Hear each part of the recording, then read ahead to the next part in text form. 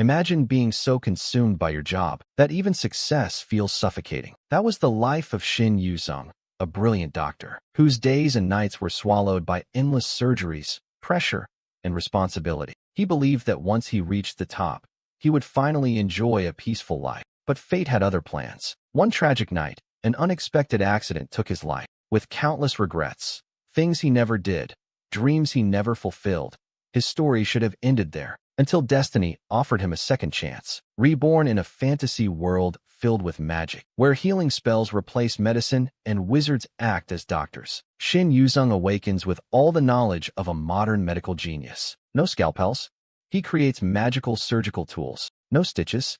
He invents them with magic. And to change this world forever, he even establishes the first medical academy of magic, merging science with sorcery. His is the journey of a doctor rewriting the rules of life and healing in a new world. Will his modern knowledge revolutionize magic or break the balance of this world? Let's find out together. In the world of medicine, where every second is the thin line between life and death, only extraordinary minds can hold their ground. At the city's leading hospital, among countless brilliant doctors, there remains a name whispered like legend, a genius among geniuses. When seemingly hopeless emergencies kept coming, when the operating room sank into chaos and despair, he was the only one who made time seem to stop. People called him the Hand of God. Please Yu-sung, we can still save him, a declaration full of certainty and resolve. But the idea that someone just declared dead would go into surgery is utterly absurd. How could it be otherwise? Shin Yu-sung embodies technical medical excellence. He is the man who can bring the dead back to life. Like the Hand of God, once Yu-sung picks up the scalpel, any difficult operation can be solved. And tonight's celebratory banquet proved that. Although he was the greatest contributor this time, Yu-sung was not very happy, because somehow he had lost any time to rest for himself. Each day for him repeated in the familiar operating room. Being able to save the dead earned Yu-sung the name the Hand of God. At first he thought it was a good thing, since saving one person makes a dozen people happy. However, doctors with that talent are few, even rare. So when patients poured in after the rumor spread, Yu-sung didn't get a single moment's rest. He was treated like a portable medical device for VIP patients.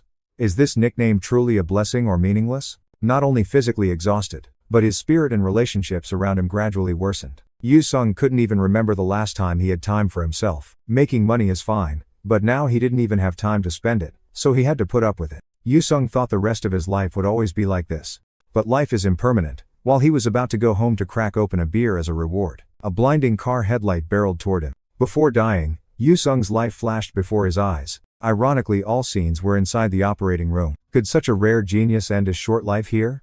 No. Perhaps Yu-sung's story will continue. The setting suddenly shifted from modernity to an ancient castle, to a small house where a voice called Ray, accompanied by countless why questions from Yu-sung. Opening his eyes slowly, he saw his hands had become chubby, and before him the happy faces of a couple. Yu-sung stared blankly as the mother of this body lifted his blanket. He snapped back, not knowing what was happening. The last thing he remembered was being on his way home from the hospital when a truck hit him and killed him. So this scene baffled Yu-sung. He didn't know how he was still alive, and these two people were complete strangers to him. The son couple doted on the boy named Ray. Cradled in the father's arms, he was shocked to realize his body was tiny. At the same time, Yu-sung hazily realized he had been reborn as their child. A scratch on his arm caught the mother's attention. The boy's father panicked and wanted to call the priest, but unexpectedly the mother insisted she could heal him. Yu-sung assumed she meant medical treatment, but one thing he hadn't expected was that the woman before him could use magic to treat wounds. And in just seconds, a scratch that should have left a scar was completely gone. This meant Yu-sung had been reincarnated into a new world, a world where magic existed. A peaceful night sky covered the small house, with a gentle breeze whispering. Inside, Ray slowly opened his eyes and looked around. He sat up and stared out the window for a while, wondering how he'd slept so long. He had sat there and thought for 3 months since Ray was reborn into this world, and during that time he'd learned a few things. First, this world was different from his previous one. Yes, it's exactly what you're thinking, a typical fantasy world. A world where monsters and species similar to humans exist. Because of that, people are attacked by monsters, and as a result they must choose paths that cost lives to become stronger. One interesting thing Ray noticed was that they preferred to develop magic rather than science whenever Mother treated his wounds. It seemed they relied on magic instead of medical techniques even for the most ordinary thing. The last thing he realized was that this wasn't a dream but his new reality. For some reason, Ray still retained memories and knowledge from his previous life. He never thought he'd be this carefree again. Looking back, he'd never had the chance to care for himself because of his work. If not for the truck accident, He was sure he'd have died suddenly from overwork anyway, so he flopped back down to enjoy it. Since he'd been reincarnated, he might as well savor the moment. When would he ever sleep this well again? A faint light flickered on the potted plant in the room. The rare peace he had from being reborn turned him into a carefree little boy. Ray closed his eyes and drifted off, then noticed something. What's going on? It felt like a thin thread running through his body. What is this cool, tingling sensation? I feel so energetic. Is this the mana ale and sign mentioned? It doesn't seem easy to control. If I force it, it'll scatter everywhere. Try to focus precisely on where this mana thread begins and ends. Mana should work like blood. Try to imagine the mana flow as if it were a bloodstream. Try to feel it fill your body. The mana flow is endless like that, no need to rush. Take it slow. Time passed, autumn leaves gently fell, and in the blink of an eye, cold winter had arrived. Cut to another scene. Ray was holding a flame in his hand. He shouted with joy finally, it worked. He didn't take his eyes off the little flame in his hand and grinned to himself, ha, I actually did this. The technique of directing mana flow to launch a fireball was worth the 3 years I put into it. Although I managed to understand mana flow and memorize the possible paths it could take, the problem was I couldn't grasp what this book explained about controlling mana. Ray carefully read every line. The book told him to store mana inside the body and manipulate it when needed, since mana is said to be drawn from the world around us. A question popped into his head: why must it be stored inside us in the first place? On top of that, this seems to limit what we can do with it once stored. No matter how you look at it, it's inefficient. Ray proposed a hypothesis. What if we let mana move naturally instead of forcing it into storage? Wouldn't it be easier to draw mana from around us and use it? In that case, we wouldn't have to worry about mana quality anymore. We might even avoid those mana loops. Although this is a dangerous method not written in the books, it's worth trying once. He smiled again. I never thought it'd exceed expectations. I need to try this more. At that moment, Sign stood outside watching and whispered, look, I can't help but feel proud. Every time I see Ray, he picks up a book at the first chance. She covered her mouth, giggling. I'm telling you, our child will definitely be a mage. Ale objected, what are you saying? With his physique, he needs to train like a swordsman. She waved her hand. If that happens, the cute one will be squished into a chunk of meat like him. Lee sighed in exasperation. At least a handsome chunk of meat. Inside, Ray heard all this and thought to himself, if they keep saying things out loud like that, what's the point of hiding me? Sane felt a bit worried. Although I'm proud of our little Ray, don't you think he's a bit too focused on books? What do you mean? She continued, aren't kids his age supposed to go outside and play with friends? I'm just worried that all our Ray wants is to read books. Lee reassured her, come on, there's nothing to worry about. Most parents worry their child won't like reading, right? I even said I want to raise him to be a skilled mage, so what's wrong with that? Sane glanced at the little child and couldn't add anything more. Back to Ray, he felt this still wasn't enough. I need to create a perfect path for mana to flow through, as perfect as possible. The next morning at Ray's house, Sign flung the door open, energy overflowing. Is our adorable Ray here? Ray, book in hand, looked up and replied, yes, I'm here. You worry again. I'm just reading as usual. Although I'm proud my child is here reading, I still want him to meet peers and play, perhaps because I never had the chance to play with him. After a moment of silence and thought, Sign stepped closer and asked him, Ray, do you want to play with Mother? Shall we suddenly play with Mother? An idea flashed in his head. Could Mother be planning to teach me magic? Yes, I'm sure she's trying to play with me so she can teach me a few things. Ray brightened and immediately agreed. Yes, let's play. But Sane paused for a beat and called softly to Ray. She hugged him tightly, thinking that since her child was so delighted just to play with her, she should have asked sooner. A little while later, Ray was taken to another place, his expression going blank. Ah, Mother, where are the books? Why are we standing at the door? Dad replied, no need to look at books today, we're going out for a stroll. Ray turned on his heel and refused the offer. No, I think I need to study more. I can't spend time playing outside when I should be training. Sign, proud as a hen, tenderly hugged him. I didn't think you'd be so eager to study. What am I going to do with you? She tried to persuade him again. But today will be fine. Don't you want to see what's outside? Go out and try to have some fun. Only then did he think about it. He'd never gone outside since being reincarnated. He didn't even know what this world was like. All right, one day should be fine. After deciding, he replied, okay, let's go outside and have fun. Sane was overjoyed, as if it were harvest season. Let's go right away. Stepping outside, Ray's eyes seemed to light up, drawing every gaze to them. He took in the whole nearby scene, things he'd never paid attention to even once. After 3 years spent reading at home, he'd never even considered going outside. Looking at the leaves, and the towering windmill standing proudly, he realized he'd imprisoned himself, and a gentle breeze came by to refresh Ray's spirit. Seeing him just stand there, Sign called out, Ray, what are you doing? Why don't you try exploring? Ray looked up. And he began to take steps, taking his very first steps outside, then ran quickly across the vast, emerald green field. In that moment, Ray felt one with nature, the scent of flowers and grass making his heart flutter. Then he stopped, standing on a rock ledge, surveying the majestic scene around him. The beauty before him made him gape in awe. Wow. Before being reincarnated, he'd never had the chance to care for himself. He'd been forced to live under pressure. Surviving was the best he could do. He'd never felt this liberated before. Still, he was happy he'd been born into this world. Ray called out to his mother, and Sane made a soft sound. Ray turned to look at her, smiling happily. He spoke with the most sincere words, thanking her for bringing him outside. At a hospital, during an emergency case, Yu-sung had to pour all his energy along with the nurses to rush the stretcher. One emergency patient after another, a life-sustaining loop of patients all day. He never rested even for a few brief minutes, and during surgeries there was always someone urging him on. That voice echoed constantly, "Doctor, the next operation will start in 5 minutes." After the surgery ended, Yu-sung collapsed. "I'm exhausted, I'm at my limit." Yet the voices of nurses and patients kept pulling at him. "Save me, doctor, you have to go." Suddenly a soft call came from somewhere. "Ray, Ray." Sane's voice woke him with a start, pulling him out of the nightmare that constantly haunted him. She smiled gently, stroking his head as she spoke. "Did you have a scary dream?" Hearing his mother's voice, Ray calmed down. It was a dream. He'd had a pleasant time, and then he dreamed this again. Ray squinted open one eye under the bright sunlight before him. The strange city he had passed through appeared before him. This was not the world where he had to work without rest. Thinking of that, Ray felt much more at ease.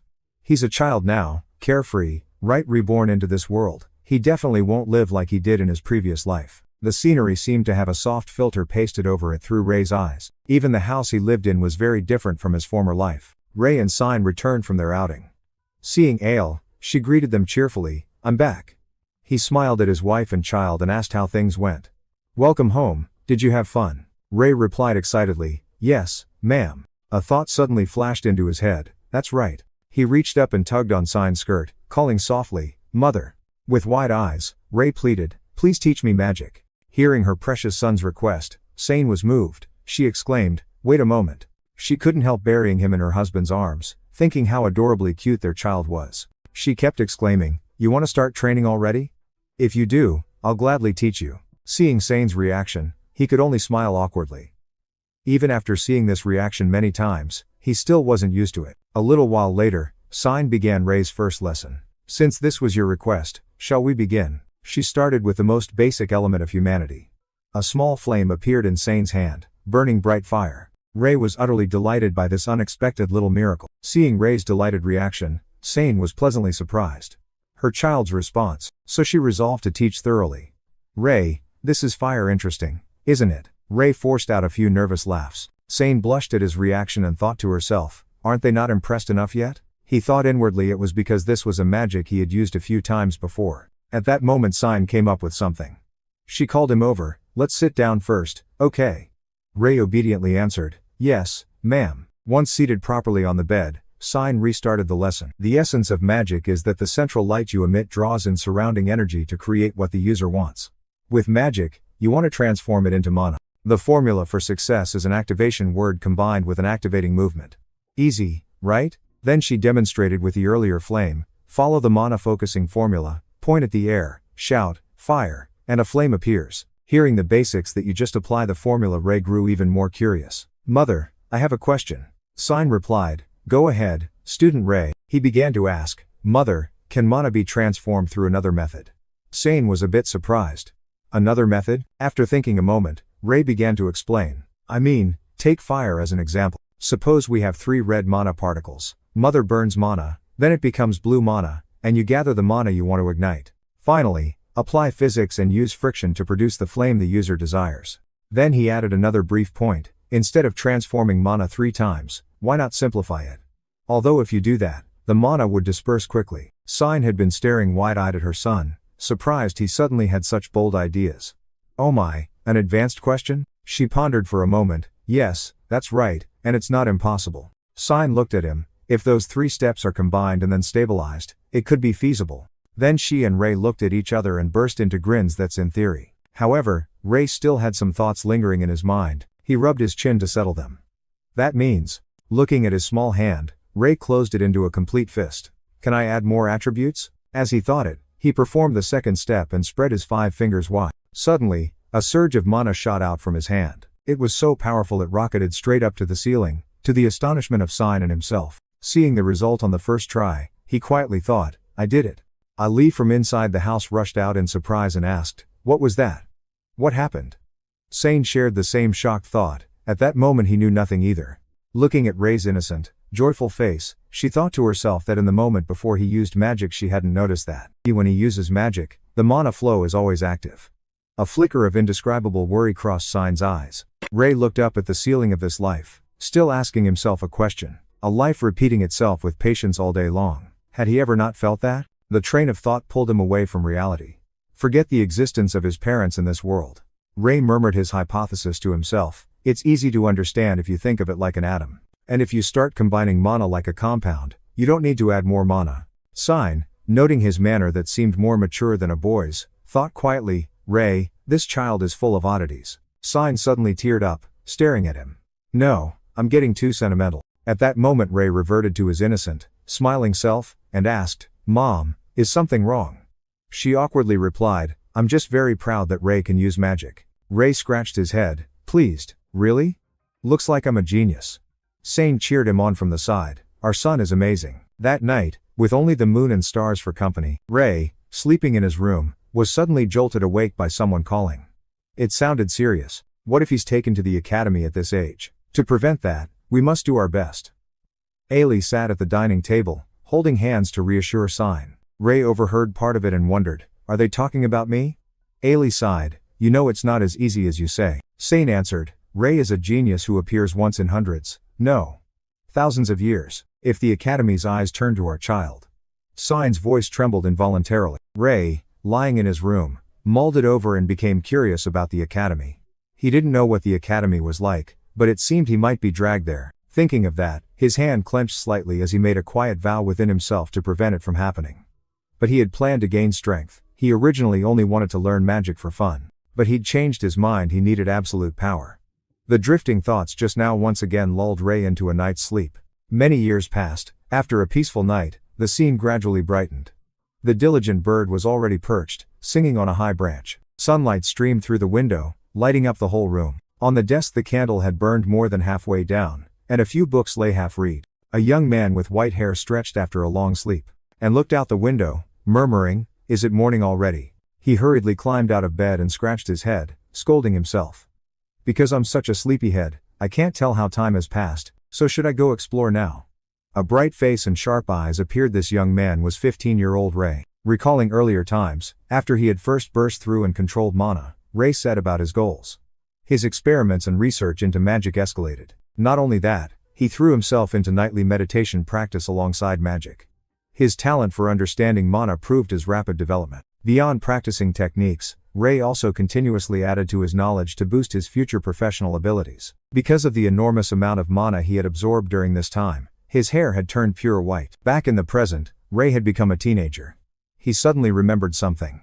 Ah, right, I need to take this too. Then he bent over and meticulously wrote something down. He wasn't sure how much medical knowledge he'd need. But let's just try it. Now you can clearly read what he wrote on the board. I can heal those who are sick. He took a deep breath and thought to himself, but before I go, perhaps one last thing. First, a blazing red flame sprang up. Fire. Second, a twisting vortex from the air formed wind. Finally, condensed water and moisture combined into. He pointed directly into the air, using mana to wield all 3 elements at once. Delighted with the result, Ray, now silver-haired, beamed with giddy pride. Perfect. So maybe I should actually go now, right? Saying that, he strode straight into town. A small wooden stake was driven into the ground. It was the little signpost he had written earlier. Scanning the surroundings, Ray muttered, this place seems like a reasonable spot. This feels a bit embarrassing. Saying that, Ray blushed and cleared his throat a few times, then took a running start and shouted like an idiot, I can heal anyone who feels unwell, bring anyone you want. Hearing the 15-year-old shout so loudly, the townspeople only found it amusing. What a kind young man. That's right, they whispered among themselves. I haven't had such a smile in ages. Like mine. A kindly man from the crowd warned Ray, boy, go act saintly somewhere else. You shouldn't tease the sick like that. Seeing the townspeople's reactions, Ray was somewhat taken aback. Who do these people think I am? After a few seconds of shock, he regained his composure. No, I expected this, just wait a little longer. Sure enough, he waited a while, and from morning to dusk, no one asked him for help. In the end, his first day of starting out failed. He couldn't believe that not a single person came. He crawled to his feet, thinking he probably couldn't handle it and should just go home today. Just as he was sinking into despair, someone approached him. The person asked, "Can you really heal the sick?" Tears welling up, someone asked that. Ray was a bit taken aback. A young girl about his age, dressed like an upscale noble's daughter, repeated the question, "No matter how ill they are, right?" Seeing Von Alicia, he thought to himself, "Could this be my first patient?" Before he could answer, Von Alicia lunged in to ask a third time, "Can you really heal them?" Ray staggered back and replied, "Well, I need to examine them first." The girl pursed her lips and stared at Ray, sizing him up. Von Alicia didn't bother to be polite and bluntly expressed disbelief. "I know it sounds absurd to think a fool like you could heal someone." Those words struck him like an arrow to the chest and made Ray furious. "Really?" he snapped, "you shorty." As Von Alicia turned to leave, she was jerked back. She glared at him in annoyance. "What did you say? Shorty?" Ray's face darkened. Each word was clear as a bell. "I may look like a useless 15-year-old on the street, but there isn't a single patient in this world I can't treat. Stop judging by appearances," his confident tone seeming to foresee what would come next. Seeing Ray like that, Von Alicia flushed slightly. He's just a naive kid. Who would have thought that under the guise of a 15-year-old is a skilled physician more at home in hospitals than at home? Looking at his face now, Von Alicia thought to herself, "But what is this odd feeling of trust?" Thinking that, she reconsidered. "You're right, I'm sorry." Von Alicia held her blue dress, gave a small curtsy, and bowed her head to introduce herself formally. "Allow me to properly introduce myself. I am the only daughter of Viscount Gade, Gade Von Alicia." Having finished, she frowned and emphasized again, "Not Shorty." Ray awkwardly chuckled, "My name is Ray." He thought to himself that she must be nobility. Her clothes certainly looked expensive. The two had a short conversation before the sun slipped below the horizon. "Why do you suddenly speak so formally? Just speak like you did before." Von Alicia lowered her voice. "After all, the patient I mentioned earlier is my father." His eyes widened at the mention of Viscount Gade. She sadly recounted her father's condition. His chest skin had turned red and developed a lump, which then swelled into a ball. Hearing these symptoms, a thought flashed through his mind. Could it be a malignant tumor? He frowned like a doctor. "Then we should go take a look. If this is an emergency, every second counts." Suddenly, his expression sank. "But if it's a tumor the size of a ball, it might already be too late." With that thought, he hurried after Von Alicia toward her home. After a short while, Von Alicia's steps came to a halt. She led him to a walled mansion with gated grounds. Von Alicia looked at him. "We're here, come inside." Ray reassured himself, "Of course it's large, this is a noble's house after all." Before she could reach the door, a middle-aged man ran out calling loudly, "Miss, you're home." Von Alicia replied, "Butler." Von Alicia ran to grasp the butler's hand, voice trembling, "How is my father?" He stammered in reply, "Milady, it's about the Viscount." A piece of news struck Von Alicia like a shock to her nerves. His condition suddenly worsened and he has passed away. She couldn't believe what she was hearing. "You're lying." Immediately Von Alicia ran into her father's room. The butler helplessly called after the young lady. Von Alicia tried to run as fast as she could, repeating to herself, "No, no." She flung the door wide open. Von Alicia cried out, tears streaming down her face. "Father!" The Viscount lay motionless on the bed, while the Viscountess kept crying. She softly called for Alicia. Von Alicia couldn't bear it and ran over, sobbing. "No, father, please." At that moment Ray appeared from nowhere to examine the condition. "May I take a look?" A black aura swirled through the air. The tumor on the Viscount's chest had turned jet black. Ray focused on the tumor's faint pulsing. He thought to himself it was quite weak, but he could still sense it. Then a glowing mana orb formed in the palm of his hand. He declared that the Viscount was still alive. The Viscountess and the captain of the Viscount's guard widened their eyes at his claim. Von Alicia gently gripped the hem of his coat and whispered, "Ray, my father." She looked at him with tear-filled eyes. "Please, save him." Ray curled his lips into a smile. He gave her a reassuring look and replied with 2 words, "Don't worry." His presence made everyone in the mansion curious. One fellow demanded where the boy had come from. The Viscountess beside him answered, "Not sure, seems he came with Alicia." Hearing that, the man stirred. How could an unknown commoner be allowed into a Viscount's home? When they learned Ray might save the Viscount, the guard gaped. "Wait, did he just say he can save the Viscount?" A maid nearby chimed in, "Probably a fraud. Maybe he's here to steal something valuable." The Viscountess, too worried for her husband, didn't pay much mind and kept sobbing. Right now none of that matters. She wanted to cling to the last shred of hope that the boy might work a miracle. Then she looked at his bright, confident face and placed her trust in the youth before her. Returning to the case, Ray stared at the mass on the Viscount's chest, thinking he couldn't believe something like this had grown so large and rotted to such a blackened state. With that thought, a razor-sharp blade formed at his fingertip. First, I must gather mana to shape a surgical knife. At that moment the guard and the butler saw his strange action.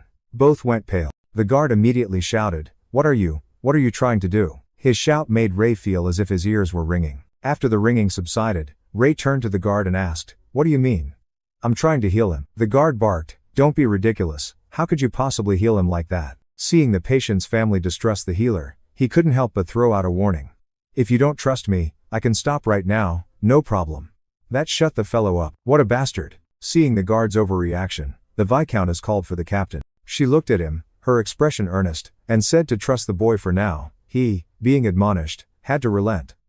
"I understand, madam." Ray casually waved a few times to shoo the guard. "Aha! Shut up and go elsewhere, you're bothering me." Unable to do anything, the guard ground his teeth at the arrogant brat. Returning to his work, he exhaled. When he pierced the mass it discharged pus instead of blood. Looking at the mass again, he judged, this is no longer a tumor. It's an area of skin necrotized by toxin. A flicker of worry crossed his eyes. At that time a swirl of blue mana circulated around Ray. He began to roll up his sleeves. "Well then, let's get started, shall we?" He shaped mana into a razor-sharp surgical blade. "First I must cut away all the necrotic parts." He began to set the blade at the base of the mass. Those standing outside gaped at his technique. After removing the mass, next came opening the chest and making an incision in this area of his chest. Suddenly something struck his eyes, making Ray feel a bit itchy in his throat. Behind the ribs, his lungs were a dark crimson. He thought to himself, just as I suspected, the lungs have begun to rot too. Who knows how long this has been left like this? He continued the surgery, and from another perspective one could say the man was rather lucky. The necrosis wasn't extensive, so even if he removed it all the man could still recover. A new stream of mana made the Viscount's chest hairs shimmer. After handling the main problem, he began using mana to form medical sutures to close the excised area with mana thread. He was utterly focused on sewing up the wound in the chest. Those outside watched as if under a spell. No one dared speak or even breathe loudly. The butler watched Ray's back and mumbled under his breath, "The boy the young lady brought here." He hesitated. "I truly have no words left." Looking at his bright face and intense concentration, he thought inwardly, the boy not only possessed a certain bearing that none of the young master's peers had, but his hands moved with masterful skill. At this moment, the hands wrapped in mana continued to move gracefully. From the tips of his fingers extended a filament of thread. Twisting a few basic passes, he mentally prepared for the final step where he'd draw the thread through. Watching his silhouette, the butler felt he was as skillful as a puppeteer. No, like a god of puppetry. Ray paid no mind to the stares. He was wholly focused on his craft. The butler quietly said the boy might actually work a miracle. The maid beside him, hearing this, cast a glance at him. Then the maid shot a look at the youth before her. She had initially thought him a fraud, but now she had changed her mind. "I agree." After a while, Ray stopped and wiped the sweat from his brow. "All right, nearly done." Looking into the Viscount's chest, the blackened mass had been removed and neat stitches completed across the chest. Now he just needed to help restore the heartbeat a bit. Then he performed chest compressions to stimulate the heartbeat. "I'll use mana to carry out a resuscitation." His mana now felt like the current of a defibrillator. Ray thought to himself that he just needed to assist with cardiac massage. With a press, the electrical energy was conducted into the heart. It caused the heart to jump with a strong beat and then settle into a steady rhythm. Hearing that first beat, he beamed. Done, he's alive. The operation was a great success. He hurried to tell the family, but something made him pause. The Viscount's relatives were staring at Ray as if he were a freakishly talented oddity with a strange method of treatment. Ray widened his eyes at them, wondering what that expression was about. Then he glanced at the Viscount. Blood had trickled from the corner of his mouth. Ray realized that because blood had suddenly begun circulating through that once dead body, he was hemorrhaging. To the uninformed onlookers, the guard gritted his teeth and hissed, "You bastard." He pointed straight at him and accused, "I knew it, I knew you were just a quack." Seeing his agitated reaction, Ray held up both hands and grinned, hurriedly explaining, "You again? Sorry, allow me to explain a bit." He didn't give me a chance to speak. "Are you still trying to wriggle out of this?" Looking at the Viscount's complexion, he asked, "But he's alive now." The guard didn't look at the outcome and just yelled, "You're still trying to make excuses." The more he spoke, the more overexcited the guard became. "Is there any part of him that's actually alive? All I see is a bleeding corpse." Ray was exasperated at this stubborn man. That won't change anything, he's really alive. Let the guard keep shouting. I can't believe you actually cut open a noble's body. Are you even human? Ray sighed. Wait a minute, let's see. As the situation began to unravel, a soft voice rang out. Ray, you told me you could definitely save him. Von Elisha snapped. I trusted you. He instinctively took a step back and tried to repeat himself. Hold on a moment, he's truly not dead. Staring at her father's motionless body, she murmured, but now he's come to be like this. Her tears fell uncontrollably. My father dying is my fault for bringing you here. Seeing her remorse, he reassured Von Alicia. He's really recovered, just wait and see. Ray felt a bit cynical about people. Are they all like this? Have none of them ever seen surgery before? Before he could finish that thought, a sharp sword was suddenly pointed at his chest. You lowly commoner. Not only did you harm the Viscount, you also deceived the young lady. That was the captain of the guard speaking. He ordered the other soldiers present to lay charges against him. Ray, isn't desecrating the Viscount's body enough for you? Seeing their reactions, he swallowed his frustration. He took a deep breath and said calmly, how much effort did it take me to save him? And instead of a thank you, you point a sword at my face. His voice was full of disappointment. Ray stared straight at the guard and asked, what did you just say? That I'm a fraud and a murderer. He frowned, anger flashed in his eyes. You've picked on the wrong person. After being berated by the guard and feeling provoked, Ray thought to himself that he understood how infuriating their reactions were, but he stood tall and faced them alone. Confident that medically, by this world's standards, what he had done was entirely normal. Ray's face darkened as he repeated each word. I'll say it again, treatment successful. Just wait for recovery, now I'm leaving. With that, he strode straight for the front door. Before he left, Ray shot a warning glance at those who had aimed swords at him. And, I'm warning you, don't you dare block my way. Realizing he was Ray's target, the guard couldn't hide his anger and hissed, here. He couldn't contain his rage, gripping his sword hilt and swinging down, arrogant brat. Ray froze and took a deep breath. He used his magic to form blazing mana chains that wrapped around the guard. Ray clenched his fists and muttered the incantation. The guard realized he had been bound by something blinding and was a little startled. Blinding technique? How can he use such a spell? The soldiers with him grew visibly uneasy. Commander. Seeing them hesitate, the guard snapped, what are you doing? Seize that man quickly. He added that he couldn't cast many spells at once. Hurry, the lackeys replied obediently, yes, my lord. But once more, Ray released his hand and a blinding word rang out. The armored men who moved to seize him were instantly bound tight by glowing mana chains. Not believing what Ray had just done, the guard gaped and stammered, finish the spell. Seeing the mana radiating from him, the guard was astonished. At his age he can cast a complete spell? What on earth is this brat? After a moment, the mana drew back into Ray. Those who had been dazzled were released. Before leaving, Ray left one final message. This is your last warning, don't block my way. After finishing the surgery and escaping the troublesome manor, night had already fallen. Ray rubbed his head. Though medical systems differ greatly, and this was just over the top, he muttered to himself as he walked. He paused at the gate and silently scolded the guard. How dare they treat him like a clueless little con? But that man was the first patient he'd treated here. As he unlatched the gate, a small sense of accomplishment crept over him. Stepping inside, he complained to the heavens, just as I thought, my medical skills don't work here. Suddenly a voice chided him, Ray, you're late. Only then did he realize someone was home. Oh no, I'd been so absorbed I forgot. The one who scolded him was his mother. She frowned, displeased. What time are you supposed to be home? He stammered. 7. And what time is it now? Do you know how many bad people there are in the world? You'll be grounded for 2 days.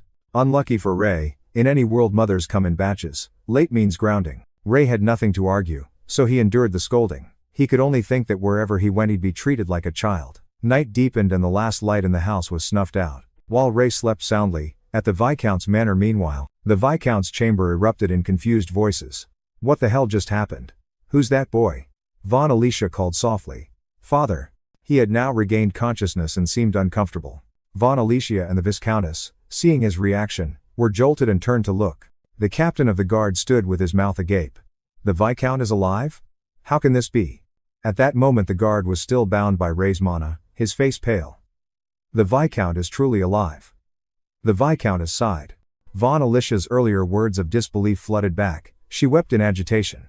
How could you have expected me to trust you?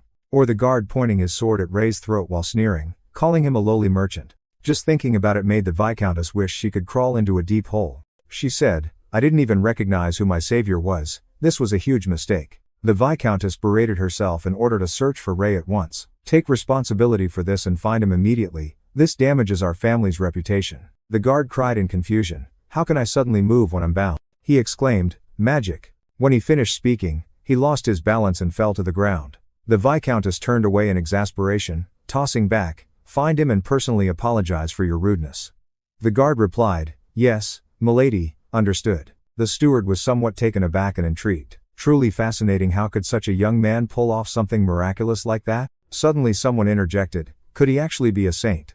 Her remark made everyone blink in surprise. A saint? They resumed lively debate, though no one had ever heard of saints using magic before, neither had I, come to think of it. After a while, the Viscount lay fast asleep in bed. Someone cooed, "Look at that relaxed expression, he's clearly just asleep." "You all see it, right? Where did that come from?" The guard blurted bluntly. "If he's not a saint with the power to bring people back from the brink, how else could this be?" To understand saints, one must glance over human history. Who are these saints? Ancient records say they are those chosen by the gods, possessing immense divine power. They can hear the gods' voices, are dearly favored, and may even serve as the gods' representatives or reincarnations. Hearing this, the Viscountess grew doubtful. "But really, that boy? I never heard rumors of a saint in our kingdom. Could this be an unknown saint?" Von Alicia shared her mother's thought. "That's right, isn't this the ailment even the archbishops couldn't cure?" Someone else chimed in, "Certain the one who healed the Viscount must be a saint." The steward looked at the guard anxiously and asked, "Then how did you treat a saint like that, Captain?" He turned red with shame and stammered, "I'm terribly sorry, my foolishness has caused trouble for the Viscount." The Viscountess was no better, she accepted blame as well. "Didn't we all just stand by and watch? This is everyone's fault." Von Alicia, beside her, was filled with remorse for her fragile trust. "Ray, well, that saint should go to him and apologize at once." Suddenly someone quietly asked, "What are you all talking about?" The remark made Von Alicia start. Father Tutuk was helped up by a maid. He clutched the stitches on his chest and asked hoarsely, "You were just saying a saint healed someone? What on earth happened while I was unconscious?" Von Alicia hung her head and whispered, "Yes, a saint healed father." Hearing that, he clenched his fist. "So it was thanks to that saint that I regained consciousness." Realizing his benefactor had been insulted by the guards, even newly awakened, he scolded them soundly. Yet they dared to take pride in their rudeness. Suddenly, Tutuk's body twitched. "What the devil?" Seeing this, the captain of the guards practically popped an eye and shouted, "Lord Tutuk." He scolded angrily, "Don't shout like that." Looking at his trembling hand from anger, Tutuk commands, "Use every available person in this mansion, employ every means possible to find that man." The single command echoed through the room. And at the same time, the one who had been reading felt his ears itch. Did someone just mention him? On a fine morning, along a forest path, Sign enthusiastically cheered Ray on. "Good luck, Ray." He began the incantation, focusing mana, raised his hand and said, "Heal." True to heal. He healed. A branch, which snapped clean in two. This left Ray petrified, eyes wide. Ray's mother beside him teased, "Oh my, your failure is just adorable." Unable to accept it, he tried again with fire. He shouted, "Fire, this looks odd, doesn't it?" Sign, wearing 3D glasses for some reason, prepared popcorn. When did that happen? Feeling the ordinary magic should work, he tried once more, "Heal." As before, it turned out just as useless as a pig turning into a talisman. Unwilling to accept this, Ray began to fidget. Why won't this thing work? Why? Sign beside him, amused by his childlike frustration, laughed. "All right, let Mother explain. Listen carefully." She began to explain, "Healing is a spell that uses mana to boost a target's vitality." He listened to his mother whisper and thought it sounded oversimplified. Not content with theory, Sign decided to demonstrate, urging him to imagine using his mana to form a casing around his target. She focused mana on the broken branch, light radiated and the wood seemed to pull fibers together over the wound. Like that healing, and in an instant the branch was whole again. Sign smiled reassuringly, "It's not that hard. Try again." "You got it." Ray reluctantly agreed to try once more. "All right." Suddenly something caught Sane's attention. What was that sound? A wild animal appeared before the pair. It was a deer. Most notably, its leg joints were stained with blood. It looked to have a serious leg injury. How unfortunate. An idea sprang into Sane's mind. She said to Ray with a grin, "Perfect, Ray, why don't you try healing the deer?" He asked back, "The deer?" She explained further, treating it like a practice session. The idea appealed to him. He stroked his chin and thought, "It needs help anyway, better practice on a deer than a branch." Sane made a firm plan. First, to save the deer, they had to keep it from running approach it without startling it.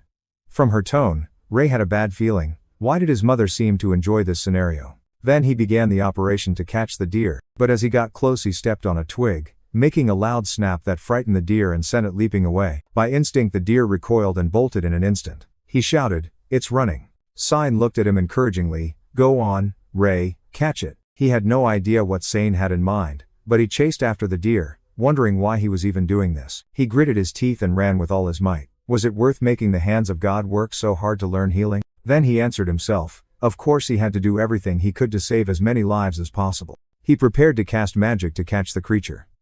A hand swept out and a blinding spell was cast as he thought about what had happened before. Ray recalled the strange, wary looks of the people in the Tuk mansion and realized something. These people knew more than he did about modern medical knowledge. Yet they feared it because it was uncertain. As that memory ended, Ray struck the deer with his spell. He looked at it happily, "Got you." After bringing the deer back to Sine, he examined it for a moment and concluded, it could really run well despite having an injured leg. He tried to soothe it, but the deer seemed more frightened than affectionate. "Stay still, I'll heal you." Sine cheered Ray on, wishing him luck. Then a huge surge of mana burst from Ray. He thought to himself, if this is the kind of magic they commonly use, he murmured, "I'll definitely make this work." Sine flinched slightly at that moment. The magic radiating from him astonished her many times over. How could this terrifying stream of mana? Ray here was trying to push mana into the deer to heal it in the name of a doctor ready for the next step. He shouted, "Heal."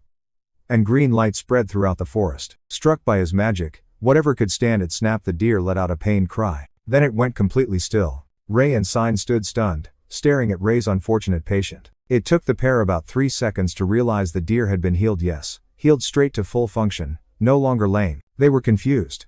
Oh my God, it dropped dead instantly. What happened? It was supposed to be healed. Ray sighed helplessly, thinking he couldn't save a life as a doctor would. He frowned and tried to reason, use mana to lay down a membrane and raise vitality. Wasn't that what his mother said? Looking at Sane's smiling face, he wondered again why he couldn't grasp healing when all the other mages could. With that thought, Ray stared at his palm, wondering if it had to do with the path of mana he possessed. Ray then formed a hypothesis. Suppose he used healing on an elderly patient. "Young doctor, please, can you heal me?" He would follow the exact procedure. Of course, "Wait a moment, healing please." And the old man would smile gratefully. "Thank heavens, how can I repay you?" Then proceed to spray strawberry Rero in appreciation. Then the family would set up a gravestone for him. Just thinking about that sent a chill down Ray's spine. He decided he'd better avoid healing magic from now on. He couldn't risk anyone who was injured. After that mana spectacle that sent the deer off, he restored peace to the forest. That night at Ray's house, tonight Sine had made a super tasty steak. Ale admired it and asked curiously, "Is there a special occasion?" "What's with the steak?" Sane didn't answer him, only smiled enigmatically. "Ah, well, about that." She pinched her son's cheek and boasted, "What? Our genius son can't heal? That's just adorable, as you said." The line made A laugh so hard he nearly choked, so the couple burst into laughter together to tease Ray. Damn it. From that moment, he made a firm resolution. I will never learn healing magic again. Cut to a fine morning in the Holy Empire of Gaia. A goddess statue had been exquisitely carved. My lady of mine." A man knelt beneath the statue, whispering constantly, "My lady." His pupils contracted. "Are you calling me?" This man was the pontiff of the Holy Empire. At that moment the statue emitted a resonant voice. "Find him." The statue spoke again, "Find the new white-haired saint." Somewhere, along a quiet forest trail, a troop of soldiers led by a mounted knight were chattering. "Have you heard? About that new saint? Of course you've heard there's already a saintess. Can't believe another one showed up." One replied softly, "I hear this new saint is quite young. Does age matter?" "She's been chosen by the gods." They couldn't stop speculating about the star the goddess had mentioned.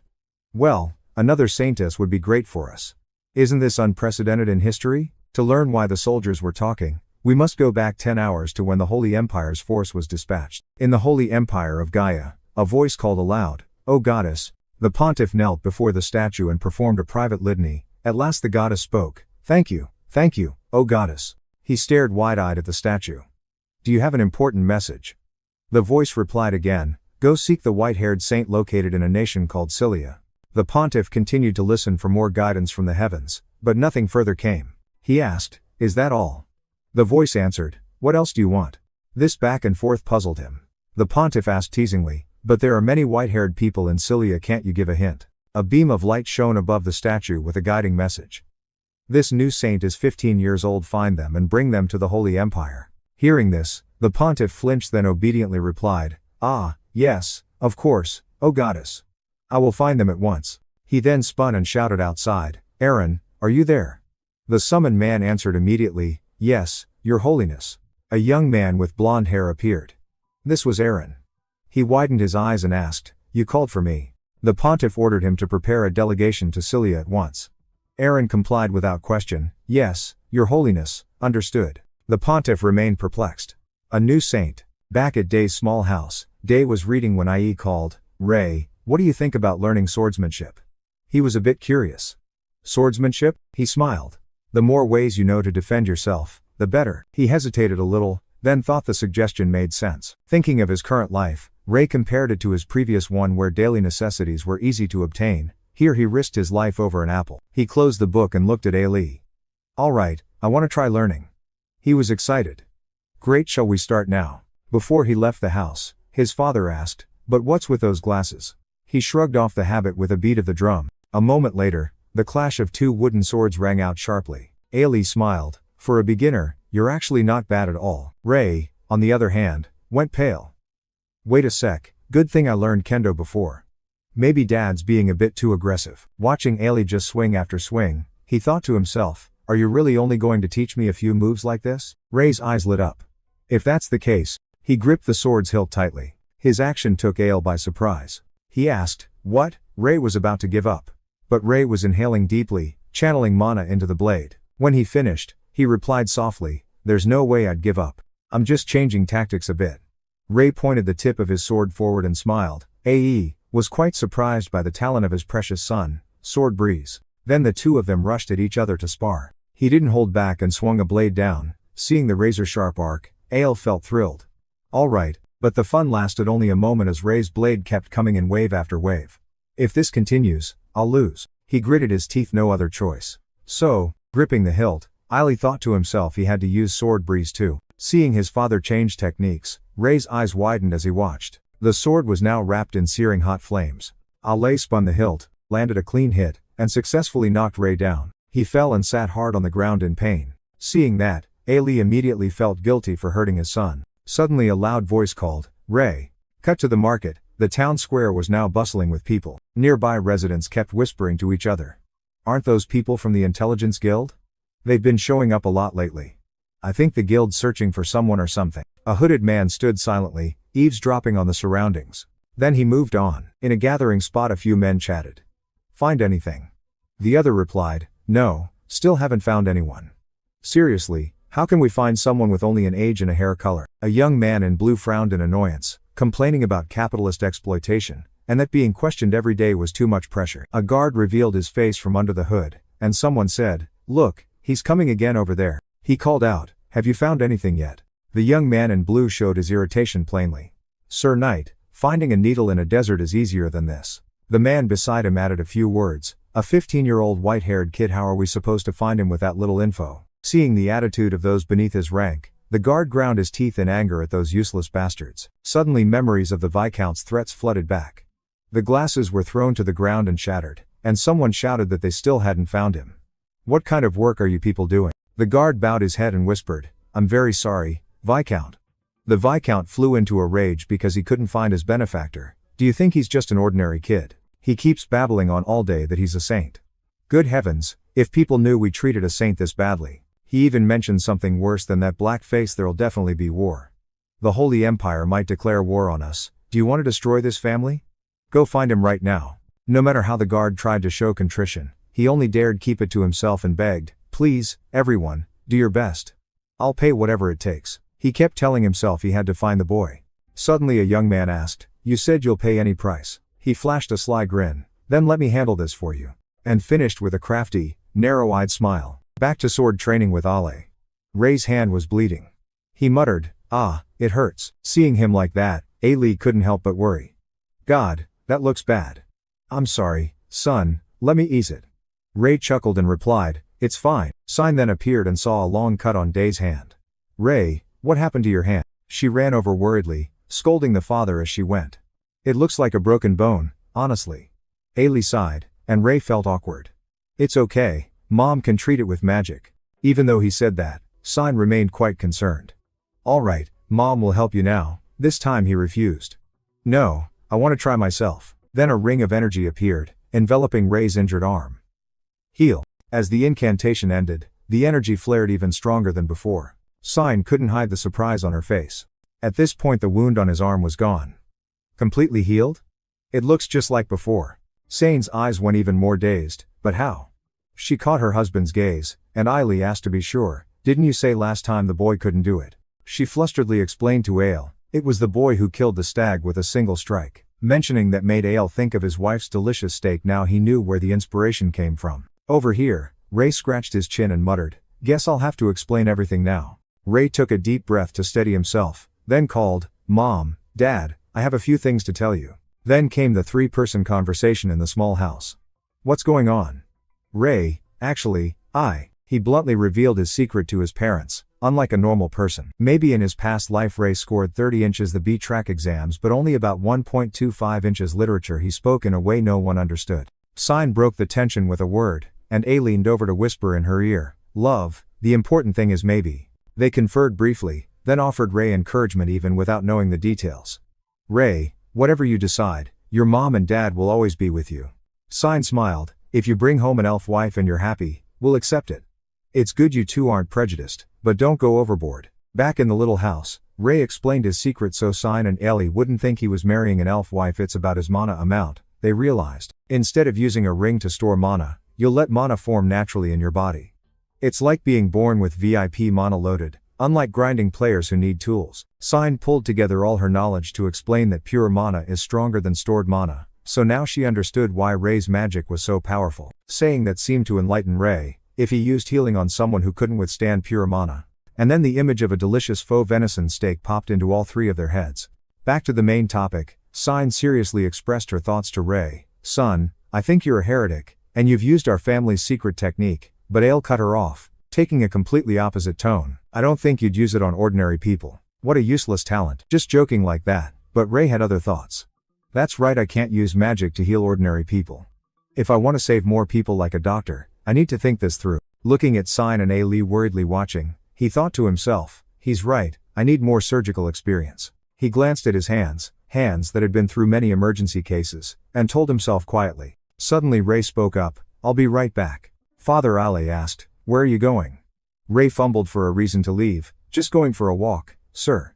I still have a secret now, can't exactly tell them I'm off to perform surgery. However, before leaving, he had to get past Sign's checkpoint. She warned, don't follow strangers, okay? He helplessly reassured her, Mom, I'm grown up. Il smiled too, he's at that age for adventures. Then he left, leaving only one promise, I'll be right back. Outside the borders of Barlow Village, a man carrying a pile of luggage on his shoulder looked amazed. The village was bigger than he'd imagined. Then Spectacles continued on, One Eye saying, I plan to pass through, but maybe resting here is fine. Suddenly someone shouted from behind, Hey, traveler, can I ask you something? It was the hooded youth the guard had hired to find Ray. He held up a paper and asked, Have you seen a kid like this? Spectacles replied, A kid. Looking at the sketch that wasn't much different from a Picasso, the hood described, blue eyes, white hair, and handsome to boot. The two men looked at the hood's abstract drawing. Handsome. One Eye sneered as usual, what a terrible drawing. Hood snatched the paper back and shouted, Rude, I'm just asking if you've seen him. Spectacles, not one to back down, snapped back, Why are you getting angry like that? Hood and Spectacles bickered, unaware the person they sought stood only a few meters away. This was getting complicated. Not hearing them, the Viscount was watching their quarrel and thought to himself, maybe more people have shown up? But suddenly he recalled what the Hood had said about the Viscount. The Hood had added that the Viscount was spending a lot of money to find this person. Spectacles replied, No. So I'm asking who this kid is. Hearing the naive question from the traveler, Hood coldly answered, If I knew, would I be searching like this? It seems that kid is an extraordinary genius. Suddenly the Hood's gaze struck something. Meanwhile, someone was guessing, is the Viscount looking for someone? Could it be me? The Hood's gaze landed on a youth of about 15, black hair and blue eyes. He called out loudly, Wait. Ray and the Hood came face to face, eyes meeting eyes. He didn't hesitate and leaned in close, scrutinizing Ray. Ray asked softly, Yes. In Hood's head he ran through the description, blue eyes, white hair, found it. It must be him. After a careful look, Hood excitedly turned to the men behind him. Hey, tell the guild I found the kid. Then he smiled at Ray. Hey kid, I'm not a stranger, I work for the Intelligence Guild. Before he finished, Ray cut in. He already knew the Viscount was searching, so he agreed, got it, I'll go with you. Seeing the boy showed no caution, Hood was somewhat taken aback. He casually asked, didn't your mother teach you not to follow strangers? Ray looked at him oddly and replied right away, would a stranger ask things like that? Then you don't have to come. Seeing Hood's bewildered face, Ray readily explained, you said the Viscount is looking for me, right? I have to check on a patient's condition, so I'll come. He answered, I'll call a carriage, so wait a moment. So the two set off. Ray was curious now. Hey, can I ask you a few things? Hood, sitting in the carriage, asked back, what do you mean by the patient you mentioned? You mean the sick people at the Viscount's place? Ray didn't know how to explain it simply. He hesitated, well, yes. Suddenly Ray's expression grew darker. You really want to know what they're doing? Seeing the 5-year-old's look made Hood shiver. Isn't this kid a bit crazy? They fell silent, and after a while the carriage stopped. We're here, let's go. Ray jumped down excitedly, but his smile vanished almost at once. A young man shouted a welcome. All the maids and servants bowed in unison. Hail the saint, welcome the saint. They lined up on both sides and bowed a full 90 degrees. Ray's face went blank. Do they really call me the saint? After receiving that special treatment with the reverend attendants, Ray felt a bit awkward. So what I was trying to say is, laid out before him, now was a grand feast, and Ray was extremely flustered. I'm not the saint you're looking for. The Viscount slammed his hand on the table and shouted, how can you say that about yourself? His face was deeply moved, mixed with admiration as he clutched his chest.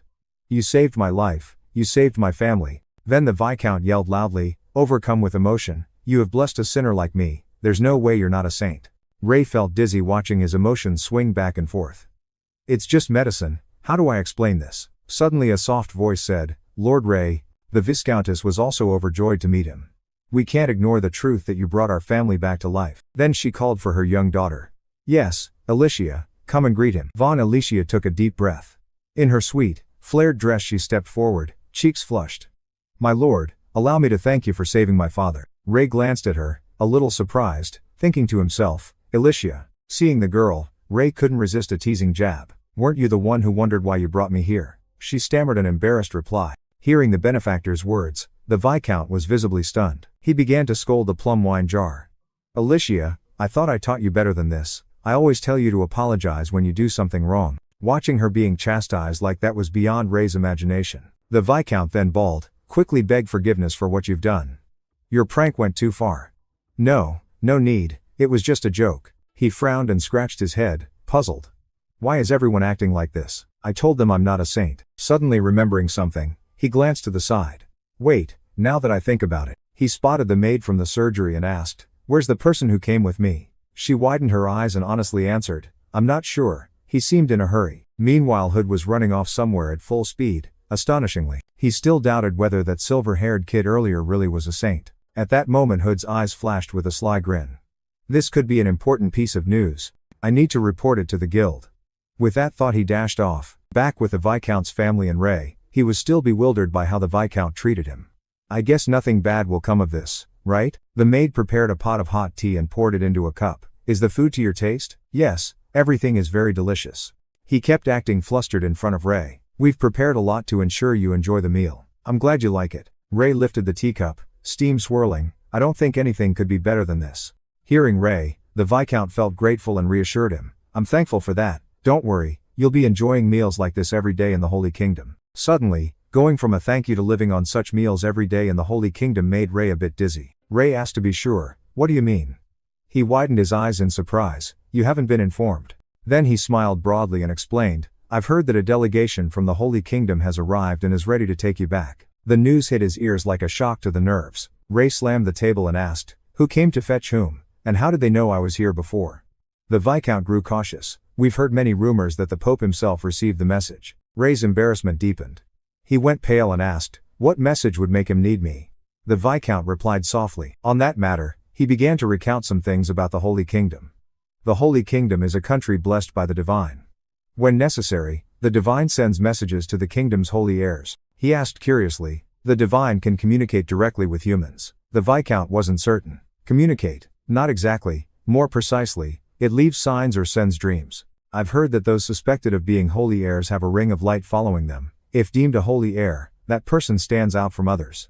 Is he a new holy heir? How glorious, Ray thought to himself, where does the light come from? Ray was still in shock. So what will happen to me? The Viscount, not noticing his face, answered excitedly, you will go to the Holy Kingdom. Congratulations, Lord Ray.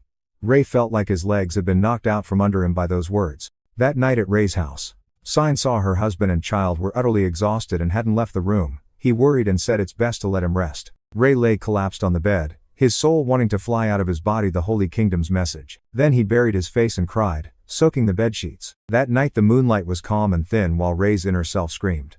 I just want to live a comfortable second life in this fantasy world, he thought. The next day, at Cilia Palace, along the corridors of the luxurious palace there were whispers. Do you know who the guest from the villa is? No. Who is it? A maid leaned in to gossip. I heard it's a holy heir from the Holy Kingdom, Gaia. The other voice sounded surprised. A holy heir arriving in our kingdom? The two walked and whispered. I'm curious what she's like. I heard she was blessed from a very young age.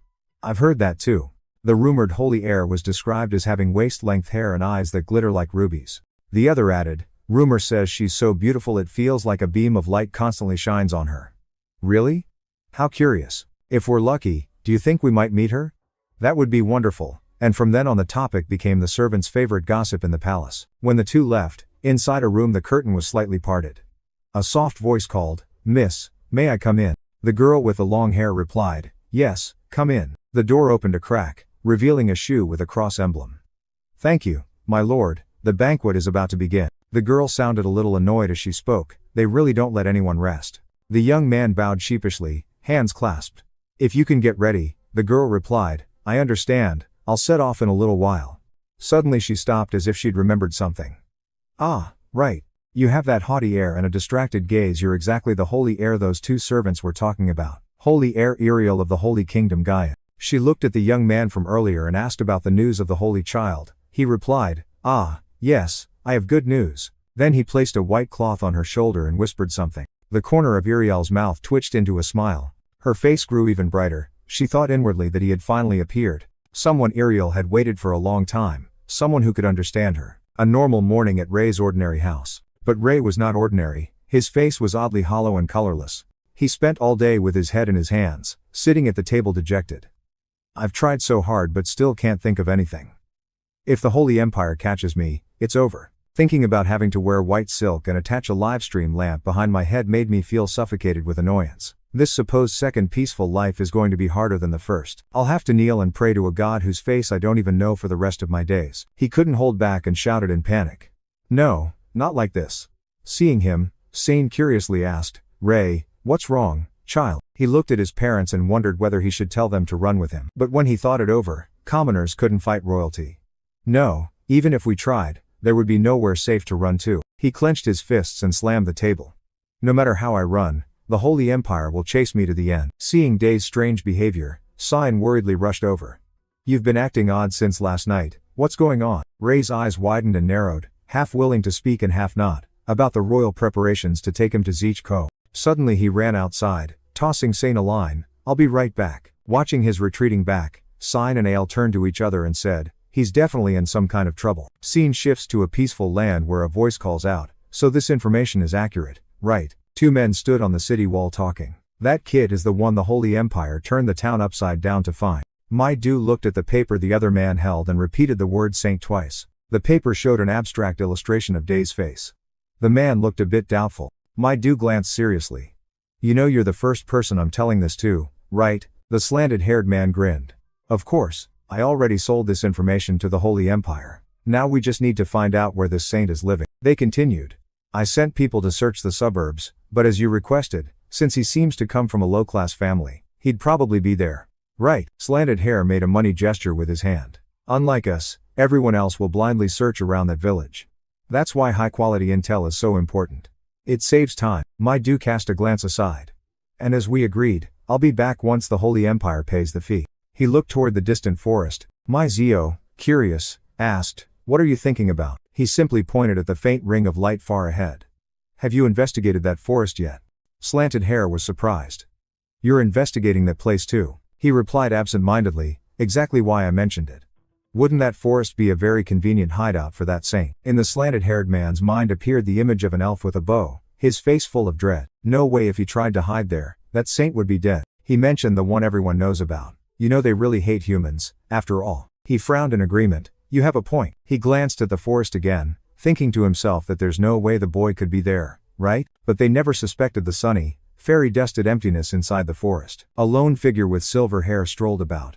I hoped a walk might spark some clever idea. As he walked he pondered, but still couldn't find any way to escape those people. A thought flashed through his mind. Is running away really the only option? The thought was immediately buried by Ray, which meant he'd have to run for life. He didn't like that one bit. Finding a comfortable rock to sit on, Ray sighed to cool his head a little. Suddenly his pupils constricted, a chill running down his spine. He sprang to his feet at once, taking a defensive stance. Within the deep, lightless part of the forest, something was coming. He frowned, guessing, is the Holy Empire coming so soon? But he waited, and nothing happened. Ray sat down again, thinking he could no longer sense any presence at all. Suddenly a sound arose from another direction, catching his attention, and he ran over to investigate. Standing before a large tree, a voice suddenly spoke. A human, huh? Ray was quite surprised, his nerves were taut. The voice echoed, little human, what are you doing here? More doubts arose in Ray. What is this? A forest spirit? He chuckled awkwardly and replied, I just wanted to rest a bit. The tree was blunt and told him off. Then go, human, this is our territory. Ray sat back on the rock and exhaled. Fine, I'll go, just let me sit here a moment. But the voice repeated, I said go now. It grew louder and louder. He felt annoyed and puzzled by the voice coming from the big tree. Yet he'd trespassed, so as a reasonable person he stood to leave. First the Holy Empire, now this, nobody gives me a break. He pointed at the tree. All right, I'm going now, okay. Just as you said, but first let me see your face. It replied, but the threats were childish and had no effect at all. Living up to his title as the stubborn king, silver-headed Ray decided to sit down again. Fine, I'll just sit here. See?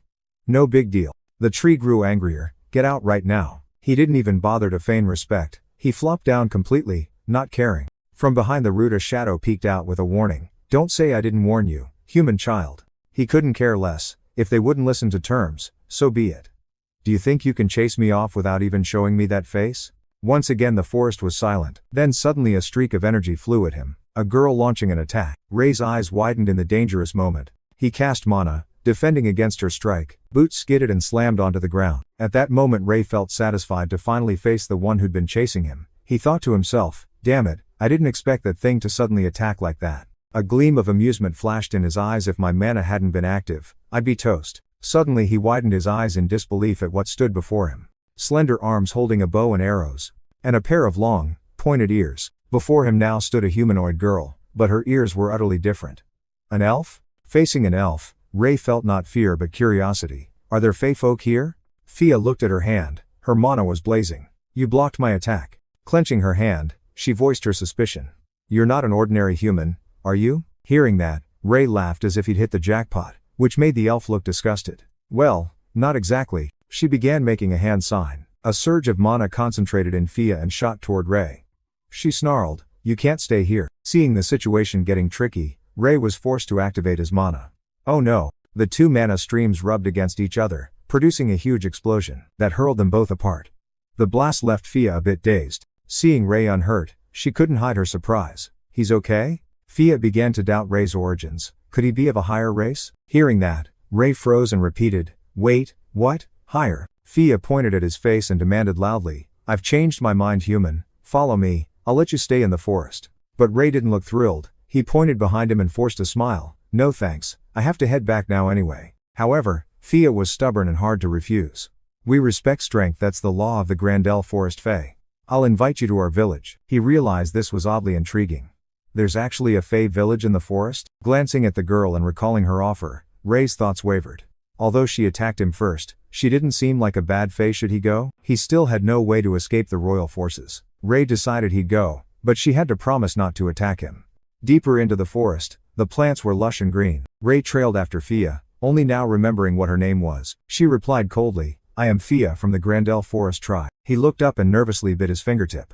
Fia, your name is beautiful. Suddenly Fia became flustered and spun to glare at him with bullet-like eyes. What was that? In an instant she turned back forward, her cheeks flushed red. Well, it's not that pretty, Ray just smiled awkwardly. Huh, he scratched his head sheepishly. Anyway, my name's Ray. At the same time Fia announced they were approaching the village. Receiving no more friendly responses, He kept trailing after Fia. After a while, Ray's eyes brightened and his cheeks warmed. Surprise flashed across his face. Before him now was a village of wooden tree houses. Ray wondered, is this a Fae village? It really opened my eyes. Ray gaped wherever he went, eyes scanning everywhere. So they really live in the forest? I've never been in a forest before, so. Suddenly Ray caught several pairs of eyes staring at him. They whispered, that human, why is there a human here? The gossip even mentioned Fia. Fia brought back a human, why on earth did she bring a human back? Walking through the unfamiliar village with prying eyes fixed on him, he thought to himself they were just being defensive, as expected. But, at that moment a short-haired blonde girl called out, Fia, you're back. Fia replied, Seely. Seely asked curiously, who is this human kid? An assistant. Fia didn't hesitate to claim it. He's capable enough, so I brought him back. Ray found himself surrounded by other Fae who came over to ask about him. Seely flushed a little red. She whispered into Fia's ear that calling him an aide was odd. Look, the kid can't even protect himself. Fia probably understood Seely's meaning. She began to recount how she met Ray. At first I thought the same. I tried to chase him off, but couldn't. He was stronger than I expected. Hearing that, Seely was a bit surprised. She asked for clarification. Your attack had no effect? Impossible, Fia cut in. She glanced toward Day blending with the others in her heart and said, I tried to verify if he was of a higher race. But he's not. Seely scrutinized Ray with her eyes and blurted out 2 words, really? Then Fia switched topics. What about Era? Mentioning that, the 2 of them simultaneously looked up at the treehouse. It was a house that was always closed. Seely said softly, he's still not up. Fia added, still not up. Got it. Seely then remembered something important to say. Right, the elder is looking for you. Fia replied, I'll go right away. She then called, come on, Ray. He immediately ran over. I knew the Fae would be wary of an outsider like me. But it's not too bad, right? Fia frowned in annoyance. Who else did you think brought you here, huh? Following Fia's retreating back, he understood silently. I get it, you mean you're the trustworthy one here, right? After that, Fia led Ray to a large house. She knocked on the door a few times, then announced to the person inside, Elder, Fia is here. The door opened to reveal a fairly young woman. She smiled, come in. I've been waiting, just come in. Saying that, the elder stepped back to let Fia and Ray enter. Seeing the elder's pale expression, Fia asked, Elder, are you all right? She replied, of course. Suddenly the elder's gaze met Ray's eyes. She asked, is the boy a human? Fia didn't hide it and answered frankly, yes, I brought him here because he seems strong enough to be an assistant. Compared to Fia's earlier claim about making him an assistant, Ray felt something was off. He raised his hand to protest. No, wait, hold on, I never said I'd be an assistant or anything. Did I? A moment later, the elder set down a glass of red liquid. Fia sat beside him trying to persuade Ray to sell himself to capital. Do it, you'll benefit a lot. First, you can come and go from the village freely, and you'll be seen as a friend of the Fae. The elder watched the 2 like a pair of lovebirds, their feelings seeming quite good. Ray helplessly explained, no, I mean I don't need those things. Suddenly the elder interrupted their conversation. Fia, I called you here because there are matters to discuss. Keep this secret from the other Fae, okay? Fia looked fairly surprised, knowing this was a grave matter. Her demeanor turned more serious. Yes. Then she looked at Ray, you human child, could you step outside? He hesitantly stepped outside to wait. Ray could only lean against the railing, sighing, they let me in then kicked me out, how fickle. Looking over the Fae village scene, he thought to himself, the divine saint of the empire or an assistant to the Fae tribe. Neither option sounded great. Ray frowned, his life really was full of ups and downs. Back at Cilia Palace, somewhere else, any news of the divine saint yet? The reply came, I apologize, lower servant. 2 young men knelt with hands clasped. No news yet, ma'am. A woman's voice rang out, finding the divine saint is the Lord's wish. Ariel arrogantly questioned them, doesn't this prove you're being lazy in your search for him? Accused without mercy, the 2 blurted sobs, no, we'll do our best. She snapped, do your best. A gloom settled over Ariel's chamber, still no news.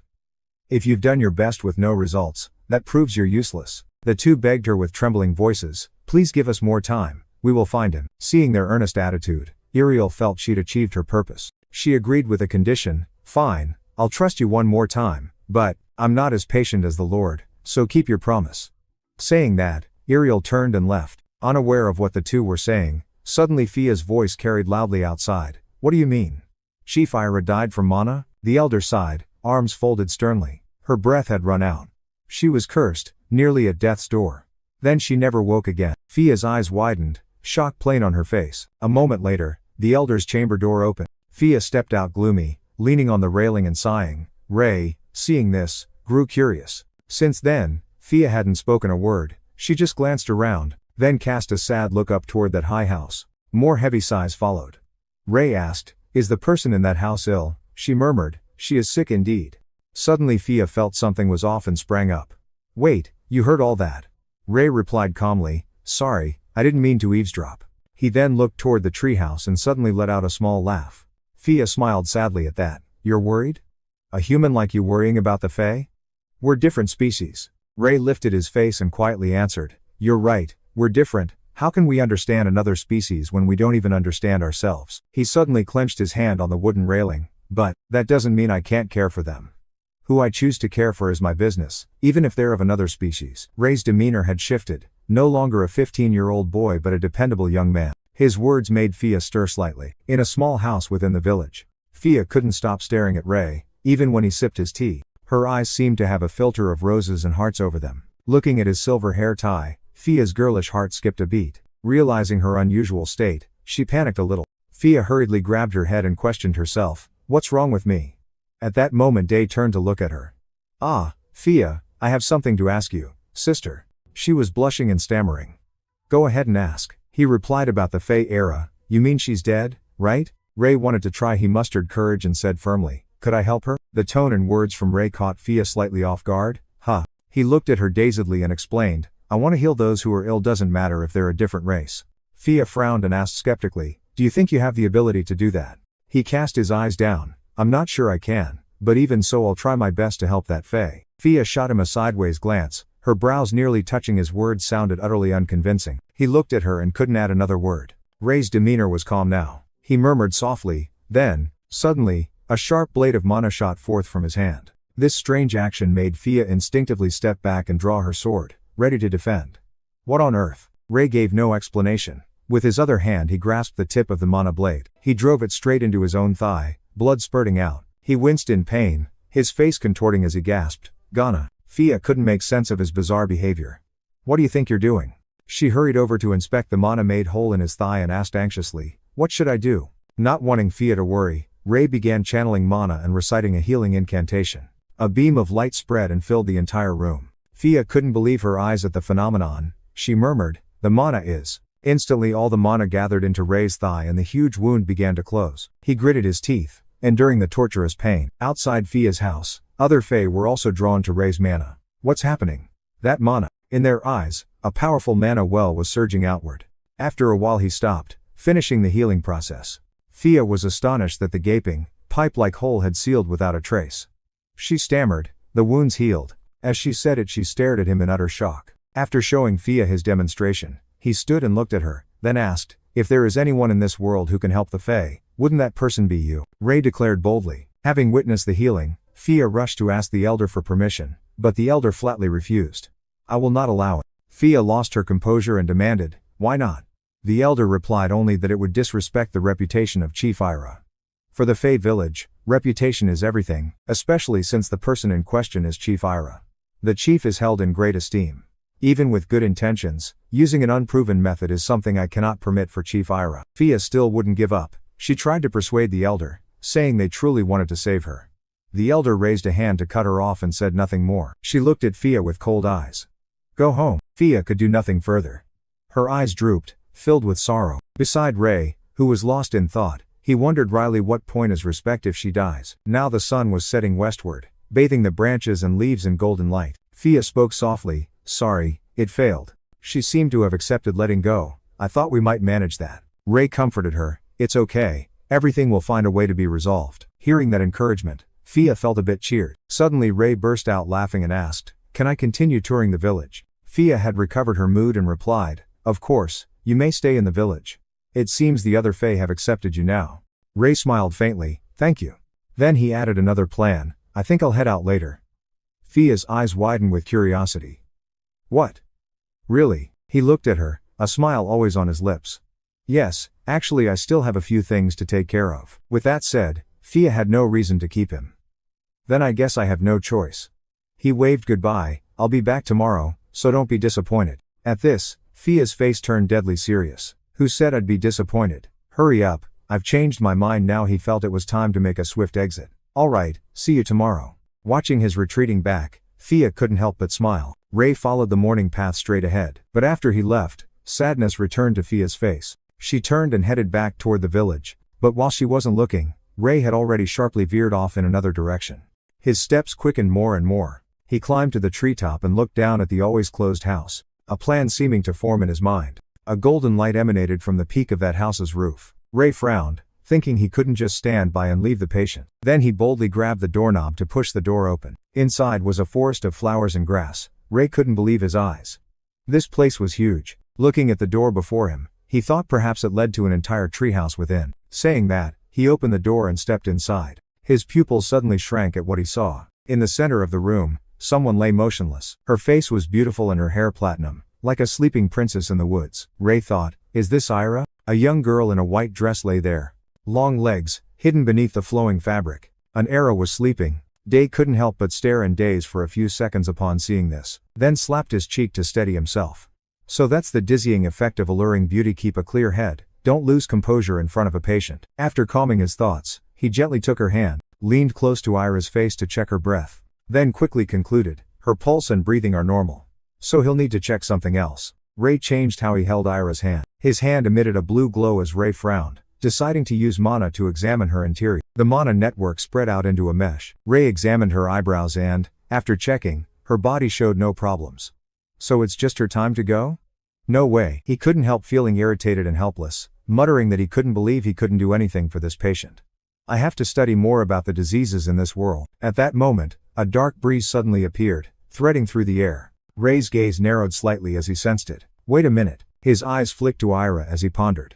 What's that smell? Without hesitation, Ray gently turned her over. Impossible. He was shocked to see grotesque purple patches on her back, ulcers from pressure sores. Ray's expression blended anger and disbelief. They never checked her body all this time? Reverence my foot. Ridiculous. Ray sighed and muttered that he needed to check the disinfectant. Then he began to think of a strategy to deal with this. Before him now was a pool of water, and in his hand a bowl made from a leaf. Ray approached it, bent down, and scooped a bowlful. Then he whispered a spell over it to heal. He thought that using healing magic directly on her might be dangerous. He murmured a hand sanitizing spell while calculating disinfection could only be done step by step, and Ray's hand was dipped into the water. Then he moved closer to Era's back. In his mind he thought that Chief Era received much reverence from others. Even with good intentions, using an unverified method was something he couldn't allow to happen to Chief Ira. While working, Ray looked worried, hoping they wouldn't complain about someone touching their goddess slightly awkward. Yet he couldn't help feeling sore at the sight of her bloodied, ulcerated back. Ray exhaled in anger. They did nothing to save her. They abandoned her like this and have no right to lecture him. He then began to treat her carefully. Ray worked silently and diligently as time passed, until the sun went down. Ray finally glanced up and muttered, "Sunset, already." He shook out the white cloth in his hand, looked back at Era's back, and thought that until he found the real cause, this was all he could do. He frowned and calculated that he would have to check again tomorrow. The next day, elsewhere, a voice called out, "Holy Maiden, where are you?" A few soldiers of the Holy Kingdom reported with anxious tones. "We'll soon hear news from that search team. They're combing this entire empire. Now it's only a matter of time." Iriel propped her hand and snapped, "How long will you take to understand?" Her brows knitted, irritation clear on her face. "I told you I have little patience. Are you testing it?" The two men trembled at her attitude and hurriedly explained, "No, please spare us." Iriel stood and refused bluntly. "Forget it," she declared, "I no longer trust what you say. I must act myself, prepare and then carry out orders." Meanwhile, Ray was wiping sweat and letting out a breath. His eyes looked at Ira's back, now much improved. The ulcers were responding well. By next week they should be healed. After that, time flew by. I sneakily entered Era's house and treated her. First, I'll wipe Ira down with sterilized water. Then I'll help loosen her cramped muscles. With the remaining time, I studied the books in her library to learn more. He brought a book, sat beside Era, began reading, then exclaimed, "She drew this. That's awful." No matter how I tried to talk to her, there was no response. Still, I kept talking to Ira. Everything I saw on my way here, what happened with Fia, even the tiniest thoughts that crossed my mind, I told her. And like that, a month passed, a day like any other. Ray gently opened the door with a greeting, "Era, I'm back." Then he smiled and continued, "Fia has the day off today. Before coming here I had a bit of tea with her." However, the atmosphere around Ira felt slightly different. Ray instantly grew uneasy, and quickly ran to her side. Era. Ray observed Era with worry. Her breathing was weakening. The woman before him was gradually losing the strength to hold on. Her breath was ebbing away. Ray panicked, bent down beside Era, and asked anxiously, "What should I do? I didn't anticipate this." He looked around frantically, trying to find a way to support Ira, who was covered by a faint veil of air. "Wears an oxygen mask when you need one?" As soon as he said that, Ray remembered he was no longer in his old world. His fists clenched and he snapped bitterly, "Right, this isn't a hospital." He gritted his teeth, almost shouting in helplessness. The only thing he could do right now was nothing. Then his gaze turned to the chieftain. The girl lying motionless suddenly took a turn for the worse. Ray grabbed her shoulders in panic, shook her hard and yelled, "Era, you mustn't die, wake up." Ira. His eyes widened in fury. A torrent of questions rushed through him about Ira's condition. Why? Where's the problem? No external wounds, no poisoning, vital organs still functioning. So how did this happen? Ira's lips parted slightly as she struggled to breathe. This only increased Ray's worry. He murmured that there had to be some way to help her. Immediately his eyes widened as he thought of one solution. The only way. Ray looked at his hands, wondering if he could use healing. But Ray still worried about possible repercussions. Could Era withstand the force of his mana? Those thoughts made him chuckle, a self-mocking smile. Ray reminded himself as he steeled his resolve to save her. He risked his life to learn medicine to heal others, and now at this crucial moment he could think of nothing else but gambling the patient's life. Ray clenched his fist and uttered two decisive words, "All right." He closed his eyes, and his hand began to glow as he used the divine power he had. "I have to try everything I can." Circles of temporal magic appeared and formed a fairly large formation above Ira's head. Shapes of the matrix and runes for weaving the formation rose in Ray's mind, and light began to surge, converging to a point. This alarmed the nearby villagers. They all turned their eyes to the formation with many questions. "That mana power, didn't it appear last time too?" Ray directed that light onto Ira. His expression grew more focused as he begged her with all his might. "Ira, please hold on, I beg you." Then the incantation was shouted and a blinding light shot out. Hail! A strange phenomenon appeared from Ira's body. Lights began to gather around her, and lifted Ira up under Ray's control. The lights then knit together into a sphere of power that enveloped her. The curious onlookers clustered closer, growing more anxious. Voices rose. "What's happening?" Then, seeing the light he had created, one of the people there, Fia, gaped up in shock. Could it be? She dashed to the spot while shouting Ray's name loudly. As she moved, Fia wondered in her head, since when did that kid refuse to give up on Era? Different thoughts kept surfacing in Fia's mind, mingled with shame. A human like Ray is trying his hardest, so what have we, the entire Fae race, been doing? The door was quickly shoved open with considerable force. Fia screamed his name when she saw Day treating Era. Ray.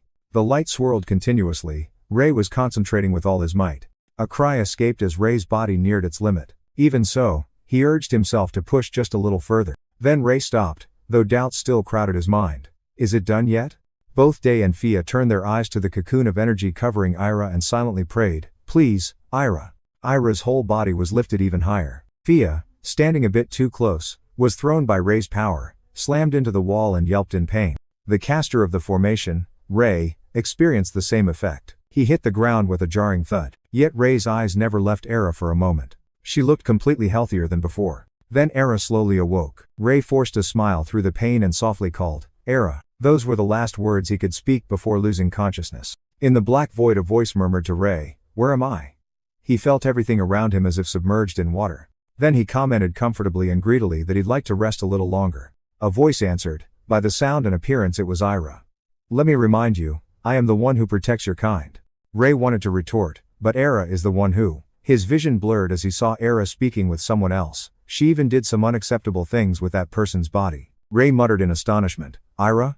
Is that Ira's voice?" She scolded and declared, "I won't listen anymore. You abandoned me for 20 years. This boy was the only one who chose to help me. The Fae." Ira's voice kept ringing out. "Funny, isn't it? The one who saved me at the last moment wasn't those who always worshipped me with, 'We gods revere you.' But this tiny human." Ray let himself drift in that current of sound, thinking that her voice was truly. He felt as if he might melt into that gentle, lovely voice. Then he was jolted awake in the real world with a piercing scream. "Ira!" Ray sprang up from the soft bed, then he looked at his hand, moved it slightly and wondered, was I dreaming? A voice from somewhere made Ray turn. "Human, are you calling me?"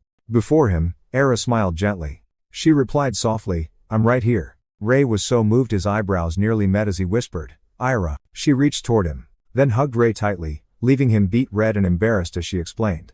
The picture you saw in the book. His head almost exploded when Era finished. I drew it when I was bored, don't mind it. He blushed and stammered a question even though he already knew the answer. You heard me, right? She leaned her face close to his, smiling as she confirmed. Of course, I heard everything. A tear suddenly welled in Ray's eye. Seeing that, Era couldn't help but ask, why are you crying? Before he could answer, Ira spoke directly. Thank you. You're the only one who agreed to care for me at the end. If you had abandoned me, we might never have met like this. She tilted her head and changed the subject. By the way, I just realized I still don't know your name. He smiled politely and said, my name is Ray. Era pondered the name for a moment. Then she smiled softly at him and commented, that's a nice name. In a house bathed in the green light of foliage, a figure of Ray sat lost in thought. He glanced over and said, Ira, now that you're awake, shouldn't we go outside? The other Fae will be worried about you. She wasn't thrilled by the idea. Ruffling her hair, she said, they didn't even bother to look after me once in 20 years. Why would they care now? Her gaze grew terrifying as she shot back. Do you think I'll forgive them that quickly? Her attitude left Ray somewhat stunned. He asked curiously, when did you regain consciousness? This question puzzled Era. You mean I woke up by myself? Ray pressed on, you were unconscious like that but still had awareness. Ira explained plainly, from the start I always retained awareness. I knew everything during that time. This answer left Ray astonished. With wide, incredulous eyes he asked again, you mean you were really conscious while you were unconscious? Then he exclaimed, so you just lay there unable to move your body all that time, only able to wait. Ray looked at her and continued, is that true? He let out an exclamation as he grabbed the hand of the one who had fought so bravely and won. Ira instantly looked bewildered and confused, and tears began to fall from the corners of her eyes. Ira reflected, I hate humans. From the very beginning, humans started all this. Even now they show no remorse. That's why I hate them. Ray gently took her hand, full of care, and wrapped it in his healing light. But in Ira's hazy vision she saw Ray and his body looked fine. So was it just fate? No way, she thought. This person said he'd heal me. He touched me. At first I was furious, but he's different from those others. She was extremely puzzled. He asks for nothing in return. He gives me all the love and effort I've never received before. She remembered what Ray had confided. Before coming here, I had tea with Sister Fia. It seems the Fae taste is a bit sweet, right? And she concluded that the Fae tea is slightly too sweet for his palate. Ray went on, there was a flower in the book called Dehair. It's planted in the front yard, isn't it? Ira couldn't help but admit it. Yes, now that I think about it you resemble those flowers, self-sacrificing and smiling. That's the meaning of the deer. Each of his words replayed in Ira's mind. You drew this? It looks awful. This blunt remark made her blush. She already knew her drawing wasn't great, but hearing it said so plainly still felt odd. Ray turned his head to look at her, then smiled so gently that Ira greedily longed for it. To have his words returned even once, I would wish for nothing more. A drop fell and then many drops followed in a row. After that, Ira burst into tears in an overwhelming wash of gratitude. He didn't stop her, and Era silently thought, thank you, Ray. She hugged him tightly, unspoken words expressed through action. Thank you for not abandoning me. Under the canopy of the green forest, Ray let out an exclamation. Still far to go, huh? Era and he ran together. She answered ahead of him. I can feel them. After a while, Era announced that the time was almost here. Those words left Ray puzzled. How many people are there? Did they really bring an army just to capture me? When they caught up, the sight ahead stunned them both. Huge blotches of blood splattered everywhere. Ahead, Fia stood alone, surrounded by the holy knights. The rope couldn't hold back its tension as someone shouted, Fia. With a body severely wounded, she stood there silently, gasping. A group of knights rushed over. Get out of the way. Fia, won't you listen to me? They took note of his features. White hair, a young man. They immediately guessed he might be the saintly one. Then the knights knelt on one knee in unison and chanted, May we present ourselves before the saint. A pair of bloodied legs approached as a voice added, First time meeting you, your holiness. The owner of the voice, covered in blood, introduced herself. I am Saintess Iriel Belly.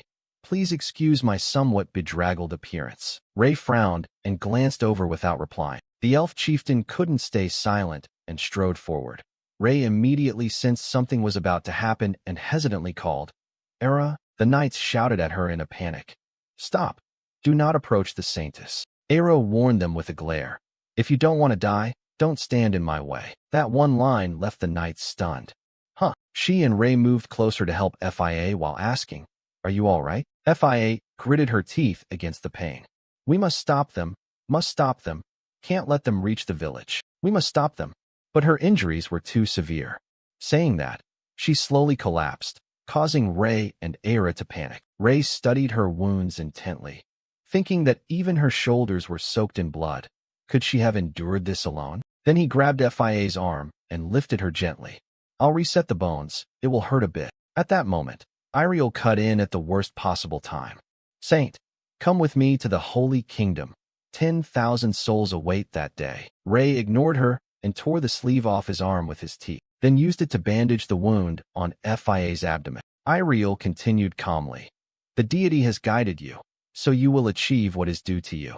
The great work we've always sought is only just beginning. Hearing that, Ray was shocked and frowned. What? He asked in confusion. Achieve? Achieve what exactly right now? Iriel replied nonchalantly. Yes, following the will of heaven isn't an achievement. The great work we've pursued is just beginning. Ray couldn't believe it and repeated the words, great work. He looked over at the wounded person and asked if this situation was truly some great matter to her. Upon hearing that, Iriel's face turned cold. I clearly asked, and you refused. You cannot defy the will of the divine.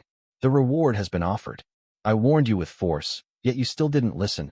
Huh? She acted as if nothing serious had happened and added that the other person wasn't dead yet. Ray, irritated, shot back. So if not permitted, you'll invade their territory and use force to take me away? Iriel coldly stuck to her ideals and replied, there is no other way. Seeing they were not of one mind, Ray calmly asked again, do you think I'll obediently come along? Iriel's eyes flashed with icy coldness as she answered in a low, threatening tone, I don't want to use force against the saint. At that moment, Era, who had been silent, could no longer hold back her anger and spoke up. I'm speechless, raiding our territory and daring to use force against my benefactor. So I'll show you that proud power of ours once and for all, she declared coolly. Hearing that, Iriel immediately showed contempt. An elf dares threaten our holy kingdom? Era scowled and stepped closer. Whether my words are courage or arrogance, you'll find out. Don't just scoff, experience it yourself. The group of knights following them rushed at Era in anger. How dare you act against the saint? How dare you speak so insolently to your superiors? And then, in a single instant, several of their swords shattered at once. The knights were struck with terror. Era now stared at them with murderous intent. Care to try anything else? The whole group froze under the pressure of her aura, then promptly dropped to their knees before Era. Please, spare us, have mercy. She wore a scornful, mocking expression. Is this the force you're so proud of? Can greatness be achieved with these kinds of people? Iriel looked at them as if they were trash. They are people with flimsy faith. Era snorted, amused. What a stubborn lot.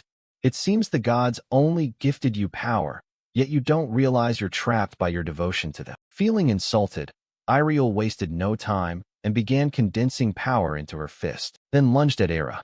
Enough talk already. She did nothing but mutter an incantation under her breath, holding tight. Immediately, a series of iron chains materialized from nowhere and snapped tightly around Iriel. She was temporarily immobilized. Era put a hand on her hip and sneered. How does it feel that the Holy Kingdom's power you so trust is bound by an elf? Iriel stubbornly retorted. The power of the Holy Kingdom is more than that. She voiced deep determination. At all costs we will bring the saint to the Holy Kingdom, even if only the body remains. Then a loud slap rang out. One side of Iriel's cheek swelled red from the blow.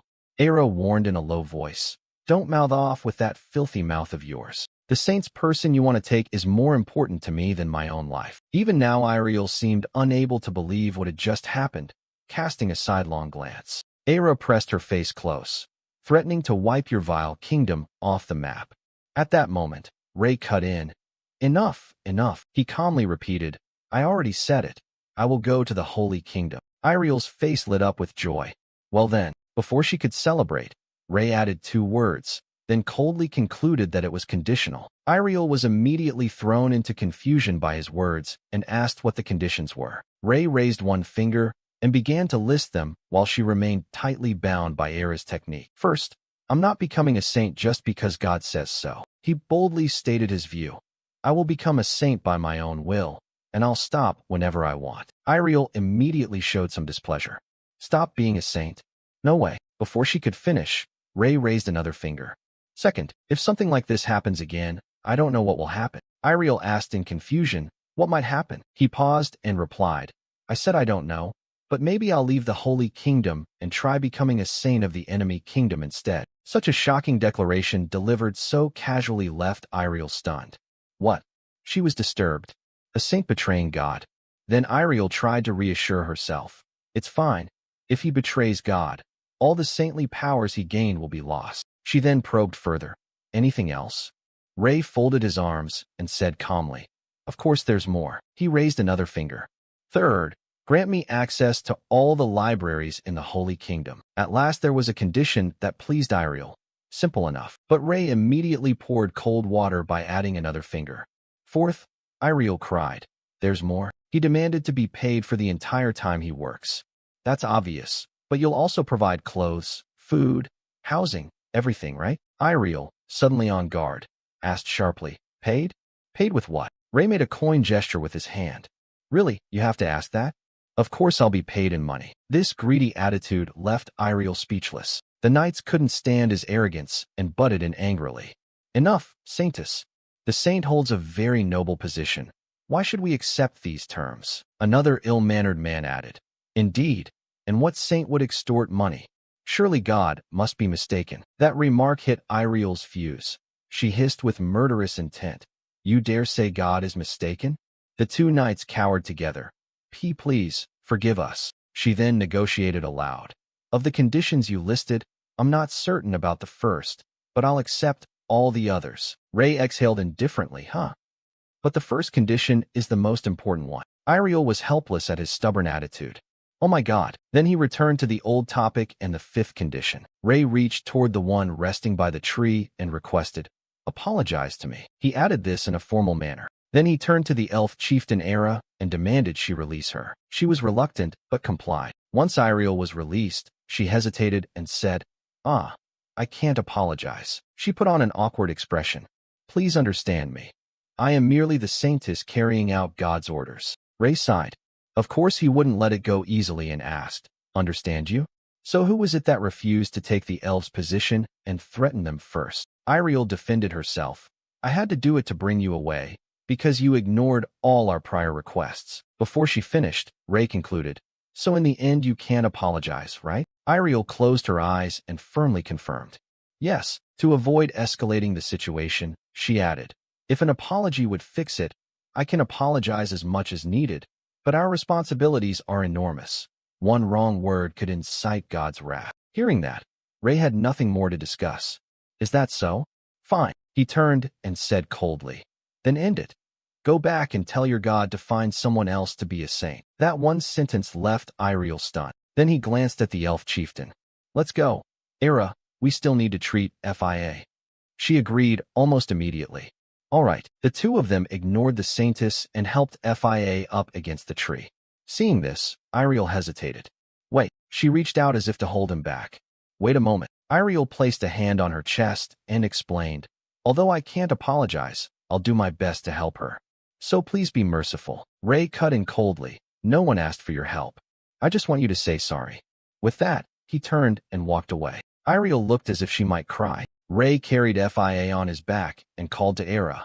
Let's go. Sunset spread through the forest canopy, and Era's voice rang out. Are you really sure this will be all right? She urged him. It's not too late. Just say you'll agree and they'll welcome you right away. Ray held to his principles and replied, I have no regrets. If it's a place full of people who can't apologize for what they did, I'd rather not go. Hearing this, Era asked, puzzled, Why would you sacrifice yourself for people who aren't even your own kind? He smirked and answered, I just want to do what I want. She pressed on. What do you want? Ray didn't hide it. A happy life. This answer puzzled Era further. Then all the more reason for you to become a saint, no? Ray didn't deny it. Well, being a saint is fine, he added. But even small chores bother me. Help those who are sick. Living like that wouldn't be so bad, right? He smiled and looked up at the sky.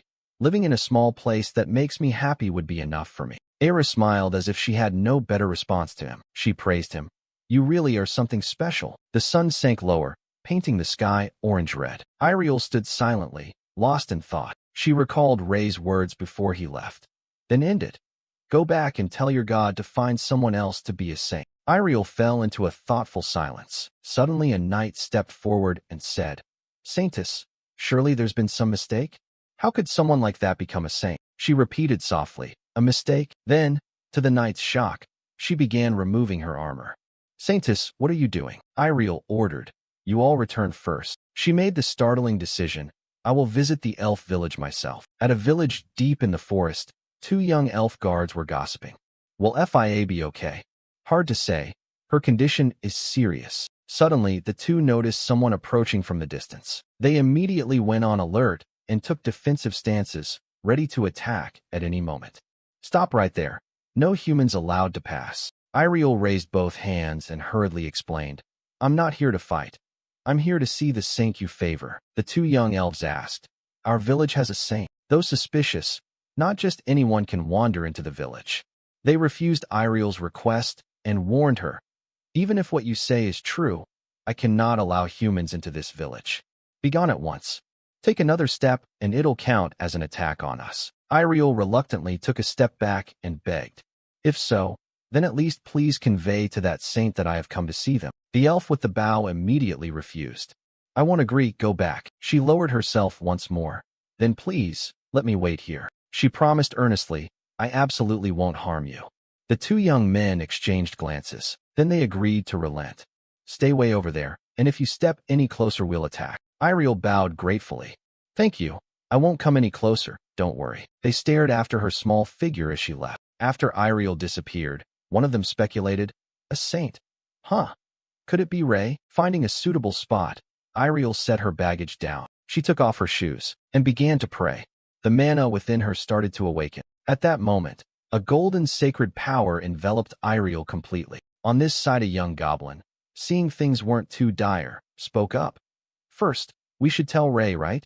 The other agreed with a nod. The sun sank toward the horizon, a deep dusk settling over the goblin village.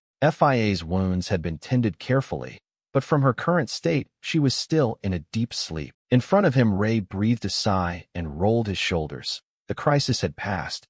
He could finally relax. Suddenly, someone outside called in. "Is Ray in there?" He went to the door. "What's going on?" One of the two goblin guards reported. "Someone from outside the village has come to see you." Ray flinched inward at the news. "They came all the way here." He seemed a bit flustered. His father asked, "How many people? 10? Or 20 panicked young ones?" "Huh, only one person." Ray froze, wearing a skeptical look. "Only one person?" After a while, the sky turned dark. He went and told the goblins, "I'm here." They shouted out, "Ray!" A young goblin cheerfully ran up and slapped him on the shoulder. "Where did the party host run off to?" Ray forced a smile. "You have fun without me." He quickly returned to the main point. Who came to see me?" Tanin hesitated. "Ah, about that." He pointed in a direction over there. Ray followed the pointing finger and saw Iriel still kneeling in prayer in the same posture she'd held since arriving in the village, making him mutter to himself, "What on earth is she doing here?" Then he stepped closer to her and called out, "Hey, did the saintess come to find me?" Iriel didn't answer. A goblin stepped forward and said, "It's pointless. She's been doing that since sunset, at least 3 hours now." Ray was left speechless at that. He watched Iriel talking to herself and thought, "She'll probably stand up soon. Should I wait?" In the end, Ray did wait. He waited through the entire night, and at dawn the next day, Iriel exhaled. She cracked her stiff neck from holding one position for over 10 hours. At the same time, Ray's tired voice rang out. "How can anyone pray all day like that?" Iriel opened her eyes. The first thing she saw was Ray's patiently expectant face. She was so startled she couldn't process it and babbled, "Saint. Saint." He cut her off. "Saint? What saint? What are you doing here?" Iriel didn't dare meet his eyes. She turned her face away to avoid him. "I have something to tell you." Ray asked, "Have you come to apologize?" She awkwardly said, "I can't say sorry, but instead I'd like to do something to show my sincerity here." Ray pulled a face of disgust. "So you won't apologize and instead came all this way to salvage the situation, huh?" Iriel panicked and put her hands on the ground, trying to get up and come closer to explain. "I don't mean that." Ray, irritated by her fussing, said, "Then how do you intend to show your sincerity?" She confessed contritely, "From my position, I can't say the word sorry, but I'll stay here and accept punishment until all the goblins forgive me." Ray soberly analyzed. "If you're absent, The Holy Kingdom will come looking for you, right? Then both sides will resume fighting. Have you thought of that? He asked bluntly. Iriel answered softly. Of course I did. That's why I've been praying. I've already petitioned God, so the Holy Kingdom can't just come after me at will. Her words sounded a bit hard to believe. Ray wore a skeptical look. So how am I supposed to trust you? She exhaled. There really is no way for you to trust me. Then Iriel continued. But if I were lying, wouldn't the goblins here be able to tell? Besides, the number of people here could overwhelm me in an instant. Ray stared at her, wondering whether to believe her or not. After thinking it over, he chose to trust her. Fine. Ray made one request of her. Do as you like, but whatever you do is none of my business. If the goblins force you to return, you must go. Iriel, expecting nothing more, broke into a delighted face. All right, thank you so much. Then he turned his back with a puff. Iriel awkwardly reached out and called, Hey, Saint. Ray, annoyed, turned around. What now? She called. Hey, Saint. She hesitated, flustered, making her whole body seem oddly raised. She asked sheepishly, If I want to bathe, where should I go to bathe? Ray gritted his teeth and thought to himself, She's really troublesome. Another clear day dawned, sunlight gently pouring over the old forest. After tending to her personal cleanliness, Iriel resumed praying once more, holy power enveloping her completely. Nearby, 2 goblins stood and watched her. One incredulous young goblin said, Since yesterday till now she's been kneeling like that all day.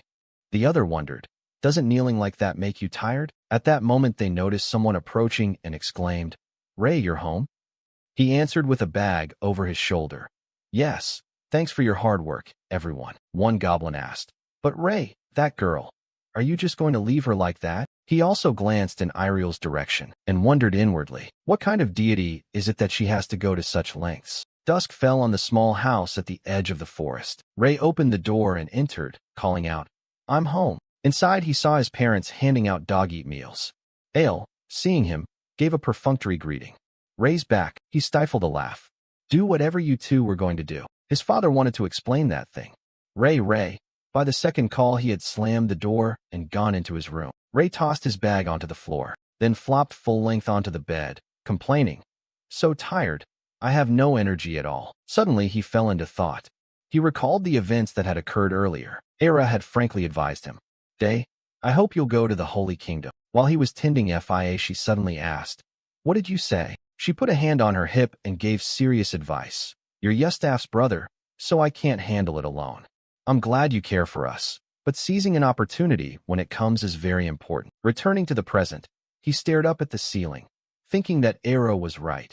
He'd promised to go to the Holy Kingdom to study medicine and cure all the illnesses that couldn't be healed here. After he cleared his mind, Ray sat bolt upright, pulled a book from his bag and told himself, Yes, that's right. Ray's determination rose. He couldn't miss an opportunity like that. A while later, a startled scream came from inside the house.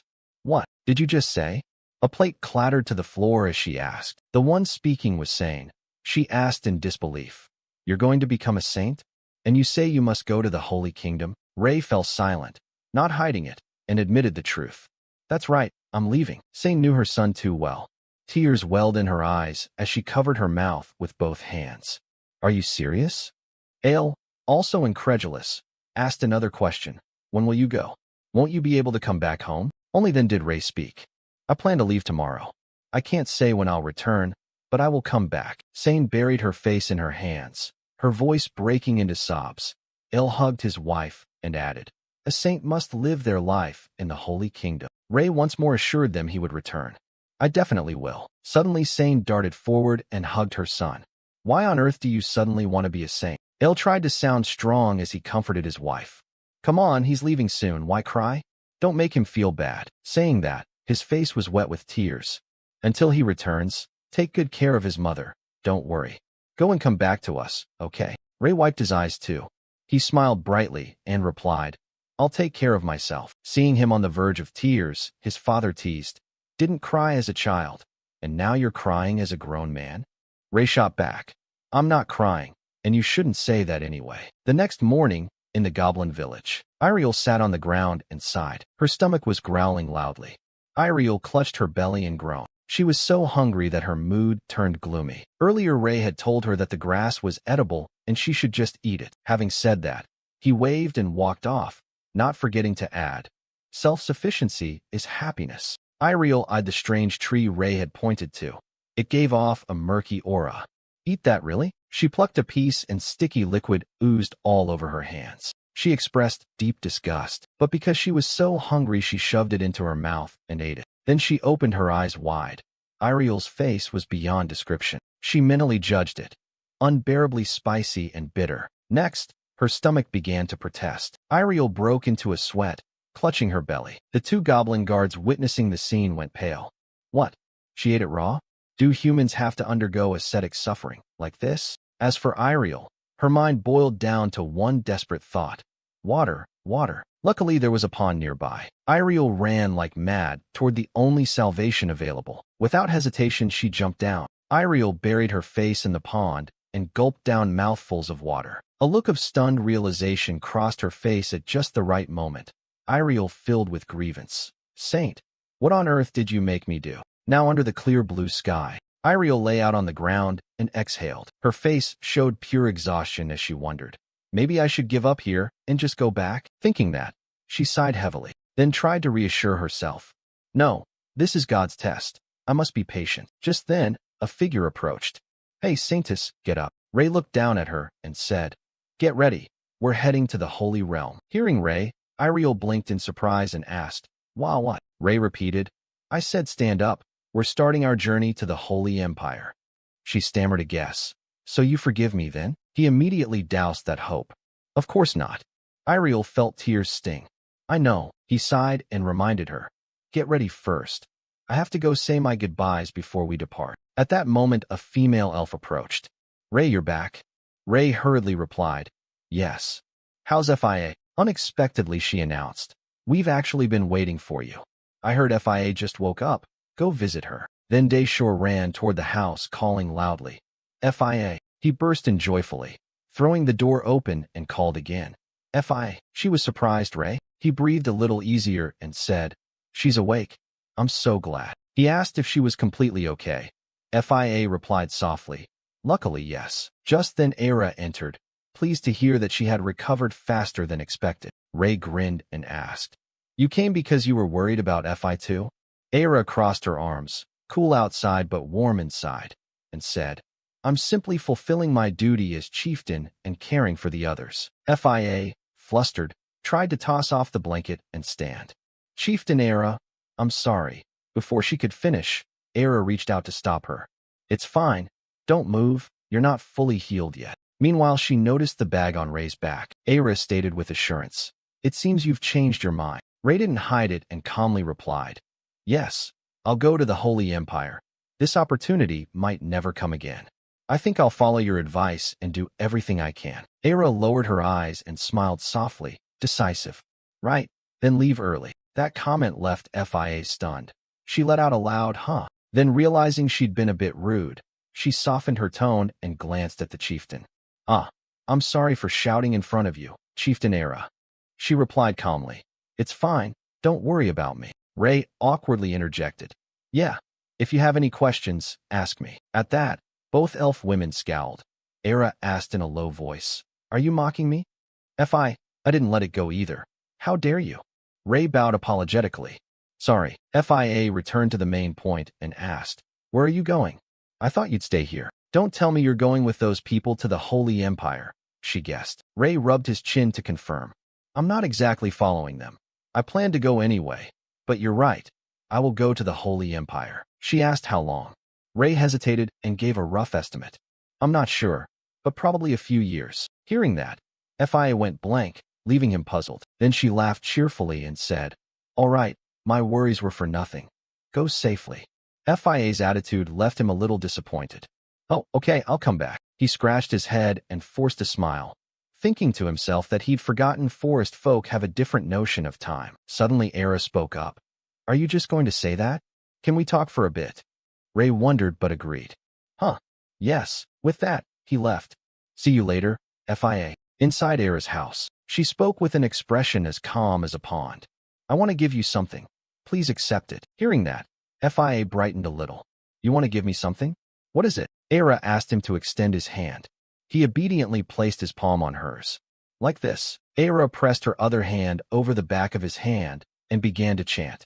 This is my mark, and it will serve as proof that I am always with you. A blue light flashed where their hands met. When Aira released him, Day stared at the back of his hand in astonishment. Since when had a sigil appeared there? What is this? Aira placed a hand on her chest and confessed confidently. It's mine. Ray looked at the seal and then back at her, his head showing a question mark. Then his mouth dropped open as he guessed. Is this the kind of contract that forces humans to regard the forest fairy as their master? I heard they use this to enslave people until they die. Seeing his puzzled expression, Aira spoke up to stop Ray's wild imaginings. Whatever you're thinking, it's not like that. It's just my mark, nothing to worry about. Ray repeated in disbelief. A mark? Aira explained. Yes, it's an imprint made from my magic that I placed on you, like I'm gifting myself to you. Humans call it possession, I suppose. That line made him a little embarrassed. Possession, huh? She smiled gently and looked at him fondly. I will always accompany you. I hope it will protect you on the journey. Ray examined the seal on the back of his hand closely, then suddenly smirked. He flashed a bright, grateful smile and said, Thank you. I'll see you again soon. After that, dusk fell and the sun was nearly half set. Iriel chuckled the whole way. Seeing her so gleeful, Ray put on an appraising expression and finally couldn't help asking, Why are you so happy? Iriel floated on a cloud as she replied, Of course I'm happy. How could I not be when I finally get to return to my lord? She thought silently that living in the wild must have been tough for her. She urged, Let's go. Saint Day glanced toward the forest and added, Yes, let's go. He turned his gaze to the sky, the sun gradually slipping behind the treetops. A gentle breeze brushed his face. At that moment Iriel asked, Do you regret anything? Ray continued to look into the distance and replied firmly, I will return here too. He brought up the old issue again.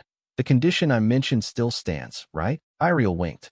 I should elaborate on your first condition, but the others are fine. And of course Ray's expression was full of disgust. Then he didn't bother bargaining any longer and just turned to leave. Ray muttered to himself that this was going to be a long journey. Ray and Iriel set out, and before long it was sunset. They came to a small town. Ray held the map and wondered where it might be. Hadn't Iriel said there was a place she needed to visit before the sanctuary? Earlier Iriel had shown the guiding map to him. First we'll go to the capital, not the sanctuary. Ray repeated the capital in confusion. She pointed at the map and began explaining. Exactly, because our companions are in the capital Cilia. We'll go to Cilia and join those companions, and finally everyone will head to the sanctuary together. She sighed appreciatively. Then we must travel with passion, huh? Ray wondered why she was so excited. He rubbed his chin thoughtfully. It takes about 3 days to reach the capital. If we use mana to speed up, it's only about a day, which isn't very satisfying. That feels like taking a pointless shortcut. If you want to run all day, you have to loosen up a bit. Watching him swing his legs made Iriel curious. What are you doing? She grabbed a horse's reins and asked in disbelief. Are you planning to run? Ray put on a puzzled look at her odd question and replied innocently. Wouldn't running be faster? Iriel could only groan in exasperation. Oh my goodness. She tried her best to explain. Even using my divine power to travel that way would be a risky challenge. And of course it's impossible with the mana of a saint who hasn't awakened divine strength. Ray closed his eyes and calculated silently. If that's his mana path, there's no reason it wouldn't work. It's even faster than riding. But she bought that horse for comfort, and I'm belittling it. Once he understood, he shrugged and said, So what? We won't have to sweat much. Perfect. Iriel climbed onto the horse and spoke. I only bought one as a backup for emergencies, okay? Before she could finish, he interrupted. If it's uncomfortable to ride together. Besides, I don't know how to ride, so I couldn't go alone anyway. With that, he jumped up, and Iriel urged the horse forward. The two rode the same horse on their way, and Ray felt a bit excited. Let's go to Cilia. After a while the sky darkened, and Iriel said, We'll rest here for the night. Ray volunteered. I'll cook. Wait a moment, okay? He finished speaking, pointed a finger, and softly chanted for fire. Instantly, a flame flared up in the stone hearth. Iriel asked in astonishment. You can activate magic with just a trigger word? You're skilled for your age. Are you the commander of the second squad, or something? Ray, rummaging in his bag, replied, Of course not. He hung a pot over the fire and pointed at it again as he chanted for water. Iriel watched his every move, thinking the bowl was ready and then the ingredients. When one of the herbs Ray pulled out caught her attention strongly, Iriel, horrified at the plant that had tormented her stomach, shouted, "Hey, wait! Don't put that in." But it was too late. He'd already dropped it into the pot and said casually, "Why? It's delicious. Try it." Iriel recoiled and said, "That bitter, spicy taste, and you call it delicious?" Ray caught her meaning, exhaled with a grin, and asked, "Have you eaten the leaves of this herb, or only the mild parts?" Iriel hesitated. "Well, of course," she answered. "Normally you only eat the mild parts. Although the leaves have more nutrients, they're too bitter and spicy to swallow." Iriel seemed enlightened, but still stunned. "So what now?" Ray handed Iriel the bowl of soup he'd made. "Relax your face. Try it once.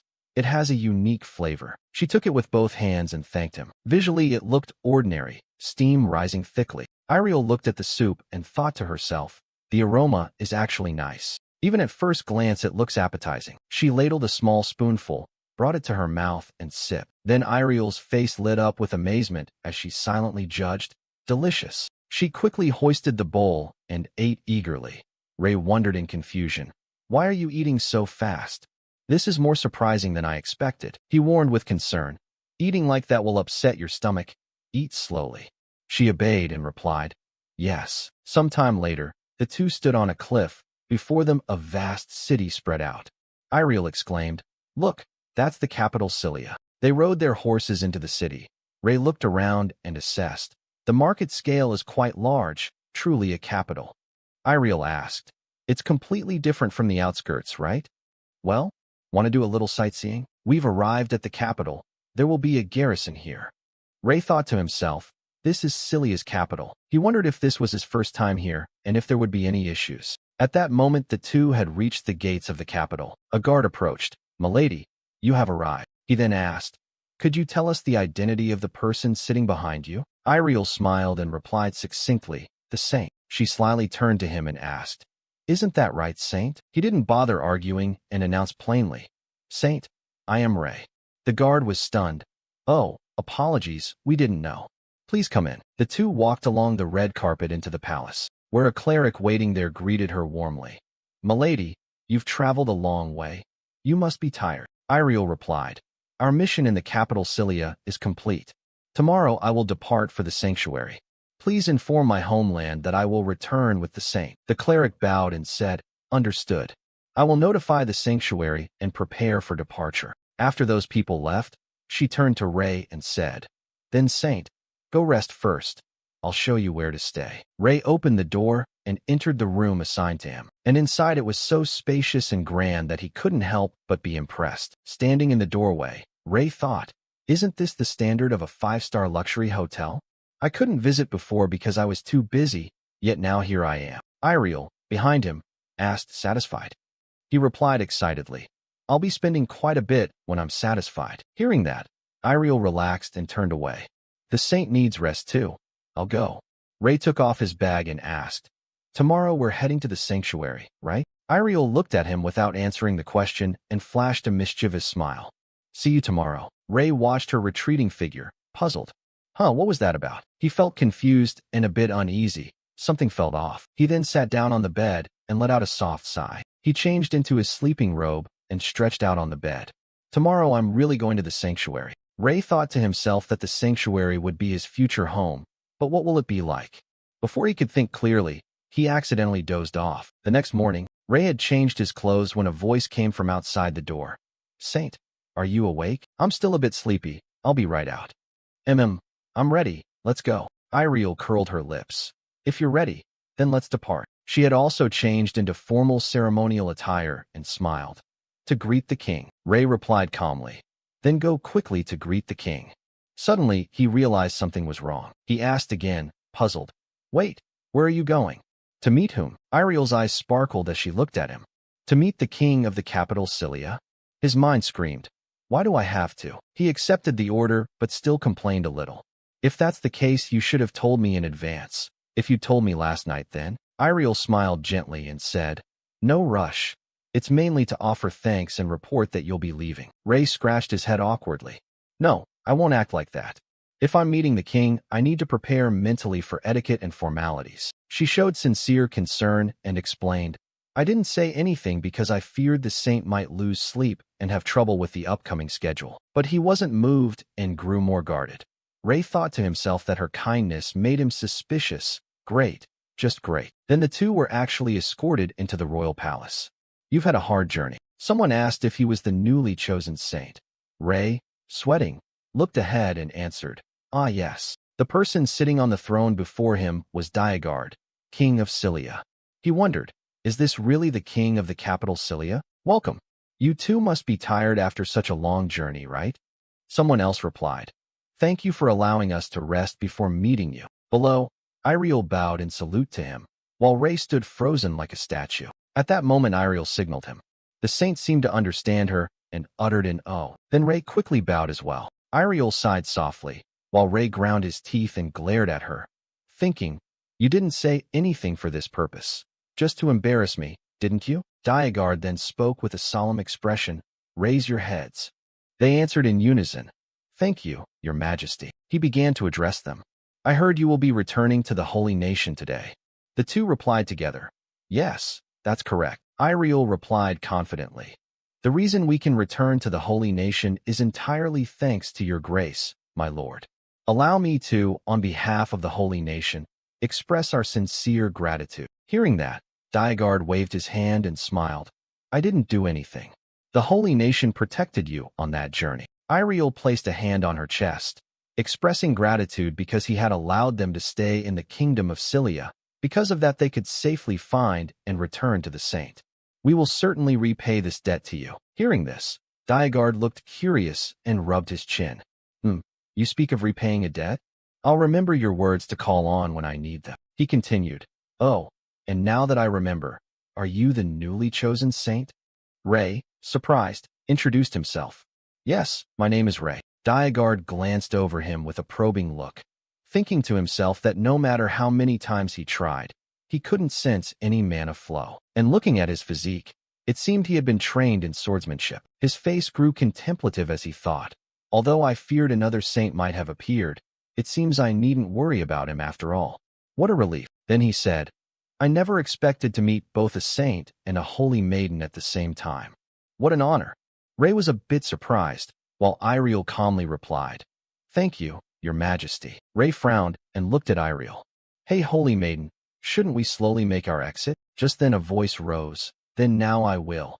At that moment Diagard suddenly interrupted, "Oh, holy maiden Iriel, you said you would repay the debt, didn't you?" She was somewhat surprised but answered composedly, "Yes, that's correct. Is there something you need help with, your majesty?" Diagard hesitated for a moment over the matter. A memory suddenly came to him and he recounted, "To tell the truth, my niece, the daughter of Prince Silos, is ill.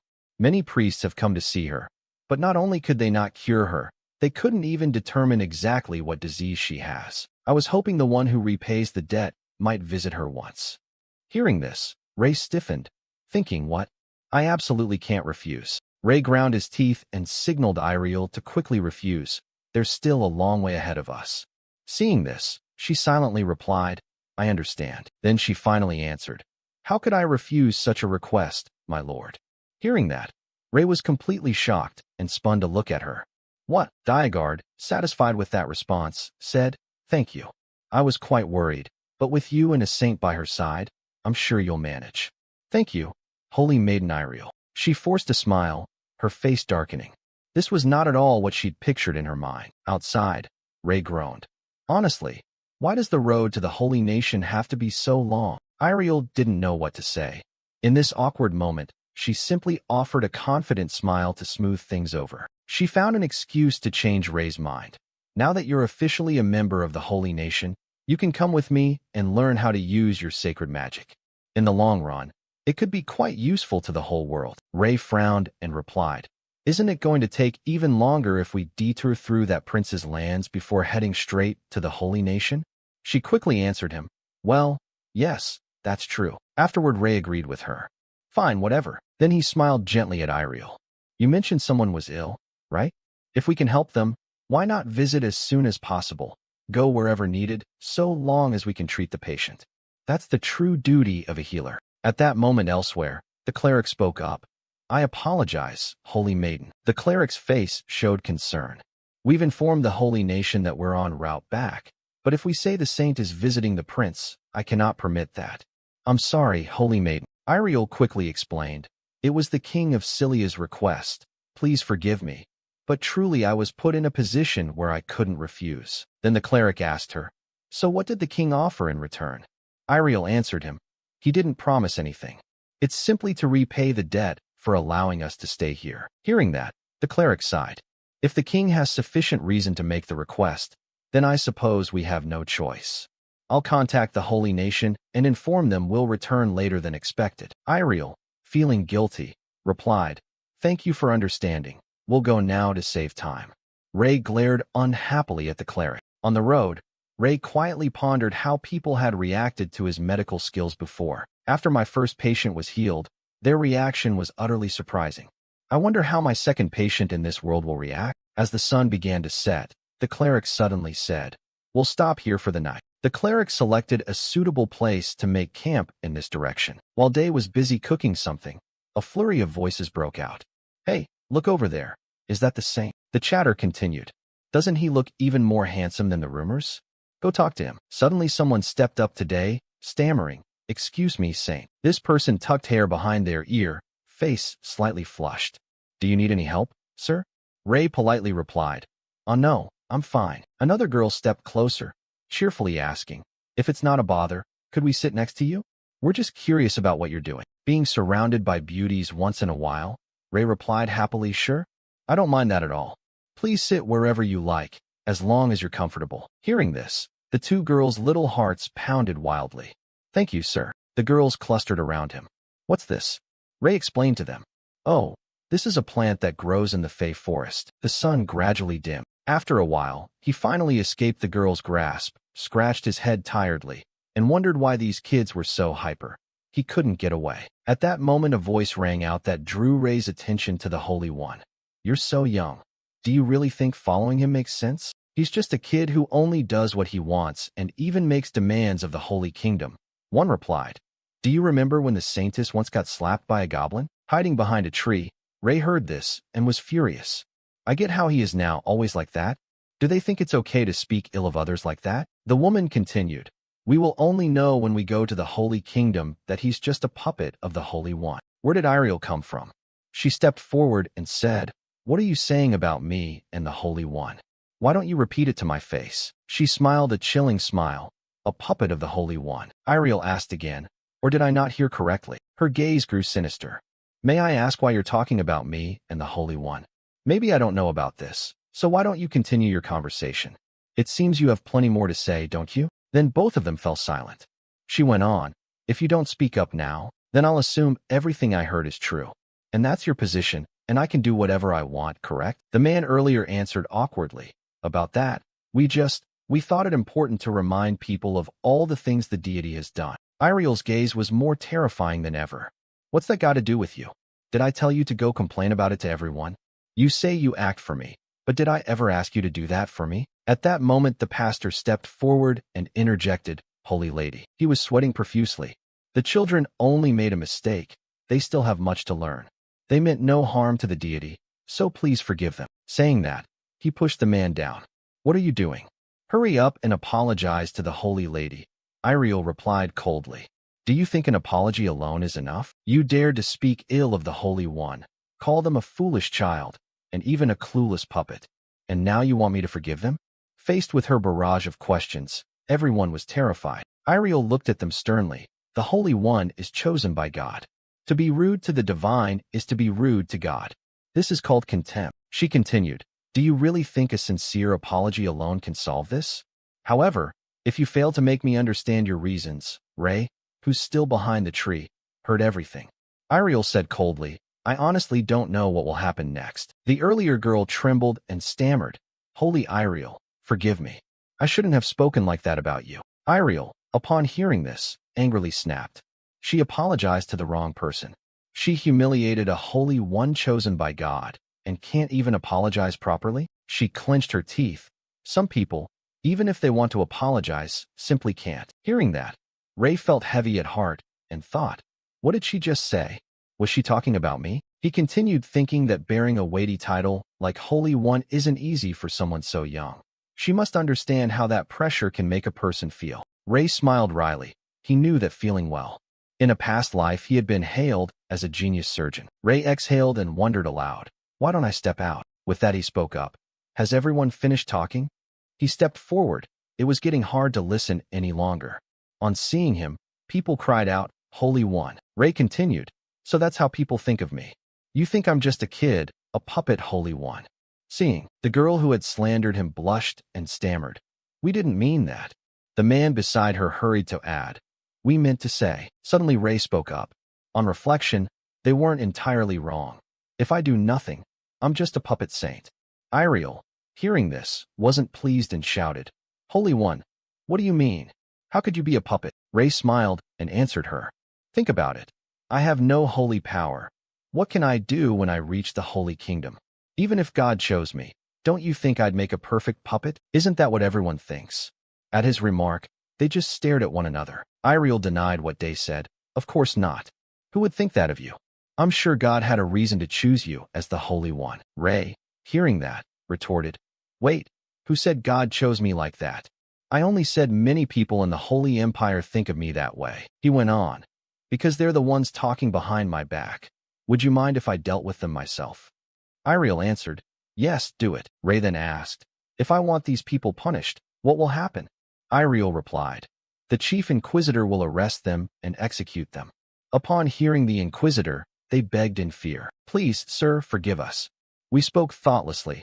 Please pardon our mistake." Ray glanced at the people behind him, then pointed at the two slanderers. "Everyone, I'm sure there are more people joking about me, not just those here saying I'm a puppet or an arrogant child, or that I have no authority." He continued, "I don't think what people say is entirely wrong. As you think, I'm young, and I lack faith, power, ability, standing, or connections with you." Day's expression grew serious. "That's why I'll go to the Holy Empire for a few years, to prove myself to each of you." A puzzled man asked, "What do you mean?" The man beside him added, "What exactly are you trying to prove?" Ray turned his back and clenched his fist. "All who spoke ill of me behind my back. I'll make you regret it. And I'll make those who disrespected me remember this moment. Consider it evidence and a promise for that day." He held out his hand. "I won't punish the people here." Hearing that, the two were deeply moved. "Sir," the young man wept, "I'm sorry. We should have thought before speaking about you. The girl beside me as well. We will repent and learn from this. We truly apologize." Ray gave a gentle smile. "I hope you'll regret this decision even more in the future. And to achieve my goal, I'll do my utmost to restore honor to the Holy Empire." The bright, round moon confirmed Ray's words. "I don't know how long it will take, perhaps many years, but I will do everything possible to make you regret what you did today." Hearing this, everyone admired Ray. The atmosphere became strangely quiet. After a while, Ray returned to his spot to cook. Iriel spoke up, impressive speech. "If you think so, call me Iriel." She crouched down and teased Ray. "So you'll make people regret what they did today, right?" He snorted through his teeth and replied, "Keep teasing me." Suddenly Iriel turned to look at the dish Day was cooking. "Huh? Isn't that the stew from last time?" He answered cheerfully, "Yes, and the priest ate my share too. After that I was pretty hungry. Do you want some? It's better hot." Iriel smiled. "May I have some, please?" At that moment a sparkling shooting star appeared in the sky. Iriel exclaimed, "Hey, look, a shooting star." She beamed. "It's been so long since I looked up at the night sky. Do you think seeing a shooting star is a good omen?" Ray looked up and thought to himself, "Shooting star? My old name used to mean shooting star." He closed his eyes to savor the moment, but by now I'm used to the name Ray. He slowly opened his eyes and said in wonder, "Back home, they say if you make a wish under a shooting star, it will come true." Iriel asked in surprise, "Really?" Then she put her hands together and prayed. Seeing that, he asked puzzled, "What are you doing? Are you really praying?" He asked, "Holy lady, do you believe in legends?" The two of them ate and glanced up at the starry sky. Iriel said, "You reminded me. There's a tale in the Empire that if you watch a shooting star with someone, you might die happily with them." Ray wondered, "A happy death?" Iriel quickly retorted, "Of course I don't believe that. How could dying be happy?" Then he agreed with Iriel, "I don't believe that either. A happy death? What would that even feel like?" The next day, dawn broke, and everyone began to set out. "Holy lady, The Holy One can already see the territory of Silos. They continued announcing that it seemed we would soon enter Silos territory. The pastor turned to the two of them and asked, "When we arrive, where should we go first?" Iriel replied, "It's urgent, so we must meet the dukes all at once." Then she looked out thoughtfully, since there wasn't much time. She then spoke, "We'll treat them as quickly as possible and head to the Holy Empire immediately. If we're late for the baptism, things will get complicated." By then they had arrived at the Duke's place. He looked at them. "Welcome. I've been waiting for you. When I heard about you, I kept anticipating this moment." The Duke showed clear delight. "I cannot express how pleased I am that you traveled so far for my daughter." Iriel responded solemnly, "Bringing God's blessing to the suffering is our sacred duty, so please relax." Suddenly the Duke's expression turned anxious. "I'm sorry to be abrupt, but could you please examine my daughter? I don't know what I'd do if I lost her. It breaks my heart to see her struggle with illness." Iriel answered, "I understand. We can assess the girl's condition right away." Hearing that, he was overjoyed and clasped his hands. Thank you so much.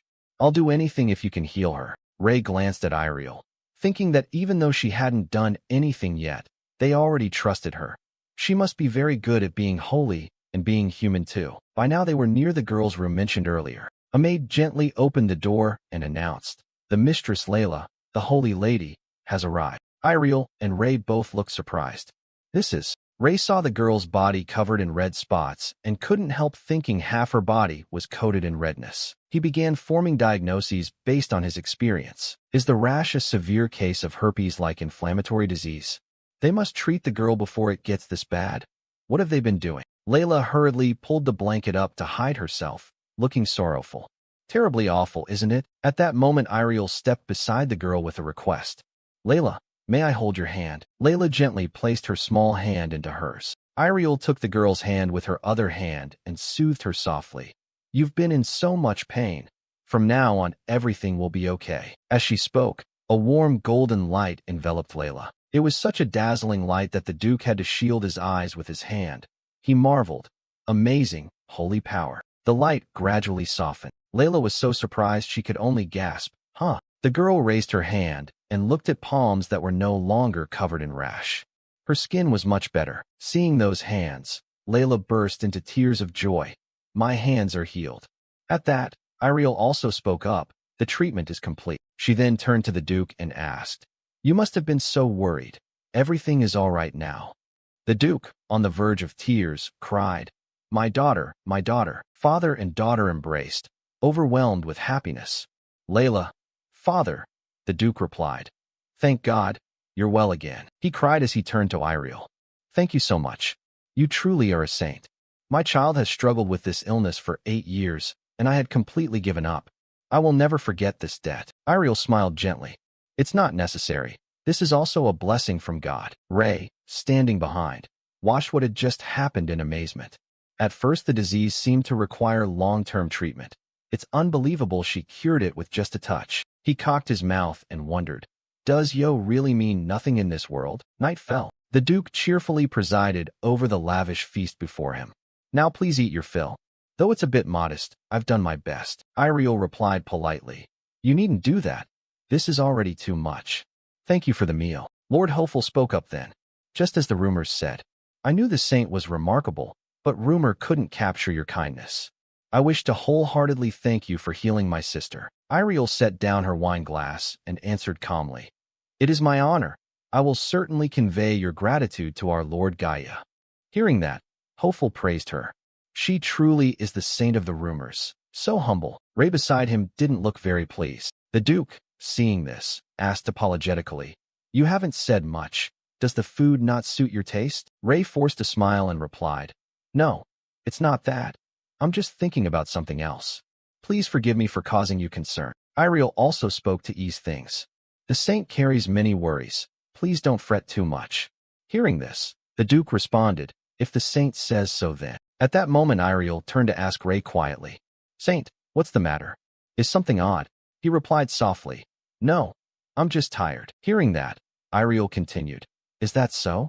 Since you've been arranged to rest one night at the castle, then rest well." Ray's face looked a bit awkward as he answered, "Oh." He fell into a thoughtful silence. He recalled how busy he'd been in his previous life. Why did he sweat and shed so many tears to become a doctor? Countless voices buzzed in his head. Even though he had been reborn into this world with his old memories, that knowledge seemed useless here. Then he wondered whether he really had to forget his past as Yusung and live this new life only as Ray. Just then a voice rang out, waking Ray from his reverie. "Saint, are you asleep?" Ray indifferently said nothing in reply. Then Iriel continued, "Saint, I don't know what's wrong, but please don't lose faith in yourself." She began to offer comforting words. "Everyone has moments of doubt, don't they? I hope whatever is troubling you doesn't destroy what you've built so far. Rather than being anxious and weary as you are now, I truly think the gruff, humorous side suits you better." Her words only made him more annoyed. Ray bit his lip, then sat up, thinking, "Don't lose faith in yourself." She said that. Determination hardened in his eyes. "That's right. Though I'm Ray now, I'm also former Dr. Yuzong. I just need to find something only I can do." Iriel outside continued, "What I'm trying to say is, I only want to tell you not to give up." And before she finished, Ray had already stood before her, smiling. "Thanks, you've helped me a lot." Hearing this, Iriel added, "What a relief." Suddenly Ray called her name. Iriel, puzzled, asked back, "Yes?" Ray continued, "Is this the first time you've comforted someone?" His question angered Iriel. She shouted, "What do you mean by that?" In Layla's chamber, the Duke's voice brimmed with indignation. "She was fine yesterday. Are you saying she's not fully recovered?" Then he bellowed, ordering the saint to be brought at once. Iriel arrived then. "What's the matter?" The Duke said gloomily. "The symptoms have returned." "Did your treatment fail?" Iriel replied quickly. "The treatment was completed. I'm not sure why the symptoms returned. I'll treat Layla again." The Duke's gaze grew heavy with thanks. Suddenly Ray called her back. "Wait, Iriel." She was surprised, saying, Layla's expression turned sullen again. "Don't look." Ray stepped closer to the girl. "Layla, may I hold your hand?" The Duke judged inwardly. How could a newly appointed saint treat what even the revered saint couldn't? Then he spoke. "I think it would be better to let the saint." Day's gaze turned serious. "If I'm right, I'm the only one who can treat this girl's illness." The Duke, puzzled, asked, "What do you mean by the only one?" Ray answered him. "No matter what therapies the saint uses, they have no effect. We can let her treat the girl, and it will be fine for now, but after this visit we'll leave." "What will you do if the symptoms return?" Hearing that, the Duke thought there was some sense to it. "Right. What she needs now isn't the saint's magic." He placed a hand on his chest, his tone firm. "She needs treatment from me, saint." The Duke worried. "But I've heard you have no holy magic at all. Exactly what do you intend to do?" Ray replied coldly. "My treatment doesn't require holy magic. I'll use all the information I know to get her through this illness. That's how I'll cure her." Layla spoke up then. "Father, the saint is right. If we don't trust them, I don't think we have any other options." The Duke paused at Layla's words. Layla continued, "We've tried everything else. If there is a way to cure me, I want to place my trust in the saint." Hearing this, he relented. "All right, if that's what you want, you have my permission." He pleaded earnestly. "Please, please, save the girl, saint. From the bottom of my heart, I beg you." Ray answered firmly. "I promise I will certainly cure her." From the next day, I decided to investigate the cause of her skin condition. First is cleanliness, because that's the basic step toward health. I checked everything, and since they wash blankets, tablecloths, and clothes once a day, we can rule out poor hygiene as the cause. Also, the castle is protected by a magical barrier, so we can infer that external parasites aren't the cause either. However, I noticed an issue with her meals. There was one ingredient present in almost every dish she ate, and that ingredient was wheat flour. Not only is bread the most commonly eaten food in the world, even meat dishes tended to be served as sides or coated on the outside with flour. Moreover, her condition flared up after meals. With these clues, I suspected one thing. Wheat contains a protein, gluten, that is insoluble, and her condition is dermatitis caused by sensitivity to gluten, a skin condition essentially due to an allergy. It's not hard to treat. Ray rack. Ed, his brains trying to devise medicines to treat the girl. Unluckily, there was only one problem. In this world there were no useful medicines. Medicine here hadn't yet developed much. He then instructed the maids, since it would be very difficult to make remedies from plants he wasn't familiar with. Even if it took a long time, the only thing he could do was change her meals. Ray began to explain, "From now on, remove everything I mentioned from her meals. In the floral stone chamber, Layla, tired, wrapped herself in blankets. A maid called to her. "My lord calls." Layla answered in a small voice. "What is it?" Ray spoke from outside. "My lord, I'm Ray. May I come in?" Layla heard and made an "oh" sound. She sat up and tidied her clothes. "Saint, please come in." Ray replied, "Sorry to bother you." He entered with a bright smile. "Hello. I'm here this morning to check on your condition." Ray observed the red patches on Layla. Thinking to himself that the condition had worsened, he knew her meals had caused this. Layla replied listlessly, "All right." Ray then said, "I'll tell you some things you need to watch out for." Hearing that, Layla asked in confusion, "Things to watch for? What do you mean?" Ray raised a hand and explained seriously, "Yes. From now on, I want you to avoid any foods made with wheat flour, like bread, and even if you feel itchy, try not to scratch." Layla was stunned. "What, avoid bread?" Ray smiled and replied, "Well, this is all I can do for you." She couldn't believe what she heard and pondered. "No way. Bread is my favorite. I can't stop eating it." Is he lying? Should I call the guards? After thinking, Layla said, "So you don't plan to do anything else? Maybe use magic to cure me? Or," Ray smiled in response, "what I told you is a form of treatment. And to stop it from spreading further," he continued, "we'll need to lance all the blisters once a day. I'll do it myself because I also need to check your condition." Then Ray stepped back. "That was all. Then get some rest. The most important thing is to keep up your strength." Layla wondered to herself whether her condition would improve if she stopped eating bread. Did that even make sense? As Ray left, he met Iriel at the door. She asked him, "Saint, how is her condition?" Ray's expression was serious. "It's getting worse." Iriel worried about it. "Saint, I understand where you're coming from, but don't you think it might be better if I treated her?" He looked at her and said, "You treated her, but it came back. If we try your method again, it'll just return again." Iriel stubbornly disagreed. "But honestly, changing her diet would cure her. If that's true, why didn't we do it in the first place?" She added, "I have great faith in you. However, the king doesn't trust you that much. And you know we can't stay here longer than we're allowed." Hearing Iriel, they also thought it over. She wasn't wrong. Iriel misunderstood and blushed, thinking he was staring at her. "Even if you glare at me with that pouty look, I can't do more for our situation." Ray ignored that and clenched his hands in determination. "Right now it's not about whether I can cure Layla. It's more important because this will determine how I'll treat patients from now on." Then he spoke up. "1 week. Just give me 1 week. By then I will certainly have cured her." Iriel fell silent, and the next day, a piercing scream rang out in Layla's room. "I don't want to," the girl shouted in distress. "No." Ray grew more annoyed, bringing water closer to her. "Drink this. You haven't had nearly enough today. 3 liters a day, totaling 21 liters in a week. That's how much water Layla had to drink." She cried and wailed. "I don't want to." How could drinking water help? She thought. It's not even holy water, so why do I have to drink so much? Ray reassured Layla that drinking water is best when allergic symptoms flare up. "Trust me and just drink." When a foreign substance enters the body, the immune system produces chemicals. Although those chemicals are produced as a defensive reaction to protect the body from the intruder, in allergic people they are produced excessively and can cause harmful reactions. He kept the glass out to her. "Now drink." When that happens, staying well hydrated lets the body cells function properly and reduces the consequences of the allergy. So this is the best way to treat her condition. With an excited look, Ray poured water into her mouth. "Drink up." Layla, aching, thought, "1 more cup to go." Layla's tears fell in return. Why is he called a saint?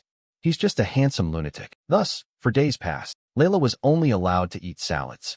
At first, after being forbidden starchy foods and forced to drink so much, she hated him. However, Layla decided to trust him since she had no other choice.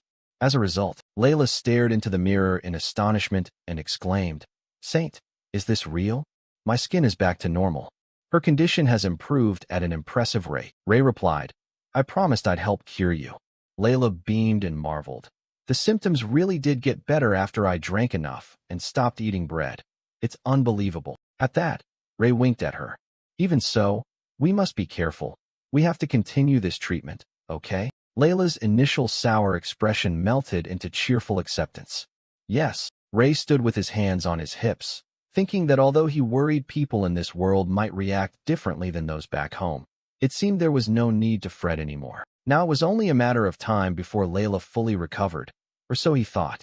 On the sixth day, another problem arose. Layla flung food everywhere, smashing plates and bowls. She screamed. Bread withdrawals. Layla was going through withdrawal symptoms. Starch withdrawal includes tension, disorientation, anxiety or lack of focus, and irritability. The servants were helpless at the scene. In this world, starch is central to people's meals. When someone tries to avoid it, withdrawal symptoms are to be expected. However, if she ate starch before the treatment was complete, Ray looked furious then, like a demon. No, all my efforts up to now would be wasted. We can't let her become careless. We need something to help alleviate these symptoms. Layla sobbed rivers over bread cravings. Don't cry, you'll get dehydrated. In that case, Ray took a knife and cut a game piece. Someone asked Saint. It turned out to be Iriel. She was puzzled to see Ray staring at the piece in his hand. What are you doing here? He answered, I'm creating opponents for a game. Like this, is it okay? She asked in confusion. A game? But why did Ray suddenly put the piece in front of Iriel? All right, can you take a look for me? Ray asked further. What do you think when you see this? Iriel didn't understand. Are you talking about the white thing in your hand? Looking at the piece, Iriel guessed. A castle. Does this represent the Holy Kingdom? It also kind of looks like a crown. Ray asked again. So you think it looks like a crown? Iriel indifferently. Yes. But before she could say more, Ray shook off his cloak and exclaimed, It's working. Iriel, I think you're still baffled. In that moment, Ray dashed off like the wind. Iriel fumed. How dare he leave me like this? At that time in Layla's room, Hopeful spoke up. Saint, I was told you summoned me. He wondered suspiciously, as if this were the first time he had been summoned like this. Can I be of service? Ray replied excitedly. Exactly. Hopeful, I need your help. What I'm about to show you will help with Lady Layla's withdrawal symptoms, but I need your assistance. Layla looked at the piece in Ray's hand. Are you talking about that thing in your hand?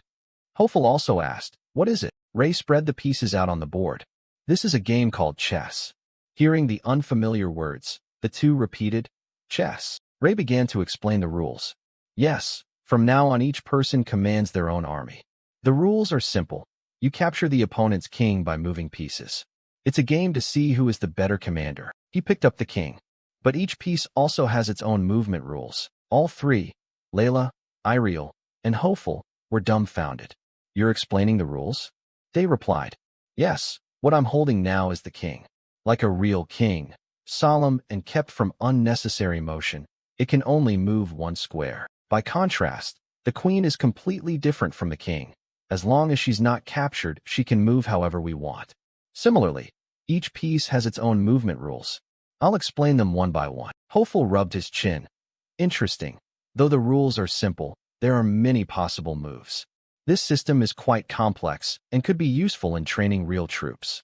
Layla excitedly said, I'm sure my father would love it. Ray cut them off. All right, I've explained everything. Let's play a round. Milady, would you like to face Iriel? So Iriel and Layla took their places at the board. Iriel spoke up. Shall we begin the game now? Layla replied excitedly. Of course.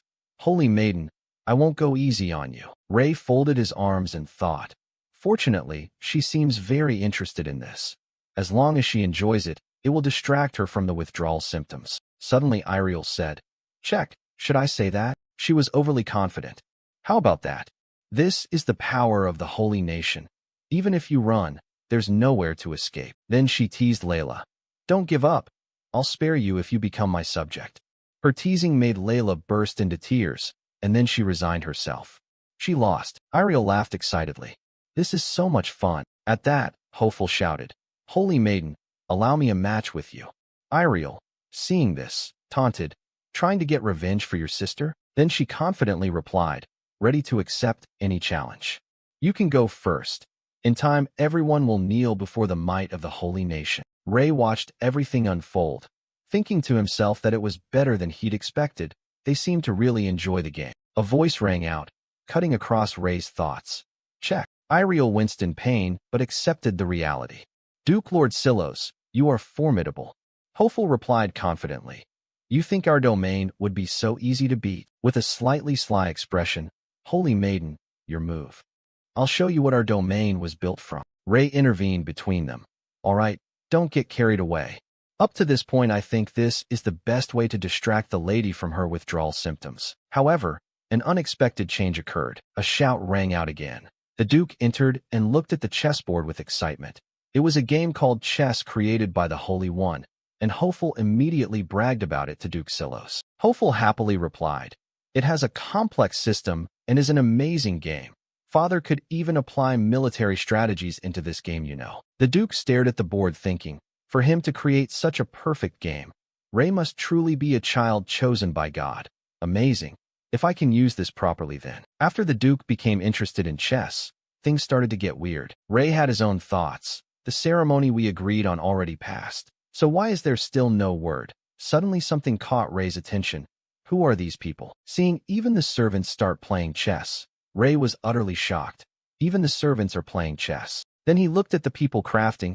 Are they making chess pieces? Why? Everyone was bustling around these chess pieces. He only now noticed. Why is everyone playing chess like this? Voices echoed everywhere.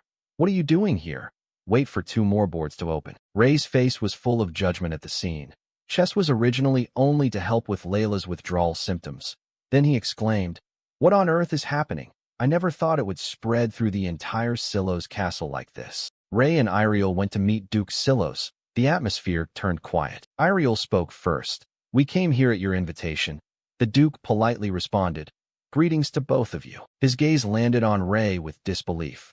1 week. The Holy One cured Layla's illness in such a short time, and even created this wonderful game called chess. He couldn't believe someone so young could do that. Then he gratefully said, "I can see Layla's condition has improved so much. I want to thank you both for everything you have done." The Duke bowed his head sincerely. "As a father, it was painful to see my daughter suffer like that. Please allow me to show gratitude since she no longer has to suffer." Iriel gave Ray a side eye and politely said, "I did nothing. It was all thanks to the Holy One's treatment here." The Duke replied, "Please don't belittle your own efforts. But yes, I am indeed most grateful to the Holy One." He signaled his attendant to bring a box as an apology for his previous rudeness. "And as a token of gratitude, I would like to offer you a gift." Ray looked at the item inside and instantly recognized it as. The Duke introduced it as a ring passed down through generations of lords in this territory. "It was given to us when we saved a dwarf." Ray held the box with both hands and shouted in shock, "Why would you give me such a treasure?" The Duke straightforwardly answered, "This is my apology gift, so please accept it." Ray outwardly acted hesitant. "I cannot accept something so valuable." But inside he was already drooling over the rare loot. The Duke reassured him, "Please don't worry, and just accept it." The Duke reminded him not to just hold the box, but to put it on. Ray followed, and wore the ring while gratefully saying, "Thank you very much." The Duke seemed happy seeing that, thinking the Holy One has put it on. After wearing it, Ray admired the ring on his finger and thought, "Looks amazing, but it feels a bit loose." As if reading his concern, the ring instantly shrank to fit perfectly, making him exclaim, "The ring just tightened to fit my finger." The Duke laughed and explained, "Since it was made by dwarves, it has many abilities." Ray smiled brightly. "Thank you for this precious gift. I'm not sure I deserve it," the Duke replied. "I'm sure the dwarf who made it would be happy knowing it is worn by a holy one." Suddenly the Duke changed the topic. "Oh right, I heard you two will head to the Holy Empire tomorrow." Ray confirmed the plan. Hearing that, the Duke added, "Then please allow me to sponsor your journey so you may travel comfortably. Such a long trip will be tiring, so please rest well before departing.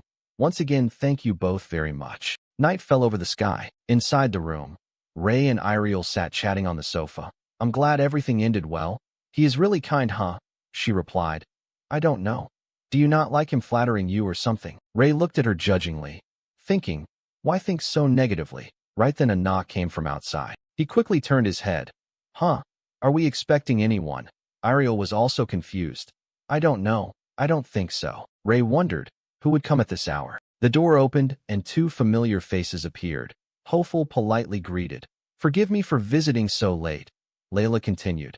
"I heard you two will leave tomorrow." Seeing them, Ray exclaimed, "Hopeful, Lady Layla." Hopeful frankly stated their purpose. "We not only met the Saintess and the legendary Holy One, but you also cured my sister and created chess. We wanted to show our gratitude to both of you." Ray shyly scratched his head. "No need really. It was nothing." Iriel smiled and replied, I am also very happy to meet you. Unfortunately, we cannot stay longer because we still have too much work to do. Suddenly, he suggested an idea. If it is okay with you two, would you like to join a picnic in the garden tonight? Ray asked back. A picnic? Hopeful explained that from the garden behind the castle we can stargaze. We really want to show you that view. Ariel glanced at him and said, Sounds wonderful. What do you think, Holy One? Ray was also a bit excited and agreed. Yes, sounds fun. Let's go. Layla smiled brightly like a blooming flower. Really? I am so happy. Hopeful was cheerful too. Thank you for accepting our invitation. Please rest while we prepare everything. After saying that, the two left. Ray raised his voice calling after them. We will be waiting. When only he and Ariel were left in the room, she giggled non-stop, making Ray confused. What is so funny? Ariel looked up at him. Isn't this like a farewell party for us? I just think it is cute. She confided that she is always busy with tasks from the Holy Empire. Everyone always seems scared of me. I never had the chance to make new friends like this. Maybe while I wasn't paying attention the world changed, Ariel said emotionally. This feeling is something I never experienced before. Ray closed his eyes pretending to understand, at the same time thinking about when he first met Ariel. He remembered the emotionless face of the Saintess.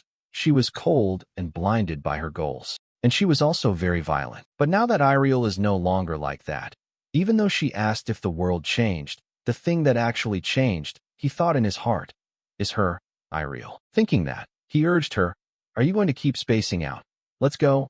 Ariel snapped back and quickly replied, Oh, okay. When they reached the back garden glowing with lights, a voice called out, Holy Ones, over here. A table full of neatly prepared snacks was set nearby. Although not a feast, the important thing was that all of us were here together. Ray suddenly remembered something and reminded Layla, Oh, I forgot. You must avoid eating starch after I leave. If you eat it, the illness will return. The girl worriedly asked, Am I not fully cured yet? He explained, No, because your body treats substances and starch as toxins, it is very hard to fully cure. He gave her a suggestion. How about this? If you try not eating it, let's see. Maybe after 5 years it will get better. Layla was shocked. 5 years? I can't avoid starch that long. Hopeful stepped forward to save her. Holy One, Saintess, I prepared something else for you too. Ray wondered, What is it? While Layla silently cried inside, mourning her bread-eating dreams. He raised one finger to the sky. You two made this whole area shine. Then he began chanting light magic. In an instant, fireworks burst across the night sky. Ray was moved and looked up at the scene. He exclaimed, So beautiful. Hopeful happily said, Really, I am glad you like it. Ray turned to ask, You must have used a lot of mana, right? He scratched his head shyly. This might be the last time we meet, so I wanted to do everything I could. Hopeful's kindness made Ray feel touched. Ray closed his eyes and said, If so, then allow me to return the favor. Hopeful repeated excitedly, Return the favor. Saying that, Ray also raised one finger to the sky and chanted 3 spells in a row. Light, explosion, sparkle, and then a lightning strike crackle. Ray's response was a wave of fireworks, even more spectacular than before. They covered a huge part of the sky. Even the servants in the mansion could see it through their windows. Duke Silos also stood watching the fireworks from his study. Layla held her cheeks in awe and exclaimed, Holy One, it is amazing. I have never seen fireworks this beautiful. Hopeful smiled with a slightly awkward face. With such high magical skill, Holy One, you truly, I will never forget this night. Ray smiled brightly and said, I am glad I could make this beautiful memory with everyone. He secretly thought, There were times when I wavered. Because of the convenience of magic, I denied my own goal. But in the end I could confirm that my medical skills are useful. In the midst of the stunning fireworks, Ray reminded himself, I can make new friends and create wonderful memories. I will continue my journey to save people, and like that we headed towards the Holy Empire. After a short rest, Ray and the Holy Nation's army finally set off toward Gaia of the Holy Nation. Although there was still a long road ahead, thanks to the Duke's support, we started our journey smoothly. Everyone in the squad shared the belief that all this help was thanks to Ray. The group following him cheered excitedly. Never thought we would have a grand meal in such a wild place. Thank you, Holy One. Time passed, and Ray's status continued to rise. He looked at the sky, thinking he had gotten used to camping outdoors for many days. Suddenly someone called him.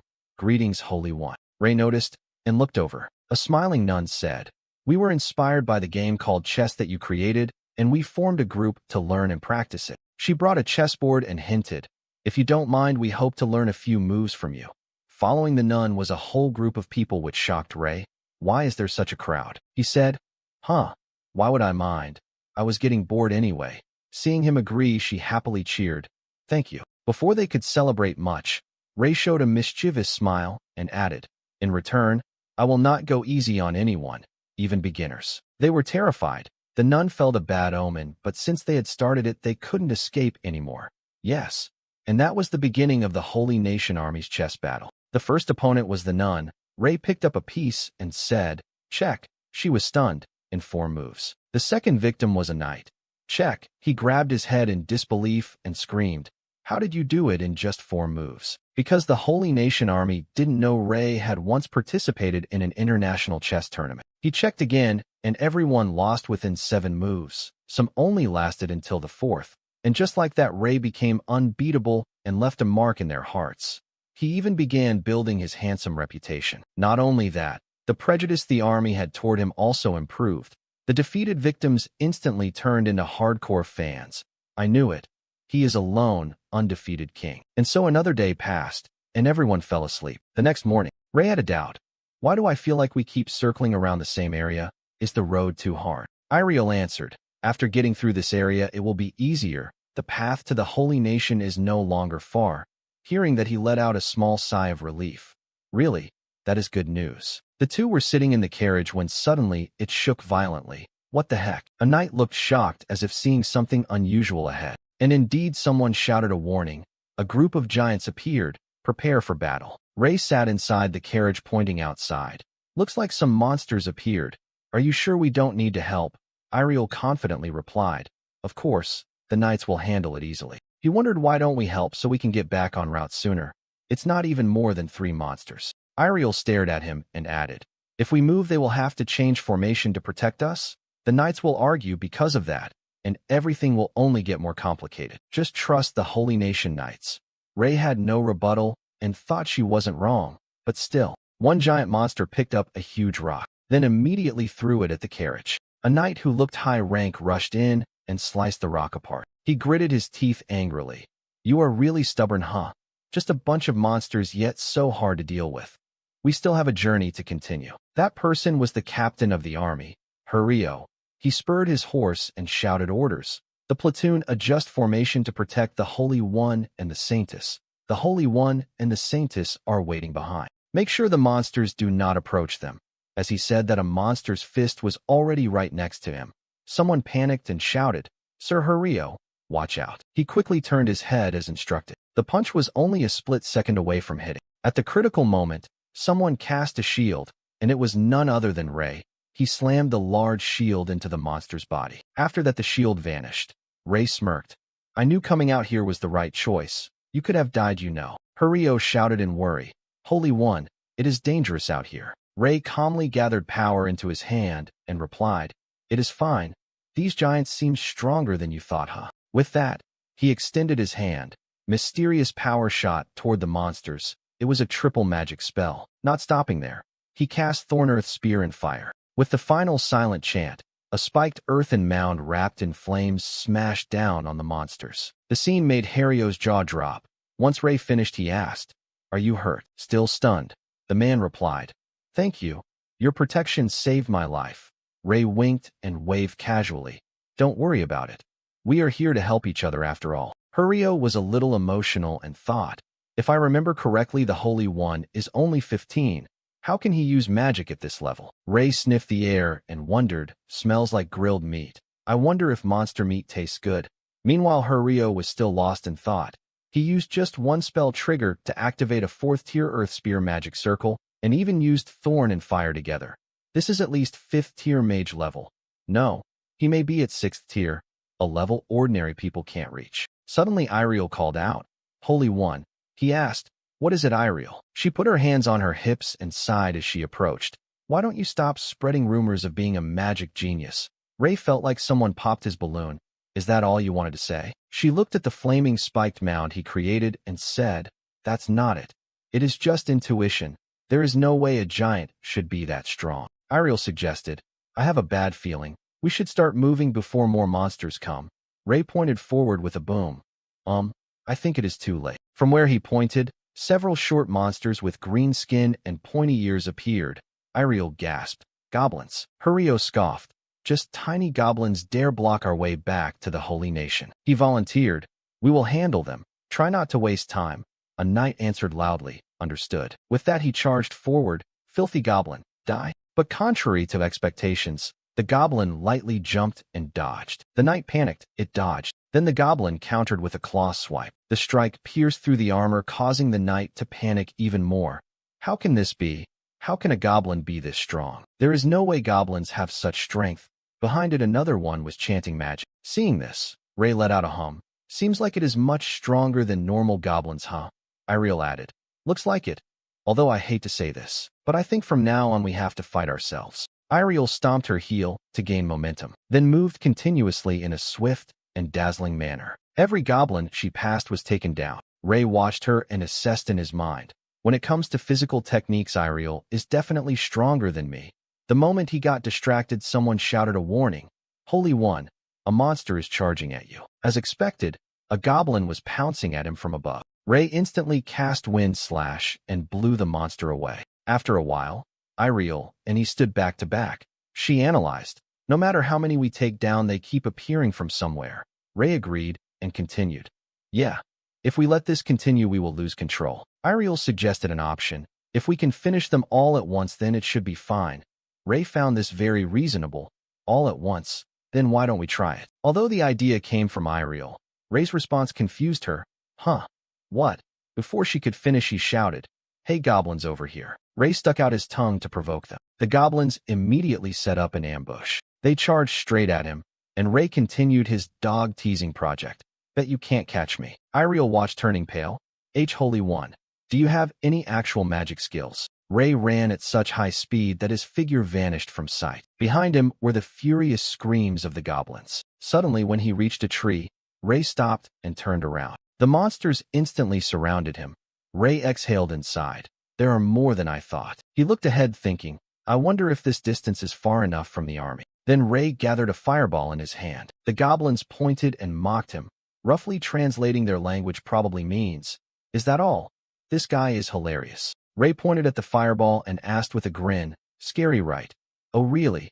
This isn't enough for you. So to satisfy them, he created dozens more fireballs. Ray, being very fair, happily said, Now you understand the situation you are in, right?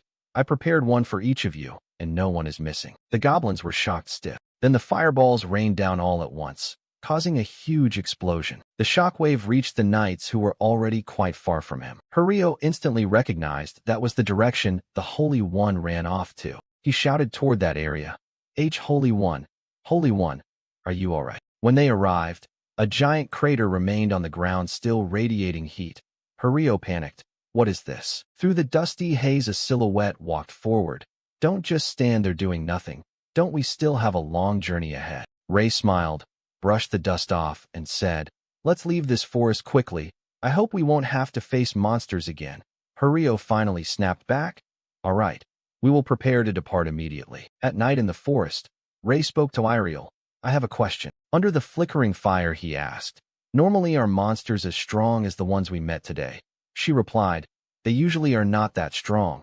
That is why the army panicked and struggled so much to deal with them. Iriel noticed another issue. And about that, Holy One, your mana. Ray wondered, what about it? She provided information. After you are baptized, your mana will disappear. Ray tried to process it. Disappear? My mana? Does that mean it will completely vanish from my body? Iriel raised a finger to explain. If you get baptized in the Holy Nation, then the deity will personally grant you holy power. But you know, the human body can only contain one type of mana since holy power is similar to mana. She described, if holy power enters your body while your mana is still there, then your body will explode because it cannot control them both. That is why before your body receives the full holy power, the mana inside you must be removed and gradually replaced by holy power. Ray had a question. What about people who do not have mana from the beginning? Iriel answered. In that case, holy power can enter the body without any problem. He exclaimed in surprise. Really? So mages can contain a large amount of mana thanks to magic circles. But normal people without them cannot hold it right. Ariel gave a compliment. That is a good question. He continued sharing his guess. Then that means people without magic circles cannot be granted holy power, right? Ariel quickly corrected. No, that is not right. The deity will create a place to store mana inside your body to ensure you can use holy power. Once something happens to the energy container the deity created, the thing we call the taboo will store all the mana circulating inside your body. That word caught Ray's attention. Taboo, Ariel explained.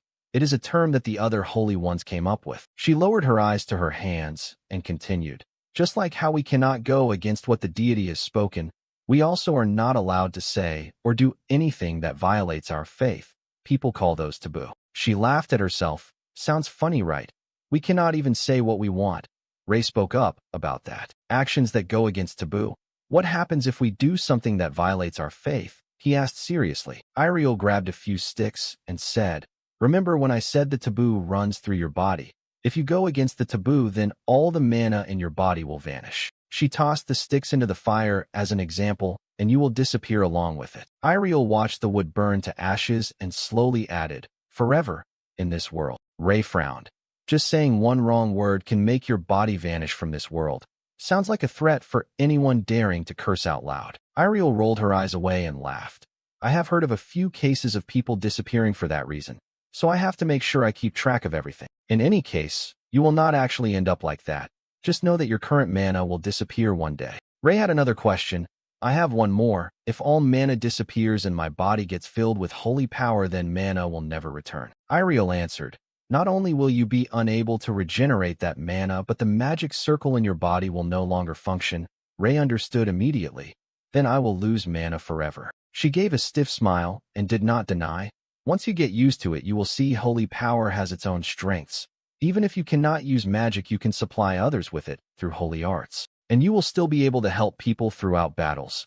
Ray crossed his arms and pondered. He thought displeased. If not for this whole losing my mana thing, I would love to use holy power. If there is another way, then I must find it. Sometime later, their group finally reached the destination. Someone called out, Saintess, we have arrived at the holy nation. Ray looked outside the carriage and said, we finally arrived. Took quite a while, huh? Ariel spoke to the rider near them. Priest, once we cross the border, please head straight to Salonia. He replied, understood, heading straight to the capital. Ray made a face like she was joking with him. Wait, we are going straight to the capital. You mean we will do the ceremony without resting? Ariel stopped his misunderstanding. We are not doing the baptism ceremony right away. She smiled and said, the baptism ceremony is an event everyone prepares for and pays attention to. By the way, if you know nothing about the holy nation, then you will need to study as much as possible before the baptism. He somewhat agreed and asked, learning about the holy nation is important, so who will teach me? Ariel bluntly replied, me. She lifted her chin, from small things like baptism to big things like etiquette, discipline, and the natural order. Ariel confidently said, I will definitely teach you everything. When arriving at the mansion, Ray could not help but admire inside. Just the outside already looked magnificent, but the interior was even more luxurious, truly a level above Silos. Earlier, he had screamed in disbelief. All of this is mine. The two of them were standing in front of an extremely magnificent mansion. Ariel answered his earlier question. This place is the residence of all holy ones, a sacred place where even the Pope must ask for permission to enter. Everyone working here is carefully selected and all quite influential, so you do not need to worry about anything. Once you move in, I will teach you everything I mentioned on the way here, she added with a smile that fed on his pain. Of course, I will be the one teaching you. Now Ray was walking alone down the hallway, wondering why the person who was supposed to guide him was busy. Suddenly, someone appeared in front of him. It is nice to meet you, Holy One. A perfectly proper maid made a guiding gesture and said, I will escort you to your room. Please follow me. Ray observed her and was impressed. Wow, such a powerful aura. Just like how Ariel described. She must have some status. She is definitely not a normal maid. The maid led the way. Holy One. This way. He quickly followed. Oh, okay. She brought him to a very luxurious place. This is the room you will stay in. Ray internally screamed. What is this? So amazing. She continued. Please rest. I will take my leave. He turned and politely replied, thank you. He could hardly believe it as he assessed the room. Wow, such top-tier treatment. I am starting to see the difference. I really have become a holy one. Only now did this fact truly sink in for him. The next morning a voice echoed through the mansion. Holy One, pay attention please. We do not have much time. Concentrate. Iriel had changed into a mature teacher outfit holding a pointer and winked with excitement. Why did you not read the materials I gave you? Ray silently rated her. Why is she so excited about this? She placed a paper full of text on the table and began lecturing. Now if you look at the first page, before she could finish Ray cut in, I remember everything. She was shocked. What? Like a student reciting perfectly, he began listing the rules. The baptism will last over 4 days with 3 parts. Welcoming the Lord, the pilgrimage to announce the new Holy One, and lastly receiving holy power from the Lord. Among these 3 steps the last will take place at a holy site, where the Holy One will be isolated. During the baptism the Holy One must not lower their head, and may only greet others by placing the left hand on the chest at a 70-degree angle. Pay attention to the 3 dining etiquettes. 1. Do not make noise while eating. 2. Do not lower the head. 3. Always keep your back straight with elbows placed in front of the chest. Did I miss anything? Iriel crossed her arms a bit annoyed. You actually memorized everything. Are you even human? He raised a question. I am curious about the 3rd part of the ceremony. What exactly must I do? It was not written clearly. I only know I must show sincerity to the Lord. What did you have to do? Just for reference, Iriel answered bluntly. I did nothing. Ray made a face. Do nothing. Stop joking. I am being serious, Iriel calmly confirmed. That is exactly what I did. I just ate and slept for a whole week. After that the flow of mana appeared on my body, and I felt holy power flowing inside me. Iriel spoke as if it was the easiest thing in the world. Ray was full of doubt. Holy power and mana flow just appear naturally. Really, he is God, but still. Suddenly Iriel frowned and examined him. You said everything correctly, but the problem is your attitude. She lectured without holding back. Even if you have memory beyond normal people, you still cannot adapt to those customs easily.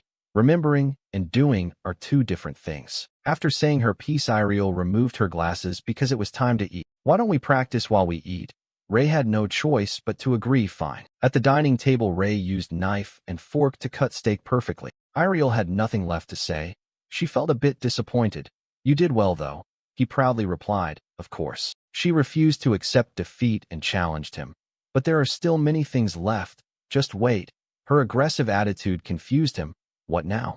Are you trying to fight me? He put a piece of meat in his mouth and asked, Why are you so strict? Iriel waited exactly for his mistake and seized the chance to scold. Hey, if you talk while chewing, cover your mouth, Ray protested. But why? Iriel winked and answered, Because right now those petty nobles will nitpick everything you do.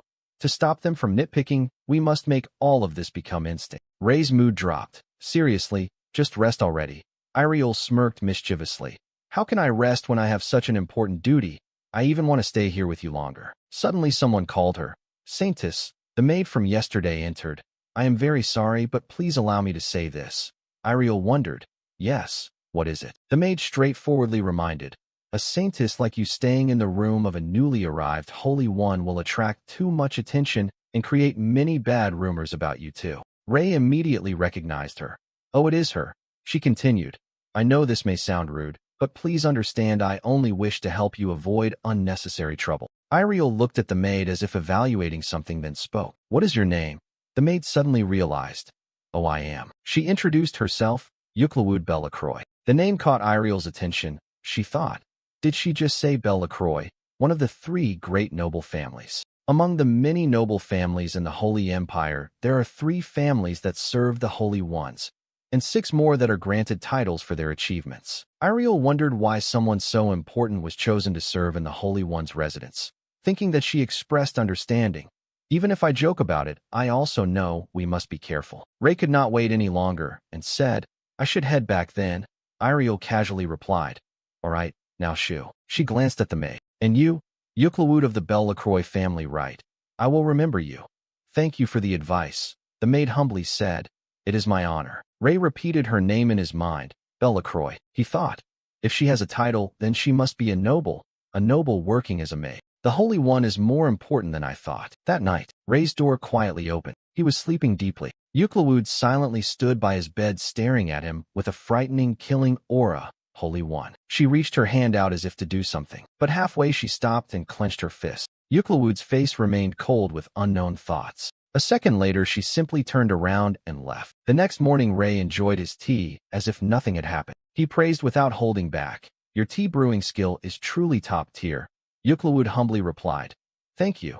This tea is brewed using petals taken from the Ceylon flower. The previous night, Euclid had silently entered the room so quietly that even someone as sensitive as Ray did not notice. However, she did nothing, and the next day passed peacefully like nothing had ever happened. Iriel shot a lightning-like gaze toward Euclid, who was whispering to a nun. That girl is definitely suspicious. She then approached Ray and said, Holy One, I was informed that everything needed for the ceremony is ready. If you would like, please follow me. Ray was a bit surprised. I thought it would start in the afternoon. Why now? Iriel cut in to explain. There are still many things to prepare before the ceremony. You understand, right? Ray echoed confused. Prepare. Iriel smirked mischievously. Today you will have to impress a lot of people. A while later, Iriel admired him. The ceremonial attire suits you so well. Surprised, right? Like this, no one will be able to take their eyes off you. It is my fault. I will definitely gather everyone and train them. Ray stepped forward. Do not worry about that. We are heading to the venue now, right? Euclid stood before the door and confirmed. Yes, Holy One. Inside, the Pope and high-ranking nobles are waiting for you. Ray stiffened and muttered.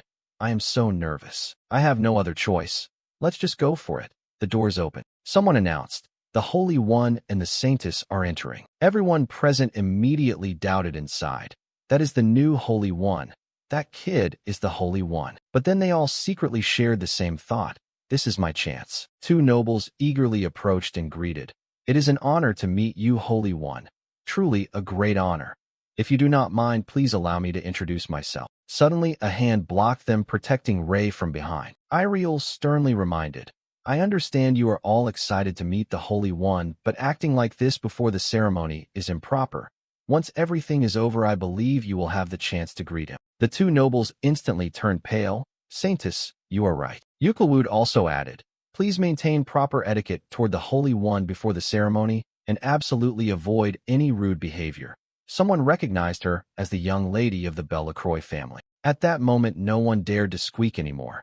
Yes, our apologies. However, they all shared the same question. Why is she wearing a maid outfit? Euclid stepped forward to guide them. This way, Holy One. I will lead you outside. Ray gave an awkward smile. We are already outside, though. She reminded. When we arrive, please be prepared to say a few words about your feelings as you are officially taking on the duty of a Holy One. Ray freaked out and yelled, You want me to give a speech? This is the first I have heard of this. Why did no one tell me earlier? Euclid calmly responded. Is this something so important? Hearing that, he felt despair. So that is what you meant by making an impression in front of many people. She offered some reassurance. Do not worry, Holy One. Iriel and Euclid said in unison. Just say anything you want.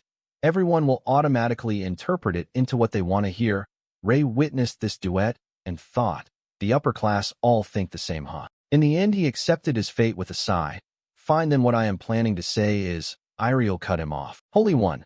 She smiled brightly and cheered.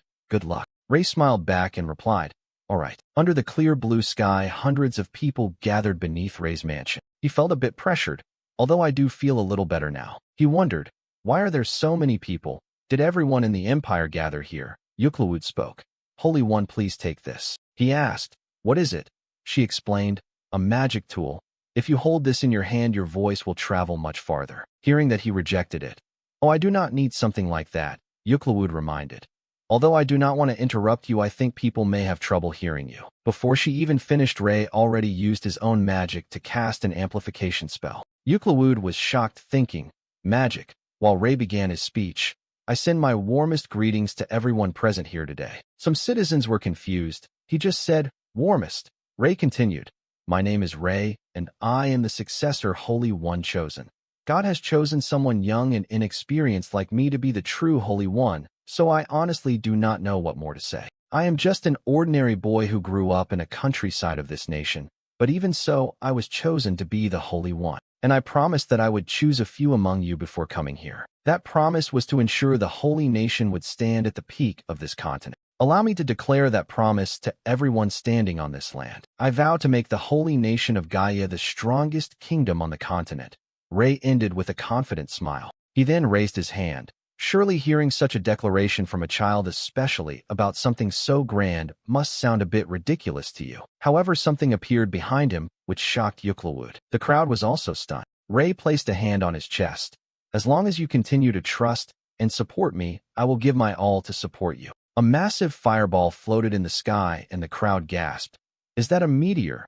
A ninth-tier magic circle that only high-level mages can use. The new Holy One is an exceptional mage. Then everyone was moved and shouted in unison, "Long live the Holy One, long live." Ray snapped his fingers and chanted cancel. The fireball vanished at his command. The cheers grew even louder. Long live the Holy One. After finishing, he turned and asked Yuklawud, "So where do I go now?" She was still a bit dazed and replied, "Please follow me this way. And also, if possible, please speak a little softer next time." The volume earlier was a bit ear-shattering. Ray groaned. "Now you tell me." At the cathedral, a small altar stood at the center. Ray spoke. "This is it." "Yes," Yuklawud confirmed. "Yes, please sit inside the circle." He followed her instructions. She guided. "When you feel mentally prepared, ask for an audience with God." Ray repeated, confused. "Ask for an audience, you mean?" He lay down thinking. He did not even know what to say. Then he closed his eyes and tried to convey his thoughts. Should I greet him first? "Hello, dear God, can you hear me?" "Excuse me, God." After a while he opened his eyes wide, only to realize he fell asleep. The one considered God did not even bother to appear. After sleeping on soft beds for days, lying on hard stone now made his back hurt. Ray looked around. Where did Yuklawud go? She stayed in that posture for that long. No way. She must be tired, right? He sat up, still drowning in his own thoughts. "I guess I woke up because of Yuklawud, not because my back hurt." Seeing him awake, she quickly asked, "Did God respond to your call?" Ray put on a super convincing face and made something up. "Of course, the voice of God is still echoing in my heart." Hearing his heartfelt answer, Yuklawud hesitated a bit. Quite impressive. Even Iriel needed a full day and night to manage that. Ray had no choice but to continue the lie. "Really?" Yuklawud praised without restraint. "You truly are a genuine Holy One." He forced a modest smile. "I did not do anything." But inside, Ray was torn. Should I tell her the truth? At the same time, deep in a dungeon, a voice echoed, "The appearance of the new Holy One. It seems we need to adjust our plan a little." The pitch-black dungeon was lit by a flickering torch. The voice continued, "Our enemy is the holy nation, so we must decide carefully and, of course, wait for the right moment." Only then did the owner of the voice show himself. Cloaked from head to toe with his face hidden, he ended coldly, "However, when the time comes, we must ensure the holy nation is crushed into pieces at all costs." Meanwhile, elsewhere, someone screamed, "He performed the ritual already." Another voice calmer replied, "Why are you so agitated? That is the reason the ceremony must be done properly." The hot-headed one was confused. "What? You said the ceremony was ready." The calm one answered, "Yes, I heard Marquis Harold also pushed for that ceremony." In another corner, a voice called, "Father, you called me." A deep voice of a middle-aged man replied, "Yes, Berith." Marquis Harold asked seriously, "I know you have heard about the new Holy One, right?" He also thought, "A holy mage who can summon celestial signs. I must ensure we have a good alliance with him." Harold placed a hand on his son's shoulder. "This is our chance. Although we missed our chance with that rude holy maiden, if we can seize this opportunity to earn the favor of the new Holy One." Berith, the eldest son of Marquis Harold, grinned. "We can raise our family's influence far beyond the holy nation." His father was pleased his son understood and instructed. "Exactly, so make sure you build a good relationship with him at the banquet. However, treat him with utmost respect no matter his age. Remember that. He will not reject you, just do not leave a bad impression." The son quickly accepted. "Yes, father." He walked off confidently, while feeling smug. "Of course, father, you do not need to worry. I heard he is just a puppet of the kingdom anyway." Berith was delighted, wondering, how should I play with him? At the banquet, voices whispered about Ray. "Did you hear about the new Holy One?" "Yes, I heard clearly. That new Holy One is a commoner, right? He was insanely lucky to be chosen and suddenly rise like that. That is the summary." Berith added, "Should we teach him a few basic rules?" A young noble from House Grain paused, as if sensing something. He spoke, "That person." Berith clenched his teeth in disbelief. "That guy, he never shows up to banquets like this. Why would he suddenly appear here?" Someone announced, "Zeke from the frontier has arrived." Berith greeted, "Welcome to the banquet, Sir Zeke." Zeke glanced lazily at the greeting. Berith cautiously probed, "What wind blew a frontier man like you over here?" Zeke let out a long sigh. From the Marquis Krellian family, Lady Sareth spoke. I did not come here to admire you, Berith. Then she switched tone toward him. Are you looking for someone, Sir Zeke? He asked directly. The Holy One is not here yet. Sareth let out an "oh." I suppose you have not met the Holy One yet, right? Berith cut in.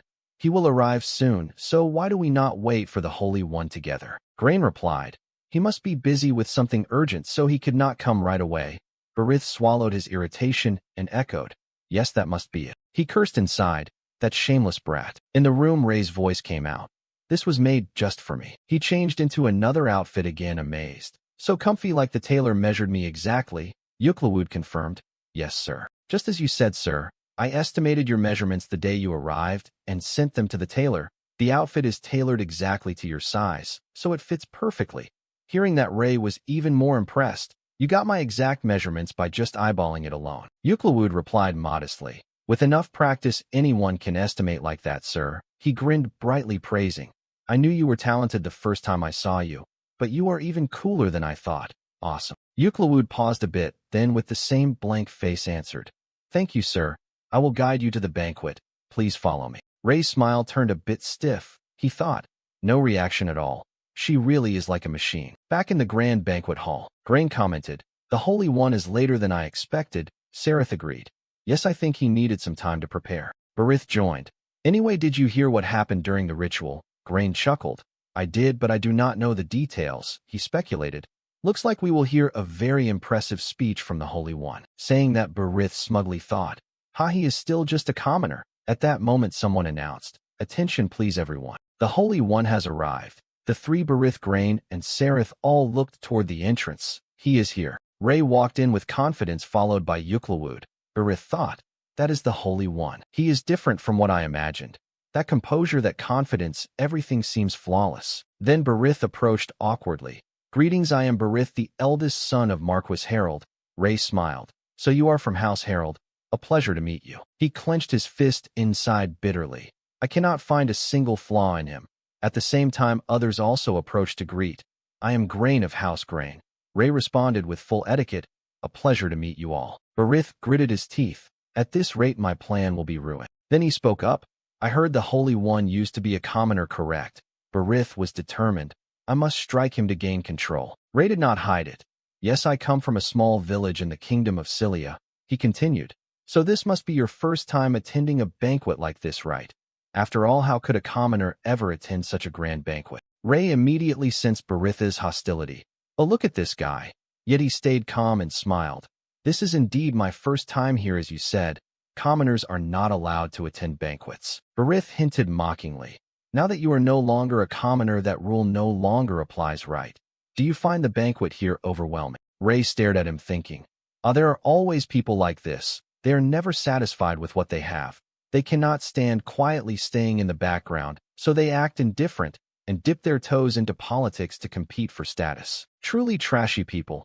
After venting in his head, he spoke back. Seems like you think a person's worth is decided by their birthright. Why do you think so? Berith bluntly said. For no reason, that is just my taste. Ray felt a bit excited. These types usually dig their own grave by talking too much. This will be fun. Ray continued. I'm still not used to this kind of life, so it is difficult for me to fully understand what you mean. Berith replied. That is right, I forgot. Suddenly he lowered his voice, calling. Holy One. Ray instantly understood. Here we go. Berith broke into a sweat, but still dared to mock. You used to be just a commoner like them. As soon as he finished, and before Ray could react, someone swiftly drew a sword. Ray froze. The hall turned chaotic in an instant. Zeke's blade was less than 2 finger joints from Berith's throat. Luckily, Ray quickly stopped it, or blood would have spilled. Berith finally realized he almost met the Reaper and screamed in terror. He nearly fainted on the spot. Ray shouted, What do you think you are doing? That was dangerous. Good thing I stopped it with holy power. Zeke declared loudly. Holy One, I am deeply ashamed. I sincerely apologize for this first impression. He knelt on one knee to apologize. Then through clenched teeth added, However, I cannot let this fool continue disrespecting you. I know he is very rude, but I could not hold back my anger. Please forgive me. Ray was confused, thinking, what is this guy even doing? Yuklawud spoke up. Holy One, please allow me to say something. The words this Marquis' son just spat out were blasphemous. How dare he overstep and mock you like that? Zeke chimed in. Exactly. I believe we should slit this Berith's throat and ensure his family is punished properly. We must set an example for the others. Berith turned pale. Huh. Ray calmly said, "You are not wrong, Yuklawud." He gave an order. Summon Marquis Harold here. She obeyed immediately. Understood, I will return shortly. At that moment a voice rang out.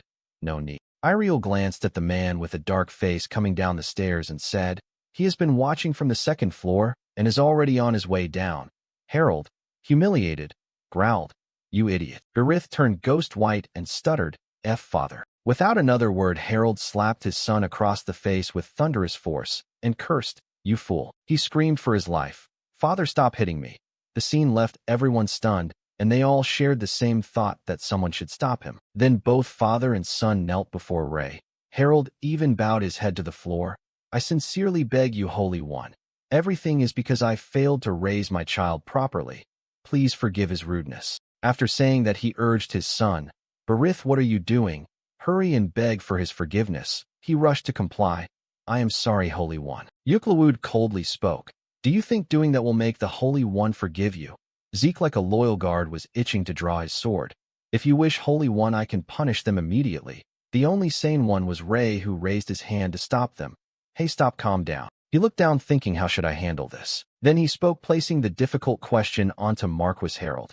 "In this situation, what do you think is a fitting punishment for your actions?"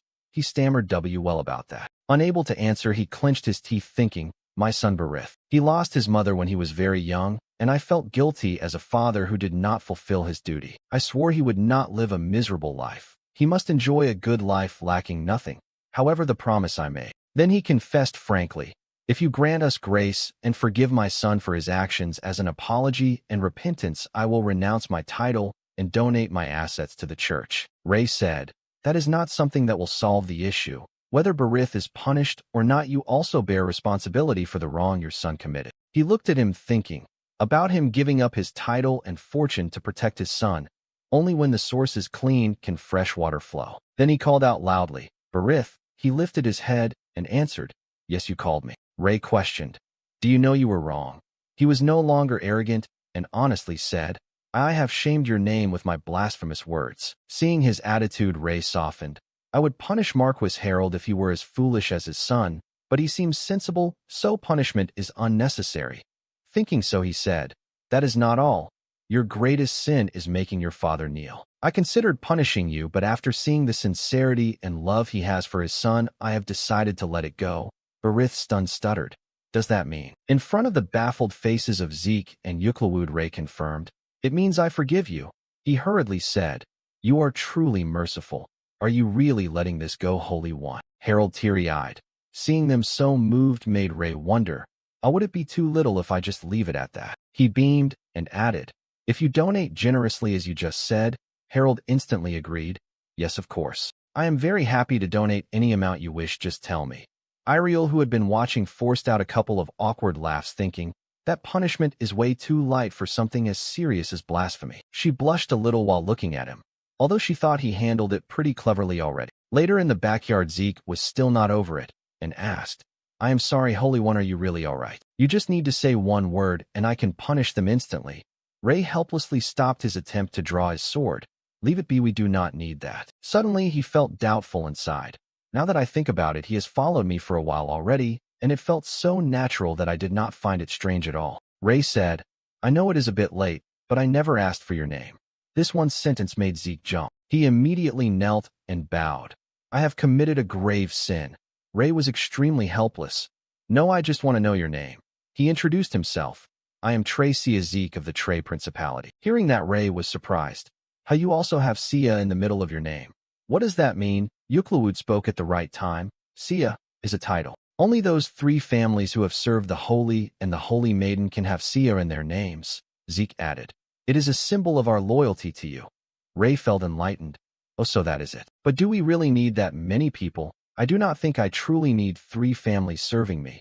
Honestly, 1 is enough." Yuklawud sternly said, "Holy One, this was established long ago. Please do not feel pressured, just think of it as the will of heaven and earth."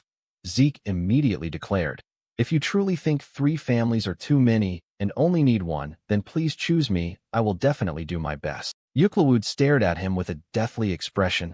Ray quickly advised, I will not force any family to quit, so do not fight each other. He then asked further, what about the other family? Why are there only the two of you?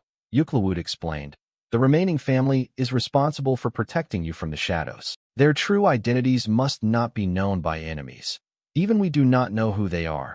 However, we know they are always within range to protect the Holy One instantly. At that moment, Ray suddenly noticed something. On a nearby tree branch, a figure dressed in black was quietly sitting there. Only now did Ray realize how. She was right there close by. Now that I focus, I can sense their energy. He started counting 1, 2, 6, and then exclaimed in shock, there are 7 of them. Except Ray, everyone had question marks appear above their heads. Euclid asked, Zeke, did you see anything? He was confused too. No, I did not see anything. The person hiding on the branch mumbled, I knew it. Even at his young age, he is still an impressive grand mage. The next morning at Ray's residence, someone greeted, hello, Lady Euclid. She replied, good morning. She stood before the family rule board in deep thought. A memory surfaced along with someone's teachings. Get up. You are a Belle Lacroix. If you cannot even do this, do you think you deserve the name Belle Lacroix? Euclid as a child practiced swordsmanship until her small hands bled and answered, I am sorry, Father. The one she called Father taught, those who serve the holy must not be weak. Pick up the sword. Her small bloody hand picked up the sword again. There has never been a case where two holy ones coexist. I thought that since there is already a holy maiden, there would not be another holy one. However, to serve a holy one, I must work hard. I must endure hardship to train. I question my purpose of existence hundreds of times a day. However, a few years later, as if God himself was answering her question, a new holy one appeared. A voice cut through her thoughts. Euclid. Ray pointed at the holy maiden standing behind him and asked, Iriel will lead me to the next part of the ritual. What is that supposed to mean? She acted like she was laughing at his misery. I told you already, the prettier one guides you to the ceremony. What is so hard to understand about that? Euclid quietly called, Ray, the Holy One, and outwardly replied modestly, if you allow me to explain. Except for special occasions, only the Holy Ones may enter the ritual site. It has nothing to do with appearance. Ray put on a judging face. Is that so? Not so funny now, huh? Iriel stuck out her tongue in triumph. Then he was led to a lush forest, and Ray exclaimed, wow, it feels great to be outside. I did not know there was a forest like this behind the castle. Euclid said, this way, Holy One. Iriel added, we are almost there. Ray grumbled, then what? He looked at the knights around and thought, wait, there are holy sword knights guarding this area. Since it is a holy place, having many guards is normal. His mind was full of question marks. In front of him now was a ridiculously long staircase. Iriel informed, Holy One, this is the entrance. You only need to climb all the way to the top. His heart sank. Seriously? Iriel beamed. Since this part of the ceremony shows your respect for God, you are absolutely not allowed to use magic to go up. Ray finally snapped and yelled, why do I have to do that? Under the sunset sky, Ray was still climbing and groaned, hold on. He turned pale and asked Iriel, wait, can we rest a bit? She smirked teasingly. Come on, we only just started. Are you tired already? Your stamina really needs work, huh? Ray complained. I walked all over the holy nation yesterday. You saw that yourself and kept believing in me. Oh, thank you 1,000 times. The Holy One panted. If I could use mana, these steps would be nothing. Iriel coldly refused. No. I already told you not here, and not even during the ritual. You are not allowed to use mana, understand? From now on, you must walk on your own feet. Just keep climbing step by step, and you will reach it. Iriel emphasized again. You are not allowed to use mana. You will see me after you finish this challenge. Staring at the endless staircase, Ray held on to a glimmer of hope and comforted himself. All right, maybe it will not take that long. Who knows how long it took? Ray was drenched in sweat and breathless. Finally made it. He collapsed flat on the ground. What did I say earlier? This took forever. He looked at the wooden house in front of him. Thank goodness, at least there is a house. Hopefully it is empty. Luckily it is not a dragon swamp or tiger cave. Ray opened the door and went inside.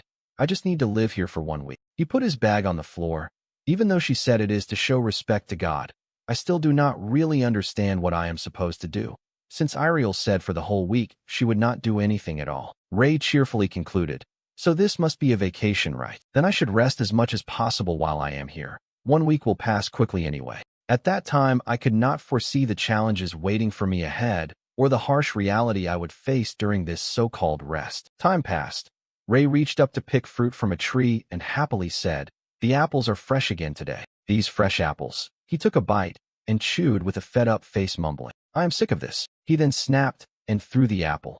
"Enough, this is cruelty." He screamed that he would definitely not use mana and would survive on his own, doing everything from making fire with sticks and leaves to catching fish, but they did not even tell him exactly what he was supposed to do.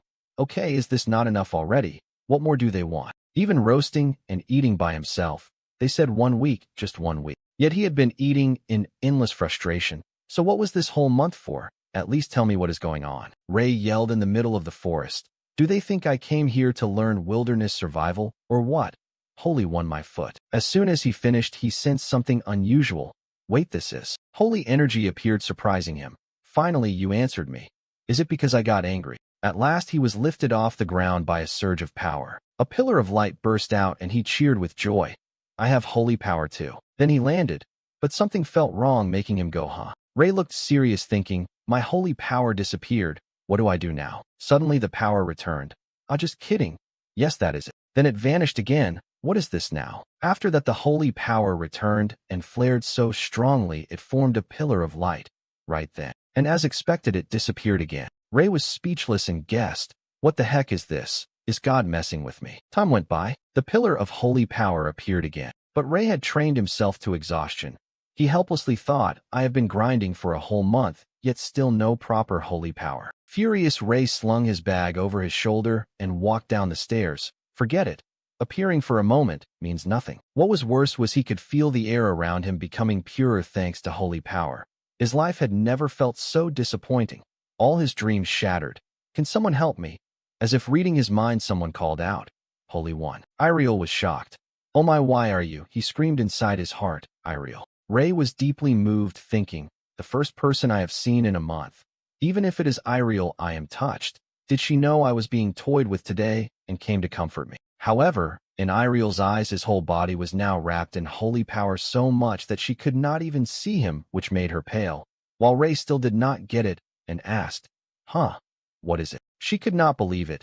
You mean you cannot use either mana or holy power? He confirmed, I have not tried using holy power yet. Iriel quickly asked, Do you want to try? The ritual is already over anyway. Ray noticed Iriel's dress was dirty. What happened to your clothes? She awkwardly smiled. I sensed a strong holy power, so I rushed here in a hurry. Hearing that, he reached his hand toward her and cast clean. Instantly her dress became like new. Ray was surprised at himself too. Looks like I can still use mana normally. Iriel sighed in relief. Thank goodness. He rubbed his chin and muttered, I can use mana in the air, so why can I not use holy power? Iriel beamed. It is a pity you cannot use holy power, but so what? You are still the one chosen by God, and also a great mage. If anyone dares spread nonsense, just teach them a lesson with your magic. She added, By the way, thanks to the holy power, the air around you feels so pleasant, and there is even a nice scent too. She leaned closer to sniff, which confused Ray. Scent? What scent? She dreamily described. A warm fragrance that makes people want to get close to you. That single line made Ray decide in his heart. I think I should keep my distance from others until I can control this holy power. Right then someone shouted loudly, Holy One, we have come to congratulate you for passing the ritual. Zeke announced. Yuklawud added, Congratulations, Holy One. Ray smiled at Yuklawud and Zeke. You are here, thank you. Zeke said, Of course. The moment we heard the news, we rushed here. Yuklawud added, Holy One, you must have worked hard. Before they finished, both of them smelled the scent on Ray and instantly moved closer with enthusiasm. Let me hold your bag, let me carry it, do you need anything else? Ray became extremely suspicious. What is wrong with you two? Do not come near me. He yelled in fear. Stop it. Go stand over there. I want to go home. A tail of followers still trailed behind, which made Ray helpless. Why are you following me? Zeke replied as if it was obvious. As a member of the 3 clans, I must stay by your side at all times. Instead of being touched, Ray raised his guard, very suspicious. That night at the mansion, a voice in the library sighed. So many. Maybe this will be useful for the current situation. One of the books and documents was placed on the table. Before becoming Holy One, I made a promise to myself to turn the holy nation into the greatest country. Now that I am officially the Holy One, it is time to fulfill that promise. The first step is to understand the holy nation thoroughly, from history and climate to agriculture and commerce down to their roots. To understand all of that, I have to read all of these. Ray put on his glasses and immersed himself in knowledge. His heart full of determination to make the holy nation great, he had to build a new system. With that thought, Ray gathered all nobles in the holy nation when the sun was high. Most of them criticized that the empire was facing problems and lacked qualification. In response, Ray suggested several adjustments in agriculture, commerce, and the commercial industry. Among those proposals, the milpa system to develop agriculture received a shower of praise from the nobles and was the first reform approved. Milpa is an ancient farming system of the old Mexican people. Count Grain was the first to speak in the meeting. However, Holy One, in the clauses written here, what do you mean by using priests as mercenaries? Ray smiled and replied, it is just as written on the page. It is an idea to make the most of our priests so we can minimize the number of mercenaries we need to hire. His heart rang in alarm. Here it comes. The next to speak was Harold. So you mean to send priests to the battlefield? Ray confirmed, yes, that is right. Count Grain added, in that case, the sacrifice of priests would lead to the downfall of our nation. Above all, the number of people who want to become priests will also decrease. Ray explained, of course the priests will only be at the rear lines. As long as the front line remains stable, we can minimize priest casualties. The count still did not back down and stood up. Even then, a battlefield is still a battlefield. Harold agreed. The count is right, not to mention if they get attacked from both flanks then. Ray calmly stated, I know a battlefield is not safe, and ideally all priests return unharmed after joining the war. I will not force them to join until we have a clear plan. I intend to send a cavalry unit to accompany them to the battlefield. With cavalry escorting them, the priest's safety can be secured. But using priests as mercenaries is only a backup tactic. Even if they do not fight on the front lines, supporting and boosting the soldiers' morale is fine too. Witnessing the brutal casualties and sacrifices on the battlefield will surely be an extremely valuable experience for the priests. Count Grain insisted on discussing to the end. I agree priests are needed in battle, but do we not have dozens of other options if we need money or prestige? Ray crossed his arms and said, using priests as mercenaries is not only for money and prestige. Those benefits are just bonuses. What we are really aiming for is support from other empires. The count repeated, confused, support from other empires. Ray began to explain, from the perspective of a kingdom that needs the holy nation's help, they cannot do anything that puts us in danger. And since we are only lending them a fighting force, we can demand compensation if our troops are harmed. The count started to lean a little, but still questioned. That is true, we gain more control if we lend troops. But even so, is it not too risky? Right then someone stepped up and said, using the priests' lives as collateral, I think that is a good idea. Iriel raised her hand with a smile. I agree with the Holy One. Her appearance shocked everyone, the saintess. Previously, Ray and she had discussed the strategy. She looked at the plan and analyzed. Although the Holy One's ideas are great, there will surely be risks if we really use priests as mercenaries. Ray asked, if so, is there a way to earn the nobles' trust? Iriel replied like it was no big deal. Simple, I will help you. She placed her hand on the table. We do not need to earn the nobles' trust. We just need to overcome it. Iriel burst out laughing and named her price. Pay up and you get the service. I will give you a discount. You just need to say, oh, most beautiful lady of the empire, Lady Iriel, please help me. Ray let out a judging ha. Seeing how she helped the moment she appeared, Ray admired her inside. Iriel's influence truly is impressive. No exaggeration that the entire noble circle of this nation sides with Iriel. So if Iriel stands with me this time, even if it is a bit dirty, it is the best way, and I have no other choice. Hands on his hips, he announced to the crowd. All right, then the discussion is wrapped up. If anyone has ideas to boost the holy nation's development, feel free to tell me. A few nobles were genuinely convinced. I think his idea is quite good. I agree with the Holy One. And so the holy nation gradually completed everything according to plan. To gauge the difficulty of reforming the farming system, we first applied it to a small territory. The public also did not oppose using priests as mercenaries after receiving positive feedback from the priests themselves. Many kingdoms then requested priest forces as aid, and the holy nation gained considerable profit, which helped further invest in improving agriculture and commerce, leading to rapid growth. Ray let out a relieved sigh. He placed both hands on the windowsill, looking outside, thinking, to ensure each field is smoothly reformed, I need specialists for each area. I must find the right people.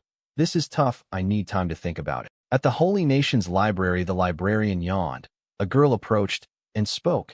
You look exhausted. The librarian sprang up. Oh, my lady, you have returned. She replied, Yes, it has been a while, has it not? Sit down. It has been 3 months, right? The librarian answered, Yes, that should be about right.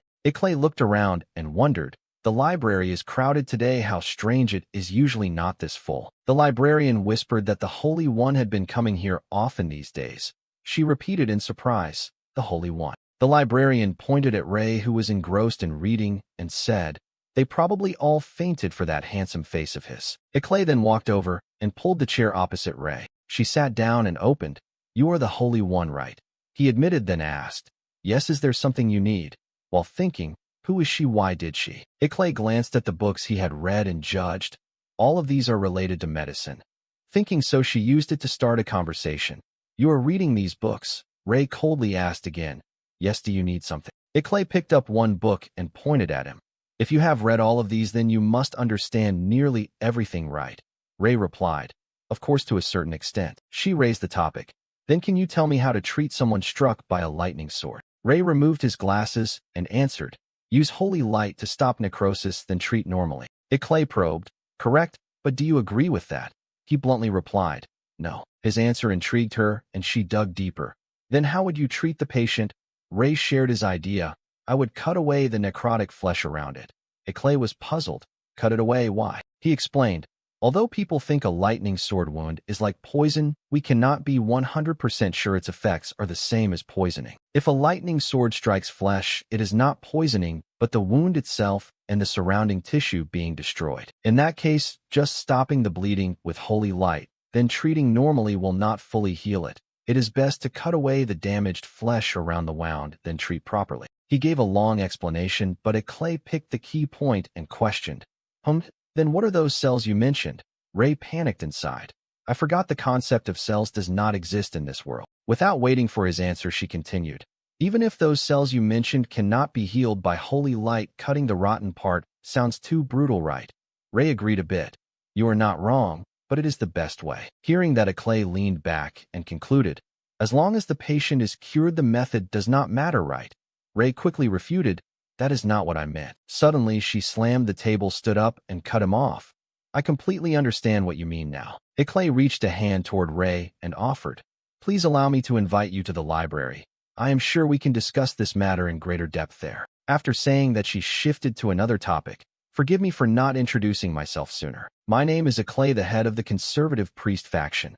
Hearing that name made Ray freeze. Clay. He could hardly believe it and thought, Clay, the head of the conservative priests.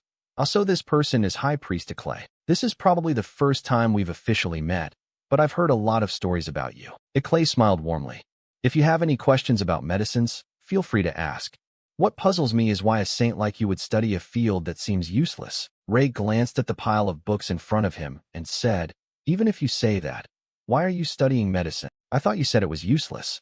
You said you studied it? Clay gently tucked her hair to one side, revealing her other eye. I was hoping it could help improve this eye of mine. But Ray showed no surprise at all.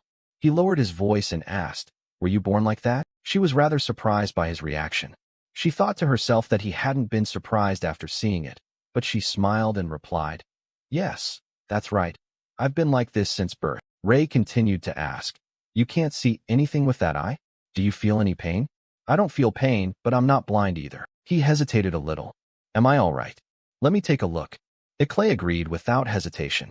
It's fine, go ahead. Ray stepped closer to examine. Oh, this is cataracts. She repeated his words back, asking, What exactly are cataracts? Ray didn't answer right away, but probed further.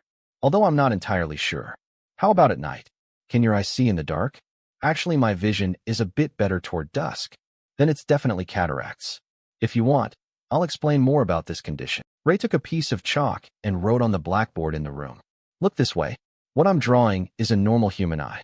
This is the pupil, and this is the lens. When we look at something, the lens focuses the light and makes the object clearer on our eye. However, in your case, the lens is cloudy, and the disease that clouds the lens is called cataract. Clay lightly touched her eye. If it's that, then what? Why can't I be cured? If it's just a disease, shouldn't medicine be able to cure it? Maybe because you were born that way. What can I do if even holy magic can't cure it? Ray explained in a low voice. Holy magic heals damaged parts of the body. But what if the body doesn't register that as an injury? That could explain why it can't be healed by such treatment. Clay pointed at her eye and asked, "So is it because I can't see with that eye normally?" He replied, "That's true for ordinary people. If you were born that way, your body doesn't recognize it as a problem. Anyway, you need to do something to your eye in order to cure this condition."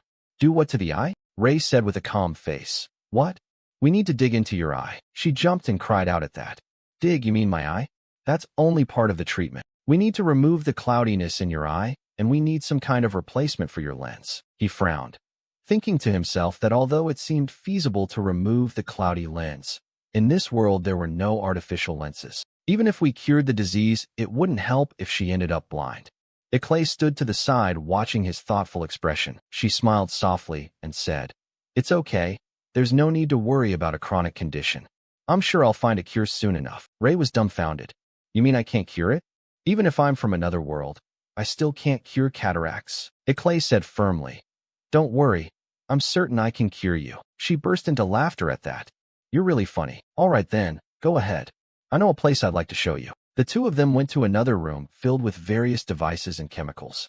This is my research lab. This is the lab the Holy Kingdom set up for me to study medicines. Feel free to use it whenever you want." "Really?" "Yes. I'm pretty lonely here. It's the least I can do for someone in the same field." Ray said excitedly, "Thank you so much." And then Ray began researching at Clay's headquarters. Cut to 1 month later. "Let's see, this is giant blood, right?" He took out a small tube and slowly poured it onto the glass dish below. After a short exposure to the air, its consistency was very liquid, but it began to harden while I was still speaking. It became firm like a jelly. Indeed, samples of different monster species' blood have different properties. If we can harness that, we might make some progress. Indeed, Ray asked Clay quietly whether mixing different species' blood was impossible. "Yeah, they have different physiologies, so mixing could kill them instantly. There's one special case unlike the others. Orcs, because of their extreme adaptability, seem to tolerate mixing their blood with that of other species." Hearing her, he wondered, extreme adaptability. Could I take a look at that somehow? Scene shifts. It's now late afternoon. In the forest behind the great palace, Ray was busily gathering useful herbs and plants there. After he felt he'd collected enough, he slowly stood up and exhaled. "That's enough for today." Just then, he noticed a rustling and a dark shape nearby. What was that? Ray walked over and saw an ORC and a giant. Both were unconscious. Maybe they'd been fighting. He quickly noticed the ORC's pained, contorted face. Is that one still alive? It looked like he was in shock from losing too much blood. Apparently, he'd fought a hulking giant. Miraculously, he was still alive. Then he glanced toward the giant sprawled out on the ground. Ray couldn't help recalling Clay's earlier words. Unlike other species, orcs' extreme adaptability makes mixing their blood with others seem feasible. He smiled and rummaged through his satchel. This is the perfect chance to test it. Seize the opportunity. At that moment, the ORC suddenly let out a cry. It looked around in confusion, then jumped when it noticed the giant beside it. Tears welled in its eyes as it looked at Ray standing before it. Seeing this, he asked, "You're awake?" The ORC panicked and shouted. He immediately stopped it. "Don't move, stay still." Ray quickly used magic to daze its limbs. "Calm down, I don't intend to kill you. I'm saving you. You lost too much blood, so I transfused the giant's blood into you. I'm in a hurry. I'm not finished with you yet." He suddenly noticed a white fluid flowing from the ORC's wound. What's that? Blood? But why is it like this? Gradually, it became clear and transparent. Ray laughed excitedly. "Perfect, I can do this now." The sunset sky, blazing golden, enveloped the dense forest.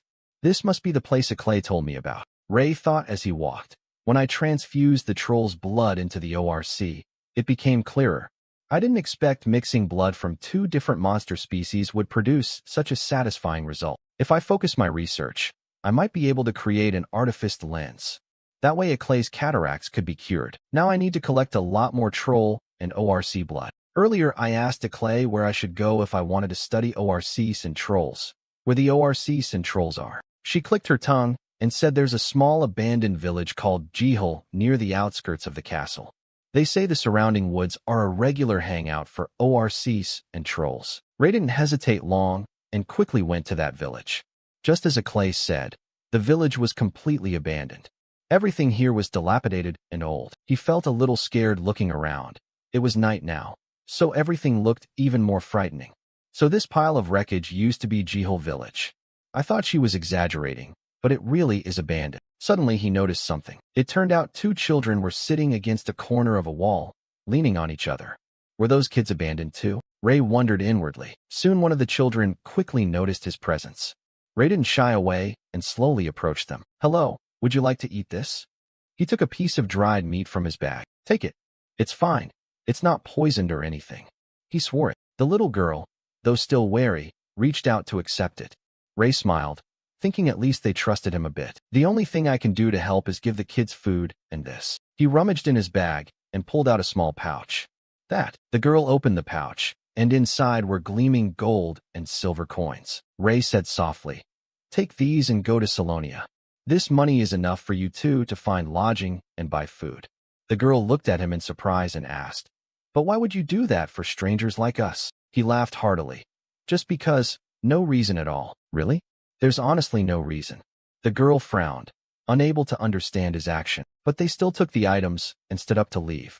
Ray didn't linger either and continued exploring the village inwardly.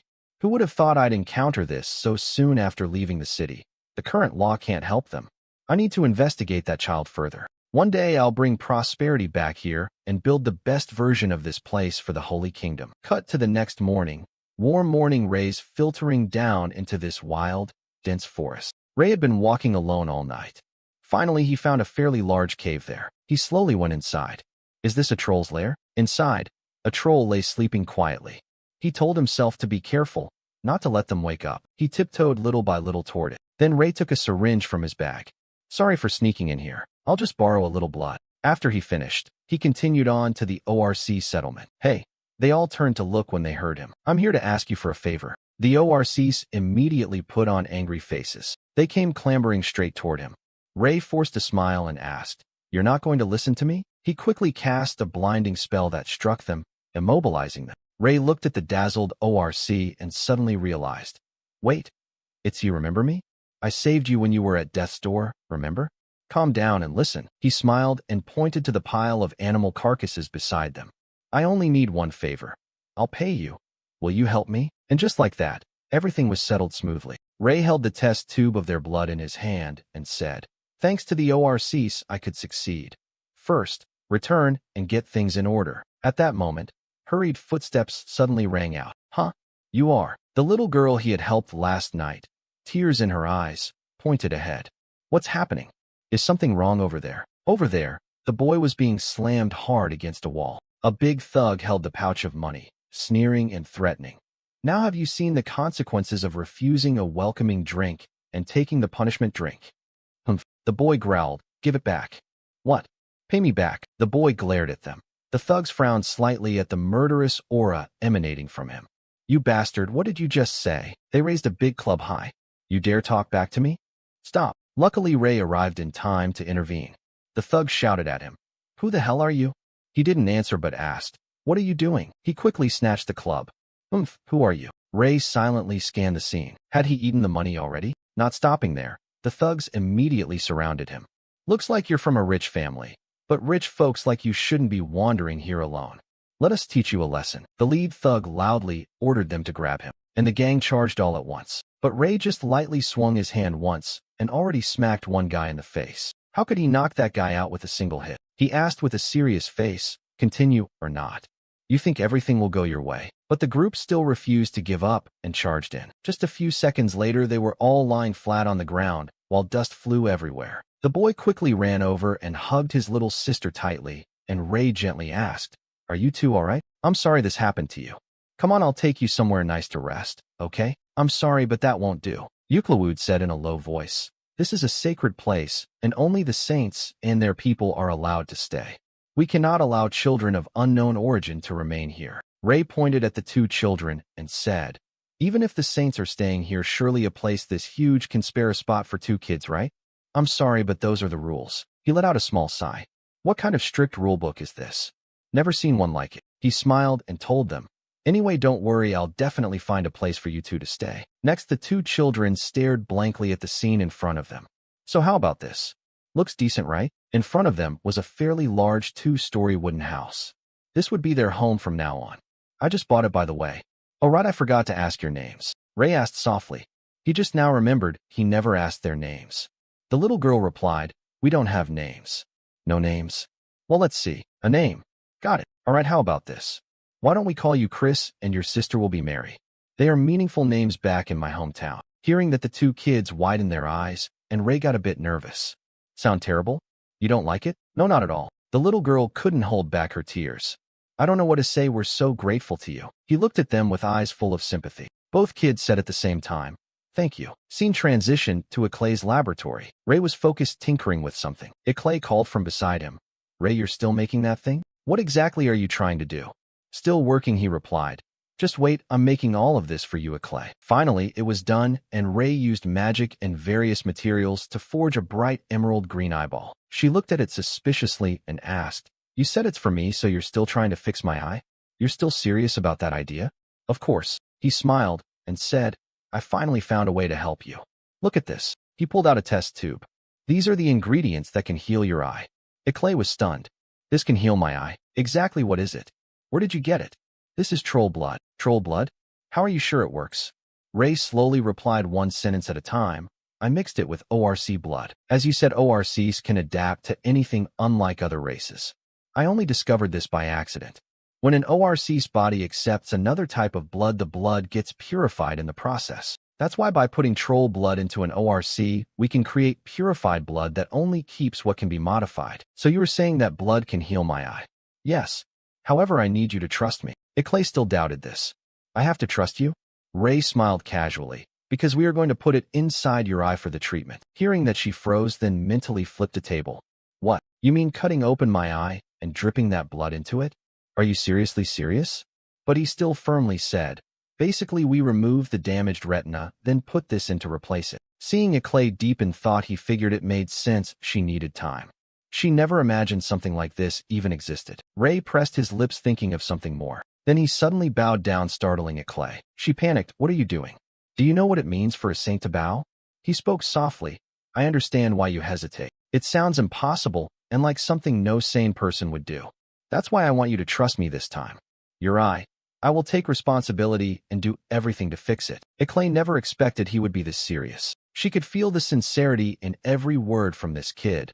The desire to heal and that genuine kindness reached her heart. I think this is absolutely crazy. She smiled. All right, let's do it. This eye doesn't work anyway. If there is even a tiny chance, I'll take it. After that, Eclay left everything to Ray. She lay still on the operating bed, and Ray wore full protective clothing to keep things hygienic. Now use manna to keep the eyelids open. After cutting the retina, I will remove the damaged part. Then once the damaged area is fully cleared, I will replace it with an artificial retina.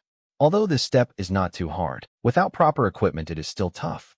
I have to do everything by hand. Ray focused intensely on every step. But who am I? I am using the hand of God after all. A while later, Eclay finally woke up from the anesthesia. She let out a soft sound, and her eyes slowly opened. Hearing it, he asked gently, Eclay, are you awake? Eclay looked around in confusion. She suddenly sat up. I can't believe it, my eye. She could now see perfectly with both eyes. She could see the sunlight shining into the bright room. Eclay couldn't hold back her tears. Ray smiled beside her. How do you feel? Can you see clearly? Well, she still felt like everything was a dream. Yes, I can see everything clearly. Please tell me this is not a dream. Hearing that, he gazed at her warmly. The two of them watched the morning sunlight and the white birds flying outside together. At the same time, at the temple, Harold rushed in to report. Saintess, there is an emergency. A large force is moving toward the border, and they are clearly heading for the holy temple. Ariel raised a brow. What are you saying? An armed force is coming here? Where are they from, and how far away are they? Harold replied while panting from exhaustion. This is news I just received, so I don't know the details, but it seems they are not from any specific nation. That force is led by a necromancer and an army of corpses. Scene shift to the forest edge near the city. The sky had turned dark gray, and a purple-blue light lit up the entire area. The sound of footsteps echoed nonstop. Wherever they passed, plants withered instantly. This dark aura consumed the entire vast forest. Just as Harold said, a necromancer was walking in the middle, leading the army of corpses. Each one looked terrifying and full of arrogance. Attention, everyone. Tomorrow will finally be the day the holy war begins. Are you ready? Ready. Flags fluttered lightly in the wind, followed by passionate shouts. Vanguard knights forward. Guards and swordsmen defend the rear. Many lives are at stake, so prepare yourselves for battle. After that, the guards and knights split into small groups, talking among themselves.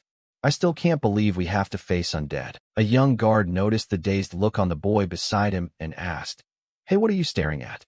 This. In moments like this, I often think of my family. Instead of praying, I end up thinking of them. I should have visited them before heading to the battlefield. I think so too. Praying is the last thing on my list right now. I overheard this from the officers, but it seems a new saint will join us in this battle. Really?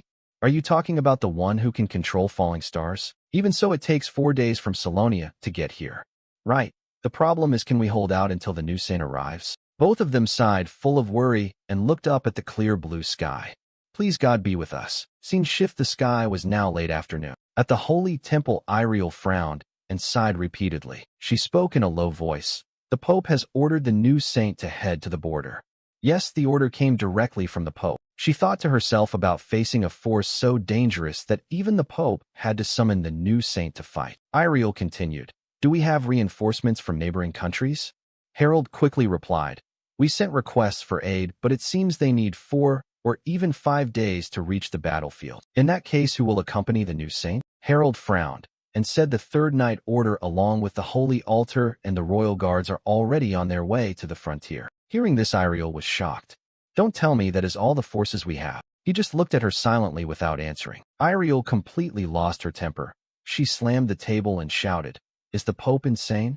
Our enemy is a necromancer from the age of magic. I bet he knows that is nowhere near enough to fight them." In the ancient age of magic, magic was the most researched subject, and the entire continent flourished because of it. However, the forces that worshipped forbidden magic brought the downfall of that era, and the key figure that caused it was the King of Death, the necromancer. He has been resurrected. Harold spoke quietly. "We are not only facing an invasion, but must also watch out for sparks of civil war. That is why we cannot send more forces to the front line." Iriel's face went cold, and because of that, the border is basically lost already. That is the Pope's reasoning. She gritted her teeth thinking, how dare that Pope treat the representative of God like a disposable pawn? Right then, the door suddenly burst open and a panicked voice rang out. "Saintus, we received a warning that the enemy forces have reached earlier than expected from the southern mountain range. The holy war has already begun." Saintus Iriel bit her lip when she heard that. She dashed outside. Harold shouted loudly, "Saintus Iriel," but she ignored him and sprinted straight out. "I can't waste any more time." Scene shift. As dusk fell, the horn sounded. All guards and knights stood ready to fight the army of the undead. The enemy is approaching. Arm yourselves. Attack. Everyone fired arrows toward the forest at once. The charging undead took the full hit immediately. Fully armed knights rushed forward and fought them with swords. On the ramparts, the mages quickly chanted blessings. "Dear Lord, please grant us strength, so our bodies can stand firm against the enemy's spears. Give us power to resist. Grant us your blessing." A brilliant light erupted and wrapped around the knights. "Great, I can feel the power surging. This makes things easier. Maybe we can finish this before reinforcements arrive." The commander warned with a stern face, "Do not drop your guard. Not all our enemies are weak. The strongest ones are just arriving." Sure enough, seconds later, white spirits sprang out of the undead armor. "This is bad. They're here.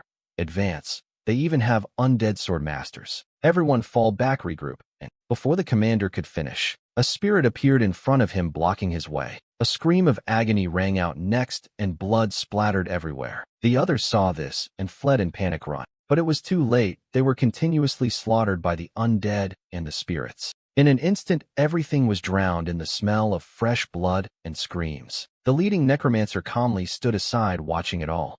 He laughed with delight. "It's wonderful to see humans being torn apart like this. Go, my undead, leave not a single one alive." The knights quickly realized, "Commander, something is wrong. The enemy is getting stronger. Stop fighting, pull back, and wait for reinforcements." The commander gritted his teeth, thinking, "Lord, have you abandoned us?"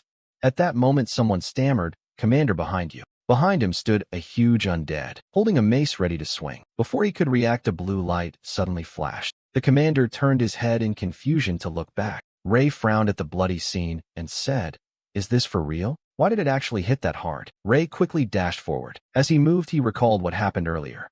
"So you want me to go to the border?" In this emergency situation, even the Pope had no other choice. From the border reports, it seemed like a suicide mission, and since we are dealing with a necromancer, there are also internal conflicts. Even if we protect the border, we can't do much if we fall into internal chaos. It's complicated. After hearing everything Ray told them, tell the Pope I will go and protect the border. Now he was standing on the bloody battlefield. Everyone was shocked to see him appear. Your Holiness, why are you here? Ray did not respond and instead ordered them, separate the injured holy knights immediately and have the priests heal them. The royal guards will protect the holy army. The commander and priest frowned at that. If we split forces to heal the injured, we won't have enough to stop the undead army. Right? We should wait for reinforcements. He asked quietly. Seems like we are already in a bad situation, right? Huh. What do you mean? They quickly noticed the undead nearby had melted. Is this because of the holy power of His Holiness? I knew it. This is the saint. Ray frowned and sighed, thinking, become a saint then die? I guess being sent to die is part of the saint job description. At that moment a loud scream rang out, and he quickly looked behind him. Then a burst of golden light appeared and wiped out the skeletons. Ray saw more undead swarming in, and thought, even though I used holy power to handle most of them, there are too many, so I should give them a little extra care. Fireball! Bright red flames shot forward, burning them all. Suddenly, a massive explosion occurred. At the center, the necromancer created a barrier to protect himself from the flames. Ray frowned and asked him, you look like a necromancer, right? The necromancer panicked and sighed. What is this? How can he use magic as a saint? This is not the time to freak out. I can't lower my guard. The necromancer began chanting, reject the call of hell and return from death. Regret so strong that even death kneels. Resurrection. He summoned another group of skeletal swordsmen. The commander shouted, there are too many death knights. But Ray remained completely calm. He whispered healing. A green power instantly surrounded the death knights, causing them to collapse. The necromancer froze witnessing this. My death knights. He panicked and shouted, you will not stop me, Bone Priest. But in an instant Ray used Nullify to stop his attack. Restrain. Chains quickly bound the necromancer's arms and legs. The necromancer was so shocked his eyes rolled white. This overwhelming power. Is he really a saint? A saint can't have this power. Is he an angel or a god? Right then a fist suddenly slammed into his head. A priest could no longer hold back his anger and grief. You bastard, because of you, Gerenia, the pride of the holy knights was destroyed. You will face divine punishment. Ray looked around the battlefield. The red flames were still burning on the ground and corpses were scattered everywhere. I understand, even the soldiers who died became undead. Those undead were once someone's family, children, friends, lovers. The least I can do is let them rest in peace. That is why I give them a final farewell. Wide area heal. That is why I gave them a final farewell. Wide area heal. Their bodies slowly faded away, merging into that gentle light. Then raindrops began to fall slowly, gradually extinguishing the burning flames. The rain grew heavier, as if washing everything clean.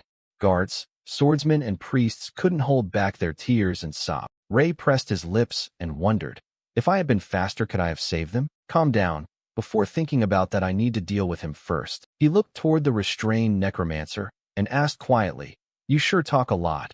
After spending your life with corpses, are you afraid to reunite with them? But the man burst into insane laughter. Afraid? That's hilarious. The border isn't the end at all. We should be conquering Salonia by now. Why don't you surrender? Ray frowned and ordered the commander, take him back to the holy nation. I need to return. He thought seriously, just as I suspected, an internal uprising force. I must hurry. Meanwhile, in a small town, screams echoed nonstop. Skeletons had invaded the residential area. People panicked and ran everywhere. Help me. At that moment, a sword slashed through, killing one of the skeletons. Oh, Zeke, that was awesome. Now that's a true swordsman, no joke. Fia smiled while looking around. So intense. I wonder where our saintess is right now. White smoke rose continuously into the night sky above the town. More and more skeletons swarmed into the area, releasing a suffocating dark aura. The swordsman shouted loudly, the enemy is approaching. Everyone retreat. Iriel quickly used the holy sword to destroy them. She frowned. No matter how many I kill, they just keep coming endlessly. They are no longer just undead. They are practically an army with no limit. Other swordsmen fought desperately, but the numbers were overwhelming. At this point, the options we have left are becoming fewer and fewer. At that moment, a soft shout rang out, followed by a sharp and decisive sword strike. That single slash shattered the skeletons into pieces. Iriel was stunned seeing it. This sword aura. She immediately recognized Fia, and also Lord Zeke. Zeke spoke respectfully with a serious face. Greetings, Saintess. I apologize for the late greeting, but I hope you understand my situation. In contrast, Fia cheerfully walked up. But now that I am here, please don't worry anymore. She hugged Iriel's arm tightly. Iriel didn't mind and instead asked, Lord Zeke, what are you doing here? What about His Holiness? He immediately replied, This is His Holiness's order. What do you mean by that? Zeke pressed his lips and fell silent. Going back a bit earlier, Zeke had been flicked hard on the forehead by Ray. Ray frowned and said, Where do you think you're going? Stay in Salonia. If you go with me, you'll only hold me back. Even dizzy Zeke still replied politely, I will do my best not to be a burden to you, Your Holiness, so please allow me to follow. Hearing that, Ray let out a tired sigh. Then face me. You claim you won't slow me down, right? Then prove it. Zeke looked straight into his eyes seriously. He moved his lips and agreed, I understand. Zeke swung his sword at Ray while thinking, I deeply apologize for this, Your Holiness. But in an instant, Ray effortlessly blocked his strike. Zeke's eyes widened. Sword aura? Ray smiled and asked, Now do you understand? Zeke was completely stunned, unable to believe it. No way. Even if he really mastered sword aura, then, to easily block my strike with such a small sword. Ray spoke seriously again, You need to be somewhere else. That is where you are needed. Back to the present. Zeke briefly explained to Iriel. Being by his side won't help at all. That is why I felt uneasy and came to support you. Saintess Iriel. Fia saw Iriel's serious expression and called softly, Lady Iriel? But she did not respond and thought, There is no way he doesn't understand how dangerous a necromancer is. She couldn't help but curse that idiot for not realizing the twisted situation he was in. Iriel had no idea that Ray had already returned to Salonia. What a pity. He stood looking at the bloody scene around him. I'm really worried about Mary and Chris here. At that moment, a voice called out, Your Holiness. Ray turned around immediately. Mary was crying and holding Chris tightly, both children covered in blood. But Chris was lying still without moving. Mary? Your Holiness? Ray rushed to them. Mary, are you all right? What about Chris? He reached out to check and found no pulse or sign of life. Judging from her condition, it looked like she had also. Mary sobbed, Your Holiness. Chris, she has always been weak since she was little. As her older sister, I should have protected her. Ray pressed his lips and told Mary, I made a mistake bringing you here. It seems I caused you more pain. I am sorry. Hearing that, the girl quickly denied it. It's not like that. You did the best you could to give us a better life. It's not your fault. Even so, if only I were stronger, would I have been able to protect my sister? I want to become stronger. Ray fell completely silent. He quietly looked at the corpses around, and at the knight's body behind the girls. These wounds were not caused by a Holy Nation soldier. Judging by the nearby traces, it looked like Mary killed him. Which means this child is talented. If so, he spoke quietly, to the ones hiding over there, show yourselves. But the only response was complete silence. Ray frowned in irritation. Oh really? You dare ignore me? 2 on the roof, 3 hiding behind the trees, 1 beside the fountain, and 1 trailing behind me. You better come out. Immediately, a group of masked people appeared. The Dane family's faith messengers greet Your Holiness. Allow me to introduce myself. I am Hong Yong, one of the 7 messengers of the Dane family. And from the right are Hyuk Yong, Chong Yong, Sa Yong, Jik Yong, So Yong, Hwyl Yong. Ray just stared blankly after hearing that. Who came up with these names? Were they too lazy to think? Leaving that issue aside for now, he frowned slightly and said, All right. The reason I called you here is of course nothing other than this. I need you all to take care of this child. Hong glanced at Mary. That girl? Yes. This child has a natural talent for being an assassin. She examined the girl with her sharp eyes. Indeed, based on observation, this girl still managed to survive even after the enemy swept through this area. But even so, to train her as an assassin, before she could finish, Ray cut her off immediately. I don't intend to push her down that path. I only want her to have a chance to develop her potential. So Young spoke softly. So you want us to teach her those skills? Exactly. Little So Young here gets me so well. But Hong refused instantly. We cannot. We were ordered to protect you 24/7. We have no time to teach anyone. That is true. And more importantly, some of us cannot reveal our identities. Because if that information leaks, it could directly or indirectly bring danger to you. Hearing that, Ray frowned, thinking, I knew it would be difficult. But wow, these people are stubborn bricks. He asked in a low voice, even if it is my order? As soon as he said that, all of their bodies jolted. Ray was surprised. Oh, They reacted to the death command system. He grinned. In that case, I order all of you. Train Mary in the necessary skills of an assassin. Though unwilling, they had to obey. Yes, understood. Good. Oh right. Also arrange a proper funeral for the girl too. I am counting on you. He gently told Mary, who was still sitting in a daze. All right, Mary, go with them and study hard. They are trustworthy. Can you do it? The girl nervously asked.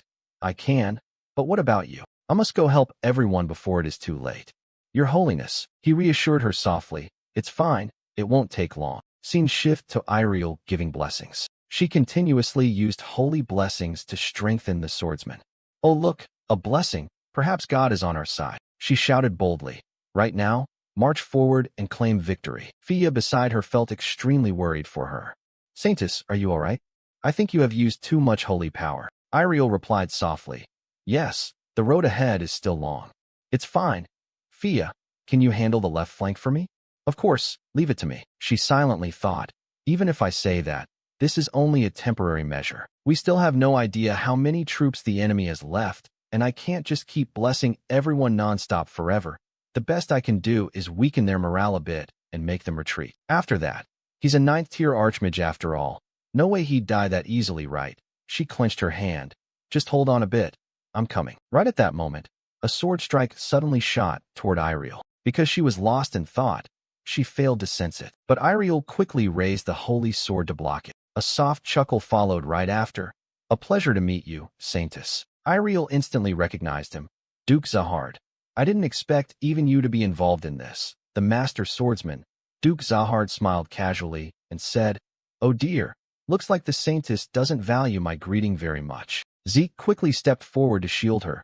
Saintess, are you all right? Seeing him, Zahard spoke with a mocking tone. Well, isn't this little Zeke from Trey? Looks like you got stronger since the last time we met. Zeke frowned and shot back. Shut it, Duke Zahard. You should feel ashamed for betraying the Lord. Zahard laughed carelessly. The holy nation is on the brink of destruction. Surely you've realized that by now, right? It's far too tiny to stand against our overwhelming power. Iriel gritted her teeth thinking, as always, this guy really gets on my nerves. The problem is there's zero chance here. Even if he makes me mad, he's still a top-tier swordsman. I probably couldn't beat him even at full power, let alone when I'm running low on holy energy. He's one of the strongest sword masters on the continent. Even if Zeke and I charged together, it would still be tough to handle him. Zahard then lowered his voice and made a proposal. Saintess, how about we take a short break and have both sides pull back? Iriel blinked in confusion. What is he scheming? Is he overestimating us, or did I miss something important? Unlike Iriel's worries, the massive amount of holy power she used really did grant them the upper hand, and it successfully lowered the enemy's morale. Zahard was also calculating inwardly. Our troops are gradually being pushed back. Even for me, facing a high-tier swordsman and a Saintess at the same time would be difficult.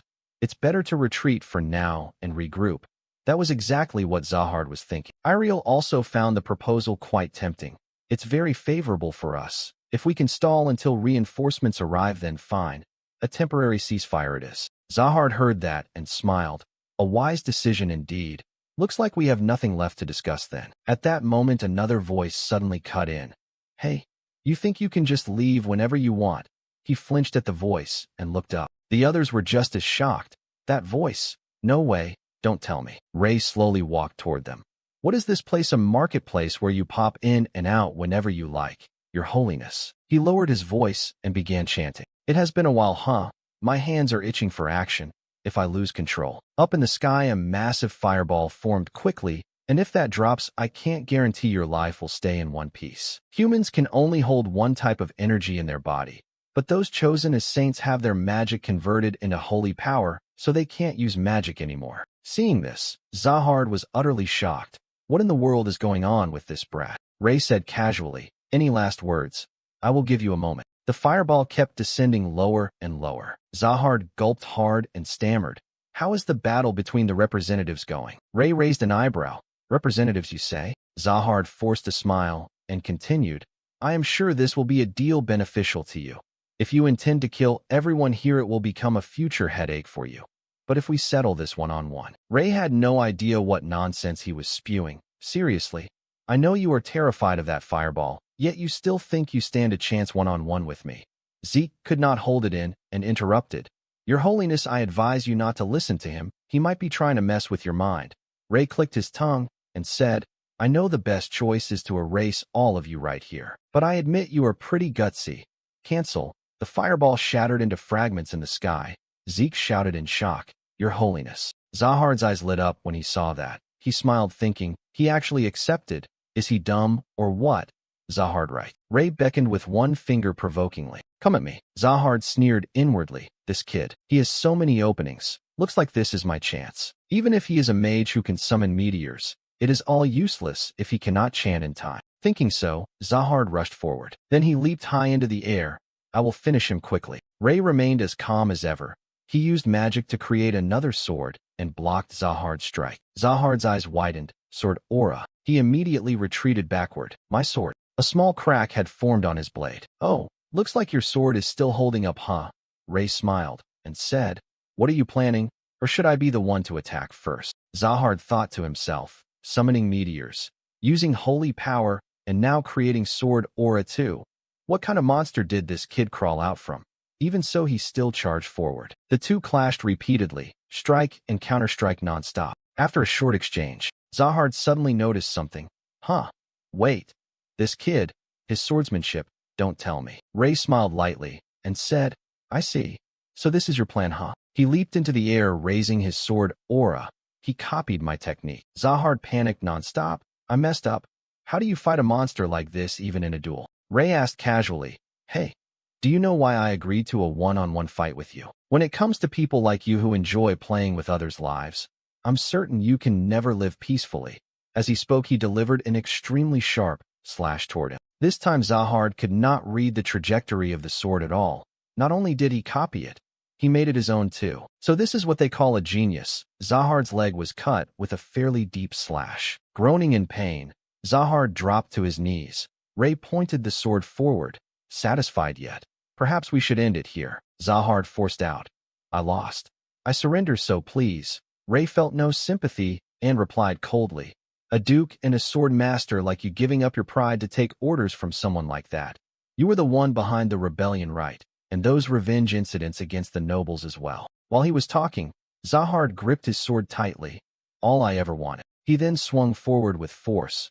All I wanted was to show those rats hiding in noble coats that even brutal methods like this could change the holy nation. But Ray easily blocked his attack. Next, Ray's sword aura suddenly shattered into fragments. Then another blade appeared again. Zahard was completely dumbfounded, not understanding what just happened. His sword was disappearing. Without needing him to process further, Ray swiftly delivered the finishing blow and decapitated him. Zeke, who had watched from start to finish, couldn't help but be impressed. A sword strike that could not be stopped. Meanwhile, on the other side of the wall, what are you saying? Are you telling me that the new Holy One, Vaborn's #1 Knight Commander Gaiman, was stunned, summoning thousands of fireballs and wiping out an entire undead legion? Beside him, the #1 Knight Commander of the kingdom, Glayman Klein, also looked half convinced, half confused. Defeated the necromancer and saved everyone. The kingdom's #2 mage, Commander Glayman Philia, also found it unbelievable. The mana inside him. He was a necromancer. Hario smiled and explained, Just as you saw, we are very grateful for your help, but everything has already been taken care of. Someone suddenly called out, Lord Hario, what is happening? We just received news from the Holy One. It seems they have defeated the rebel forces. Cut to Ray's side. Iriel, can I go ahead first? I still have a few things to take care of. Yes, of course. We will handle the rest. She let out a small sigh of relief. Looks like we have cleared out most areas already. Fia smiled brightly and praised. Well done, Lord Iriel. But I wonder, after seeing what the Holy One did, could he be a great being sent down to the holy nation? Zeke frowned and reminded her. Fia, mind your manners when you talk about the Holy One. All right, calm down. If you want to hear me call the Holy One properly. Suddenly, a blinding purple light appeared from afar. Fia saw it and shouted in shock. What is happening? Is something going on? This is mana, but where is it coming from? The air, it's so cold. Zeke gritted his teeth and warned. Holy One, please be careful. The mana grew thicker and thicker, gathering into some kind of form. Iriel quickly realized, no way, that is a bone dragon. The sky was dyed red and looked terrifying. Lightning of all sizes struck down nonstop. At the holy temple, Yuklawud saw Ray and hurriedly said, "Sir, just now." Before she could finish, Ray cut her off. "You felt it too. We must leave quickly. Please take care of what I asked you to handle. Of course, that child Mary. I will take good care of her, so please don't worry." He glanced into the room. "The messengers will also pay attention, so there should be no problem." "Huh, messengers. Ah, you didn't know? I will introduce them to you later."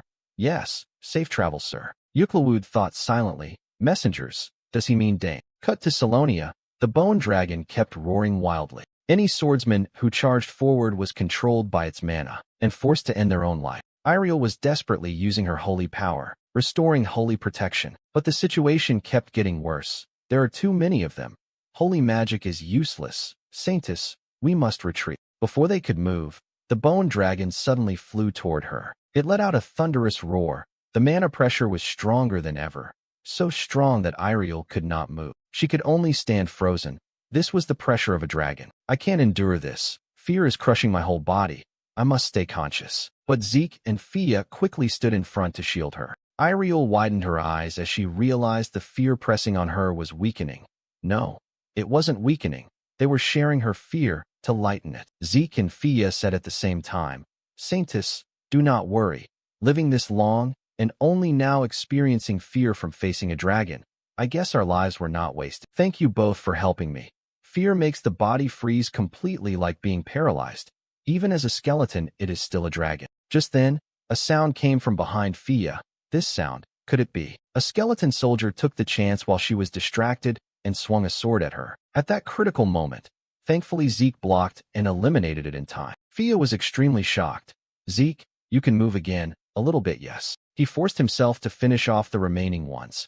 He could move, but the fear stopped him from using his full strength. With this dragon pressure affecting us so badly that even the Saintess needed 2 guardians, all we can do is buy time until the Holy One arrives. At least I can do this much. Zeke shut his eyes tightly, regaining his focus. He charged forward again to live up to the honor of being that person's retainer. He swung slash after slash, but the monsters were truly too many. One after another kept coming. Because he could not use his full power, Zeke exposed an opening. The skeletons seized the chance and surrounded him. Fia cried out anxiously, "What do we do?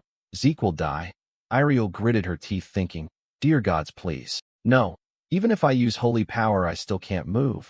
Like this, all I can do is pray for Zeke." Right then, from within the pile of bones, a burst of light exploded and blew them away. Zeke struggled to stand, his body covered in wounds of all sizes. Fia teared up.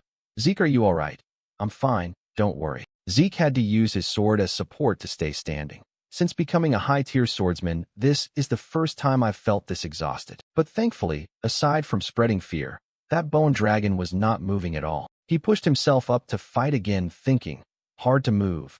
Me, the genius swordsman, the youngest high-tier swordmaster." Suddenly, a sharp claw came rushing from behind him. Zeke swung his sword repeatedly, but his body could no longer endure. "I can't believe I'm this helpless. If only someone stronger than me were here. At least if I were as strong as Zahar." In the end, he could not hold on. 3 skeletons attacked him at once. "I have no face left to meet the Holy One." Blood poured out as Zeke collapsed to the ground. "Forgive me for no longer being able to stay by your side." Suddenly, Ray's voice came from behind. "Zeke, you worked hard." He instantly used Restore All and wiped out the remaining skeletons. Then Ray faced the bone dragon directly. "So it's you, annoying dragon, causing all this trouble, huh?" He was completely unaffected by its fear pressure. Ray observed while forming spells at the same time. His mind recalled an old memory. "When I was young, I read articles about forbidden sorcery, a great weapon that ended the ancient magic era. It rendered all magic below 7 rings useless. 1,000-year undead that even a holy sword cannot cut through." Ray looked at the creature, calculating in his mind. If a bone dragon this strong appeared here, it means there must be another necromancer nearby. Ray's eyes gleamed. "I can't locate them because the dragon's aura is blocking me, but I can still guess that they are the ones behind this." So Ray decided, "Once I finish things here, I will hunt you down." Then he softly spoke a healing word. Instantly, a pure energy wrapped around the creature. The time-stopping magic was broken. Iriel was shocked. He defeated a bone dragon with just 1 healing spell. Fia tried moving. "I can move. The dragon's fear has been erased." Suddenly, the creature's eyes flashed purple, piercing through Ray's magic. It fully evolved into an upgraded version. Panicked screams erupted everywhere. It is using dragon breath. Zeke turned his head and shouted anxiously, "Holy One, fall back." Before anyone could react, the creature shot forward in a straight line, splitting the ground and sending rocks flying. Ray calmly looked at the crack on his barrier. "I didn't expect this mana shield to crack.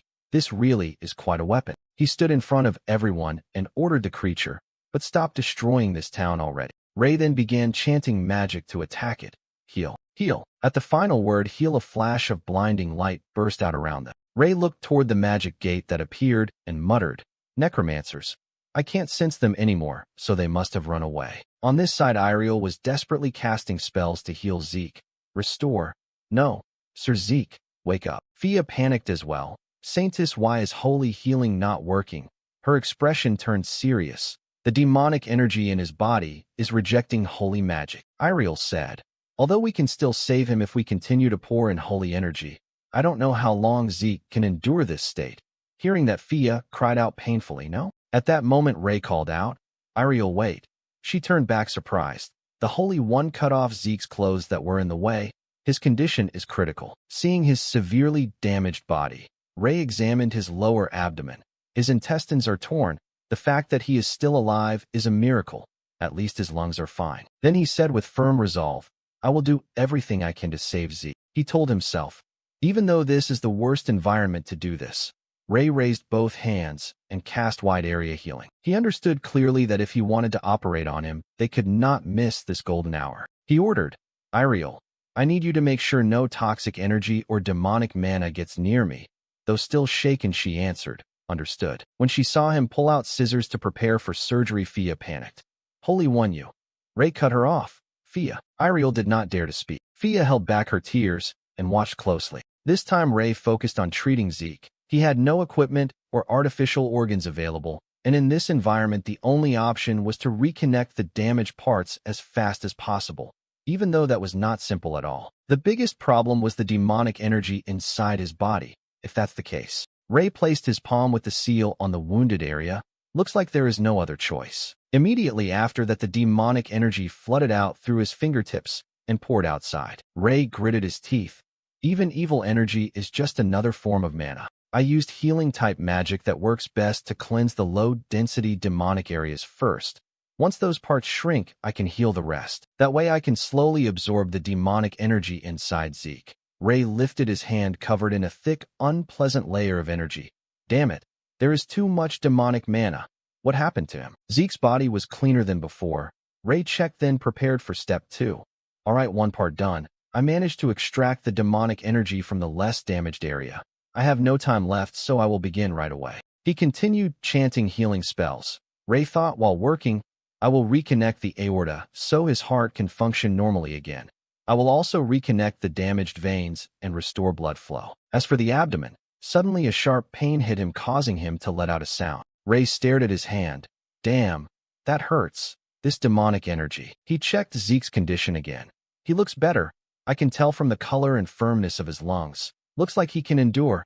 I knew a swordsman like him would pull through." Ray chanted healing again, both his hands glowing.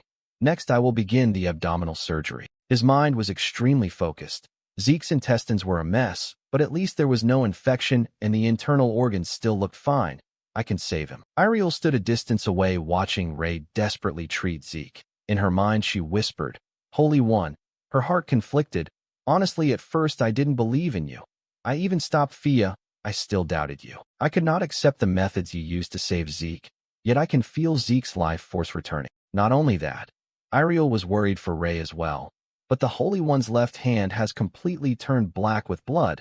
Will he be all right?" Time passed. After finishing the final stitch, Ray spoke. "It's done." He staggered to his feet, intending to say, "I'm done." But the very next second Ray collapsed. She rushed over. "Holy One." Iriel hurried to use her power to purify him. However, it was harder than she thought. The demonic energy has seeped into his bones. I must control my holy power precisely to purify it. Iriel's lone figure trembled with anxiety. "I can't do this alone. If only someone skilled in treatment were here." Suddenly someone appeared. Iriel looked at Hong's group with a strange gaze. "Those people." She quickly gave orders to her subordinates. "Ji Kyung, protect the Holy One." She spoke. Are you the Holy One's guardians? Hong coldly confirmed. Yes. From now on we request to take the Holy One to Salonia. We hope you will return with us to continue his treatment. Iriel did not resist and agreed. I understand.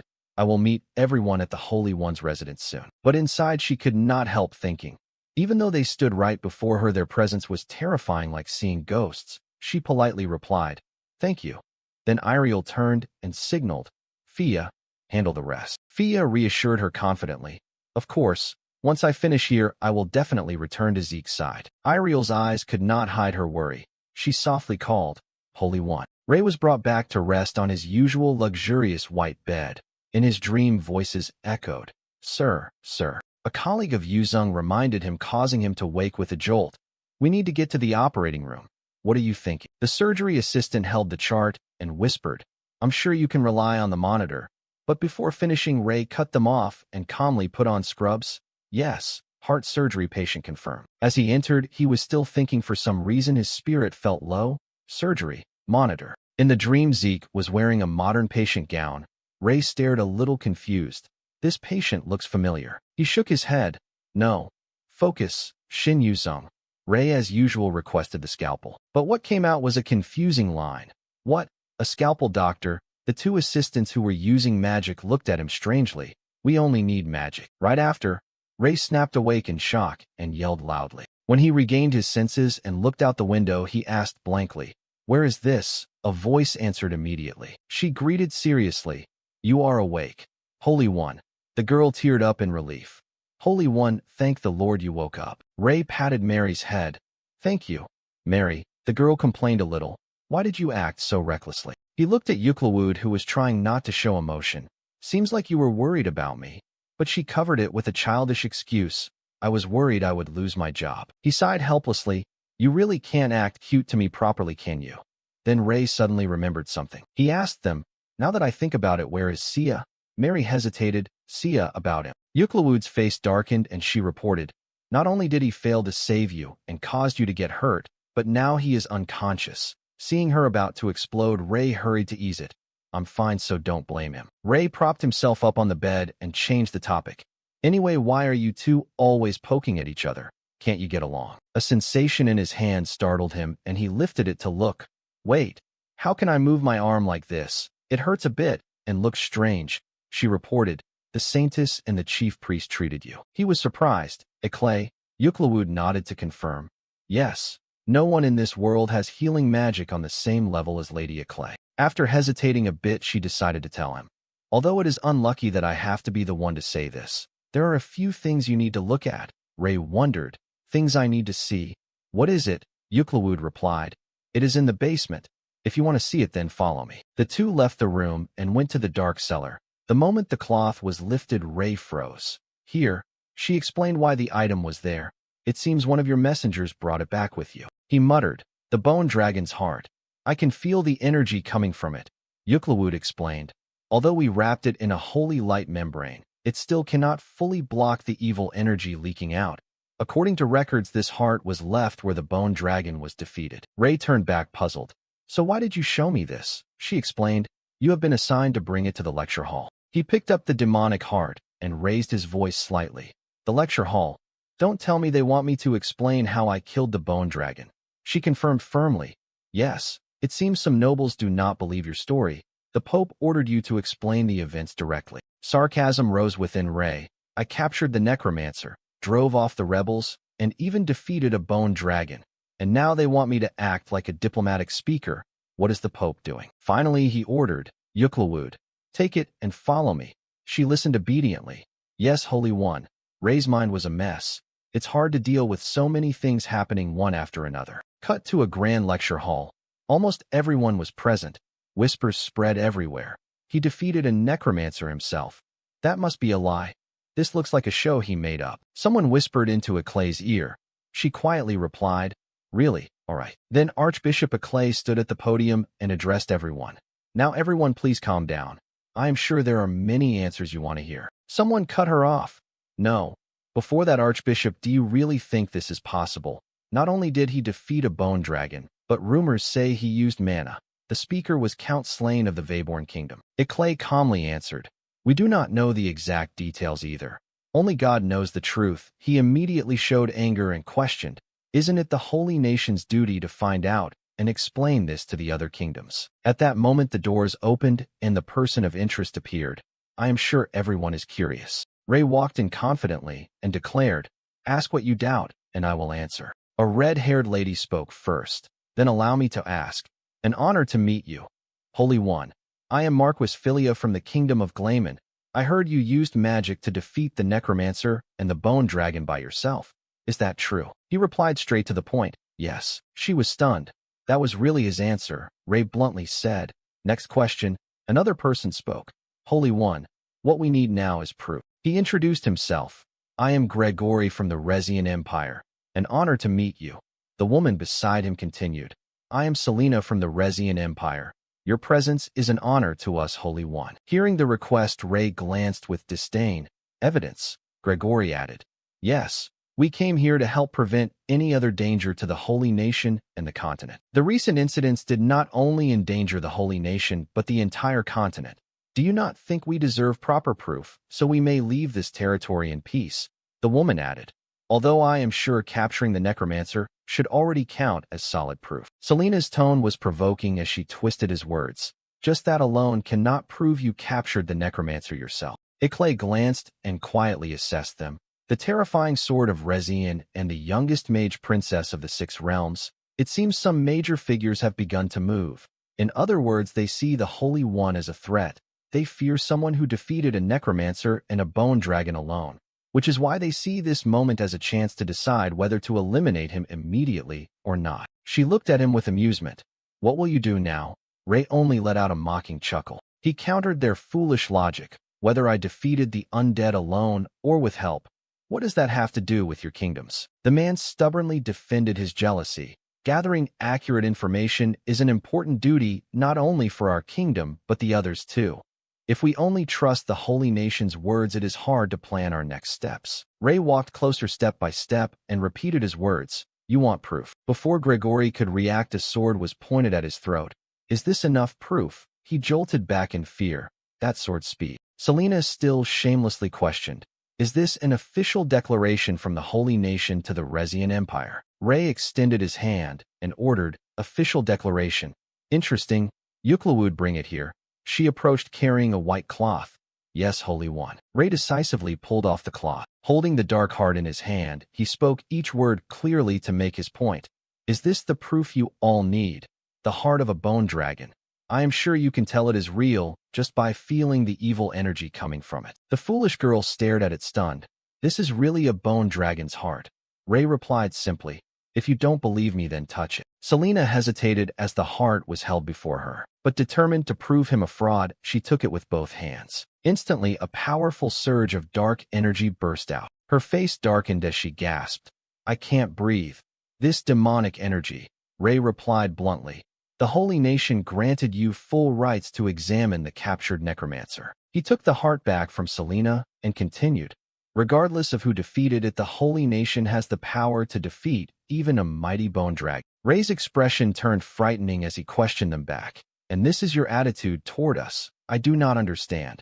Would you mind if I now ask, are your actions today an official declaration of the Resian Empire against the Holy Nation? The two clung to each other trembling, unable to utter a sound. Iclay watched everything and smiled. In the end, the two were forced to stand and bow respectfully. We conclude that our behavior toward the Holy Nation was disrespectful. I, Gregory of the Resian Empire, sincerely apologize. Though unwilling, she still admitted fault. I, Selena of the Resian Empire, sincerely apologize. Ray handed the wrapped heart to an attendant and warned them. I hope you understand that a single careless statement from you could lead to conflict between us. He clicked his tongue, showing annoyance, and emphasized again. I do not care about your rank in your kingdom, but understand that when you come here you represent your entire kingdom. Then Ray turned to Iclay with hands on hips. Is this enough? I was in the middle of work when I was ordered here, so I hope you understand. I must return now. She responded with satisfaction. Yes. Thank you, Holy One. The verbal duel went smoothly, which pleased Iclay greatly. She asked one last time. Does anyone still have questions? Bright sunlight shone outside the castle. Ray, having just escaped a headache of a questioning session, suddenly thought, Should I go visit Zeke? Suddenly Euclid called out to him, Holy One. She spoke seriously. As someone who serves you, I have no complaints about you showing kindness to us. However, internally those of different status should keep distance, so everyone is treated fairly. The reason I tell you this is because I noticed recently you have shown favoritism, and before she could finish her little rant, Ray panicked and denied. No.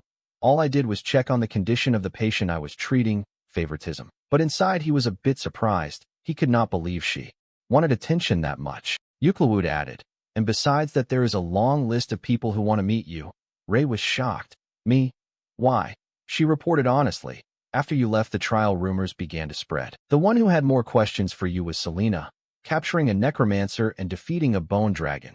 And the Holy One did all of that with magic. May we ask how many rings the Holy One has? Clay calmly answered each issue.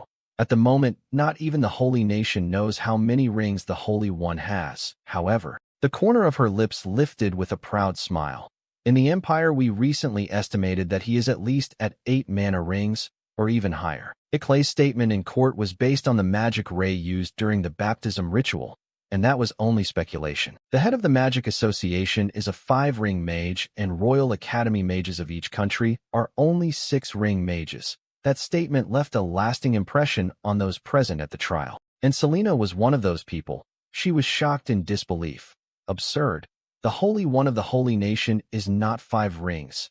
Not even the human limit of 6 rings, but 8 rings. So she suggested the Resian Empire would like to stay longer in the Holy Nation. We want to verify the High Priestess's statement.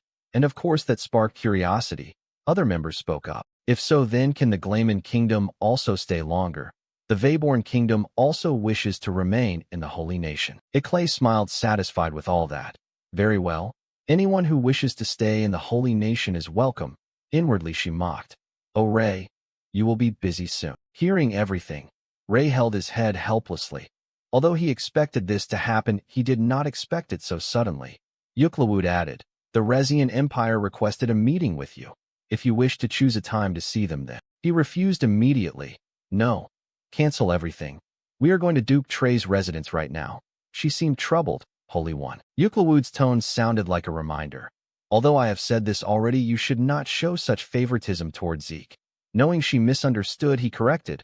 I told you it is not like that. Sunlight filtered through the leaves as the two finally boarded the carriage and departed. Ray looked out the window and commented, seems like the residence is deep inside. Feels like we are entering an elf village. Euclid asked, have you ever been to an elf village? He smiled and answered, I lived in an elf village before coming here. Such a surge of emotion, and now that I think about it. Ray raised his blackened hand and wondered, I wonder how they are doing. The coachman turned back and announced, Lady Euclid. She formally informed him, we have arrived at Duke Trey's residence. Let us go. Holy One. Ray cheerfully replied, okay. The carriage door opened. The two walked to the castle gate. Ray was amazed at the spaciousness. Huge. This place reminds me of Zeke. Euclid followed behind and explained, Zeke designed the exterior of the residence. The interior was already furnished by the previous owner, so the current owner only needed to choose. A maid was already waiting at the gate and informed politely, Sir Zeke is in the bedroom. Please follow me. Ray thanked her, then looked at Euclid. Shall we go in? Along the hallway, Ray remembered something and asked, by the way, why was Zeke moved here? He could have just rested and recovered at Salonia Castle. She explained while walking. When you were unconscious, Zeke took care of you despite being exhausted. Ray was a bit surprised. Zeke took care of me. Euclid confirmed, yes. And besides that, she repeated Zeke's angry rant. How dare you touch the Holy One's precious body with those ordinary hands? Do you wish to die by my sword? Euclid recounted in irritation. That is what he said, and he would not let me near you. He said he could not stay by your side in such a weakened state and returned here. Although he is kind, I do not think it was necessary. Ray felt a bit of deep sympathy. You must hold a grudge against Zeke. The maid stopped and respectfully pointed the way here. Although she did not say it, her face clearly screamed, I do not hate you, I just do not like him, and I am not interested in him. Ray thought, the 3 great families all circling around me. No wonder they are constantly at each other's throats. His hand rested on the doorknob. I cannot delay this any longer. I need to hurry. He stepped in with a bright smile and greeted, Zeke, are you here? Seeing him arrive, Zeke jolted up. Holy One. Ray quickly showed concern. Lie down, your body has not fully recovered yet. But Zeke became overly excited and threw the blanket off. How could I lie down when the Holy One is here? Ray helplessly advised. I am here to check on you, so I need you to lie down for me to examine you. Hearing that, Zeke finally lay down and unbuttoned his shirt, exposing his bare chest. Really? I understand. You may look as closely as you wish, Ray awkwardly replied. All right, thank you. With just one glance at the wound, Ray was surprised. Ray's mood instantly brightened. Well, you recovered quite nicely, did you not? Impressive recovery speed. Is it because you are a sword master? Zeke blushed and replied shyly. It was all thanks to you for treating my wounds. Yuklawud, watching from the side, looked displeased and sternly scolded. Sir Zeke, how long do you plan to show your body to the Holy One? I suggest you put your clothes on. Zeke shot back sarcastically. Why is Yuklawud even here? If you are so busy, I do not think you needed to come. She coldly averted her eyes and denied. I merely followed the Holy One here. Did you think I came all this way just to visit you? Seeing them about to start round 2, Ray interrupted. Please stop arguing. Hands on hips, Ray complained. Why do you two always fight? Do you plan to keep doing this even at critical moments? Yuklawud softened and apologized. I am sorry. Zeke, on the other hand, lifted his chin and jabbed at her. Yes, you are right, Holy One. I believe the worst type of person in this world is one who argues all the time. Ray finally said the real purpose. I came to check Zeke's wound, but there is something more important. Both looked confused. Something more important? He ordered. Summon the invoice. Before Zeke could even see them, a voice answered sharply. If you call us out like that again, there will be trouble, Holy One. Hong appeared swiftly at Ray's call. Ray thought. Even though I could not sense their presence, I did not expect them to be this close. Zeke grabbed his sword warily and warned. Do you think this is a place where an assassin like you can casually walk into? Suddenly, the tip of his sword was gently pushed back into its sheath. No one knew when, but Song was suddenly right beside Zeke and spoke softly. We are not enemies, please lower your sword. Zeke was completely caught off guard. Another one. Although they bicker a lot, Yuklawud stayed sharp in danger, preparing to cast. Even injured, a sword master like Zeke could not react in time. These people. Before she could finish, she shouted, Fall back. At that moment, Sook suddenly appeared behind her and grabbed her arm to restrain her. Calm down. If we were enemies, you would have been dead long ago. Ray finally spoke to settle everyone. All right, stop. I guess this is the first time Zeke and Yuklawud have seen them, right? He introduced them. Greet each other. These people are the envoys of the Dane family. Yuklawud was shocked. Those people are from the Dane family. The envoy spoke. Holy One, we wish to know the reason you summoned us. Ray got straight to the point. All right, no beating around the bush. I called you here for an important reason. Hong listened carefully. Please tell us. Everyone focused intensely. This is an order from now on, all of you. Suddenly, he paused and smirked. Between the two groups, Ray declared loudly that they would have dinner together. Everyone had the same question in their heads. Dinner. Elsewhere, the atmosphere was heavier. Angry shouts echoed. Failure. Do you know how much effort I put into that plan? The cloaked figure in blue protested. Our identities were exposed, and the soul summoner was captured. Do you not think we should destroy the holy nation? The red cloaked figure added. There is a monster in the holy nation, and until we eliminate him, we cannot touch them. The yellow cloaked figure questioned. A monster? Are you talking about the magic swordsman who defeated the bone dragon? Blue grew anxious. What do we do now? How do we plan against a magic swordsman who beat a bone dragon? The red voice lowered, plotting. I think I have a plan, Holy One. We will send him to another empire. With his skill, Ray quickly grilled skewers of meat that smelled heavenly. He asked gently, why is no one eating? Is it that hard to swallow? Everyone seemed hesitant. Holy One, may we ask why you decided to hold an event like this? Ray smiled brightly and urged them to eat while answering. I just want everyone to get to know each other so we can work better together later. Is not forming a party meant to support and cover each other's weaknesses? Working separately like we do now is not very efficient. Of course, I know you think this seems pointless since you are already familiar with each other. It may not show results immediately, but you will see its benefits in the long run.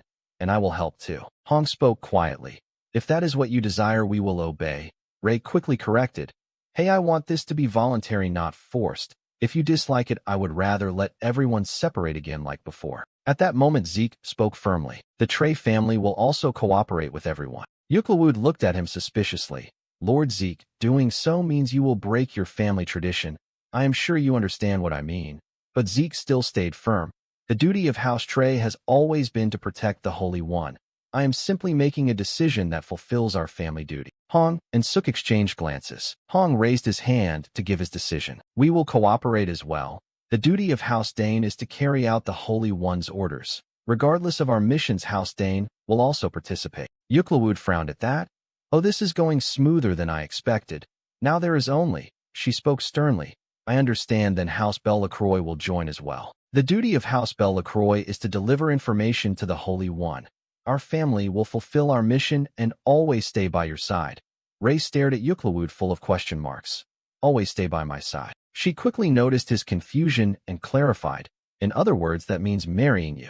Everyone instantly froze like statues, including Ray. He felt extremely panicked. He had no idea what was happening. Marriage. Scene shift to the Holy Temple the next morning. You must have heard the requests from the neighboring nations, right? Iriel raised a brow at Ray's blank, tired face. What is wrong, Holy One? He replied wearily, nothing. His eyes drifted toward Yuklawud, who stood silently beside him. Flashback to last night for a moment. After hearing that line, he could not hold back and asked, that is a family duty? Yuklawud scoffed lightly. That is why I never bring it up. But do not worry too much, everyone. Marriage is just one method to fulfill the duty. It is not mandatory. Besides, I am not interested in a Holy One who is barely in his 20s anyway. She shot a sharp glance at Ray. At least not yet. Back to present. Remembering those red eyes of Yuklawud made Ray get goosebumps. Thinking to himself, that stare she gives me every night, save me please. Iriel saw his constantly changing expression and was confused. Lord Gregory of the Resian Empire is here to visit you. Let him in. Gregory entered with an awkward smile. I came today to meet the Holy One. I wish to apologize for my rudeness last time. Please accept this as a token of apology. What is this? A necklace, he explained quietly. Sometimes near a wyvern's tail a small crystal forms. However, this is very rare. This earring was crafted from that special crystal. Iriel gasped with her jaw dropped. Is this Cecil's tear? Meanwhile, Ray was clueless. Whose tear? She raised a brow and explained. Cecil was a famous elf artisan from a few hundred years ago. One of the treasures she personally crafted is this pair of earrings. Although only one piece remains now, legend says that with magic you can find the other half. Is this a legendary treasure? Gregory smiled softly. Holy One, do not be startled. This is just a small token from us. But Ray calmly said, Iriel, what do you think? Does it look good on me? Gregory was cut off and stunned inside. Since when? He does not look worried at all. Ray smiled brightly. All right, thank you for the gift. Now you may leave. My guests are lining up outside. Wait a moment, I still have something to say. He cleared his throat and said, we from the Resian Empire came to visit you because we wish to build a friendly relationship between our nations. Would you be interested in visiting our empire? Ray thought. Visit, huh? The Resian Empire is known as the strongest in economy, military, and politics on the continent. Forming diplomatic ties with such a nation would not be a bad idea for the Holy Nation.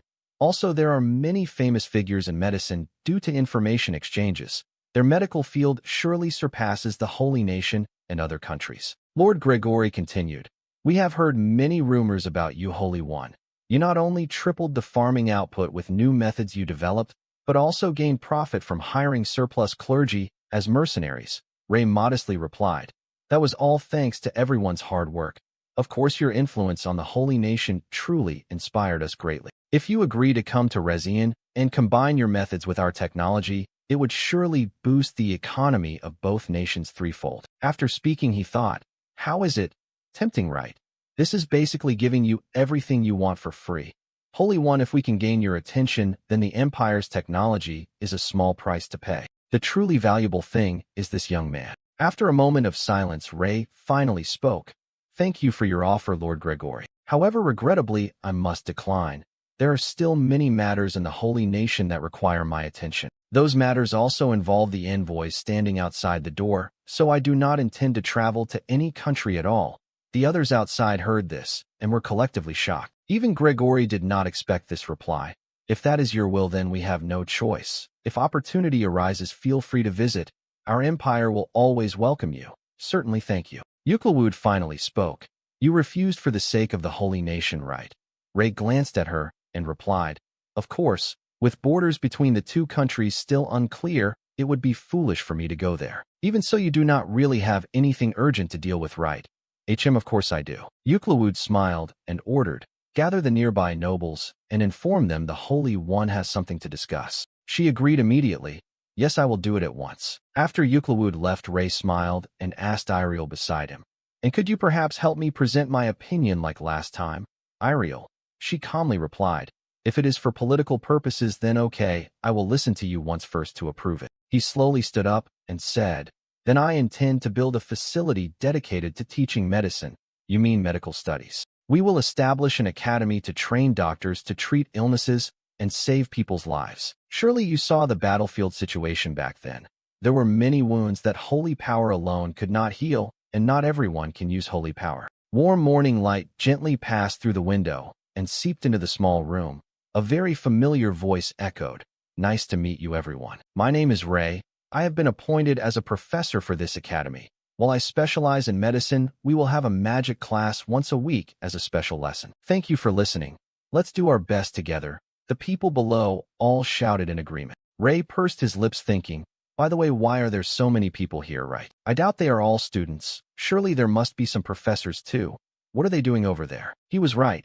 News of Ray becoming the new professor caused a craze. A newly appointed professor with high-level magic circles. That professor is actually the Holy One. Rumors kept spreading. Among those stories, the most talked about was his appearance. Bright silky white hair with sky-blue eyes, soft skin, and sharp features along with tear-shaped earrings infused with magic made his looks unfairly perfect. This is a normal academy for all classes. Ray's top-tier visuals alone were enough to attract young students' attention. He tapped the chalk on the board. All right, focus, focus. Our first lesson will be materializing magic. Materializing magic is one of the factors that make a mage, and it is also the ultimate goal. What elements does it include? Anyone want to answer? Immediately, a student raised their hand. Mana convergence, chance, and certain procedures when casting. Correct, there are 3 main elements. However, there are still exceptions.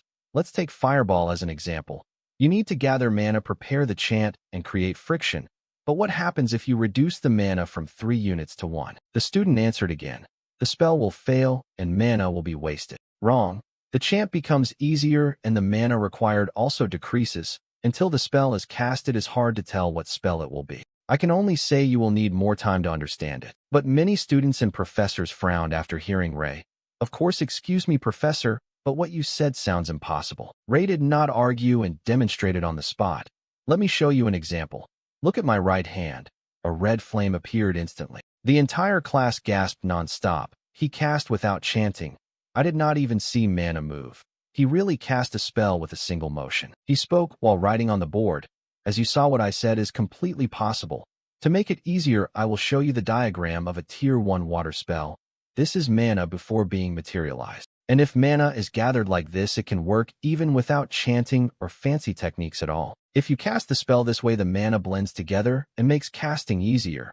If anyone does not believe it, you can try right now. Below the ice attribute mage Claris with a 4-circle magic rank was utterly stunned after seeing that.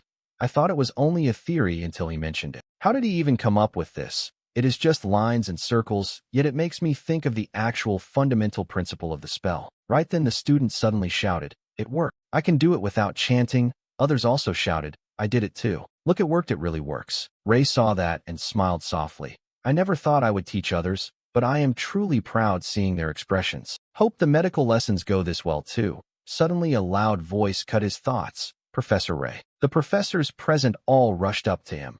I have never attended such an amazing class. Allow me to show my respect. This is brilliant. We must inform everyone. What is the name of this theory? Ray was bombarded and gave an awkward smile. A name, atomic theory. And that night after class ended, a major event took place at the academy. Professor Claris. The other professors were all shocked with jaws dropped. He leveled up. Professor Claris became a 5-circle mage. After grasping the truth from Ray's class, he finally broke through the 4-circle wall and advanced. Next morning at dawn, Ray was woken by a series of noisy sounds outside. Why is it so loud this early? Knocking kept sounding. Professor Ray. He frowned and opened the door. What is it? It is early. Before he finished, he was cut off. He woke up. Outside, many students were standing there. Professor, could you repeat yesterday's lecture? I have questions about the magic theory. Can you teach magic more often? I already requested it to the school. Ray replied with a very lofty face. Then he firmly shut the door and even cast a silence-reinforced lock. The students cried out, "Professor," but Ray could not ignore their requests. To regain some private space, he had to increase magic classes to twice a week. He became completely exhausted. Damn, this is not what I planned. Meanwhile, at the small wooden house on the tree cliff, the elder smiled and asked, "Chief Era, do you want to do anything about the elven village requesting to move in?" "Let them in." Era spoke softly. "However, tell them everything must be completed by next week." 1 week later, "There is a place I must go after all of this." "Oh, a place you need to go." The elders simply smiled without asking further. "I understand. Tell Ray I am doing well." Era frowned at that, her face turning red. "When did I say I would go to the Holy Empire?" "Really? You will not go?" Era was teased and grew extremely flustered. "Fine, I will send your greetings to Ray." She thought to herself, it has been nearly half a year. Although half a year is nothing to an elf, I still wonder. Ray, every time I think of you, it feels like 1,000 years passed. Back at the academy where Ray was teaching, "It is crowded again today, huh?" He smiled and introduced Clarice. "So this is Professor Clarice, the Ice Attribute Professor, who will be the assistant today." The students immediately burst out. Professor Clarice as an assistant. How did someone like him become so approachable? I heard he leveled up his magic circle after Professor Ray's class. He must be a bit different now. Clarice glared at them. Everyone instantly froze and thought, terrifying. Ray slowly picked up a piece of chalk and reminded, "Stop chatting and focus. We will begin the second lesson." Mana is a self-balancing element because the environment is a component of the atmosphere. Mages have no choice but to use homogeneous mana. Therefore, it does not matter who chants or what type of mana they use. What does this mean? I will show you. Ray smiled at Clarice. "Professor cast wind slash on me." Clarice was suddenly called and blanked out. "What wind slash?" "Yes, you said you would help me, right?" "I did say that, but doing this is dangerous." The students below were confused about his intention, a new self-destruct version of wind slash. Ray spoke with firm confidence. "It will be fine. If you are still worried, then aim at the board next to me." Although hesitant, Clarice finally agreed. Understood. He began chanting, turning it into wind blades to attack the enemy. Wind slash formed a round sphere and shot straight at Ray at cutting speed. But in an instant, he raised his hand and blocked it. Wind seal. The wind slash was completely sealed with no damage or harm at all. Ray smiled and spoke to the students. "That is it. If you can determine the spell's collision point and force the mana to clash there, then even if another person casts it, you can seal it." The students were amazed. "You can seal someone else's spell? Unbelievable." He added softly, "Class is over now. In the remaining time, pair up and practice the sealing spell I just taught." "Huh? No way, Professor. Only you can do that. This is an impossible mission." Ray let out a small sigh. "Come on, did you all forget what a real mage is?" He spoke sternly. "Magic is a power that defies logic. When you stop accepting new things, that is the end of a mage. Even if you lose your weapon, forgetting your goal is the biggest taboo for a mage." The students all looked at him with admiration. "Professor, I will not do that. I will start practicing sealing now." "Me too, Professor." He smiled brightly as he walked out of the classroom. "All right, good luck, everyone." That is what he says when motivating others. The second class ended that way. The sunlight still shimmered softly, slowly passing through every window of the academy. Ray yawned tiredly. "It has been a while since I stayed up late. I am exhausted, not physically but mentally. At least I prepared everything for the medical class. Pretty great, right? Now I just need participants." Medical studies are less popular than swordsmanship and magic. How do I attract people to join? Suddenly, he noticed something nearby. Not far away, a female student was surrounded by a group of bulky male students. She stuttered, pleading, "Let me go."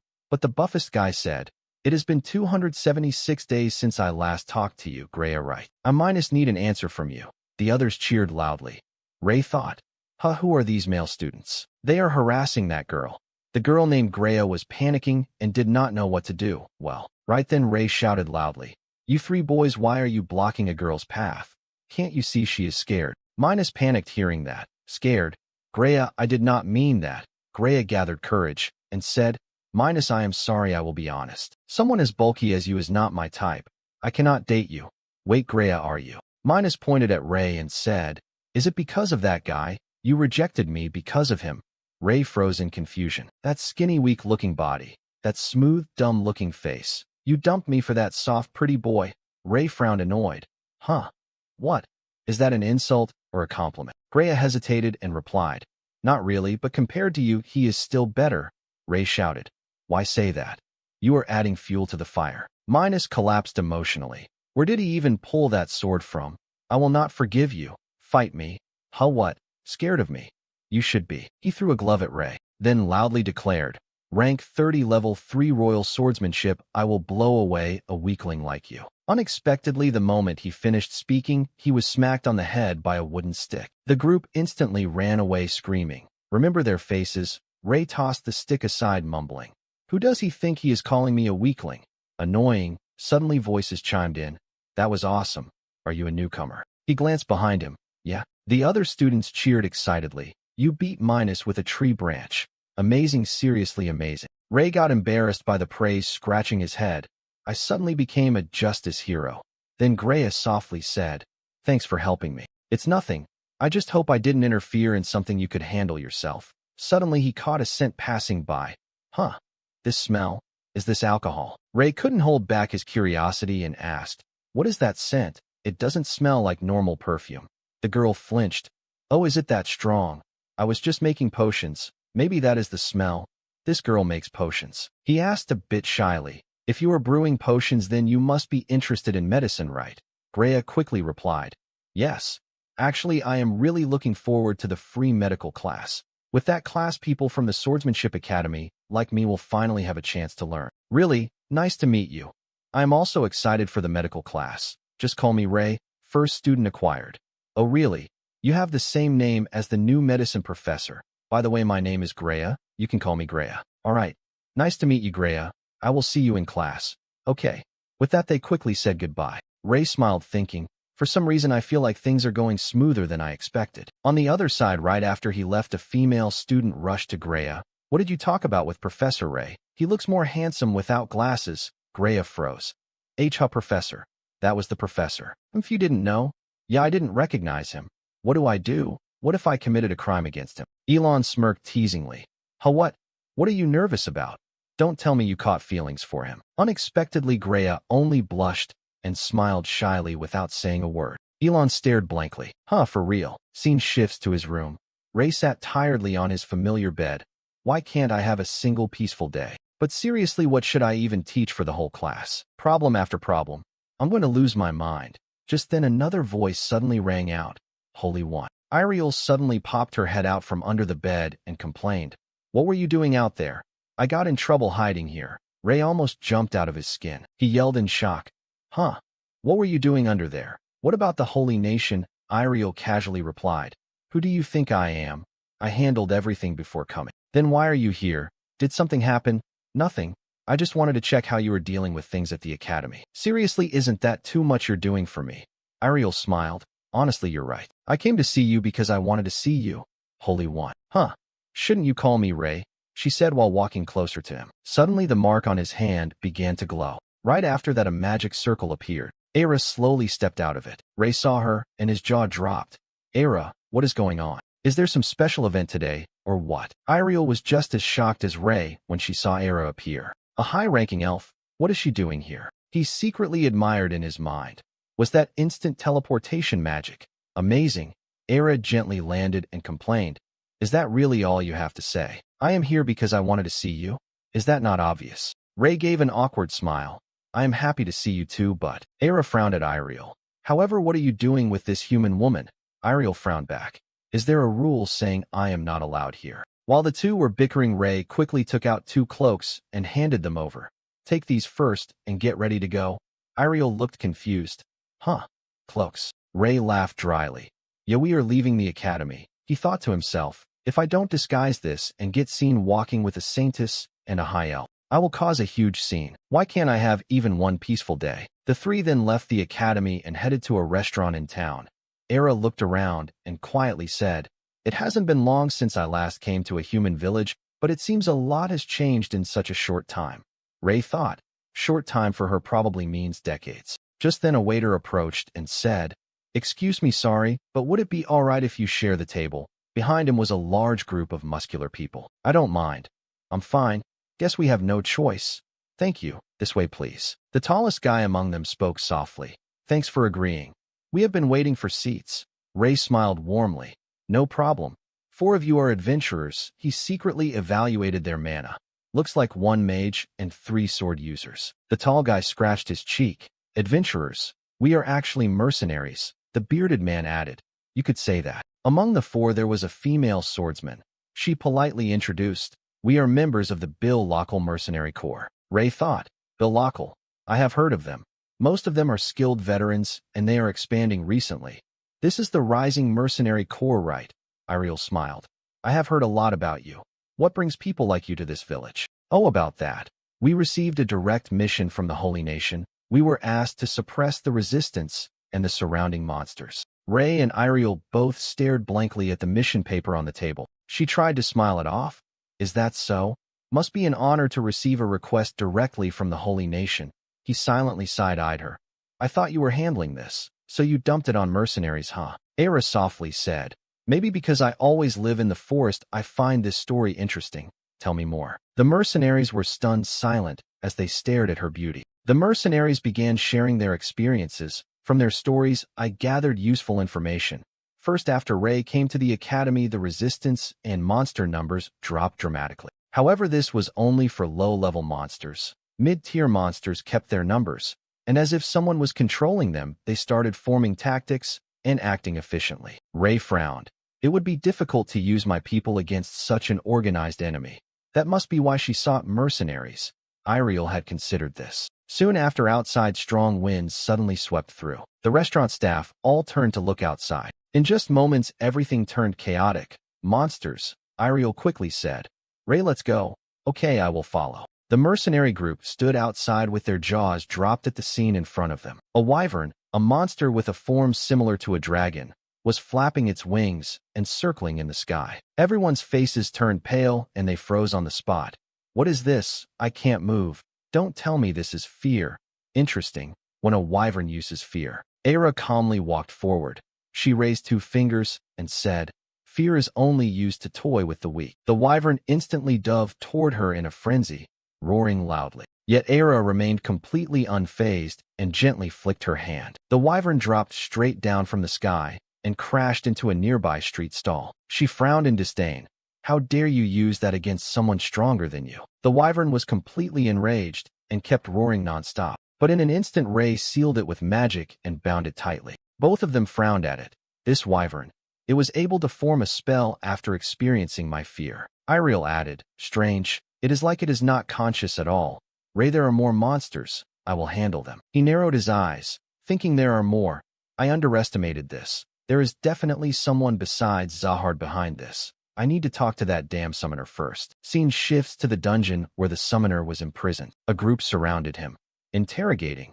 You remain silent. I admire your loyalty. Dark mages do endure pain well. He stubbornly kept quiet. I cannot let our grand plan be exposed so easily. There is no other way. Try using a mind spell. Lady Philia. Understood. Allow me to assist. Allow us to read his mind. Mind reading. Mind reading. But the summoner only smiled calmly. Do you really think those spells will work on me? I don't know where you found that so-called rank 6 magic circle, but that pathetic spell she used is unbelievable. Well, should I ask you to bring the Holy One here to see me? He smirked arrogantly. You think I don't know what is happening outside? I used dark magic to learn that the Holy One has gone to the academy. If the Holy One comes here to extract information from me, I will target the areas he cannot reach. For someone who tames monsters, this is possible. After that, we will use the Merchant Guild to pressure the Holy Nation's economy, and soon the Holy Nation will fall. At that moment, Iclay's voice echoed. You want to meet the Holy One that badly? Perfect. I received information that the Holy One is here, and it seems you are misunderstanding something. Your so-called plan is irrelevant. Do you not understand? She smiled at him. Your plans are nothing but delusions. The summoner sneered back. Then do whatever you want of me. We will see who will be laughing at sunset. His maniacal laughter filled the dungeon. It was now late afternoon. The monsters had nearly all been defeated by Ray and Era. Looks like we handled most of them. Why did the monsters cause this incident anyway? That is what we need to figure out. We must reinforce the Academy's defenses for situations like this. But what should we do with these corpses? Iriel replied. Leave them for the reinforcements. The hides can be used to make good armor. Era suddenly frowned deeply. Seeing this, Ray asked, "Is something wrong, Era?" "Ray, I need to speak with you in private now." The two moved to a small corner. He got straight to the point. "What is it?" But she even created a barrier around them to block any sound from leaking out. Silence. Then Era spoke seriously. "I do not know much since I always lived in the forest. That is why I only share what I sense. Currently, including the area you call the Academy, large magic circles are being placed in countless spots." Ray was stunned. "Magic circles?" "Yes, there is a massive magic circle there. At first the mana flow was weak, but now it is growing stronger right when the monsters were captured." He asked in a low voice, "What kind of magic circle is it?" Era looked at him and said, "I think you do not know yet. I can only detect faint mana traces I sensed, but breaking a circle of this size is not easy. At the very least, we must expect several areas to be destroyed." Ray did not expect it to be this serious. "Can we remove the magic circle right now?" "This is nearly impossible. To destroy a magic circle, we must erase at least 30% of it. In this case, since we do not know what they used to draw it, everything is even harder." He thought silently. "Yes, if it were drawn with chalk, it would have been removed already. A functioning magic circle means it has been there from the start and not erased. The size is also an issue. But how is it that I cannot even sense the circle properly, let alone remove it? I do not even know if I can stop it. We need to evacuate everyone." Immediately, Ray began preparing an evacuation order. And as soon as FIA learned of this, she calmly planned how to evacuate the residents. Generally, the Academy is divided into the North and South sectors. It is best to evacuate the North sector to Geril and the South sector to Sulian. However, since there are many mountains between the North and Geril, they could not accurately redraw a detailed map of the area.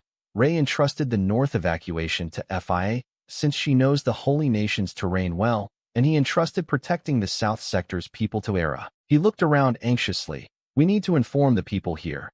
Is there any high ground? Should I climb a roof or something?" "Ray, just stand right there." Immediately, a tall hill rose right under his feet. "Thanks, Era." Then he used sound amplification magic. "Everyone evacuate to Geril immediately." The people looked toward him confused. "Evacuate?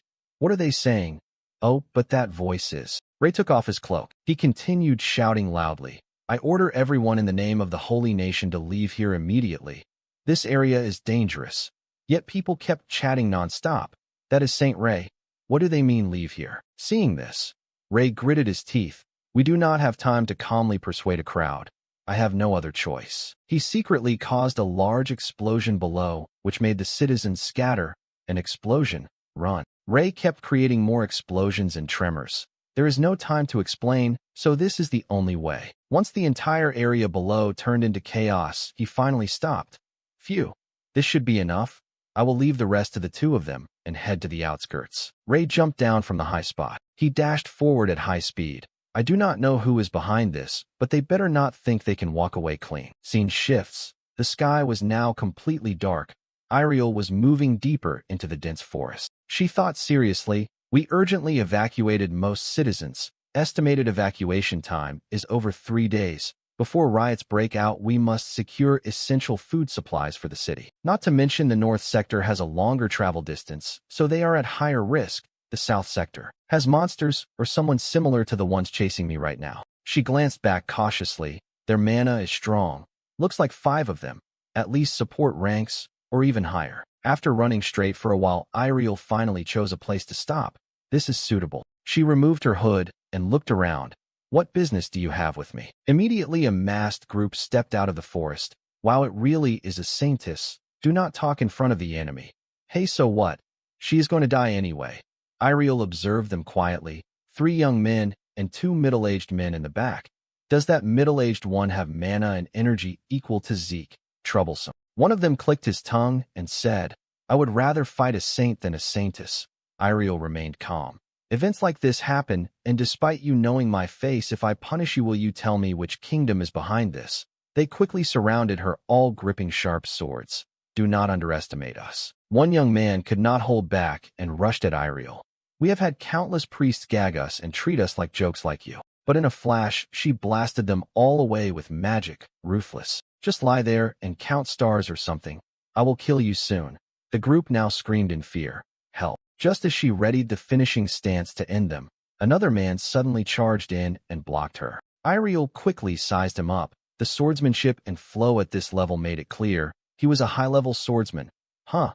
But which kingdom sent two high-level swordsmen here? It could be the Lessian kingdom, but they had no reason to target me. More importantly, they could not handle a saint. So they would not do something this foolish, a dark force including a summoner, a bone dragon, and also high-level swordsman. Huh. There is no time to think about this now. She removed her outer cloak and tossed it aside. If they caught any slip from her, she would be killed. Iriel took measured steps. Compared to a normal sword, my holy magic has a wider combat range. I can close the distance a little, bit by bit. But before she could strike, the man disappeared. Then he and another quickly circled and attacked together. Iriel had not expected this. They attacked at the same time, while she was aiming at one side. Had they planned to lure her out of the other side's blind spot? Had one of them been ready to sacrifice himself, and they were not low-rank fighters, but high-level swordsmen? She nonetheless curved her lips into a smile. Then Iriel loudly cried, "Holy light!"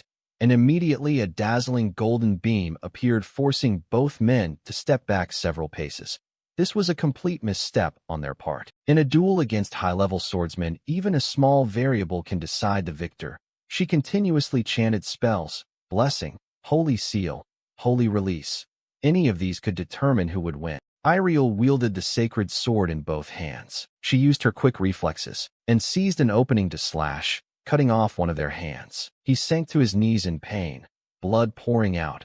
Iriel said in a low voice, "You gave up your life too easily," as if discarding a scrap of paper. He managed to say, "You are strong," and she immediately replied, "Because I tried." He continued, "But if, despite being that strong, there are forces that leave you powerless, what would you do?" "I will try to reconcile or negotiate," he said with a strained laugh. "There is that solution too." "Huh. But you know, that force has no concept of reconciliation. So the only option is destruction then, even if they are stronger than you. Is that possible?" Iriel smiled at him. "If it were me, that would be impossible. But I know someone who has the ability to make that possible. Do you have anything else you want to say?" The man gave a faint smile. "No, that is all." Right after, red blood splattered everywhere. And just like that, a life came to an end. Iriel let out a small sigh. 3 young men remained. They had run off in that direction. No matter what, she would not lose them. In the forest, Frost was furious. Damn it. Who would have thought that Saintess was that strong? He was shaken. Even 2 high-level swordsmen could not beat her. How are we supposed to capture someone like that? His teammate beside him also looked uneasy. "If we go back now, we—" A sudden voice cut them off. "No, that will not happen." Iriel stepped toward them, one hand on her hip, coldly intimidating. "Just as I thought. You did not get far. All right, now come here." One of them spoke. "I did not think she would get here this fast." Iriel kept her cold face and asked, "Why didn't you quietly follow me when I was still being nice?" "Oh, even if you refuse, I will still take you along." Suddenly Frost shouted, hugging his arms, sweat dripping down his face in panic. "Rather than stand here and confess, I would rather." He then bit down on something in his mouth. Seeing this, Iriel froze. He bit something? Frost and his teammates started foaming, faces full of pain. She guessed it instantly.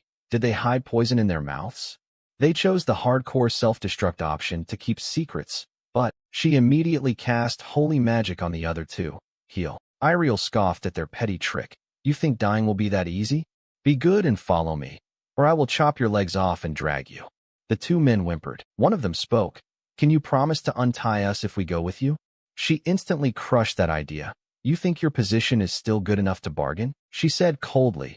"Assassinating a Saintess is a crime that allows execution on the spot. Of course, after interrogation, you will be executed anyway." Frost shut his eyes tightly. "Even if we tell you everything, the Holy Nation cannot do anything," Iriel replied. "We will be the judge.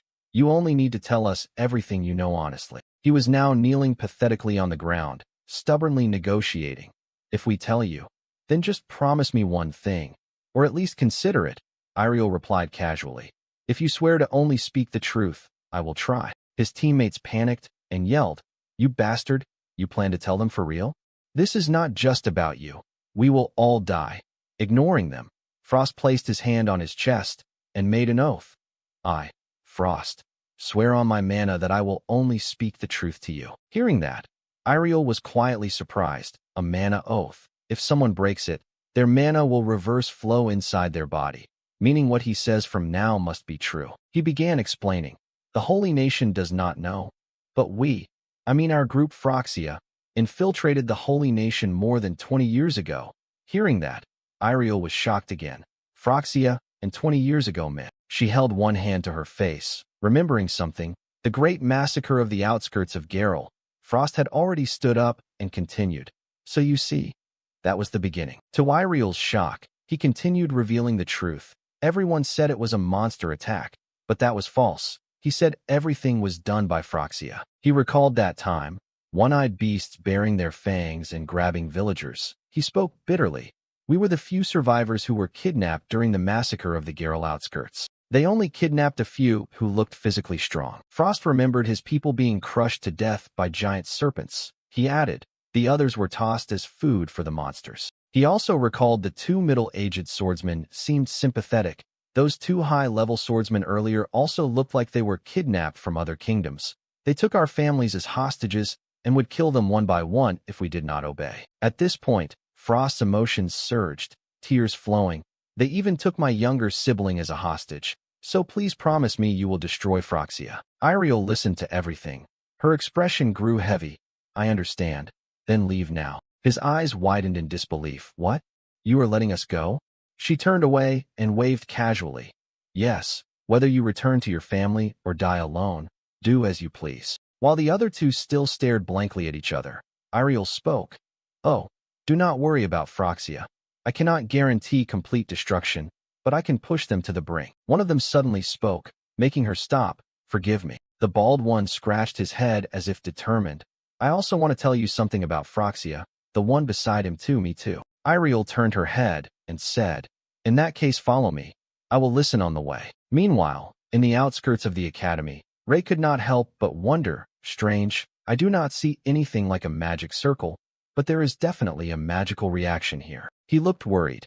If he did not break the spell quickly, the magic would continue to activate. He looked around the academy, slowly deducing traces of explosions, mana usage and blood on the streets, and most importantly, villagers turned to stone. Yet strangely, not a single building was damaged by all this chaos. It was as if someone intentionally prevented the buildings from being harmed. Ray seemed to realize something. No way. He remembered what tribe leader Era said. To destroy a magic circle, we must remove at least 30% of it. In this case, since we do not know what was used to draw it, things are even harder. Ray reached a conclusion, not chalk or bone dust, but a massive magic circle would not erase so easily. He quickly cast Holy Magic. Explosion, creating a huge blast. Staring at the burning scene before him, Ray felt more certain of his theory. Just as expected, even a little blast lets me feel the circle weakening, which means he became even more convinced when a huge barrier appeared. The village itself was arranged as one massive magic circle. A voice suddenly shouted, "It is about to collapse. Move." Ray froze. Someone is still here? He called out to the two who shouted. Everyone was ordered to evacuate. Why are you still here? The two saw him and gasped. Oh my, that is the Holy One. A man in blue spoke. We are not disobeying. It is just, the man in yellow cut in urgently. People were turned to stone and killed. The last one supported him. Yes, that is right. We thought we would also turn to stone if we evacuated, so we could not run first. Ray asked. I see. Then who turned everyone into stone? The two men then explained. I am not sure if you know this, but there is a monster called Ghost. They usually use dark arts, and by the time we sensed it, a few of them were already running around the village. He nodded as if the puzzle clicked. I see. The monsters. The man in yellow gave a stiff smile, thinking, we hid so we would not interfere with the activation of the magic circle. The man in yellow squinted as if mentally struggling. I still cannot believe some people started destroying buildings here and there. And who would have thought that the crazy guy doing it would be the holy monster? Suddenly Ray asked them, but why did neither of you try to capture the monsters? You two are support-type players, right? Hearing that, both men turned pale like boiled cabbage. He noticed. Ray continued his reasoning. And the red blood on your clothes could not be from ghosts since ghosts have no blood. And you also said you stayed hidden inside the whole time. At that point Ray spoke coldly with killing intent on his face. So you killed the warriors who fought the ghosts and helped the monsters escape. And after wiping out the reinforcements from the Holy Nation, you stayed hidden inside the building, did you not? Knowing denial was useless, the man in yellow bit down on something in his mouth. If we have been found out, then we have no choice. As soon as he said that, both of their bodies began melting, releasing a strange mist. Ray was stunned.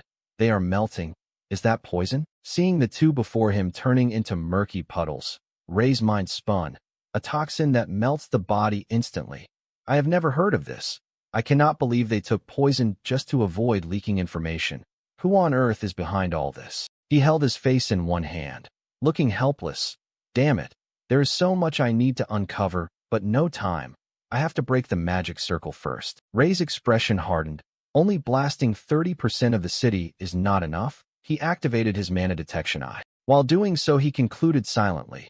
The villagers nearby, and these two who just died, were likely the last ones left here. As he finished thinking, magic circles appeared around him. I need to end this quickly by drawing out as much mana as possible. Ray created a blue mana orb. He hurled it forward. It caused a shockwave like an earthquake. Instantly, the holy ground before him shattered into pieces and collapsed. On another side, Frost spoke up. That was how we were kidnapped by Froxia. He walked behind Iriel, scratching his head awkwardly. After that, we went through harsh training, and I think we did every kind of dirty and nasty job possible. She listened with a blank face, but inside she was piecing things together. They were at the bottom of the group, so they did not have much intel yet. Iriel pondered over the information given. The scale of Froxia, a rough idea of their forces, skills, intel methods, and many other things. Compared to knowing nothing before, gaining this much was already a decent result. Suddenly Frost shyly asked, "Sorry, Saintus, what about you?"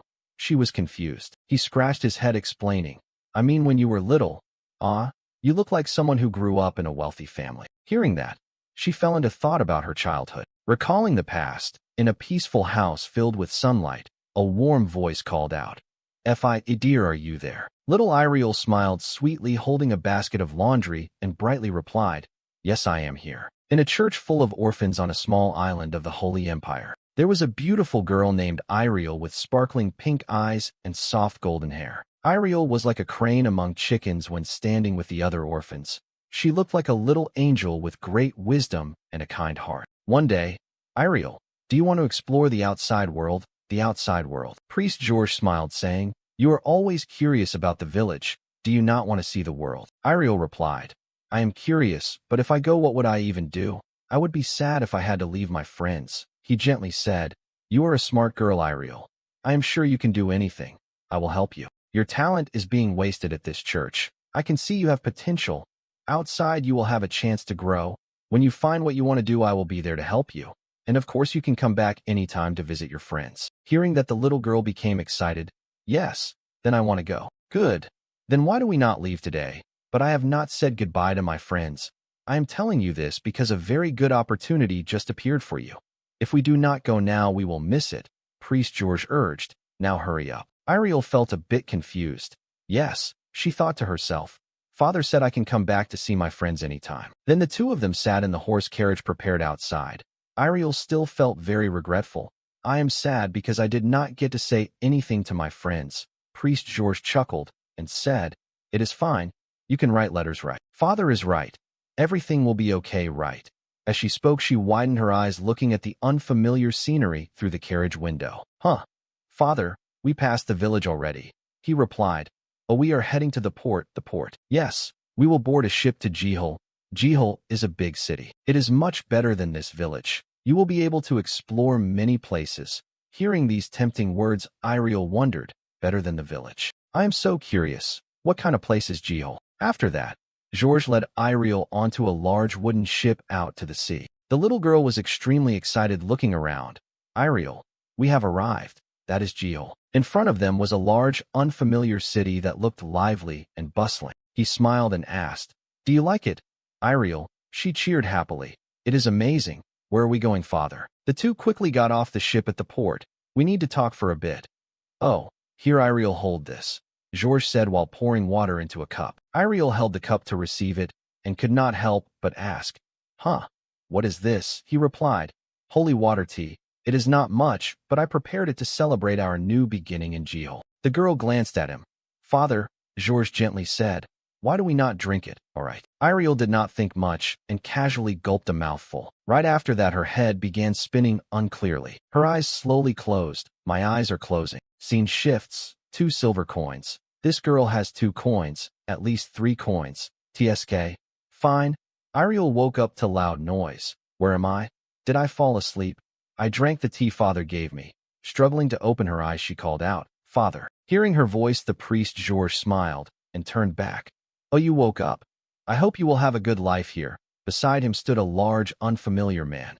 Here, take the money. Iriel panicked and asked, Is this the place you talked about? But this place. Before she could finish, he cut her off. Yes, this is a slave trading post. Huh.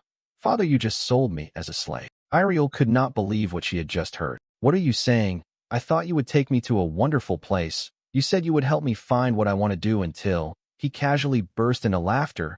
You are too naive. Of course I lied. Sorry, not sorry. But you are a smart kid, so I am sure you will survive just fine. No way. Georges slowly opened the door of the room. But I will promise you one thing. Just write letters when you want to see your friends. He gave a twisted smile. I will send that friend here for you. Then he turned and left. The big man quickly walked to Iriel and urged, Follow me. Just like that, after being burned emotionally, Iriel sat staring at the wall for 4 days like she had gone mad. She sat blankly like a soulless doll. No, I was only pretending. After some time, they became careless, and after analyzing the surroundings, I memorized every action, trait, and even the smallest habits of everyone entering and leaving this house. Then the day I was to be sold arrived. Iriel fumbled and held the holy cross hanging on her necklace. Iriel, I am sorry. As a mother, I should have protected you. But always remember, as long as you hold this, the goddess Gaia will stay by your side. That is why you will never be weak.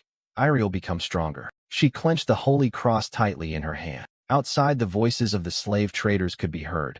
This girl is special goods, so she will sell for a high price. Iriel frowned. It is time. Although I hesitated for 4 days, I only have one choice. As usual, the big man held a lamp to check on her. That stupid priest only took 3 silver coins for this girl. This slave handler. I cannot win against him with strength, and even if I somehow escape, a little girl like me cannot outrun a huge adult man. The man saw Iriel sitting still against the wall and called out, Huh, is she asleep? Get up. She is not moving. Did she die, or what? That is why I decided to make him drop his guard and kill him to escape. She quickly pulled out the holy cross from her necklace and stabbed it straight into his neck. Returning to the present, Iriel held that very cross in her hand. She spoke coldly. That past could probably label me a murderer. Frost gave an awkward laugh. Is that so? Oh, we have arrived at Jehel's front gate. Immediately, priest Georges knelt down and greeted respectfully. Greetings, saint. Iriel looked down without emotion. Long time no see.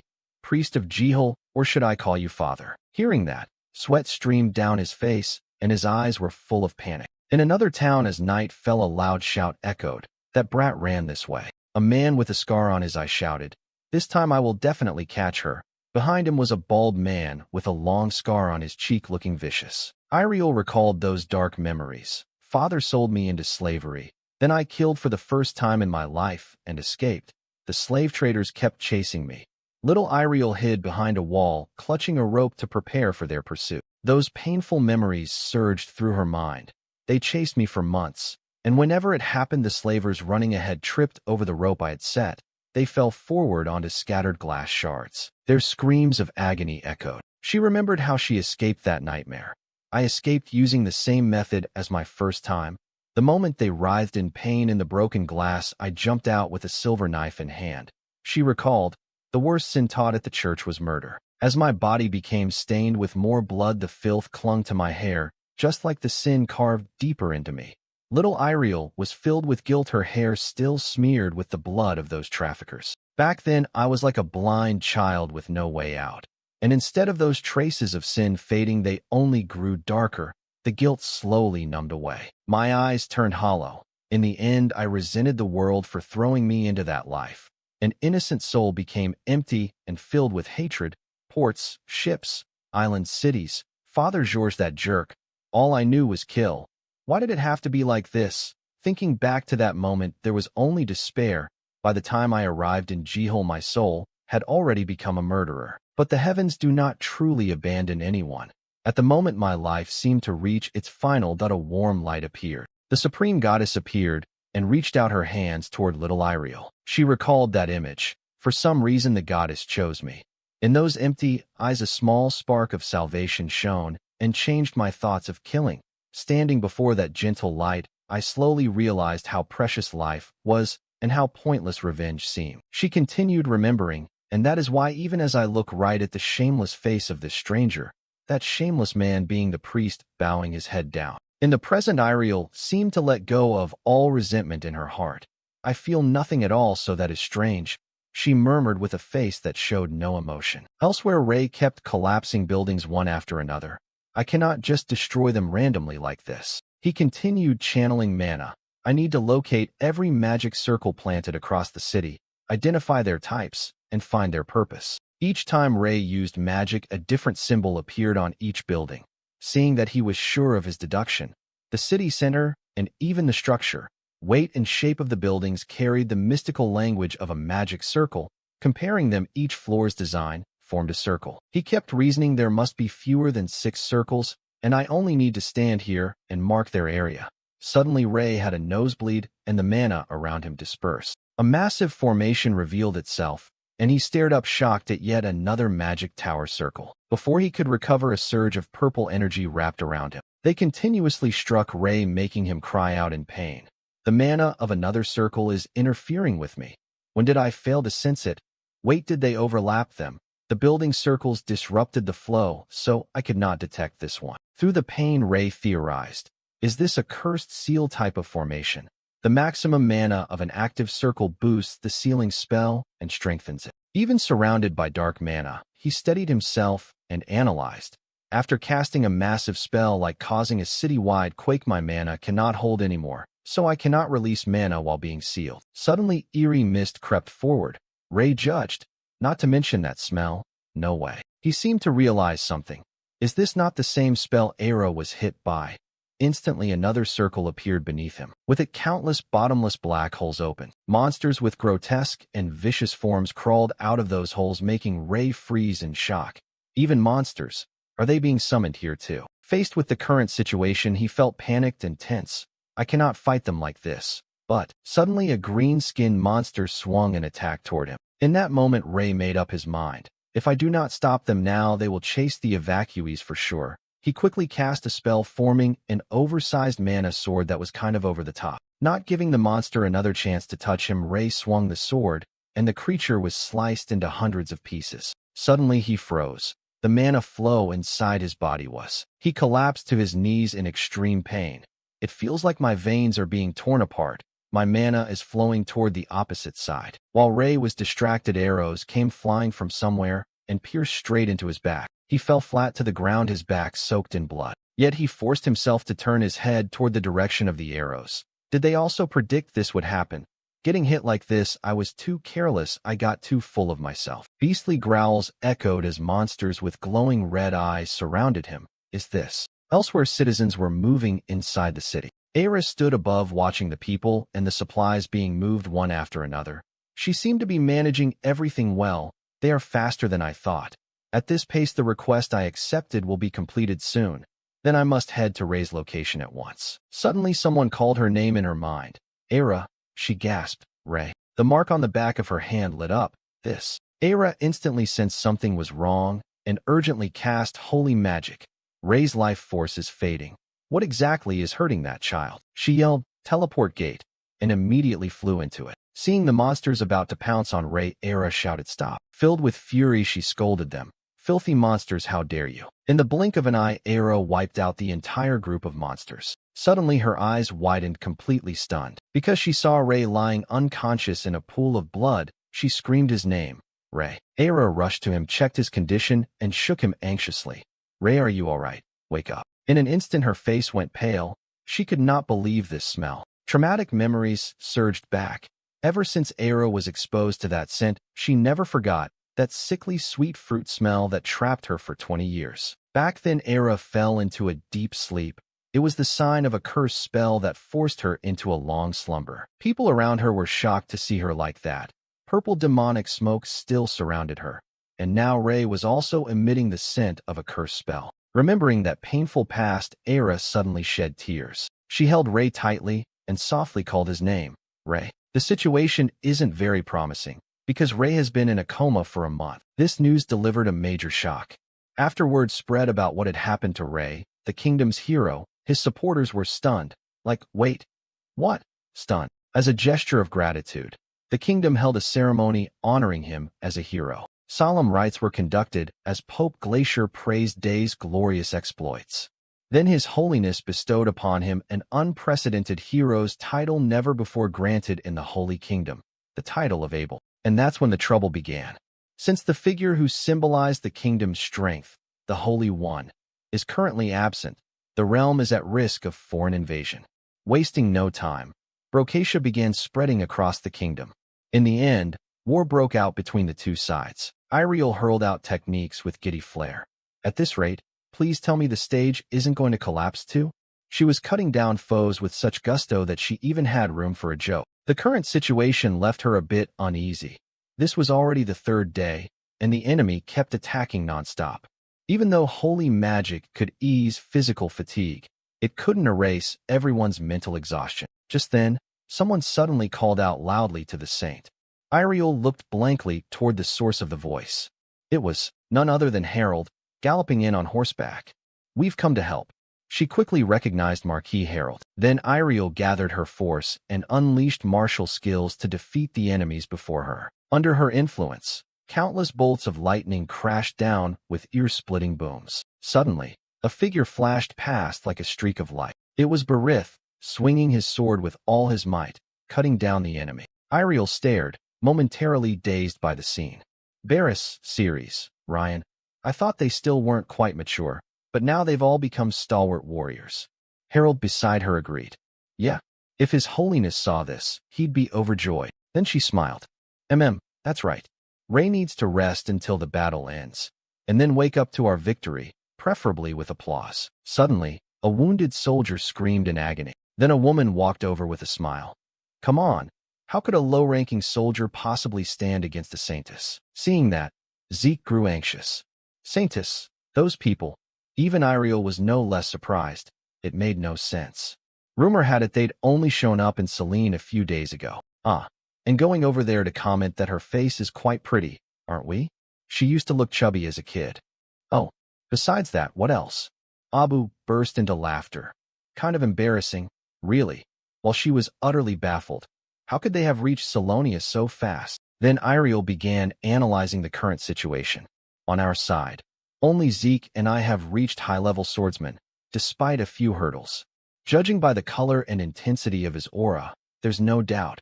He's at least a mid-tier high-level swordsman.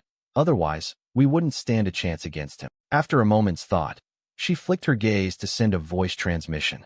Zeke, he received the signal and turned his head. To the pair's astonishment, Aura charged in, ferocious. The way you two look at each other is just pitiful, isn't it? Iriel hurriedly raised her hand and unleashed a defensive technique. He looked down on her with contempt. You think you can block my attack? In that case, a second later, Aura launched another powerful strike. Block this. Zeke sensed things going south. Saintess, fall back now. But it was too late. The technique was already right in front of him. Then a sky-shaking explosion erupted. Zeke, wounded, let out a small groan and muttered to himself. He could do all that with just one attack. Then he realized the opponent was not someone to be trifled with. Clearly he outclassed us by a wide margin. He's a high-level swordsman of at least mid or upper rank. The situation was bad, so she gave orders immediately. Full retreat, withdraw from here at once. He wasn't about to let that go and lunged forward. Do you think I'll just let you do that? Suddenly Iriel thrust her hand out toward Aura, and immediately she cast a spell. Only then did he notice the holy power, the angelic light. After receiving the technique, he was filled with caution. Have you ever managed to dodge this power before? Aura stared in astonishment at the devastation before him. Instantly, he felt all his hostility drain away. Could she have borrowed the power of the gods? How intriguing. A voice rang out at the camp. While the 7 Crusader Knights hold the front, have Marquis Harold's cavalry prepare to strike the rear. The one directing was Greya. Let the Holy Ones oversee the Crusader Knights' actions. The battle will take place in the northwest forest. Iriel thought to herself, Greya, right? She watched Greya with satisfaction. She stood out among the Academy's students volunteering for the war. She had a keen eye for planning, which compensated for her lack of physical strength. After a moment's thought, Iriel praised her. That's a good plan, carry it out. If this action succeeds, the situation will balance out, and we'll be able to do it. Then she placed her hand on the command table. The meeting was adjourned. Relax a bit, while they don't seem ready to attack. Greyer obeyed. Yes, my lady saint. By the blazing firewood, someone sighed and complained. Zeke approached, puzzled. It's not that hard with the Holy One absent, is it? Iriel forced a smile and replied. It's actually really hard. Now I understand how much he's been doing for us. She smiled and turned back. But I can't keep relying on the Holy One forever. I am also a saintess of this kingdom. Just then, someone approached. Indeed, my lady saint. Now is the time to repay the Holy One's generosity. Iriel was surprised by Beritha's arrival, and he politely greeted her. Welcome, Lady Saint. He curiously asked. Why did you leave that comfy chair to come here? Grain laughed and explained. What's the point of that comfy chair when war is raging? Watching how things unfolded, she guessed this was perhaps the result of the Holy Kingdom's restructuring that Ray had planned. Thoughts ran through Iriel's mind. They are nobles who serve their own and their family's interests. But now everyone is united toward a common goal. I never imagined I'd feel close to them. In the end, she concluded it was a strange feeling. Night fell at the lavish palace, and at this hour someone was performing a purification ritual. Yuklawud, curious, asked, how is the Holy One doing? After an examination, Era turned back. Still the same. His mind is clear, but his body remains immobile.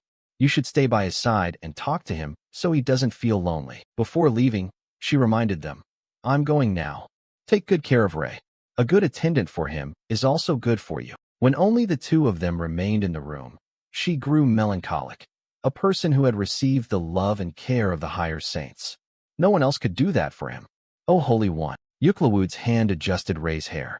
And not only that, do you know how many people worry about you? So, a plea rose up through the night. Please wake up soon. Suddenly his finger twitched slightly. At the same time, a purple miasma appeared from Day's arm. Stories about him are truly miraculous. The way Ray absorbs mana is strange. He doesn't need to create any magic circle or harbor any spell inside his body. Instead, he draws mana from the air, so he has no mana reserves stored within him. However, there are currently two mana sources coexisting within him, both abundant. One of them is the Bone Dragon magic. The other is an Earth-type sealed magic similar to Era's magic, the death mana of the magic array. Day's recovery method also differs from normal people. The procedure once used to treat Era, the words as an antidote, left the cursed magic still within his body. The core feature of that method is that externally, you simply use mana to heal, and a series of images rise in your mind, and he becomes aware of what he should do. So, as before, he must expel the cursed magic from his body. However, his mana control has been suppressed, so relying on his own strength alone, he cannot push it out. So he began thinking about whether he could move and stir his mana a little to trigger the dragon technique. Now the bone dragon has reacted, and it now stares at the opposite side in confusion. Because the magic leisurely coexists with the bone dragon, of course it dislikes this a lot. By the nature of mana, they cannot coexist in the same place. So the two lunged at and tore into each other. The bone dragon will drive the cursed magic out. He watched the spectacle with satisfaction, destroying the foe from within, and Day told himself the dragon technique would prevail with some help. Before him is a closely matched battle, but no matter how miraculous the bone dragon magic is, his enemy has wielded powerful spells for decades. If the dark magic array defeats the bone dragon, I'm done for. Unwilling to let anything go wrong, Ray has to act. So as a precaution, he'll need to store as much mana as possible. He also recognized the dangers he faced, but all the madness inside his body would end up harming him. Though comatose, Ray's consciousness remained clear. I don't know who created this magic array, but if I catch them, I'll make them pay. Outside a voice sounded. Is Phroxia really that close? A maid holding a tray discussed how, except for children and the elderly, everyone else had been called up. The maid carrying a basin added that Yuklawud had gone to the battlefield. They could only pray for Yuklawud, wishing her strength and safety. Sounds rose on the battlefield. 8th Cavalry Corps pulled back slightly, obeying orders. Now the 5th Magic Corps releases their spells. Each attack rang out with screams and fireballs, cutting enemies with the wind-slaying blade. Seeing things go awry, The opposing side shouted to one another as the fifth magic core retreated. But Yuklawud wouldn't let them get away. She cast a spell and sent them flying. Blizzard. The men screamed in pain and quickly realized it was magic. Seeing the situation, she ordered the troops to return to camp. No need to pursue. Back at camp it buzzed with chatter. I'm home today. The battle had been very hard on everyone. Lorraine, commander of the 8th Cavalry Corps, was ecstatic. Lorraine, with you and Yuklawud together, I think we could wipe them out. Galcia, vice commander of the 8th Cavalry, shared her feeling. Thanks to that, the soldiers' morale soared. We should feel especially proud to have defended Selene successfully. Faced with the praise, Yuklawud remained cold. Everyone did well. In her mind, she calculated. Clearly, if we keep fighting like this, not only Selene but Geralt and Salonia will drain themselves dry. Yuklawud calculated carefully, but she also had to account for variables. They are mainly camped in Geralt. If they suddenly attack, we might not hold. I'm certain we need additional reinforcements. After a moment's thought, she ordered, Lorraine, Galcia, go to Geralt. The two of them were overjoyed and saluted. Yes, Commander. At that moment, Yuklawud frowned, pondering something. But suddenly she noticed something unusual. Immediately, Yuklawud turned toward one direction. This flow of mana could not. At the same time, Ray suddenly woke up. Looking at the ceiling, he felt immense happiness. I did it. I've finally woken up. Also, Ray's attention focused on his left hand. Wonderful dark magic on his left hand had completely vanished. Just as expected, combining the two manas was a clever idea. Changes were happening in his body.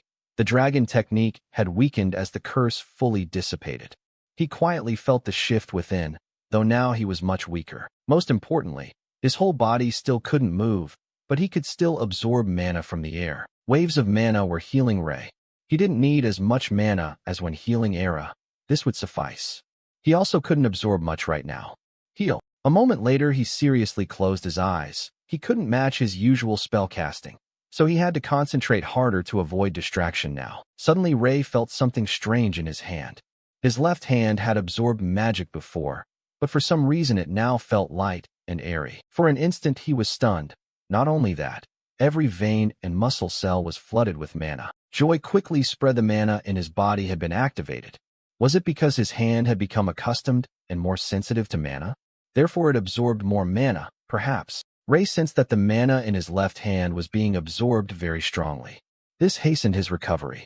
He could achieve optimal spellcasting efficiency with only a small amount of mana. Bliss filled his mind. This meant he had become stronger. This would do. He would perform a full-body recovery. Ray in the room continued the healing measures, and very quickly he was able to sit up. Now Ray was ecstatic because he felt light as if flying. His health had never been better. His hand suddenly clenched. So it's time to return. Never had Ray been this confident. Now he had broken free of all constraints. In the dark night, the air was stifling and oppressive. Iriel's voice drifted through the space, explaining the situation. The appearance of the high-ranking swordsmen had dealt us a heavy blow. They attacked the capital Salonia at midnight. It was a surprise assault. Horror showed plainly on her face. Eyes wide, mouth agape, brows nearly meeting. She shouted to those behind her. If we lose more soldiers here, it will be hard to hold the capital. We must find a way out of this. Everyone fall back. Do not look back. Iriel clasped her hands and murmured that she must find a way to hold them off. Otherwise, Zeke gripped his sword and stood before her. He declared firmly, Holy One, we will protect you and the capital. We will do whatever it takes to make that happen. Iriel hurried to stop him. She cried out, You can't do this alone. With our strongest absent. Before Iriel could finish, Zeke shouted, I'll try. Faced with his determination, she could only sigh. He poured out his heart. If she died here, the battle would be over. Iriel raised her hands high and stretched them forward, palms open. A beam of light from the heavens shone down on the soldiers, and they rejoiced as if they'd struck gold. Holy guard, holy seal, blessing, great sacred magic. This is the Saintess's blessing. Counterattack. Spare none of them. Iriel ran in the opposite direction of them. Her eyes were full of worry and sorrow. She thought to herself, Please, everyone, don't die. Her silhouette shot off, trailing winds that roared like screams and sending the treetops whipping in the gusts. Zeke instructed the knights behind him. Hold your positions and don't let them break through. The knights shouted in unison. Suddenly a familiar voice rang out and sent chills down Zeke's spine. His eyes widened. Oh Lord, we're a bit late. Where's the saintess? The dwarf Aura stroked his thick, braided beard and teased the old witch beside him. This is getting interesting. But shouldn't we chase her? The old witch glanced at her companion and curled a lip. I'll let you decide. The middle-aged man with a few scraggly whiskers under his chin replied, I agree. Zeke tightened his grip on his sword as warning bells rang in his head. Sure enough, they had arrived. We must stop him from pursuing the saintess. He bravely lunged at the dwarf, sword raised high, ready to throw himself at them. Do you think I'll let you do that? His blade was quickly parried by the middle-aged man's shield, a few whiskers twitching under his chin. The man laughed with relish. I heard you're the youngest master swordsman on the continent, right? His gaze inspected him like one inspects an ant. I'll take care of you. That title made Zeke flinch. He wanted to deny it, but couldn't voice the words. No, that's not. The old witch, following Aura, glanced at him with a wicked look and croaked in a weird voice. Be gentle with him. He looks cute. She might run off. The two swords clashed repeatedly, flashing blinding sparks and producing ear-splitting screeches. Zeke gritted his teeth and reluctantly pressed on in the fight, sweat beating down his face as he spat out ragged curses. Greya appeared suddenly like a savior. The girl shouted, Fireball Witch Unit. It barreled toward the middle-aged man, creating a choking plume of smoke and flame that blotted out the sky. Though still a bit frightened, the girl's face showed courage as she called out, Zeke, I'll back you up. Zeke was stunned. He turned to look at the girl and murmured, Greya. The smoky haze cleared to reveal the middle-aged man's figure. To everyone's surprise, he bore no scratches from the recent attack. I can't believe there are such talents in the Holy Kingdom. Your fervor is mildly annoying, but I suppose I can't ignore you. Zeke thought in horror. He's not hurt at all. Suddenly, he widened his eyes in terror and shouted. Greya behind her. A figure with black hair had appeared behind the girl before anyone noticed. That person's dead fish eyes fixed on her. She warned, You're blocking my way, little girl. At Zeke's shout, the girl turned in astonishment to look back. Without a second's hesitation, the woman kicked hard toward the girl, catching Gia off guard. Zeke screamed. Greya, her feet moved with feline agility. She barely touched down before launching herself into the air. With every step she took, the air seemed to tear apart. The soldiers could no longer keep calm. Like sheep facing a wolf, they scattered in chaos, screaming, It's coming! It's coming! Run! A sword flashed hidden beneath her cloak. No surprise, they all fell beneath her blade. Red blood spattered everywhere amid cries of painful chaos. Zeke was pale with fear, pupils contracted and brows drawn together. He calculated that our force had been wiped out, leaving only 2 survivors. Facing him, the middle-aged man charged in for a direct strike. He announced, Young lad, sparks flying as the 2 blades met. I also want to test myself against you. He cursed in helpless frustration. Zeke's face was taut as a bowstring. He calculated. Damn, his attacks are too strong. I have no way to beat him. A single snowflake suddenly appeared beside Zeke. The sky and earth were abruptly filled with a cold breath and delicate, glittering snowflakes. He felt a signal. This was an ice field. A blue cloak billowed in the air, then gently settled to the ground. The middle-aged man froze. Is that a mage? Yuklawud's voice was soft, but resolute. Do not act rashly. And she spoke solemnly, quietly surrendering. The enemies were stunned and could only mutter that even in the Holy Kingdom there are those who can cast such magic. Iriel shot forward. She thought she had escaped and tried not to leave a trace. Maybe this would buy a little time, but her steps gradually slowed. Iriel's face fell. She bit her lower lip in worry. What am I going to do once I reach Salonia? I have no plan at all. The dwarf Aura and the old woman beside him stepped out from the direction she had passed. He said casually, What bad luck. If you'd run straight ahead you might have gotten much farther. A sword of light formed from her hand. She couldn't help but tense.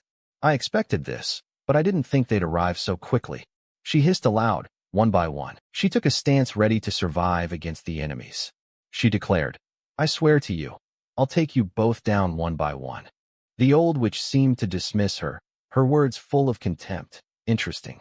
Well, so what? Aura and the old woman's eyes lit up like bloodthirsty predators as they lunged at Iriel. They taunted, If you can. The sound became clearer in the night. A dark red spray of blood burst out. Strangely, the owner of that blood was Aura.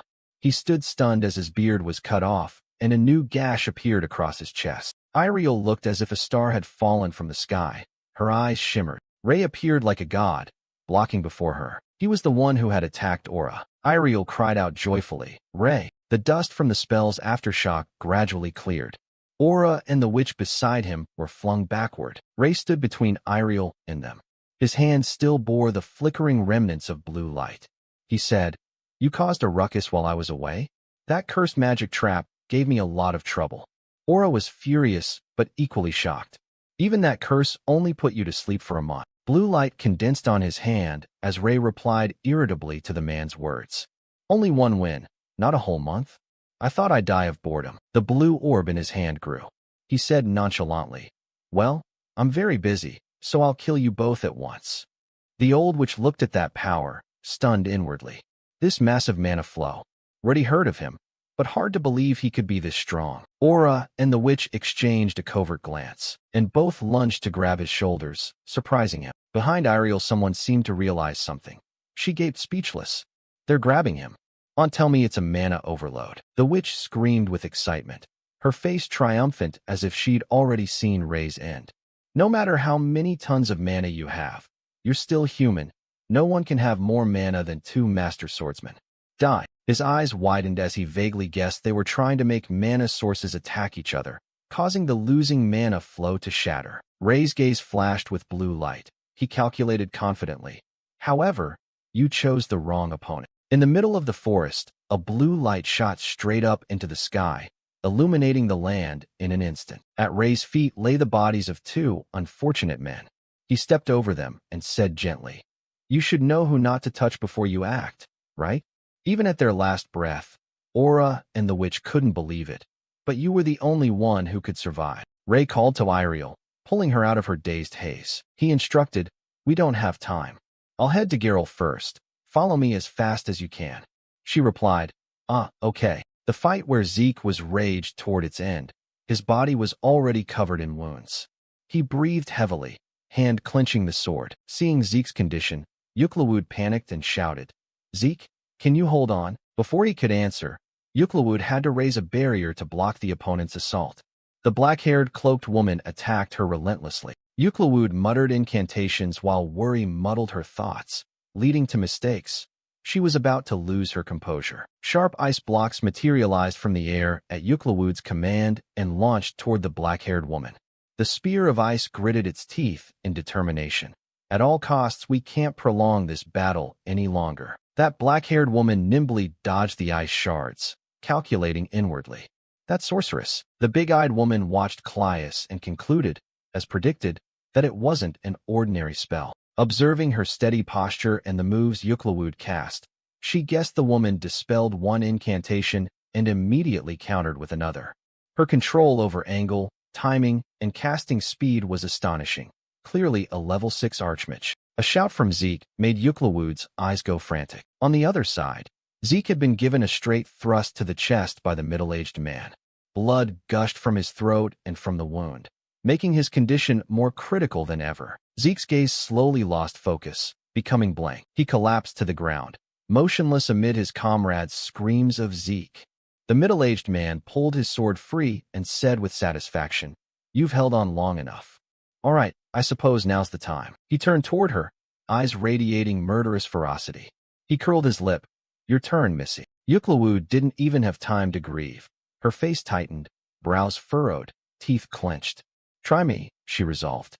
With no other choice, she cast an incantation that breathed the chill of ice. Proxia. The soldiers suddenly rose and fled, screaming in terror.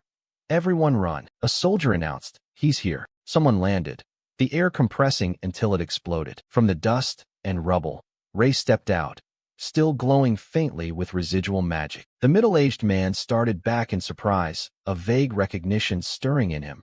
It was that guy. Ray ignored the soldiers, pushing through them toward where Zeke had fallen. Blood from him stained the ground around. He reached out and touched Zeke's neck. Contemplative, the boy's body had lost its warmth. His face darkened, emotion unreadable. He realized the boy had been dead about 20 minutes. His voice echoed, "I hear you." Ray asked who had killed Zeke. Yuklawud bowed her head in guilt and murmured, "I'm so sorry. It's all due to my mediocre ability. He cut her off. No, that's a meaningless question. Ray's eyes blazed with killing intent. He declared, I swear I'll carve them to pieces. The middle-aged man warned his comrade that the man had a violent mana surge. The black-haired woman agreed. That one is dangerous. We should avoid him. I'll open a path out. Meanwhile, the black-haired woman plotted and told her companion to hold the line.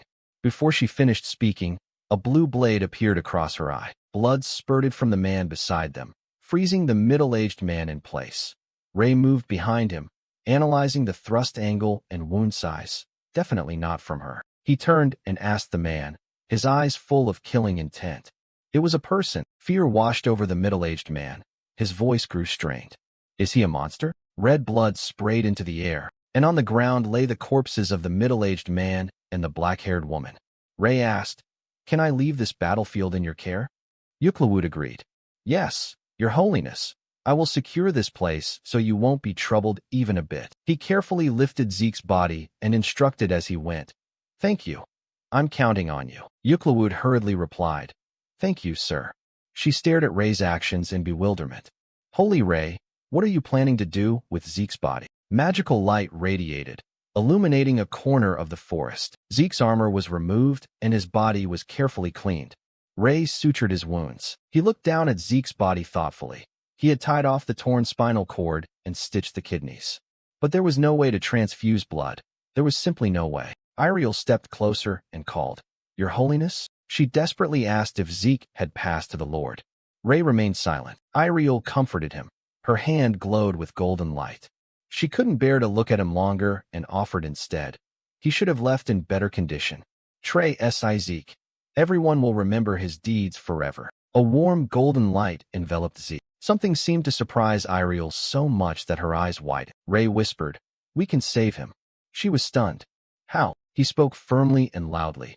We can save Zeke. A voice suddenly rang out. I'm sorry, but Ray's holy arts are not omnipotent. It seems obvious, but you cannot resurrect someone who's dead. Another voice in the dark forest replied, I know that. Calm settled over Ray's face. Blue lights on his hands condensed into a bluish-white surgical blade hovering in the air. Ray said calmly, Holy arts may not save him, but I'll try. No sooner had he finished speaking than the hovering surgical blade lunged forward, slicing open the chest of the man lying on the ground. Iriel loudly tried to stop him. I completely understand your feelings right now. It's hard to accept this because you care for him so much. Zeke lay on the ground, drenched in sweat, his body covered in gruesome wounds. Iriel's voice continued to protest, but this time it wasn't like before. Zeke was truly dead. Life and death are in God's hands. Mortals cannot interfere. Hearing this, Ray turned to her with a stern face and spoke firmly. No. If there is a life that can still be saved, I cannot rest. Even if God forbids it, I will do everything I can to save him. At his words, she suddenly shouted at Ray. Then Iriel, still anxious, continued. Why would you say such forbidden words? Then she seemed to realize something. Her eyes went suddenly astonished. She pondered. He still intends to? Ray sighed awkwardly. Iriel, I can't explain it to you right now, but trust me. Then he clenched his hem, thinking to himself that it was just like back then. Next, Ray solemnly picked up a pair of scissors formed from his power to prepare to save Zeke.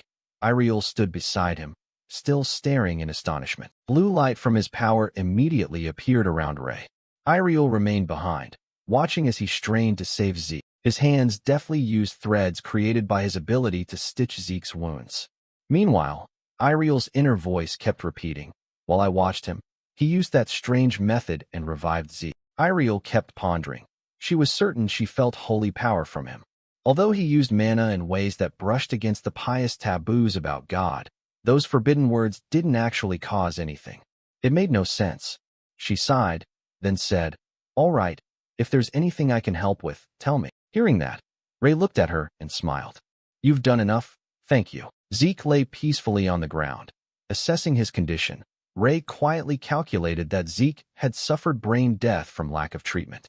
But now, by holy art alone, his body was improving as if he were alive again. In his mind a heart and a clock appeared, and calculations began to scroll. Within 4 minutes of his heart stopping, I must save him. Now is the golden time to begin. Then a streak of bluish light sliced down as Ray's calculations surfaced. First, I'll cut the ribs covering the heart. Aside from the heart, everything else looks normal. I wish I had an AED, but there's no way to get one right now. Suddenly, as if struck by inspiration, Ray's eyes widened. He thought of lightning. Images of electric currents running through the heart appeared, and Ray continued to calculate. Through regular pulses of electricity, the heart's activity could be restored, emerging from ventricles and atria. An AED actually transmits electric current to resuscitate a cardiac arrest victim and increases survival odds. So I'll use magic to mimic that, control a small current, direct it to the heart, and time it to the specific rhythm. He pictured a hand gripping the heart in his mind, then silently calculated how to use his hands to massage the heart and promote circulation. His expression grew tense as he continued the rescue. He repeated silently, praying in his head, "Please, please, please." Electrical currents continuously flowed into Zeke's body with tiny popping sounds. At the same time, Ray, working beside him, kept praying and began to pump blood again. The currents entering the body flashed golden, lighting the dark space. The continual stimulation caused the heart to start beating again instantly. Both Ray and Iriel couldn't hide their surprise. They both looked in the same direction in astonishment. Iriel blinked and asked him, stunned. Before she could fully gasp, Ray immediately called to her. "It's working. Iriel, come quickly and heal him." Hearing that, Iriel rushed over and used her power to heal Zeke. Even so, she still couldn't believe her eyes and exclaimed, "No way." Golden, shimmering light from Iriel's power covered Zeke's still unconscious body on the ground. She marveled again.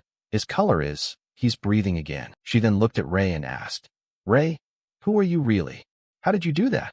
Ray replied, "I couldn't have done it alone." Then, to her amazement, he turned to her, winked, and added, "We did it." Iriel seriously protested. "Ray, what are you saying? There's no way I would perform dark magic." He immediately put on an exasperated face and said, "Hey, don't call it dark magic. It's medicine." Their voices echoed through the dark forest. Ray said, "More importantly, move Zeke quickly and go to Phroxia to help Yuklawud." Iriel immediately asked, "Aren't you coming with me?" Hearing her question, Ray turned and replied, "I need to see the Pope." "All right, then I'll go." He vanished at once, leaving only a streak of light where he had stood. Iriel, realizing where he was headed, panicked and called after Ray. She muttered to herself in confusion, "I'm not sure it's a good idea to go see the Pope right now." Elsewhere, a whole town was engulfed in flames from the blaze, creating a scene of desolation. The firelight lit up the sky. On a cliff, a dark figure stood at a distance, watching the flames. He said, "At this rate, Geralt is finished." He burst into excited laughter and said, "Soon they'll take me somewhere safe. If I hide quietly, I'll survive and get what they promised me." Suddenly, Hook appeared behind the cloaked man and subdued him while he was still lost in his thoughts. He barked, "Don't move." Startled, the cloaked man spun around. At the same time, Hook's blade flashed in a silver arc. The man cried in shock, "Who are you?" No sooner had he spoken than Hook's blade sliced through his arm, spraying blood. The cloaked man screamed in pain and collapsed, moaning, "My arm, my arm." Seeing this, Hook demanded, "Now answer my question directly." His face contorted and tears streamed from the pain. Still, he hadn't caught on and guessed inwardly, "Damn, what's happening? I definitely set mana stones to protect this whole place. Why couldn't I sense him? Who the hell is this devil?" While he was thinking, a foot came down from behind, making him scream. The owner of the foot said, "I warned you not to move." At that, he only had time to register another voice. The speaker was Hong. She kept her foot on the cloaked man, pinning him to the ground. "Who do you answer to?" Seeing the people behind her, the cloaked man whimpered. "It's not just one person," he sobbed. "Archbishop Xavier," Hong's voice rang out. "I'm asking who in Phroxia ordered you." Hearing her, he panicked and thought, "What? How do they know?" It seemed he intended to say nothing. So Young. Hearing that, the girl sighed and said, "Why not just spill the whole truth? Such a bother." Then, suddenly, golden light appeared around the girl, and a gleam shone in her eyes.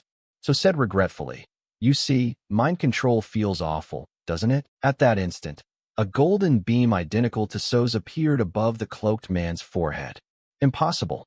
Is this unorthodox interrogation using holy magic to assault a person's mind? How could this be? Even the Archbishop and the Holy One couldn't do this easily. Then, amid the pitch-black night sky, a shaft of golden light suddenly appeared. By then the cloaked man had fainted, white froth foaming at his mouth, looking terrifying. So announced, "Done, mostly useless intel. Okay, let's go." After finishing, So rubbed the girl's eyes and told Hong, "I'll hand the rest over to you." Then Hong issued orders. "Ji-kyung, carry her." "Chong-yong, Ji-kyung, respond yes" to Hong-yong right away. She turned and walked off with So, Ji calling back, "Make sure you clean everything up here, then follow us. We're heading to the Holy One." Hong, face cold, thought to herself that he must be heading to the Vatican now. Outside a lavish palace in the Vatican, Ray quietly pondered the situation.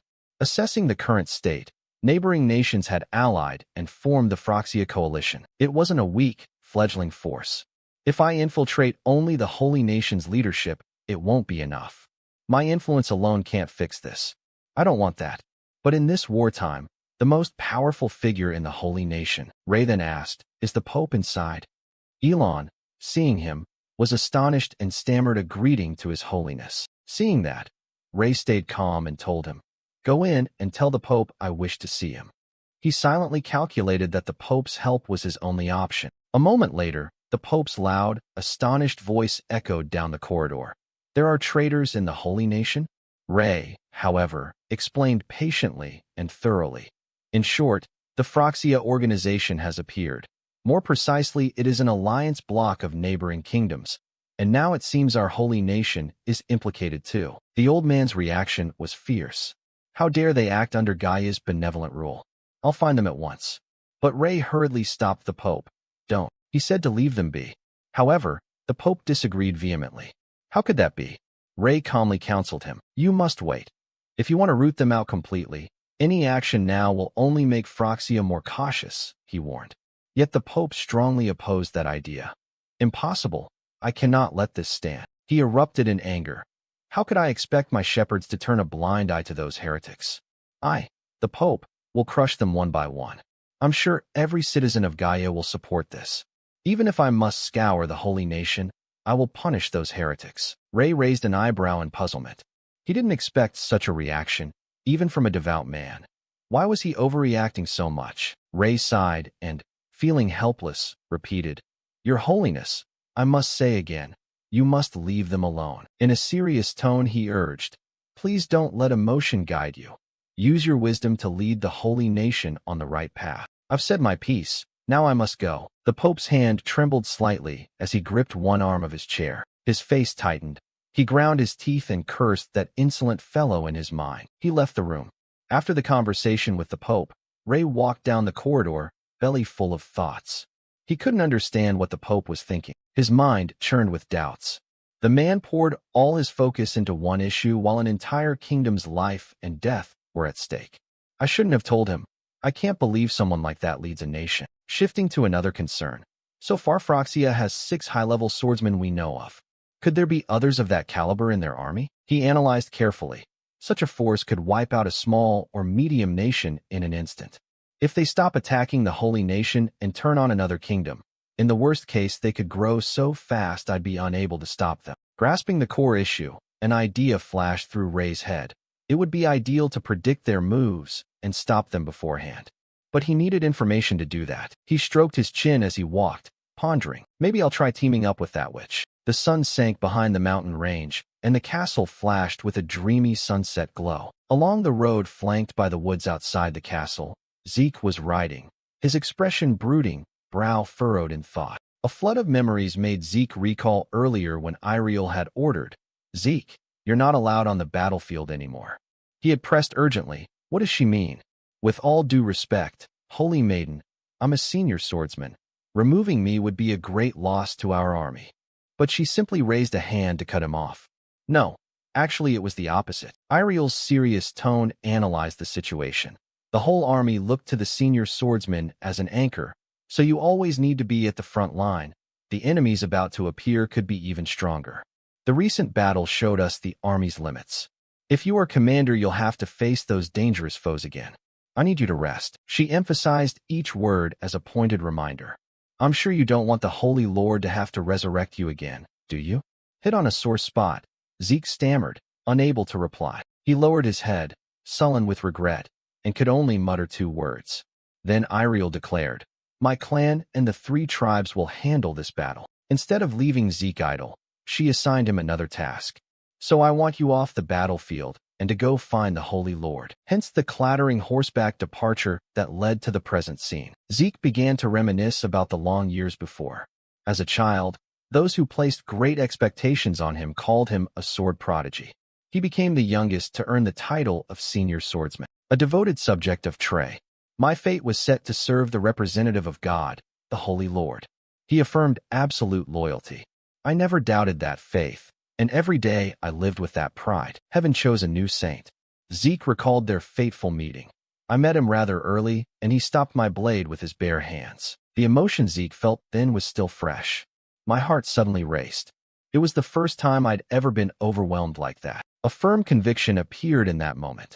I felt I could give everything to him. I wanted to serve him for life and become the sword in his hand. But things went far beyond reality. His hands, gripping the reins, trembled with agitation. Self-reproach told him it was only what he'd imagined. Far from being his shining blade, he had become a nuisance to him. Tears of torment welled in his eyes. He clenched his teeth. Twice, not once. He convinced himself that the saint had to save him. Zeke lashed the reins and shouted loudly. He spurred the horse to speed up, the reproachful voice in his head still calling him a miserable bodyguard. On the tower, Iriel closed the window. After standing there watching his movements, she exhaled. Will he be okay like this? She furrowed her brow slightly, thinking. I did remove Zeke from the battlefield as he asked. But exactly what is he planning? The ancient bricks were rebuilt. Ray stepped in front of a grim cell and spoke. Long time no see. The other laughed eagerly, showing no surprise. I didn't know when you arrived, the soul caller asked, as if to confirm. The state of the Holy Kingdom isn't good now, is it? He answered honestly. You're right. Whether due to Phroxia or someone else, it's a complete mess. Ray stated his purpose plainly. So I'm here to ask you a few things. The man's tone was slightly resistant.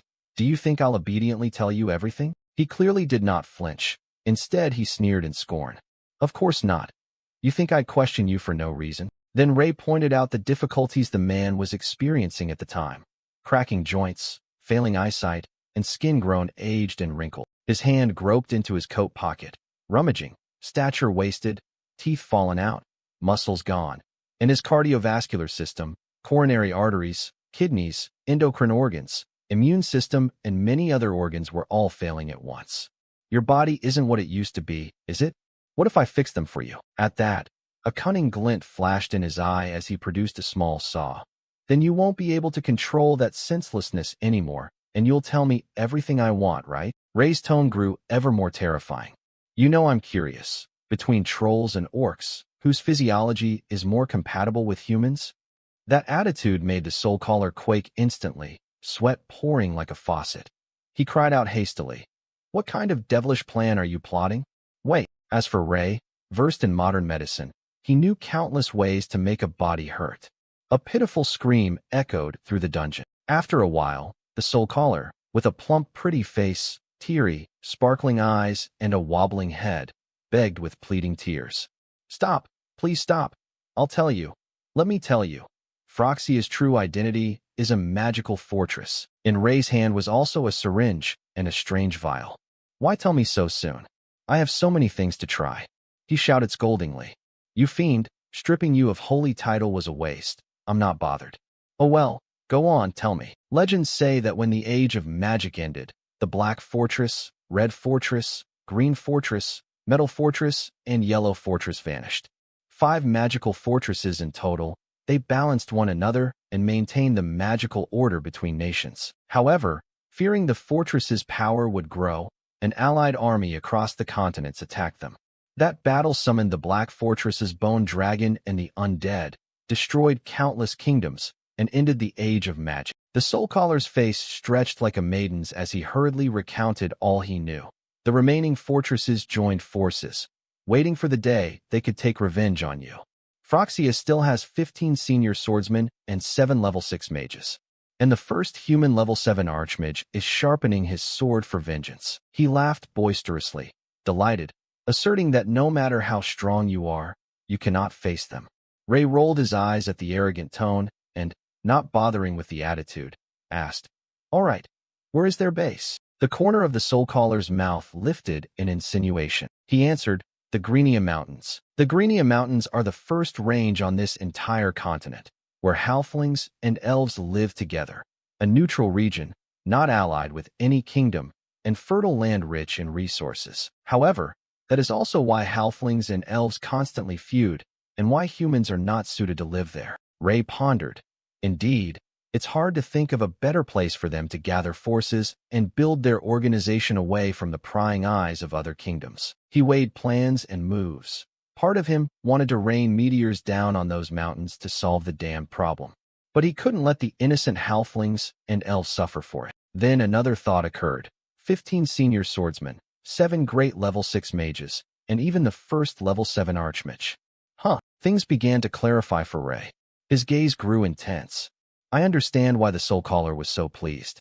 With such a team, conquering the entire continent isn't just a dream. This battle will be tougher than I thought. Suddenly, he called out to his subordinate. "Hongyong, are you there?" She, standing right behind, replied, "Present, ready to execute orders." He turned and issued a serious directive. "Each of you, go to neighboring nations. I want you to monitor Froxia's activities there and report everything to me, even the smallest detail." Hong answered curtly, "Understood." Seeing she hadn't left and looked flustered as if wanting to say something, Ray asked, "What is it? Do you want to report something?" Hong frankly said, "At all costs, we will follow your orders, but we thought we could also help you in battles on the field." He was a bit surprised. "You lot?" She was about to explain more. "Yes, the enemy has a large vanguard force, so..." Before she could finish, Ray cut in, very pleased. "You have a point, but never mind.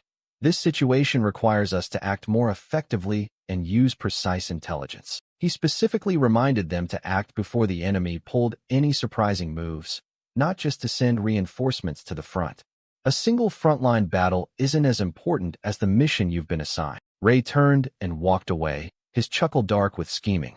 "Also, regarding the vanguard troops, we can organize some small units to support them." Night had fallen, and the castle windows glowed brightly. A soft sigh echoed in the stillness.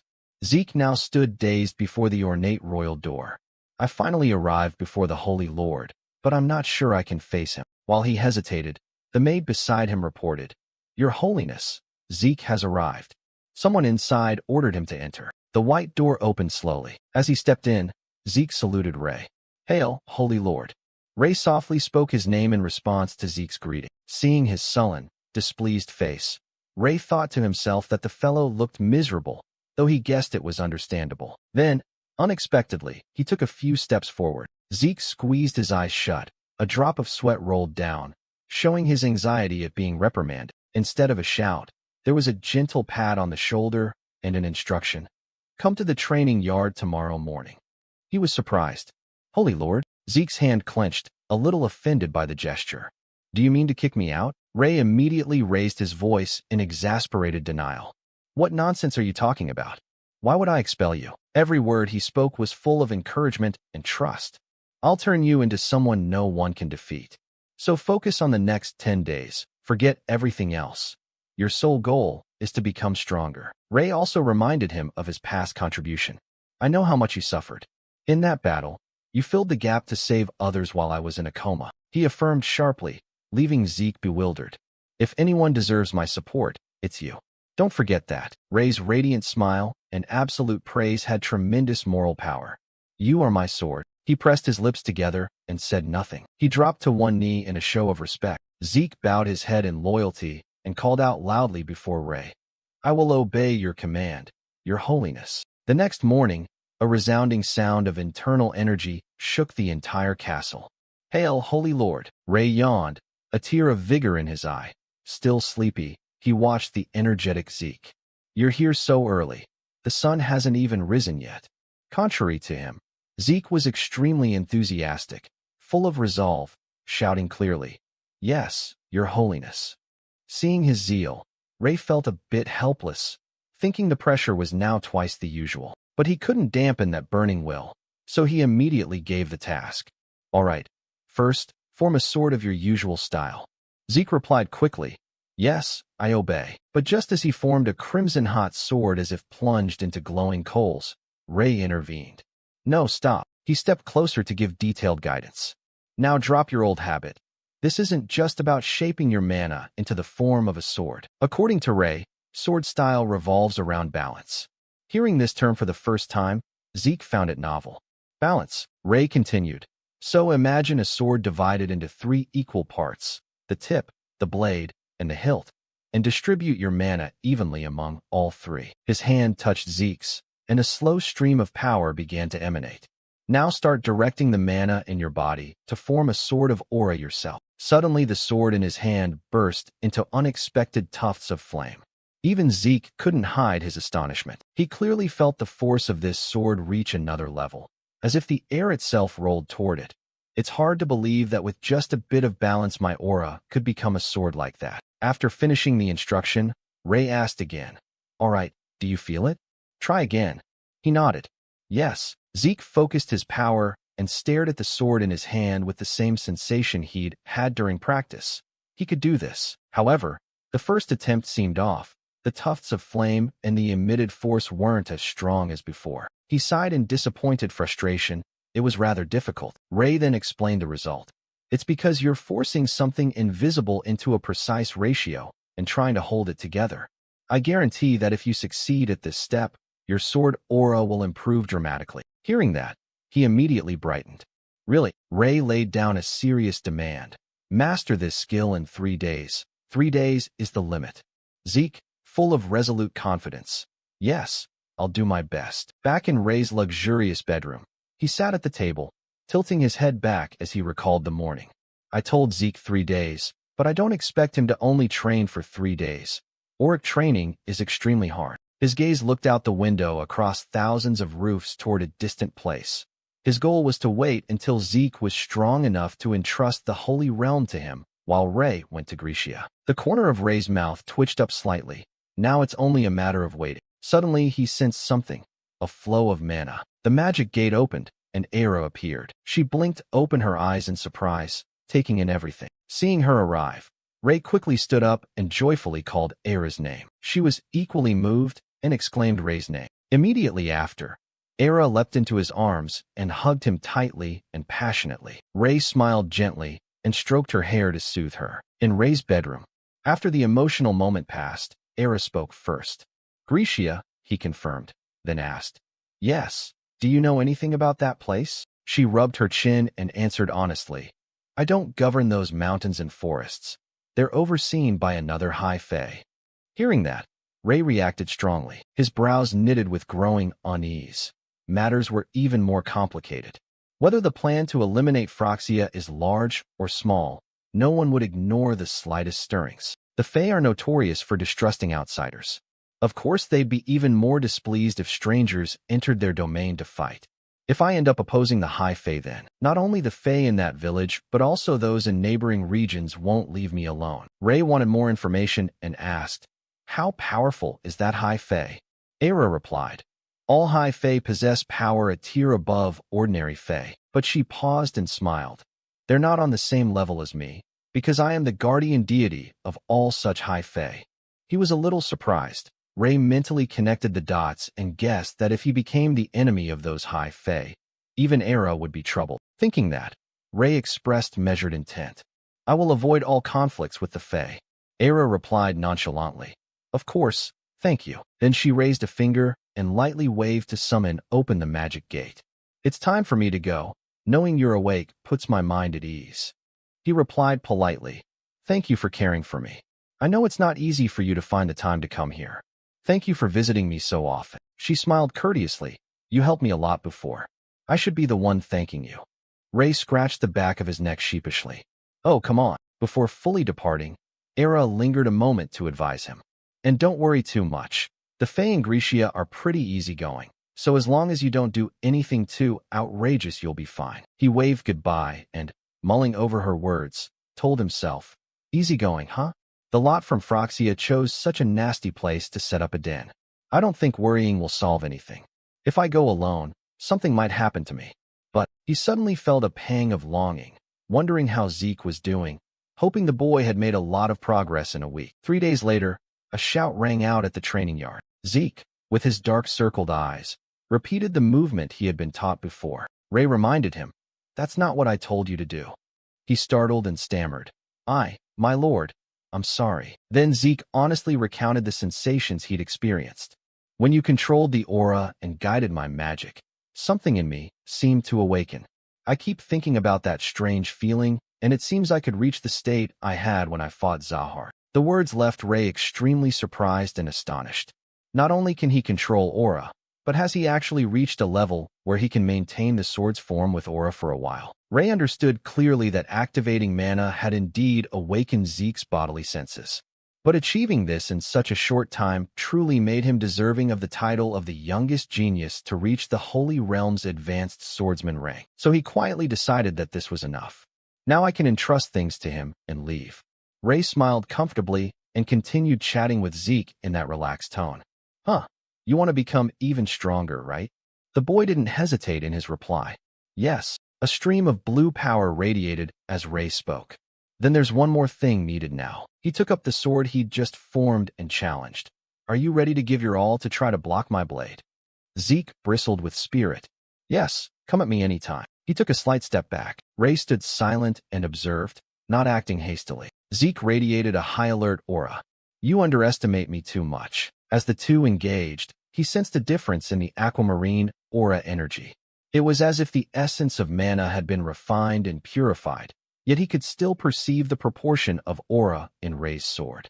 It wasn't that different from my aura. I can block it. But an unexpected incident occurred that stunned him. He smirked, a grin clear in his eyes. This is the final lesson you must learn. Feel it for yourself. Seeing the jade blue sword pressing down, Zeke's eyes widened in amazement. An undefeated blade, he hurriedly asked. Is there really no way to stop it? Ray waved his hand, making the weapon vanish, and replied, Who knows? You just keep experimenting until I return. He had a vague realization of something. You mean? Ray decided to speak plainly. Zeke, I'm going to head to Phroxia's den. Upon hearing it, as if by reflex, he immediately shouted, Then I'll go with you. But Ray cut off that intention. No, you mustn't. He snapped his fingers sharply on the crown of Zeke's head, making him yelp in pain. I've told you. You're the one fit to replace me when I'm away. You haven't forgotten, have you? Zeke, sulking with a blackened face and a bump on his head, obediently accepted the order. Forgive me. I will protect the kingdom with my life. How's that going to work out? He asked gently.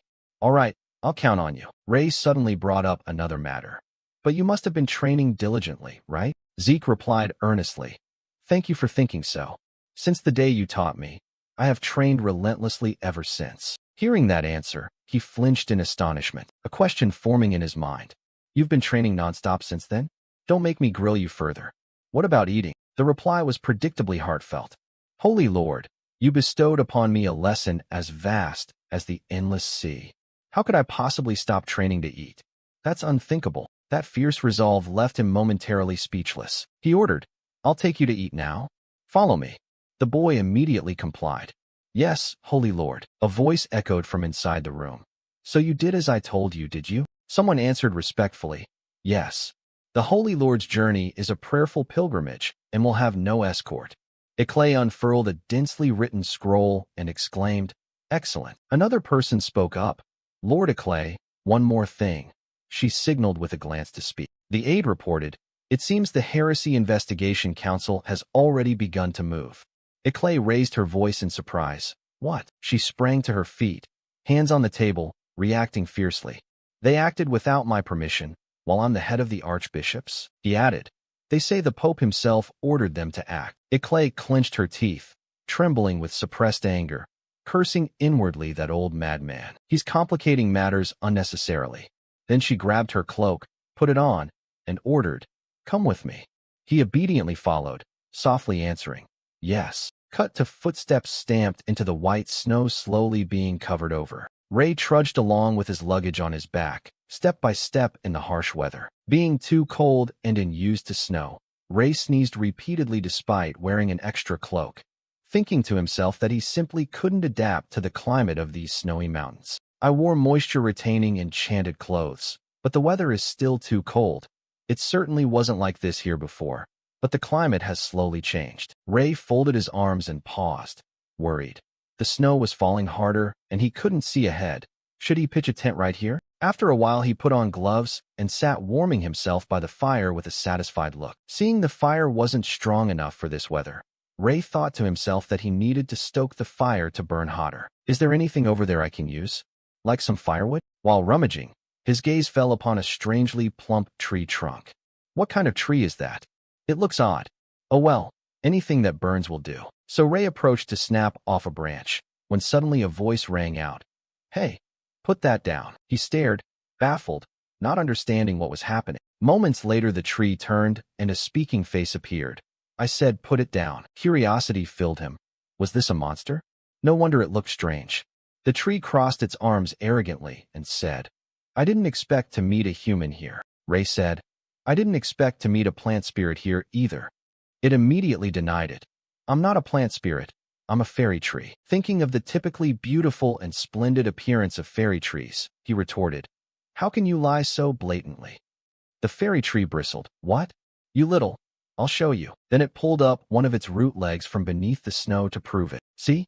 Confident enough? Even if I pull my root out of the ground, I won't die. Ray's expression went a bit blank, and the fairy tree fell silent as well. Though he stayed silent, he couldn't help wondering. So what? The fairy tree turned its face and clasped its hands behind its back, breaking the awkwardness. Human, you possess extraordinary holy magic. Are you a deity? He mused that the tree was exaggerating, but politely introduced himself. I am a holy lord named Ray. It seriously proposed. Noble one, powerful human, could you share some of your power with me? I need strength. If you help me, I'll grant you one wish. Granting him a wish would win favor with the sprites, specifically the Timber Clan. Fairy trees are invaluable for making the forest soil fertile. If this little one truly is a fairy tree, then the sprites in the Gracia Mountains would likely like him too.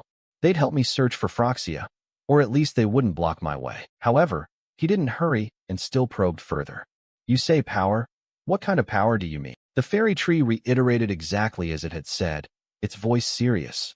Make me stronger. But Ray deftly declined. Forgive me, but I don't know how to make a fairy tree stronger. The tree was taken aback by that reason. Its face drooped sadly. No, I need strength to return to the forest. This time he was surprised. The forest? That's your home. The plant being then recounted the whole affair. Once humans entered our forest and ravaged it. Their dark magic killed us quietly. Then they stripped our power and drove us out one by one, leaving us as wanderers. That happened to touch on something he cared about. Ray thought to himself, dark magic. Was he talking about the Gracia Mountain Forest? People from Froxia? His voice rose and his hand clenched. Isn't this a perfect coincidence? Ray's expression lit up. Coincidentally, I'm on my way to punish the people in your forest. The fairy tree looked skeptical. Really? Ray replied bluntly. I can't make you stronger, but I can take you back to your forest. Then he cleared his throat and pretended to press. So where can I gather firewood? Do I have to use magic to keep the fire burning? I'm tired. Seeing this, it quickly answered, Wait a moment. Then the fairy tree decisively broke off half of its arm to Ray's astonishment. It hurled that chunk of wood into the fire. My body burns well, and the fire holds for a long time. Looking at that goofy face, he silently decided he must hurry to bring the youngster back to the forest. Time passed on, and the next day. This time Ray had left the snowy area and come to a sun-drenched woodland. He breathed happily. Mountains should look like this. Examining the marks on the trunks, Ray estimated by map and the peeled bark that he had stepped into fairy territory. As he walked, he planned in his head to speak with the High Fairy first. Suddenly a cold voice rang out. Hey, you there. Why is a human here? Seeing the girl before him, he wondered to himself, Are they the guardians of this village? Ray stepped forward with a friendly smile. Hello, may I meet the High Fairy who governs this forest? The girl and her companion stiffly objected. What are you saying? Do you think we'd let a strange human into the village? Does he think he can meet Chircy? He was a little surprised. Chircy, that's the name of the High Fairy here? Ray still tried to show goodwill. I understand. That's why I'm politely asking. But the others were stubborn. Put simply, they told him to get lost. Their attitude made him sigh in annoyance. He hadn't expected a warm welcome. While he was dealing with this, someone else spoke up. "What's all the commotion?" Soft footsteps approached, and the others respectfully called out, "Chircy." Ray, taken aback by her appearance, thought, "Is that Chircy? She looks like Era." Above all, she seemed friendly enough to talk to. A high fairy of mellow temperament. Chircy smiled warmly. "Hello. What brings you into our village?" He stammered awkwardly. Suddenly her gaze fixed on a small detail. The earrings he wore looked oddly familiar. Chircy suspected they were. She gasped, recognizing Cecily's eyes. Her expression shifted instantly. Hostility flared as she stepped forward and hissed, "Human, where did you get those earrings?" Ray grew nervous and tried to explain. They were a gift. Chircy's face darkened and she lost her composure. "A gift? Those earrings are a precious heirloom of our village, my mother's relic. I'll ask you again, who gave you those earrings?" He scratched his head helplessly and introduced himself. "I'm a holy lord of the Gaia Holy State. A senior swordsman from the kingdom of Lessian gave them to me as a diplomatic gift." "I'm sure of it." She ground her teeth and muttered, "The kingdom of Lessian," then immediately reached out, gathering power to attack. "It's clear now, no more words. Allies of that kingdom are our enemies." A few dark lines of worry appeared on his face as he muttered, "Is this how it all starts?" At once there was a loud explosion and a piercing scream. Under Chircy's furious assault, Ray spun and fled for his life. She lunged, throwing four-bladed shurikens. "You run fast when you flee, huh? Give me those earrings back this instant," he shouted over his shoulder. "I know you'll kill me even if I hand them over." The fairy slayer roared angrily. "Who are you calling a killer?" A shimmer of mana began to appear at Ray's feet. He swore under his breath, "Damn it. I wanted to sneak in quietly before reaching Phroxia." Seeing him vault away so nimbly, Chircy became more cautious. "This one," she frowned. "How can a human move like that?" The sky turned red as the day waned. Green canopies imposing a beautiful sunset backdrop, and somewhere Ray let out a relieved breath. Why are those damn fairies so hostile? Except for Era. He rubbed his temples, staring at the small stone in his hand. He had planned to ask the fairies for help dealing with Phroxia. But now everything had fallen apart so quickly. Could these earrings really locate the other one? Who would have guessed they'd be a locator? Ray clenched his fists and rearranged his plans. The strategy had veered a bit, but not badly. Running through this forest all day had given him a sense of the place. Then the terrain sloped downward toward a water source, and an area most suitable for human habitation. He also considered aspects like distance to the fairy village and where their lairs might be hidden. Ray looked into the distance, thinking he should scout that direction first. It was getting fairly late. He set up a small tent, stowed his gear inside, and decided to camp there. Ray's clothes were torn in several places. Looking at his modest shelter, he forced a smile. "I'll try not to harm the forest, at least as much as possible. The fairies won't complain about this, right? I'll go see them tomorrow morning." The next day, Ray studied the map for a while, pleased that his guess had been right. Before dawn, he rolled up the map and paced, calculating the magic fortress's position, their encampments, the fairy village boundaries, and the home of the little folk. "I found them all." I sensed an evil magic source from the magic fortress. It seems they've layered multiple defensive matrices. A hasty attack could land me in trouble like before, so I need to think this through carefully. Suddenly, a noise rang out that drew his attention to them. Ray stared in astonishment at the group.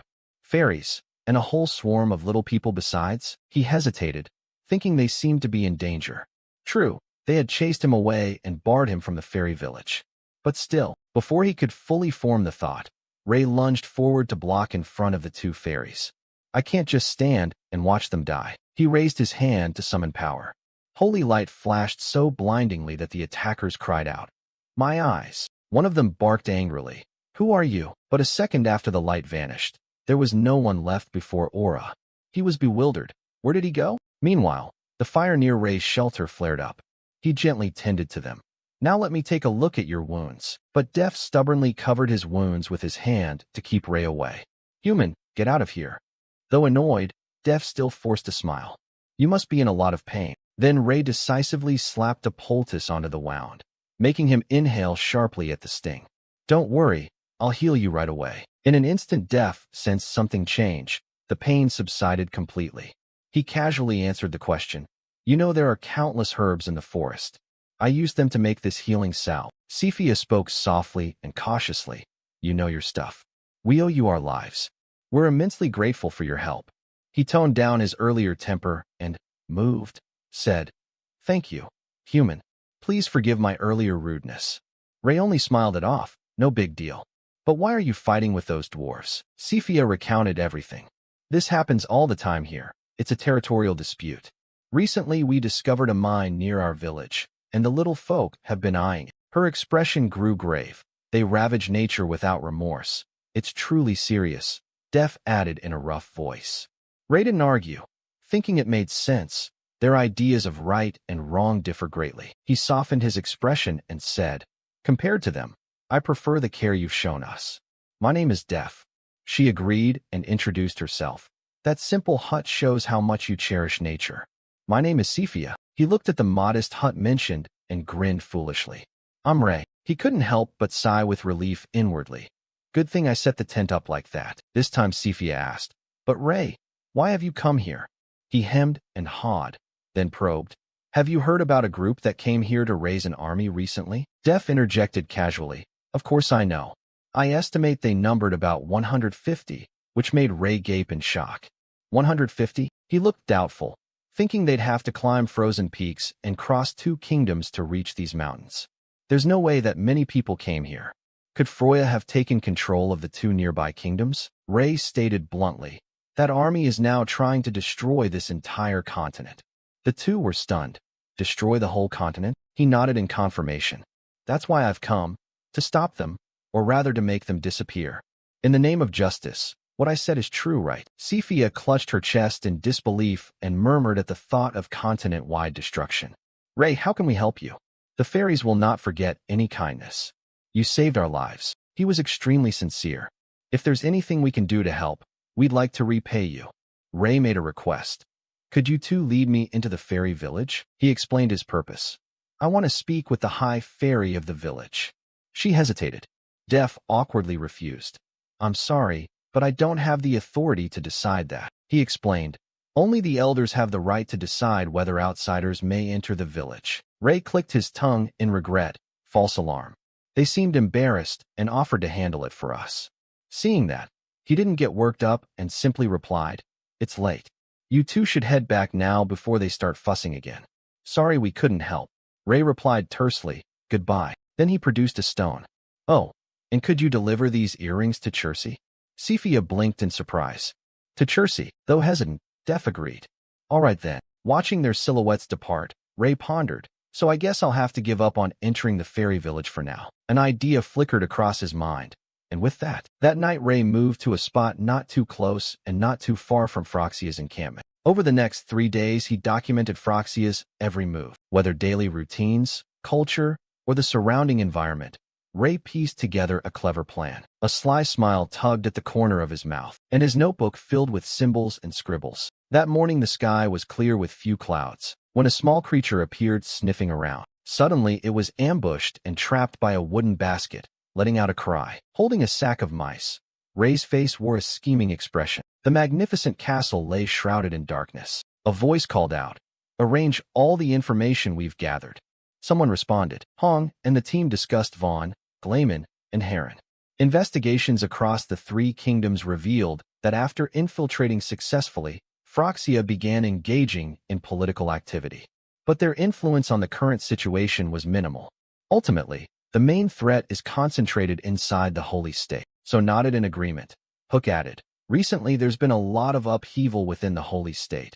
Many merchant guilds have transferred large sums to a single place, and that place isn't just connected to certain noble houses. He cautioned that the area is also one those noble families often probe when investigating heresies.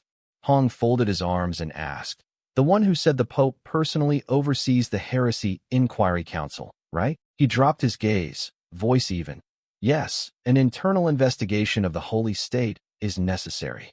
Suddenly, So made a gesture and stopped speaking. Wait.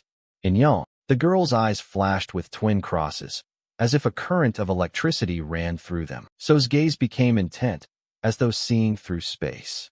I just detected a mysterious holy power source near the Vatican. It's moving outside the cathedral at very high speed. Hong was a bit surprised. The Vatican? How many? The girl replied immediately. 2 people, 8 others outside. Hong immediately went on alert and ordered sternly. Chase them down. Lethal force authorized, but leave someone alive for interrogation. Night fell. The city was cloaked in dark silence. In a warm chamber, Eclay sighed helplessly. That Pope is just so childish. Suddenly a noise made her pay attention. The door swung open and a group of masked, burly men stormed in. Eclay sneered. I never gave you permission to enter. Who sent you? Yet inwardly, she couldn't hide her surprise. You've already bypassed the guards? One of them drew his sword and said coldly, You don't need to know.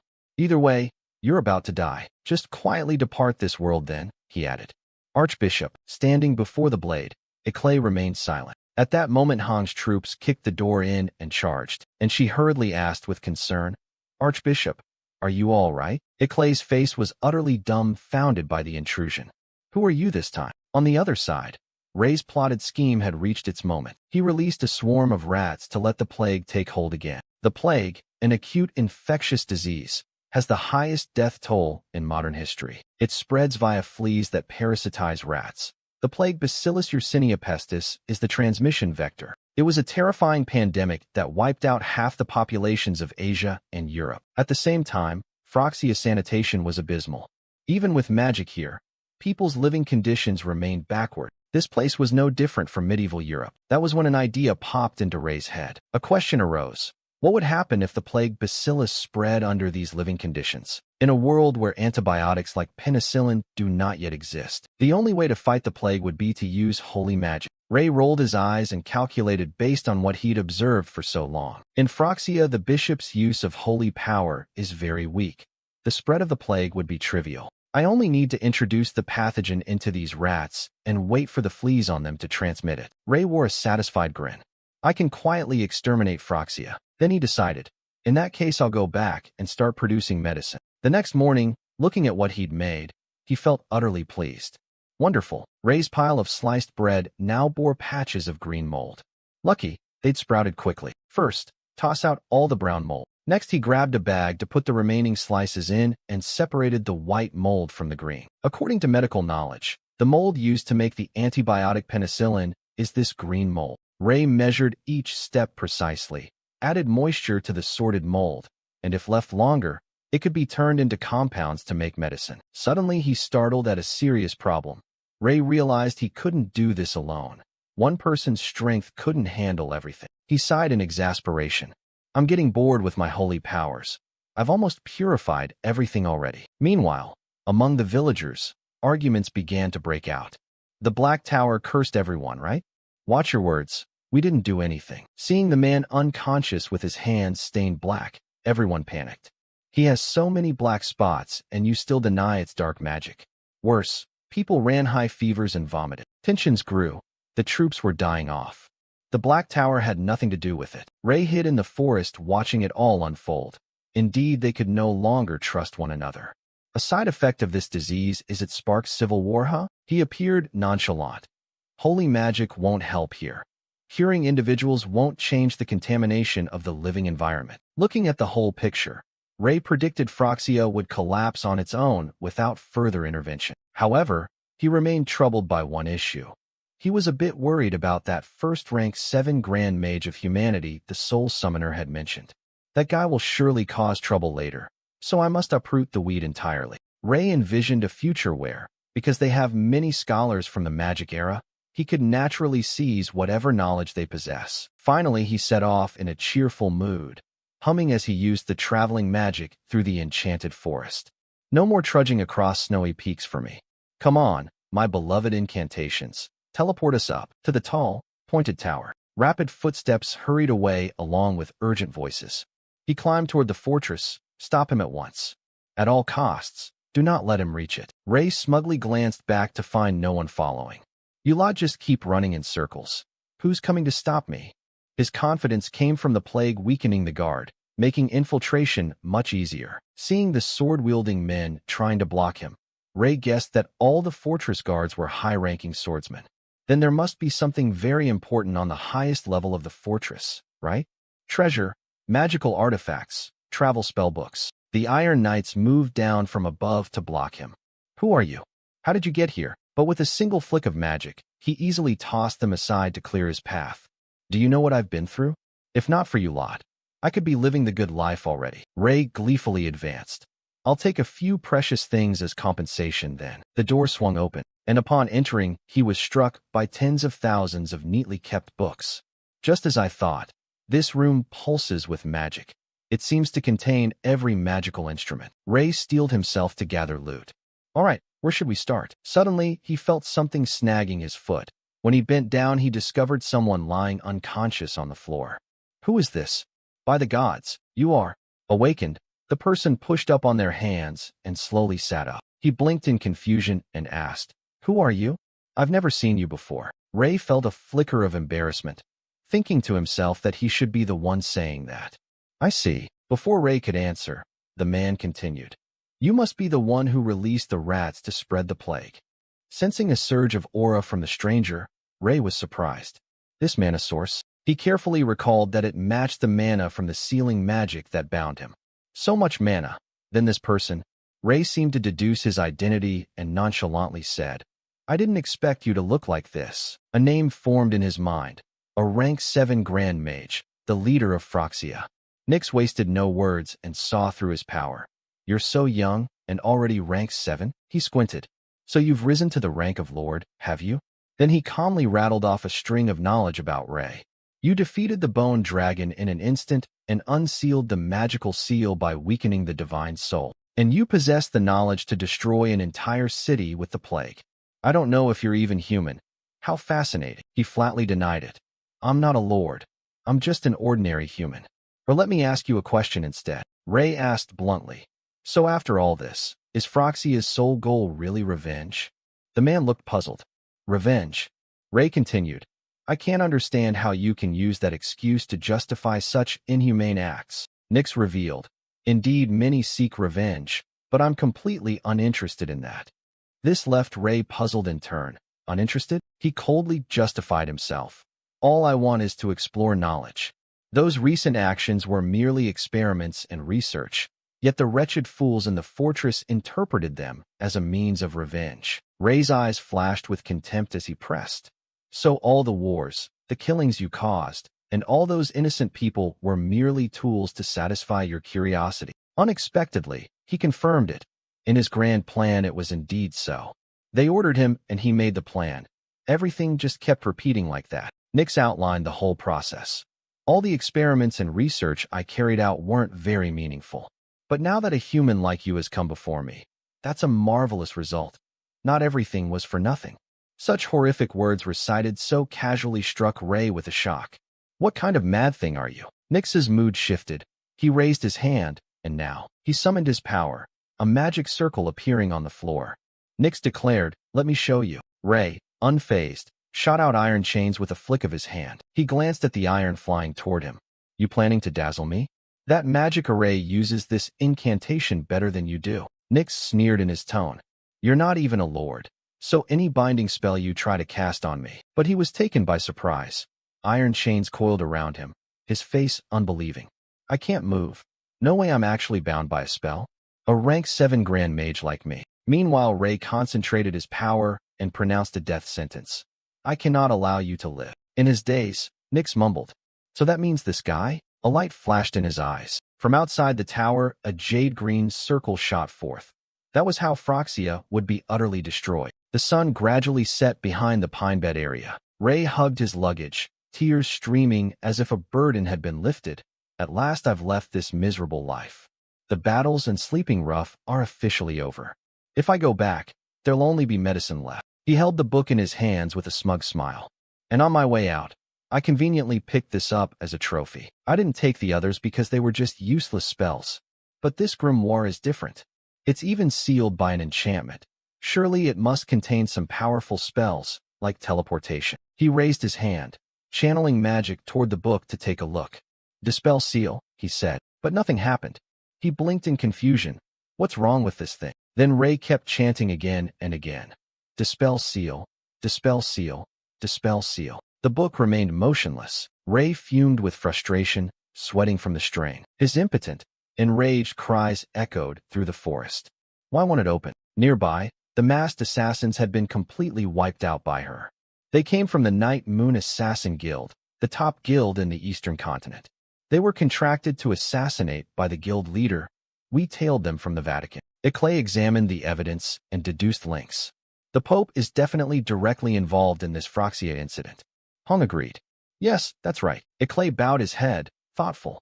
The Pope tried to assassinate us. Recalling that day, she had gone to speak with the Pope.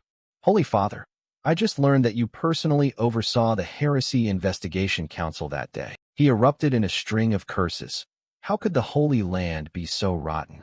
At this point, instead of a nation of God, it feels more like Phroxia's crude den. The scene was so familiar Eclay was no longer surprised and continued calmly. I know the Holy One said to put this aside, but the Pope cut in like a warning.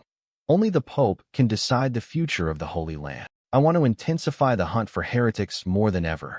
That is the goddess's will and the sacred mission entrusted to me, the Pope. He lowered his voice to force Eclay to choose a side. Archbishop, will you heed the Holy One or heed me, the Pope? She didn't answer and shot back a question. May I ask this? Does the Pope mean to ignore the Holy One's declaration that he is God's representative? He didn't utter a word then, only stared at Eclay with a calculating gaze. This concerns the Holy One too, doesn't it? Hong asked, turning to the window as she answered. Yes, Ray's reputation is growing. An archbishop close to that day like me is becoming an eyesore to them. Suddenly Eclay asked, are you the one who relayed the message to Hong Yong? Her face lit up as if she'd just conceived a plan, and she said, I want to ask a favor of you. The satchel on Ray's back emitted a halo of golden magic. Surveying the entire residential area around the tower, he concluded that Phroxia's den was indeed isolated from its surroundings, but contagion could still spread from one place to another. Ray reached up and adjusted the strap lightly. I must be very careful with prevention measures. A radiant light covered the area. According to his plan, within a 3-kilometer radius around Phroxia, it seems I've cleansed nearly every place where infection could spread. Ray thought to himself that holy magic can be extremely useful at times. Suddenly a voice rang out. There you are. He startled and turned toward the sound. That voice. Chercy halted in front of him, panting. I finally found you. Ray was surprised. Chercy? Like a conditioned reflex, he immediately turned his back and walked away, silently chanting a prayer, not getting involved in any argument. Seeing his evasive posture, she helplessly called after him.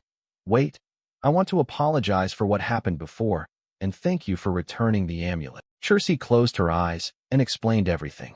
I heard you saved the children of our village. I thought I had misunderstood you. My mother died because the kingdom of Lessian kept thinking another kingdom was like them and returning my mother's relic. Just thinking about it, I couldn't stay calm. She spoke honestly. I sincerely apologize, but Ray got annoyed when he caught one part of that confession. Those monsters from that kingdom. How dare they gift me loot they'd stolen? He then calmed down and continued. But then why did you come looking for me? It can't be just to apologize, right? Chercy looked a little flustered. About that. She recounted the matter. You said you're the Holy One, right? Actually, many children in our village ventured nearby and contracted a strange illness. Dark spots have appeared all over their bodies. Chercy's voice betrayed her worry. We're not sure if it's some special curse. Healing magic can't cure it either. Ray broke out in a cold sweat. The children in her village face a baffling disease, and they're in desperate need. Who would have thought the fairy clan would come near here right now? She crossed her arms in frustration. I'm certain this disease was caused by those humans. He thought to himself, indeed Phroxia spread this disease, even though I was the one who released the pathogen. Finally, Chercy stated her plea. Regarding that illness, can you cure the children of our village? Ray immediately held up a finger in agreement. Sure, I'll heal them. Seeing this, she lit up with joy. Really? Thank you. So they returned to where the fair folk lived. The place was wonderfully peaceful, with quaint houses and windmills. Seeing a weak patient lying on the sickbed, Ray began to feel the gravity of the situation. Is this from healing magic? Thank heavens. The outlook isn't good. The plague is extremely dangerous, but it's also straightforward. Antibiotics can treat it. Chercy turned away and said earnestly, We appreciate your holy magic, but if you reject that treatment method, I'll prepare the medicine. Ray said, I can heal them without relying on holy magic. I'll prepare the medicine. She seemed intrigued. Medicine? You mean those pills humans use? He began listing the needed items, more or less. First, I need medicinal ingredients to make the medicine. Suddenly a voice called out to Ray. Sephia's voice sounded eager to help. What ingredients do you need? Def chimed in too. Just name them, and I'll bring whatever you need. Received like that, Ray was genuinely pleased. Excellent. I'll write a list of ingredients. Please help me gather them. A while later, Chersi looked at the items laid out on the table with some doubt. Can you really make medicine from these? He confirmed firmly. Yes, though to be precise, they're not exactly medicinal herbs. They're charcoal, rapeseed oil, white vinegar, and slaked lime. Ray picked up a bag. I'll turn them into medicinal ingredients. She peered warily at the contents. This isn't. Chersi was stunned. Moldy bread? He anticipated the question and reassured her. I won't use it as is. Then Ray's medicine-making began. First I soak the bread in water to soften it. Then filter the resulting mixture. Then I pour in rapeseed oil and mix everything together. He explained the principle. Impurities dissolve in the rapeseed oil, while the medicinal components dissolve in water. After filtering that mixture, it's almost a medicine already. Chersi watched each practiced motion closely, listening to Ray's explanation. We need to repeat those steps several times, then add heated charcoal, sterilized, to absorb impurities. Then pour the mixture into a funnel and rinse the water-soluble impurities away with clean water. Sephia and Def watched him perform with curious faces. Next, we'll pour in acidic vinegar water to remove alkaline impurities. Cheeky but effective, like kitchen chemistry with a wing. Finally, we pour in the slaked lime solution. This is an alkaline solution. Only medicinal ingredients this pure can push back the disease. This solution is the cure. Ray picked up a syringe and dipped the tip into the bowl of liquid. Now he was full of confidence. Let's go and test the medicine. Just like that, he injected the antibiotic into the patients. Then he went around purifying the whole village. 3 days later, the boy who had been sick couldn't hide his amazement at the changes in his body. I'm completely recovered. My fever's gone. Chersi, standing to one side, was equally excited, unable to believe the medicine worked without any holy magic. Seeing the patient recover, Ray felt happy too. He instructed, I've prepared it so people don't need injections anymore. So remember to take the medicine once a day for the next 3 days. His help left her deeply grateful. Thank you, Ray. You've been so kind to help us. I know our fairy folk live secluded lives, and this has taught me a lot. He merely gave a modest, polite smile. Come on, you don't have to say that. Inside, though, he was very clear about his actions over the past days. I'm just cleaning up the mess I caused. Chersi proposed an idea. We should hold a party for Ray, our savior. The recovered young man agreed. Great idea, Chersi. Wait, Ray quickly protested. Don't do that. Both of them turned back, pleading with their eyes. Why was Ray at a loss for words? Oh, it's just that. There were streaks of helplessness on his face. He had to come up with an excuse to decline the party. I don't have much time. I must return to the Holy Land immediately. The two could only sigh in regret. Really? What a pity. Yet in the end, despite the epidemic spreading everywhere, those Ray saved survived. The next day, in mountains blanketed with thick snow, a sneeze rang out. He pulled his cloak tighter to get through each stretch of road, muttering that he couldn't believe he had to cross these snowy mountains again. Ray cursed under his breath. Damn it. Those Phroxia bastards in the end were no help. How can a holy citadel like that not have a single travel spell? Suddenly someone called his name. Ray. A tree fairy appeared and bowed to him. Thank you. Thanks to you I can return to the forest. Seeing its refreshed state, Ray thought approvingly. Your antlers have grown a lot. The tree fairy said, I can feel my strength slowly returning, so I want to give you a gift to thank you. But he noticed one odd difference. Its tone had changed. Has it lost its mind? Before he could say anything, one of its branches was snapped off. The tree fairy handed him a long horn-like branch and solemnly declared, only once in a tree fairy's life. I give you the strongest branch I have. Ray paused slightly. It was indeed a rare item. Thank you. Holding the wooden horn in his hand, he thought he should give it to Zeke. After all, to him it's just an ordinary branch. A scream pierced the air as the village suddenly erupted into flames. Calls for help followed one after another. Save me. But it seemed the murderers showed no mercy. He shouted, men or women, children or the elderly, kill them all. This town is full of demons. He swung his iron club and charged toward a woman clutching her child. The mother begged, "Please spare us. Just let my child live." He sneered. "You heretics opened the city gates to let Phroxia in and colluded with them, didn't you?" The mother screamed back, "No, we never did such things." The child beside her trembled and whimpered, "Mama." The man flew into a rage, raised the iron club high, and snarled, "If you still dare lie now, pay for it with your life." Suddenly, after a pause, someone stepped forward and laughed loudly. "I just returned from the Holy Land. What the hell is going on here?" Ray approached with a dazed face. "At first I thought you were bandits, but you're not. Who are you?" Hearing him, the man sneered, "Who is this ragged bastard? You scoundrel! How dare you forget your place? How dare you act like that toward an inspector of the investigative council?" Hearing that, he gritted his teeth. "Forget my place? I never expected." A beam of light appeared, and Ray himself began to glow with golden radiance. He murmured, "It seems you truly don't know who you are." His body shone with a strange, miraculous holy light, dazzling and blinding, causing that fierce killer to fall to his knees. "Impossible, you're the Holy One." He softly asked, "Which group are you a member of?" The man answered, "The Investigative Council." He frowned. "The Investigative Council? So does that mean the damn culprit behind this crazy order is the Pope?" Before he could finish thinking, the mother also knelt down. They shouted, "Holy One," she wailed. "Before God, we did nothing, yet those people began slaughtering us. They accuse us simply because we're heretics." Others joined in, clasping their hands. "Yes, Holy One, please, please stop this. If you leave, we'll be killed." That plea echoed, "Holy One, please save us." He closed his eyes. "Now we can only trust you. At least the children can." He thought for a moment and replied, "Don't worry. I swear on my honor, I will deal with this." Hearing that, everyone rejoiced. "Thank you, Holy One. We are forever grateful." He turned to the killer and said, "You heard him, right? In the name of the Holy One, I order you to withdraw."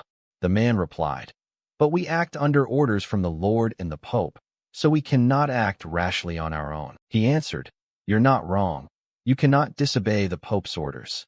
He added, "Then here's the deal." He said sternly, "If you obey the Pope, you will die by my hand right here." The man trembled. "We will follow your command." "Yes, Holy One. Inform the investigative council to follow my orders and cancel all operations." He further ordered, telling the investigative council, "If they do not obey my orders, I will tear them all apart. Your lot too. Withdraw quickly and rendezvous at Salonia." Understood. His eyes were fierce now. He had to quickly stop this madness. Looking at the chaotic scene, he wondered why, whenever he finished a dangerous mission and returned, the Holy Land always had a pile of trouble waiting. Night fell, and in a certain castle, Graeus spoke to the Holy Maiden. "The investigative council grows more brutal. Our family has tried to pressure them. But the council is an independent religious body of the Vatican, so our efforts have failed." The Holy Maiden bowed her head and replied, "Same here. I can't act as I wish. One small slip, and the council's arrows will strike straight at me." Suddenly a voice made Graeus start. "How dare you come here? How dare you beg here? Get out." She sensed that holy power. Ray appeared. The guard outside hurriedly stammered, "I am sorry, sir. You look odd today." He replied, Yeah, I'm just a ragged beggar come to plead." The Holy Maiden was overjoyed to see Ray and shouted, "You're back." He answered, "Ah, Iriel, I'm a bit late. I had to stay and tidy up a few matters." She responded, "I understand. Come inside." He now scratched his head. "A ragged beggar, huh? May I come in?" The guard panicked. "Holy One, my crimes deserve death." Inside the house, Ray immediately asked about Phroxia. "How are they now? They won't be able to keep attacking us. If any of them survived, it's not a problem." He emphasized, "More importantly, I heard the Pope is running the investigative council, right? At this rate, the Holy Nation will be quarantined." She replied that after slaughtering their own people, other nations will seal off the Holy Nation. When faith doesn't waver, neighboring countries will see it as a good omen. The Holy Nation's influence on the continent will decline. He added softly, "Yes, that's why I need your help with this." She asked, "Help with what?" He said, "The inspectors of the investigative council are still here, right?" He ordered her to have them withdraw the entire investigative council. She panicked. "Do you know what you're asking?" He remained firm. I do. I've thought it through. Issue my orders. She countered that they obey the Pope's orders. What the hell is he trying to do? He slammed his hand hard on the table. Then he stood up and forced them to take responsibility. At the Vatican Investigative Council headquarters, an announcement rang out. All members of the Investigative Council assemble. A scowling member turned out. What's going on? How dare you? Everyone went into a panic when they saw Ray. Holy One, he spoke clearly and loudly. Who is the head of the Investigative Council? It's me. A voice replied. He stepped forward gently. Greetings, Holy One. I am Deos, Chief Inspector of the Investigative Council. He asked further, what wind blew you here so suddenly? No warning, no preamble. Ray goes straight to business. One command. I want all the inspectors of the Heretical Investigative Council assembled in Salonia immediately. Deos frowned and answered, forgive me, Holy One. This is an order to be executed within 1 month issued under the seal of the Father. He spoke softly. So you don't follow my orders? He smiled. Yes, this is beyond the power of a god. At this, Ray grew furious and radiated a powerful energy. He was terrified. This insane holy power. Everyone feared it. They felt their bodies about to burst. Ray arrogantly asked again, have you changed your mind? He shouted, stop it. Doing that won't change the Pope's orders. Holy One, do you truly think you can confront the Pope? He replied coldly. Call it confrontation if you like. He said angrily, I'm only doing what's best for the people. Because it's the duty of the Holy One, the office given me by the people and by God. His gaze grew even colder. I'll give you 1 week to recall each of them to Salonia. If they don't, he flung his hand and shot a spark up at the ceiling. The ceiling split a large hole. I'll shatter the rest too, understand? The man stammered in panic. I will obey your will. He looked up and thought. Now the remaining task is. He stared straight into the main hall, where the Pope was seated. The Pope, Ray strode straight into the throne hall. He met the Pope and asked, you've created quite the mess here. The Pope stroked his chin and replied, a mess? The Pope, only punish heretics. He challenged coldly. Punishing heretics is laughable. Massacring innocent people without trial. Just calling it punishment for heresy. He frowned and asked back, try them? Why should I do that? Why bother? He patted his chest. I am the Pope. My words are the law of the holy nation, the will of God. Ray still wouldn't back down. Look how neatly you blather on. Be honest, it's not really for that reason, is it? Before coming here, I infiltrated a village you were interrogating. He heard that and clenched his fist. He asked in a tight voice, what are you implying? Ray replied, no matter how I mull it over, I cannot fathom your faith. He accused, you use your faith to excuse the massacre of innocent people. You had to do something to hide it, didn't you? Hearing that, he screamed madly. How dare you? How dare you be so insolent? How dare you use such falsehoods to belittle me? He ordered, guards, force the Holy One to kneel before me at once. Ray gritted his teeth. So that's how you plan to play this, is it? He unleashed a surge of power, but a voice interrupted. The doors were flung open. Eclay stepped in. No need to soil your hands. Holy One, he thought. Eclay, she calmly produced a papal decree and said, as of now, Pope Glicior is to be arrested and tried for heresy. He shouted, arrest me? Ridiculous. What are you waiting for? Arrest those traitors immediately. She handed over a document and said, it's pointless, Your Holiness. This is the contract for building the academy. All works were assigned to Phrygia, and the holy nation received compensation of 1,800 silver crowns. She added, if those buildings later fail standards or they break the law, I affirm the holy nation cannot challenge them. That's what the agreement states. He scowled in fury. Where did you get this? She sneered. I had some resourceful friends help me, and this is an official document with the Pope's seal, so don't make excuses, she shouted. Now all of you, seize the Pope and lock him in the dungeon. The soldiers obeyed in unison. The Pope froze. Don't be foolish, he protested. I am the sovereign of this realm, the Pope chosen by Gaia. He raved. Whoever disobeys me disobeys God. I'm furious. By the divine power granted to me, I will punish all of you. Ray bellowed, swung his fist. What a pile of rubbish. Afterward, Pope Glicior was imprisoned. In the cell his voice echoed. The gods will never abandon me. You must hold a trial. It seemed this chaos was settling. A long night passed. The sky brightened. But even now the golden seat remained vacant. Archbishops and nobles were scrambling for the papacy. Ray declared loudly, "Eclay, I want you to become pope." She was taken aback. He explained, "You belong to no faction and are the most influential among the archbishops." She blinked in surprise. He continued that she'd bring a fresh breeze to this sullied office as the first female pope ever. She hurriedly replied, "I don't know. I'm not sure I'm capable." The holy maiden smiled. "You worry too much. Here's the list of those vying for the papacy." She looked and gaped. What the hell?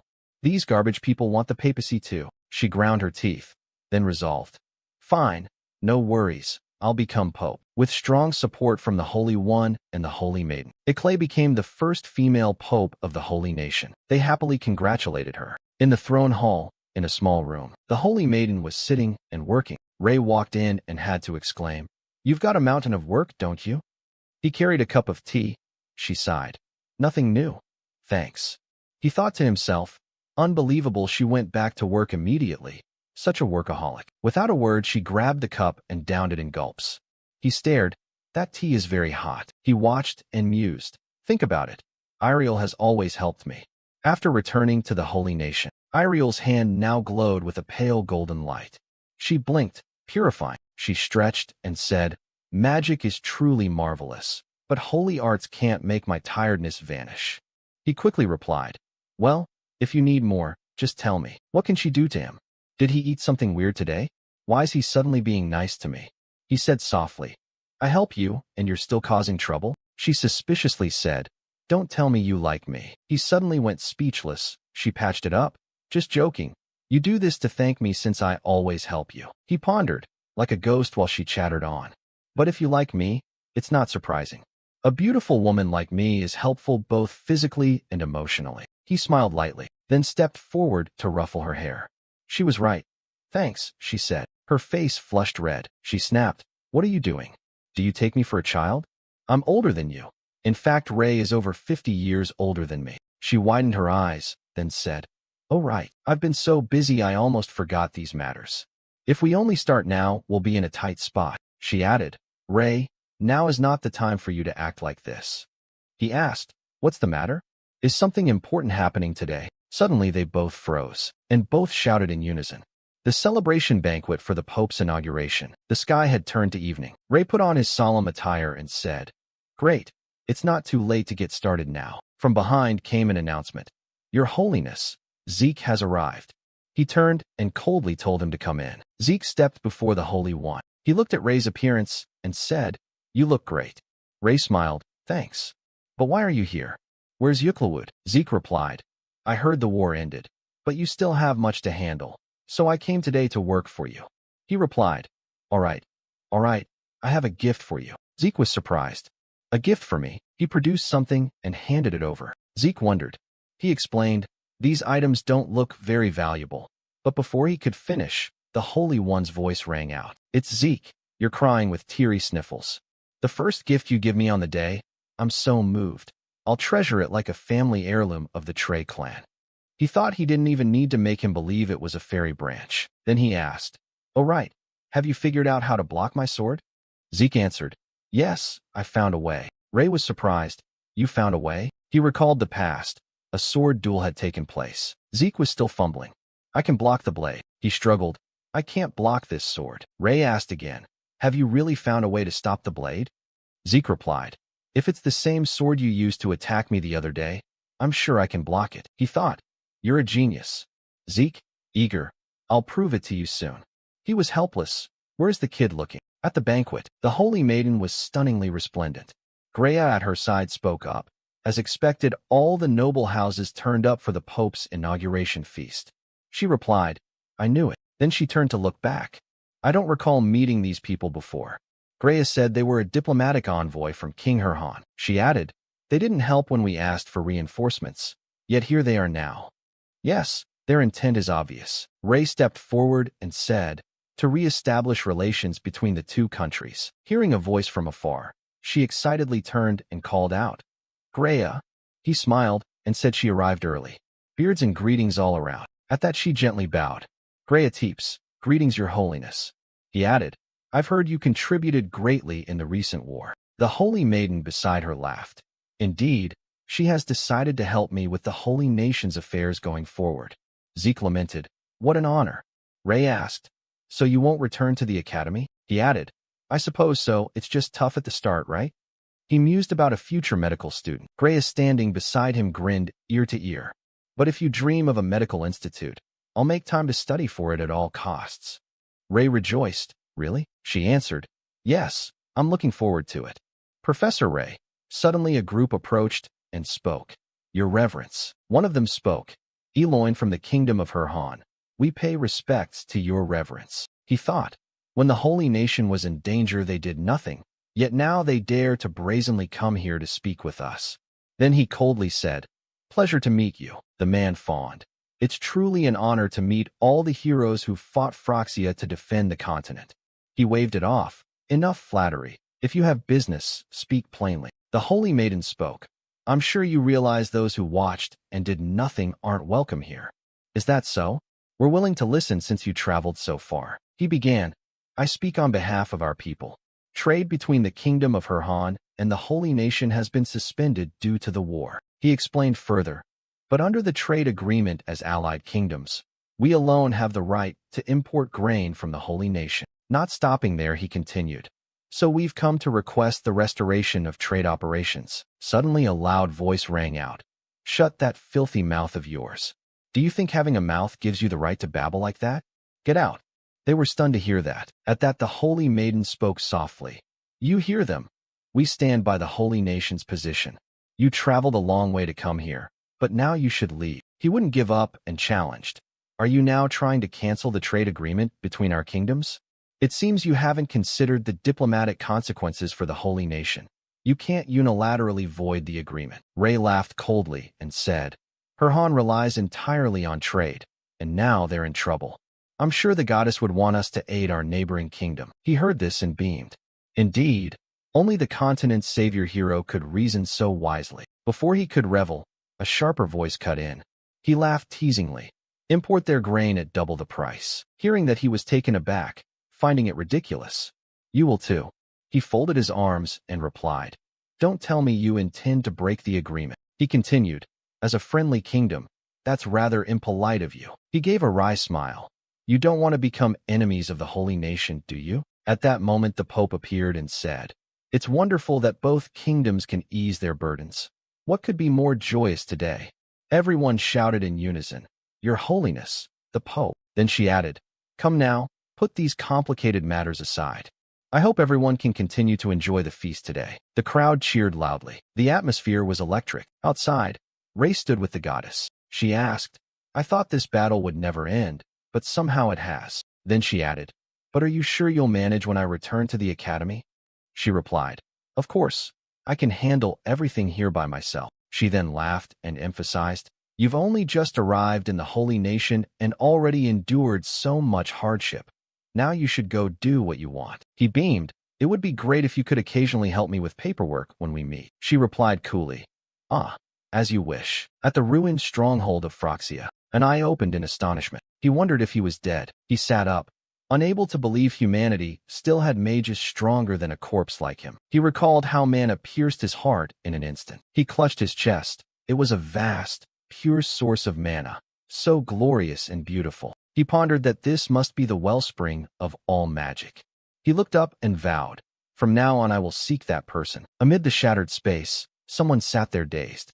Oh my God! After the battle ended, the academy began calling students back to class. Perhaps due to the war's aftermath, many students couldn't return to the academy. But when word spread that the Holy One, the kingdom's hero, had returned to the academy to start holding free medical lectures, students from across the land gradually came back. At the board, someone held chalk and announced, All right, that person was Ray. Let's begin today's lesson. He explained that today's lecture would focus on this topic. He taught passionately. During the war, we often saw bishops tending wounds. But bishops alone aren't the only ones who can pull patients back from death's hand. He added that some of them had experienced or witnessed this in the recent battle. He analyzed how bishops, priests, and even our Holy One can't cure every illness. The students were stunned. If even the Holy One is limited, then those people must be doomed, right? Suddenly, Ray slammed the board. But if you study at the medical academy, You can do it, he emphasized firmly. From today, the medical institute will begin accepting students and will focus on treating diseases and external wounds. Those injuries, even bishops can't heal. The academy buzzed with excitement at his words. So if you want to learn, enroll at the academy. On the lectern, he seemed to become one with his role. From now on, all injuries to the body's exterior will be called external wounds. A student asked, before we begin today's lesson, we have a question. Why were many soldiers saved in battle only to die later from very minor wounds? Was it because the church lacked manpower to treat those small wounds? He immediately spoke up. That makes sense, but why do you think they died from such minor wounds? That definitely wasn't a severe injury, he explained excitedly. It's because external wounds became infected. He continued, there are millions of microorganisms around us that we can't see. For example, on the palm of the student in the front row who just answered the question. The girl in the back also spoke up. You mean there are creatures called microorganisms living everywhere? Exactly, she said, but I can't sense any of those creatures around me right now. He explained that these organisms are so tiny you can't see them and you can't sense them with mana either. The students were surprised.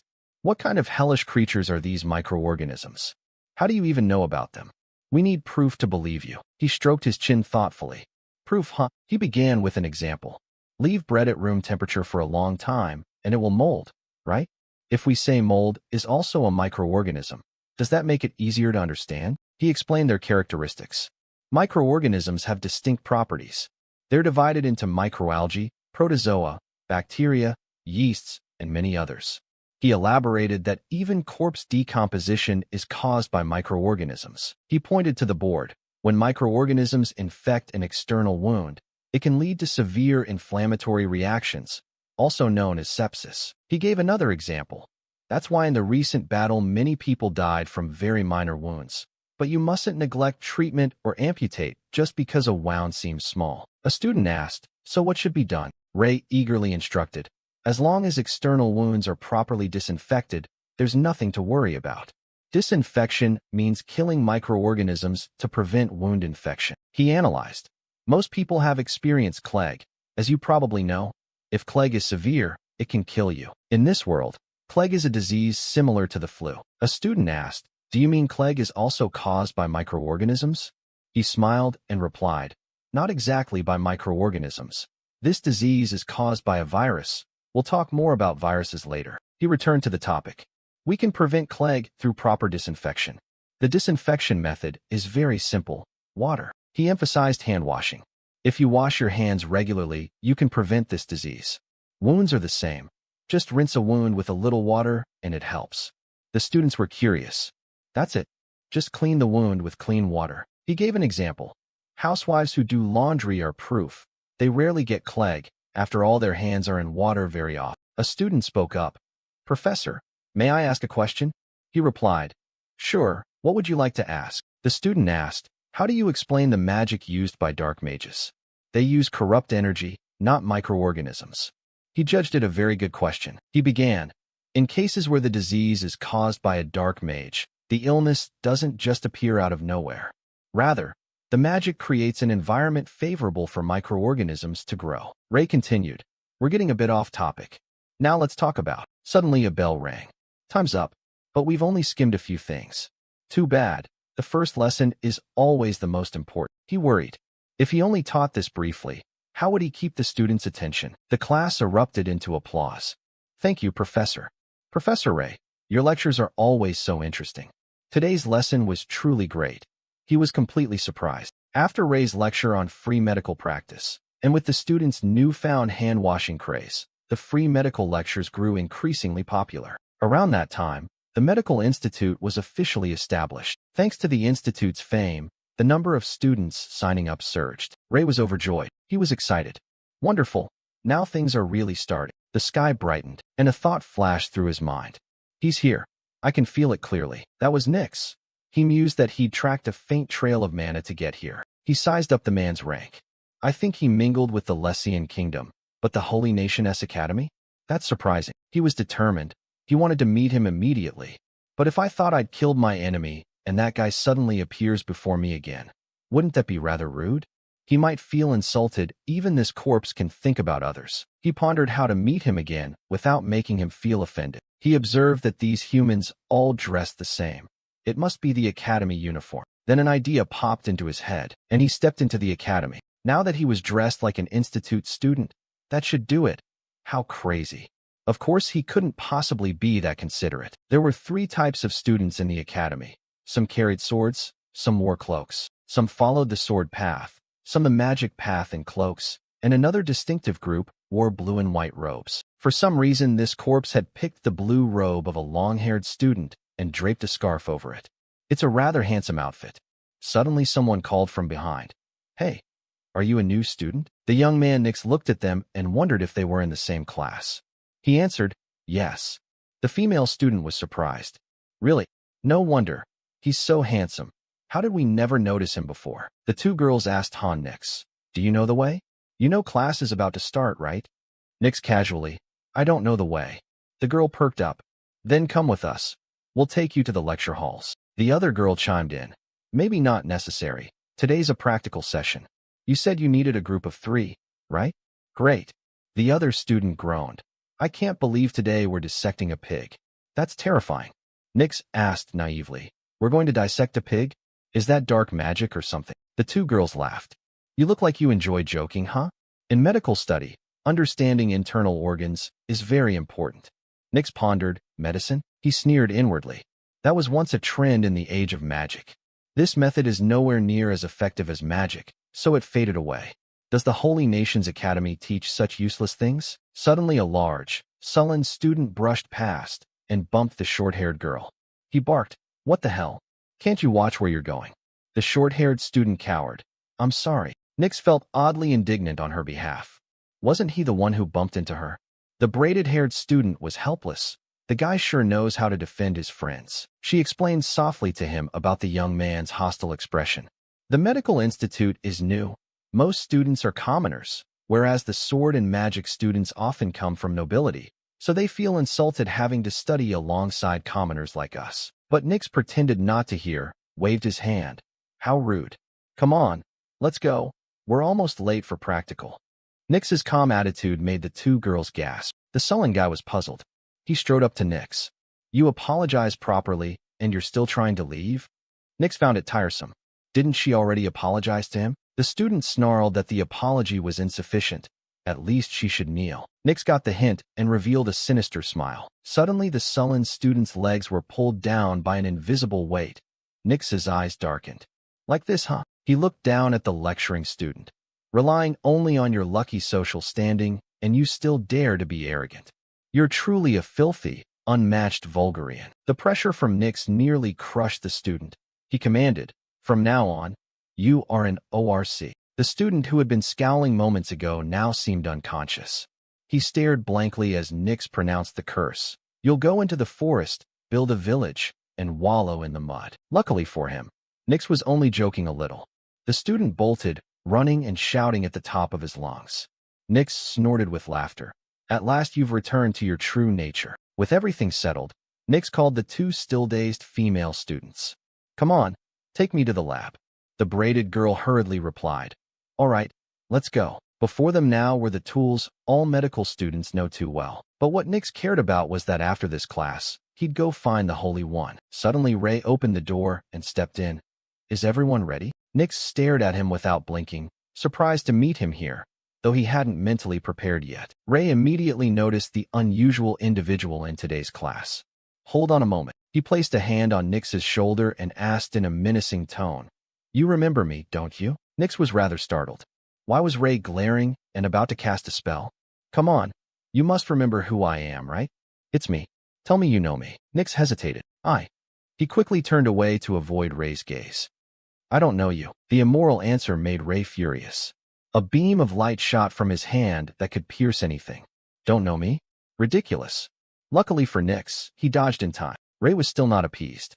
"Bastard, I don't know how you managed to resurrect, but I'll grind you into 60 billion pieces so you can't come back." Nix broke into a cold sweat and pleaded, 60 billion? Are you really going to kill me like that? "Holy One, please hear what I have to say." Ray magnanimously replied, "Fine, I'll give you 3 seconds. Nix panicked. How is that enough? First, I had no intention of attacking you. I only came to assist you. Holy One, Ray doubted him. How can I trust you? Nix's eyes were wet as he looked pleadingly. Lower-level mages are always like this. Our duty is to show utmost respect to higher mages. Ray bluntly scoffed. Nonsense. Nix grabbed his leg. I'm telling the truth. Please believe me. Ray pondered. Now Phroxia has fallen. There's no way he'd come here just to surrender. He probably really doesn't intend to attack. But he moved his fingers, and chains appeared from nowhere, wrapping around Nix. Ray's voice rang out. Bind him. Ray turned and walked away. Stand right there until this class is over. Nix, sensing he'd softened, brightened. Yes, sir. Whatever happens, I won't move. Ray's voice echoed toward the practice room. All right. Ignore him and start practicals from lesson 1 to lesson 5. After a while, Nix clenched his teeth in discomfort. He was disgusted with the idiots before him.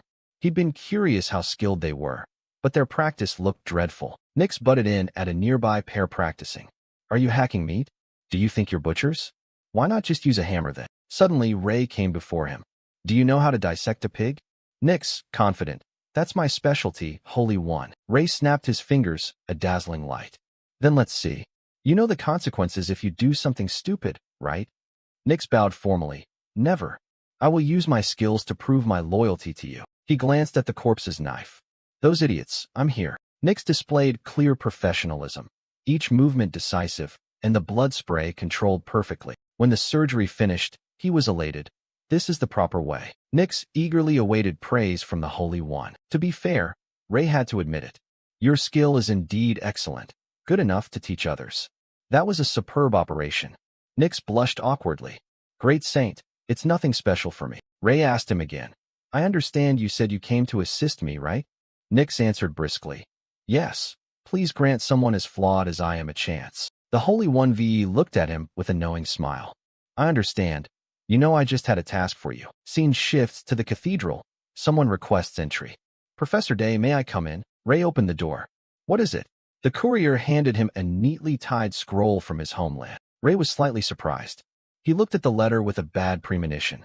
The courier finished. Your family sent this letter. The holy nation looked peaceful under the sun, but somewhere in this cathedral, it was deeply gloomy. Saintess Iriel collapsed onto a pile of documents, pale and exhausted.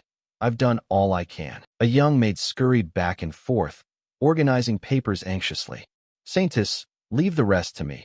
Take a 2 or 3 hour break. You haven't slept at all.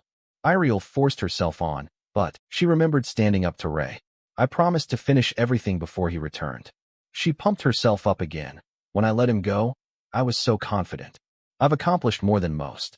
But Iriel's eyes unexpectedly grew indifferent, as if in the Holy One's office the newly delivered letter-reading cord was all she needed. Just the Holy One. He used magic to scorch the letter to reveal the hidden content. The letter stated that the kingdom of Lessian is the continent's mightiest empire.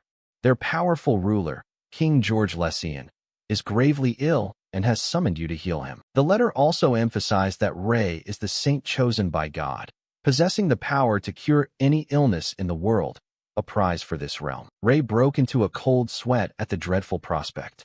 If he failed to cure the king, Lessian would assume the holy nation refused to help, instantly fracturing relations between the two kingdoms. He pondered, it's not that I can't heal him, but perhaps this won't be simple. Ray feels like a puppet in the hands of royal politics. He remained anxious. Curing that king is different from treating other patients, so I'm at a loss. Ray walked down the corridor, thinking as he went. Well then, first, at the academy Ray appointed Nix as an honorary professor. Everyone must bow to him now. But Nix seems introverted. Hey, you there? Once you're out of class, don't talk to me. He sighed. The Holy One requested it, so he had no choice. Nix sighed, thinking of his true goal, yet he wanted to explore the academic world from the Holy One's perspective. The earlier student still hesitated to leave. Nix gave him a deadly look. Didn't I tell you? Once you're out of class, don't talk to me? The student trembled. Professor Ray asked for you, so, before the boy could finish, Nix shot off like an arrow to find the Holy One. He panted, You summoned me? Ray cheerfully introduced. You're here, greet me. Because of a deliberate mistake, Jay's voice and Zeke's appearance didn't quite match. He glared at Nix. This is Zeke. He'll keep an eye on you while I'm away." Their gazes sparked like fire. Nick struggled to stay calm. "Watch me? Also, what do you mean you're going away? What are you talking about?" Ray handed him a scroll and explained, "I'll be leaving the academy for a while. Take this. I've written nearly all the lessons on this scroll. Study them on your own first. Once you fully understand them, teach these lessons to the students while I'm gone." Nix looked at the scroll full of writing and groaned. "What?" he whimpered. "But I came here to assist you." A cold voice cut in. "You dare argue?" Zeke spoke up. "Do you know how much the Holy One values this academy? You should be grateful he trusted you with such an important task. Are you that clueless?" Nix bristled at being lectured. "How dare you behave like that? Who are you to meddle?" Zeke declared loudly. "Head of the Trey household, one of the 3 families serving the Holy One. I am Tracy Zeke," Nix sneered. "And yet some unknown lowlife like you dares serve the Holy One?" Zeke retorted angrily. "Unknown lowlife? Are you implying I'm a mere nobody? Aren't you a level 7 mage, master of the Dark Tower?" Nick shot back, "So what? I'm also a swordsman, a high-ranking one." Ray frowned, watching the pair clash with a bad feeling. Nix turned to Ray and changed his expression completely. "Great Saint, I will carry out the task you gave flawlessly and earn your trust without needing this insignificant creature to watch me." Zeke smiled sweetly. "Don't worry, Great Saint. Go in peace. I will watch that sly bastard closely and won't miss any of his moves." With that, the two immediately returned to picking at each other like fire and water. "Who do you think you are acting so big? Wait until the Holy One leaves. I'll be the one to tell you off then." Ray regretted it. He shouldn't have seated those two next to each other. Dusk had fallen, painting the entire cathedral a blazing red. Ray cracked open the door to Saintess Iriel's room, calling out, "Are you?" Iriel had dozed off at her desk without anyone noticing. Ray looked at her just as he'd thought. She said she could handle everything, but it seemed the work had been grueling. He gently brushed a strand of hair off the Saintess's face. "Ever since returning to the Holy Nation, I've taken on so many tasks. The war only just ended. Things won't be the same as before." He scanned the piles of documents stretching from one table to another. "Let's see." Suddenly, Iriel startled awake. "Oh no, did I fall asleep?" Ray's voice sounded beside her. "You're up?" She sprang up. Ray just smiled. "You've had a hard time lately." "Thank you." Iriel hurriedly patted the now empty desk. "The scrolls are here." Ray replied nonchalantly. "I've taken care of those things already, don't worry." Iriel stared at Ray in disbelief, who only pointed to the stacks of documents that had been sorted and neatly arranged. Iriel couldn't believe her eyes. "Just a little while, and you've finished everything?" She anxiously rushed over. "You're lying. Those would take me at least a week. You didn't just skim them, did you? I bet you rushed through it." Ray shrugged. "If you want, check them." Iriel hastily unfurled a scroll. Her face froze. Everything was perfect. Ray grinned sheepishly. "I wish I could help you more, but I don't have much time." Iriel was at a loss. What else was there to help with? Suddenly a voice called from the doorway. "My lord," the maid announced. "Your luggage has been prepared, Holy One." Ray replied regretfully. "Is it already time?" In the kingdom of Lessian the sky darkened, night seeming to lick and swallow the grand castle, bringing with it worries about the state of affairs. At this rate, if the king dies, it'll cause big trouble. In the room where King George lay unconscious, Third Prince Gale whispered to himself, propping his chin on his knee at the bedside. It looked like they no longer hoped for their father's recovery. He poured out words to the king even though he couldn't hear them. Moreover, it seemed this time they only craved the position their father had guarded for so long. Gale touched the king's motionless hand. "I've requested the Holy Nation send the saint here. Father must wake soon so I can seize control of the kingdom again." Suddenly someone stepped forward from behind. "You should go back. After all, Father needs to rest." The third prince turned his head, his expression changing. "I was about to leave anyway. Your father's caregiver. I only stopped by because I felt ashamed leaving you to handle everything alone." This man was Second Prince Luke de Lessian. His face betrayed no emotion. "Don't worry. From now on leave Father's affairs to me." Gale had little to say. "Fine, I'm off then." The door closed after the third prince left, but Luke kept speaking. "I'll let you live, so consider yourself warned." He looked out at the pitch-black sky through the window and muttered, "Don't meddle in this dirty war, little brother." The next morning in the kingdom of Lessian, Ray arrived fresh in his holy robes, and the special cloak bearing the cross of the saint. I have arrived, he said. The castle glittered in the dawn light. Ray was awed. The mightiest empire on the continent was indeed vast. A voice from behind drew his attention. Welcome to Lessian. A silver-bearded man bowed politely. Greetings, Holy One. I am Count Opal. I will receive you. Ray returned the bow. Thank you. I am the saint. My name is Ray. Opal was cautious. The journey was long. You must be tired. So even if you have many questions, please. Ray nodded in understanding. All right then, let's go. Ray asked.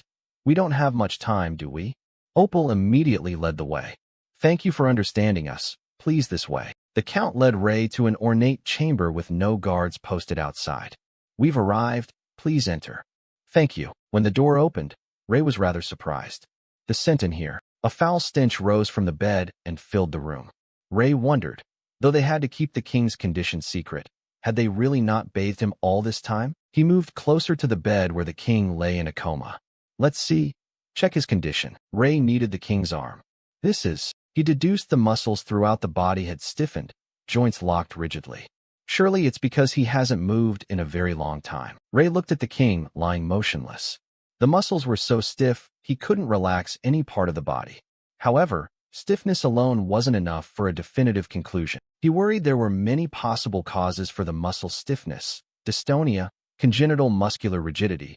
Wait, the king is old, so maybe not those syndromes. The issue here is his consciousness. Ray analyzed that when an acute illness reduces a patient's consciousness, dazed, foolish, semi-comatose, or comatose, various disorders of consciousness can follow. He observed George's pupils. Recovery proceeded in reverse order. Moreover, he didn't yet know which disorder of consciousness the king had. He couldn't make a hasty diagnosis. Ray pondered. Lumbar pain from overexertion or muscle injury usually doesn't cause consciousness disturbances. So either there's a complication or the king lost consciousness for some other reason. Suddenly, he found an abnormal spot. Is this a bruise? Ray hurriedly pulled the king's robe aside to check, revealing other similar marks. Don't tell me. He scanned from top to bottom.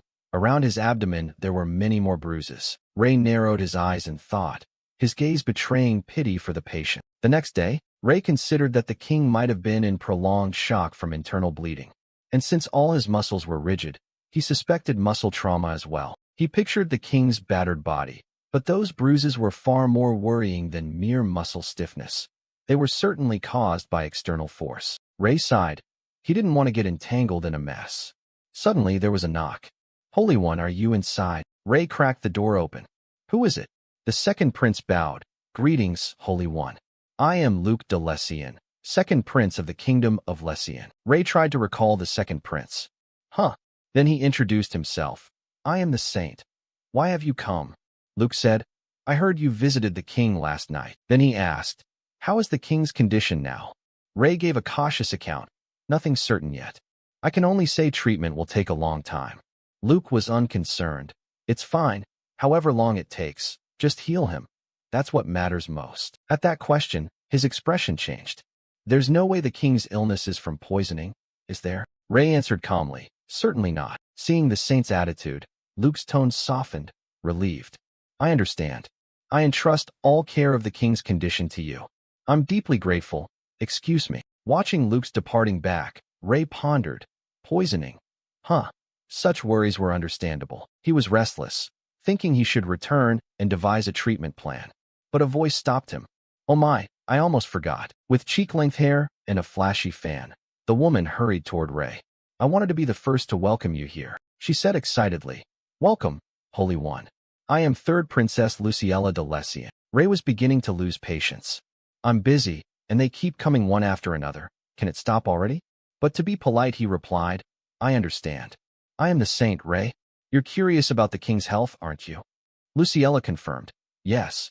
And more besides. She daringly stroked Ray with her fan. Should I admit I'm more curious about you? With a leering smile. You're handsome, just like they say. Ray couldn't fathom kids these days. What on earth is this girl doing? Me? He flicked his hand and started to leave.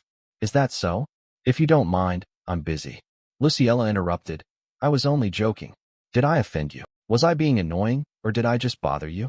Ray tersely. Yes. Luciella, as if doused with cold water, snapped back. Ray didn't deny it. To be honest, yes. You've been a nuisance. He didn't politely send her away, but dismissed her outright. If you have nothing else, don't come see me. I'm busy treating the king. The door slamming sounded like an insult to Luciella's pride. She was stunned. I'm a princess of this kingdom. How dare he ignore me? Ashamed into anger, she ground her teeth. Let's see how long you can stay arrogant. Luciella stormed off in a huff. She didn't know that the entire conversation had been overheard. She signaled Hong. Hong Yong, he'll definitely make things difficult for the saint. Should we deal with her first? So stop her. Should we wait until she actually tries something? He did say not to come anymore. Hong agreed. She's right. Let her go. Just keep watch diligently and wait. Hong made a decisive sign again. But Hein studied the gestures intently. If anyone in the Lessian royal family is truly plotting something or trying to harm the saint, Hong's eyes darkened. Even their sign language seemed to radiate lethal intent. We'll eliminate them immediately. No hard feelings, just business. Ray paced through his thoughts. The Lessian Empire had sent the Holy Kingdom a formal invitation asking a saint to come here. He searched through every method. It must be something very important for them to invite a saint. They probably tried every trick in the book more than once. Surely they also used holy magic. Opening the king's chamber, Ray still stared. But without holy magic they couldn't cure him. So the king's illness wasn't just external wounds or ordinary internal injuries. Ray was certain that muscle strains or lower back pain would be treatable with holy magic. So the answer must be an immune system disease. He concluded it was stiff person syndrome. Ray recalled the condition. An autoimmune disease. Stiff person syndrome is an immune disorder causing abnormal muscle rigidity. He compared it to the last time. Even when he treated the Duchess, holy magic alone couldn't cure it. So it's understandable no one in this kingdom could heal the king. Ray grew troubled again. The question was why he lost consciousness and why his muscles became so rigid. Suddenly he blurted out. Ray lifted the king's shirt. Had those bruises only just become so severe? He reasoned that muscles stretched to the point of tearing would need care, since muscle spasms and cramps can easily cause tears or bruising. Ray was certain. Even so, this was too much. Someone had clearly tried to massage those rigid muscles. By the medical knowledge he had, that would damage the musculoskeletal system, cause internal bleeding and shock, and lead to loss of consciousness. Ray quickly used magic to lock the room, creating an isolated space. I need to perform an abdominal surgery to stop the bleeding. Then he purified the entire room with cleansing magic. I must remove the influence of holy magic to prevent the wounds from getting infected. Ray's scalpel traced a straight line across the king. He reassured himself the king would be in some pain when he woke up. Seeing the internal organs, Ray relaxed a little. No peritonitis, and luckily there was no severe bleeding. He quickly staunched the bleeding and sutured the wound. A few stitches were enough. Because the muscles were so tight, the king had an intestinal blockage. Only a temporary fix, so I should keep an eye on it. Ray exhaled. The emergency is under control for now. The real issue must be stiff person syndrome. His brow still couldn't relax. This wouldn't be easy. Cut to what looked like a secret cellar, a deep voice said, Hong Yong, report. Suk explained there was indeed a power struggle surrounding the royal succession. Lessian. Now the head of the line was Crown Prince Jared Lessian, followed by the second prince. Currently, the third princess, Luciella Jalesian, supports the crown prince, while the eldest princess supports the second prince. Hong asked about the others. Suk explained the rest weren't as prominent as the crown and second princes. Although the second princess is a level 6 archmage, she didn't seem interested in the throne. He added that the fourth prince was dead, which was a bit of a surprise. Dead, huh? Yong deduced. Was he a casualty in the power struggle? Suk continued, yes. Afterwards, the fourth prince and the fifth, who were close to him, also got drawn into the conflict. It seemed they suspected the culprit was a member of the royal family. Given the situation, it was probably the crown prince or the second prince. Hong turned to So. Did the third princess make any moves? So reported none yet. We plan to keep her and the crown prince under surveillance. Yong looked at Hook. Hook Yong, I'll leave this to you. Hook agreed. Yes, Hong Yong. Yong assigned duties. You will stay here with So Yong. The others will return to the Holy Kingdom. So looked uneasy. Just the two of us? Yong explained. Yes, because what the saint needs now is information and threat detection. She entrusted the saint's safety to one person. In special circumstances, both of you have the authority to act on your own. Hook replied. Understood. With that, Everyone without assignments immediately dispersed, leaving only Yong's voice ringing out. Hook Yong, dig deeper into the royal family. There are still many things we haven't uncovered. Hook crisply obeyed, and so also accepted the responsibility. I will continue to monitor the princess. From now on, we will report here each evening. Yong's tone was satisfied. All right, split up. By now the whole castle had sunk deep into night. The next morning Ray received a report.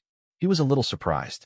Now, the reporter said, yes, members of the royal family are waiting for you in the Great Hall. Ray thought it was about time, though rather unexpected. He was pleased too. He should take this chance to acquaint himself with them. Ray answered the maid. All right, let's go. The maid led the way ahead of him. She stopped at the door and bowed for Ray to enter. This way, sir. Inside, in the room, there was a long table, and all the princes and princesses were assembled. Ray felt tired on behalf of the king. There were 7 of them. The king must have extraordinary patience. He scanned for familiar faces. I spotted a few familiar ones. Luke and that young princess. In fact, one princess had visited the Holy Kingdom before. Ray suddenly realized something about those people. He felt annoyed. Those people invited me here, and now what the hell do they intend to do? By aristocratic etiquette, the lower-ranking person must greet the higher-ranking person first. Ray instantly shifted his expression from gentle to sharp. A princess or prince ranks one step below a saint. Ray felt slighted that they ignored these social rules. Were they testing him or aiming to publicly humiliate him? Ray spoke up first. Good heavens, his voice was deep but audible to everyone in the room. Even common dogs know how to greet when meeting someone. The 4th prince and the 3rd princess sprang to their feet. How dare you say such insolent things? That's extremely rude. Ray frowned. Do you think I came here by choice? He turned and left decisively, ignoring the indignation of the arrogant lot.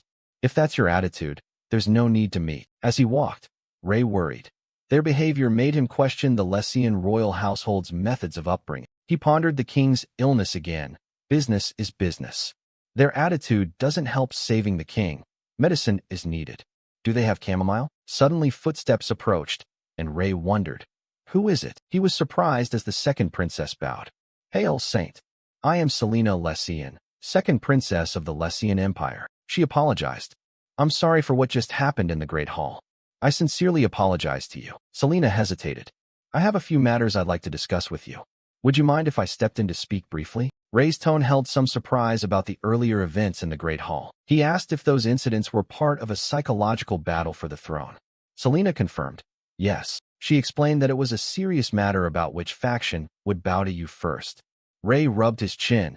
It was exactly like what he'd heard from the intelligence agents. Selina promised, I will take responsibility on their behalf and apologize to you. I will wholeheartedly assist you on behalf of the royal family. Ray softened his tone. If you say so. Selina remained worried. Thank you, sir. I know we were rude earlier, but please continue treating the king. Ray reassured her. Don't worry, I'll continue treating him anyway. Selina bowed in thanks. Thank you, sir. She bowed to show sincerity. From now on, if you need me to do anything when I'm not here, just send for me. With that, Selina departed.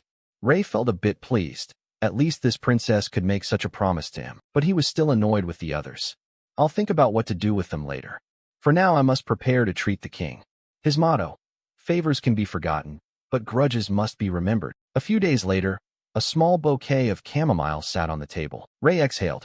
At first I thought it would be easy, but who knew finding these herbs would be such a pain? He was overjoyed to see it.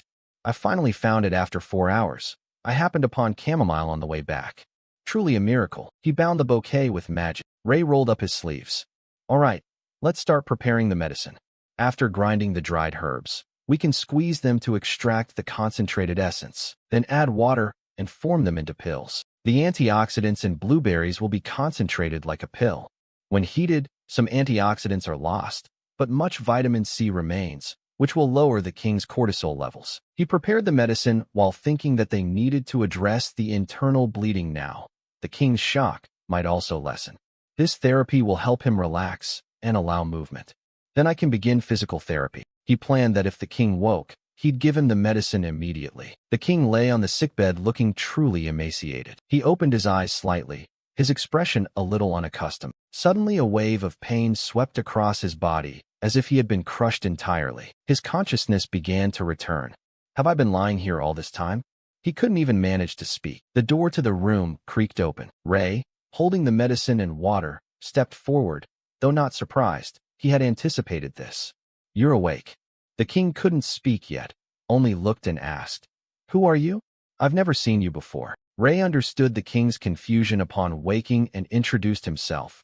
I am Ray, the saint from the Holy Kingdom. I was invited here. George, rest easier. Oh, it's him.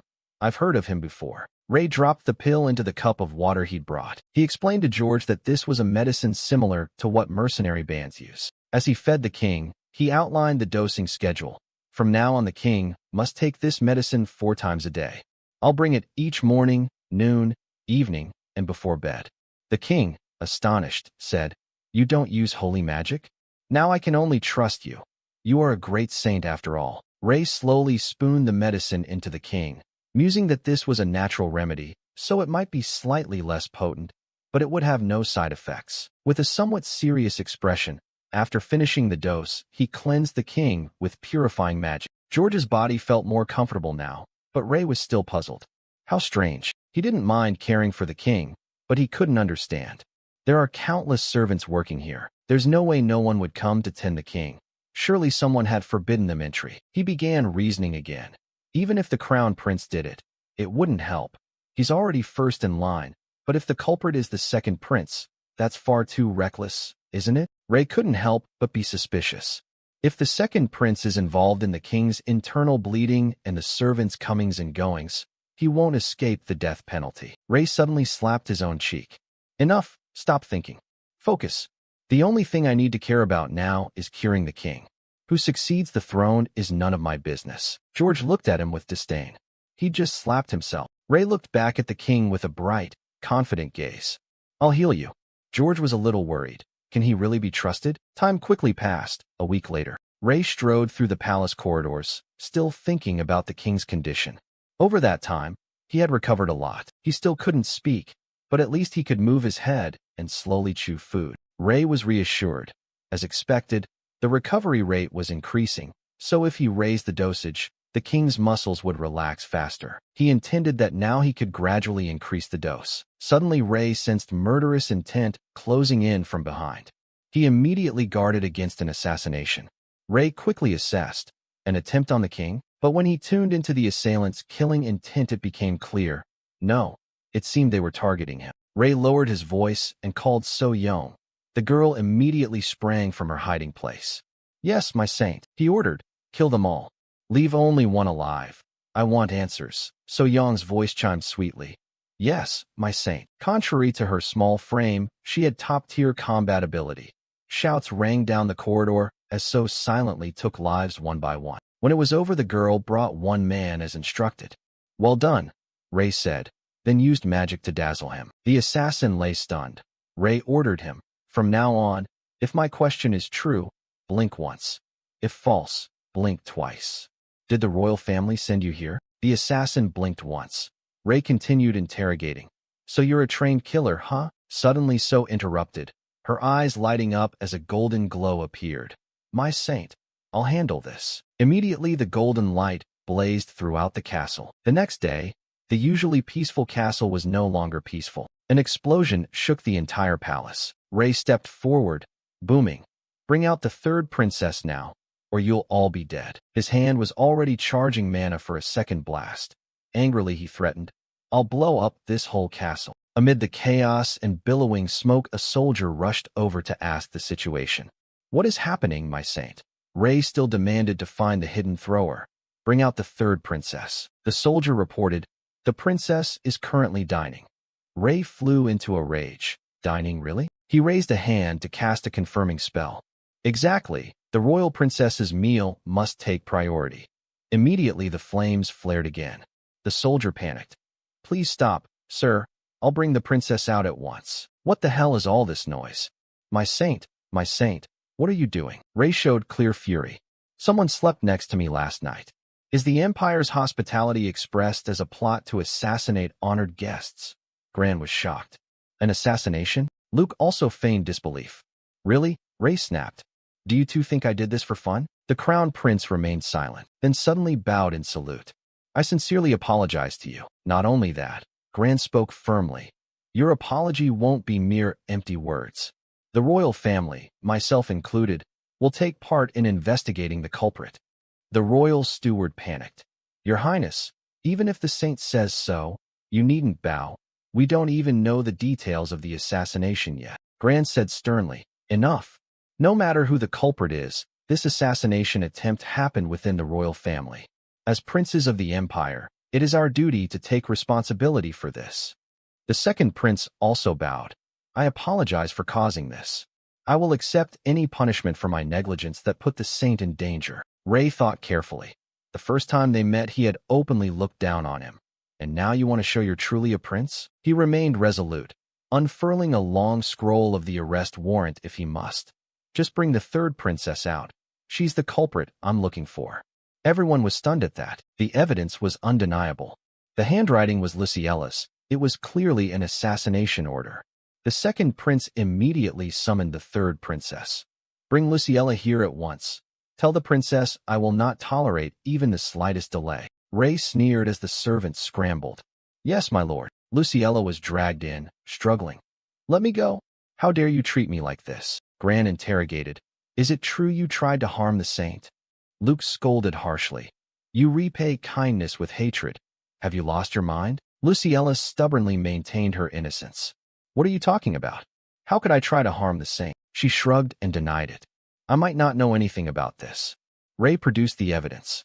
This paper is yours. Take it. Luciella glanced and instantly turned pale with fear. Where did he get that? Hook Young and So Young had assisted Ray. Luciella stammered an excuse. I didn't write that order. Someone must have forged my handwriting. Ray questioned. Who would do that? She was left speechless. Ray growled. Just because I might let some things slide, do you think you can fool me? He radiated a pressure that weighed down everything around him. Gran and Luke were both astonished at the terrifying amount of mana. People really do say he once fought even a summoner? Ray's voice lost its gentleness and took on a heavy tone. So Leshen's intent isn't to help, but to pick a fight with the Holy Kingdom? Gran quickly interjected. My saint, I think you're jumping to conclusions. Lessian never intended to confront the Holy Kingdom. Ray frowned. Am I jumping to conclusions? He pointed out plainly. One of Leshen's princesses conspired to assassinate an important figure of the Holy Kingdom. And yet you still claim Lessian doesn't want war? Gran glanced at the third princess and said loudly. If you've done anything, beg the saint's forgiveness immediately. Luciella stubbornly replied. Hey, there are a lot of soldiers here, you know. Oh, how could a princess like you possibly bow? Before she finished, she received a sharp slap. Gran looked at her with a deadly glare. Didn't I teach you not to be ashamed? Then he turned and pleaded. My saint, once more please accept my sincere apologies for what has occurred. Gran suggested they negotiate to resolve the matter. Why don't we all gather and discuss? Ray agreed. Negotiate. Very well. He ordered that all princes and princesses be summoned back to the hall immediately. Before leaving, he couldn't resist one more parting barb. Ray pointed and warned. But if you keep the same attitude as before, this won't end so quietly. After that, the entire royal family gathered in the Great Hall. After hearing the whole story, the others apologized to Ray, even if only perfunctorily. Ray accepted their apologies and then began to speak about compensation for the dangers he had faced. Ray demanded two forms of compensation: closer diplomatic ties between the Lessian Empire and the Holy Kingdom, plus increased trade activity between the two realms. This agreement could potentially double the Holy Kingdom's revenue from current trade with Lessian.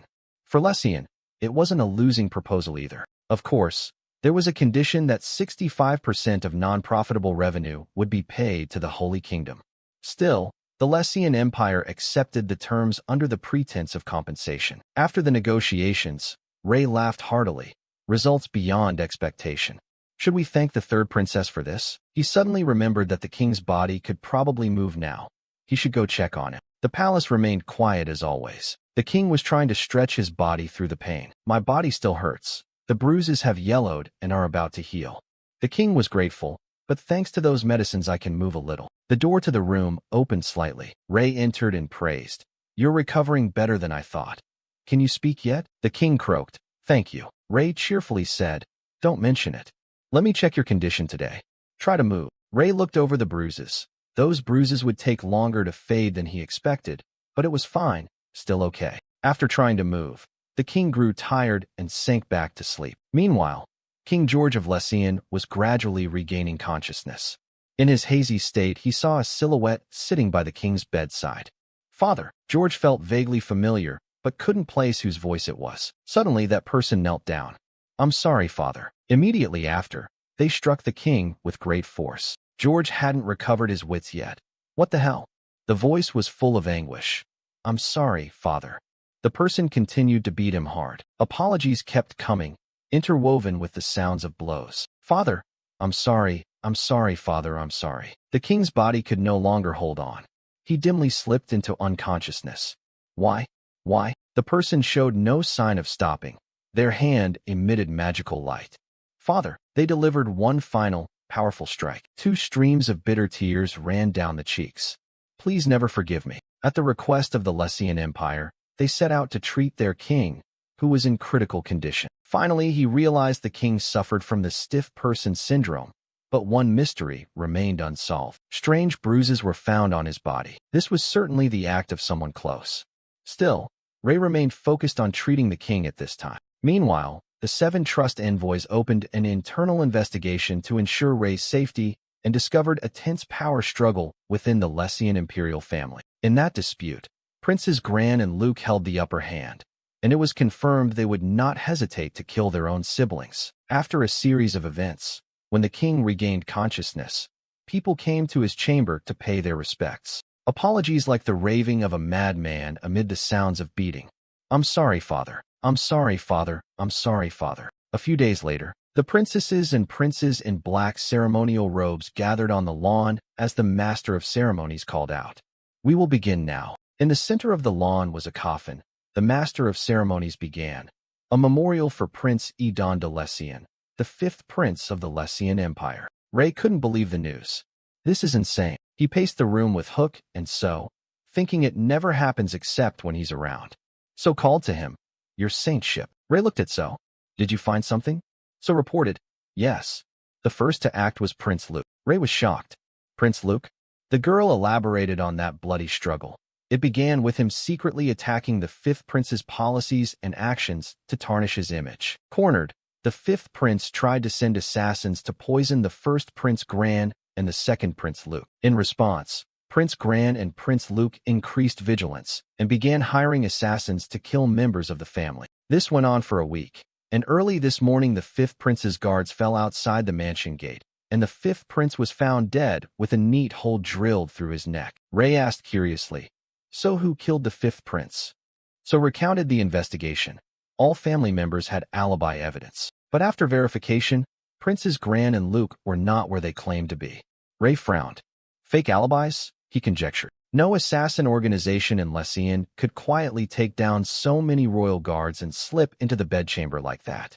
The only one who could move freely in the palace without raising suspicion would be someone everybody knows. He was certain, since he first saw him. That amount of mana was astonishing, not yet at the high swordsman tier, but close. The 2nd Prince Luke de Lessian was very likely acting alone. Ray ordered So Young and Hook Young. I need you two to do a bit more work. They answered, yes, your saintship. He instructed them to gather more information about the power struggle within the royal family. Focus on corruption or anything that could tarnish the family's reputation. So in Hook obeyed. Ray emphasized, the dirtier, the better. Immediately after the 5th prince's death, the king was still striving to recover. He endured the pain to sit up. Ray was excited. Excellent. He gently laid the king back down to rest. All right. George tried to communicate something, but his words were all mumbled. Ray replied, I understand what you're saying, but you need to repeat it. He felt genuinely relieved. It seemed the anthocyanin in the medicine was working. The muscle stiffness had improved markedly. He had worried the ingredient might behave differently in this world, but thankfully it worked the same. Ray jolted. He sensed movement. Someone was here. Ray quickly put the king to sleep. The 3rd prince opened the door and stepped in. Are you in here? He was friendly. Hello, your saintship. How have you been lately? Ray asked. And you? I'm fine, thanks to your help. He glanced at the king. He's fully asleep now. Ray inquired. I heard about the 5th prince. I heard he had an accident. Gran turned his face away. The royal family felt ashamed. Ray probed. Did it happen while he was riding in a carriage? Gran gave a curt account. I think it was a wyvern pack. I heard some nearby villages were attacked too. Ray assessed the plausibility. Indeed, there's a wyvern den behind the empire. The fifth prince left the palace for fresh air and was attacked by wyverns at the perfectly convenient moment. Ray felt suspicious. Was that the story they had agreed on? The reason was ridiculous. Gran slipped away. By the way, how is the king? Ray calmed him. He'll wake up soon. Gran, voice bright. Is that so? Such good news. If you need anything, promise to tell me anytime. I'll help as much as I can, Ray teased. I'd be delighted if you could bring peace, he added with a wink. Gran frowned at peace, giving a wry smile. Of course, it'll come naturally. Having said that, Gran entrusted it today. Please take care of the king. Ray replied. No need to worry. Before leaving, Gran emphasized once more. Great saint, don't dig too deeply into the royal family's affairs. Ray sneered inwardly. That sounded like he was preparing to do something. He gave a light chuckle, the smile twisting into contempt. Not on your say-so, you bastard. What kind of peace arrives naturally? I'll make you all peaceful, by force if needed. A few days later, Ray stood with his arms crossed. Everything was unfolding as he had planned. By then Hook and So had completed their tasks. Your saintship, we've gathered information on the royal family's dirty dealings. Ray moved. Thank you for your hard work. He picked up a roll of parchment, and, looking at the pile of documents, he couldn't help swearing. Those bastards, they're crazy as hell. The Merchants Guild had bribed the eldest prince to grant them an economic monopoly. Meanwhile, the second prince was having an affair with his brother's wife and turned a blind eye to many filthy deeds of his brother. Ray turned and called, Hook Yong, So Yong. They of the Dongqing family replied, Yes, your saintship, at your command. He asked, Deliver this back to its owner. Aren't you worried they'll try to eliminate the threat? Huh. Ray explained, No, they won't dare act recklessly. That would mean an unknown figure has grasped their fatal weakness. He was confident. Before they can move, I'll have cured the king. Suddenly someone called to him, Your saintship. The king, dressed properly, stood before him. Ray brightened. You can dress yourself now. Impressive, George said gratefully. All thanks to you, your saintship. He asked about the situation. I heard the family fell into chaos while I was bedridden. Ray confirmed, Yes, as you've heard, it's quite a mess. George lowered his voice. Is that so? He straightened his clothes. Then I must meet my children. The king hesitated. Will you stand by me when I speak to them? Ray was momentarily taken aback. Huh? Me? George explained in a somewhat humble tone. You healed me and even refused the reward I offered. Your character, patriotism, and selflessness to honor you. Since you saved me, anything is yours. He had no idea what Ray was thinking. Ray didn't want to owe him and joked awkwardly. His expression turned uneasy. Compared to that, I failed to raise my children well. Ray laughed frankly. You didn't raise them well. It's time to set them straight. His tone was anxious and troubled. I raised them poorly, and they spoiled without their mother's love. But even if I scold them, will they obediently listen? Ray hesitated briefly. A confident smile curved his lips. I think I can help you with that. They quickly moved into the main hall, fake cheerful voices ringing out. At last you have recovered. Below, the royal family was gathered, congratulating the king. Hail, your majesty, congratulations on your full recovery. The grand prince's consort frowned and hesitated, but she glanced at Ray sitting right beside the king. Why is the saint sitting there? George explained. I asked him to be here. His expression was grave. He worked hard to get me fully recovered. Then he suddenly grew stern. You committed an unforgivable act. You know what I'm talking about, don't you? The grand prince's consort stiffened. I don't know what you mean at all. George sighed heavily, covering part of his face with his hand. I'm talking about the death of the fifth prince. He was indescribably disappointed. His death was hidden as an accident, but I know it was because you fought among yourselves. Selena's face went pale. That, George continued to reproach them. How could you kill your own siblings? Didn't I tell you to always love one another? He blurted out, unable to believe these were the princes and princesses of Lessian. Ray clicked his tongue mockingly. Are you so power-hungry you've shed your humanity? You're no better than animals. Those words provoked their pride. Gran frowned in displeasure. You've crossed a line. The consort put on airs of dignity. How dare you be disrespectful to royal family members in front of us? Ray exhaled. I'm not surprised by these people. You're so sheltered you don't understand how the world really works, do you? His words were outright arrogant. So what are you going to do? Challenge me? Do you think you can beat me? Of course not. You know that. The two were struck dumb. He didn't stop there. He continued. Here, this is the evidence of your wrongdoing. This is. King George widened his eyes at the young man. The stolen parchment rolls had been returned. So he was the one all along. Ray calmly presented. Your Majesty, you should look at this as well. He carefully recounted the details. It contained the entire process of how the fifth prince was framed, harmed, and ultimately killed. George grimaced in pain. Unable to imagine the royal house had decayed to this level, Ray added.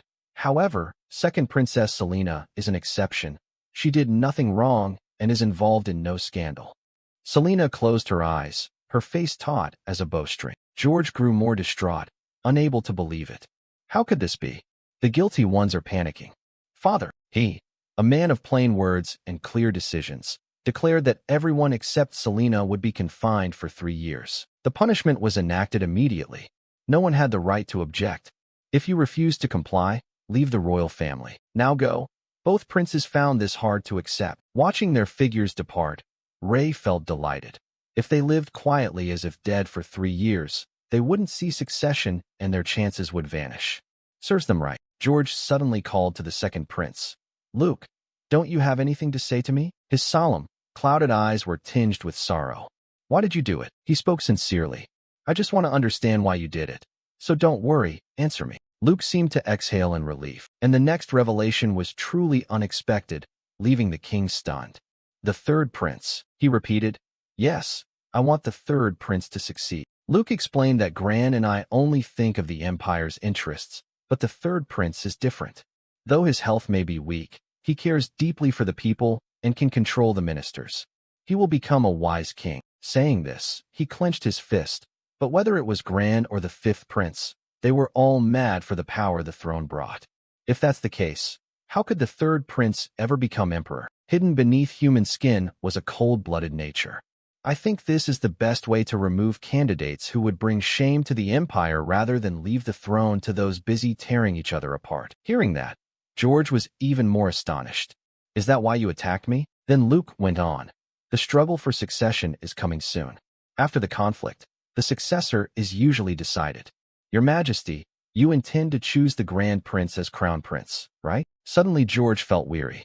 So you attacked your own father just to stop that from happening. Luke's tone was resolute. Father, please punish me severely.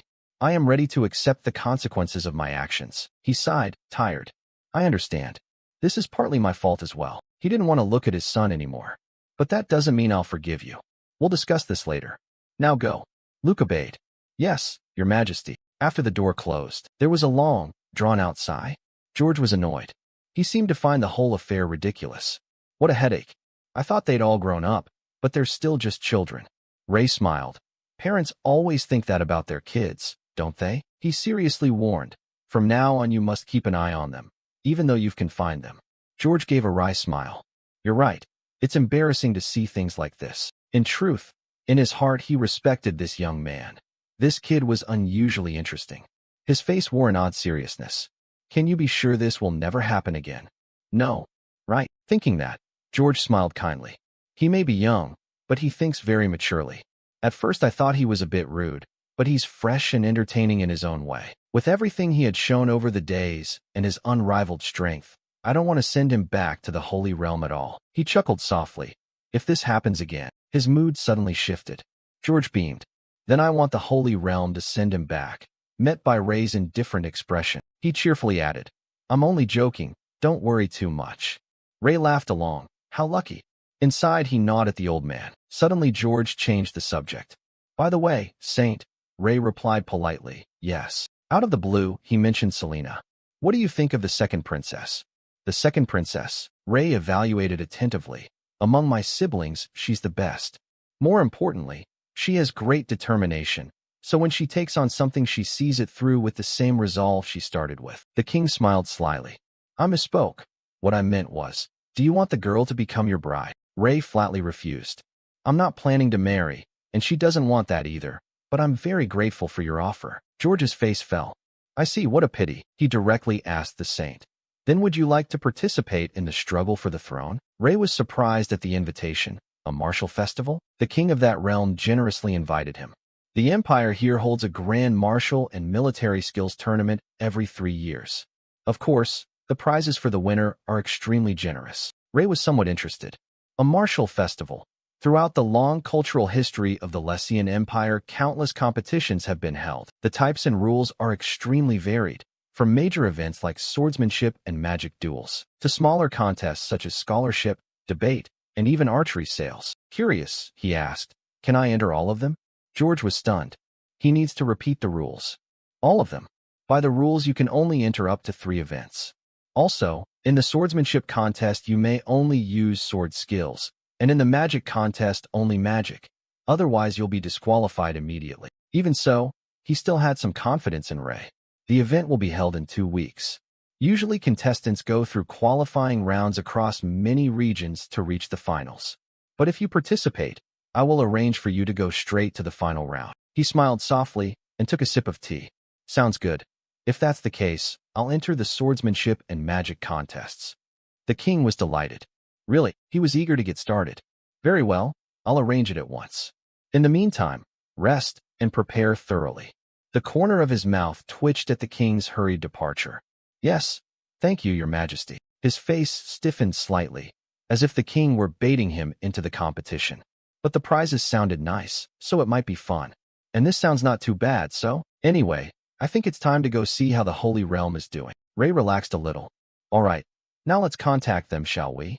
In front of him sat a crystal orb, a magical device that allows image communication between 2 crystals by transmitting mana. I left one with Zeke, so he'll probably answer.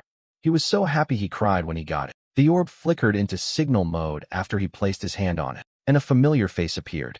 Ray? Long time no see. Ray was surprised. He remembered Zeke's worn face. How do you have this crystal? I clearly left it with Zeke. Iriel answered matter-of-factly. You mean why? Because I asked for it. Of course. Ray was all too familiar with how this woman operated. Anyway, I managed to heal the Emperor, as expected. I knew you could handle it. He inquired about the situation. So how are things over there? Iriel hesitated. Oh, it's the usual. The Academy has a few things, you know. That scent hinted at trouble. He urged anxiously. You mean you know who it is? Don't tell me it's that person. Iriel immediately denied it. No, nothing major. I heard he's respected by the students and doing very well in class. He suspected it couldn't end there. Really? So what's the problem? Iriel recounted with a worried look. It seems he's started picking fights with other academies. He's been saying things like their standards are too low. Ray was somewhat reassured about him. I have a more annoying problem. It looks like I'll have to return later than planned. Iriel looked puzzled. But you said the Emperor's treatment was finished. He hemmed and hawed. About that, she could already imagine it. I've heard the succession struggle has been intensified, but I didn't think it was this bad. She tried to reassure him.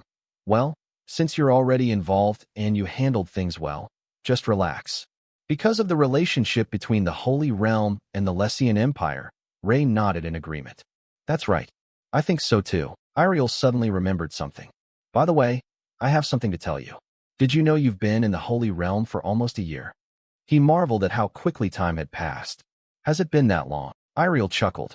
Time really flies. When you return, you'll have to visit countless kingdoms soon. You've almost gotten used to being a saint.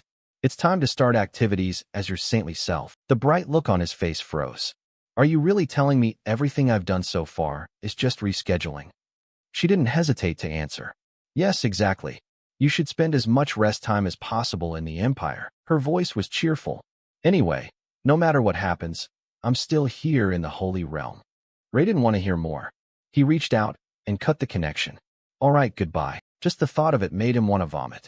Start activities, huh? 2 weeks later, a festive atmosphere had spread across the kingdom. Ray was led out by Princess Selena, seemingly swept up in the lively mood. Wow, just as expected from the Empire. It's unbelievable they used magical devices to light the sky. Selena teased with a laugh. Does that really surprise you that much? I mean, you're a magician yourself, aren't you? Ray still looked befuddled as he adjusted himself. Magical devices feel different, you see, which made Selena chuckle. At her tinkling laughter, Ray wondered if he'd misspoken. What's so funny? She hurried to correct herself. Sorry, I just remembered the first time I met you. Recalling her first impression of him still gave her goosebumps. To be honest, back then I found you quite terrifying. She defended herself, but now it's different. Of course. Ray gave a playful laugh. Right. After all, you even personally showed me around. Selena cleared her throat and took on the role of guide. That's where the swordsmanship contest will be held, and right beside it is a larger arena for the magic competition. It's quite spacious. Ray suddenly noticed a tucked-away corner. What's over there? Even nicer than a kennel, Selena replied.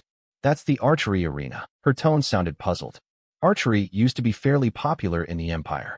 Not many spectators come now, and even fewer participants.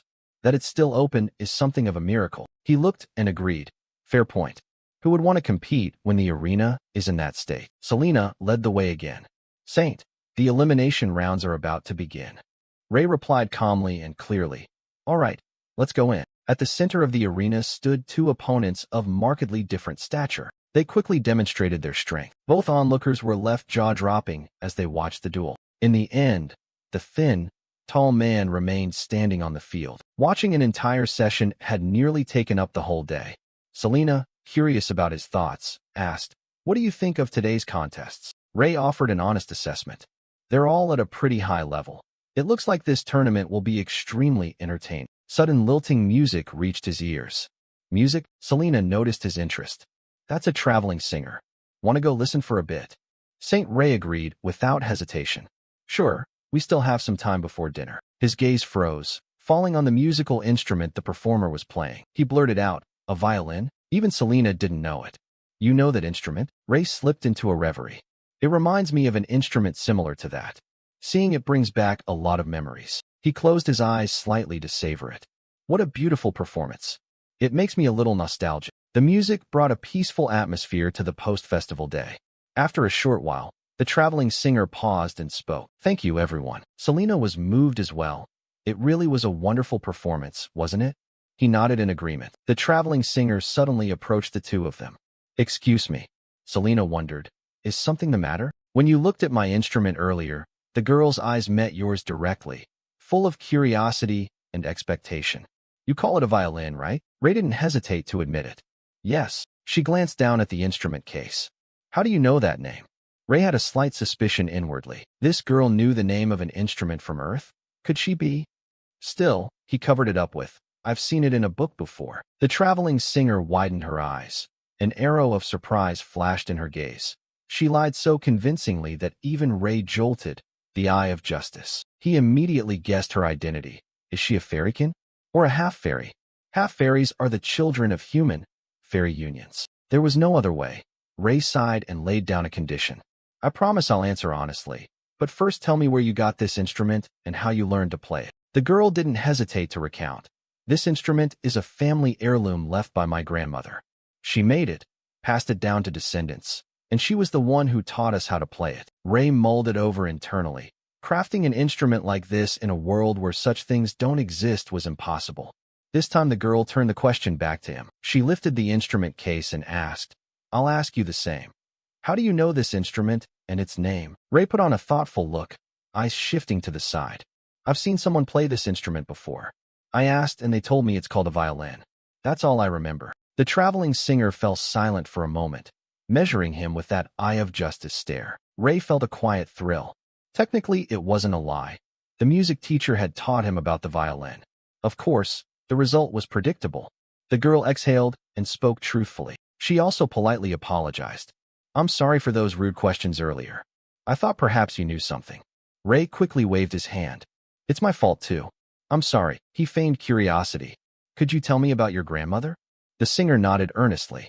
"All right, where should I start?" She began.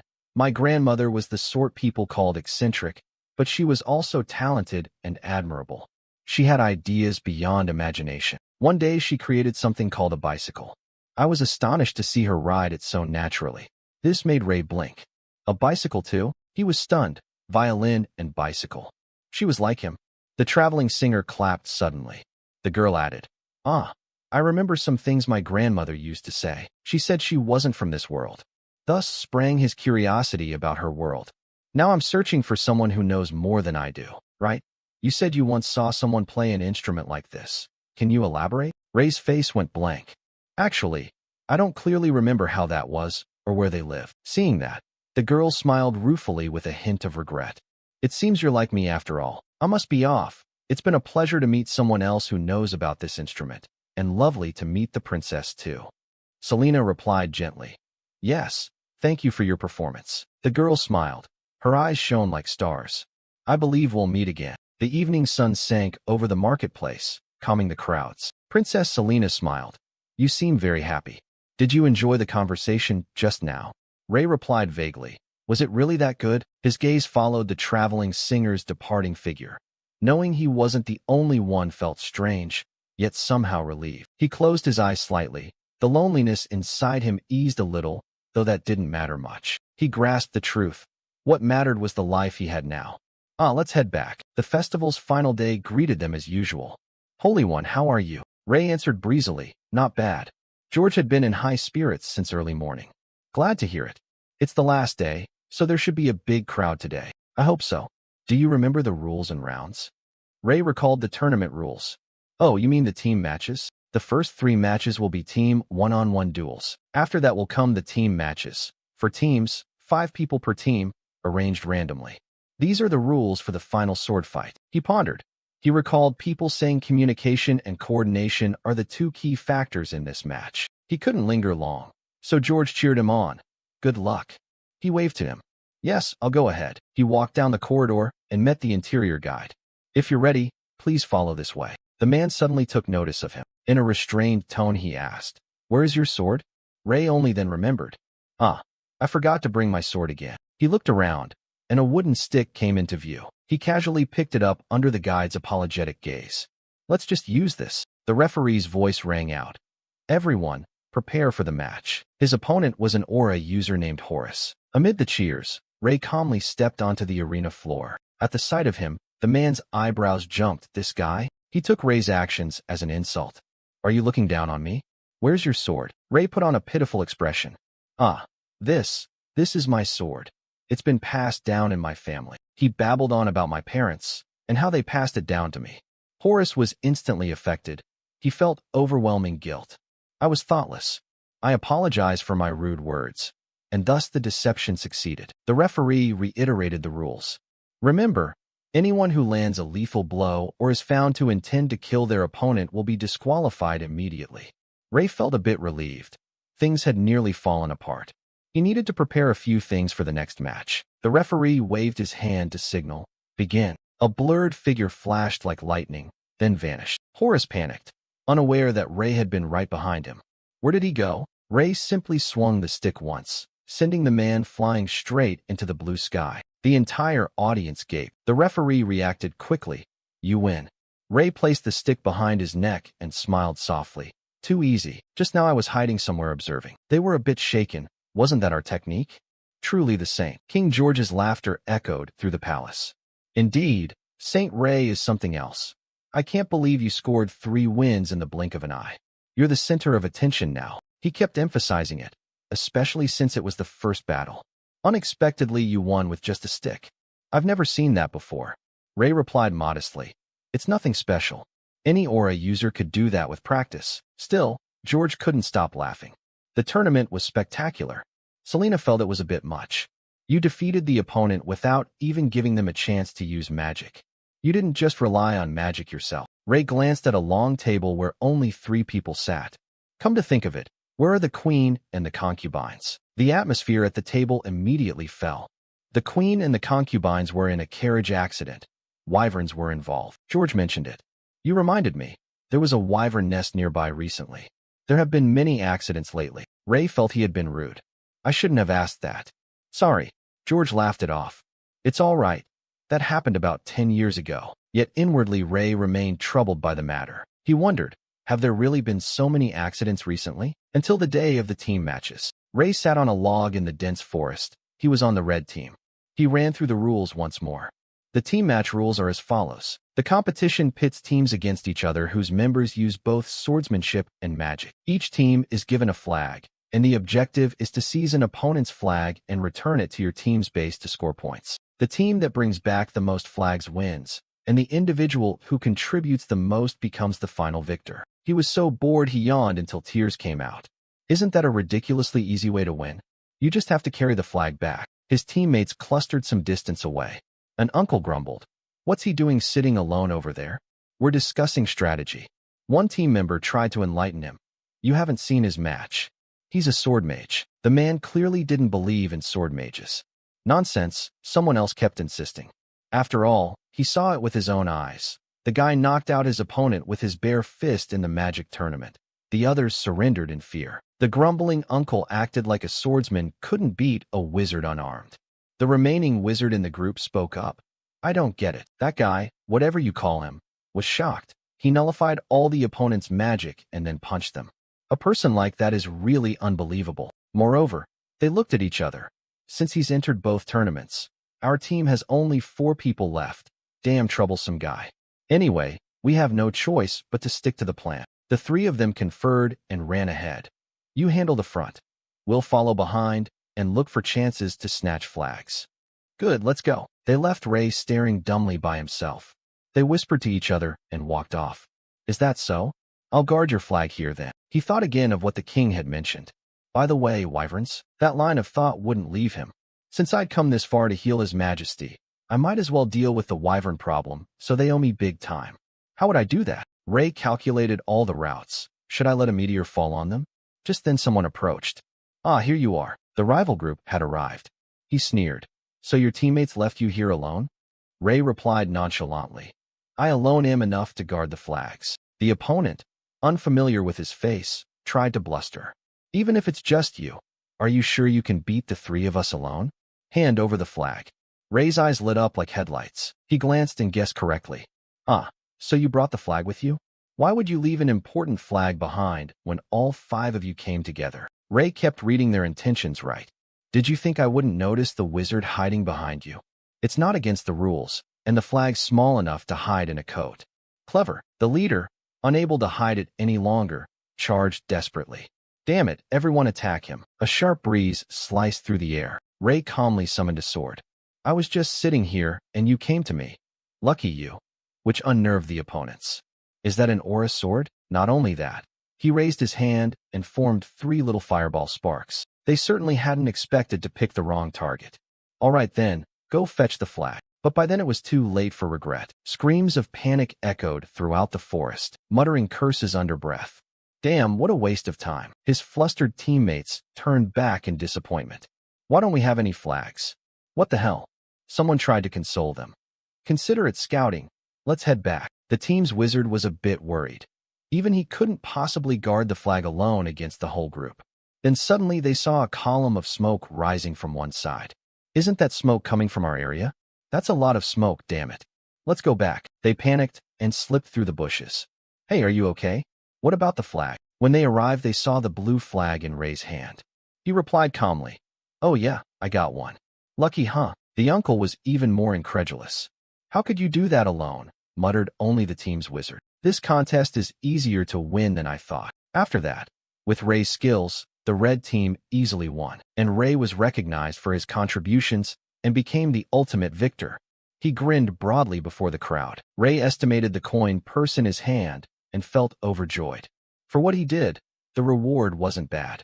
At that moment, the king approached Saint Ray. He beamed. Did you enjoy the martial festival? Ray immediately changed expression and hid the pouch. It's a mock tournament. The prize isn't big. It'll be gone after one meal. George came to extend an invitation. Since you're here anyway, how about touring the empire a bit? There are many interesting places. Ray clicked his tongue and agreed. I plan to. I have a few things to do. George perked up, curious. How lucky. By the way, what do you need to do? Ray winked mysteriously. You'll like it, I'm sure. The next morning, at the crow of the early rooster, Ray woke up. He climbed up a mountain. He'd gone quite high and could sense mana of high concentration. This was definitely. He could draw a clear conclusion. A wyvern nest. Ray scanned around. Before him was a barrier. By the way, is this the entrance? It seems there's a magical ward here. He tapped the ward a few times. Surprisingly, they set up magical incantations to form the barrier instead of posting guards. After all, they're supposedly intelligent creatures. His sharp eyes studied its structure. This thing was quite complex, but not difficult. He was fairly confident he could destroy the setup. If I smash everything, they'll come flooding out, right? The wyvern dragons, rumored as highly intelligent beings, very skilled in magic and possessing great power. They prefer hot, humid places and often nest in such environments. It was so hot his shirt was soaked with sweat. This was a bit much. He wiped sweat away. His patience had limits. He'd been at it for 30 minutes. Why does this ward have so many magic circles? Humph, I've destroyed enough. After this it should bring something out. At that moment a booming voice rang out. Human. Ray looked up. A wyvern had truly appeared. You are the one who destroyed the magic circles, aren't you? Now the rumor was confirmed. Wyverns can use telepathy too? I can hear a voice echoing in my head. He said softly and amicably. I came here to talk with you. The wyvern was quite polite as well, sitting at a distance and speaking measuredly. What do you want to talk about? Ray went straight to the point. About your nest. Could you move it somewhere else? The wyvern was silent for a moment. My nest? That's not for me to decide. It curvedly refused. I cannot leave this place because our magic circles are too fragile. Do you understand? Hearing that, Ray pondered. Right, but it's not that there's no way. He reached out, and a light flashed. So then what? The wyvern's voice turned astonished. You can recreate crystal stones to an incredible degree. You're adept at constructing magic circles? You prepared thoroughly before coming here, didn't you? Even though he hadn't prepared anything, he said he had. Yes, I've thought this through for a long time, and I'm serious about it. After a moment, Ray's face brightened with excitement. All right, let's go. The wyvern praised the new ward. Impressive. You made a magic circle of this size in such a short time. I can't call you an intruder anymore. Ray cheered. Good. So we can talk now, right? It agreed, though with a warning. I can bring you to my village, but I cannot guarantee your safety. Unlike humans, we only respect the strong. Ray waved it off casually. I'll handle myself. Just take me there. At his assurance, the wyvern immediately spread its wings. All right, to my village then. Ray watched in slight awe. Suddenly it swooped away, and his mood sank, so Ray had to make his own way. That damn creature didn't even give me a ride. Couldn't it at least let me hitch a lift? A long day dragged on into late evening, and finally he arrived. The wyvern exclaimed, I thought you were a wizard, but you're not. Still, you run quite well. He grinned inwardly, secretly wanting to roast it. A voice cut in. I smell a human, and another wyvern appeared. Why did you bring a different species to our village? Guards, is this your doing? The guide wyvern obediently reported. He wanted to talk. It seemed reasonable, so I brought him. The guard grunted. Then you're responsible for bringing him here. It shrank, actually shifting into a human form, leading with a cold expression. Come in, you are permitted inside. Ray was a bit surprised. So you can take human form too? Something flickered in his eyes. Interesting, he hadn't expected magic. Let's see how friendly you are to humans. Suddenly someone called to him. Hey, human. It was the guide wyvern again. If you've reached this far without sensing any mana, you must be very weak, it assured him. If anyone tries to capture you, run back here, and I'll help. Here you are, human. Then he was summoned. Come to my home, and we'll talk. Having entered the enemy lair, he innocently accepted. Very well. And the deeper he went, the clearer everything inside became. Ray felt a bit of novelty. Compared to human villages, this was different, quite ancient in appearance, with an atmosphere like old civilizations. His eager gaze took in the surroundings. Interestingly, they all lived in human form.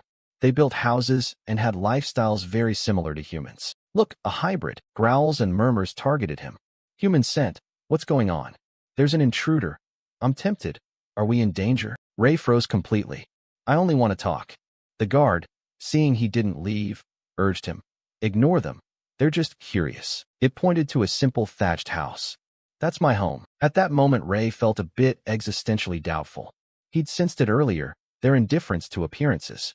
Go in. Reluctantly, he followed. On the table were only a cup of tea and a few colored cakes. Ray spoke first. Now let's talk. He wore a negotiating expression. As I said, you are a rare species, so could you relocate elsewhere? The wyvern guard repeated his earlier line. I told you, that decision is not mine to make. If that won't work, I'll try another plan. So can you take me to a wyvern who can make the decision? That request might be acceptable, maybe, but there will be some conditions. His eyes burned with intensity. Wyverns place great importance on the survival of the strongest. Ray thought to himself that the fellow looked like a warrior. He guessed roughly that this seemed to be a trait of the species and accepted it calmly. Fine. Before the wyvern could react, Ray thrust out his hand and cast a spell. Blinding. The wyvern guard didn't even notice at first. Blinding? You're a stronger mage than I thought, he asked on purpose. That should teach you a lesson. He didn't struggle either. It was a bit late anyway. But let me go. Ray gleefully snapped his fingers. Good, let's go. Before stepping out the door, the guard's expression changed completely. May I ask your name? He had no qualms about being public. Ray. The guard nodded as if he'd registered it. I'll try to remember. My true name is Karnata. He complimented offhandedly. Nice name. I'll remember it well. Unbeknownst to him, Karnata wagged his tail. One day I'll challenge your head. He teased like coaxing a puppy. Ray couldn't hide his curiosity. We're going to meet the leader, right? Karnata nodded. Yes, we'll speak with the Lord. The form of address made him ponder. All I need to do is get that wyvern to agree. Then they'll move, right? Karnata sounded resolute. No one of the clan dares defy him. Even his speech was full of reverence. He is the strongest wyvern. They nodded in awe. So they rank by strength? Convenient. We're here. When they arrived, our protagonist witnessed something so shocking that Ray had to ask in disbelief. Finally arrived? This is the oldest house I've ever seen. Karnata spoke to halt him. I can smell his presence already. Wait a moment. He fell silent for a moment. It was a bit puzzling. Was he sending a signal? At that moment the door opened. A human wishes to meet me. Stepping out was a woman of the Wyvern clan, but she spoke very differently from the others. What's going on? Day was stunned. Is this their lord? At first sight of him, the Lord Lilith exclaimed, You're quite a strange one. Her face was cold and unconcerned. Why is your mana so unusual? That single remark left Ray momentarily stunned. She could perceive the mana vein, something even Era couldn't do. His gaze turned serious. Perhaps he should be more cautious. The woman smiled slightly, squinted, and turned inward. Let's go inside and discuss. After all, Ray had no way back. Very well. The interior of the room was as simple as before. Sit wherever's comfortable. He cried out in his head. Where's anywhere comfortable here? At this point, Ray finally asked what had been nagging his curiosity. Can you speak with your mouth? Her dragon tail flicked. I prefer this. Speaking into the head tires me. The Wyvern Lord brewed tea as she spoke. I've heard what Karnata said. You want us to relocate? Her pale green eyes held a faint smile. Why? Ray explained that the number of injured people in the area was rising very quickly. Also, we're not only often attacked by you but affected by your magic as well. She bared her sharp teeth in a smile. I understand. But such is how it must be. The weak are overtaken by the strong. That's nature's law. Aren't humans the same? He couldn't argue with that. It was true. She was right. The Wyvern Lord's voice sounded again. Humph. Actually, it's not that there's no way. Ray felt a bit puzzled. It's just that the strong should hold power. Should we just kick you out by force then? She seemed to have achieved her goal.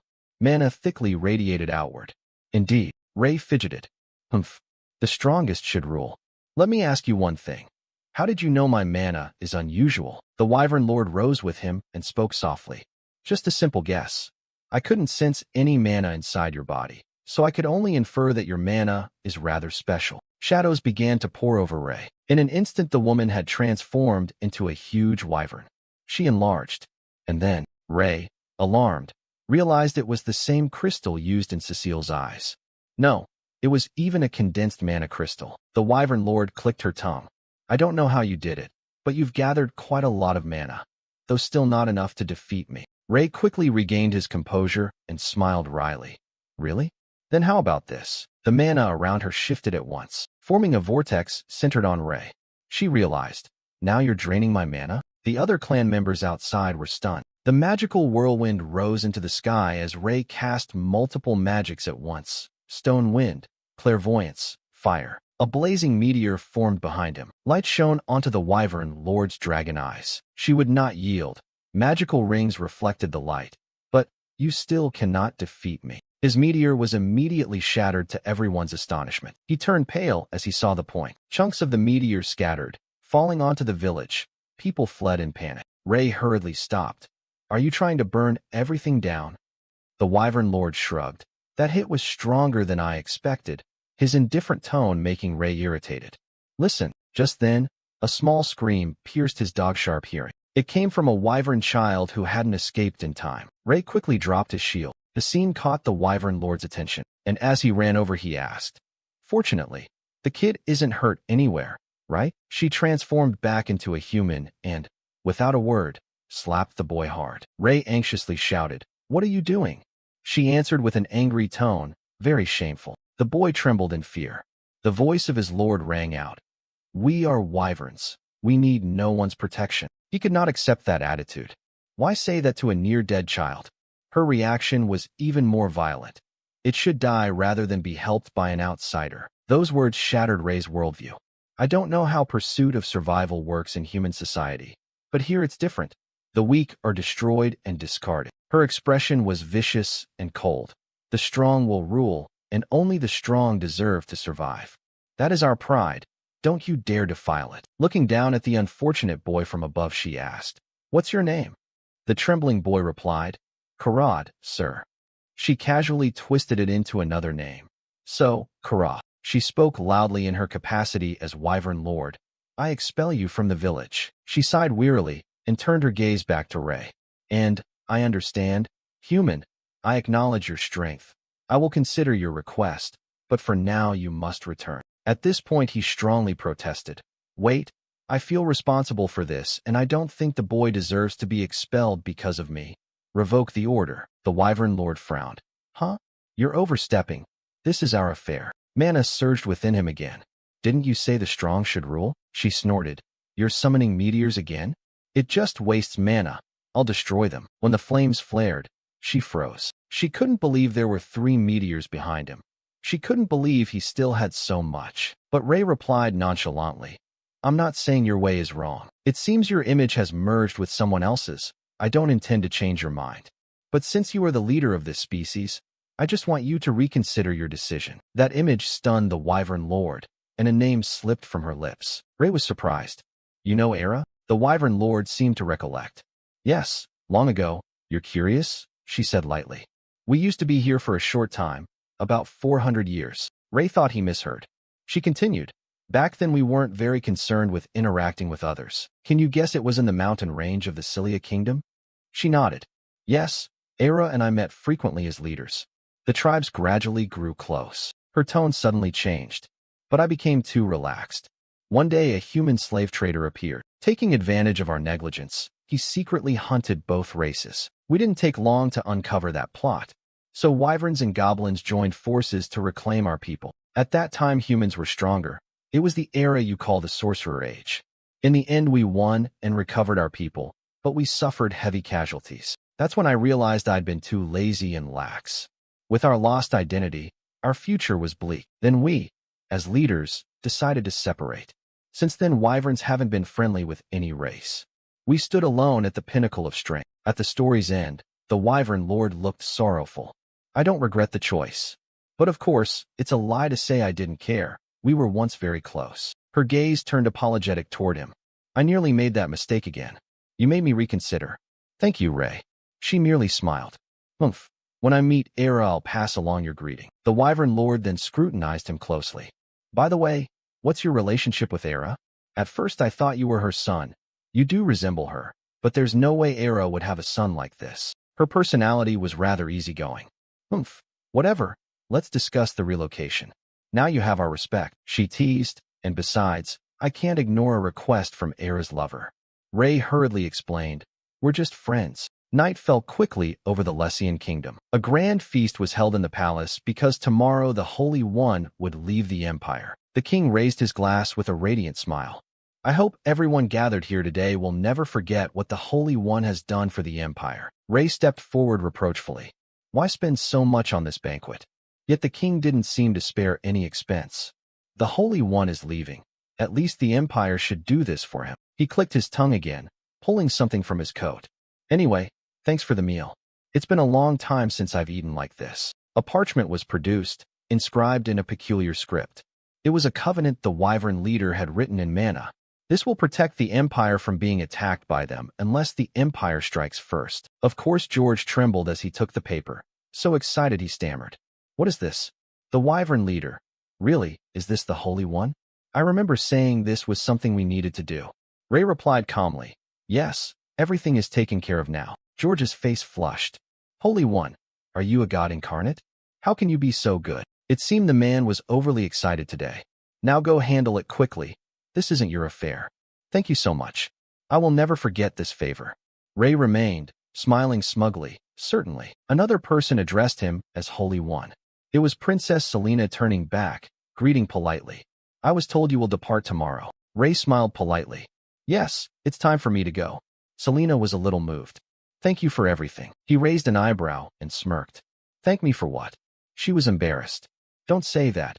You are the Empire's benefactor. Having said that, she fell silent. I have a natural gift for magic and was named the youngest six-ring mage. So since childhood, I wasn't interested in palace political skirmishes. I focused only on studying magic. Her gray eyes held sadness. Because of that, I didn't know what was happening within the royal family. My brother and sister and I were left behind. It seemed this weighed on her, and you had influenced her greatly. I've thought a lot about how you've helped the Empire and your generosity. You, an outsider, have helped so much, while I, a member of the royal family, have done nothing. Her tone was somewhat mournful.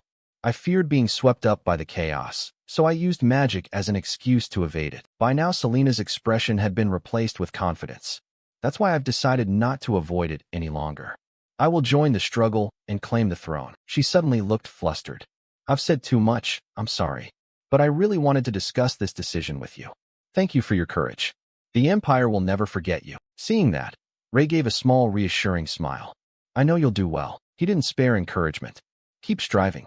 Yes, after that, the banquet ended. Elsewhere, a corridor lay gloomy and silent. A vase fell to the floor and shattered amid curses. Damn it, someone who hated Ray to the bone hissed. That bastard ruined my plan. The throne should be mine now. 3 years of climbing. Imprisonment. Arg. He seethed. The bribery scandal of Grand Princess Eliza has left the nobles leaning toward Prince Luke for too long. If this continues, the throne will fall to Luke. Inside the room were men in white cloaks. It was Grand Prince Gran. He was raging in his chamber.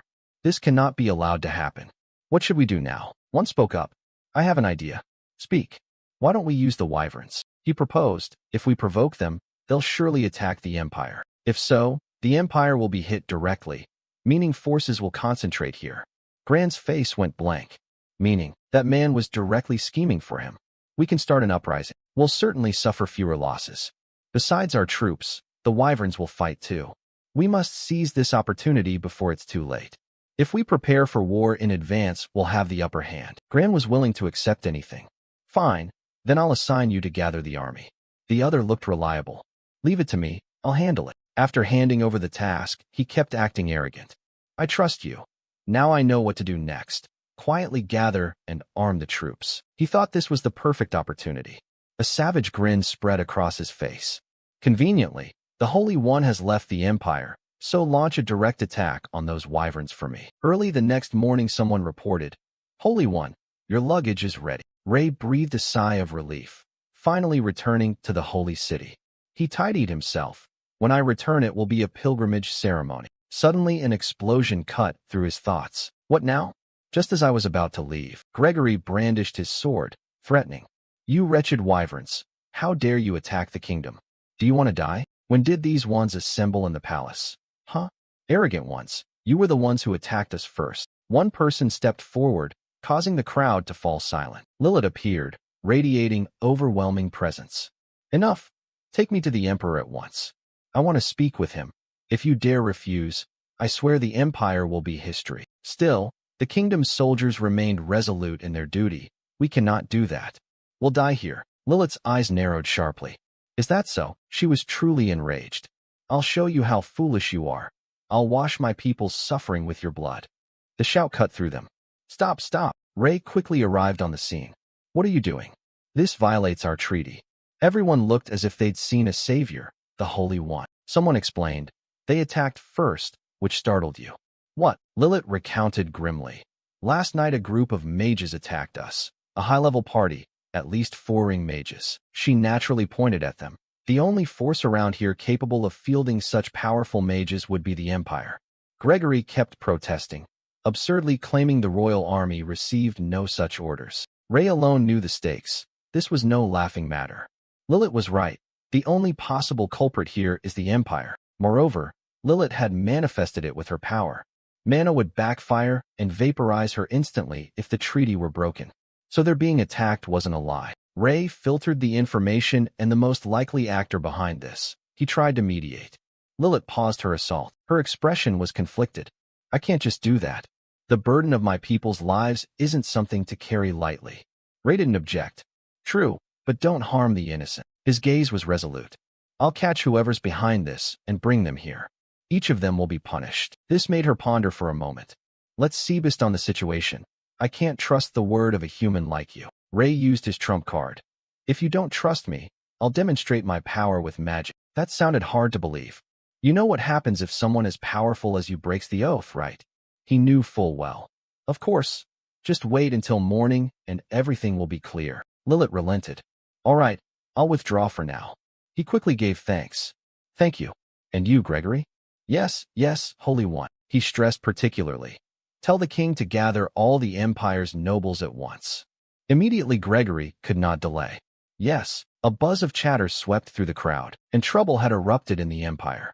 Ray scanned everyone in the room. Most were already present.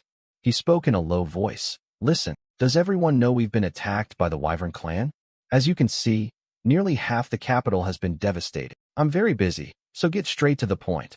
Write down the full report of military forces each house possesses here, and don't hide anything. The moment he said that, the nobles burst into objections. Even if you are the Holy One, this is too much. How dare you demand we disclose our armies here?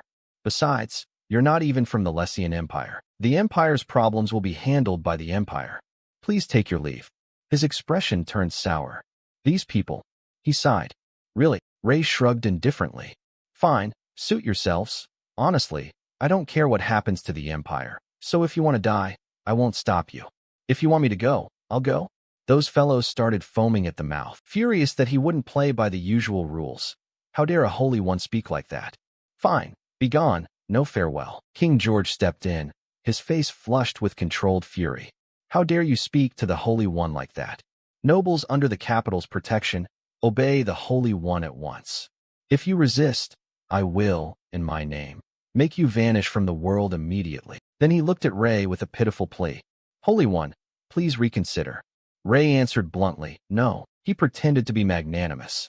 I'll have the Wyvern clan deal with the ungrateful ones first. The king grew furious at once. Leave it to me. I will teach them a lesson. What are you doing? Apologize now. They dared not resist. We're sorry. Everyone stammered. We spoke out of turn. We're deeply sorry, Your Grace. How dare anyone tell the Holy One to leave? Just wait. Ray was tired of fools. His voice turned cold. You don't know I originally wanted to help the royal family, but now I'm no longer inclined to. With the king's murderous, wide-eyed glare, the nobles became as obedient as quail. What must we do to change your mind? What can we do? One word, money. The nobles fell silent. Did you just say that? He repeated more casually and in detail. Give me money. Each of you hands over half your assets for 1 year. All right, I'll be merciful. 3/10, the nobles shouted. 3/10 of your assets for 1 year. They immediately changed their tune. Demanding money was a bit blunt, too much even. How can we live if we give up 3/10 of our wealth? Ray smiled thinly, pretending to leave. Fine, if you don't want to, I'll go. Then, under George's look of near collapse, they gritted their teeth. Very well, to show good faith. We will do it. They fawned and flattered. From the start we planned this. Truly the Holy One understands people's hearts. Even Ray was speechless. His face hardened. He urged, then quickly write it down and bring the money here. Now, after a while reports arrived. Do you have each house's personal soldier counts? Yes, here they are. Ray tallied a pile of papers. Let's see. Aside from a few houses whose numbers differ slightly from the reports, this force is enough to found a nation. He sighed in resignation. I thought I could help catch the culprit, but this is too much. I can't determine who the perpetrator is. The nobles panicked. What do you mean? After all this, you still can't find the culprit? You said you'd catch him. He smiled. I never thought the Empire was this rotten. Ray pulled out a sheet of paper and explained. However, fortunately we have this.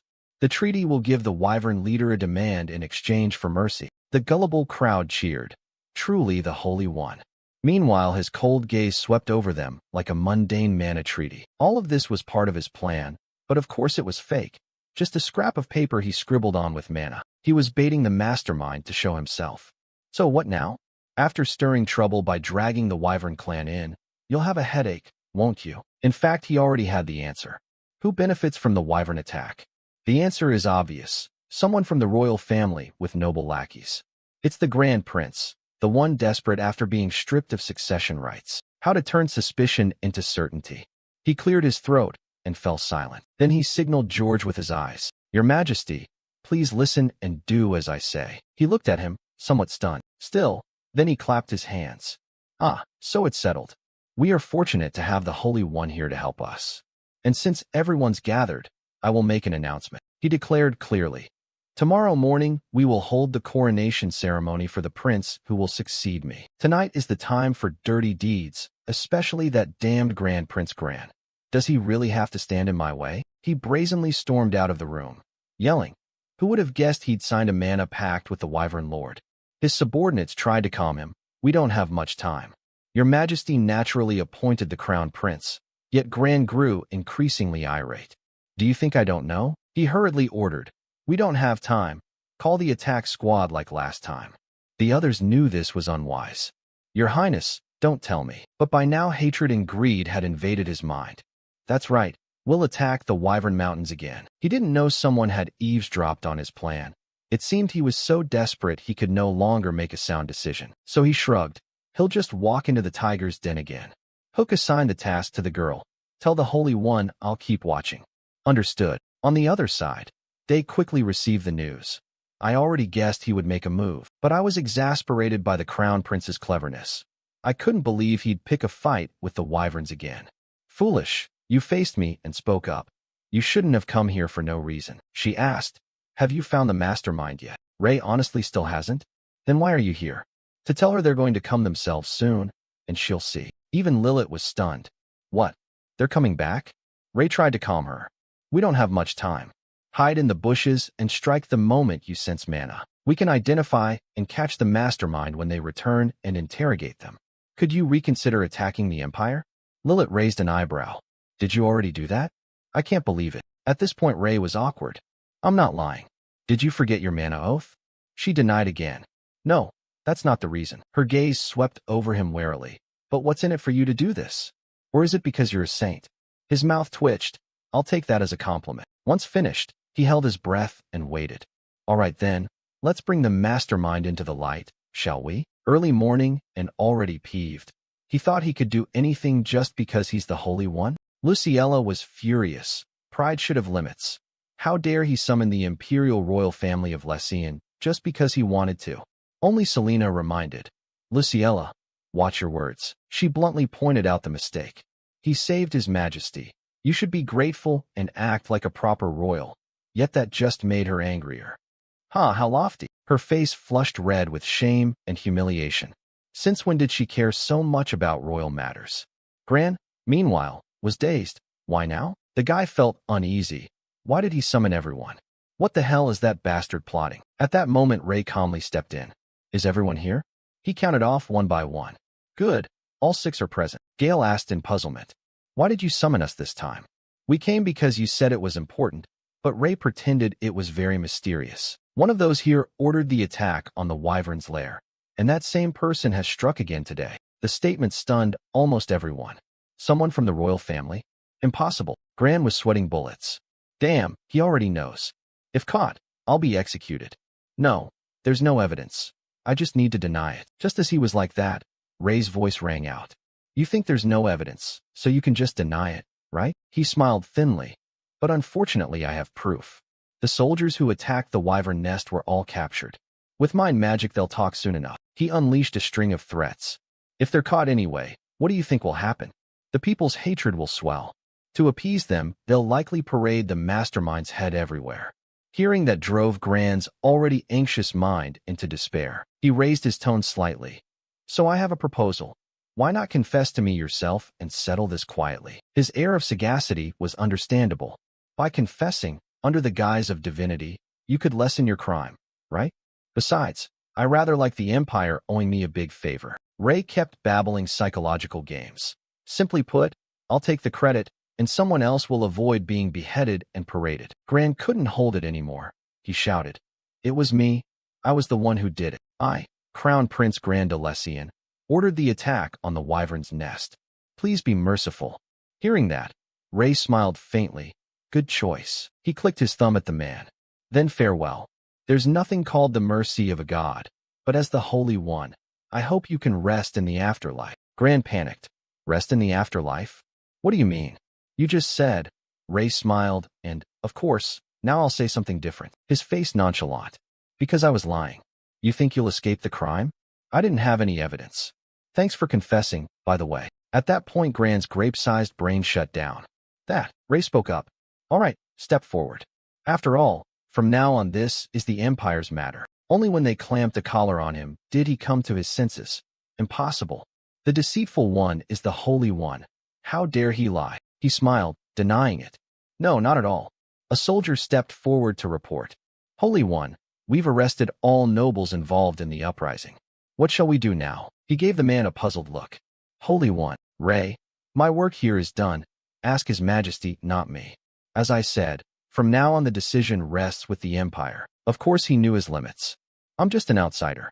And so, Ray left the Lessian Empire after a long stay. His Majesty executed everyone involved in the uprising. As for Ray, you helped the Empire greatly. He not only brought diplomatic benefits, His Majesty granted Ray a title and land. But only later did Ray learn. At that moment he was communicating through the orb. Iriel shouted. What? Then it's too late. And suddenly the Empire's formal demand pops up? What? Ray tried to reassure her.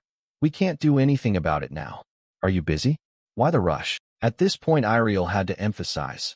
We're very busy. The pilgrimage schedule is already planned. Her face expressionless. So?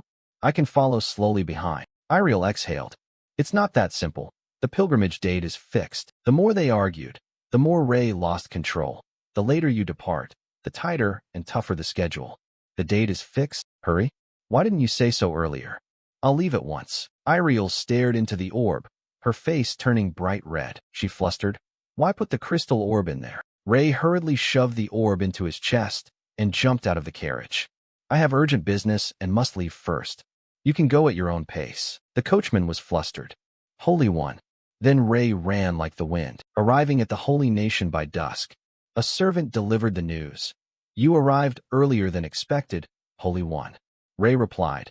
I heard the pilgrimage preparations are complete. Yuklawud bowed. We plan to depart tomorrow morning. He praised and then turned to another. Good, Hongyong. And the task I assigned you? The girl answered. Yes, regarding the current state of the Holy Nation. Except Salonia, the outskirts of the Holy Nation are facing financial difficulties. The main cause is the aftermath of Phroxia and the increase in monsters. The lords are raising levies to build monster hunting forces. Ray frowned slightly. Increased taxes? Didn't the capital send aid? Hong Yong replied. It seems to be embezzlement. Hearing that, he ground his teeth. Bastards, list all the embezzling lords. After the pilgrimage, I'll deal with them. Yes, sir. Ray slowly handled the outstanding matters. How is the academy? Yuklawud produced the crystal orb, looking wry. Coincidentally, we just saw a connection signal from Zeke via the orb. Really? Connected. As soon as it opened, Zeke's big mug appeared. Holy One. Ray was speechless. You're crowding the view. Long time no see. Is everything okay over there? He was mid-sentence. By your order, I was still watching when someone shoved him aside to cut in. Your Majesty. He looked surprised. You two next to each other? Nix teared up with emotion. I've read all the books and notes you left behind. They're incredibly detailed, systematic, wide-ranging, beautifully accurate. Where did you acquire that knowledge? Zeke, shoved out, went crazy. How dare you cut in on me, vanish. Nix gave the middle finger. You're the one who disappears. Then he turned puppy-eyed. Your Majesty, I'll dedicate my whole life to you. Please teach me more. No, teach me everything you know. Zeke instantly lunged and pushed his head away. How dare you? Are you insane? Holy One, I want to learn more than this idiot does. Hearing the two bicker loudly. If you plan to teach someone, teach me. Ray got a headache. Turn it off. Yes, he gave his instructions. While I'm away, take care of yourself. Hong Yong bowed. Yes. Safe travels, Your Majesty. Cheer up, Holy One. So Ray had to get up early and into the carriage again. He was excited. What lovely weather. At the same time, he shot a wary glance forward. But, why are you here? It was Fia, happily clinging to Iriel, like they were off on a picnic. She explained that each pilgrimage a different family participates. Fia grinned. This time it's our family's turn. That's not what I meant. But why are you riding in the same carriage as us? Fia put on a pitiful look. But it's boring to ride the carriage alone. Ray looked cold. You'll go back to your carriage later. It's crowded here. She's just being clingy. Don't be like that. I even prepared this. Iriel teased Fia. This is, she replied proudly. Tea and snacks for the whole trip. I brewed the tea myself. It's a whole lavish spread. Iriel refused politely. No thanks, I feel a bit queasy. Fia turned to him. Then please, Holy One, I won't drink either. She begged. Come on, just one sip. Consider it my heartfelt offering. It's my specialty. If it's not good, I'll get off the carriage right now, okay? Hearing that, he took pity. All right then. Ray lifted the teacup and sipped once. Fia's face lit up. Well, tasty, right? A second later, she had retreated in a different carriage. Of course, alone. Ray had never drunk anything like that before. What kind of tea tastes like a boot? Iriel chuckled. Fia probably understood the answer by then. He felt she knew. So that's why she didn't drink. She cheerfully replied. Someone had to be honest with her. This is better, otherwise I'd nod off the whole way. Ray had to sanitize his words. That's odd. What? What about the pilgrimage? Iriel, full of experience, explained the pilgrimage is nothing special, just carriage rides around villages. Most duties are handled by priests and clerics. Ray objected. Then why must the Holy One attend? It's all ceremonial. She wouldn't let him argue. It's precisely to build an image. Suddenly a cry for help rang out. Commotion outside. They couldn't block the carriage, so the two looked out. Something seemed to be happening. A frail man clutching a child begged. I know this is wrong, but please, it's urgent. Please heal my child. The soldiers kindly didn't drive him off. Don't worry, the goddess Gaia will watch over you. Please heal the child. A priest stepped forward and bowed. Yes, a holy healing was immediately performed on the little girl. His expression turned oddly awkward. The holy healing had no effect. The soldiers said, Is the child's condition that severe? I'm sorry, sir, but we've done everything we can. The poor man seemed to fall into a deep pit. Please, we waited for this pilgrimage. We endured everything for this. Sob. At that moment someone stepped forward and people made way. Ray stepped outside. Let me see. The poor man, hearing people call his name, called back. Holy One, will you personally heal my child? Thank you, thank you. Ray paid no mind and cast a quick glance over. The physical condition was obvious. Hair thin and brittle, severe swelling around the eyes, gaunt body with no subcutaneous fat. He asked in detail, when did the girl fall ill? The father denied it. Not really, sir. Hearing that, he quickly diagnosed it. Unsurprisingly, it's just protein deficiency. No wonder the priest's holy healing had no effect. He ordered the captain to prepare a meal for them, loaded up with meat. The poor man was confused. Thank you, Holy One, but how can we eat meat? Ray answered softly. If the child eats lots of meat, she'll recover on her own. From now on, feed the girl properly. He was embarrassed. But we can't afford meat regularly. He replied gently. Then use legumes instead. Soybeans, black beans, kidney beans, chickpeas, any will do. Replace ordinary meals with legumes, and the child will get stronger, though occasionally she should still eat meat. He earnestly reminded them. It's all for the child's good. Even if she has to work too hard, make sure she eats well. Then it was Iriel's turn. I think I can cure the swelling now. One spell made the girl's skin plump and healthy again.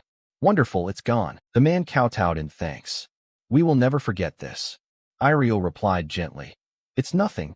We're only doing our duty. They couldn't delay here any longer. All right, to the royal palace of Celia. The carriages followed one another along the trail. Ray closed his eyes and pondered. Iriel tilted her head curiously and asked, What's on your mind that you're so restless? He suddenly asked, Iriel, how much is left in my treasury? Let's see. She miscalculated. About 20 silver pieces, I think. Hearing that, Ray startled. That's it. It's finished, she added. I also have some private funds, so together it's about 27 silver. Hearing that made his face light up. You're fairly well off then. That should be enough. Iriel scrutinized him. Enough for what? Why are you asking about that? Could it be, as she suspected, his face turned serious. Lend me the money. Iriel panicked at once. What? What do you intend to do with that money? Ray didn't hesitate to point out that the kingdom of Celia was facing a severe financial crisis. Thus, many people like the ones they just met were suffering malnutrition and dying of hunger. Do people have to die for that reason? The guard said rightly. The gods would want to help those in need. I will help. Ray brightened up. Good. I'll pay you back as soon as we return to the capital. Suddenly, she refused. No need. His face froze. You're giving away that much money? Of course. She proudly thumped her chest. I'm a priestess too, you know. And so the pilgrimage group from the Holy Nation arrived in the kingdom of Celia. Under the saints' orders, they bought many ingredients from surrounding areas and prepared simple meals for the struggling populace. For those with only a little strength left, it was like rain reviving their withered bodies. Iriel couldn't hide her surprise. What? What does King Celia want? As soon as they arrived, King Celia extended an invitation. I've heard you helped the people along the way. I'm grateful for the Holy Nation's kindness. We've prepared a feast to celebrate the pilgrimage tonight. His eyes clearly held some calculation in inviting them so casually. Iriel suspected there was more to his invitation. Ray knew it too. He's not the type to host a simple feast. He must want something from the Holy Nation. Iriel changed the subject awkwardly. The pilgrimage is over. I have free time now. Ray pondered. I'm thinking of going out for a bit. She guessed his purpose, visiting home. Why didn't you say that plainly? Do you have any plans? She shook her head. Not yet. I plan to hang out with Fia. Ray teased. So you'll put up with that, huh? Why not go to the capital? He was serious. You're buried in work every day. But Iriel was content with that. This is fine. I should focus on resting properly while I can. Her voice wandered. Since becoming the Holy One, have you ever thought about leaving everything behind and running away? A light sweep of pale brown hair. The image seemed very lonely, just leaving it all behind. Ray fell silent and looked at her, then replied softly, Of course. He suddenly shouted out in a burst of frustration. It's too much. What kind of God demands so much? Do this, do that all the time. He gives me a bit of holy power and then exploits me like this. Seeing Iriel's bewildered face, he felt sympathy. She probably meant that, right? After all, she's been a saint longer than he has. She must have it tough. These taboos are amusing. Being a saint, healing the sick, using national hardship to help people. Being able to do that, I think I'm really lucky to be the Holy One. Am I the only one who thinks so? Well, I'll head off now. His words seemed to soothe her. Me too. Thank you, Ray. Ray moved quickly. It had been a long time since he'd been home. He planned to use an invisibility trick to prank his mother. It's probably lunchtime. Should I sneak in and surprise them? The door had just opened when something flew at him. Ray reflexively batted it away. Then plates started crashing down one after another. He had to shout, Stop throwing plates at the child. Only then did the two stop. His father Ale chuckled. So it's you? Make some noise when you come home. How long has your mother been holding you? Are you being a good Holy One? My dear son. He comforted them. I only dropped by during the pilgrimage. His mother beamed happily. Perfect timing. Your parents just finished lunch. Eat with us. He didn't refuse. Yes, sir. But before that his father spoke up again. His face gleamed with triumph. Go up to the attic. I bet you'll be surprised. Curiosity stirred within him about the attic. Upstairs, he was so astonished his mouth hung open. Since when did he have a younger brother? The baby was a fair-faced boy. He grinned with delight. Father surprised. Huh? His father was exuberant. You have a sibling now. Ray looked at him oddly. What's with the questions? Why do you keep asking like it's been ages since you two were close? Ray thought to himself. But a 16-year gap? Is that why he used a cleansing touch on his hand? A finger poking a soft cheek seemed fitting. The little one's adorable. The tiny hand clasped his index finger, and he couldn't stop smiling. Isn't he sweet? I was that small once too. Look, he grabbed your hand. Then, seeing the baby's sulky face, it was clear she was angry. Well, being teased like that, of course she'd be upset. He was reminded of unpleasant memories. The child was tiny but stubborn, just like him as a child. Truly siblings. At that moment his mother called them down. Are you two playing with Sia? Come down and eat. So the baby's name was Sia. He smiled and greeted the baby. See you later, Sia. His father asked about Ray and the Holy Nation. How's it going? Anything fun? Ray chuckled. Anything fun? It's been a long time since I visited home, so I have too many stories. Actually, there are a few things. The whole family laughed boisterously. So that thing happened too? Yes, there's been a lot going on. His mother smiled like a flower. Luckily, you still look healthy. His father echoed proudly. My son. Then he suddenly spoke up, curious about something. Our family isn't normal, is it? He seemed to mention something that made both of them startle. They were flustered. What do you mean? Ray chewed his meat. I've wondered since I was little. Mother is a high-level mage, and father is a swordsman who reached the rank of swordmaster. He voiced the long-held question, why do the two of you live out in this remote place? The couple looked at each other, and then spoke. Finally the day has come. You'll find out anyway. His father grew serious. Ray, our family carries the blood of heroes. Ray was stunned at hearing that. Blood of heroes? His parents urged, better to show you in person. Come outside, Ray. He looked at the two familiar people in his life, puzzled. What were they about to show him? Suddenly, he sensed something unusual. This mana, fire, water, earth orb, 3 spheres of the elements shot forth. Ray couldn't help but be amazed at the display. Triple incantation. He was more astonished than ever. Father knows magic, and his mana surpasses anyone he'd ever met. Had his father been hiding this mana all this time? Then the other parent leapt up, and powerful slashes of swordsmanship decisively swept past both of them. Sword Gale, at that level, Ray couldn't control the expression on his face any longer. A high-ranked swordmaster. He blurted out. So both of you are magic swordsmen? Before answering, Mother Shan began.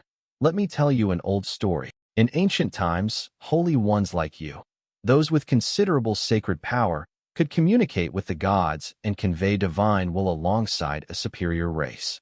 They protected the world from danger, but for some reason that superior race vanished, and problems arose. During the Great Magic War, a group led by the necromancer attacked humanity. The Holy Ones couldn't handle the situation with their powers alone. Thus the age of magic ended 300 years ago. At that time, the gods chose 12 potentials and bestowed blessings upon them. With the power of those blessings, they defeated the necromancer and were called the 12 heroes before they vanished. Then she revealed a shocking truth. We are their descendants. Yes, the blessing is inherited through generations, granting talented descendants excellence in many fields. They also age slowly and live up to 500 years. This is hard to believe. 500 years. His face went vacant. So besides us, there are other members with the heroic bloodline? His mother answered, but also warned him. But Ray, your mother hopes you won't get too close to them. Your parents escaped that place and stayed here. It's a terrible place. They're like the living dead. They had always worried about his safety. We know you're curious, but they're extremely dangerous. That's why we hid this secret from you until now. Ray felt a little deflated. Yes, nevertheless, the topic engraved in his mind. Extended lifespan and exceptional talent across many fields. The next day, his parents saw Ray off. Take care. Eat well. If anyone bullies you, write home and your father will come and deal with them. He smiled and promised, I'll come back again next time. On his way, he still couldn't forget it. His parents told him not to show any interest in the hero bloodline. Of course, he couldn't let it go, but if they're talented in every field, that must include medicine too, and with extended lifespans. What if they share medical knowledge like I do? A plan formed in his head.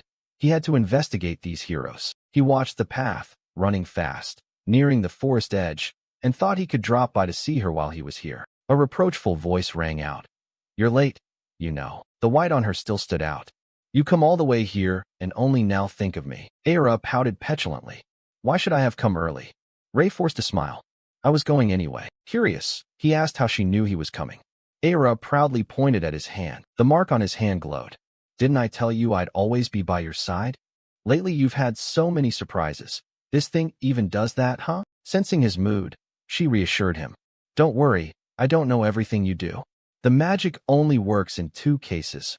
1, when you're in danger. Aira stepped closer and lightly touched his cheek. 2, when you think of me. Her full lips curved slightly, and her affectionate eyes drew him in. You tell Lilith too. We're just friends. I guess I have to try harder. Ray forced a smile to create distance. But I think this is fine. Let's move on. Aira, do you know anything about the heroes? Aira crossed her arms. Heroes? You mean those blessed people? I know a little. They're the ones who receive 2 kinds of blessings from the goddess Prias. Humans call them heroes, plus there's an extra elder I don't know. Who's Prias anyway? Ray suddenly realized. Wait, did she say 2 kinds of blessings? Yes. The first is the potential blessing, which makes you stronger with only a bit of effort. She seemed knowledgeable. The other is the exchange anomaly blessing. Those who receive it gain power and experience by slaying others. Ray exclaimed, surprised such a thing existed. No way. Then why call it a blessing? Era responded coolly that for humanity it's fitting. They defeated monsters because of it. He asked why, his face revealing it. They said I'm a descendant of those people. Her eyes widened slightly, and he asked, what's wrong? She bowed her head. It's nothing. So your power comes from lineage. She gave him information. I know a village on the western continent where descendants live. If you're interested, visit them sometime. Ray brightened immediately. Really? I've always wanted to see that. Thanks. Aaron knew it was time for him to leave. He must be busy. Go home quickly. When you return to the Holy Nation, we'll continue talking. Ray felt awkward. I feel a bit bad just meeting you and leaving. She crossed her arms. It's okay, we have plenty of time. Hearing that, he relaxed. All right, I'll come back. Still, she worried inwardly. Could his reason for becoming the Holy One really be that trivial? Watching his figure disappear beyond the trees, Era hoped she was just overthinking. This trip of his was in the afternoon. The pilgrimage carriage was still in place, and upon arrival he heard Iriel scold. You're late? On vacation, or what? Ray grinned. Sorry, it's been so long since I came home. Cut me some slack. She was a bit annoyed. Really, I've finished preparing. Hurry onto the carriage. He praised her. I knew it. She's always so considerate. She announced the itinerary. The pilgrimage will go to Prayas on the western continent. Ray was a little curious. Prayas? Is that a kingdom too? Yes, Prayas is a holy nation like Gaia. The holy nation Prayas, a realm that worships the goddess of hardship and trials.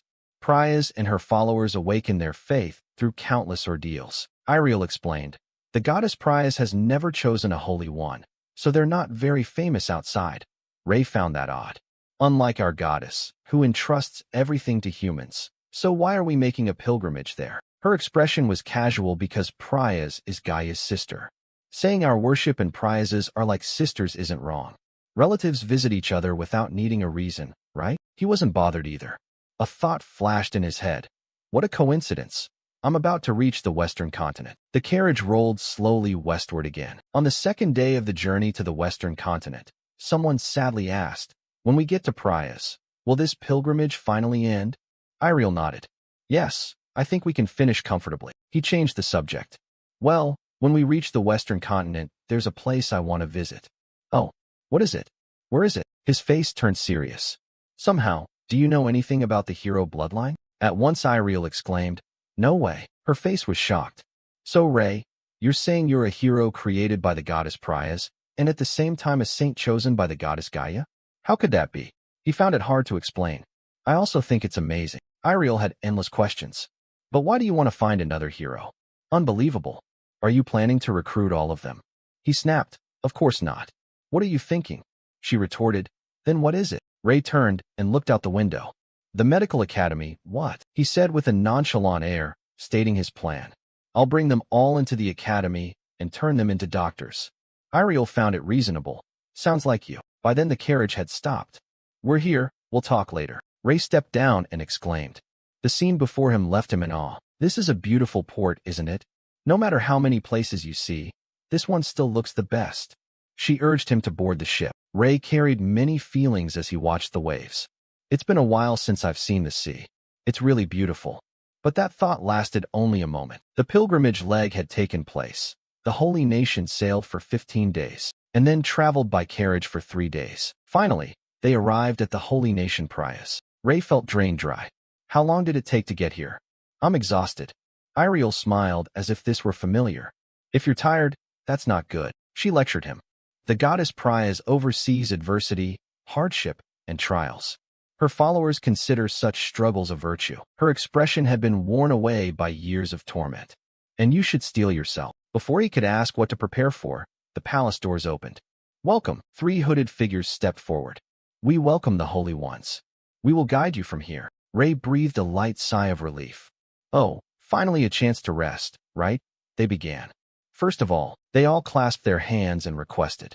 Although you've traveled a long way and must be tired, we must pray to the goddess. Please kneel where you stand. One fellow made him blink. What? Suddenly he was utterly confused. Were they ordering guests from across the sea to kneel and pray? Right there, he glanced at Iriel. Hey Iriel, Is this really okay? You even knelt before me? What's with that resigned, obedient attitude? Having no choice, he knelt as well. Damn it. You lead the way, you drama queen. Oh, goddess Prias, the holy ones from the distant empire have finally arrived. All those lofty words, always keeping us vigilant and helping us grow through hardship. We sincerely pray that we can take strong steps forward on our pilgrimage, and we also pray that we may attain great enlightenment. Even through difficulties, we must endure them alongside the holy ones. Ray felt like his brain might splinter. At long last they were allowed to stand. They bowed and said, I will lead you to the annex where the holy ones stay. He whispered, Iriel, what does that line about enduring hardships with the holy ones mean? Iriel replied coolly, originally we didn't need to pilgrimage to the Prias holy nation at all. Since they are holy nations like ours, there's no need to go help anyone on a pilgrimage. We simply participate in an exchange because the two goddesses are sisters. This exchange means empathizing with each other's doctrines and understanding one another. Ray went dark-faced and tried to run. I want to leave here, but Iriel grabbed him. No, you can't. Where do you think you're going? She scolded in a low, annoyed voice. I've helped you a lot up till now. Are you going to abandon me now? Ray had no argument. He couldn't win that one. He gave in. Fine, but exactly what are we supposed to do to endure this hardship? Her face showed exasperation, like starving, being trapped in a dark cave, or soaking in a scalding hot spring. You know, things like that. He was stunned. He really wanted to run far, far away. The next day, they led the two of them to a desolate spot. Here we are. For the next week, the holy ones will endure the hardship of consuming only what you can find in this forest. Of course, you are absolutely forbidden from using any holy magic. After that, we'll leave and endure hardships elsewhere. May adversity and trials be with you. Ray felt disgruntled. What an unpleasant send-off. Iriel explained that since it was the beginning, they'd given them something easy. Can you understand? We did something similar at the baptism. Let's see what we can find here. He gave her a task. Iriel, search around and see if there's any drinkable water, okay? Understood. 2 hours later, she returned looking exhausted. Not a drop of water here. I guess we'll have to endure it. Suddenly, she realized something was off. Before them were the most unreal things. What is all of this? How did you manage to make such delicious food? Ray replied nonchalantly. Why are you so surprised? He even thoughtfully showed her where to sleep. You can sleep here. I softened some leaves, and if you bury a hot stone before sleeping, it will be a bit warmer. At that, Iriel's eyes sparkled. You really can do everything, can't you? Ray worried again about the water. If it's only for a week, we can manage the food somehow. All right, let's eat. And so the two of them endured the dryness relatively comfortably. A week later, Holy ones, you have returned. You endured well. You led the way with surprising skill. Since their appearances were no different from the first day, even fresher, it wasn't that hard. She even suspected they had secretly stashed food, perhaps, but she didn't ask further. I will escort you two to the VIP room. Ray walked around the spacious room. It was time for him to begin his investigation. He called out, Guards, are you there? A shadowy figure leapt down and appeared. At your command, sir. He issued the order to investigate the hero bloodline on the Western continent and report every detail you find. At once, he smiled slightly. Regardless of what the gods created them for, that didn't matter, as long as he could use them to develop medicines across the entire continent toward a brighter future. Time flew by. It's been a month since we arrived at the holy nation Prias. What should we do now, Iriel? Ray's face went blank. At this rate, I'll wipe Prias off the map. She felt a bit guilty, but didn't know what to do. What an ironic situation. Ray was speechless.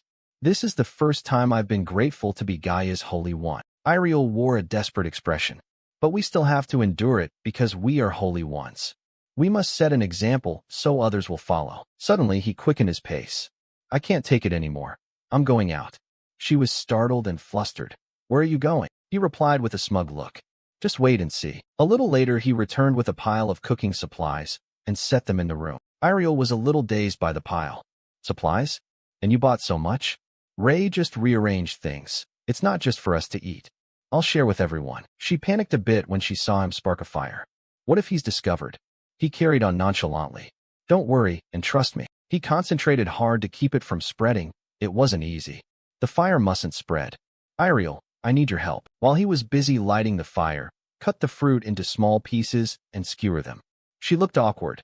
I've never cooked before. He reassured her, "It's fine, just do as I say." The two of them, Ray and Iriel, bustled about doing something. Done. And so the special porridge was ready. Iriel was so happy she could cry. Delicious. So good. He smiled. "Eat up. I'll go share it with everyone." A few days later, the rumor spread far and wide. "This is strange. What's going on?" Felgi, the chief pastor of Prias, began to find it odd. "I mean, we're all in the same situation. Why do they look so happy?" However, others objected. "Are you talking about the holy ones? Though they're young, I think the two of them are handling it well." Felgi assumed they sided with him. "Indeed, those two holy ones are understandable. They're different from us." He insisted on accusing them, saying everyone in the Gaia city-state is like that. Surely those two are up to something shady. Unfortunately, their officials were bribed by his food. "No, you mustn't say that. How dare you doubt the holy ones?" He remained adamant. Too many suspicions to ignore. Felgi remained lost in his own world. For the final trial, we must observe when they go together. Someone spoke up. "All right, there's a schedule at Mount Hefria." Everyone grew worried. "Is it okay? I heard a monster leader has appeared recently. It's south of the mountain." He pointed at the map. "We will escort the holy ones east and west. At the same time, Prias will send an expedition south. It seems this plan is agreed upon. Then the holy ones won't be in danger anymore." Felgi approved. "Yes, I must ensure it's organized and inform everyone." Suddenly he froze and collapsed to his knees. The priests were all worried. "Chief Pastor, what's wrong?" Healing was immediately used on him. He murmured, "Thank you. The illness hasn't improved. It seems to be getting worse. This is very bad. How is your family?" Felgi forced a reply. "My daughter is like me. We often treat her, but she's still too young." The priest sympathized. "You must be very worried. What can I do? We don't know the cause and my wife is suffering." He vaguely mentioned, "Perhaps if you ask Gaia's holy ones for help." Felgi refused, truly unbelievable.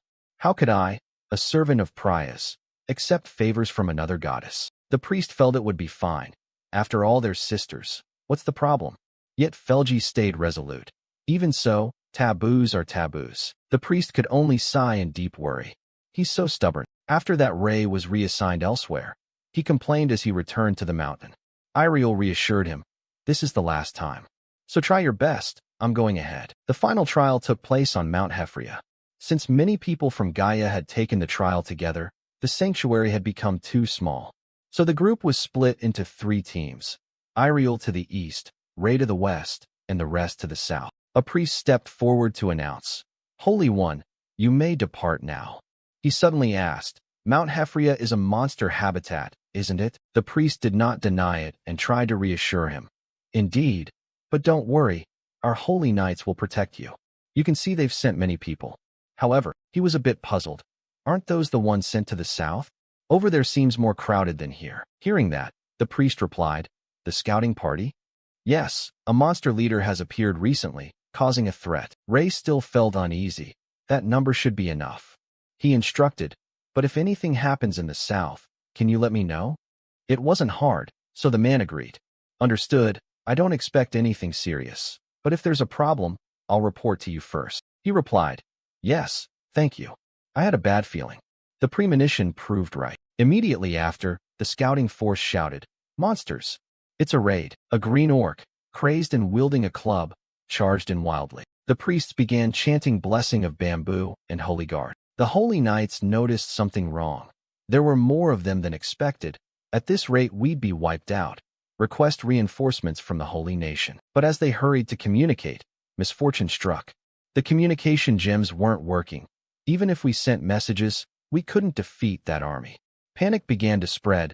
Felgi was alarmed. Although it was the monster leader, he'd never seen an army of this size before. What on earth was happening? A terrified scream rang out amid the chaos. "Run!" A priest ran back, followed by a massive silhouette. The monster leader had appeared. Sadly, that slash took his life. The moment it stepped forward, the survivors were stunned. That troll was the monster leader, but what was growing out of its chest? Felgi sensed a burst of dark energy. He immediately coughed up blood. His head began to spin, the chest pain worsening. His subordinates hurriedly urged, "Chief Pastor, you must leave here." Pale, he drove them away. "It's too late. Leave me and go quickly." The priest panicked.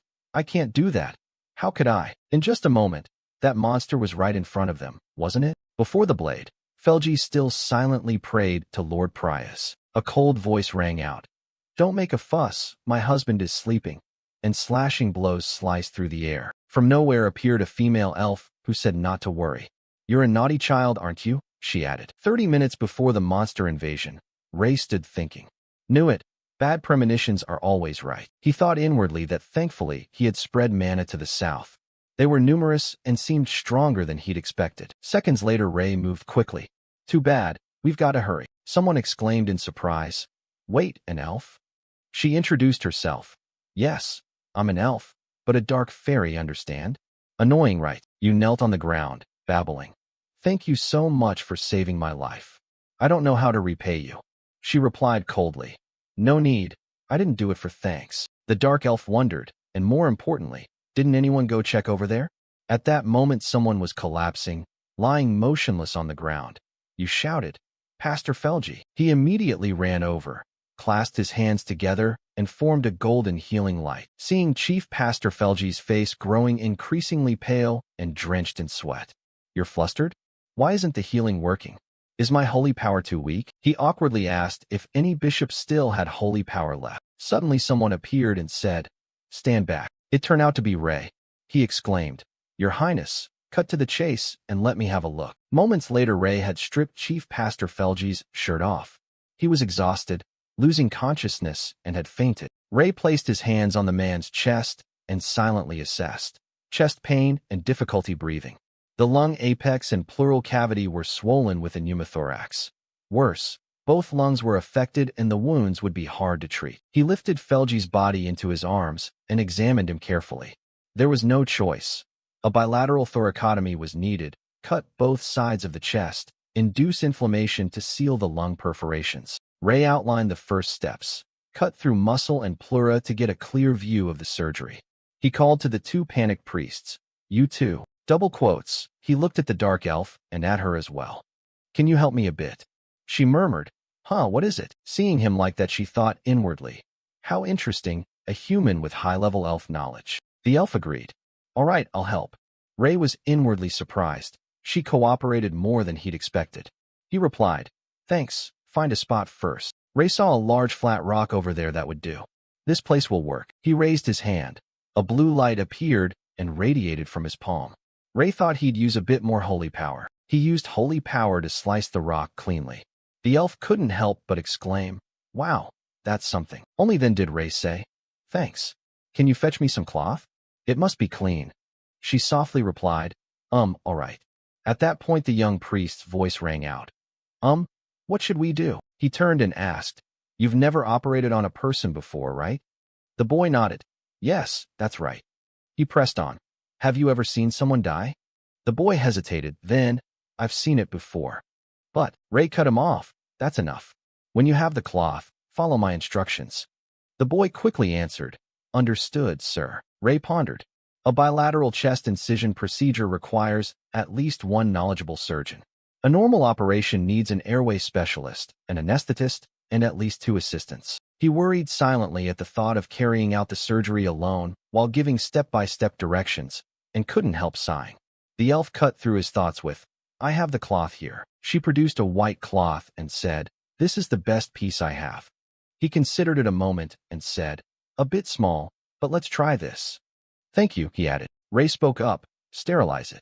Before long, Felgi was laid on that rock with the white cloth under his back. He instructed everyone. I warn you, whatever I do, don't be surprised.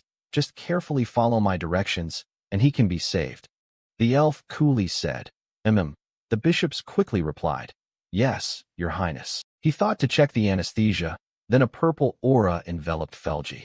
Sleep. Ray took up the surgical knife and made a horizontal incision across Felgi's chest. He proceeded step by step through the surgical routine, cutting through subcutaneous tissue and muscle. This left the young bishop gaping in astonishment. Ray focused on treating Felgi. In his mind, he thought using magic instead of an electric cauterizer would be enough to control the bleeding. Plus, a little magical flair never hurt, he mused with a slight grin. Felgi's muscle tissue at the incision was now open wide. He decided there was no x-ray to see inside. There was no choice left but to cut through the ribs. Then Ray turned to them and spoke. Okay, one of you, either one, hold the spot I just cut and pry it open. The bishops, panicked, replied in unison, What? A boy with a cloth covering his face was terrified. What are you saying? If we do that, the high priest will die. The one beside him was so scared he even shed a few tears. I can't do that. Ray heard this and worried. Every second counts. We have no time to delay. Suddenly the elf stepped forward crisply and said, I'll do it. She arrogantly crossed her arms and asked bluntly, Hold and pry open, right? Ray looked at her and said, Please gently hold the area near the bone. Lift it and pry it open without touching the organs. She calmly replied, Simple. The elf began assisting him. Ray praised her. Good. Keep it like that for a bit. Control your strength. The elf said coolly, Understood. Ray focused on operating on Felgi, holding the knife and doing what was necessary. The lung was severely compressed. He had to locate the lung tear first. Wait. He peered into Felgi's lungs in stunned confusion, thinking to himself why the lung had been eroded by dark energy. Tension showed on his face. Ray calmly addressed the issue. First, we must remove the dark energy from the body. Luckily, it's only a small amount. Should be simple. He activated mana. Ray explained, a pneumothorax happens when there's a hole in the lung allowing air to escape, causing air to accumulate in the pleural cavity. He carefully placed a tube into Chief Pastor Felgi's lung. So before closing the chest cavity, we need to reinflate the lung and drain any debris from the pleural space by placing a chest tube. Ray considered the effect of mana. If he let mana flow through the body from inside out, the air would escape the lung along with the dark energy. At this, Ray's face couldn't hide his delight. Okay, the lung has inflated. Next we need to perform pleurodesis. He suddenly shouted, Hey, bishops! And they focused on him, startled, and answered, Yes. Ray accepted the situation and ordered them. Has your holy power recovered a bit?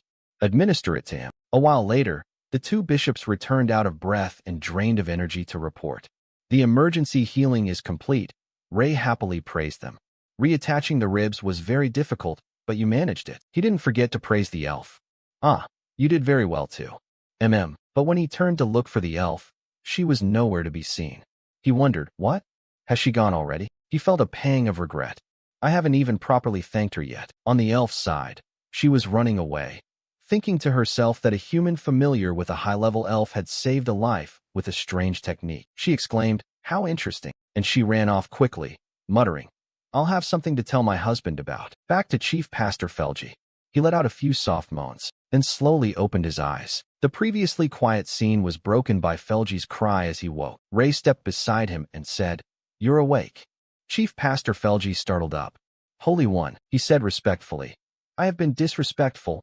Please forgive me. Ray replied simply, Why are you apologizing? Let's go.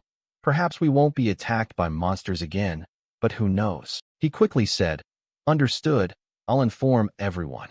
Ray departed, but didn't forget to announce, I'll go ahead. The West is still on high alert. Hearing that, Felgi understood. Yes, I'll meet you at the city. He picked up the white cloth and wondered aloud. So what happened while I was unconscious? The young bishop stammered and then told the whole story. Felgi asked again in detail. The Holy One cut my chest to save my life? The bishop replied, Yes, I truly don't understand. An ordinary person would surely have died. Felgi lightly touched his chest. Concerned bishop, Pastor Felgi, are you all right? He thought to himself that his chest had felt tight before, but now breathing was easier. He looked off to one side and silently realized how many favors he had received from the Holy One. Ray returned to the west side of Mount Hefria and reported the situation in the south. With their leader gone, the monsters were easily swept away by the Holy Knights, and the final trial was coming to an end. In a room, a woman's voice spoke. Your Holiness, I will now report on the hero's descendants. He quickly replied, Good. Proceed with the report. Standing before him were Tane's elite guards, Ji Kyung and So Young. Little So said, Yes. First, the anonymous family never interferes in anything. There is very little information. She continued the report. The information was secretly recorded in the Royal Holy Nation Prize Library. The documents found highlighted 3 main points: who is cursed, their origins, and their locations. Ray listened intently to So. Moreover, These beings were formed as a result of an ancient war that lasted centuries, created by the Sanctus Prius. The Sanctus is directly tied to their origin. He wondered inwardly. This is somewhat different from what he'd heard, isn't it? Then he asked, so where exactly is it? The girl produced a scroll and said, please look over this map. They both unrolled it and looked. So pointed at the map. Based on the information gathered, we have pinpointed the location right here. He was bewildered. Ray was puzzled. Right in the middle of the ocean, Jeek spoke up referring to the map. That's right, but, he continued, at first the waves were too strong. It was very hard to approach and chart.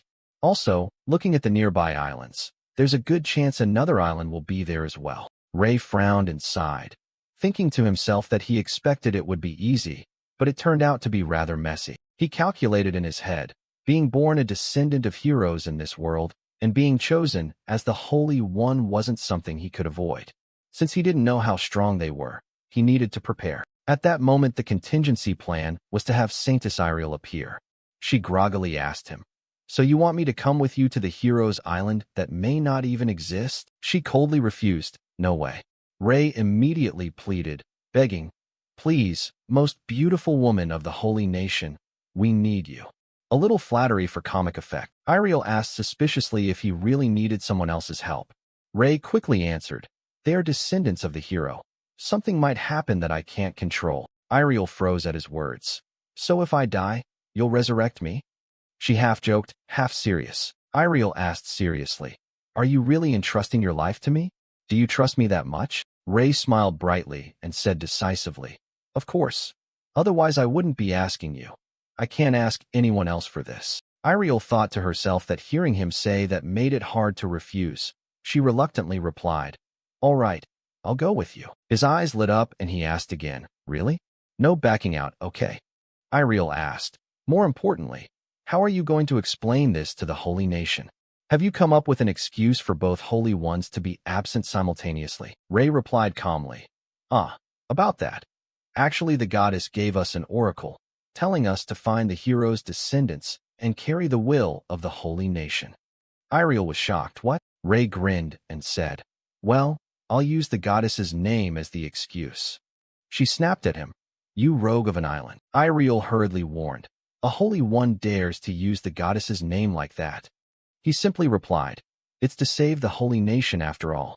The goddess will understand. She said wearily, all right, if it's for the good of the holy nation, they'll probably overlook the army returning late. He was puzzled. What is she saying? We're not bringing troops. Iriel snapped. Not bringing troops. Then the two kept bantering. What about a ship? You need one to go. Do you even know what reconnaissance is? You'll find out when we go. Iriel clutched her head and shouted, why didn't you prepare anything? Are you crazy?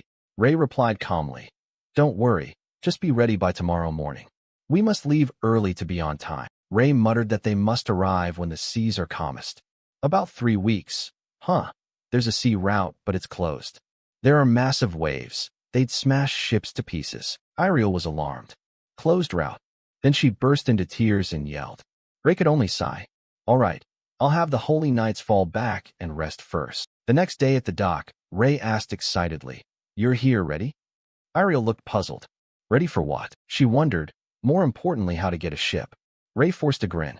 I took care of that. Iriel was surprised.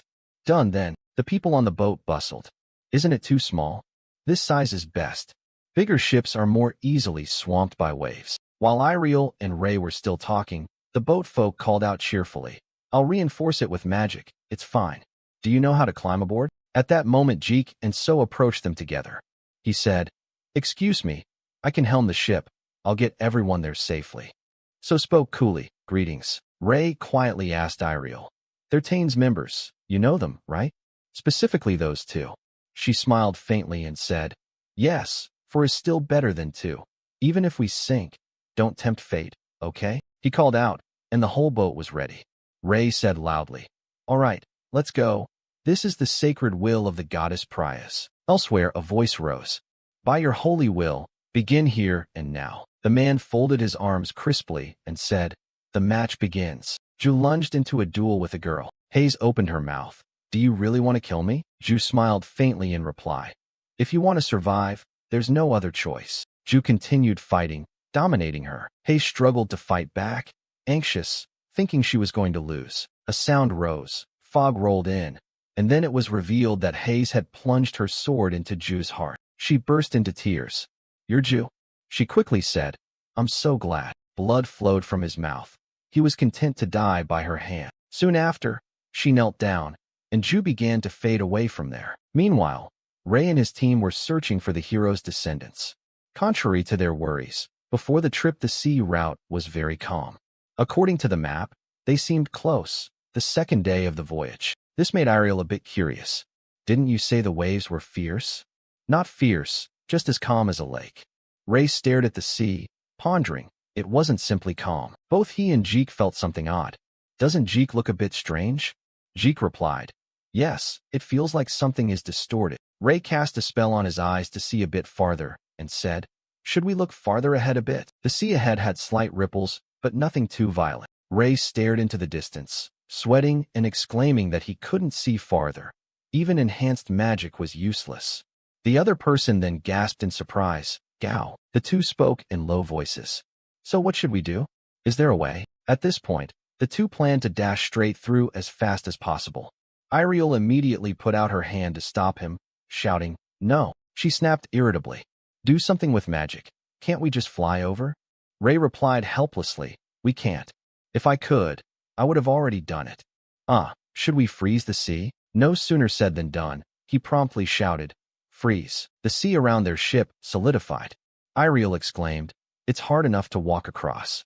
The sea is frozen." But Ariel felt uneasy and pointed at the waves ahead, shouting, "With waves this strong, we'll have to move very fast.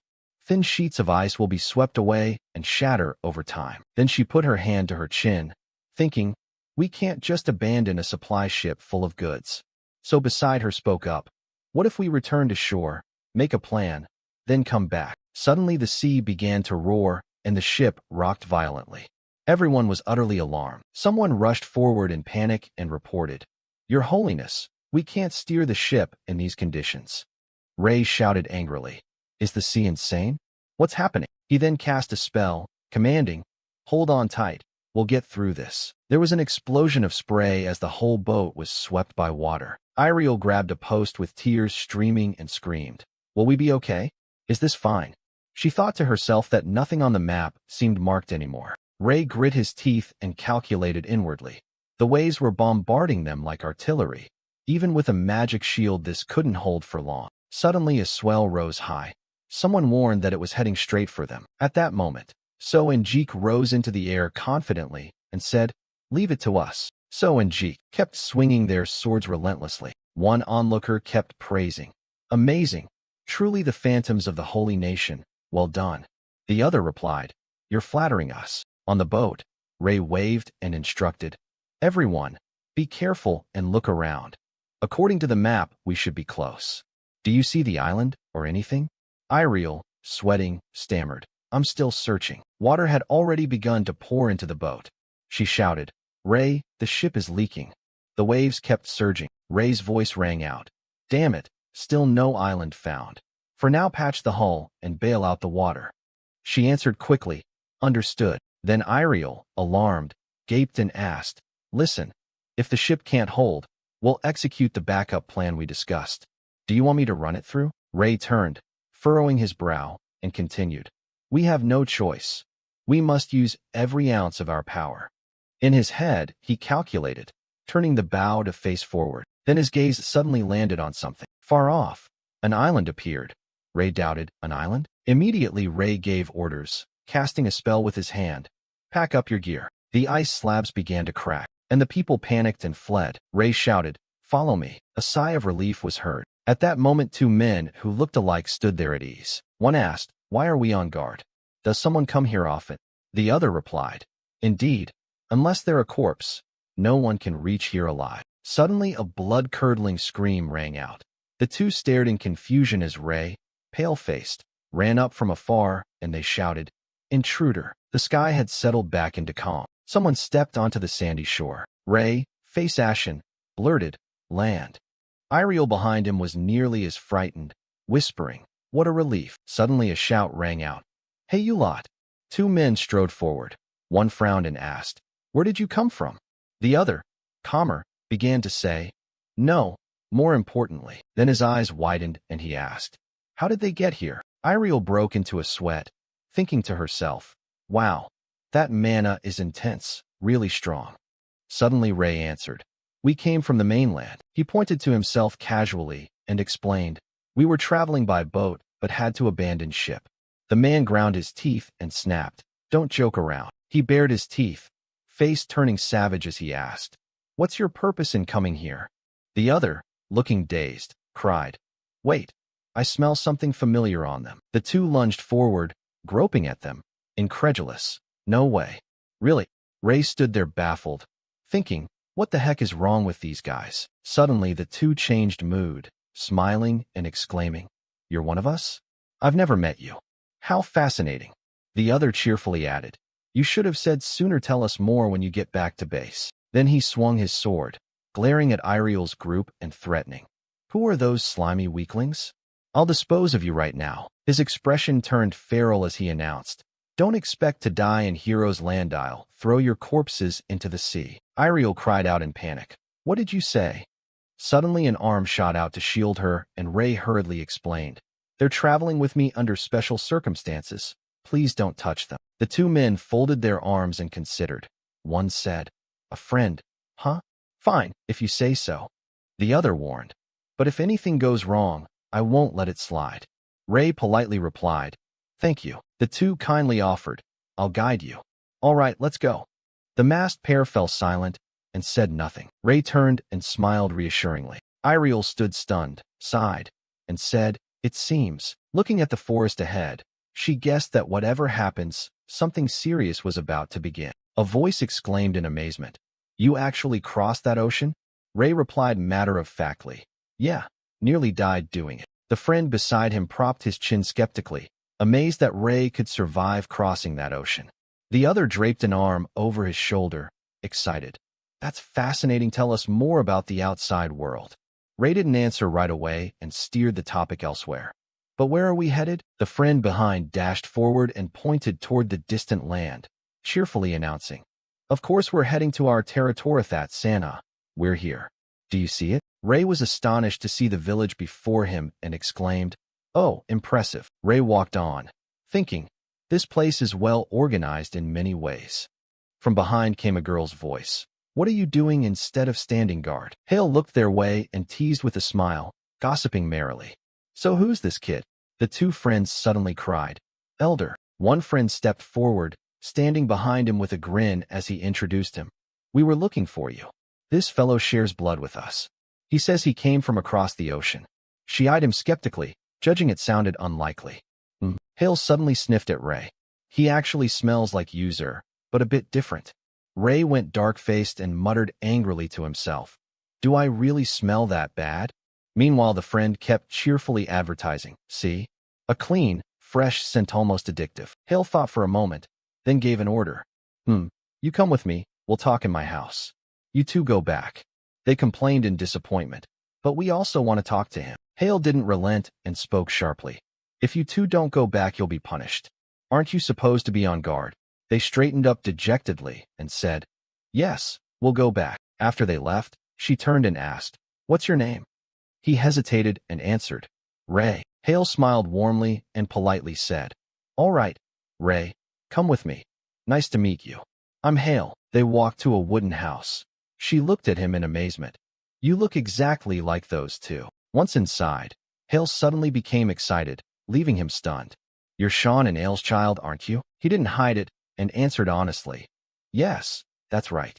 Hale folded her arms and said gently, "So it is. You've returned to the place your parents fled from. That's interesting." She fired off a string of questions. "So what did you come here for? Don't tell me your parents never told you about this place. Or are you the sort who stirs up trouble and has to see everything with your own eyes?"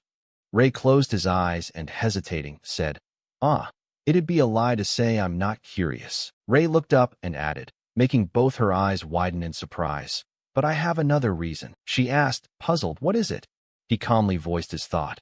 "I think it's a shame that many heroes' talents are wasted here." Ray stood up with determination in his eyes and declared, I'll lead the whole line of heroes away from here and turn everyone into true heroes. Hale burst out laughing. She slapped the table and laughed loudly. Ha ha ha. You really are their child. How amusing. She immediately grew serious and, with a disdainful tone, said, But that's an impossible task. Manhwa has its own jungle law. They create a unified deity according to the god's wishes. That's the fate of our line. Hale waved her hand mockingly. You think anyone will listen to the child of a deserter? Don't be ridiculous. Leave this island as soon as you can. I'm saying this for your own good. Ray ignored her sneer and softly repeated, They create a unified deity, right? Hale explained solemnly about the island's customs. Yes, battles occur at specific times, and after each fight, they conduct a ritual to draw closer to the unified deity. You arrived at the right time. Now you're a perfect target that everyone will aim for. She stood up, voice full of feeling. You're the son of my close friends who left to escape this fate.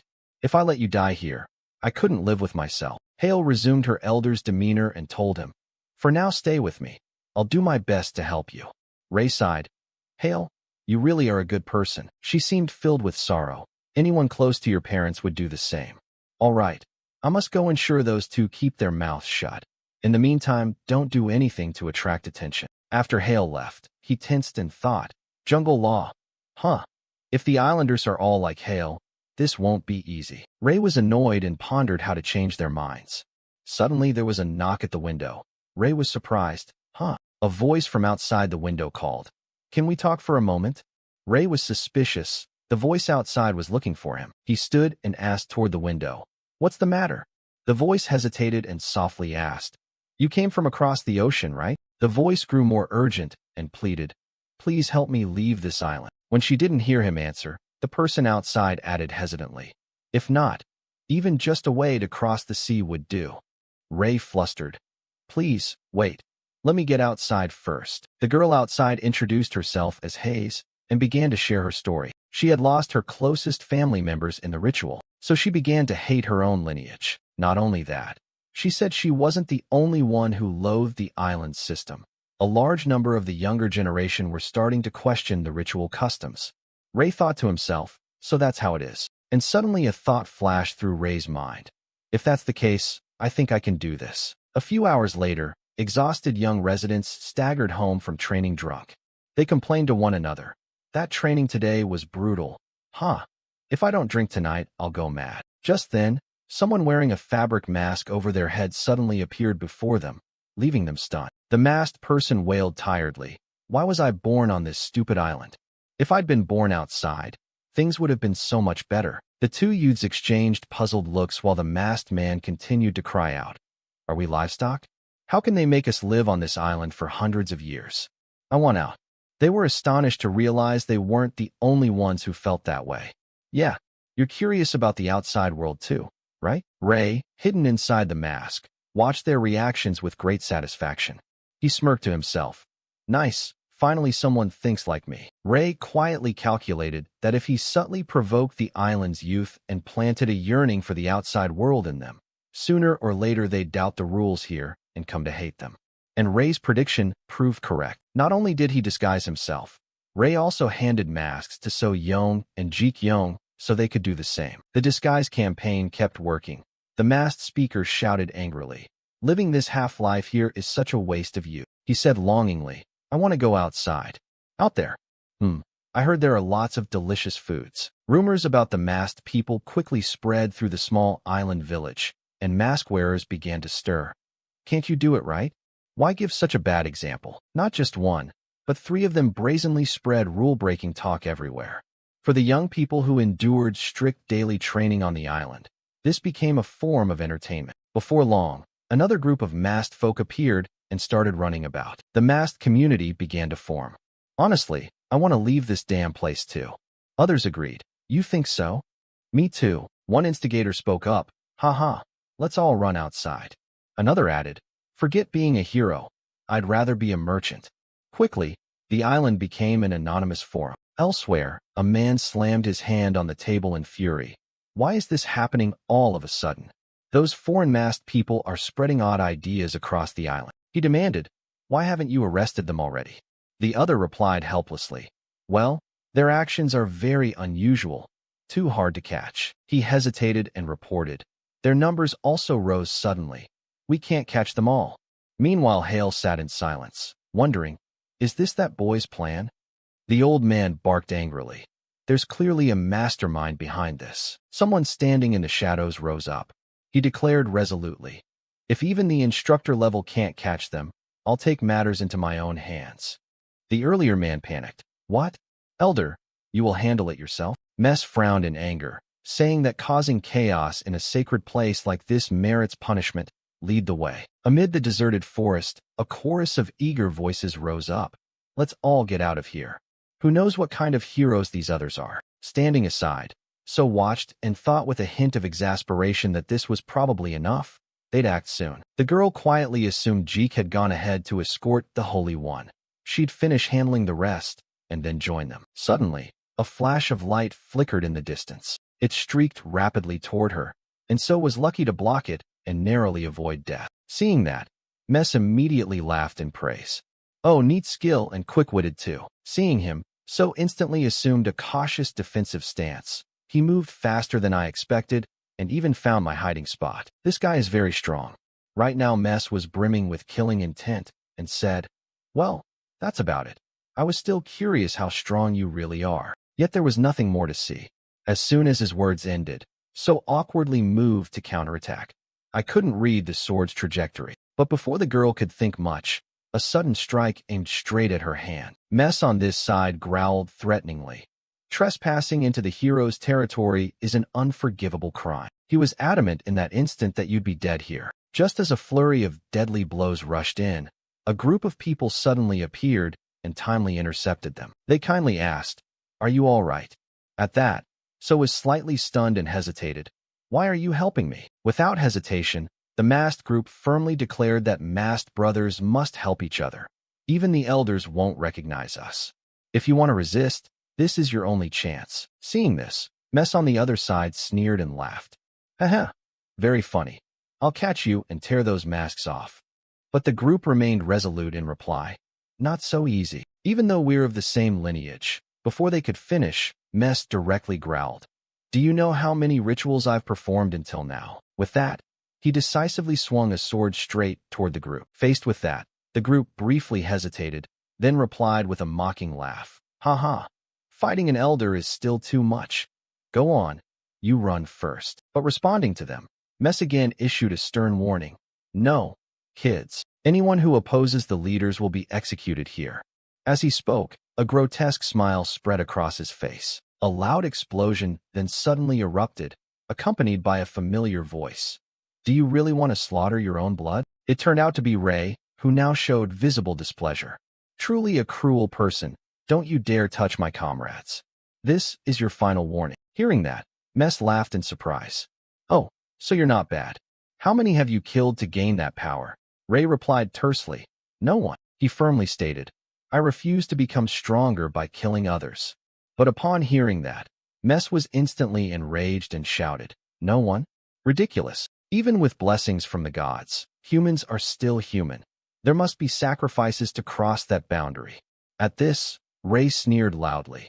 If you only grow stronger by sacrificing others, then your power is limited to that. Once more, Mess stubbornly spat disdain, unable to believe a child of the abandoned one possessed such power.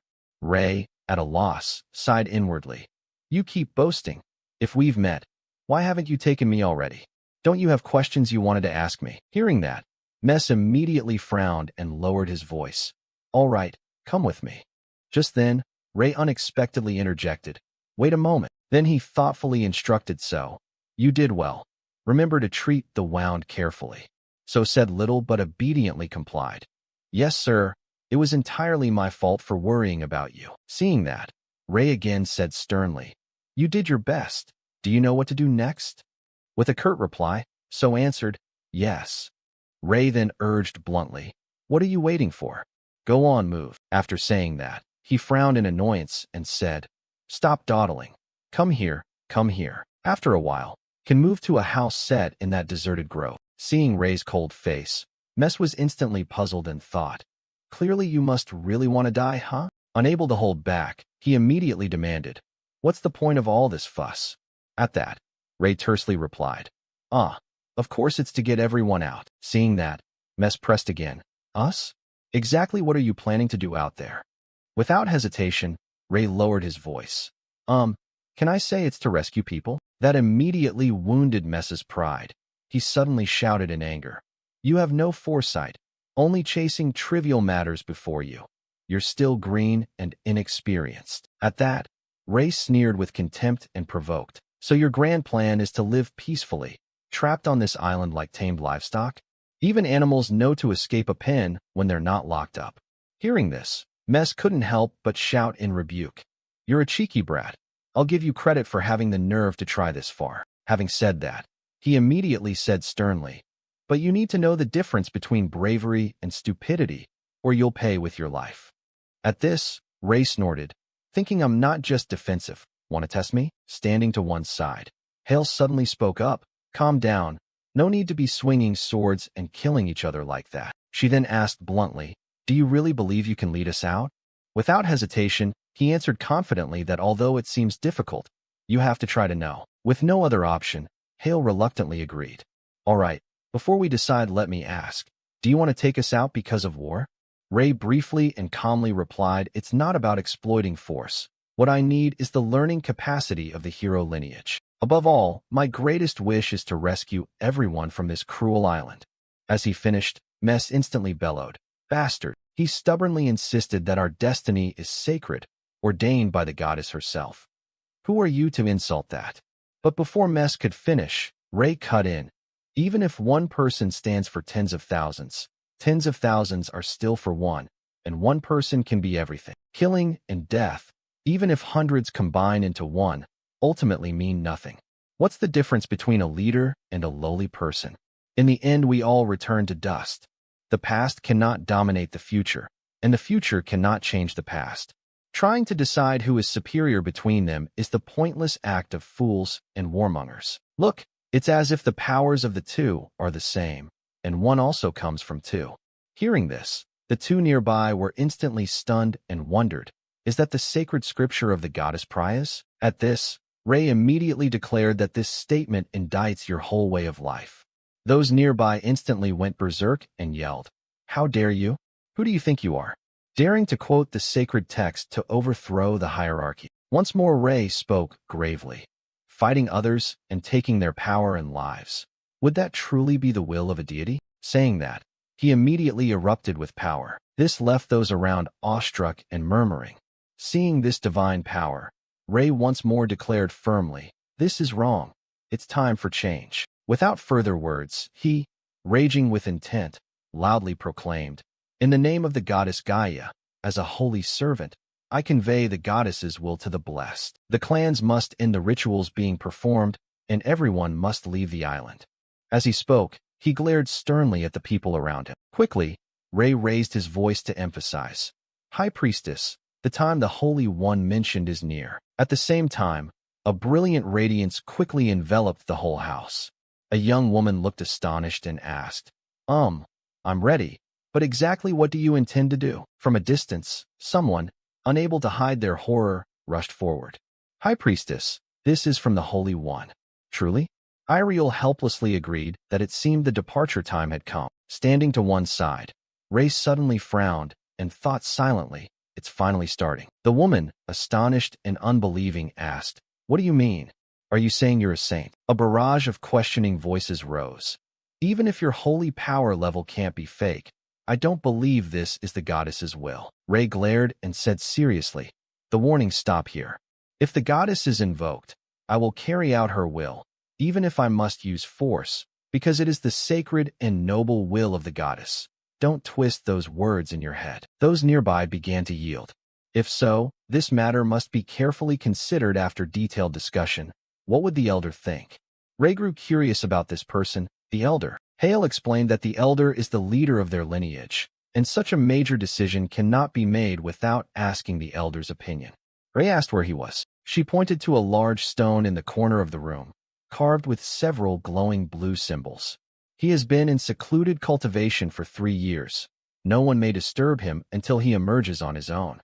Hearing that, Ray couldn't believe it and blurted, 3 years. Mess said, yes, so don't disturb the elder in seclusion. But Ray paid him no mind and strode past the man. A feeling of unease washed over Ray. No one has seen him for 3 years. That's not good. He cast mana, manifested a sword, and with one slash cut across the stone. To everyone's astonishment, they panicked and tried to stop him. What are you doing? You have no right. Ray shouted, his face tenser than ever. Are you kidding? What kind of secluded cultivation is that? Even with enough food and water, a person locked away for 3 years can't be okay. Inside the stone lay a body collapsed on the ground, long silver hair. Someone cried out, the elder. Those present began to panic. The elder has stopped breathing. Ray looked worried. What he predicted had happened, just as he thought it would. Someone shouted, aren't you a holy man? What are you doing? Heal him now. Mess agreed. Yes, we're asking you to heal him. Why are you only touching him? He said calmly. Are you all insane? His next words hit the pride of the group. Do you think saints are omnipotent? What do you know? You've been stuck on this island too long. Even bishops would question the patient's condition. Do you think holy magic cures everything? Ray's threat landed. He looked very annoyed. Should I stop and do nothing? Have those people lost all sense of reason? Hale raised a hand to calm them and spoke gently. Ray, we acted rashly. The elder's health is very serious. We were only worried and spoke thoughtlessly. One man at the back still felt indignant. She explained in a low voice. As you said, we've only lived here, so we don't understand how clerics outside treat patients. Please forgive our ignorance. Ray was still a bit angry. Some people jabber without ever apologizing. Then he looked at Hale's friendly face and didn't want to escalate things. Besides, he wasn't sure if Hale was especially close to his parents, but she reminded him of his mother, so he couldn't say more. She was kind. After some hesitation, Ray made his final decision. Since Hale said so, I'll examine him a bit more and report back to you. She immediately thanked him. He cast holy magic on the elder. Nothing unusual. He wasn't merely sleeping. So, as expected, Ray found the root of the problem. The issue lay in his mana channels. He said calmly, we can heal him once we find the cause. Hale exclaimed with joy. Really? Ray affirmed, yes. All right. But please cordon off the area where I'm treating him. Don't let anyone approach. He ordered everyone else to stay outside. This will take a few days. Hale nodded in agreement. All right, I'll do that. However, one fool still wouldn't listen. What? Ridiculous.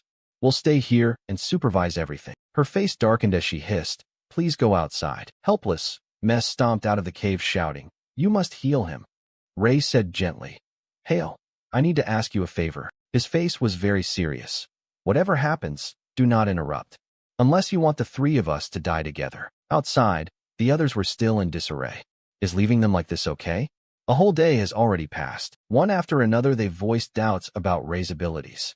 Even if he's a saint, how can we entrust the elder to an outsider?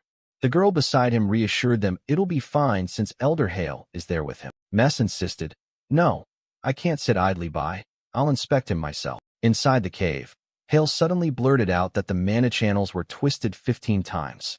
Ray nodded and said, yes, they're all tangled in a complex way. However, we just need to untangle them one by one. She said that's impossible. There's no way to break the mana channels and rebuild them. He smiled slightly, confidence on his face. Don't worry, I can do it. This isn't irreparable. Besides, I've repaired things far worse than this. Having said that, he began to weave mana into the elder's body. Hale stood outside watching, half skeptical, half amazed. At this point we can only hope for luck, but I feel the elder's spirit returning. Could those twisted mana channels really be untangled?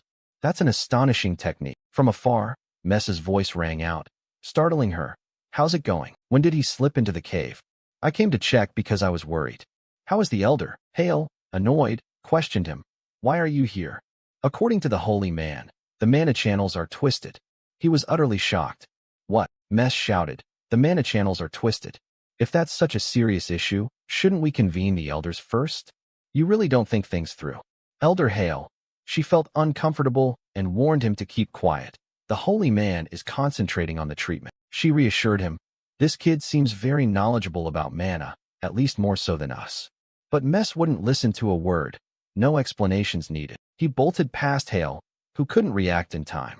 The elder, he kept charging forward. Get out of the way. The Council of Elders will take over this matter. One of his hands grabbed Ray. Pain immediately spread through his body, forcing him to cough up blood. Someone yelled Ray's name loudly. Hale rushed forward to support him, calling out in alarm. Are you okay? Wake up.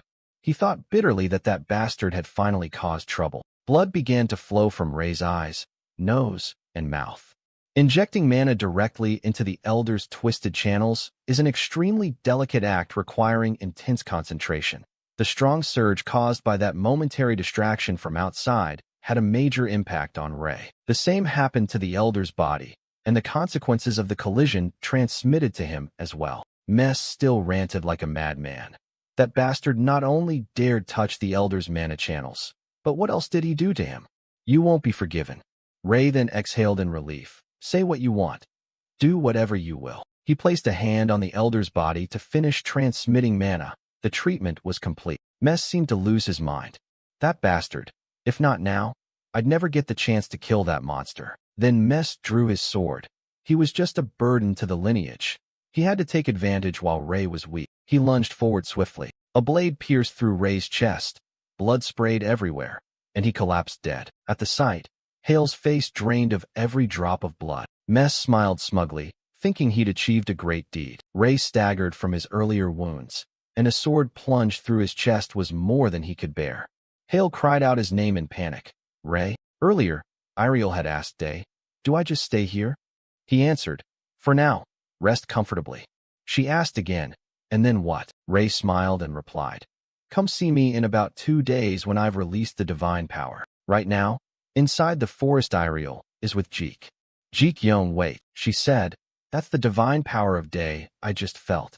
Jeek hurriedly added, yes, just a bit faster. Iriel worriedly thought that since it's Ray, it probably isn't serious, right?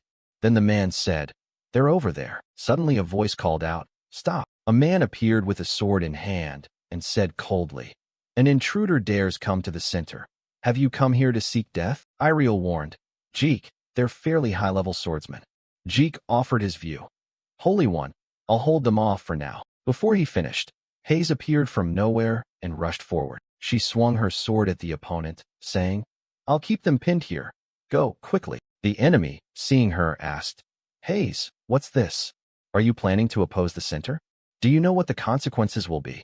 Hayes shouted, I don't care, as long as I can break this cursed fate. She gripped the sword tightly, voice resolute. This is Glane I inherited, and the will of all who sacrificed themselves in the ritual. Then she told Iriel, everyone, go now. She turned to Jeek. Jeek Young, let's go. He nodded. Okay, follow me. Meanwhile, inside the cave, Hale was calling Ray. Wake up, Ray. Then she turned to Mess and demanded loudly, Mess, are you insane? Do you repay loyalty with such betrayal? He shot back. Or maybe you're the insane one.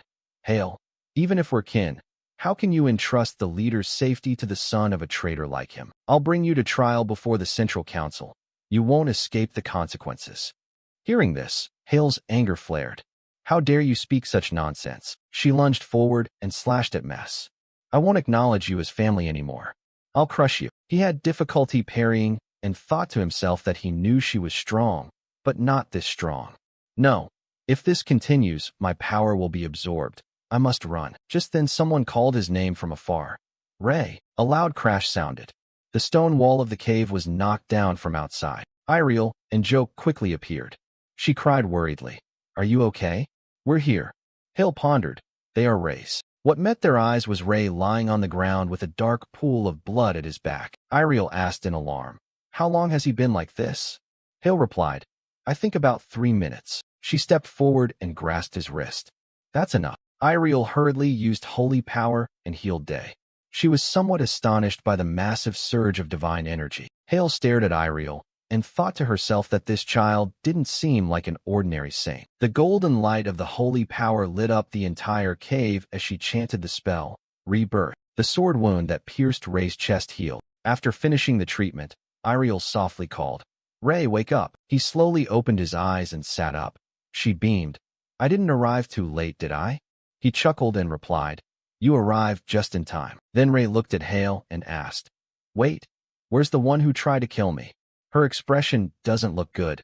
He probably fled when your friend charged in. Hale's voice carried a hint of sorrow. Sorry, Ray. I should have stopped him more thoroughly. He shook his head and said, no need to apologize. If such a strong opponent attacked suddenly, I couldn't have prevented it either, Ray added. We can deal with them slowly, right? Someone asked. Ray, do you remember when the water path was closed? He answered, handle it quickly. Seconds later, he looked back at the elder and slapped his face hard. Previously, the elder had been pretending to doze. Wake up. Ray kept urging, get up, stop sleeping. Hale, seeing this, cried out in alarm.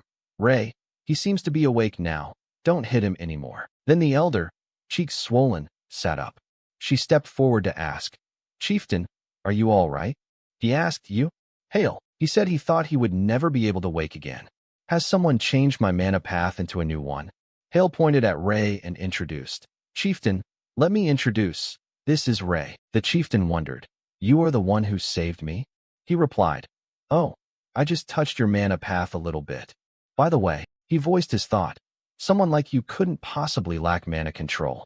So how did you end up like this? He said, I understand, but this isn't the time to discuss it. Hale, can you convene the Elders' Council meeting? Hale was a little flustered. The Elders' Council meeting? He explained. The reason I came here alone wasn't to train. She asked again. If it's not for cultivation, then what is it for? He replied. I sense the magic array is collapsing. Hale was surprised. Really? How could such a solid magic array, drawn with the ancestral arcane, possibly collapse?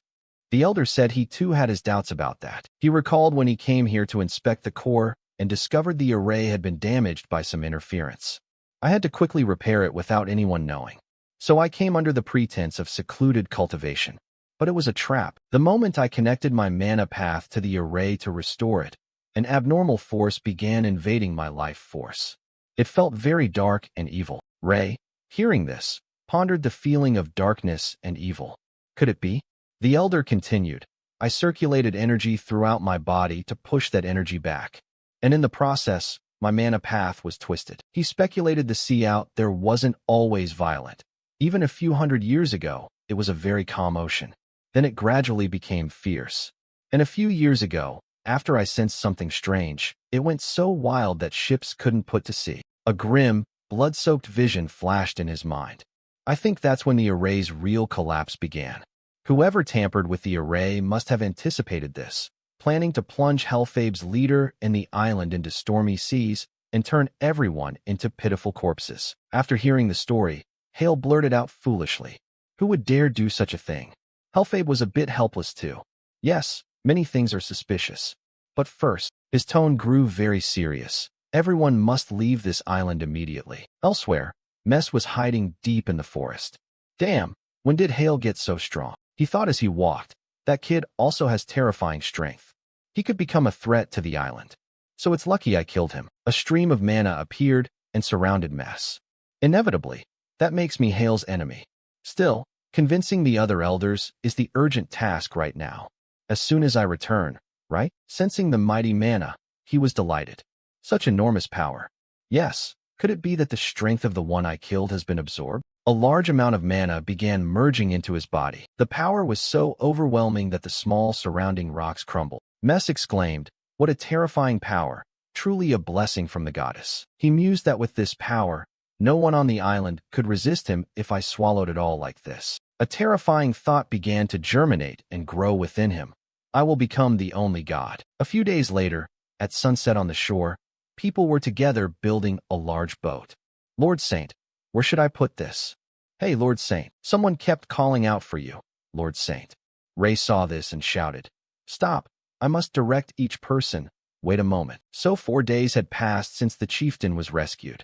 After receiving word from the ancestors, under the leader's management, the migration plan was put into action. They carried out the most important task, building a ship, but he realized that even if the ship were magically protected, it couldn't hold so many people and mountain-sized supplies. When the others heard this, many wept, so they only built boats enough to carry people and essentials. However, some still disagreed with the plan.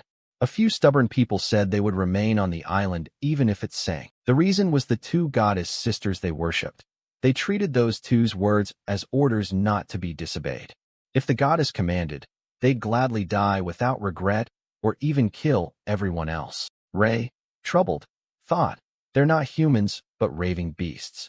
Iriel approached from a distance and asked, "Oh, already finished building a boat so quickly?" She looked at the boat before her and praised it. "That was quick, huh? They worked very hard. Now it just needs magical reinforcement." "Wonderful. By the way, about that one who ran off." Iriel felt a headache because Mess had hidden so well that even the elite troops couldn't find him. He muttered, "That's strange, isn't it?" He pondered. Though he knew the man wasn't weak, at least our troops should have found some trace left behind. Iriel added another thing. "The water channel is about to collapse too." Ray nodded. "Understood. I know. At the latest we'll leave in 2 days," she said. "Okay, I'll notify the soldiers." Then she asked, "But are we just going to abandon those who don't want to leave?" He answered helplessly. "As for that, the chieftain said he'll try to persuade them, but I don't think they'll listen." Iriel also felt exasperated. "They say they'd rather die than leave. We can't force them to go, can we?" "Let them be," he teasingly remarked. "Is a saint really saying that?" Just then a loud sound rang out. Iriel and Ray both turned to look toward where the noise came from. She wondered, "What's that? What sound is that?" He wondered just as much. "Wait, the mana streams around the island are convulsing violently. Has the array collapsed? How could it suddenly collapse?" Ray immediately ran toward the source of the sound. They couldn't just stand there. "I'll go check the array." Elsewhere, a round crystal fell and shattered. People rushed forward asking, "Chieftain, what are you doing?" "That's an ancestral relic," Helfabe retorted. "Is my choice still unclear?" A woman stood and challenged him. "Are you going to destroy the mana core?" It was left by a follower who directly received blessings from Lord Rias. "Do you know how important it is?" "Are you mad?" He replied coldly. "I've told you. 3 years ago this mana core could no longer hold. The teeth of this island will surely sink one day soon." Others began to panic. "Ridiculous. You're lying. How could a mana core just fail on its own?" He answered, "I don't know." Helfabe continued. "However, I know the goddess does not want this island to sink. Follow me. I'll lead you to another place to settle down." At that moment Mess appeared and shouted, "Don't be fooled by him. The chieftain betrayed us and joined the Holy Empire Gaia." Someone asked, "Mess?" Whispers rose again. "Joined the Holy Empire? Chieftain, is the elder right? Did you truly betray us?" He poured fuel on the fire. "Yes, the array was destroyed by him, sinking the island so everyone would die. Then he'd absorb the power paid for in our blood within that mana core. That's your real goal, isn't it?" Helfabe spoke calmly. "Mess, since we parted you've changed so much. Mess claims it's because I killed and absorbed the power of your comrades." His tone was supremely confident. "I don't know how he's still alive, but fine, I will kill him again. Since I've absorbed his power, I'll certainly be stronger than him." Mess declared firmly. "First I'll deal with your traitor." He replied, "I don't know why you misunderstand me, but I don't want to fight you. We still have time to sit down and talk." But before Helfabe could finish, the others drew their swords and surrounded him. He sighed in exasperation. "Fine, this is your choice, isn't it?" Ray and Iriel quickly hurried to where people were gathering. He said he'd go persuade them. But what the hell was he doing? Suddenly a blue glow from a stream of mana lit up his face. Then a loud blast erupted where those people had gathered, and they were blown apart. Ray immediately ran over, opened the door, and yelled, "Old Chieftain!" Inside the room many corpses lay strewn across the floor, and in the distance a shadowy figure flickered behind a haze of smoke. "Look who's come." Mess turned to look and spoke. "I was about to come find you, yet here you are hauling bodies to me. You've certainly saved me a lot of trouble." Ray cried out in panic. "It's him," he replied. "Don't you recognize me? You brat, you've got a rather impressive amount of power." He burst into laughter, a huge surge of mana. But Ray's attention fell on the mana sword the man was holding. "Is that my aura blade?" Ray pondered. In that brief instant the blessing swap skill would bring Helfabe forward to shield him and warn the saint that this place was very dangerous. He asked in puzzlement, "Old Chieftain, what just happened?" He answered, "When I destroyed the mana core to persuade those people, Mess appeared and accused me of betraying the island. While they were deceived by his slippery words and surrounded me, he struck and took down everyone." With that strange power, after Helfabe finished speaking, Mess no longer bothered to hide. "That's right. But no matter, because both of you will lie down like them." Then he offered advice. "I think we should avoid fighting him now. but Ray disagreed. No, I must do it. Seeing him step closer to the man, Helfabe called out to the saint. He paid no mind and asked, Mess, is your mana a chaotic tangle? Mess replied, Yeah, it'll take some time to get used to it.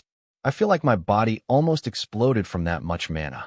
He asked further, Aren't you going to use that power for good deeds? He arrogantly said, Of course. I'm born to do good work. Mess squinted at Ray. Of course I'll kill and absorb the power of everyone here, including your parents in Bilo village, and I'll become the most powerful being. Ray was astonished, thinking to himself.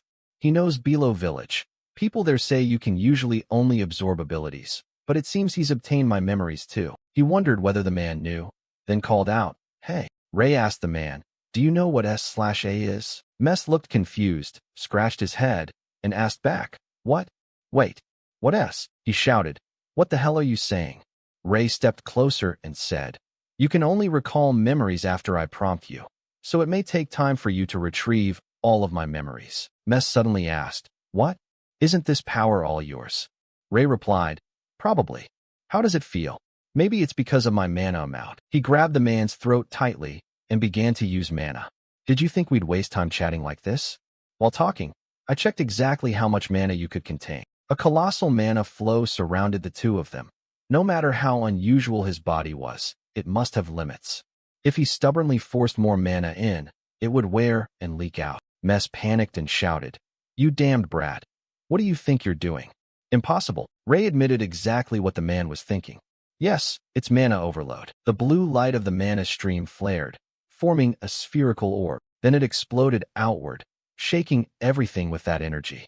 A long mana column shot up from the ground toward the sky. After a while, Mess was finally eliminated and Ray exhaled softly. He felt the mana streams in his body. These are Mess's. Could I absorb them, he wondered? The man's memories flowed into his head. Wait, these memories. Ray glanced at Helfabe standing behind him. The memories were about the chieftain. The sail snapped taut in the wind, and a shout rang out. Lower the sail quickly, came the clear reply. Jeek surveyed the situation and hurriedly reported, The wind's too strong. Those sails will tear sooner or later. Ray heard this and turned to give orders. It's fine, use magic. Lower the rear boom as well. Quickly, the sea rose in violent waves. The large ship remained sturdy and steady. The core of the magic circle had been destroyed by that chieftain, making the waves around the island grow fiercer. But the new ship was firmer than ever thanks to everyone's efforts. Ray raised his hand. An orange light appeared as he chanted, Reinforce, reinforce. The ship rose from the water and hovered in the air, surrounded by a veil of purple mana. While casting with one hand, Ray also instructed the others. All right, hold on tight so you don't fall. A brown-haired youth shouted in panic. Saint, this wasn't in the plan. A loud explosion rang out, and the ship shot forward at once, propelling. The ship raced through the air at breakneck speed. People on board kept vomiting from motion sickness. Ray had tried everything that seemed impossible for a small ship and tore through the sea's vortex in the blink of an eye. A few days later, those on the ship were sometimes astonished, sometimes moved, sometimes cheering with joy. Finally, in the darkness, a city appeared before them. There's the city.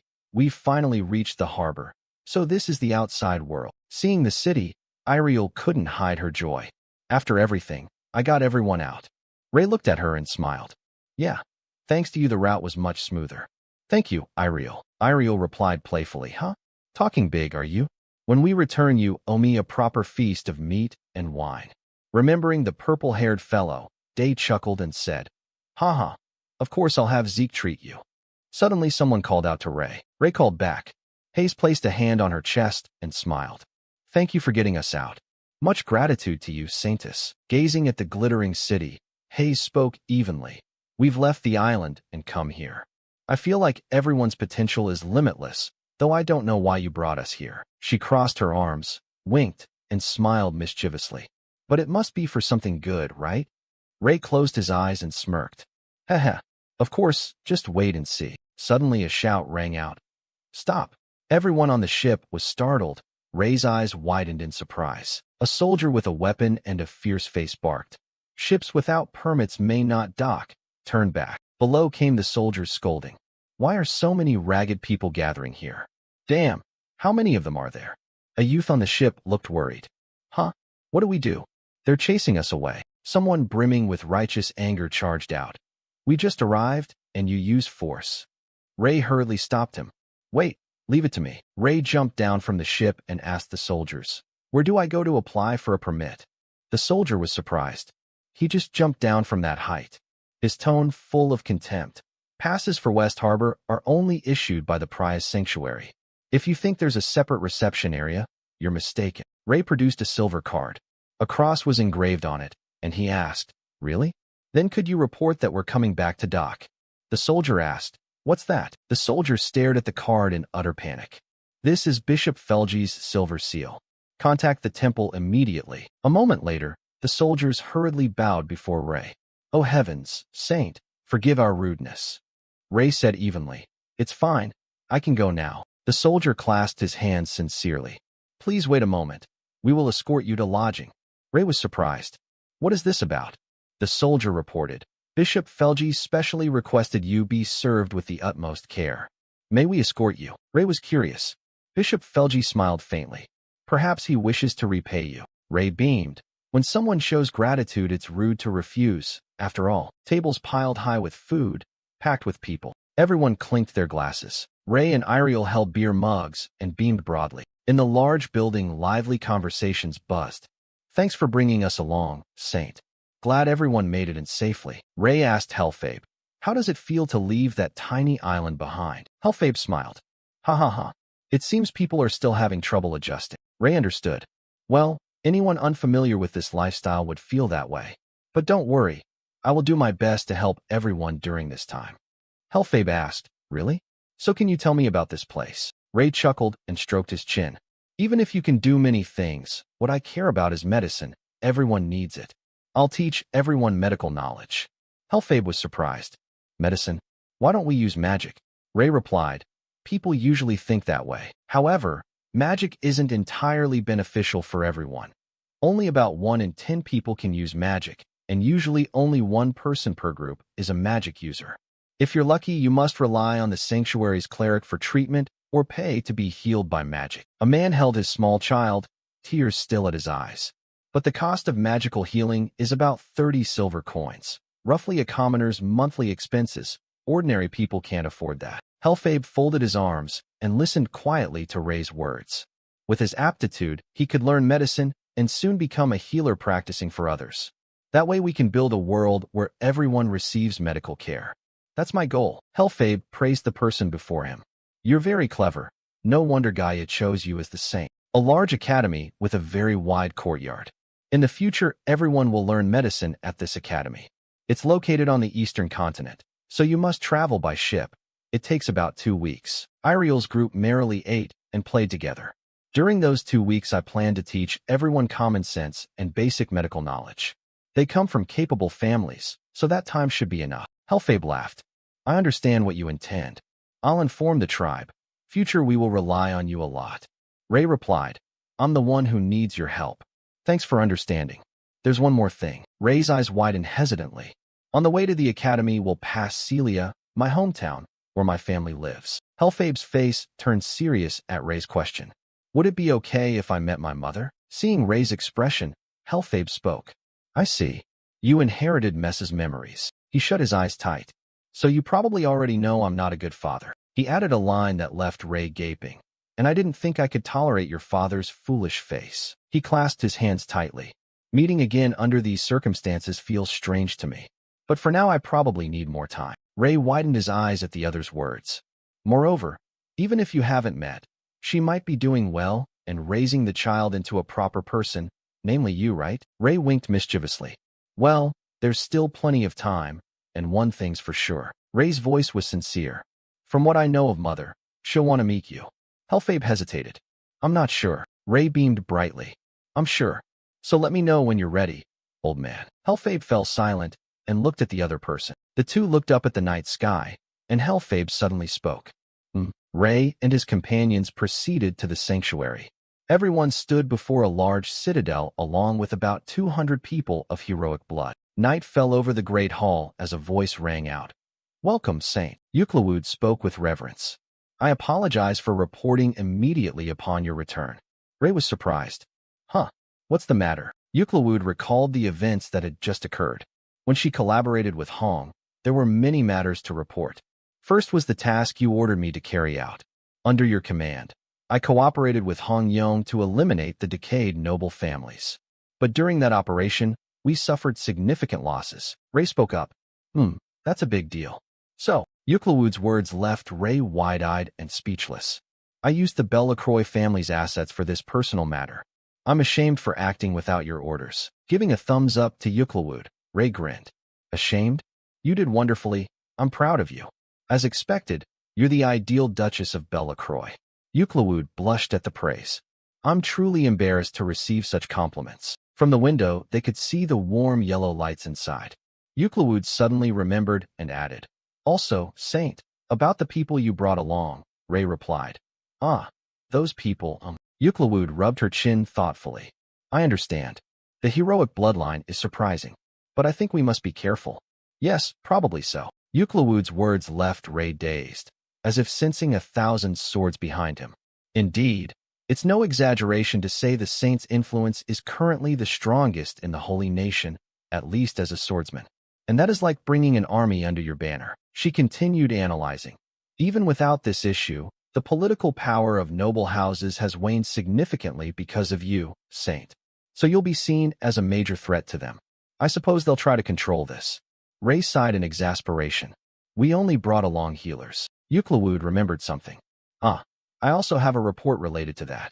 Ray asked, what is it? Recalling Nix holding the list of new students, Euclid reported. Recently, the remaining openings at the medical academy are down to just 10.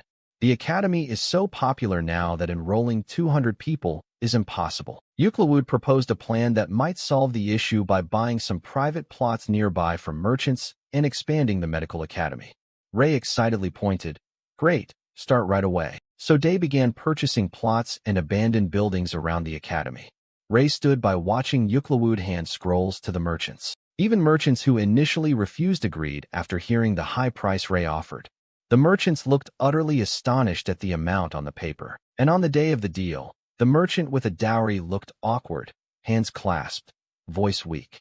Sorry, but we will not sell these plots. Euclid pleaded, offering 1.7 times the current market price, and said they could raise it further if he wished. The dowry merchant hurriedly interrupted. Price isn't the issue. Ray's eyes widened at the merchant's explanation. Even if I hide it, he'll find out. So I'll be frank. Word of the group you brought has already spread among the noble families. The two frowned as the merchant continued. We're people you rescued and citizens of Gaia. I want to sell the land as you requested, but the border nobles have blocked all the uphill roads to stop us. Worry showed clearly in his eyes. If we displease them, the border nobles. They are noble families granted land by the Pope during Gaia's founding. After settling on the Holy Nation's outskirts, they played a key role in the nation's defenses and have wielded absolute regional influence for a long time. They also hold considerable power across the entire political sphere. The merchant clasped his hands and begged, I have many family members to care for, so I had to make this decision. Please forgive me. Ray understood the merchant's plight. I see. He asked again. The uphill roads, so I just need to deal with that, right? The merchant raised his hands, voice awkward. Deal with it. The uphill road is currently monopolized and controlled by the border nobles, so it will be rather difficult. Ray smiled brightly. Just prepare the documents and seals, and I'll pay a good price for the land. In the vast hall, the conversation continued. What is your plan for this matter? Shouldn't we discuss it first? I mean, regarding those border nobles. Ray wondered, but I don't recall ever seeing them in Salonia, Euclid replied. That's right. They're conservative clans who put great stock in tradition. They're proud to the point of never leaving their territory, unless something truly serious occurs. Ray still wondered, don't they come when the saint calls? Euclid explained further.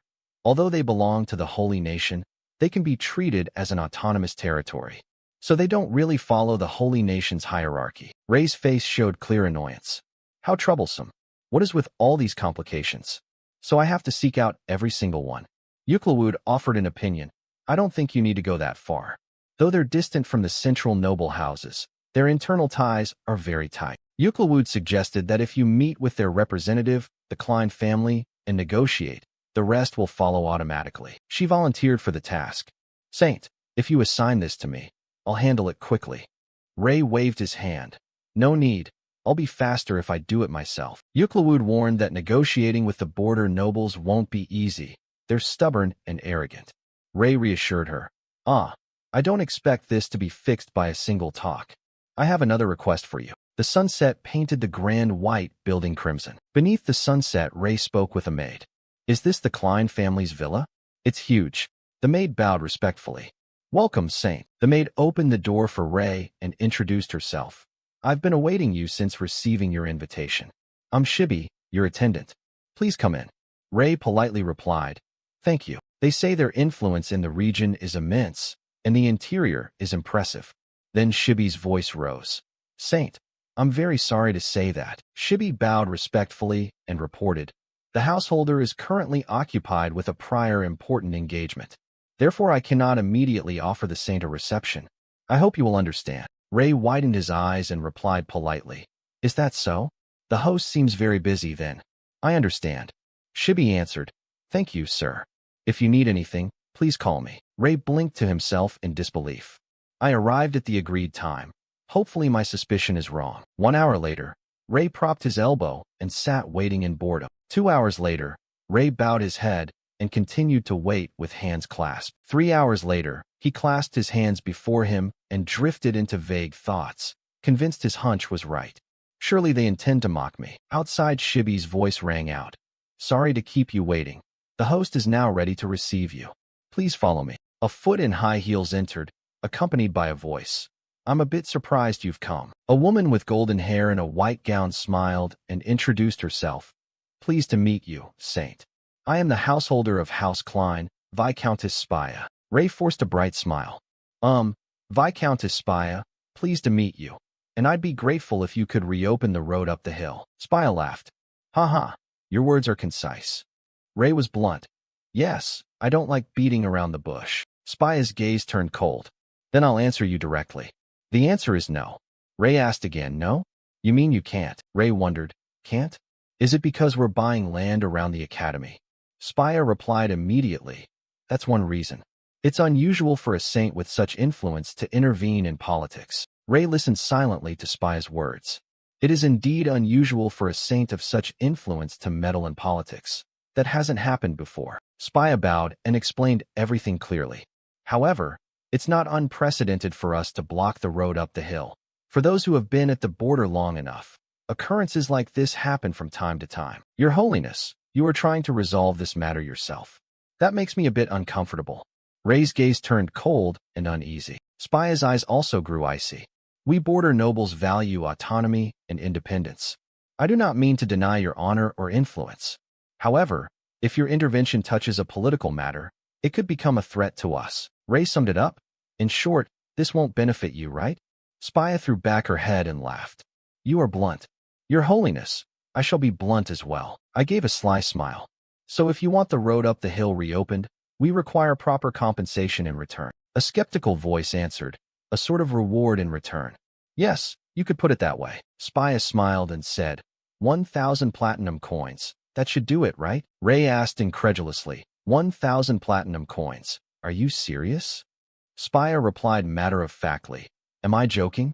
Of course not. Spaya continued. I don't think the demand is unreasonable. This is a vital resource for the city-state. You should recognize its value.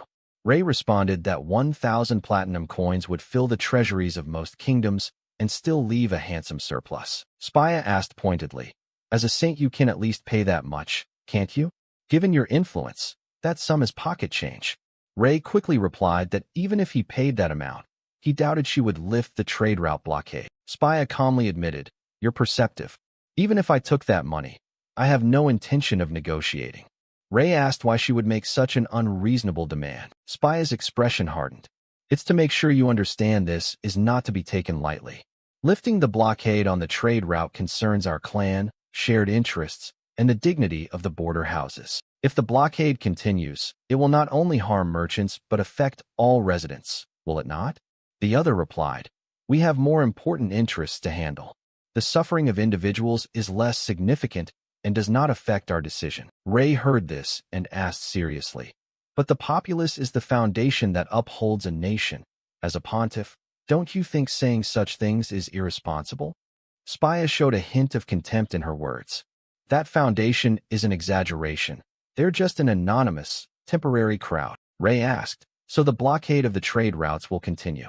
Spia replied nonchalantly, "Yes, until the saint makes wiser decisions." Ray thought in stunned silence that he hadn't expected it to go this far, but outwardly he said, "Very well, I will consider it." Anger filled Ray's heart as he silently contemplated methods to completely annihilate you border nobles. A few days later, the holy nation's economy, with its trade routes blocked, began to collapse rapidly. The prices of crops and produce skyrocketed, supplies were cut off, and merchants were forced to halt their business.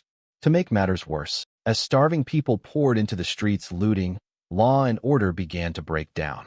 The poor living in the city outskirts were hit first. They were driven into daily struggles for survival. Nobles in the city possessed abundant resources, but over time the damage to everyone grew increasingly severe. A voice of astonishment rang out. No one expected the border nobles to go so far. Ray told Clay, "I should have been more cautious, but I will handle this personally. Don't worry." Clay, seated, said, "Put this aside for now. Are you all right?" Ray was a little surprised. "Me? I'm fine." Clay said seriously, "Let me be clear. This is not your fault. It is a problem of the city's current situation and system. First, we must open the treasury to address the most urgent issues. If there is anything I can do to assist with what you are doing, tell me. I will support you in every way possible." Ray was momentarily at a loss for words, answering only a second later, "Thank you. I will take my leave." Yuklawud appeared. "Your Holiness, the items you requested have been prepared." Ray asked in surprise, "Really? Is everything arranged?" Yuklawud said, "I am ready to support any plan you have, Your Holiness." "Then let us depart." Ray looked up confidently and said, "If you want to catch a tiger, you must enter the tiger's den." That evening at a commoner's house, a halfman who heard the call raised his head. Ray looked around and casually remarked, "This place is shabby, isn't it?" The man bristled. "I'm already stressed, and now there's a brat. Get out while I'm still polite." A large bag of gold was suddenly placed before him. The man was dazzled and wondered aloud. "What the hell is this kid?" Ray cheerfully said to the man, "Let's work together." The man glanced skeptically. "A merchant lives on trust. I won't do shady work just for money." "Come here," he said loudly. "Especially when some random fellow bursts into the merchant's guild and throws money at me. Do you think I'm stupid enough to say, 'Fine, I'll do it'?" Ray suddenly spoke. "The halfman is 32, from the kingdom of Devon. He left his family to live independently, ran a small merchant's guild, and 7 years ago began building it from scratch. His guild was the first in the city-state to trade with neighboring kingdoms and managed to outcompete the old noble merchants." Hearing that recitation of his life story, the halfman froze. He had opened new trade routes, rapidly expanded his guild, and gained recognition. He wondered to himself how that man knew so much about it. Ray stood before the halfman confidently. "You may not know me, but I know you well.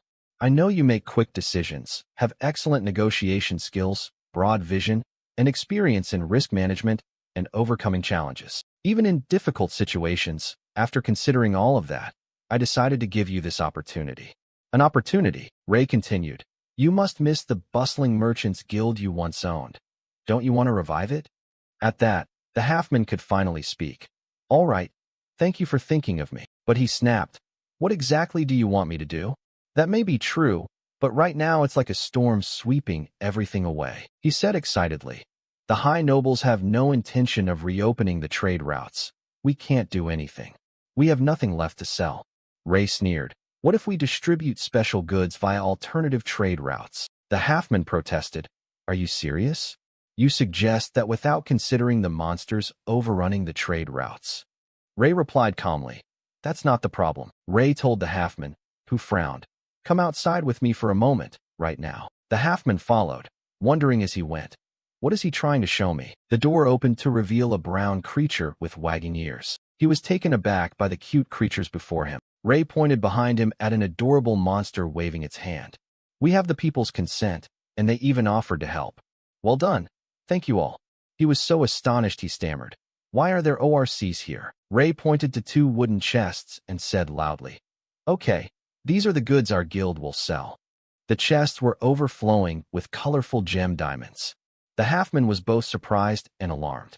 "These are," Ray, amused by the halfman's stammer, grinned. "Do you know what these are?" "Of course. You see, these are magical tools made by the Belle-LaCroix family and mana stones found only in trace swamps." The halfman looked at Ray skeptically and a little wary. "These aren't items ordinary people can get easily. How is this possible?"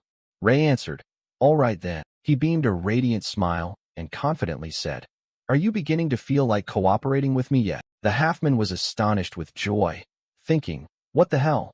I can't accept this yet. But this is an opportunity one, as a merchant, can't miss." The halfman looked at Ray as if he could already see the money. "This time I'll give my all down to the bone so I won't disappoint you, guildmaster." He changed his attitude in an instant. Ray wasn't too surprised by the reaction. "Good thinking. Then register the guild tomorrow morning and come back here." The halfman quickly said, "Understood. So what shall we name the guild?" Ray thought for a moment, snapped his fingers and said, "All right, that'll do. The Salvation Guild, the Salvation Trading Company." 1 month after founding the Relief Trading Company, a triumphant shout rang out in the large house. The halfman, bursting with excitement, looked at the pile of money. By using the C family's unique resources as strategic assets, the Relief Trading Company had successfully opened new trade routes with neighboring countries. Using the halfman's business strategies, he traded with countless nations. The company established a remarkable foothold in a very short time. The halfman showered praise. "You're truly amazing," Guildmaster Ray said calmly. "It's thanks to your hard work. I never imagined you'd turn such a large profit. Well done." The halfman sat before the gold and said with a breezy smile, "I really did nothing. It's all thanks to excellent products." Ray continued to praise him. "No need to be modest. By the way, any feedback yet?" The halfman replied, "You mean the private merchants, right?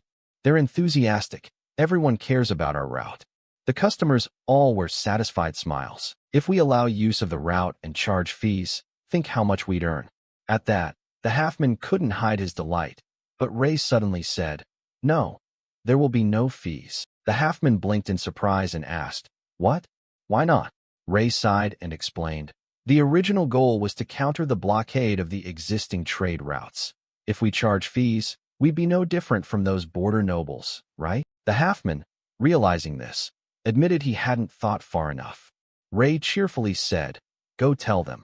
The relief route is open and free to use, provided they meet the conditions." The halfman didn't understand and asked, "The condition for companies using this route is that a certain amount of food products must be included in each shipment.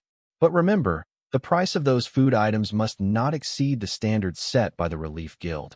Of course, that price will be set very low. Our guild will also actively purchase those food products. The goods we buy will not be resold. Instead, they will be sent to warehouses in each region." The halfman asked, "So you're deciding to donate?" "You're sharp," Ray said. "Yes. The warehouses will serve as emergency relief centers in each area. For those who can't afford food right now, our guild intends to provide direct aid." The halfman asked, "You're talking about the tenant farmers on my lands, right? But I'm worried about the border nobles. They won't sit idle." Ray replied, "Exactly. That's why we should use this relief system as a stepping stone to make the people economically self-sufficient." Ray, confident and hopeful, said this is not merely a donation but an effort to save society and help people achieve economic independence. The halfman pondered, economic independence. The halfman thought about economic independence. If the tenant farmers in the domain could be self-sufficient, it could disrupt the power base of the border nobles. Ray continued, "Yes.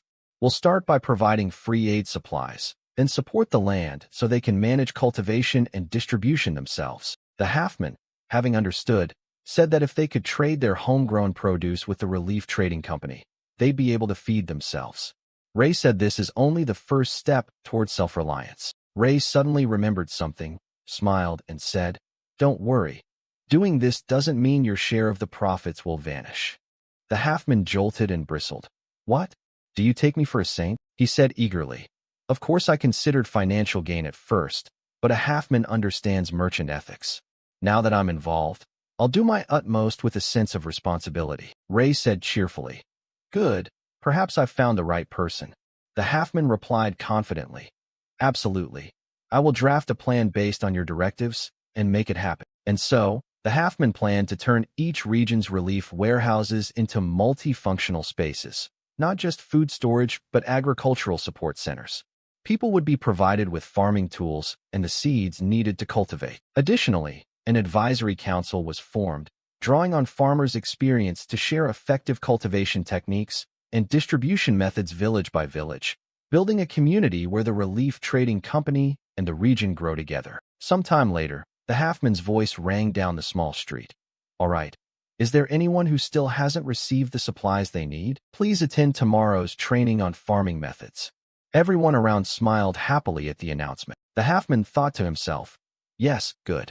Everything's going smoothly as planned. In this remote area, where the class system is deeply entrenched, the commoners achieving this level of self-sufficiency so quickly will soon solidify a commercial foundation that could strengthen the whole nation. By the way, Guildmaster, given his ability to deliver supplies to those families and his exceptional appearance, he must surely be a saint. Not acting publicly. Could it be that he wants to hide the fact that he's a saint? Suddenly, the halfman saw a man approaching in iron armor. He wondered, were those knights of the border lords? Wait, are they holding a writ? A paper was posted in a prominent place. People gathered to read it, and whispers immediately spread. Is this real? No way, it can't be true. Was the halfman also drawn to the words written there? He stood with his mouth agape. This is, Captain. The halfman's call rang out loudly. Ray calmly held a teapot. What's the matter? Why are you in such a hurry? The halfman asked. The border nobles. They've reopened the old trade routes. Ray asked calmly. Really? And then? The halfman stammered. Huh. Well, the armored knight read the writ aloud to all citizens. The Lord declared that the trade routes had become unsafe due to an increase in monsters.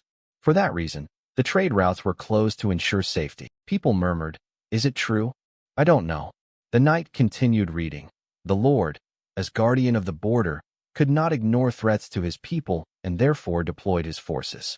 They have slain all the monsters and announced that the trade routes are safe again. Furthermore, not only were the routes managed by the association called the Relief Trading Company deemed unsafe due to the monster threat, but their management was also labeled lacking in transparency.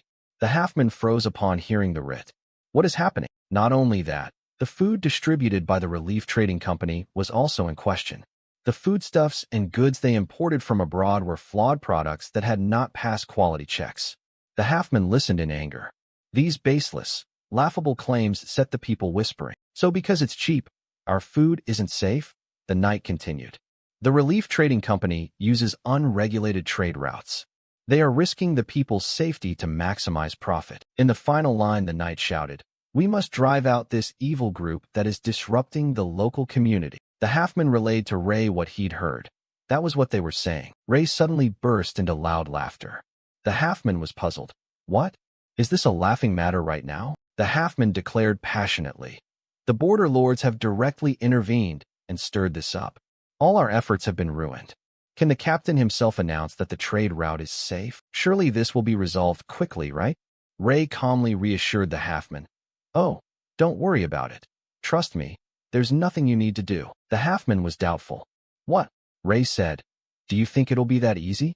Once people have tasted freedom, how can they go back to the old oppressive system? The residents in the territory will make their own choices. They chose to trade directly via their own route and have found a path to economic independence. In short, they've learned the power of choice. The unrest sown by the border lord will surely instill fear. However, we've given them the means to overcome that fear. We've created an opportunity, haven't we? Ray handed the halfman a cup of tea and said if anyone wants to go back, it's simply an opportunity to learn. No further action is needed. We just need to keep things as they are. You see, halfman, the residents look at the knight with contempt as if he's an idiot. The knight fell silent before someone barked. Do you think we're fools? You say this food is spoiled? It's all delicious. Indeed, we've never had a problem. I nearly starved, but I survived because of it. They call the relief merchants monsters instead of taking responsibility. A man shouted angrily. When we were in trouble, they didn't care at all. They're deliberately lying to take advantage of us. The spy on this side turned so furious his face went black. Ray laughed and said, Isn't true freedom the ability to take care of yourself? The ability to clear things up on your own, you mean? The two clinked their cups together and no longer felt afraid. War is on the verge of breaking out. The people are also discontent. Despite provocations from the border nobles, the people remained determined to resist. By promoting various agricultural sectors and accelerating the commercialization of rural communities, they began to develop strong autonomy. The border nobles began to feel the crisis from the rapid changes in the situation. They quickly changed their stance and bowed in submission. At that moment, Spaya was sincerely bowing. "I am very sorry for the recent incidents," she assured. "We will actively promote support for the region's development." Spaya's words left Ray deep in thought. Spaya then offered persuasive remarks.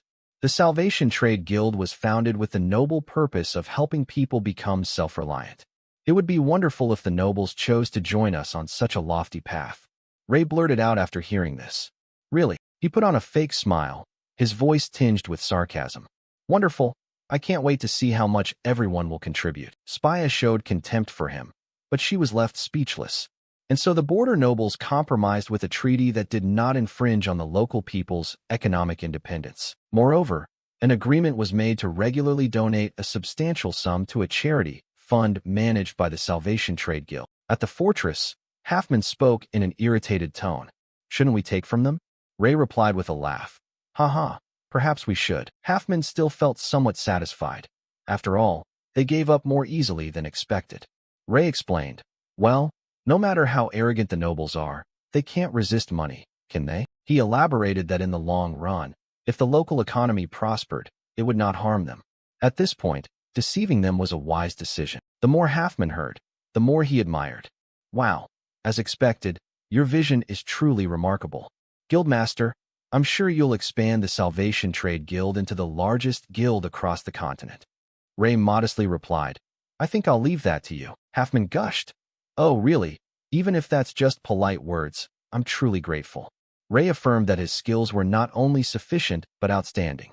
"I'll hand everything over to you from now on." Halfman went blank upon hearing that. "What does that mean? Why do you speak as if you're going somewhere?" Ray clarified, "Because I need to leave." He smiled. "I'm thinking of leaving the Holy State." Halfman, he was stunned. "You're going to leave the Holy State?" Halfman hesitated. "Even so." But Ray quickly cut in. "I have no other choice but to do this." Halfman bowed his head, looking sad. "A common merchant like me cannot understand your thoughts, but I'm sure you have your reasons." He spoke softly. "Everyone in the Holy State, Guild Master, will clearly feel the absence of the saint." Ray guessed it might be so, but looking back at recent events, you can see it, can't you? Events played in his mind like a slow-motion film. Ray felt how people overcame things by their own strength and the paths they had chosen. "I trust the power that people possess. And of course, Halfman, I trust you most." Ray's voice was full of trust. "Because of you I can leave with a lighter heart. So this has been your plan since you found me when it all began." Halfman frowned and began to complain. "If your knowledge, credibility, and the Salvation Trade Guild's reputation were combined," Ray bluntly asked. "Achieving the status of a leading guild isn't difficult. You'd want that, right?" But this question made Halfman uncomfortable. He clenched his hand and did not answer immediately. Treated like someone used and discarded, Halfman left the Kingdom of Devon and moved to the Holy State. With no one to trust, Halfman struggled to survive among deceitful merchants, where trust did not exist. The trade route was suddenly blocked, and everything fell into chaos. At the moment Halfman thought defeat was inevitable, someone came looking for him. At first he wondered, who's this kid? Ray has talent, a good character, and it turned out Ray himself was a saint. He acknowledged Halfman and gave him a chance for a fresh start. If someone like Ray placed their trust in him again and entrusted him with such a responsibility, there would be no other choice but to get to work. After a long pause, Halfman finally spoke. "All right, let's do it. I will make the Salvation Trade Guild the top guild in the world." He thumped his chest resolutely. "It will be the best way to repay the opportunity you gave me, Guildmaster. I'm sure you'll never regret entrusting the Salvation Trade Guild to me." Ray smiled with satisfaction, his voice utterly sincere. "Thank you, Halfman." The next day, in the palace, words of praise rang out. "You have accomplished something wonderful, Ray." Eclay did not spare praise, having freed the people of the domain from the border nobles. You achieved what no one else could. Iriel beside him added, when I first heard of something called the Salvation Trade Guild, I wondered what it was. Sure enough, it was you. Iriel then spoke up. By the way, you said you had something to tell us, right? Ray replied, yes. He spoke honestly. I'm planning to leave the holy state. Both of them were shocked. What? What do you mean? What are you getting at? Ray explained, because the balance of the holy state has tipped entirely to one side. He continued, because of the power and authority I hold, the central nobles have been losing their influence. Even the bloodline of heroes faces misunderstanding and suppression for their benefit and for the holy state's interests. I think my leaving is the right decision. Iriel panicked, blurting this out. But Ray wouldn't let her continue. It's not only for reasons like that. I've considered this for a long time. On my journey, my thoughts about this have only solidified. He asked again, you've seen it too, haven't you? For some people in this world, a doctor is more necessary than a saint of Gaia.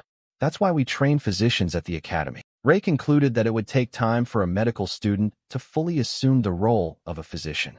Iriel still wanted to object, but Clay intervened to stop her. Iriel, that's enough. She turned to question Ray. The position of a saint is a role chosen by God. Do you think you can casually abandon that role at will? He insisted, I will make it possible. Clay analyzed. Even if you are a saint who rejects all rules, you still cannot predict what will happen if you abandon the role of a holy fighter. But Ray remained unmoved. If I were afraid of that, I wouldn't have even thought of leaving in the first place. He said nonchalantly. And if something does happen, I'll accept it. Iriel was helpless. He's really, she sighed. You haven't changed since the first time I met you. Always strong and resolute. Very hard to change your mind. But you always follow your convictions. Iriel clenched her fist. I've always admired that trait in you, Ray. I've always thought so, and with what you just said, I can understand it. But she suddenly teared up, her tone uneasy. Why do I feel so incredibly irritated with you right now? Iriel continued.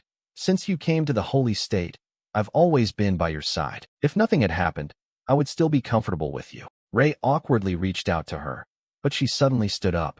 I understand, I'm leaving now. She left without looking back. Goodbye, Saint. Ray had no choice but to remain silent as he watched Iriel's figure fade away. The sky slowly darkened, and someone asked, Ray, are you going to leave? Ray replied, yes, it might be a bit difficult at first, but I will certainly come back to visit everyone. Euclid solemnly affirmed, Saint, until the day you return, we will hold fast to your will and faith. Zeke, a little reluctant, said, please come back. My lord, Hong spoke up. The Dane family, as your shadow, will carry your will to the end. Ray was moved. Members of the Nyx tri-clan also added, we will always follow your orders until our last breath. He laughed. I'll stay here for now, but if you need me, I'll always come to your side whenever you summon me. Ray was speechless, even you too. He fell silent, thinking inwardly that he was very grateful. So much has happened over the years. He had become a saint he never truly wished to be. Now looking back, every moment feels so vivid. Even the toughest times were full of meaning to him. And so, the saint vanished from the holy state and set off on a new journey. Time flew by, and one day at the Adventurers Guild someone called out, the jobs here are pretty decent, aren't they? Praising the mission tears in one breath, immediately expressing a small wish. I wish we always got quests that pay as well as that one. Suddenly the guild door opened, drawing the attention of a few inside. That mysterious shadow was about to step in. The sound of boots striking the floor marched straight ahead, the clear noise making even more people look up. Ray draped his cloak, pulled his hood up, and wore a mask covering half his face, as if lost in thought. After a moment's reflection, Ray reached out and took a paper pinned to the notice board. He brought it before the manager and said firmly, I want to take this quest. The manager glanced at the paper and replied, but this quest is reserved for healers only. Then he asked the man opposite to check his card. Could you present your identification card? Ray rummaged through his jacket and pulled out his identification card. Seeing this, the manager hurriedly stood up. Sorry for the trouble. I've confirmed it. Many people have been injured by recent monster patrols. Please join the priests in the entrusted village as soon as possible. Ray accepted the offer promptly. All right. A young man who had been eavesdropping on the whole exchange followed Ray's figure as he strode toward the door. Curiosity switched on. The youth grabbed someone in the guild standing before him and asked, Hey, who was that? I've never seen him here before. The other replied, I don't know either, He must be an adventurer from another guild. The youth heard bits and pieces and asked again, did he transfer? That arrogant healer moving to another guild. Healers, a concept based on the art of healing, naturally referring to those who specialize in restoring others. Healers are usually divided into 3 ranks. Rank 3 is the lowest, representing those who have mastered the basic knowledge and skills to heal others. Rank 2 are those whose credibility has been verified directly by the priests and who have received their particularly important instructions for restoring others. By blending astonishing mana control with top-tier medical skills, they are extremely rare healers capable of treating many severely ill patients in succession. Rank 1 healers are recognized experts with extremely high skills. A Rank 1 healer has the authority to raise alarms, secure information, and order the evacuation of an entire village. In crises like epidemics, they can even, with nearby lords' consent, take the grave authority to destroy an infected village. That guy earlier was probably just a Rank 3 healer, right? The other man hesitated a bit. You know how the guild is. They don't disclose personal details unless there's a common purpose, so don't pry. Not getting a satisfactory answer, the youth trudged away, muttering how boring. A Rank 2 healer. Shortly after, the other man thought about Ray and made some guesses. A prodigy from the academy came all the way here just to take an assigned mission. Strange. Cut to a small street. Ray and his backpack walked slowly forward. Suddenly a voice called out from somewhere. You're leaving? Ray recognized the familiar sound and called FIA. FIA is the guardian of Grandel Forest. She smiled, doing a quick bit of time calculating. Indeed, it's been 5 years since that day. FIA faced him, recalling his earlier words. You said the holy state has progressed and people's awareness has noticeably improved. So everything's turned out the way you hope? Ray sighed, looking resigned. Yet we're still short on healers, both quality and quantity, and it'll take at least 10 more years to fix. She replied. From an elf's perspective, things seem to have advanced so unbelievably that it's almost eerie how far humans can go. He chuckled and reminded her, anyway, remember tomorrow, everyone will be waiting. How could FIA forget the village's general medical check? Of course I remember. Ray bid FIA a reassuring goodbye.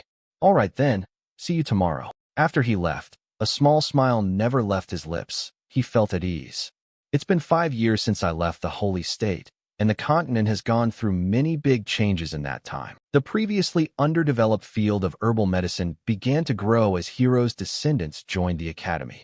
Medical techniques were optimized under these conditions and spread steadily. Unlike holy magic, which can only temporarily heal, high-skilled healers seek out and eliminate the root causes of disease in villages. Some illnesses cannot be cured by holy magic. Therefore, within the holy state, one must master basic medical knowledge to be ordained as a priest. Even so, there are still thorny issues he must address. Adventurer guilds also prioritize hiring healers because of their great influence. In any case, the problem here is an imbalance between supply and demand. The healer's emblem was stamped right onto the coins. It's clear that wherever you go, people compete to recruit healers. Their value keeps rising, meaning ordinary folk have fewer chances to receive treatment. Thinking that made him a bit angry. Do they think the academy was founded just for this purpose? Suddenly a sweet voice called to Ray. Hey Ray. Sia appeared out of nowhere, smiling like sunshine. You came earlier than usual today. Ray saw the girl, and Sia hurriedly spoke up. He crouched down, ruffling her hair and asking, Did you come to greet me? What did you do today? Sia obediently listed her tasks. Yes, sir. I read books and practiced spells today. Can you help me with swordsmanship? Okay, let's go now. Sia's hand was clasped by Ray, and she was overjoyed. Yes, but you. Suddenly the girl's expression changed. Sia asked coldly, You haven't met that elf last today, have you? Ray stammered, frozen. How did you know? Sia, innocent and candid, replied without hesitation, By the smell. And you're meeting her tomorrow, right? Ray felt a little fearful, thinking, This girl and her race are extremely sensitive to scent. That's right. Ah, Sia beamed. Okay, I'll go grab the sword. Wait here. Ray had no idea what was happening. A giant question mark hovered over the girl's head. She was strangely obsessed with his relationship with Era. A little later, in Sia's front yard, the girl gently asked about training. All right, we'll do a light sparring session now, okay? Ray took off his mask. He instructed Sia, All right, as always, you may use mana.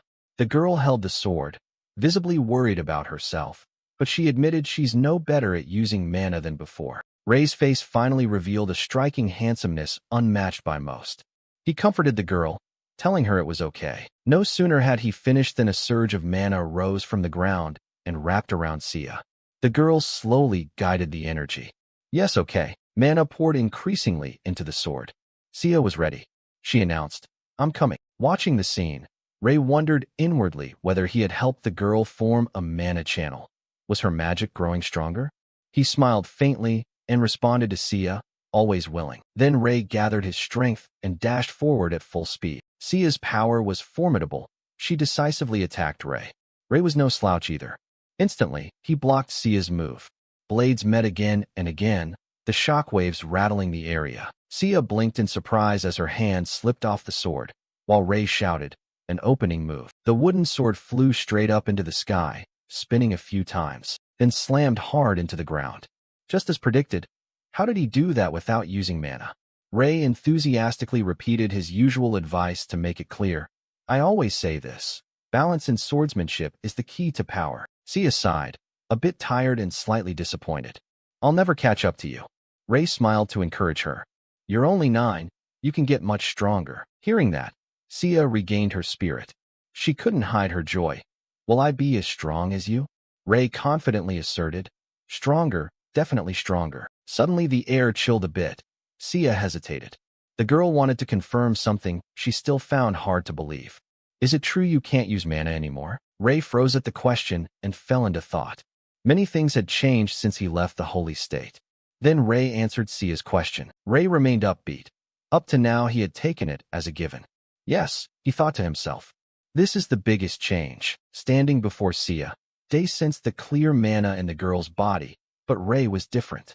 He concluded silently, there's not a drop of mana left in my body. A while later in the elf village of Grandel, worried patients outside asked, it's not serious, right? Rei gently reassured them. Don't worry. Take the medicine and you'll be fine. The young elf stood up and walked outside, not forgetting to look back and say, thank you. Rei watched him brighten up and sighed inwardly, thinking this was the last child, finally done. Right after that, a familiar figure entered. Recognizing her, he called, Era. Beautiful Era approached Rei, repeatedly thanking him. Thank you for always taking care of the children. Rei replied modestly and changed the subject. I do it because I like it, so it's nothing. By the way, how is the elder? Era hesitated, clutching her left arm as if to calm herself. It seems we must prepare ourselves. Era's eyes were sad. She looked away to suppress her emotions. Oddly, even after spending so much time together, saying goodbye to someone remained difficult. Rei hadn't expected the elder's condition to be so bad. He considered a final option. Though not long-lasting, Sister's magic might extend her life a bit. But perhaps she wouldn't want that, right? She gently said, to live out one's life and return to mana is the natural order in this land. For an elf, it is their final honor, so she asks for nothing more. She advised Rei, don't overthink it. This is fate, and we've prepared ourselves, but, she asked with concern, Rei, does your body still not receive mana? Rei replied rather helplessly, as if he no longer paid it much mind.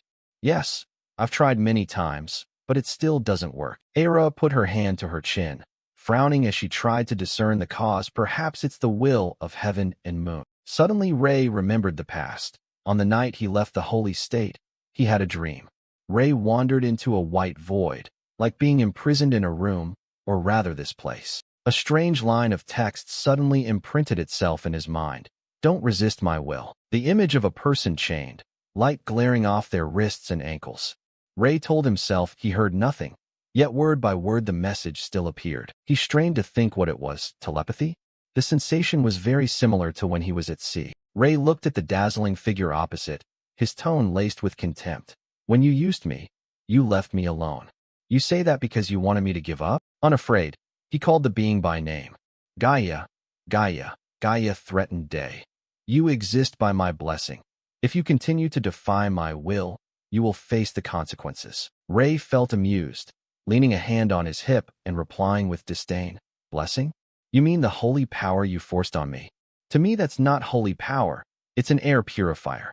Gaia, slightly annoyed, asked again. So you still refuse to change your mind? Ray's face was expressionless as he spoke plainly. Yes. When I became a saint, I said it. Whether I stop or continue is my choice. Gaia stopped trying to persuade him. You said so. A gigantic hand lunged from behind toward Ray. He froze as Gaia said, Then I will take it back. Ray began to feel pain rippling through his body. Something was being drawn out. His face went pale. Wait, my lord. Consciousness grew hazy.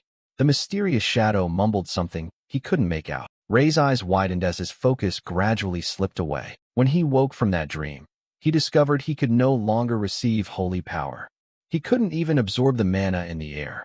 Seeing Ray staring at his hand in an indescribable silence, Era called to him. Her face turned serious. I think you need strength. Although she meant well, Ray could only answer helplessly. Can I still take care of myself up to now? Era looked at Ray sternly. What's happening now isn't enough. Do you know what karmic force is? Ray didn't grasp her meaning and didn't know what it was. Karmic force. Seeing his expression, Era explained in detail. Have you never felt the powers around you in your life? The will of the holy, the mana flow, and the balance points of all of that. The movements of these power sources always trigger a kind of reaction. Karmic force. Era's voice continued. It's no accident that you stand amid such a great current. And if someone is affected by karmic force, the impetus of this power will surely push those in the current forward. Until now you've been very lucky. No major issues. But you need to prepare. Ray felt a little bewildered. Prepare. Era recounted the earlier events. When your life was in danger on the Hero's Isle, my marking spell still worked. Even so, in retrospect you were likely prevented from connecting to a greater power. She frowned, her face showing deep thought. Whenever I think about it, I only want to keep you by my side to protect you, but as a high-ranking elf I cannot. Ray was awkward, but the mana vein has completely gone. It won't regenerate. Unexpectedly, Era then dropped a shocking piece of information. There is a way to manipulate mana without a mana vein. Ray was stunned to hear that. There really was such a method? Just then someone came running up from behind. Miss Era, the person shouted in panic. The elder. They both hurried to the house where the elder was staying. Era anxiously asked, How is she, elder? The frail elder called for Miss Era. She smiled without fear. Perhaps it's time for me to return to mana. Seeing the elder's visibly aged state, Ray couldn't help but be surprised. Not long ago they looked young and beautiful. Is that how elves are? Era, however, remained calm. Centuries of life and countless experiences, hopefully with no regrets. The elder slowly reached out. What regrets would someone like me have? But her voice grew sorrowful. Having to leave the young lady again. The thought of it pains me. Era smiled and took the elder's hand. Don't worry, she said, finishing the elder's thought. Besides, that child is now by Miss Era's side. The elder sighed. I suppose it's time I go. I've likely kept those waiting outside. Era replied softly. Yes. The elder's voice brimmed with gratitude. Miss Era, you are our wings. Why? Our light. It is my honor to serve you. Era was moved. The elder seemed ready to let go. She answered naturally. Era pressed her lips together, trying to hold back the tears welling up. Era gripped the elder's hand, and a gentle stream of power radiated around where their hands met, like a warm, polite hug from the universe. Then mana suddenly swelled in strength, enveloping the entire house. Era closed her eyes and recited each chant. The body that sprang from mana at last returned to mana. The body became one with the earth, resting forever, and will remain in our hearts always. When a beam of light suddenly burst from her hand, Era respectfully said, Please, reclaim the child of creation. The elder smiled in contentment. It has been my honor. Then she gradually faded away along with the mana. At that moment Era could no longer hold herself together. She collapsed to her knees. Ray sat beside her and put an arm around her shoulders, comforting her in silence. Ray, wearing a mask that covered most of his face, arrived at a place that looked like it had just endured a brutal, devastating battle. It turned out to be Sarin Village, a gloomy, ruined settlement after the fight, signaling a recent catastrophe. At that moment, a young soldier, on guard, stopped him and warned him not to wander around because the area was very dangerous. Ray produced a card proving he had come at the request of the guild. Realizing he was a healer, the young soldier breathed a sigh of relief and said Ray had arrived at just the right time. The soldier explained the village's dire situation. Countless wounded lay about, while they only had novice clerics who weren't capable of treating them all. He added that the extermination guild had retreated and the army was helpless. Hearing this, Ray decided he would handle the situation himself. The soldier said the novice clerics were exhausted. Ray ordered them to rest and told them to gather everyone together, leaving only the guards on duty. The soldier wondered aloud that even his troops couldn't use mana. Ray replied he only needed them to sort the wounded. He explained the triage plan. Those needing immediate care would have a white cloth tied to their shoulder. The rest he would take care of. The soldier immediately understood and hurried off to carry out the orders, determination clear on his face. Half a day later, Ray's hands moved swiftly stitching wounds, showing he had been working without pause. A close-up of a carefully bandaged arm testified to Ray's skill and dedication. A villager who had been treated couldn't help but be amazed at his speed. Ray smiled and asked how he was feeling. The villager thanked him profusely, admitting that at first he had only expected healing magic, but hadn't anticipated that mundane treatment could be so excellent. Another person spoke up to scold the treated man for his slightly disrespectful attitude. He hurried to apologize, but Ray gently let it pass. By the way, Ray wondered about the sudden increase in monsters in the area. The villagers didn't know the exact cause either. They guessed the cause might be the appearance of damper, also known as half-vampires. The villagers explained that the damper had captured and enslaved monsters, causing their numbers to rise. He also warned the healer to be careful. Ray thanked them and muttered the name damper as he put his mask back on, his face filled with thought. In a dark forest, someone complained about being ambushed from nowhere. The scene cut to two young girls, who were actually damper. One was supporting the other, who had a wounded leg. The injured girl said human healing techniques could cure their condition and make them pure-blooded. The other girl wanted to staunch her friend's bleeding, but the injured one hesitated because a large goblin settlement was nearby. With no other option, they kept moving in despair, leaving a long trail of blood. The injured girl weakly apologized to her friend. As feared, a pack of goblins scented the blood and suddenly appeared, blocking the girl's path. While the two damper were frozen in place, a voice rang out from behind the goblins. "So it's you." The one who appeared was Ray. He immediately grasped the situation. It was the bleeding wound that had attracted the goblins. His blue eyes sharpened as he assessed things. He knew the two girls were okay for the moment, but danger was close. He noticed the severe wound on the girl's thigh and wondered whether it had been inflicted by humans. Ray intended to step forward to provide first aid, but the companion immediately blocked him, wary since they didn't know who he was. Ray reassured them that he was a healer and would only apply medicine. Hearing that, the girl couldn't help but be surprised. While he treated her, the girl anxiously asked what kind of medicine he planned to use. Ray explained it was a homemade remedy that would speed recovery. Seeing his skill, the girl asked if he really was a healer, then added she didn't mean that in terms of his badge. She was about to ask about some illness, but before she could finish, a goblin lunged from behind, ready to attack. Instantly, the goblin was felled by a flash of red, blood splattering everywhere. Ray's hand had struck. He said there was something more important to deal with first, and that was a large swarm of goblins pouring out of the darkness, surrounding them. Ray judged the monsters had arrived sooner than expected. The damper girl wanted to help, but he drew his weapon, ready to fight. He ordered the girl to take her friend and run because the enemy numbers were too many. The girl anxiously asked about it. He affirmed he would buy them time and told them to go find help, since the three of them couldn't hold off everyone. She understood, her face full of shock and worry. Ray exhaled, the determination to face the enemy clear on his face beneath the mask. Without hesitation, he charged into the midst of the goblins, carving a bloody path for the two girls. Ray shouted, urging the two girls to run immediately. Helping her friend flee, the damper girl cried out in desperation, telling him not to die and promising to return with reinforcements. After the two girls had gone far, Ray faced the horde alone, his blue eyes shining with cold resolve. He realized the enemies were not only goblins, but also kobolds and ogres. He wondered what he could do without mana. Ray tightened his grip on the small dagger in his hand, his only weapon at the moment. Ray fought like a maniac, moving like a whirlwind, cutting down countless goblins in his path. At his feet lay countless goblin corpses. He estimated he had slain about 300 of them. Yet when he looked up, he despairingly realized their numbers hadn't diminished. Countless dark shapes with glowing eyes still filled the forest, ready to charge. A moment of hesitation flashed, but he quickly brushed it aside. If he fled now, the horde would overrun Saren village. So he plunged back into battle despite his wounds and exhaustion. He absolutely could not allow Saren to be attacked, which is why he kept fighting to the end. But human strength has limits.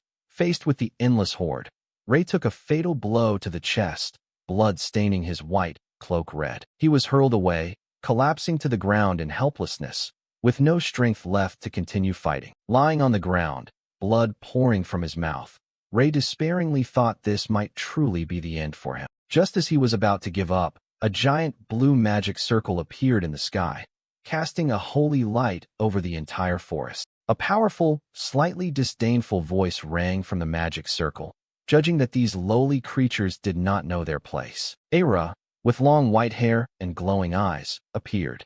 She said it had been a long time since she lost a comrade, and now she would not let them take her companion. A huge blue magical energy source was released. The energy erupted violently, creating a terrifying blast that wiped out all the monsters. A series of consecutive explosions occurred, showcasing the devastating power of this spell. After the battle ended, Ray was enveloped in a blue glow of restorative magic. Era smiled and told Ray that they should head back. Immediately after, a teleportation magic circle appeared, ready to take them both away. The scene shifted to a room.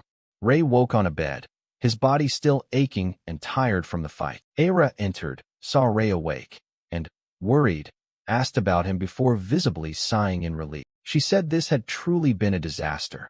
If she hadn't noticed in time, the consequences would have been catastrophic. Ray could only apologize, saying he was surrounded before he realized. Ray anxiously asked about the monsters, but Era reassured him not to worry. She had wiped them all out. She scolded Ray for being too reckless thinking about the nearby village, advising him to value himself more. Ray could only give an embarrassed smile and promise to be more careful. However, Era remained puzzled by the unusually large number of monsters. She suspected someone was controlling them. She thought this was very similar to what had happened in the Holy Nation and might be the work of the same mastermind.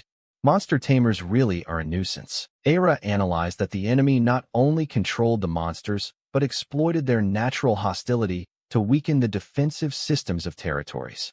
If they continuously lured monsters to attack, a small kingdom wouldn't survive more than 10 years. She knew Ray wouldn't stand by and watch that happen, but his body currently didn't allow him to move freely. Ray could only remain silent, his face full of helplessness. Seeing this, Era smiled and suggested trying the method she had mentioned earlier. The scene shifted to a large outdoor area, with ancient ruins and lush trees. Ray remarked the place was quite spacious. Era explained this was where she had practiced before, and there was no need to worry about anyone coming here. She asked Ray whether he could still sense mana now that his mana path had disappeared. Ray replied that he could feel it, just couldn't use it. Era explained that meant Ray had a natural sensitivity to mana and would learn faster. She began the lesson, saying everything in this world is made of mana and magic is the act of manipulating mana to produce phenomena. She added that this meant actions, thoughts, and even will could be considered magic. In a way, all living beings inadvertently use mana. However, the small mana flow from mere physical movements wouldn't do much. The larger the mana flow, the stronger the phenomenon. Ray then asked if one could control mana to cast magic using only thought. Era confirmed that. She explained one could use the mind as a mana channel to control the mana flow. This is a mana method used by the great races of old. She emphasized that normally she wouldn't teach this method to a human, but from what she'd seen of Ray, she believed he could absolutely do it. Moved by Era's complete trust, Ray was touched and a little embarrassed. To begin the lesson, she asked him to look at a withered branch in front of them. To demonstrate, Era pointed at the withered branch and imbued it with the concept life. A stream of green energy immediately wrapped the branch. In moments, the withered branch budded and sprouted, fresh green leaves growing, full of life. She explained that mana is everything, and everything is mana. Everything imagined is formed by mana's flow. With practice, one can create phenomena by thought alone. Ray muttered in astonishment, repeating the lesson everything is mana. Era then announced they would begin the main training now. She handed Ray a pot with a blooming flower and assigned him, "Make this flower grow." Ray looked surprised and confused. Ray wondered that the flower was already in full bloom. Hadn't it already finished growing? Era explained that thoughts, intentions, and will are also mana and carry a spiritual resonance. If he truly desired it, a miracle could happen. She instructed him to merge his faint mana stream with the longing to nurture the flower, and it would grow on its own. Ray resolved, "All right, I'll try." Ray focused on the flower and commanded, "Grow." But all he got in response was silence. The flower didn't change at all. He tried again, this time more politely. Please grow, okay?" Still, the flower remained stubbornly unresponsive. Ray began to sweat, desperately pleading with the flower in vain. Era grinned mischievously and asked if he could feel mana rising in his mind. Embarrassed, Ray blushed and admitted he wasn't sure and doubted whether he could actually do it. Then he hurriedly corrected himself, saying he did feel a little, though very faintly. Era encouraged him to be patient, because the first time is always the hardest. Hearing that, Ray resolved to keep trying. A few days later, Ray collapsed exhausted beside the pot, which still showed no change. He despairingly admitted he still couldn't sense anything. Ray complained in frustration that he could understand the theory, but, based on feeling alone, he knew nothing. Seeing this, Era sighed and said she hadn't wanted to use this method on him, but perhaps there was no other choice. With a determined look, she announced she would have to use an alternative method. Upon hearing there was a new method, Ray immediately perked up. He shouted excitedly, "I'll do it. Please teach me." However, Ray's excitement quickly turned to utter bewilderment when he saw himself bound tightly with ropes. Not only that, he was also tied to a large rock, unable to move. Ray looked at Era in horror, while she seemed apologetic, yelling that she had said she didn't want to use this method on him. She sighed and announced that from now on she would throw him into this valley. Ray screamed, "Why?" in terror. She began to explain that the instinct to survive is innate in all living creatures. She explained that this is why the will to live becomes strongest on the brink of death. When thought is intensified, so is mana. Living beings often surpass their limits under the threat of death, and that itself is a form of magic. She concluded that if his heart brimmed with the desire to survive, he would find sensing mana easier than before. Ray could only break out in a cold sweat at this terrifying explanation. Era confessed that her master had taught her this method too. She placed a hand on Ray's chest, reassured him she wouldn't let him die, and then pushed him. Caught off guard by the push, Ray couldn't react. All he could think was a desperate "oh no," as he felt himself lose balance and start to stagger on the cliff's edge. As Ray began to fall into the abyss, Era stood on the cliff watching, coolly declaring she would only leave him on the brink of death. The life or death training officially began. Then, with a light but decisive flick, she sent Ray tumbling off the cliff. Ray screamed in despair as his body plunged into the deep chasm, utterly unable to resist. He fell onto the lake at the base of the waterfall, creating a loud splash and a spray of water. Tied to the rock, Ray sank slowly to the bottom of the deep lake, facing imminent death in the cold water. This was the life or death training Era had prepared for him. Time slipped by. It was already the 5th day since Ray began the grueling mana perception training. Yet despite the brutal efforts, Ray still couldn't sense the so-called mana of the heart, leaving him increasingly frustrated. Era's training method was merciless. She tied Ray to a rock and plunged him to the bottom of a waterfall to push him to the brink of life and death. In the icy water, as his consciousness blurred, Ray suddenly felt something. "It's coming." In a quiet moment before training, Ray noticed something strange about the place. He asked Era, "This valley, it's cursed, isn't it?" She calmly replied, "Yes. A spell was placed here to amplify fear and trigger a strong survival instinct." Ray now understood that the about-to-die sensation always overwhelms the thought, "I want to live." Era added that when one overcomes that feeling through mental strength, the chaotic desires and thoughts inside will manifest as mana. Era looked Ray squarely in the eye, her gaze encouraging. "Don't cling to it.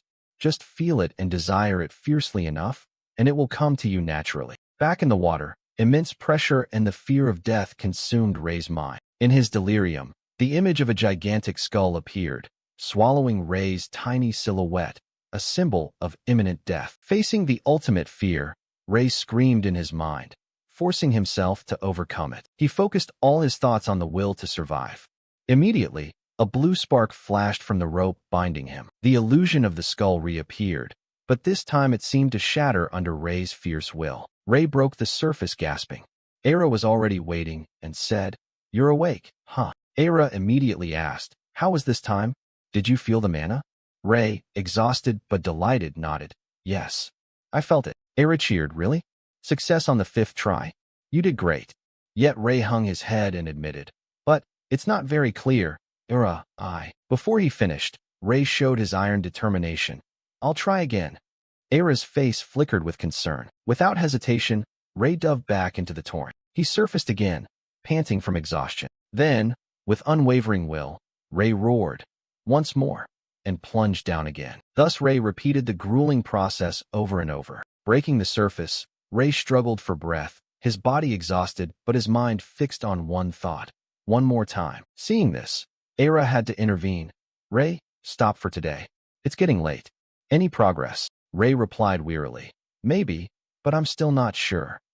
Era smiled reassuringly, sharing that for any living being, thinking of anything else when facing death is extremely difficult, and it had taken her a month to escape this valley. Era said with confidence, "With your mindset, you'll leave this place much sooner than I did. The more you reflect, the more your mind develops and your will strengthens. As long as you don't give up, you'll naturally grasp it." Heeding Era's advice, Ray continued his harsh training. About 20 days had passed since he arrived, and not a single day did he rest, repeatedly throwing himself into the water to hone his will. After many days of hardship, Ray realized that falling into the water did not amplify the amount of mana he sensed. Instead, the intense recurring thoughts were converting into mana, making the sense of power increasingly clear. Ray's gaze sharpened. He realized that, thanks to this sensation, the fear of death was no longer scary at all. Ray had completely mastered his innate fear. Not only that, his mind became clearer than ever. The cluttered thoughts vanished, leaving only a single desire. A pure stream of mana erupted from his body. A booming sound rose from beneath the water, signaling a great change. Immediately after, a colossal column of blue mana shot up from the water, lighting up the sky. Era stood on the shore, unable to hide her astonishment at the magnificent sight. Her astonishment quickly softened into a satisfied, proud smile. At last, her student had succeeded. Inside the pillar of light, Ray's form slowly rose from the water. Ray opened his eyes. His face shone with confidence and serenity. He had reached a new realm. Floating within the radiant mana column, Ray looked at Era and thought to himself, "I did it." The next day, Era began the next lesson. She explained, "Once you can sense mana, moving it is very simple. All that's left is to develop your willpower." Ray asked curiously, "How do I develop willpower?" Era explained, "Willpower is the ability to control the mana in all things and in nature by your will. Don't overcomplicate it. It's simply your thoughts." She added that willpower basically grows stronger the longer you live and the more thoughts you accumulate. Ray innocently asked, "So I just sit still and think?" Era smiled. "Normally, yes, but a little hint won't hurt. The key is to unite your mind, body, and mana into one." Ray blinked and repeated, "One?" Era said, "Let me show you something." Era turned to a tree and gently said, "Thank you for the fruit." With a single thought, Era made all the apples on the tree fall at once, an impressive demonstration of willpower. Era picked up an apple and began to explain. "The desire to pick the fruit is the mind. Grasping the branch is the movement of the body." She continued, "And the result is that the will in your mind stirred the mana. Magic, whether performed through thought or words of power, requires the harmony of these three elements." Ray seemed to understand. "So, it's like I need to become the mana itself?" Era nodded, "Exactly. After all things are mana. To master it, approaching that essence is the key." Era added, "If you can use words of power, your willpower will naturally develop." Hearing that, Ray clenched his fist and steeled his resolve. He eagerly raised his hand to the sky and shouted, "I'll try." Era laughed at his overflowing energy. Meanwhile, at the magnificent royal Cilia castle, a guard announced, "Your Majesty, the princess has arrived." A completely new scene and story opened. Seated on the throne was King Cilia by Diagard of Cilia. He looked toward the door expectantly and called to his daughter, "Enter, Celestia." The king went straight to the point. "Have you thought about what I said?" Princess Celestia, with her golden hair, could only sigh. She replied wearily and helplessly, "Father, have I ever truly had a choice?" She continued bitterly, revealing the matter that troubled her. With his saint, a marriage, in all of this. Her face showed shock and anguish at a destiny already decided. At the royal palace of the kingdom of Cilia, a new determination was made. The saint is someone they absolutely must obtain for the good of the nation. Inside the palace, King Cilia by Diagard of Cilia was discussing the matter with his advisor. The advisor pointed out that since the saint had left the holy country more than 5 years ago, there was no reason to hesitate any longer. He also added that the saint was originally from the kingdom of Cilia. The advisor continued, mentioning recent rumors that the saint had been seen visiting his hometown, Below Village. He suggested they should send someone to confirm the saint's whereabouts first. King Cilia by Diagard pondered the best way to persuade the saint. He reasoned that if the saint had been attracted by wealth or power, he would not have left the holy country.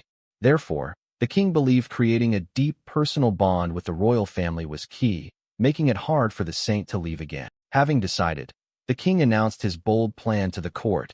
He intended to send his own daughter, Princess Celestia, to meet the saint. The decision sent shockwaves through the ministers. This is Princess Celestia Vasilia of Cilia, renowned inside and outside the castle for her exceptional talents and striking beauty. She was regarded as the most beautiful woman in the capital and the king's only daughter. Despite her perfect image, Celestia had yet to find a suitable marriage, postponing proposals day after day. Inside, she couldn't help feeling disappointed in her father, even though his actions were for the nation's power. The thought of suddenly having to marry a man she had never met weighed on her mind. When she arrived at an estate, a man who appeared to be the master, Count Gade, greeted her anxiously. Count Gade expressed gratitude for her unexpected visit, bowing respectfully. He told Princess Celestia that his estate felt truly honored to receive a visit from the noble lady. Princess Celestia went straight to the point. She said she believed the king had informed him of the reason for her visit and directly requested his help in finding the saint. Count Gade readily agreed, saying that assisting royal matters was the natural duty of a subject. Seeing that she must be tired from the journey, he offered to take her to a private room. A maid stood nearby, ready to lead the way. As Princess Celestia followed the maid, she pondered the situation. That a princess was sent to visit such a remote estate showed how determined the Cilia royal family was to push this marriage forward. Meanwhile, Count Gade watched her leave, his mind in turmoil. He understood the high risk. If the mission succeeded, his estate would prosper, but if it failed, they would be held responsible. Still, he saw it as the perfect opportunity to finally apologize for something that had happened in the past. The scene shifts to a peaceful countryside, a place of harmony and nature, far from the capital's political intrigues. Here, Ray was deep in meditation. He contemplated the nature of magic, which was originally expressed through formulas and mana. He thought about how will stirs mana in a person's imagination.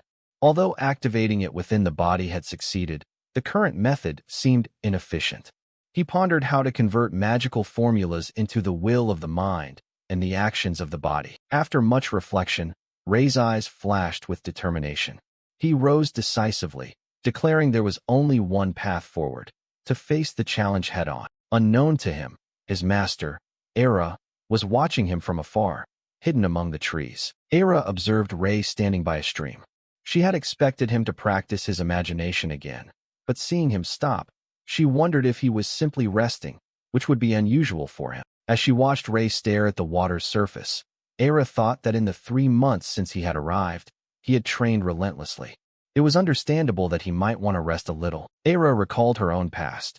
It had taken her 3 years to reach the level of proficiency with spells that Ray had achieved in such a short time. She admitted that even at his current level, his accomplishments were immensely impressive. A warm smile spread across Era's face. Proud of her pupil, she hummed a little tune and thought that perhaps she should go and encourage him. After all, someone needs to keep him from overworking, and a gentle nudge wouldn't hurt. However, her cheerful mood was cut short.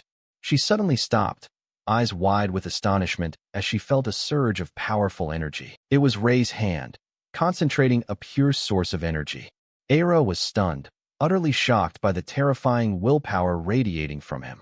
This power is will. Impossible, she thought in amazement. In that moment, with his hand outstretched, Ray focused his entire spirit and poured all his willpower into a single command, spoken with unprecedented clarity. Split. Immediately after, the water only rippled slightly and returned to its original calm. Ray sighed, appearing exhausted. He assumed he had failed again and would have to start from scratch. But there was no discouragement in his eyes, only intense focus and determination. Suddenly, Ray flinched, as if sensing someone's presence nearby. Era, watching, could hardly believe her eyes. She silently thought Ray's talent was extraordinary, unheard of, that he had managed to awaken a spell. She quickly realized it wasn't a failure. Even for a brief moment, the flow of the water had been disturbed. That was certainly the manifestation of a spell. Ray reflected. He realized that using will demanded extreme concentration. That's why, for beginners, casting it even once could deplete their mental energy and leave them exhausted. Not giving up, Ray once again focused his energy, blue mana particles sparkling around him. He reached his hand over the water. Magical runes appeared as he once more issued the command. Split. This time, with stronger resolve, Ray poured his entire will into his command. The water fell silent for a moment, as if nothing had happened. Then Ray's eyes shone brilliantly with magical energy, and he repeated the incantation with an unwavering force of will. A tremendous surge of energy burst forth, tearing the water apart into two by an invisible force. Era stood frozen. She couldn't believe Ray had nearly mastered the secret after only about a dozen attempts. She suddenly remembered her own master's words. In her memory, the image of her red-haired master appeared. She had once told her, "Having a truly talented apprentice is a joy." The master smiled and continued, "I hope one day you will experience that too. To have a disciple just like you." Back in the present, a radiant and satisfied smile appeared on Era's face. Now she truly understood the words her master had said long ago. The next day, Era went to see Ray. Finding him ready, she gave him a new task. Try making a flower bloom. Ray focused on the potted plant before him and commanded, "Bloom." Immediately, a pristine white flower burst open brilliantly. Era was still astonished. Even after witnessing it, she found it hard to believe Ray could use spells in less than half a year. Meanwhile, Ray excitedly asked, "What's next?" Era laughed at his enthusiasm and said, "Haha, you're so eager. We'll end the basics here." Ray asked blankly, "Basics?" Era reassured Ray, telling him not to worry because the physical training phase was over. The rest was just sharpening the mind. Hearing that, Ray breathed a sigh of relief. With a beaming smile, Era revealed the next exercise. When you carve stone on the stream bed in the valley, not only will your will improve, but your precision as well. Ray was stunned, unable to believe his ears. He stammered, hoping he'd misheard. "Wait, what did you just say?" And so, Ray found himself tied up again, looking dazed. He was still reeling, trying to process this so-called end of the physical training phase. A large stone had been prepared, bound with ropes, clearly meant to keep him submerged under the water. Ray asked, flustered, "Didn't you just say the physical training phase was over?" Era replied calmly, "As I said, will is the mind. Carving stone with your mind, not with your hands, cannot be considered physical labor." Ray sighed wearily, wondering if he was growing fins at this rate. He asked, "So what should I carve?" Era answered that he could choose anything he liked, something that resonated with him. Upon hearing that, Ray's face brightened. He accepted the challenge with a radiant smile. "Sounds good." Full of enthusiasm, Ray suddenly grabbed Era's hand and pulled her along, exclaiming excitedly, "Then let's go." Era was completely taken aback by Ray's action. She was dragged along in astonishment, only managing to shout, "W8." The two of them plunged into the water with a big splash, ending a day of unexpected training and signaling a new, arduous but amusingly challenging trial awaiting Ray. After a long period of grueling training, Ray finally completed the forging of his will. He commanded it to stop, and the sculpting stream of energy immediately ceased. In front of him stood a gleaming golden statue of Era, sculpted flawlessly and lifelike. Ray proudly said the result was even more beautiful than expected. Era modestly replied that it was because the model was already beautiful. It had been a month since Ray began practicing sculpting Era with magic language. Ray recalled the early days when he had to carve the statue at the bottom of a valley. But once the will took shape, it grew rapidly. After continuous practice, using his will had now become completely natural to him. Era proudly said Ray took less than half a year to achieve what she thought would take 5 years. His talent had surpassed hers, and only time would tell the rest. Era thanked Ray for his hard work and added that her worry for his safety was also born of her own selfishness. Ray teased Era that she was embarrassed. Era responded that, as a teacher, she wanted to give her ever-present student a gift. Ray curiously asked what the gift was. Era told him to follow her, saying it wasn't far. The two of them walked toward a forest flooded with brilliant golden sunlight. They stopped before a grave topped with a cross on a hill. Era explained that this was a gift from the teacher who had taught her magic. She recounted that the teacher had said that one day, when she had a student of her own, she should give them this ring. Era had never thought that day would actually come. Ray realized that Era's teacher must have treasured her greatly. Era confirmed that the rings were made by her teacher and shared with her while he was alive. Era explained that, though faint, one could feel a will inside it. The teacher-student bond was like the growth of life, and this ring symbolized that connection. The ring was a symbol of connection. Era said that when she received it from her teacher, she embraced that joy fully. And now, Era wanted to pass that joy and meaning on to Ray. She offered to share the ring with him and asked if he would accept. Ray, face flushed and smiling happily, answered without hesitation, "Of course." Under the sunset, the teacher and students stood by the grave, creating a warm, meaningful scene that marked an important turning point in their relationship. Meanwhile, in a lavish mansion, the atmosphere was completely different. Princess Celestia anxiously asked whether the saint had returned. The advisor beside her reassured her that news would arrive soon and asked her to wait a little longer. The advisor grew impatient at the lack of news. A soldier reported that they had still not appeared. Angry, the advisor ordered more searchers to be deployed and the area expanded. He shouted that they must be found at all costs, throwing the mansion into chaos. While the whole kingdom scurried to search, Ray, the focus of the hunt, was completely unaware. He was leisurely stopped at a roadside eatery, enjoying a skewer of grilled meat. Ray noticed many guards on the road and wondered if something had happened.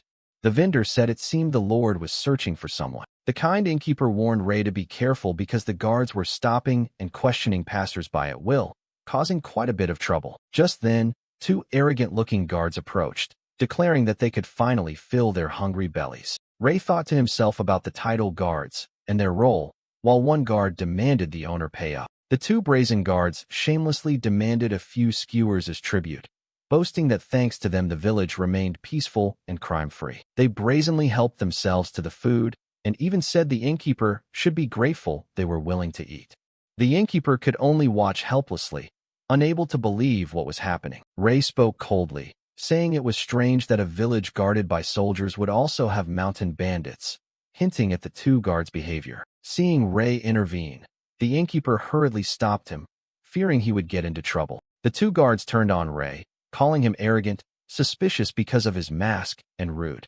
They threatened that he must be punished. Ray calmly warned that if they drew their swords, they would pay with their lives. Provoked, the two guards furiously charged at Ray, shouting that they would crush him. However, with just a light snap of his fingers, Ray easily stopped their attack. One guard was sent flying, nose bleeding, screaming in disbelief that a mere Lord soldier would be attacked. The other, though admitting Ray had some skill, still relied on the strength in numbers. He ordered Ray to kneel and apologize immediately, or they would not spare his life. Ray replied defiantly, "Why don't you kneel? Then I'll consider sparing you."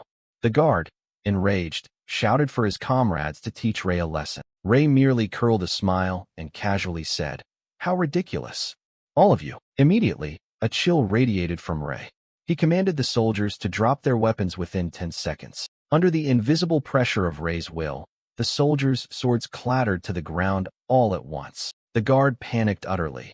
His body couldn't move, and he could only groan in helplessness. Ray stepped closer, his eyes flashing beneath the mask, and said that if they wanted to live properly, they would need further discipline. The screams from the scuffle echoed throughout the village. At the mansion, Princess Celestia was startled by the noise and wondered what it was. A maid rushed in to report that rumors said dozens of the Count's soldiers had been defeated by a single person.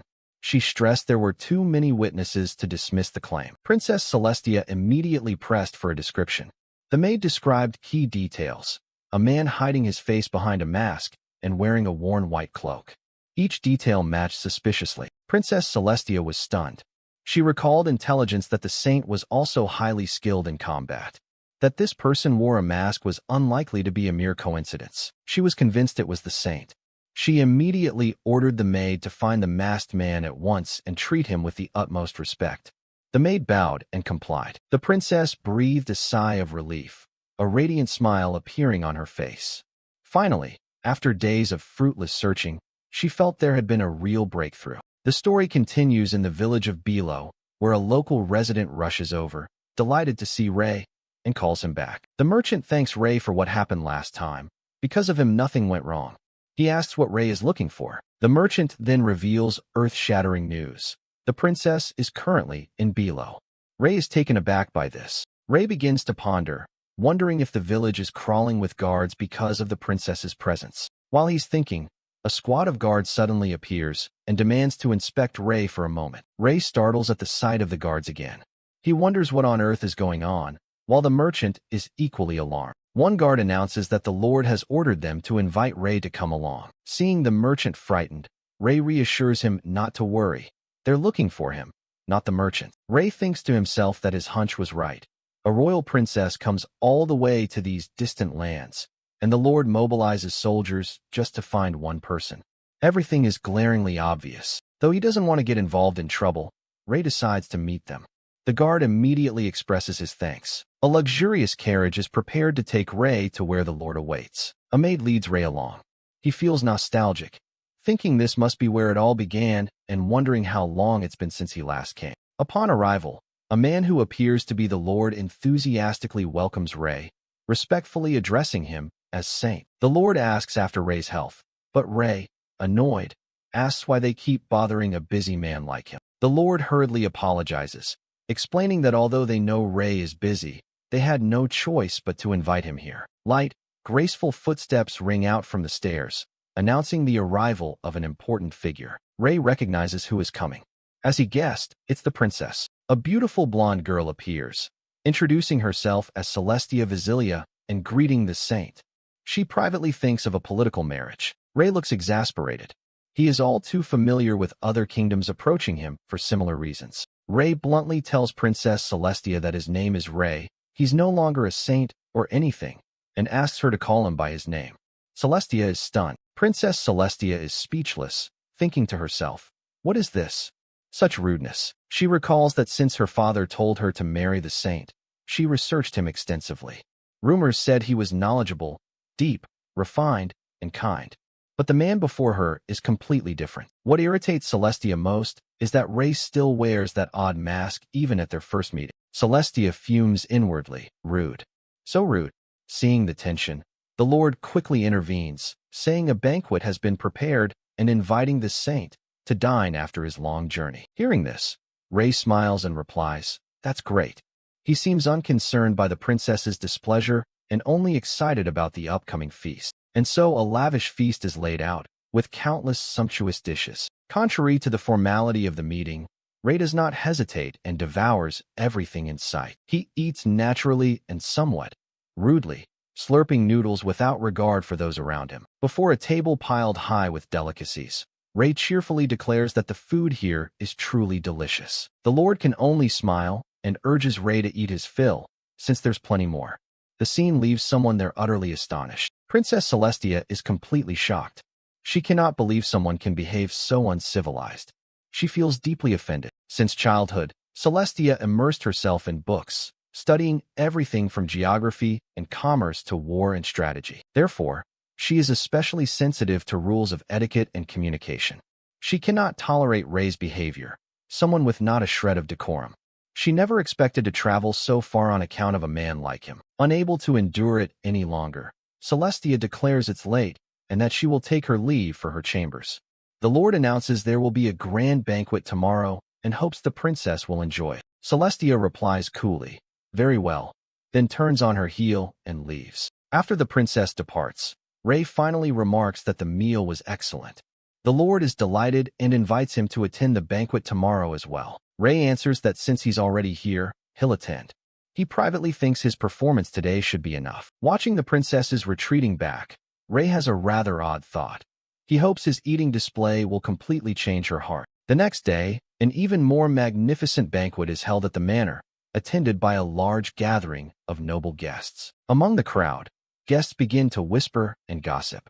They find it strange the princess came to such a remote place and believe the rumor that the king intends to marry her to the saint. Amid the chatter, Princess Celestia Vasilia enters resplendent in a bright pink gown, prompting murmurs of admiration for her growing, radiant beauty. A strange man approaches to greet the princess. Celestia eyes him with scrutiny, trying to recall where they met. The well-mannered man introduces himself as Ite, the eldest son of Count Burial. He reminds her they met at the castle banquet last time and is pleased to see her again. While other nobles also vie for her attention, Celestia seems uninterested. She only anxiously asks, "Where is the saint?" Celestia grows irritated. She can't believe the saint still hasn't arrived at the hall, a gross breach of manners. Noticing her expression, Ite asks about her welfare with concern. Ite confidently says he would do anything for the princess and that his power is no small matter. His companion adds that Ite is a mage who has mastered the second tier. Celestia brushes it off, saying this isn't something they need worry over.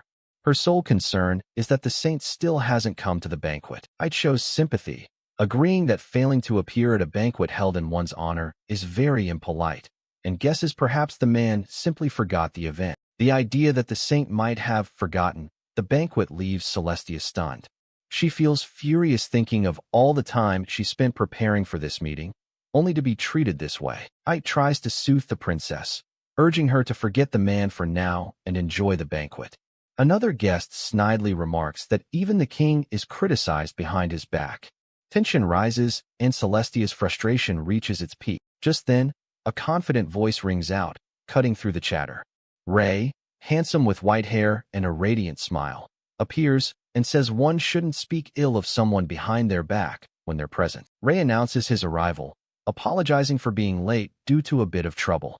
Celestia is stunned, stammering, "H the saint." The princess is completely speechless, realizing the person she sought with such effort stands right before her. Behind her, Ite cannot hide his surprise and worry. Ite's confident expression vanishes, replaced by anger and jealousy.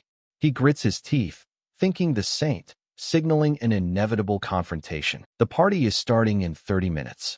Outside a luxurious room, a voice asks if the saint is inside. The person in the room, Ray, recognizes it as Eligia's voice, someone he hasn't seen for a while. Eligia appears in a maid's outfit and announces that the party is about to begin. From inside, Ray replies that time flies and he'll be there soon. Eligia, surprised, asks Ray, a young man with white hair, whether he really plans to attend the party dressed in that simple cleric's robe. She explains it wasn't her idea. Her father has a gift he wants to give him. Ray, taken aback, asks, "A gift?" The gift is an elegant ceremonial outfit. Eligia cheerfully introduces it, but Ray seems annoyed. He says he's fine as he is and asks her to tell her father he'll accept it in spirit. Eligia desperately pleads with Ray. She says if he doesn't wear the outfit, her father will scold her, since he strictly ordered her to make sure he changes. Ray sighs and reluctantly agrees. He just has to put it on and go to the banquet hall, right? Eligia happily thanks him, then stammers that there's one more thing, prompting Ray to snap irritably. What now? With sparkling eyes, Eligia offers to help him get ready to match the outfit. Ray, looking weary, relents and says she can do whatever she wants. If they're late, it's not his fault. Eligia exclaims that the protagonist ought to arrive fashionably late. At the banquet hall, Ray arrives late in his new ceremonial attire. A man with sandy golden hair, introducing himself as Etra of the Burial Count family, approaches and says it seems Ray ran into a little trouble. Standing beside Etra is Princess Celestia. Etra continues in a mocking tone that Ray must not have meant to be late, and ignoring the honored guest when something happens shows a shortcoming in a border count's hosting. Ray merely snorts. He finds it amusing and asks who Etra thinks he is, to go correcting a count's mistake. Count Etra, with a smug expression, says one should avoid offending a noble guest. Moreover, an incident at such a grand party could cause even guests like them to lose face. Those nearby begin to whisper and murmur. They think the count has committed an unforgivable mistake and that this is quite the spectacle to watch. Ray cuts him off decisively. He says that's enough. The person involved is fine, so stop meddling in others' affairs and mind your own. Count Gade is forced to apologize for his rudeness. Count Etra bows and wishes the saint and the princess a pleasant time. Princess Celestia Vasilia replies that she is pleased to meet him. After turning away, Count Etra's face immediately darkens with intense anger and resentment. The scene shifts to a magnificent chandelier. A voice asks the saint for a moment of his time. Ray agrees. The one who wants to speak is Princess Celestia. The two step out onto the balcony together to admire the castle by night. The princess remarks that Ray has removed his mask. Ray smiles and explains there's nothing special. He just wanted to avoid trouble. Celestia asks why he had been hiding his face until now. Celestia says that makes sense, but Ray replies that that's not what he meant. There seems to be some misunderstanding. Ray changes the subject, bluntly asking why the Count had to lock down the entire town just to look for him. Celestia hesitates, saying that is actually what she wanted to tell him. She reveals it was to deliver a marriage proposal from the king himself. Ray, surprised, asks, "The proposal? Is it for him?" Celestia confirms. Her face shows embarrassment and a bit of resignation, while Ray whispers, "I know." Of course, Ray bluntly declares he has no intention of marrying. Princess Celestia is stunned by this outright refusal. He asks Princess Celestia directly if she wouldn't also resent a political marriage to someone she doesn't care for, right? She sadly admits that's true. Ray continues, saying they have no feelings for each other. So what kind of marriage is this? He tells her to inform the king that he's not interested. However, Celestia begins to explain that her father has devoted his life to making the kingdom of Cilia strong and prosperous. She says her father believes an extraordinary person like Ray would be a great asset to the kingdom. Celestia agrees with that, and as a princess, she will fulfill her duty. With tears welling in her eyes, Celestia firmly says she must marry Ray to satisfy her father's wishes. Ray is utterly taken aback by her determination. Ray anxiously asks if she's all right. Celestia quickly apologizes for behaving inappropriately. Ray mentions he's heard she's exceptionally talented, even skipping grades and graduating early from the academy. But Celestia replies bitterly, so what? In the end, she must marry him because of her father's word. A single tear rolls down her cheek as she resigns herself to her fate as a princess. She declares that from now on she will pursue him until he accepts. She will keep proposing to him. Ray falls silent and listens. At that moment, Ray interrupts her, saying instead he has a proposal for her. Celestia is surprised and curious about the suggestion. Ray smiles and says he will continue to maintain friendly relations with Cilia. Instead, she should become the queen of Cilia. The unexpected offer leaves Princess Celestia completely stunned. Celestia stammers, asking how she could possibly do that. Ray answers confidently that a clever person like her can manage it, and if needed, he'll support her. Ray reaches out, saying he understands very well what it feels like to live by others' decisions. But life isn't meant to be controlled by other people's wishes. He clasps his hands with passion, asserting that life is about making choices and carving your own path. Only then can it truly be called your life. Ray asks what she thinks. After all, she's not getting married, so this is better than accomplishing nothing. He jokes that now she owes him a favor and has to pay up. After a brief silence, Celestia's eyes brighten with hope and resolve. She agrees. She proudly declares her full name, Celestia Cilia, and cheerfully accepts Ray's proposal. She offers her hand and says she looks forward to working with him. Ray is a bit surprised by her quick and decisive acceptance. The two shake hands, symbolizing a new alliance formed. Ray says, "All right, let's cooperate happily." Celestia asks if she can tell her father that the saint has entirely refused, and Ray tells her to go ahead. The scene shifts back to the lavish banquet hall. No sooner have they returned than Count Gade immediately calls Ray over. Ray recognizes him as Count Gade. Count Gade says it turns out Ray was looking for him, and he feels he hasn't properly apologized for what happened earlier. Gade quickly changes the subject, curiously asking what's going on with the princess. Behind him, Princess Celestia is beaming.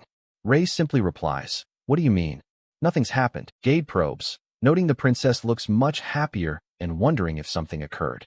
But Ray merely smirks, a clearly contemptuous smile that dismisses his curiosity, then coolly suggests getting a drink. Completely ignored and left behind by Ray, Count Etra can only watch Ray's departing back with eyes full of fury. To be scorned by a commoner in front of everyone inflames his hatred to the limit. In a shadowed corner, Count Etra angrily tells another noble, "Where did a parasite like him come from?" His companion warns him to watch his words, since after all Ray is the same. Etra sneers that Ray left the Holy Land and is now just a commoner. The companion points out that those around them don't think that way and asks if Gade is trying to use Ray. Etra snaps that he won't hand the princess over to such a lowly person. The accomplice agreed, but said there was no clear solution and asked Etra what he planned to do.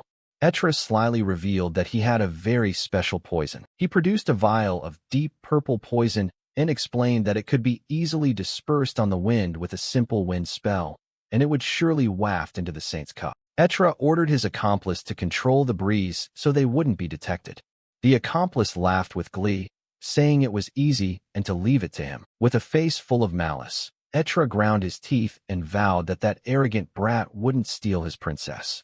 He swore Ray would pay for the earlier humiliation. Etra clenched his fist and growled that he would deal with Ray cleanly, signaling a dark scheme about to be set in motion. In a lavish banquet hall, the lute's trill created an elegant, old-fashioned atmosphere. Midway through the party, Princess Celestia and the Saint Ray appeared together. The princess praised what a delightful event it was, and Ray agreed, saying Count Gade had been very thorough in his preparations. Princess Celestia, a little surprised, asked Ray if he planned to leave now. Ray confirmed, saying he needed to prepare many things if he hoped to keep his promise. Celestia smiled, promising she would not let him down. Ray replied that he was looking forward to it and suggested they raise their glasses together. From afar, Count Gade, the party's host, watched with a sly smile, thinking to himself, "Drink up." In a moment of Ray's inattention, Count Gade used his air hand ability to stealthily sprinkle a powdered poison into his glass. Count Gade was smug, confident that the saint's goblet had been tainted, a deadly toxin, strong enough that the victim wouldn't make 10 steps before dying. Yet Ray seemed to sense something amiss. Just as the Count was about to witness his plan's success, Princess Celestia smiled and calmly announced, "The glass was swapped. This one is mine." This left the Count utterly astonished. The Count panicked, shouting, "W8. No!" But it was too late. The two raised their glasses in a toast to the peace and enduring faith of Cilia. In a state of extreme panic, losing his composure, Count Gade lunged forward and forcefully knocked the glass from Princess Celestia's hand to stop her from drinking. The glass shattered into pieces on the floor, the liquid splashing everywhere. Princess Celestia asked in shock what the Count was doing. He could only stammer. Ray, witnessing the scene, began to notice the oddness in the Count's actions. Celestia suddenly detected a sharp sour smell rising from the puddle of wine on the floor. She was horrified to realize it was poison, a toxin so potent it could have burned her esophagus if swallowed. Unaware that she had just been saved from the plot of the very man who'd protected her, the princess turned to thank the Count for stopping her. Count Gade could only reply awkwardly to cover himself. He thought to himself who would dare target the royal family, and that this incident might be covered up. He decided the matter needed to be clarified. A blond man stepped up to Ray and demanded, "How did you know this glass was poisoned?" Ray looked bewildered. The man continued, arguing that although the wine did smell sour, Ray hadn't been standing close enough to have smelled it. He pressed on. Yet the moment Princess Celestia raised her glass, you rushed in as if you'd known it was poisoned. This is not a small matter. Answer me. Ray began to explain that because of the beauty of the saint and the princess, he hadn't taken his eyes off them. As a result, when they stepped away and then returned, he had briefly seen a man glide his hand over the glass. Princess Celestia listened and grew pensive. She grasped the seriousness of the situation, that one of the two, either she or the saint, could have been poisoned. Speaking as a member of the royal family, Princess Celestia declared the party over and ordered everyone to leave at once. Count Gade, the conspirator, stood frozen, sweat pouring as he watched his plan utterly collapse and be exposed. Meanwhile, Ray observed quietly. His sharp gaze showed he had understood everything. Meanwhile, in a nearby forest, Count Gade panted after fleeing the party. Still reeling, he thought he had nearly been executed on the spot for the smallest mistake. He cursed in anger, unable to believe the princess was clever enough to swap the glasses. Still, he felt lucky he had intervened in time, or the consequences would have been dire. Now, The task was to dispose of the evidence. Shaking off his wandering thoughts, Count Gade decided the most important thing now was to dispose of the evidence. He used earth magic, commanding the ground to open and bury the vial of poison. After burying the vial, he breathed a sigh of relief, thinking that everything was settled. But suddenly a cold voice rang out from behind. "Stop right there." Count Gade jumped in fright and realized a shadow was standing on a tree branch. The figure slowly descended to the ground and stepped closer, asking with authority, "What did you just bury?" Count Gade couldn't believe his eyes. Standing before him was Ray. He wondered why this bastard was here. Ray curled his lip, saying what he had buried looked like a vial. Cold sweat pouring, Count Gade tried to stay calm and denied it. "I don't know what you're talking about." Ray only snorted. "Oh, you don't know?" No more words were needed. Ray simply commanded, "Come up." And at once the poison vial rose automatically from the earth. Count Gade was utterly astonished. He couldn't understand how Ray could use magic without incantations. Ray picked up the vial and said it gave off the exact same poisonous smell as the wine earlier. Count Gade knew he could no longer deny it and bluntly asked, "What do you want?" Ray sneered, saying he should have apologized first. Ray said that although Gade had tried to kill him, the target wasn't the princess. He noted that Gade had leapt out to stop her just as she was about to drink the poisoned glass. This lit a faint hope in the Count. Ray explained further that if the matter leaked, he'd have to go catch the mastermind who tried to poison the princess, and that would only be a nuisance for him. Hearing this, the Count breathed easier, thinking he was lucky. But then Ray's smile turned frightening. He cracked his knuckles and declared, "So, you're going to take a beating, you bastard." Count Gade froze, not understanding what was happening. Before he could react, Ray lunged forward and delivered a thunderous punch to the Count's face. Count Gade was sent flying, tumbling to the ground, and letting out a cry of pain. Ray casually dusted his hands and said, "Get up now, we're just getting started." The Count cried and screamed, unable to believe Ray dared lay a hand on a noble like him. Ray sneered back, "You think you'll get away after trying to kill me?" Seeing Ray advance, the Count panicked and hastily raised a magic shield. But the shield was useless against Ray's power. It shattered instantly under his blow, causing the Count to scream in despair. Beaten repeatedly, Count Gade frantically begged the saint for mercy. Ray waved him off, saying he'd long left the Holy Realm, but he also offered some reassurance. With a manic grin, Ray shouted, "Don't worry. I'm not going to kill you." And then Ray continued to vent his anger on the Count, leaving him to wail in pain and humiliation. The forest's silent night was left only with the sounds of blows and Count Gade's pitiful screams. After the party ended, all the nobles had left Count Gade's mansion. Princess Celestia had also returned safely to the palace. On the way back, Ray couldn't help but recall the oaths of loyalty the Gade family once swore to him. Thinking of the recent betrayal, he could only shake his head at the nobles' deceit. He quickened his pace, eager to get home. It was the only place he could temporarily escape conspiracies and troubles and find a bit of peace for himself. Ray sighed. He felt weary. Though he'd renounced his status as a saint and tried to live quietly, troubles kept finding him. He wondered if this was the karma Era had mentioned, and whether he could ever truly find a peaceful life. Suddenly, he sensed something unusual. At the same time, elsewhere, a man collapsed in despair and shouted, "Father, who on earth did this?" As Ray neared his home, a terrifying scene unfolded.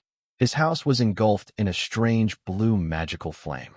Standing before the fire was a small girl, who appeared to have started the blaze. She was a girl with silver hair and oddly glowing violet eyes, a mysterious smile playing on her lips. A name suddenly flashed through Ray's mind. Sia. A new threat had appeared, heralding a stormy future and possibly very bad timing. In a cozy wooden house, a voice rang out, teasing someone for being far too lazy. It turned out to be the Ray family happily together. Ale proudly hugged her daughter Sia, boasting that the girl had beaten her without needing to use aura or mana. Sia immediately turned to ask Ray's opinion, the one she called Appa. Ray only watched in silence with an inscrutable expression. The girl pouted, reminding Ray of his promise that if she became strong enough he would let her accompany him on jobs. Ray scratched his head, as if he'd forgotten, but quickly conceded. Ray decided he'd take Sia to the Adventurers Guild to find a few contracts. Hearing that, Sia cheered with delight and agreed. The two siblings set foot in Willow Village. Sia couldn't help but be overwhelmed and exclaimed at how bustling and vast the place was. Ray pointed out the large building to the right of the clock tower and said that was the Adventurers Guild. At this point, Ray had put on his hooded outfit and familiar mask. He asked Sia if she wanted to stroll around the village, but she declined. Sia said she was more curious about his work and eagerly tugged Ray along to hurry him up. Seeing Sia's eagerness, Ray only gave a small smile and thought to himself that this kid really was more mature than her years. As soon as Ray and Sia stepped into the guild, a few people recognized him and began whispering about the therapist guy having arrived. They kept murmuring that it had been a long time and they thought he was dead. They even called him suspicious and said the city guards were on patrol because of him. Sia stood beside them, hearing everything. Sia's face flushed with anger at their unpleasant words. Seeing that, Ray called her name to calm her. He shook his head, signaling Sia not to pay attention to the gossip. Though still annoyed, Sia puffed her cheeks but tried to restrain herself. Ignoring the whispers, Ray approached the job board and searched for requests suitable for a therapist. He quickly found a request, but the reward made him frown. A paltry 2 silver coins. Ray thought to himself that this sum was far too meager, not enough to hire a therapist. An average adventurer wouldn't accept it either. Knowing no one would take the task, Ray decided to handle it himself. He decisively tore the request sheet from the board. Ray turned back to call Sia to go, but she told him to wait a moment. Suddenly, Sia's whole body was enveloped in a brilliant blue mana. It seemed she was preparing to do something. A strong blue beam of light fired from Sia. It turned out she used magic to strike the 2 who had slandered Ray, electrocuting them and making them scream in pain. After teaching the 2 gossips a lesson, Sia happily ran over, declaring she was done and urged Ray to leave. Ray was left speechless, thinking, I didn't give the kid mana to be used for stuff like this. After leaving the guild, the 2 set off for the job location on the outskirts of Villo Village. The request described the patient's symptoms: coughing blood, frequent nosebleeds, and a burning sensation in the throat and chest, indicating a serious case. On the way, Sia began to show off her medical knowledge. Based on the symptoms on the request, she deduced, could be a pulmonary arteriovenous malformation or diffuse alveolar hemorrhage. Ray couldn't help but be surprised. Ray praised Sia for studying medicine so diligently.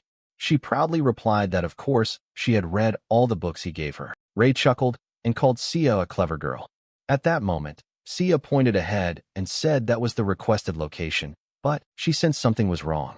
Sia felt a strange mana emanating from the wooden house, a mana not belonging to humans or goblins. However, Ray remained calm, thinking that whoever it was, a patient was still a patient. Arriving at the house, Ray recognized the familiar mana. He knocked and introduced himself as the therapist sent by the guild. The door opened and a delighted voice cried, "You're here." Ray was a bit surprised at who stood inside. It turned out the requesters were the 2 girls Ray had saved before. They babbled their thanks for him saving their lives last time. Ray was glad to see they were safe. One girl recounted that when she returned with her comrades, the monsters had already been wiped out and Ray was nowhere to be seen. They had been very worried. Ray looked at the girl's foot and was relieved it had fully healed. The girl explained they were damper, half human, half vampire, so their natural recovery is faster. But the medicine Ray gave last time was also very effective. Ray wondered why they needed a therapist. They admitted that what they really needed was Ray. So they had deliberately set the reward at only 2 silver coins, hoping only a kind soul like him would accept the request. Sia immediately flew into a rage, calling them reckless for taking advantage of Ray's kindness. Ray hurriedly held her back, saying it was fine, and asked who the patient was. From inside, a weak voice said, "It's me." A woman with long, light-colored hair appeared. The 2 damper anxiously called her Milady and urged her to lie down. The woman thanked Ray for coming all this way. Ray was slightly surprised the patient was a Milady. He began his diagnosis, repeating the symptoms listed on the request: sore throat and chest pain. The Milady apologized and explained those weren't the real symptoms. They had recorded false information to hide her condition.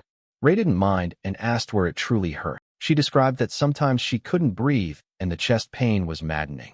Ray asked about the pain cycle. She said it recurred about every 4 hours. When Ray asked her to point out the spot, she placed her hand on her chest and said the pain seemed to come from deep within, perhaps the heart. After a moment's observation, Ray suddenly asked a question that stunned the Milady. "You Haven't been drinking blood, have you? She stammered, asking how he knew. Ray explained that for a vampiric race, drinking blood is necessary to maintain bodily function. Since she hadn't done so in a long time, her body was gradually deteriorating. Hearing this, Sia deduced that the problem lay in the coronary arteries and veins of the heart. Perhaps the blood had begun to clot or plaques had accumulated, blocking flow. Ray confirmed her vessels were narrowing and the arteries hardening, causing the pain. The milady anxiously asked if it could be cured. Ray affirmed it could be treated, but it would be a fairly difficult operation and he needed time to prepare. Ray warned that unlike the clean treatments of clerics, his method carried risks. Simply put, he'd have to cut open her body to fix it. The milady fell silent at the warning. The scene shifted to a flashback. A man's voice echoed in a stone castle, asserting the family's succession belonged to the one with purer blood and questioning why she kept interfering. It turned out to be the milady's brother. She angrily said he only thinks of tormenting humans. The brother sneered that humans were no better than livestock to be raised and couldn't understand why she insisted on protecting them. The girl shouted in anger, admitting that although they needed blood to survive, humans were not livestock. She insisted her brother knew that, but a sudden pain forced her to stop. She clutched her chest, writhing in pain. The brother merely looked coldly on and said he could not understand her ideals. He mocked that she couldn't even take care of herself, yet had time to protect those lowly creatures. She remained silent, bowing her head in suffering, but she quickly regained her spirit, her eyes blazing with fighting will. She declared she would not give up her claim to succession until her brother changed his views on humans. The brother turned his back and walked away, delivering a cruel line. "Do as you like. Anyway, your body is about to break down." He added that waiting for that day while enjoying life wouldn't be so bad. The flashback ended, returning to the present. The lady clutched her hands, showing steely determination, and said she was ready for the operation. Ray replied tersely, very well." Ray smiled confidently and declared, "All right then, let's give it a shot." He decided to perform a complex, unprecedented surgery, coronary artery bypass grafting, CAB, at a remote wooden house at dusk. Ray told his patient that the upcoming surgery would be quite painful. In response, the girl accepted and asked him for a favor. Inside the house, Ray asked what she wanted.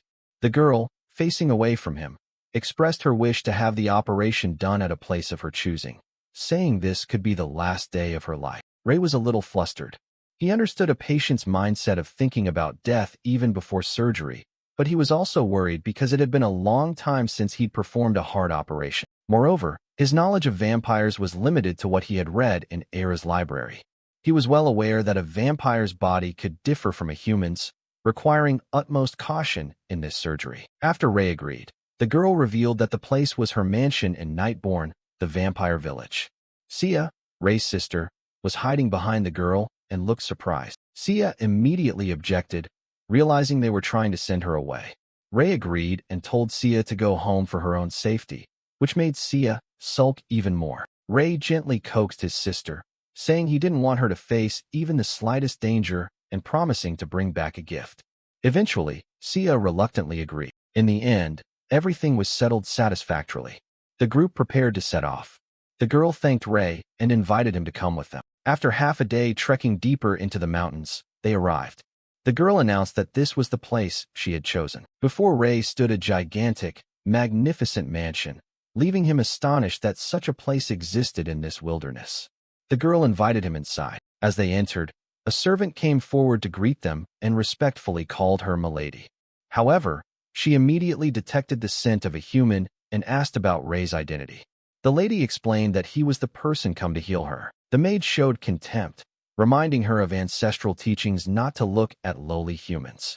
The lady instantly became angry and scolded her for speaking rudely to her guest. The young lady turned to apologize to Ray, asking for his understanding and explaining that the servants meant no harm. She also realized she had forgotten to introduce herself. She smiled and revealed her true name as Tifria Sanguis, an act that showed absolute trust. The maid behind her was terrified that her mistress would disclose her true name to a human. Ray covered his mouth, pondering. He knew of the vampire tradition of sharing true names and understood they rarely did so. He realized this trust had to come from both sides. In return for Tifria's trust, Ray removed his disguise, beamed brightly, and introduced himself as Ray, promising to do his utmost to ensure her swift recovery. Tifria thanked Ray, but then hesitated and asked to postpone the surgery for 2 days because she had something to take care of first. Tifria explained that in Nightborn, the purest bloodline inherits the title of householder. Factions were forming around her and her brother, and both were embroiled in a conflict over succession. So, for the surgery to proceed without interference, Tifria needed time to press the opposing faction. Ray understood and said he also needed time to examine her body in detail and arranged to meet again the next day. Tifria agreed and signaled for a servant to lead Ray to a resting place. The same maid immediately stepped forward and invited Ray to follow this way. Along the way, Ray curiously asked the maid whether the opposing faction might ever launch a sudden attack.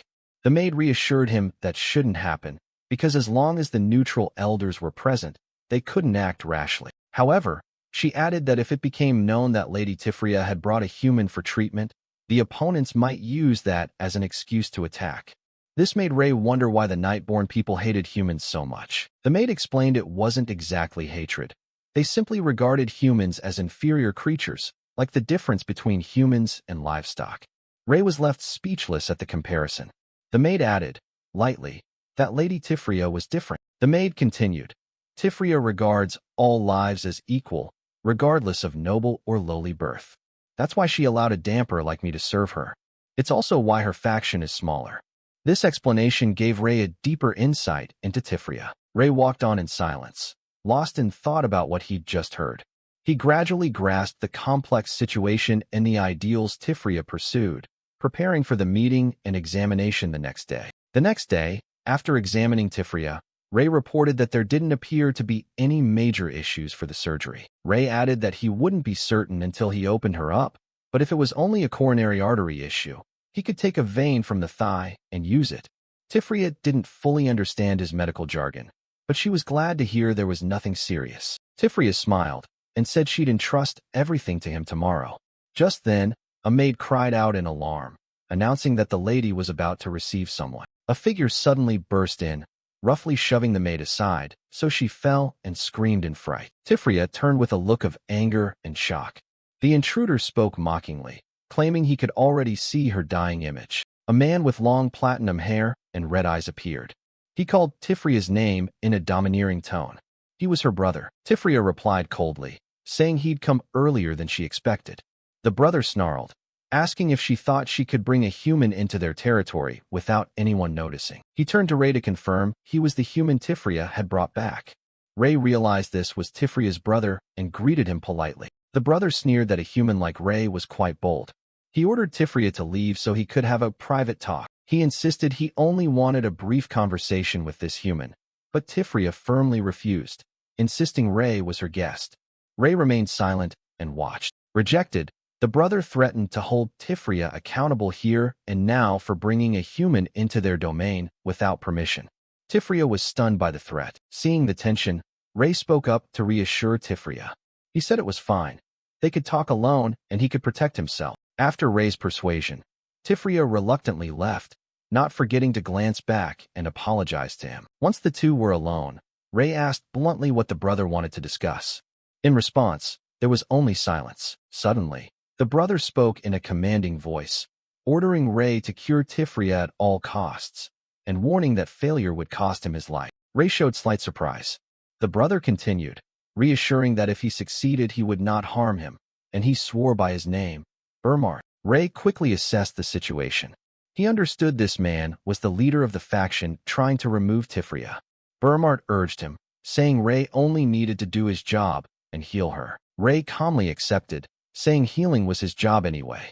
If he failed, he would abandon being a healer on the spot. Burmart looked satisfied with that answer. As Burmart turned to leave, he suddenly stopped and called Ray back, as if he had something more to say. Contrary to his earlier menace, Burmart seemed a little embarrassed, asking if saying, "If you fail, you'll die," wasn't a bit too much. Ray was completely taken aback by the shift. Ray couldn't help but be puzzled by this man. Burmart continued, awkwardly apologizing for getting carried away and putting too much pressure on Ray. Ray tried to make conversation, suggesting Burmart must care deeply for his sister. Burmart flinched when Ray mentioned he also had a sister, as if struck to the heart. Burmart hastily denied it, covering his face with a hand and saying he wasn't particularly concerned, only that he wouldn't be pleased if his only sister died. Burmart awkwardly sought to end the conversation, saying he'd leave Ray to quietly prepare for tomorrow's task.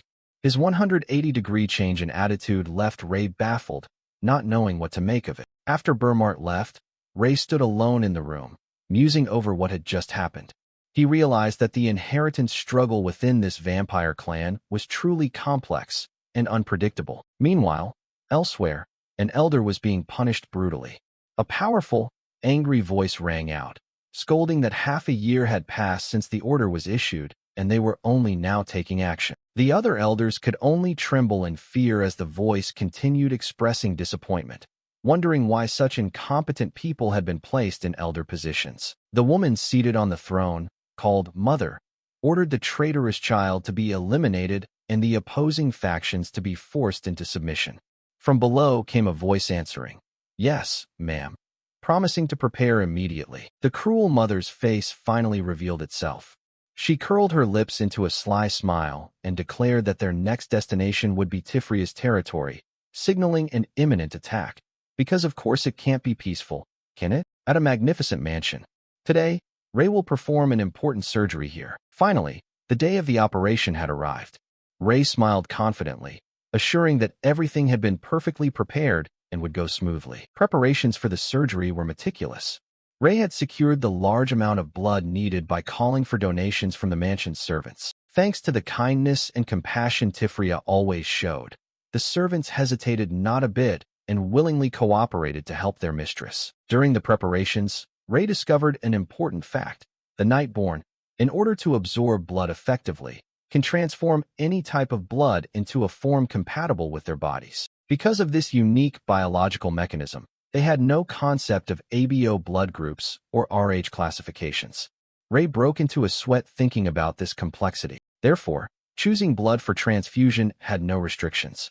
This became a crucial factor allowing Tifria's surgery to proceed without obstacle. Heart surgery required a huge amount of blood, and thanks to that, they had prepared enough blood bags. Everything seemed ready, but a flicker of hesitation crossed Ray's eyes, signaling that some problems still lingered. Just then, Tifria's brother appeared with a cold expression. He asked Ray if he planned to stay here the whole time, as if Ray's presence annoyed him. Ray replied that it was no problem. The brother sneered and said this might be the last moment in his foolish sister's life, and he wanted to witness it with his own eyes. Ray didn't bother arguing, only instructing him to stand in the corner. Then he turned to Tifria on the bed and asked, "Tifria, are you ready?" "I'm starting now." She weakly answered, "Yes." Ray gently reassured her, "Sleep peacefully, you won't feel a thing." Under the effect of Ray's ability, Tifria slowly drifted into sleep. Witnessing that, the brother was astonished. He wondered how Ray could put someone with such blood purity as Tifria to sleep in one go. The operation began. Ray used a sharp mana blade and carefully made an incision. He noticed that externally, everything looked fine, but the real problem lay inside. Ray discovered that due to lack of blood intake, Tifria's coronary arteries had narrowed, and some areas were completely blocked. Ray reasoned that the vampire's unique regenerative ability should have helped maintain her. He decided to begin, one hand steadying the heart. His plan was to use the internal mammary artery to graft to the coronary artery, helping blood flow more smoothly. A strong stream of mana was channeled in, but the moment his energy touched the heart, Ray suddenly froze. He sensed something abnormal, and his face changed color. Ray cried out in horror, "Demonic energy?" An evil energy source was present right inside Tifria's body. Why is there demonic energy in Tifria's heart? We must act quickly. Ray realized the urgency, roared "Move," and concentrated his energy. Ray shouted, "Activate mana," and unleashed a massive wave of energy, enveloping Tifria's heart. This demonic energy was not merely present. It had rooted deeply, twisting around the heart as if it had been there for a very long time. When Ray tried to move it, the demonic energy immediately resisted, causing previously stable blood vessels to rupture. The demonic energy clung tightly, damaging Tifria's already weakened heart. Seeing the situation worsen, the brother panicked and shouted, "What's happening? Are you failing to heal the girl?" Despite the brother's panic, Ray remained calm. He ordered, "Stay calm. Come here and squeeze this bag for me." It was a bag of blood, and though surprised, the brother quickly caught on and complied. Continuing the events, Ray focused on the immediate priority. He had to seal the bleeding vessels to stop the hemorrhage, with a slight wry smile, as if even surgery could use a bit of dramatic flair. But the situation worsened. Ray panicked as he realized Tifria's heartbeat was slowing. The demonic energy was reacting and resisting his mana. He shouted for more blood transfusion, saying the current amount was insufficient. The brother responded in alarm. Ray gritted his teeth, saying that first he had to purify the demonic energy, otherwise the surgery couldn't continue. Ray activated his mana again while continuously sealing the ruptured vessels. He shouted for the brother to keep squeezing the blood bag and not to stop. This was the final, decisive step. Ray poured all his strength into one last mana strike to completely purge the demonic energy. A dark stream of energy was expelled from Tifria's body. Ray let out a relieved breath. Good. All the demonic energy is gone, and no more vessels are ruptured. Immediately, he injected a sedative to prevent shock symptoms.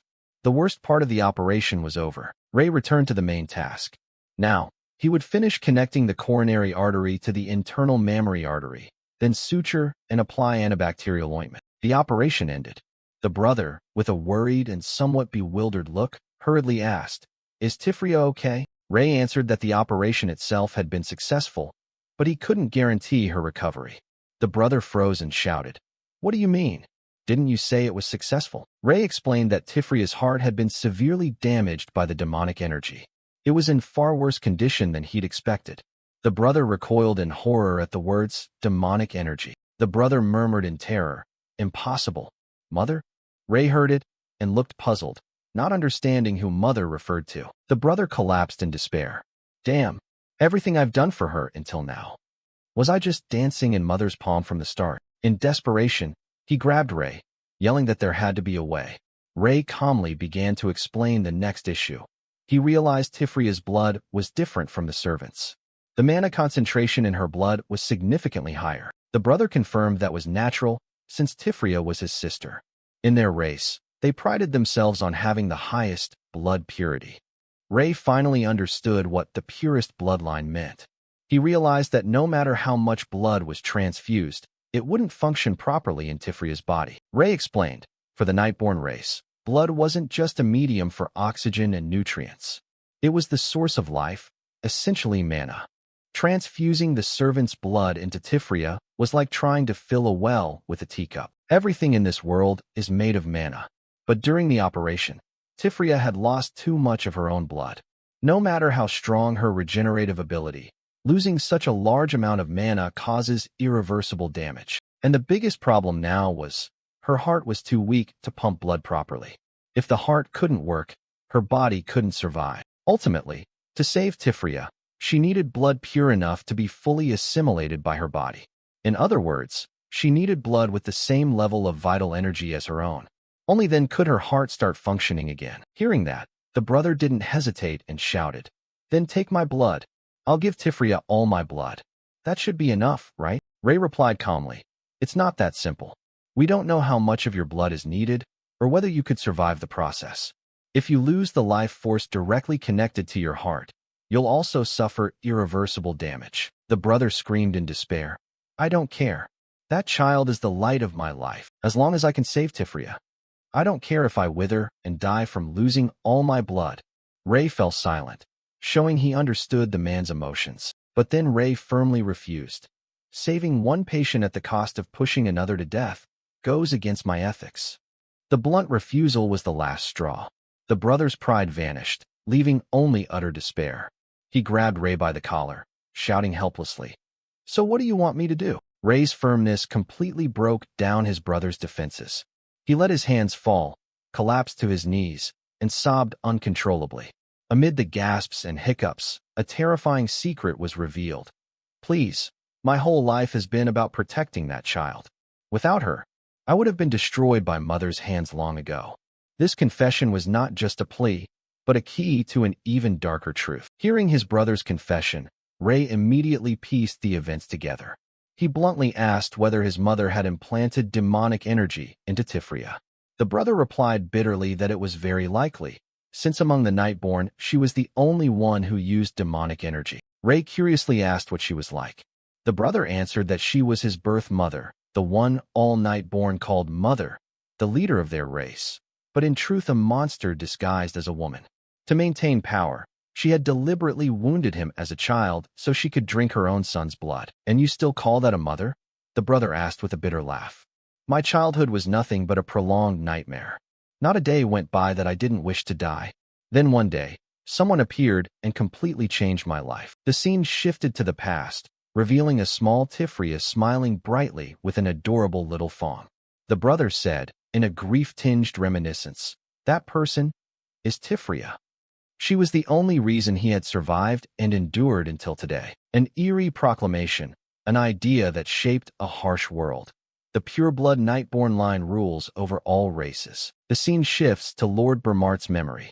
From boyhood, he lived an oppressed life under his mother's grip, and the belief in pureblood supremacy was hammered into him from a very young age. His mother, Lady Elamore, a woman with a domineering and cruel face, constantly preached that the impure must be despised. She held a dagger and ordered young Bermart to hold out his hand. Without hesitation, she cut a deep line across her son's hand. Bermart could only let out a pained whimper as fresh blood began to pour from the wound. Each drop of his blood fell into a golden cup.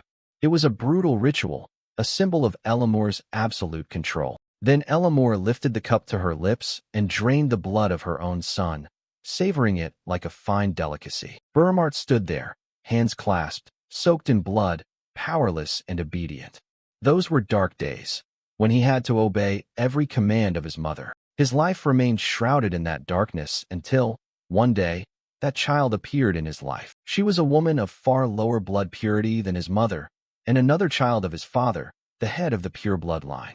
He called the girl, Tifria, come here. A timid little girl, afraid, hiding behind her father, she timidly greeted her older brother.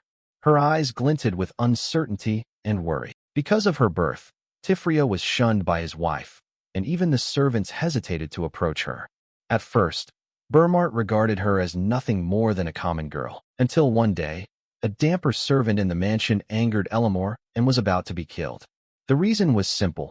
That servant had dared to look her straight in the eye. The servant knelt, desperately begging for mercy from Lady Elamore, but it seemed in vain. Elamore looked down with contempt and coldly asked, "Did I tell you to beg for forgiveness?" Horror swept over the servant. His whole body trembled violently before his mistress's wrath. As Elamore prepared to strike, a childish voice rang out, pleading with her to stop. It was Tifria. She bravely stepped forward to shield the servant, questioning how a life could be taken for simply meeting someone's gaze. Bermart stood back, explaining to his sister that it was the rule their mother had set, and the lowly living under this roof had to obey or face punishment. But Tifria did not step back. She continued to beg their mother, saying that anyone could make a mistake. Bermart also spoke up, asking their mother not to punish the man. Elamore sneered and offered a cruel bargain. Then you may take the punishment in their place. I will grant forgiveness. Bermart accepted immediately, but Tifria shouted, seizing the punishment onto herself. She declared she would take the servant's guilt in exchange for mercy. Bermart was utterly stunned. He couldn't understand. Why? Why would she go that far for a lowly damper? In that moment, a turbulent surge of emotion rose within Bermart. Confusion, anger, and an indescribable feeling. Tifria's act was like a tiny star suddenly shining in the cold, dark abyss of Bermart's life. A resilient light, never cowering before cruelty. That light embraced the weakest, those whom no one cared for. For the first time in his life, Bermart felt a genuine warmth, a connection he'd never known, and it changed him forever. Bermart's memory continued. He recounted, "After that, I swore to protect that child with my life. Mother hated Tifria more and tried to remove her countless times. I had many chances to escape from Mother, but to keep the girl safe, I knelt before my mother and swore loyalty." Bermart bitterly realized a harsh truth. But, from the start, Mother never intended to let Tifria live. The memory ends and returns to the present. Bermart desperately begs Ray. He believes Tifria's life is far more precious than his own and pleads with Ray to take his blood to save her. Ray replies, "All right." Bermart gratefully thanks him and urges him to hurry, but Ray adds one word. However, Ray firmly refuses, saying, "Not now. I've told you. I won't save one life by sacrificing another. There's still time before Tifria's heart fails. I'll find another way." Just then, a servant bursts in, out of breath, reporting an emergency. Burmart angrily turns and snaps. "Who allowed you to barge in without permission?" The servant stammers apologies, but the situation is truly urgent. The servant panics and announces, "The lady has arrived at the manor with a regiment of soldiers." Both Ray and Burmart are stunned by the unexpected news. Burmart is shocked as he realizes. So the overwhelming mana I sensed earlier was hers. He cannot believe why his mother has suddenly appeared here. Burmart turns to tell Ray to look after Tifria while he goes out to deal with it. But Ray blocks him, saying, "No, you stay here. I'll go." Burmart objects vehemently, warning Ray that he knows nothing of his mother. If she sees a human, she'll tear him apart at once. Her power is unpredictable. Ray calmly replies that's precisely why he should go, since Burmart couldn't defeat her anyway. Ray smirks confidently and adds a teasing remark. "Besides, if she's your birth mother, she must have extremely pure blood. Sometimes, even dung can be used as medicine." Their conversation is cut short by a loud explosion outside, signaling the attack has begun. A terrified guard begs for mercy as Elamore's shadow envelopes him. Her voice rings cold.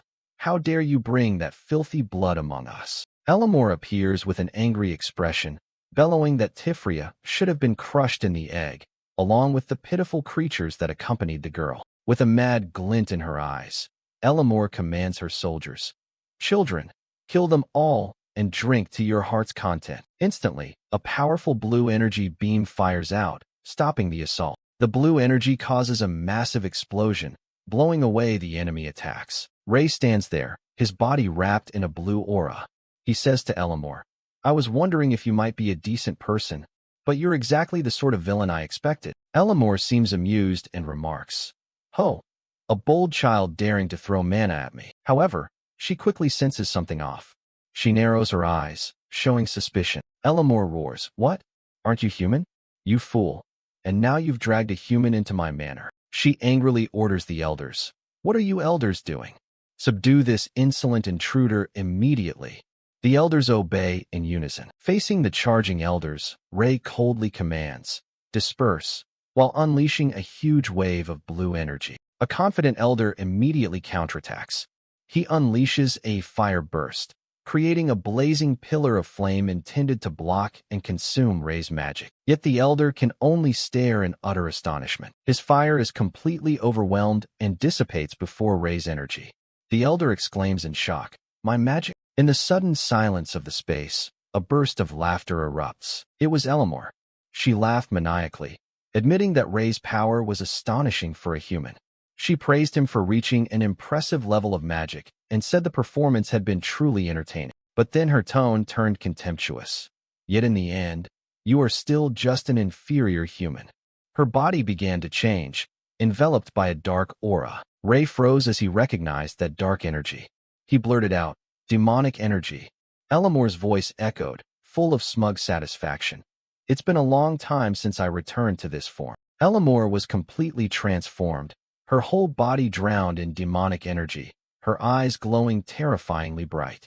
She declared coldly, "Now die." Ray calmly faced Elamore, who had now been completely transformed, engulfed in a gigantic and terrifying stream of dark magic. Ray realized that to gain this power, Elamore had used demonic energy to alter her body. This was a forbidden power used only by dark mages and necromancers. A vampire like Elamore using this energy proved she was no longer merely a ruler of vampires, but had sunk deep into something far darker. Ray confronted her. "You used that power and even tried to kill your own child. Is becoming a lord really worth that much?" In response, Elamore burst into arrogant laughter, convinced that a mere human like him could not possibly understand. She screamed that she had been chosen by them, that this power was not simple greed, but bestowed only upon those worthy of ruling through any sacrifice. She asked whether Ray thought she had obtained this power easily, insisting it was all by their will. Ray wondered who they were. Elamore explained they were beings deeper than his imagination, observers of the world since antiquity, and she was their chosen vessel for this power. Elamor once more stressed that this authority belonged only to those worthy of ruling over all sacrifices. She declared the final hour was near, that the darkness swelling within the night had begun to wail, and she would heed those cries. With that, Elamor unleashed an immensely powerful move called Nightfall, creating a colossal orb of dark energy. The dark energy from Elamor's attack swept everywhere, destroying everything in its path. Witnessing the terrible destruction, Ray asked if she planned to obliterate the entire mansion. Elamor only laughed maniacally and shouted for him to feel her overwhelming power. Facing Elamor's madness, Ray calmly said, "Overwhelming power, huh?" Then he slowly raised his hand, and simply clenching his fist, Elamor's gigantic Nightfall attack was completely nullified, dissolving into nothingness. Elamor was utterly stunned. She couldn't believe what had happened, stammering, This is impossible." Elamor trembled, saying it was an 8th-tier grand spell that had consumed more than half her power, yet Ray had stopped it with a mere fist. At that moment, Ray's body radiated a holy blue aura.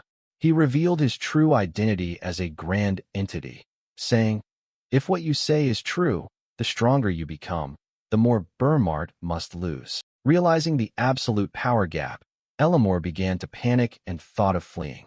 But Ray cut her off, saying Burmart was nothing more than a slave to her ambition, and that was the price of the choice she claimed she'd made. Ray mocked Elamor's justification of her cruelty as the price of power, calling her far more pathetic.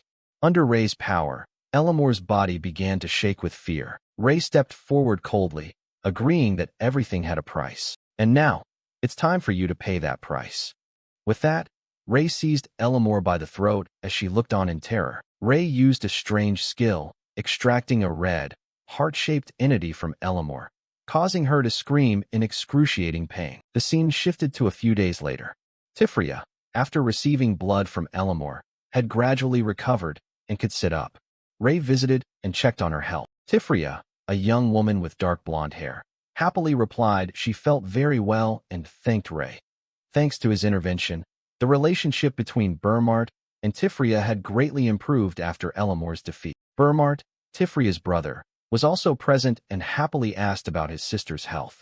Now the two factions within the family were united, and Burmart fully supported Tifria becoming the next leader, opening a new chapter for the Nightborn. On behalf of the entire Nightborn clan, Burmart offered sincere thanks to Ray for doing something extraordinary. Ray humbly replied it was simply what needed to be done. As Ray prepared to leave, confident they could handle the rest, Burmart insisted this was a debt of gratitude they could not take lightly and vowed to repay it properly one day. Burmart and Tifria saw Ray off together, promising that if he ever wished to return, their doors would always be wide open to welcome him. Ray smiled in satisfaction. And so, inside the once dark manor, a new order began to take shape. Ray's name was etched into the history of the Nightborn, marking the end of a turbulent chapter and the beginning of a new future for them. The scene shifted to a small village, where people were anxiously whispering about a problem that was steadily worsening with no idea how to fix it. A desperate man complained that his 2 children had been affected, and if things continued this way, their whole village would be wiped out. The village chief could only reassure him that he, too, was as bewildered as everyone else. Others discussed that deadly poison. They had tried giving the sick expensive holy water and even bathing them in it, yet their condition only worsened. The situation grew dire as they ran out of money, and the priest treating them said he would soon have to leave. All sank into despair, not knowing what to do as everything spiraled further out of control. Meanwhile, Ray, wearing his outfit and white mask to conceal his identity, walked through a forest thinking this path might be quicker. He stumbled upon a strangely odd village, one that wasn't even marked on the map. As evening fell, Ray decided to find shelter here for the night. Immediately, a villager blocked him and asked who he was. Ray observed the man and immediately noticed his worrying state of health. The villager recognized Ray as an outsider. Ray introduced himself as an explorer from Bilo village, passing through by chance. With a doctor's eye, he quietly diagnosed the man's symptoms: sunken cheeks, cloudy corneas, and dry, lifeless hair. Ray frankly expressed his concern, saying the man did not look well. The villagers sighed, blaming the village's poverty. But Ray knew that wasn't the whole story. Ray gave his conclusion. It seems you have been poisoned. The man froze, unable to understand how a stranger could know that. Ray asked why they did nothing despite knowing about the poison. The villager glanced around cautiously and revealed a secret. A priest had come to their village. Curious about the priest, Ray listened as the man explained that the priest forbade them from speaking about the poison, so they kept silent. But recently things had become unbearable. Ray pondered the strange prohibition. The villagers continued. Their village had once been prosperous, until the illness began in children and spread throughout. They had continually donated to the priest in exchange for medicine. Ray asked about the donations for medicine. The villagers explained the priest produced holy water through prayer. He traded that costly holy water for their meager gifts, and they felt grateful for it. Ray wanted to meet this priest. The villagers pointed toward the village chief's house, where the priest stayed, but warned him not to go. He warned Ray the priest disliked uninvited guests, and that he could get into serious trouble. Ray understood that if an ordinary villager warned him like this, the situation was certainly not simple. A confident smile appeared on Ray's face, as if he could already guess what was happening in the small village. He offered, "If that's the case, I can lend a hand while I'm here." The villagers were overjoyed, stumbling over their thanks to Ray. Ray simply smiled and said he only needed a place to stay for the night. The villagers cheerfully led Ray to their homes. Meanwhile, Ray quietly deduced that the man claiming to be a priest was likely just a wandering cleric. If he had truly been healing them, the poisoned people would have long since fully recovered. That an entire village was so severely poisoned clearly meant something was wrong. Ray decided to stay a while to find a cure for them. Suddenly, he paused as he noticed something. A suspicious scent hung in the air.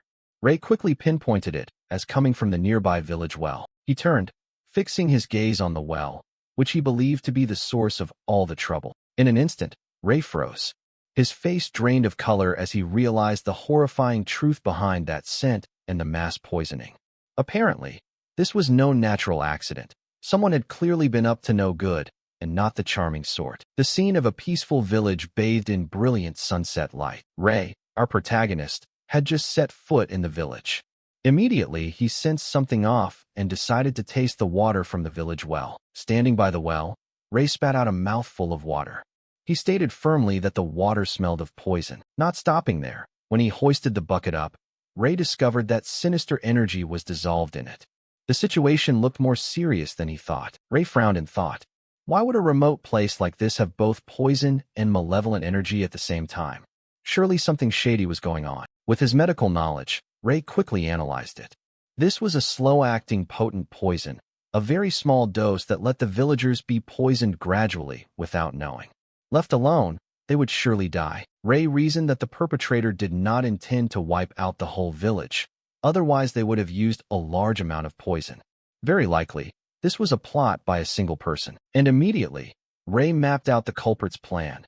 Slowly poison the people, then sell holy water as an antidote for profit.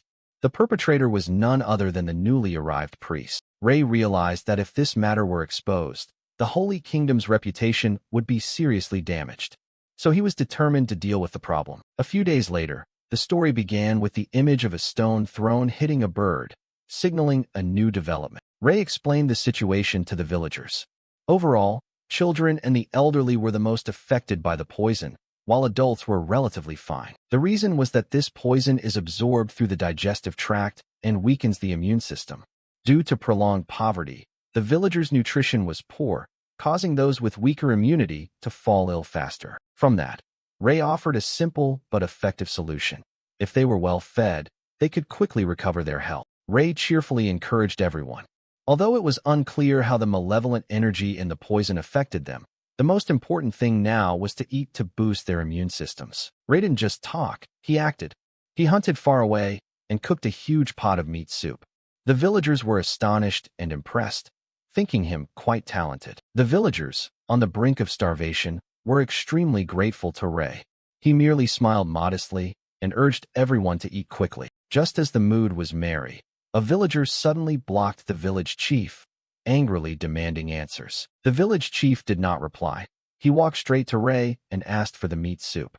A woman nearby thought he must be very hungry too, but the village chief stammered that he wanted to take everything. Ray was taken aback by this strange request. The villagers immediately objected, saying he was too greedy. With a tormented look, the village chief muttered that it was the priest's order. Ray was stunned when he heard the village chief's explanation. The priest said the pot of soup might be contaminated, so it had to be thrown away and not eaten. The villagers' outrage erupted. The priest who once promised to heal with holy water was now plotting to starve them to death. The village chief tried to calm the agitated crowd, begging them to endure for his sake. But a voice cut in. Wait. Ray stopped the village chief, his gaze sharp as he asked, "You're the village chief here, right?" Facing Ray, the chief continued to plead, begging him to hand over the food. Seeing the extreme fear in the other's eyes, Ray lowered his voice and asked directly, "Are you being threatened by someone?" This unexpected question struck at the village chief's guilty heart. At Ray's question, the village chief flinched and denied it, but his panicked expression betrayed everything. That reaction only made Ray more certain of his suspicions. Realizing the village chief was being coerced, Ray decided to use a countermeasure. He agreed to hand over the food. The chief breathed a sigh of relief and hurriedly thanked Ray. The villagers could only helplessly watch their pot of soup, their only lifeline, being taken away by their own chief in despair. Ray quietly watched the chief's group leave. He wasn't giving up. He was silently tailing them to uncover the real mastermind behind it all. The scene shifts to night inside a house. A narrator's voice explains a simple psychological rule. When people are starved, their nerves become tense and easily provoked. Meanwhile, inside the house, a soldier was reporting to the newly arrived priest. He reminded him that the periodic report to the Holy Kingdom was overdue. The priest, wearing a sly smile, waved it off, saying it wasn't time yet. He feared the villagers might riot while the report was en route, so the obedient soldier would delay as much as possible. The priest asked about the situation in the village.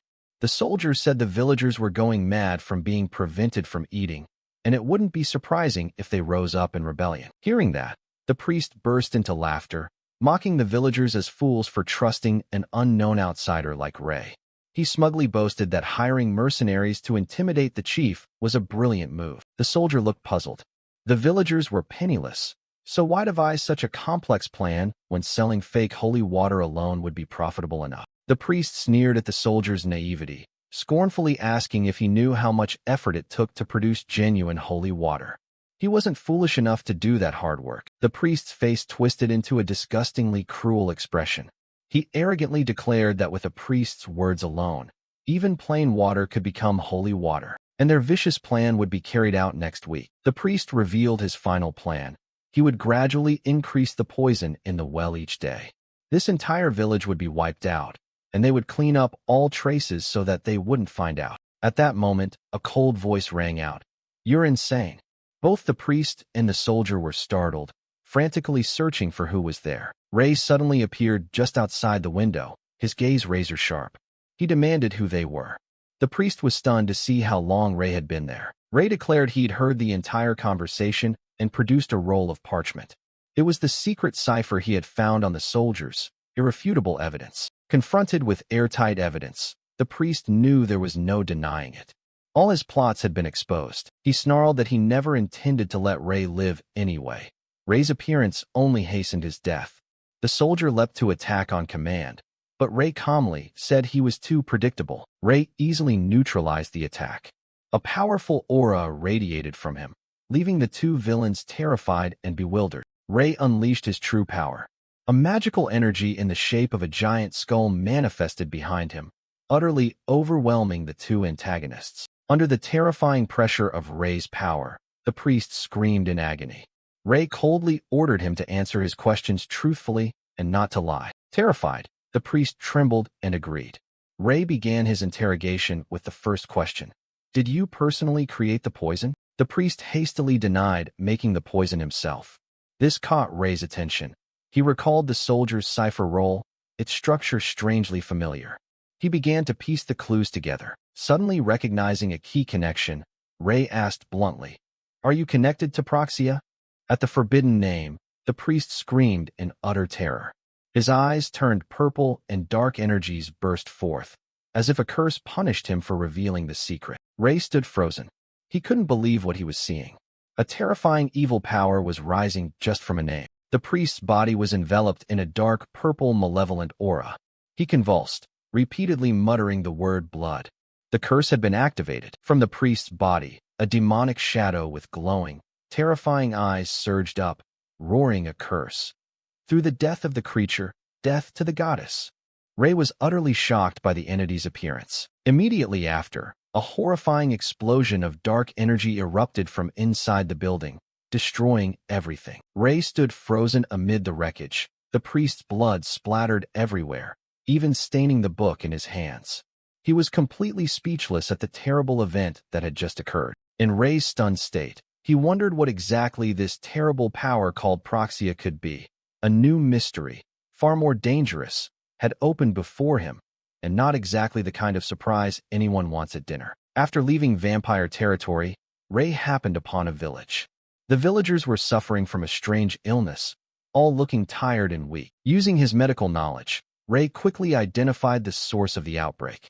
The village well contained a mild toxin and traces of magic. Ray prepared food to help the people boost their immunity.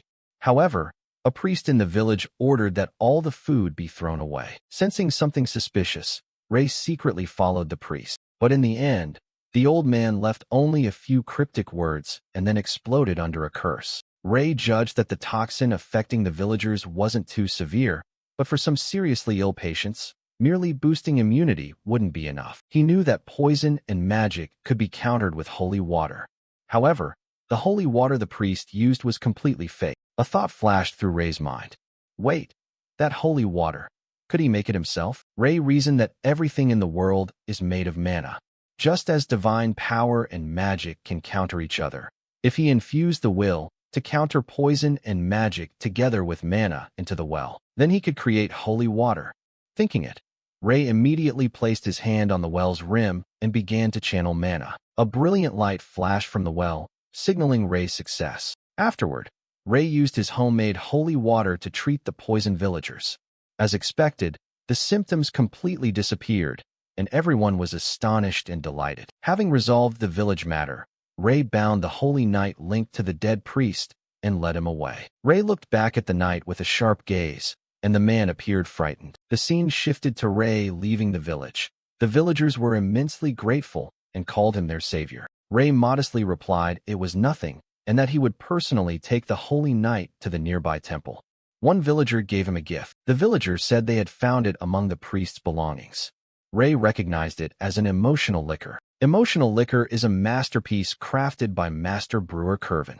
This wine is fermented with a technique no one can imitate, and it has the mysterious property of changing flavor and aroma based on the drinker's emotions. Ray knew this liquor was considered a work of art, a bottle worth hundreds of gold coins. He had seen it in the Holy Kingdom and found it strange that it turned up in a place like this. Back in the present, Ray called out to the bound knight. The knight flinched. Ray asked if he planned to self-destruct like the priest. The knight panicked, claiming he knew nothing and only thought he could earn some gold. Ray sarcastically noted that if he had known anything, he likely would have exploded with the priest. Ray held up the bottle and asked the knight if he knew anything about it. The knight seemed hesitant. Ray pressed him, saying he couldn't hide it. Finally, the knight trembled and confessed that the bottle had been handed to the priest by a group called Wagem. When Ray asked what Wagem was, the knight explained it might be messengers from a group called Proxia, or executioners, some branch he'd never heard of. The knight added that strangely, each of them possessed overwhelming power. He could sense a vast aura emanating from them, something completely different. The knight went on that in the Proxia organization he knew, there was no name Wagem. Then he nervously asked how Ray would deal with him. Ray coldly replied that of course he'd be sent to the Holy Kingdom's headquarters to pay for his crimes.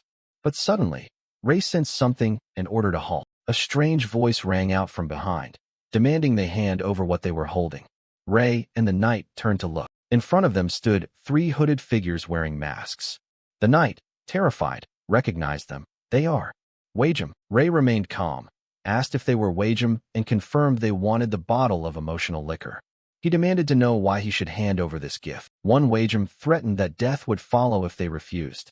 Hearing that, the knight cried out in panic. The knight hurriedly begged Ray to spare him, claiming they were on the same side. He pleaded desperately in utter fear. But one Wagem moved as fast as lightning and ended the night. Then he turned to Ray and said, "You're next." Another Wagem lunged in, swinging a deadly slash of purple sword energy. Ray quickly dodged. Immediately, Ray counterattacked with a powerful downward slash. The Wagem took the blow and collapsed to the ground. Another Wagem stood back watching. The eyes beneath his mask flashed a menacing purple light. Ray was astonished. Something about his previous strike felt wrong. He thought to himself that he had surely slashed straight through the opponent's cervical spine. Yet the Wagem slowly rose as if nothing had happened. Ray realized it had no spinal reflex. This was not an ordinary human. Seeing Ray's apparent strength, one Wagem ordered his comrades to attack together. Ray coldly declared, "This is as far as you go." His whole body emitted a strong blue energy. An explosion of energy erupted from Ray's position, spreading outward. Ray used a binding magic, creating chains of light from the void. The chains quickly wrapped tightly around one Wagem, rendering him immobile. Ray freed the knight and ordered him to leave. Then he used a technique that bound the Wagem with a curse and caused them to vanish. Ray realized the curse's condition wasn't simply to reveal information. He had tried to use a tracking incantation to find their base, but something strange made him uneasy. He turned back to look at the Wagem he had felled. Ray horrifiedly discovered the truth. These Wagem had hollow bodies. Their corpses were not human at all. Moreover, liquids and magic were seeping out. And that wasn't all. Then Ray smelled a familiar scent rising from the corpse, a scent he was certain he knew. He stared in shock at the bottle in his hand. The scent was from the emotional liquor. This shocking truth made Ray realize a terrible connection between the attackers and this mysterious item. In a bustling city, where a business discussion was underway, customs fees on the northern route had increased by 1.2 times. However, for a seasoned merchant, that was nothing to worry about. As long as the profit margin remained at 17%, everything was fine. The pink-haired man with braided hair laughed heartily, holding a cup of tea. This was Harpman Carlson, head of the Harpman Merchants Guild. Harpman expressed his business philosophy. He ordered his subordinates to stop transporting the newly produced magical instruments because of a high defect rate, insisting that their guild never dealt in faulty goods. To Harpman, reputation mattered more than deadlines. However, one subordinate offered an interesting idea. Instead of destroying them, why not hand the defective items over to the Academy's magical engineering department to use as training material? As Harpman wondered who had thought of that brilliant idea, a familiar voice rang out. A white-haired man in a white robe appeared, prompting Harpman to exclaim in shock, "A saint." The man smiled and replied that it had been a long time and he was no longer a saint. Harpman joyfully jumped up and hurriedly inquired after his old friend's health. Ray replied calmly, praising that Harpman's guild had flourished beyond expectations, just as he had predicted. After the greetings, Ray got straight to the point. He placed a briefcase on the table and said he needed a favor. What Ray brought was a bottle of appraisal elixir. Harpman immediately recognized this premium item. Ray asked Harpman to trace the distribution routes of that elixir over the past 3 years. Harpman thought it wouldn't be difficult since it's a luxury item, but he also noted a surprising fact. There were no records from last year. Ray was surprised by this information. Harpman explained that the master artisan Curvin, who made the elixir, had disappeared, so distribution had completely stopped. Hearing this, Harpman suddenly realized something. His face changed color, as if an important piece of the puzzle had just fallen into place. Ray gave more specific directives.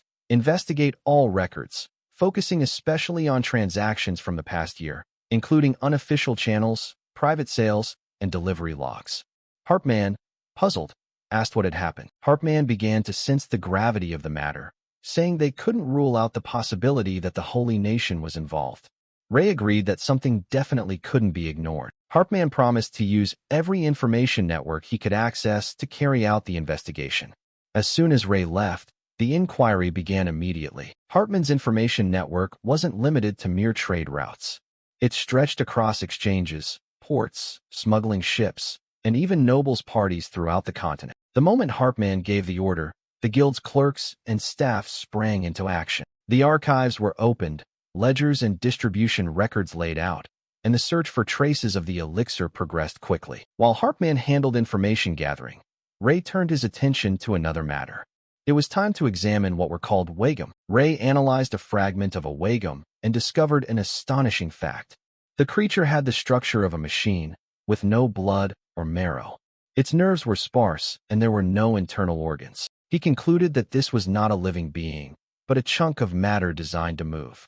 And the energy source powering it was the appraisal elixir, or more precisely, a concentrated dark mana sealed inside. Holding the fragment in his hand, a dark aura emanated from it. Ray wondered whether this was what people called dark magic, or, as one might joke, a very unfriendly kind of glitter. A horrifying hypothesis occurred to Ray. Inject dark mana into a living body and turn them into a biological weapon? He began linking events together, recalling the village well that had been poisoned with trace toxins. Could that have been part of this conspiracy? Ray closed his eyes, trying to steady himself in the face of these terrible inferences. He told himself not to jump to conclusions without sufficient evidence. The immediate task is to analyze the Wagam more deeply. Only by understanding its nature can he confirm his suspicions and lay out the next steps. A few days later, a guild member came running to Harpman in a hurry. "Guildmaster, we've found it," Harpman reported to Ray at once. The investigation yielded results faster than expected. As Ray suspected, the distribution route of the elixir had changed about a year ago. Previously, it was sold only in limited quantities to nobles and collectors. But now, all recent transactions had been routed to the Gaia temples across the continent. This discovery left Ray stunned. Harpman added that the appraisal elixir had long been used in rituals in some regions, so at first this didn't seem suspicious. However, the real problem lay elsewhere. The issue was that in areas where the elixir had recently appeared, nameless monsters had risen and attacked civilians. Worse, reports said that on the bodies of subdued monsters, items belonging to priests from those very temples were found. Although there's no direct proof yet, some nations have already begun blaming the Holy Nation. Ray immediately connected the dots. Elixir and monsters. This couldn't be a coincidence. He realized the true enemy. Proxia is turning the Holy Nation into the epicenter of this chaos. Ray instructed Harpman, if any of the elixir is redistributed, buy it all through the guild, and Ray will cover all costs. Ray also told Harpman to avoid direct confrontations if conflict seemed imminent. Harpman anxiously asked about Ray's plan. With a resolute expression, Ray declared, "I'm going to the Holy See." The scene shifts to the Holy See, a magnificent and grand structure, the center of the Holy Nation's power. Inside, Eklei, a senior cleric with a stern face, was asking about the incidents of monster appearances. A young priest reported that local temples were trying to control the situation, but it would be very difficult to prevent this from escalating into an international issue. Eklei listened with a worried look, learning that some nations had begun reconsidering their treaties with the Holy Nation. He asked whether traces of the priests had been confirmed on the monsters. The subordinate apologized that there was still no information on that. Bishop Eklei fell silent, certain that something was happening and wondering whether this was a deliberate political attack on the Holy Nation. As the atmosphere grew tense, a loud voice rang out, breaking the silence. "Proxia has returned." Everyone startled and turned. Who would speak like that here? The bishop recognized the familiar voice. Ray appeared at the entrance, his face composed. Bishop Eklei uttered his name, and Ray returned the greeting formally. Bishop Eklei immediately questioned Ray about the earlier statement. Ray confirmed it was what he'd uncovered in his investigation. Eklei could hardly believe his ears. Ray explained that Proxia was infiltrating temples across the continent, isolating the Holy Nation and, if continued, would make it an enemy of the entire continent. With a cold gaze, Ray insisted they could not delay responding. It was time to declare a holy war. Meanwhile, at another luxurious manor, news of Ray's return had also spread. Trey Zeke, head of House Trey, was both shocked and delighted to hear that the saint has returned. Meanwhile, Ray's allies were gathering. Hong Young, communications commander, and So Young, head of House Dane, confirmed the news. Ray had gone straight to the Holy See. Clearly, something big was happening. Hearing this, Zeke enthusiastically jumped up, declaring they couldn't waste time and had to find Ray and offer help immediately. However, Yuklawud, head of House Valacrua, calmly stopped him, advising Zeke not to act rashly. Yuklawud explained that because Ray was operating secretly, unnecessary actions would only get in his way. Her words reflected caution and strategic foresight. Trey Zeke, though reluctant, had to admit she was right. Hong Young agreed, and concluded they should wait until Ray called. After the group reached consensus, Han Young suddenly had another question. She looked into the distance and wondered, I wonder, does the Saintess know about this? Ariel, with short hair and a veil over her face, stood looking out the window, as if waiting for something. Possibly the dramatic entrance cue. An emergency meeting is taking place in the Holy Nation. A voice rings out, informing everyone about the recent incidents of mutations. Clay continues, saying that because of those incidents, the Holy Nation is being held directly responsible by many countries. Some even went so far as to cancel their temple treaties. She has gathered everyone here to decide on countermeasures. Among the crowd, the high officials look worried. The discovery that the mutated people possessed items related to priests turns suspicion into certainty. Clearly, someone is deliberately setting a trap, framing the Holy Nation. Amid the tense atmosphere, Ray suddenly speaks up, questioning the motive and whether this is a new anti-divine faction. He immediately answers his own question, asserting that the faction is Proxia, a name everyone knows. Ray doesn't give them time to react. He goes on to explain the hidden swords. They look human, but are actually biological weapons, lacking organs and a nervous system. Ray holds up a bottle of liquor and says they used sensory wine as the core ingredient to create the hidden swords. It was originally the product of a master artisan, a wine whose taste and aroma change according to the drinker's emotions. Ray reveals an even more horrifying truth. If someone mixes demonic energy into this wine, it will amplify a person's emotions through magic, and when injected into the body, the demonic energy will align with those emotions and settle, transforming the body into a form best suited for use in dark rituals. According to the maker, they bribed insiders in the temples and manipulated distribution channels. Sensory wine was accepted in each nation's temples under the guise of sacramental wine. Those who drank it mutated and became Proxia's puppets, now called hidden swords. As a result, the temples of each country became the source of the monster outbreaks. The Holy Nation was forced to take responsibility for the priests who were sent out.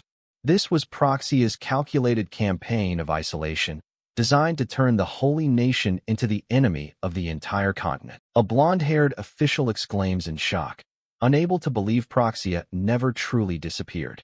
He turns to ask Ray how he knows all this. Ray begins to recount. While away from the Holy Nation working as a healer, he happened upon a remote village.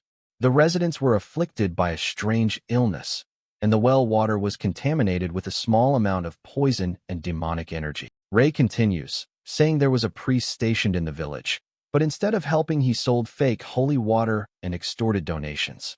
The moment that priest uttered the word Proxia, he self-destructed under a curse. It didn't stop there.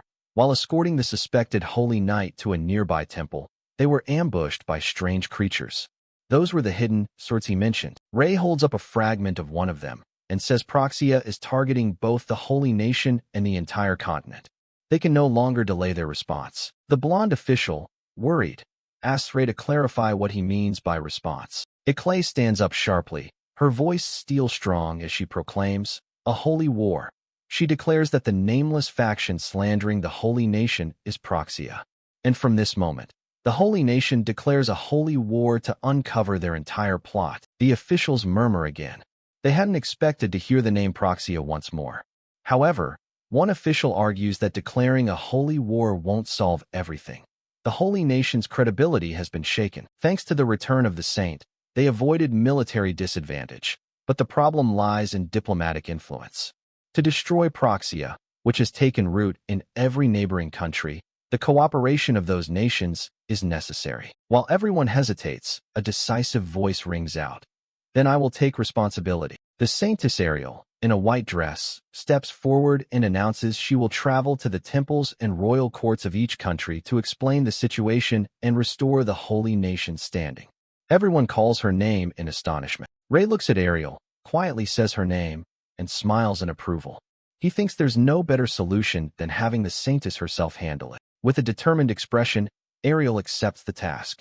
The Pope decides to entrust the diplomatic matter to the Saintess. The emergency meeting concludes.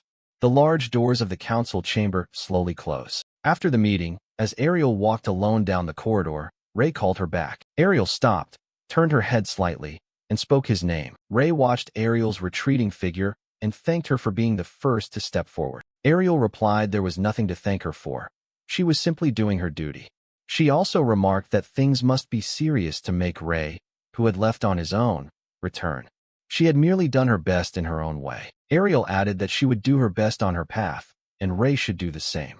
Everyone should fulfill their role from where they stand. Ray was a bit surprised and fell silent for a moment at Ariel's words. After a brief pause, Ray regained his composure and agreed with Ariel. Ray told Ariel to take care of herself.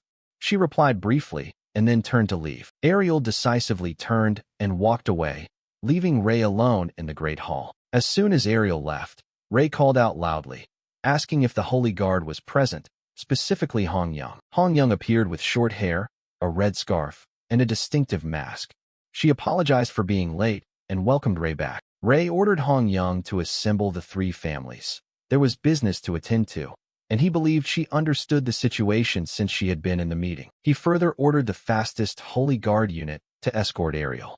He wanted to be informed immediately if anything happened. The scene shifts to a gloomy, dark place with stone walls and ancient architecture. It appears to be a secret base. Inside, many corpses lay on stone slabs, resembling a morgue or a sinister laboratory. In the room full of bodies, Proxia members were gathered. One reported they had learned the Holy Nation declared a holy war. Another sneered, calling it a desperate act. A hand radiating dark energy was placed on a corpse. A henchman said it wouldn't change anything, since even temples bearing Gaia's name now contained their seeds. A hooded figure with glowing purple eyes asked about the Holy Nation's next move. Another reported the Saintess seemed to plan a diplomatic tour of the countries. A Horn Proxia member observed that the Saintess was effectively the face of the Holy Nation and her influence should not be underestimated. Another voice concluded the answer was obvious. The Proxia leader appeared with his eyes bound by bandages, grinned wickedly, and declared they should make Saintess Ariel their first sacrifice. A lackey warned not to underestimate the Saintess, saying she possessed Swordmaster-level combat ability and healing power capable of reviving the dead. Another scoffed, claiming they'd seen her power on the battlefield. They admitted that mere hidden swords would not stand a chance against Ariel and the army under her command. The Proxia leader ordered his subordinate to don his mask. "Bring me the bone block." The leader said that to hunt a tiger, one must use a blade worthy of it. Then his subordinate presented an object covered with a red cloth. The object, called the bone block, was brought forth. It was a dark, ominous mass of material. The leader laughed loudly and ordered it handed to him. The leader began a dark ritual, mumbling ancient incantations as purple demonic energy enveloped his hands, preparing for the next step. The red cloth was thrown aside, revealing the sacrificial object as the dark energy continued to surge. Hidden beneath the cloth was a blindfolded woman. The leader placed the bone block on her and continued the ritual as the dark energy exploded. With a mad expression, the Proxia leader roared, "The moment of death has come. Fall into rot.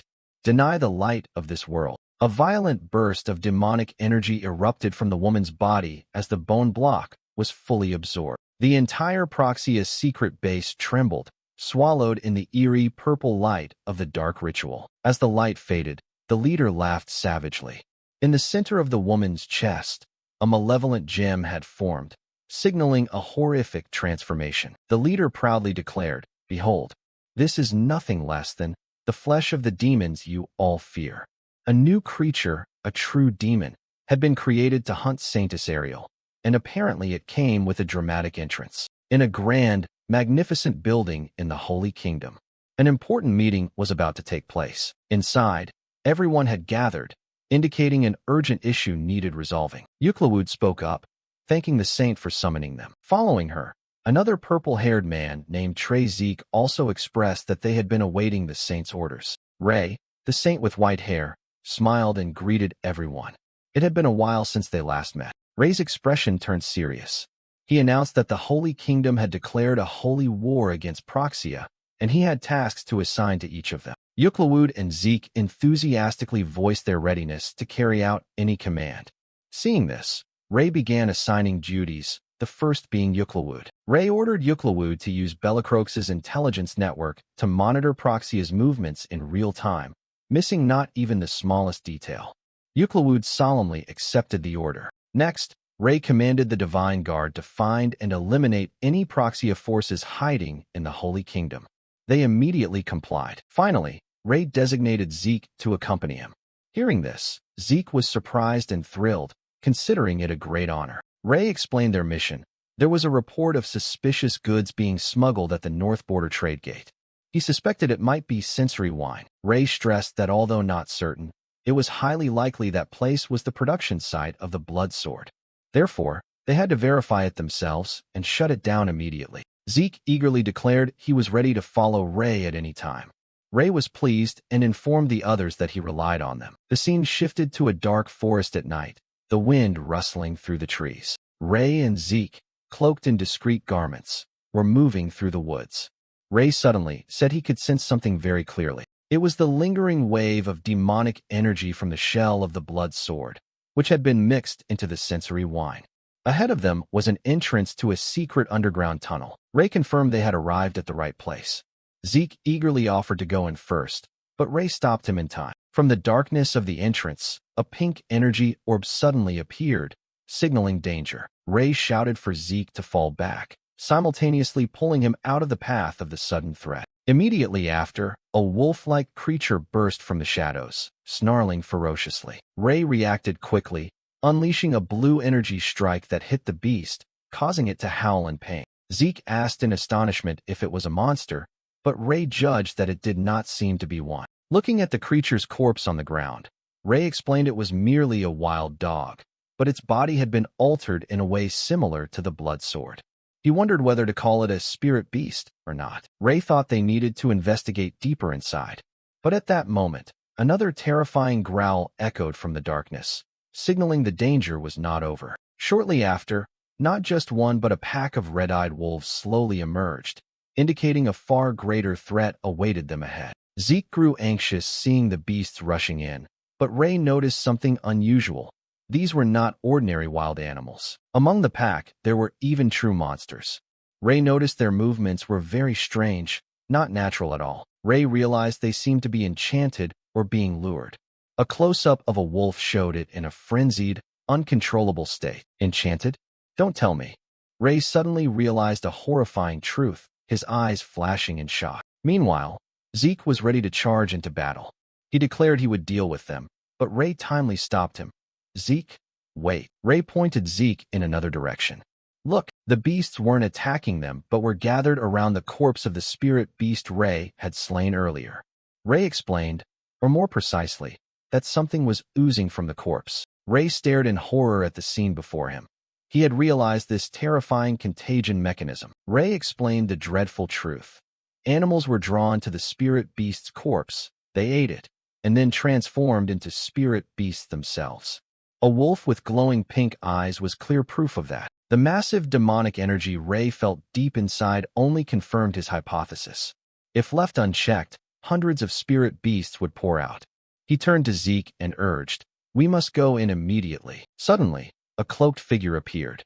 He sneered, wondering how these uninvited guests had managed to find their way here. Zeke demanded to know who the stranger was, but the man replied haughtily that his identity was unimportant. The stranger revealed himself along with his pack of spirit beasts and declared, "What matters is, you are standing before my toys." Zeke recognized the enemy as a monster tamer. Confident, he asked Ray to let him handle this one himself. Ray agreed to let Zeke take it. Zeke promised to deal with them quickly and then follow after. Seeing Zeke's confidence, the monster tamer curled his lip in a mocking sneer, showing contempt. Zeke summoned a sword of golden light, determination in his heart. He only regretted that the saint wouldn't witness his performance. The scene abruptly cut to a carriage moving along the road, beginning a parallel storyline. Inside the carriage, the Saintess Iriel was lost in thought. She regretted having treated Ray coldly in the past. Iriel wondered why she had been so angry and distant with Ray then. Memories of Ray from the past surfaced in her mind. She admitted that although she had been angry, during the time he was away she never hated or blamed him. Iriel had thought she understood and had let go, but now she doubted herself. She recalled the moment she saw Ray's face after 7 years apart. It felt as if all forgotten emotions rushed back. As her journey neared its end, Iriel seemed to reach the conclusion of her introspection. She drew a resolution about her complex feelings, and she admitted that, after everything, her feelings for Ray remained. This truth didn't unsettle her. Rather, It strengthened her resolve and the fierce determination in the Sanus's eyes. Ariel's gaze emitted a radiant light, reflecting the newfound determination she had found. At that moment, the carriage stopped. A voice from outside called in. "Your Holiness, we have arrived at the kingdom of Prio." Her inner journey ended as she set foot on the kingdom's soil, ready for the task ahead. Ariel stood firm, her whole body wrapped in a blazing golden aura.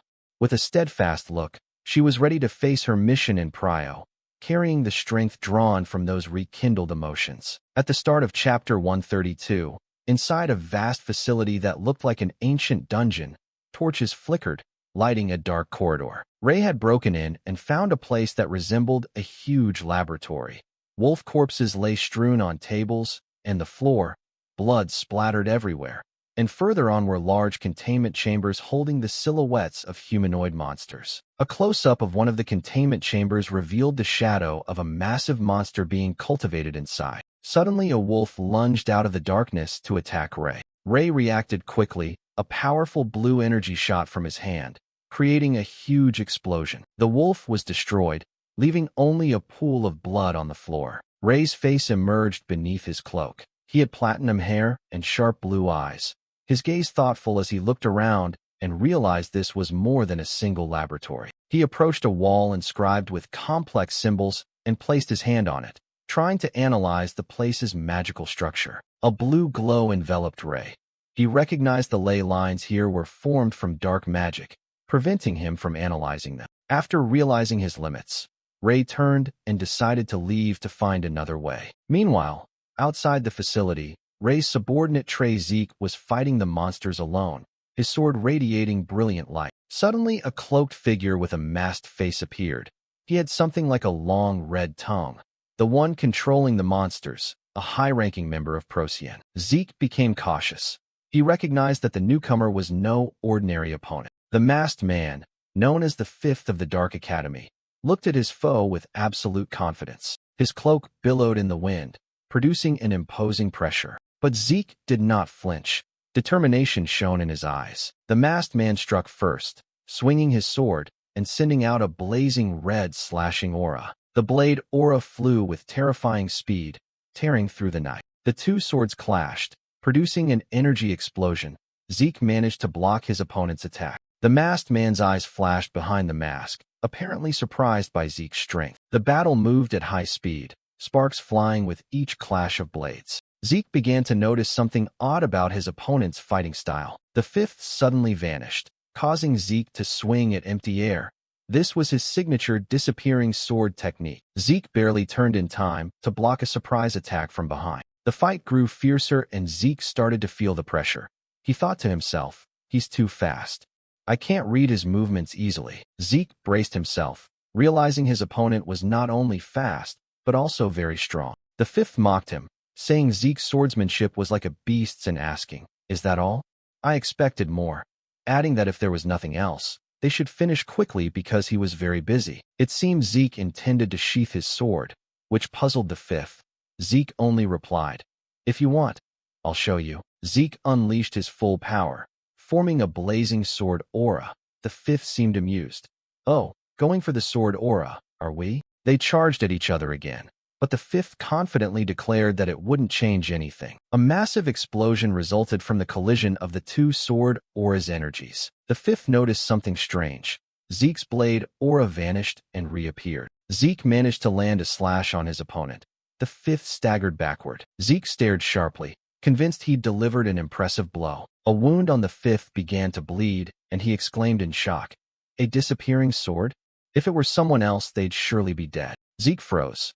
He was certain his slash had hit, but something fell off. From inside the fifth's wound, a strange pattern moved and began to reconstruct his body. Zeke was utterly shocked by this unbelievable sight. Just then Ray appeared and remarked, "That one is a tough opponent." Zeke happily called out to his master. Ray asked the fifth what they'd gained. The masked man replied that the trip only made him want to crush them all the more. The fifth laughed in delight as a purple energy radiated around him, saying Ray would have to hurry if he wanted to do that, because our preparations are nearly complete. Behind him, another Procyon member, the third, appeared. A complex magic circle studded with glowing gems appeared beneath their feet. The third informed the fifth that the teleportation gate was ready. Ray immediately recognized this as teleportation magic using an artifact. He raised his hand and shouted, "Dispel," trying to disable it. But the spell was too complex, and Ray couldn't cancel it.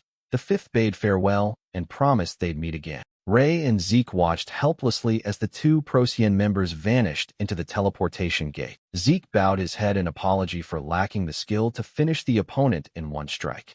Ray reassured him it wasn't his fault, since the foe wasn't someone who could be killed by a single slash. After the enemies left, Ray reflected on what had happened. He realized Procyon had formidable members with varied abilities, from monster taming and supreme swordsmanship to magical theory for teleportation. And they even had clear ranks like the third and the fifth. Knowing they couldn't waste time, Ray told Zeke they had to act quickly. Zeke immediately asked where they'd go next. Ray explained to Zeke, "I need information about what we discovered in that laboratory." He decided on their next destination. "We'll head to the academy." The scene shifted to a large, magnificent building bathed in daylight.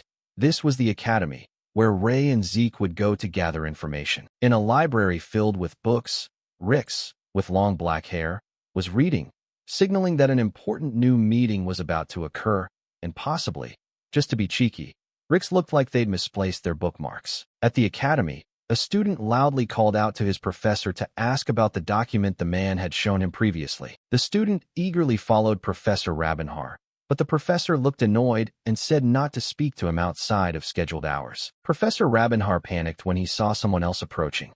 He thought to himself, "Are these people all crazy today? Lord Ray is here." Terrified, Professor Rabenhar immediately turned and fled at full speed. Ray appeared directly in front of the student. The young man respectfully addressed Ray as Lord. Ray said he had come quickly because he had something to ask. Professor Rabenhar, now captured, said it was an honor. Ray suggested they move somewhere private to talk. The two moved to a private room. Ray and Professor Rabenhar stood before a blackboard. Ray explained the formula he had discovered while Professor Rabenhar listened attentively. On the board was a complex dark magic circle. Rabenhar noted that it was a basic dark formula, but had been significantly modified.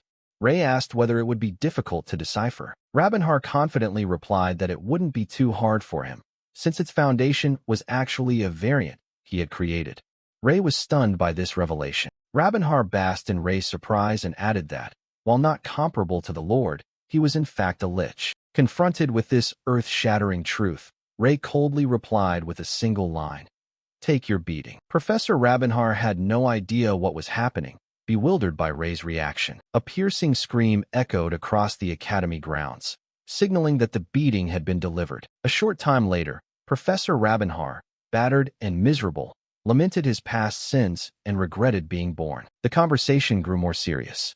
Ray asked if there was any way to stop the mass production of monsters across the continent at once, but Rabenhar admitted that was impossible. However, Rabenhar proposed a solution. He could create a magical device to immediately disable the formula used to spawn the monsters. Ray asked how long it would take to craft the device. Rabenhar said that aside from deciphering the formula, the rest would not take long. Then Ray produced an ornate ancient book and asked Rabenhar if he knew what it was. The professor gasped in horror. The phylactery. Rabenhar was stunned. He couldn't believe that the phylactery he thought lost was in Ray's possession. Rabenhar explained that it was the vessel of life, the core of becoming a lich, containing all his memories and the structure of his existence. Ray's eyes narrowed as he realized the profound implications of owning the phylactery.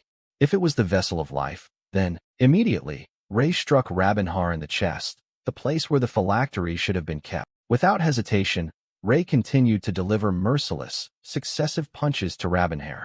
Rabenhar screamed in pain, begged Ray to stop, and wondered how many times he had been hit.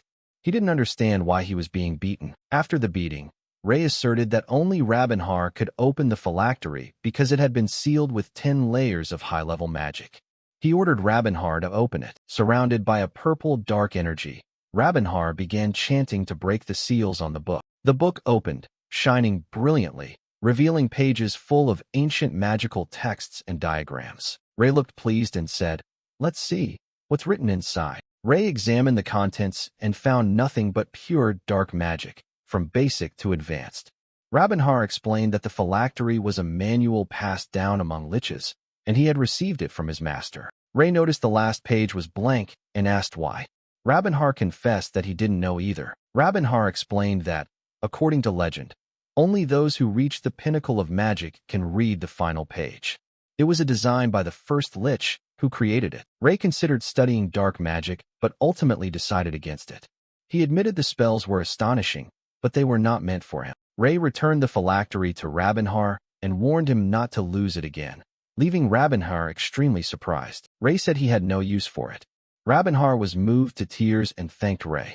Just then, footsteps approached. A purple-haired man named Trey Zeke entered, announcing his presence to the Lord. Trey Zeke and Ray teased each other about the smell of rotting corpses. Then Ray got straight to the point, asking whether he had informed the heroes and what they had said. Zeke reported that the heroes had reacted enthusiastically. They said, "Excellent. Time to get our hands moving." Ray was pleased that the energy issue had been resolved. He asked for news from Ceylonia and learned that more suspicious laboratories had been found in Balakrua. Ray told Rabenhar they urgently needed the magical device and that he would help accelerate its construction. The scene shifted. Ray suddenly thought of Iriel and wondered if she was all right. Cut to Saintess Iriel's location. She said she had likely worried those opposite her, but was glad they understood. Duke Dallas of the Kingdom of Prio, a man in formal military attire, said that all misunderstandings had been cleared up since the Saintess came to explain in person. Duke Dallas emphasized that Proxio was a threat to the entire continent and hoped they could unite their forces to overcome the crisis. Iriel agreed to help as much as she could. Iriel thanked him for the offer and wished the kingdom well. Duke Dallas then invited her to stay for a reception. Iriel politely declined, saying she had little time and had an urgent matter to attend to. Duke Dallas grew worried and revealed his concern. King Bayer was suffering from a serious illness. He explained the illness began with a mild cough, but soon the king's body burned like fire, and he had been unconscious since. Even the priest's magic had been powerless. Iriel asked how long the king had been ill. Duke Dallas answered that it had been about 3 months, and because this was an extremely delicate matter, they could not request help from the Holy Nation and had to keep it secret. The Duke added that precisely because of this sensitive issue, the king could not appear today to receive her. Iriel, with a serious expression, said she understood and that this was something she must handle personally. Duke Dallas was overjoyed, grateful, and praised her generosity. Iriel humbly replied that she merely followed the will of the goddess Gaia. Her eyes gleamed with a radiant golden light, displaying her divine power. Iriel wanted to see the king immediately. The Duke explained that, due to special circumstances, the king was staying at a secluded villa far from the palace, and he would escort her there by carriage. As Iriel and Duke Dallas crossed the palace gardens, a mysterious figure watched them from afar. A member of the Dane family wearing a mysterious mask was hiding on a tree branch, like an assassin stalking prey. Duke Dallas and Iriel continued on, unaware they were being watched, ending the chapter with a tense and dramatic atmosphere. In a magnificent manner, some incurable disease seems to be rampant, so much so that even a mid-level holy spell from a priest has no effect. A man in armor, Orex C. Sabarden, captain of Gaia's Holy Knights, looked worried. He wondered whether this might be an extremely serious illness. Another man with blue hair and one eye covered, Gillis C. Carnal, head of the Carnal household, offered a medical diagnosis. He suggested it could be tuberculous meningitis. On the way, Gillis explained that inflammatory changes are very difficult to control with ordinary healing magic. But if it were the saintly power of the Saintess, they would disappear immediately. Orek praised Gillis's knowledge, and Gillis modestly replied that he was also a priest and thus had basic medical knowledge. Both men recognized the abnormal nature of the situation. This was the first time the two sea families had participated together in an official procession. The Saintess personally summoning each of them separately showed how serious the situation was. Orek fell into thought, astonished that the Saintess was powerful enough not to need an escort. She possessed unmatched strength among the Saintesses in history and usually acted alone, except for the Guider family. Gillis agreed, saying she had been calm and sharp since her consecration. Orek asked again and learned it had been nearly 10 years since Gillis last saw her. He added that she had changed a great deal from her time as a holy figure. The scene shifted to Orek's recollection. He remembered when he was in Salonia's night order and occasionally met her. Back then, she looked much more human, like an ordinary girl of her age. Realizing he might have misspoken, Orek hurriedly explained he did not mean to say her past or present was bad. He truly thought her sharpness, clarity, and decisiveness were remarkable. Gillis merely teased that Orek was over-explaining. Orek continued to defend himself. Gillis said he had much in common with the Saintess and that perhaps they would get along. Gillis only smiled and took it as a compliment. The scene moved inside the palace. A voice announced that the king was currently in this private room. A attendant begged the Saintess to use her grace to save the king. A pair of white boots stepped forward, and a confident voice replied, "Leave it to me." The Saintess Ariel appeared with a stern expression and entered the room in silence. On the bed lay a man who looked gravely ill. Ariel looked at him and remarked that he did indeed appear to be in a serious state. The weak man on the bed asked who she was. Ariel placed a hand on her chest and formally introduced herself. "I am the Saintess, Ariel, from the holy nation of Gaia. Greetings to the king of Prio." The moment he heard the words Saintess, the king panicked. He shouted and demanded that she leave immediately. Ariel was completely baffled by the king's strange reaction. She did not understand what was happening. At that moment, a purple magic array suddenly activated beneath her feet. The whole room was bathed in eerie light, and Ariel was taken by surprise and couldn't react in time. Ariel was astonished to realize it was dark magic. A venomous voice sounded from behind, mocking that she had fallen into a trap. Duke Prio appeared with a triumphant look. He laughed maniacally and confirmed that he had set the trap. The Duke recounted that some time ago, a group calling themselves Proxia had approached him. They had offered a proposal. If he helped trap the Saintess, they would make him king of Prio. Ariel glared at the traitor lying in bed, her voice ice-cold. "Bastard, do you really think a magic array like this can control me?" She confidently declared the magic was strong, but that she was the Saintess and such a level could not affect her. Yet another voice replied, "That may be true for you." Those words hit Ariel like a crushing blow. "What about your subordinates?" Her eyes widened in horror as she realized the enemy's true intent. No way, her worst fear came true. The dark magic array wasn't confined to this room. It had spread over the entire annex like a spectral cage, locking her loyal knights and priests outside. Duke Prio continued to taunt, revealing that the curse in the magic array would grow stronger over time. Ariel coldly replied that he would not escape unscathed either, but the Duke burst into laughter. He boasted that he had a charm that made him immune to the curse and arrogantly ordered Ariel to sit there and slowly die within the dark magic. At that moment, Gillis and Orek managed to get inside. Gillis showed contempt, saying he couldn't believe the Duke would use such a cheap trap. Without hesitation, Gillis shouted, "Bind."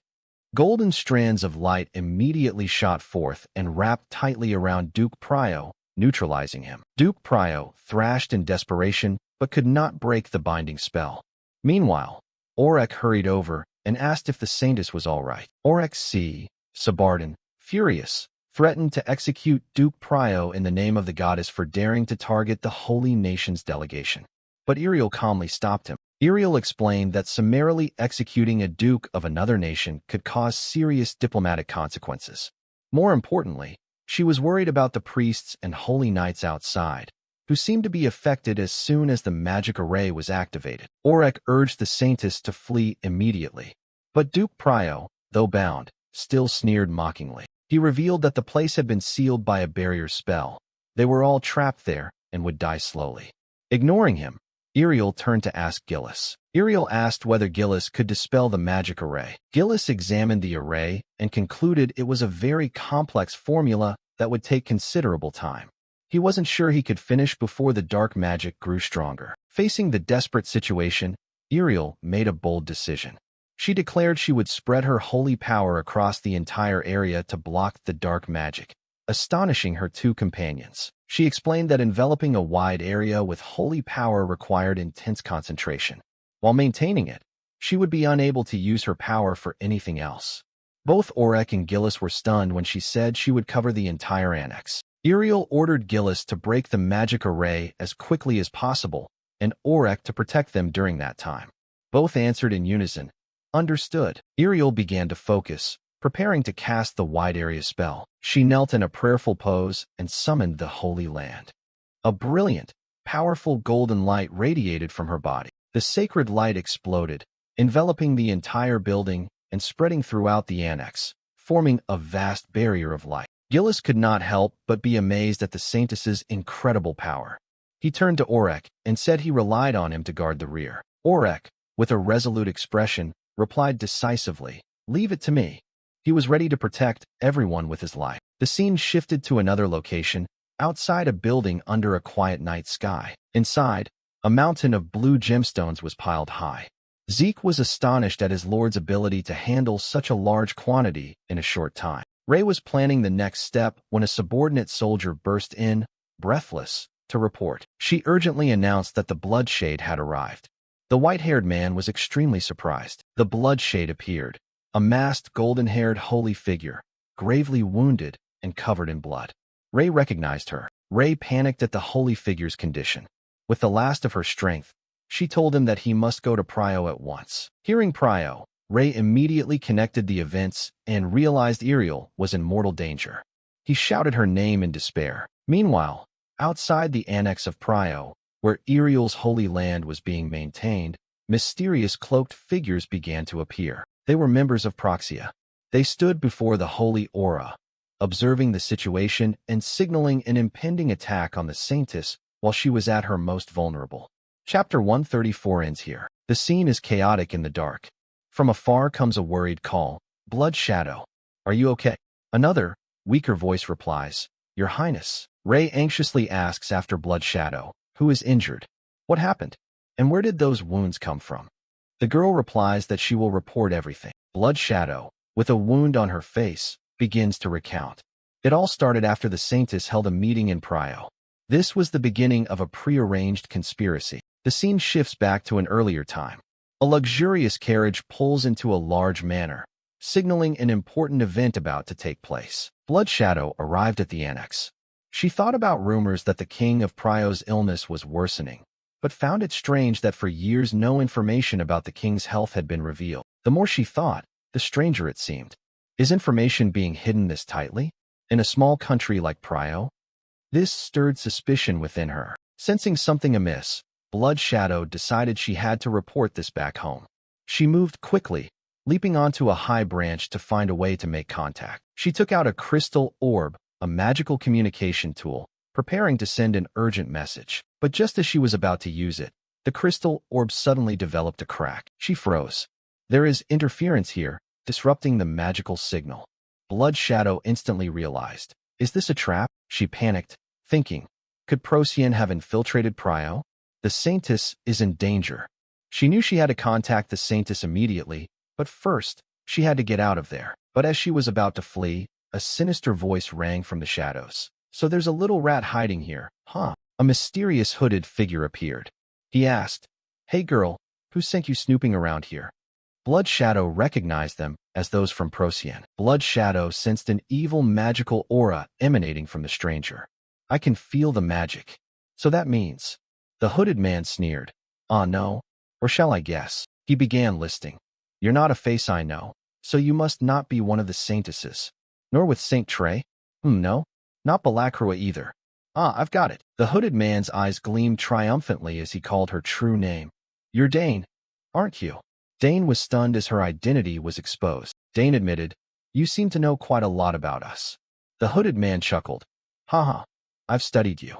Though your information is usually hidden tightly." Dane replied coldly. "I see." Without warning, Dane lunged to attack.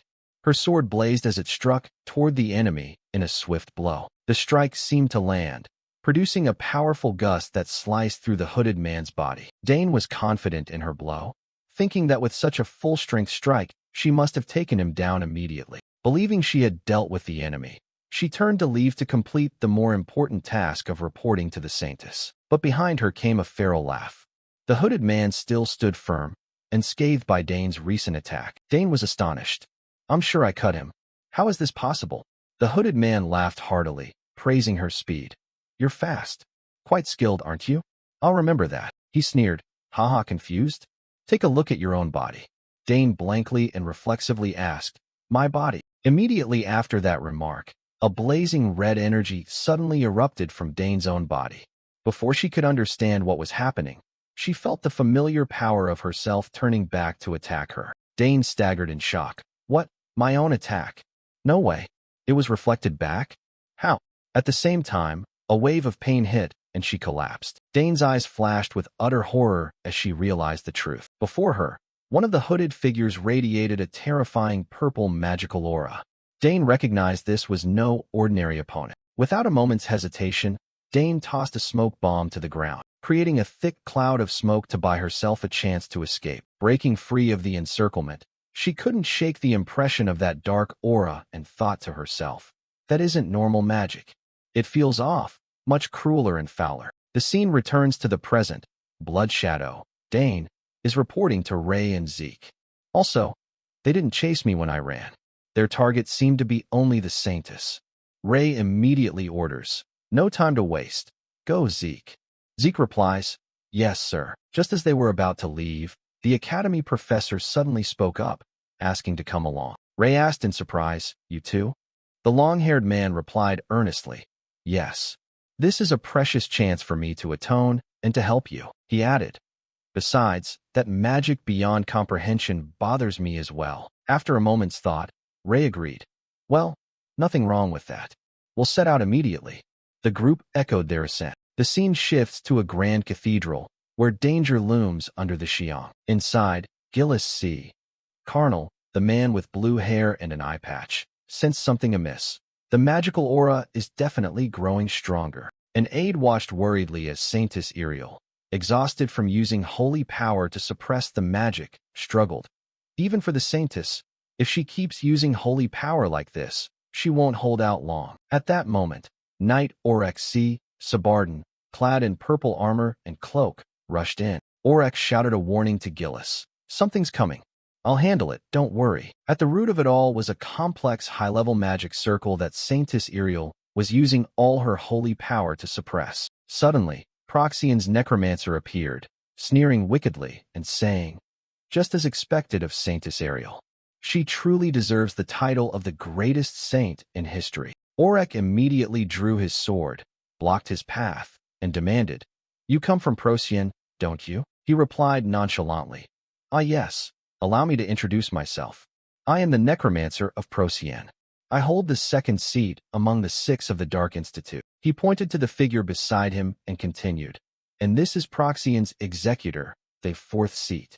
The introduced one was a masked man with horns, silent and menacing. The necromancer's bandaged eyes flicked aside as he spoke of a third. This one doesn't have much of a name.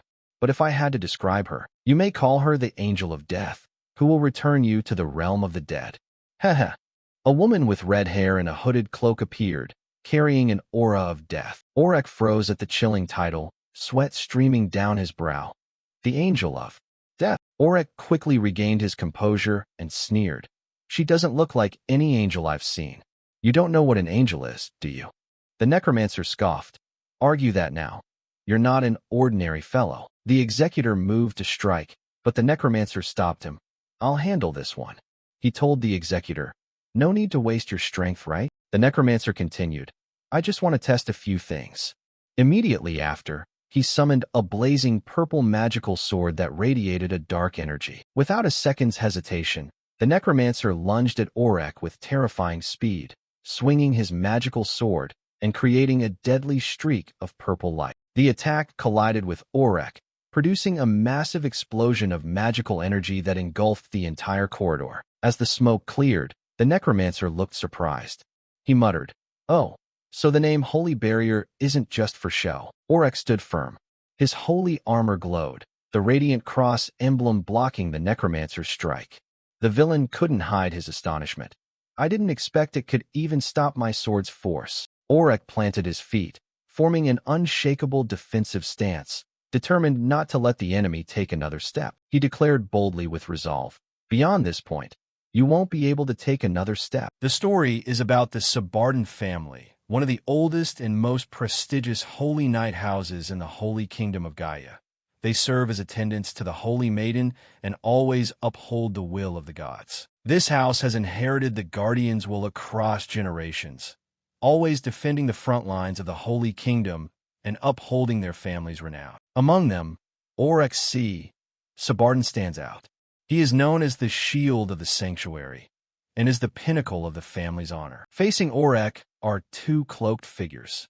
One has buffalo-like horns and the other is blindfolded. The blindfolded man remarks that Oryx's defensive ability is truly fearsome as rumored, while the horned one thinks attacking is just a futile effort. The horned man explains that the shield Oryx holds is Isophere, a relic with the power of absolute defense. Their strength cannot pierce it. The blindfolded man sneers, saying the outcome won't change. The Holy Maiden is destined to be the blood key that awakens the gate in slumber. Hearing this, Oryx angrily shouts, challenging them to try breaking his defense if they can. The blindfolded mage says how long Oryx can hold out is irrelevant.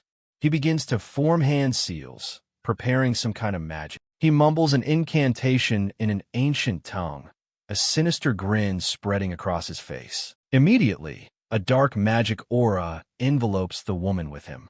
She hovers in midair, her body wrapped in white bandages, and a magic circle appears above her. A massive wave of purple energy radiates from the woman, engulfing the entire building. Gillis, Oryx's comrade, startles as he notices parts of the magic circle he had dismantled returning. He hurriedly turns and asks Oryx if he's all right.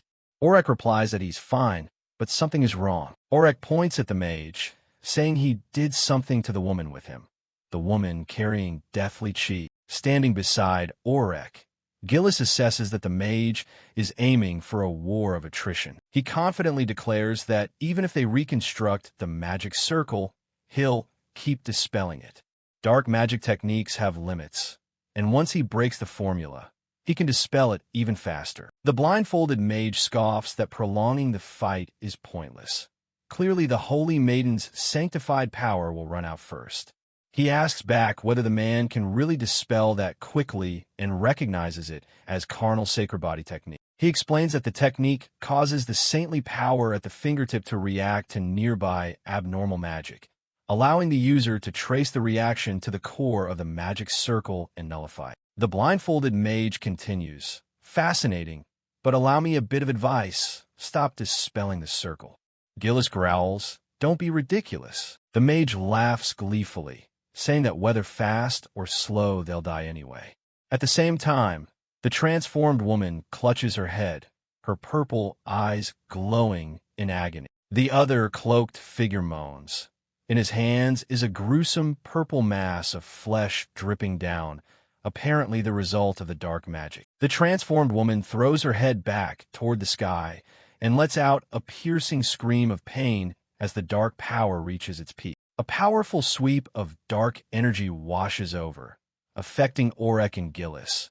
Their images invert in color, signaling a horrific transformation. Gillis reels, sensing an abnormal change within his body. He looks down at his hand in horror as streams of dark magic pour out like purple lightning, the familiar feeling of sanctified power being grotesquely altered. He cries out in shock, How? How can saintly power turn into magi? A knight's sanctified power comes from the Holy Maiden. If his power is corrupted, that means he realizes a horrifying truth. He discovers the horror. The Holy Maiden has collapsed to the floor. He screams her name in despair, with maybe a touch of comedic disbelief at the time. Oryx angrily turns to the blindfolded mage. You, what have you done?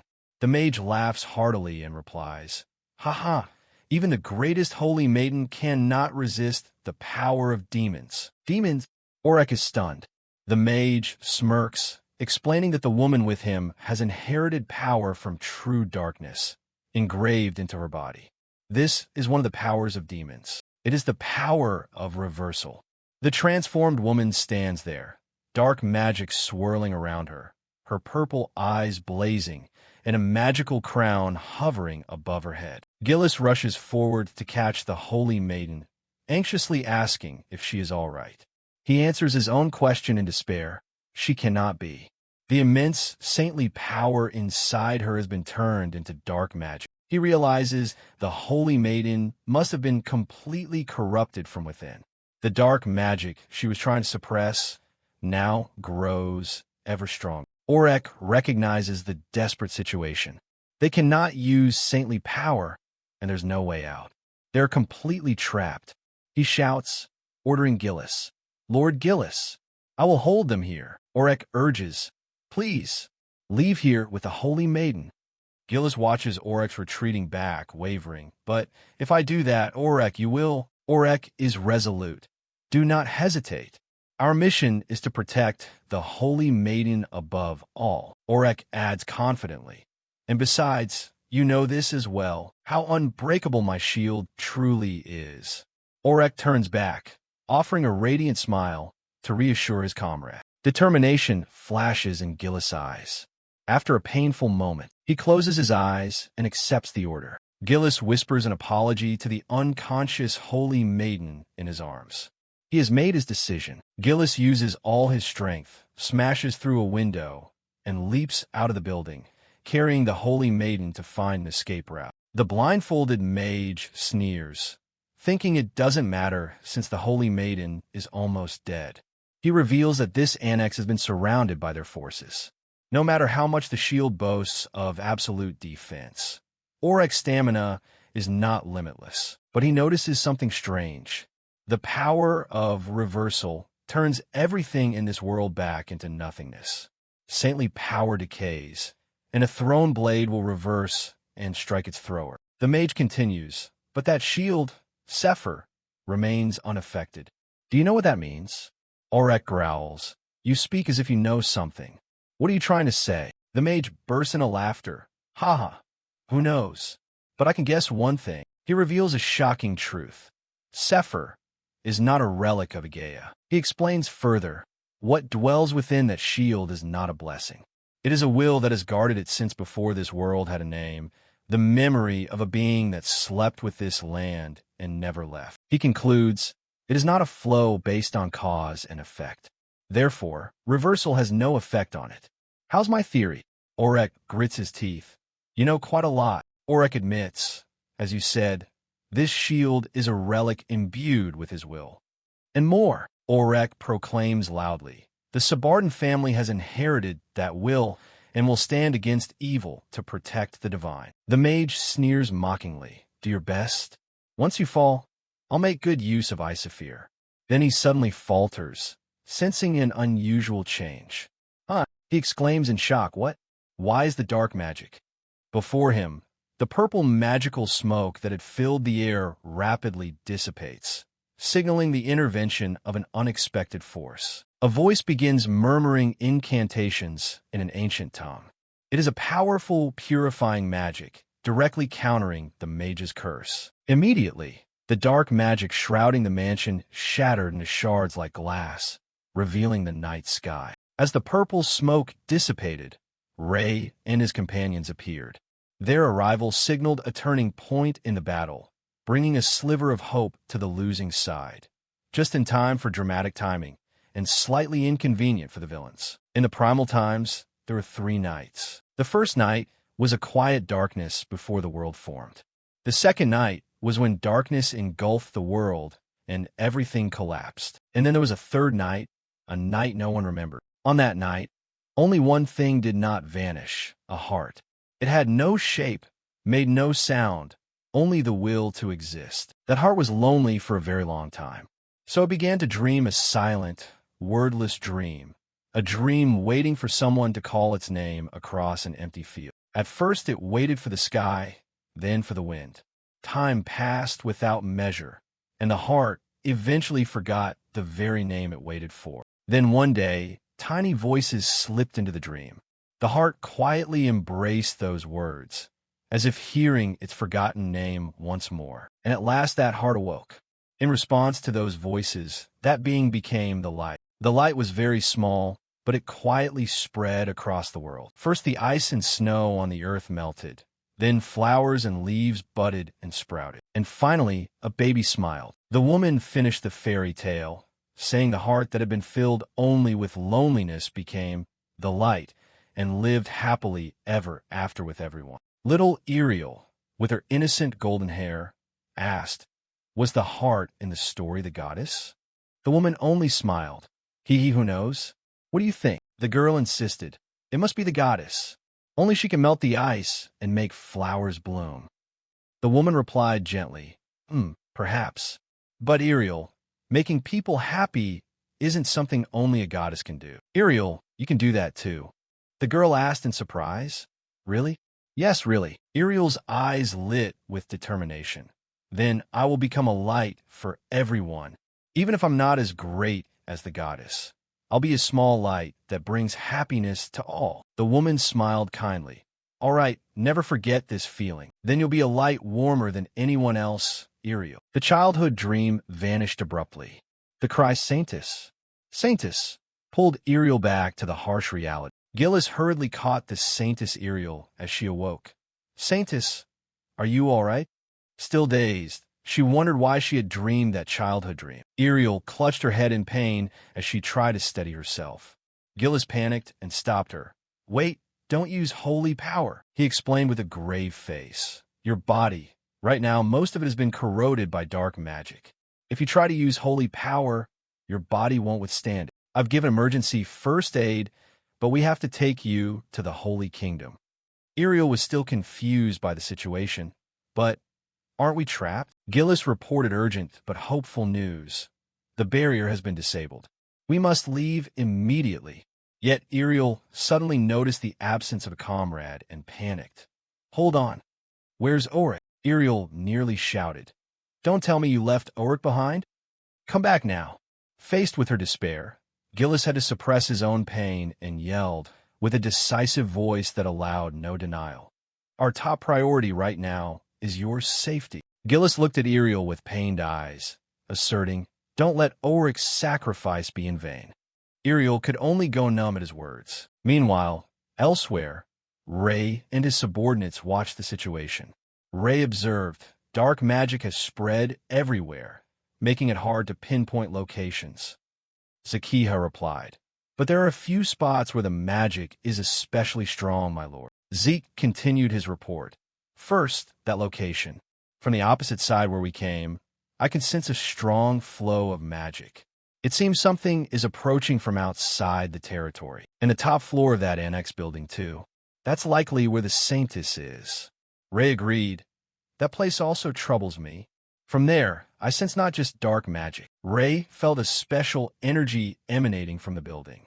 It wasn't magic, but will. Another of Ray's subordinates with white hair offered. Then I'll take the opposite side of the territory, my lord. Ray consented. Good. I'm counting on you. We must hurry. The scene shifts to Auric, the knight who stayed behind to hold the line, panting. Exhausted, he still strained to hold his cross-shaped shield aloft in defense. The Procyon enforcer with a bullhorn mask sneered. Ha ha. As predicted, you can't stop dark magic seeping in from all sides.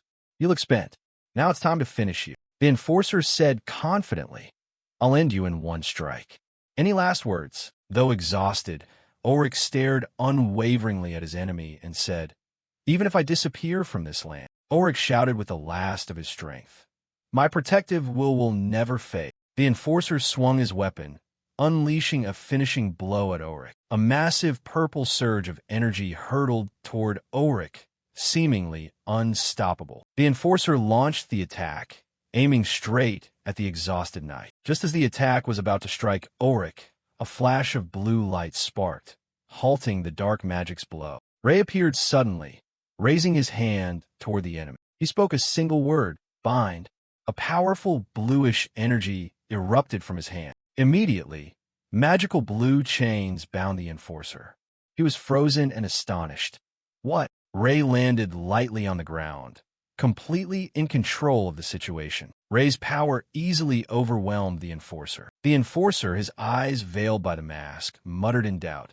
Saintus. The enforcer was defeated too easily. More importantly, what is the nature of this reversal power? Through the gap in the wrappings, the enforcer's eyes shone with horror as he realized something. In the enforcer's eyes, Ray's image warped. He didn't see Ray, but another man with long hair. He cried out in terror. That man is... The enforcer roared a name in utter rage and loathing. Bastard! Rabenhar! In response to the furious roar, Ray's subordinate simply looked down at the bound man. He raised an eyebrow and asked slowly, as if searching his memory, Hichem? You are. In the enforcer's perception, Ray's image shifted once more into Rabenhar. With a cold, distant expression, he crossed his arms and finished his question. Who are you? In a dark forest, a voice called out, suggesting the saint rest for a moment. The group seemed to have traveled a long way. Gillis, anxious, asked about the saint when he saw she looked exhausted.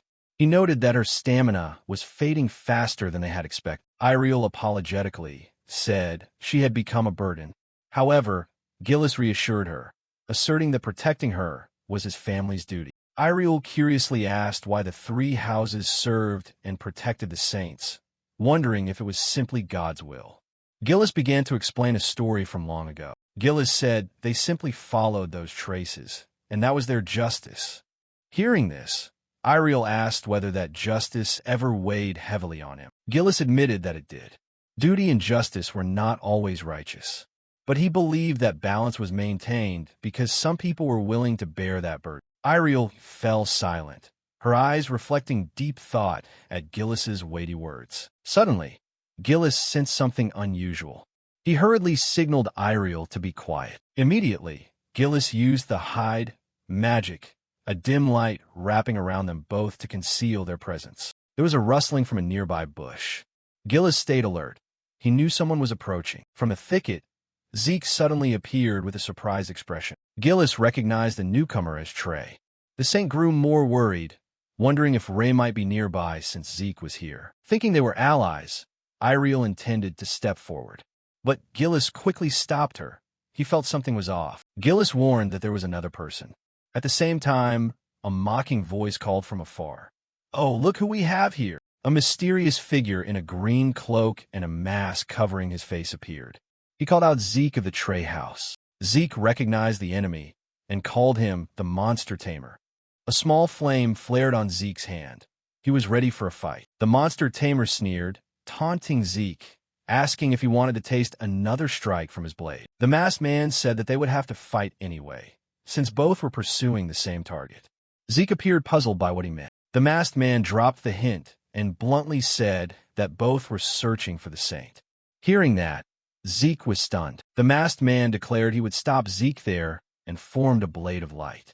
Then he added that he was very busy this time and couldn't play one-on-one. Zeke looked up in shock to see many magic stones hovering and glowing in the sky, signaling a large-scale attack. A terrible explosion followed, engulfing the forest in a sea of fire. Through the smoke, another masked figure in a purple cloak appeared. He muttered that Zeke had been troublesome from the start. The one in the purple cloak whispered to the Monster Tamer, suggesting they quickly finish off Zeke so they could go find the saint. The two agreed, preparing to deliver the killing blow. Seeing Zeke in dire straits, the Saint Iriel couldn't stand still. She worried and wanted to rush to help, but Gillis held her back. He decided he would intervene while the saint stayed in safety. Gillis sternly instructed the Saint Iriel, ordering her not to interfere in the battle under any circumstances. Her face showed worry and helplessness. The battle was fierce. Zeke stood alone, countering magical attacks from the two masked men, nimbly dodging the streams of energy. In the heat of battle, a strong golden streak of light descended, shattering the enemy's attack formation. Gillis had officially joined the fight, and with dramatic timing, because of course he did. Unfazed, the enemy in the purple cloak raised his hand and deployed a complex, dark magic formation in response. Zeke showed contempt for his opponents, calling them cowards for two people attacking one. He turned to say something to the one who had just come to help him, when Gillis spoke up first, declaring he would join Zeke. Zeke, surprised and delighted, cried out, Gillis Nim. Gillis's arrival made the two masked men wary. One guessed that the saint must be nearby.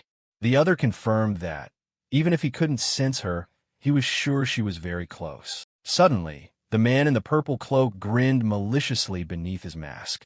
He proclaimed, I've found her. Both Gillis and Zeke remained on guard. The purple-cloaked man confidently mocked them, saying that contacting anyone was pointless because they would not be able to see the saint. He then laughed savagely and, together with his accomplice, unleashed a barrage of magical attacks at Gillis and Zeke, and the battle continued. The scene shifted elsewhere. A blindfolded man named Dayron screamed in agony.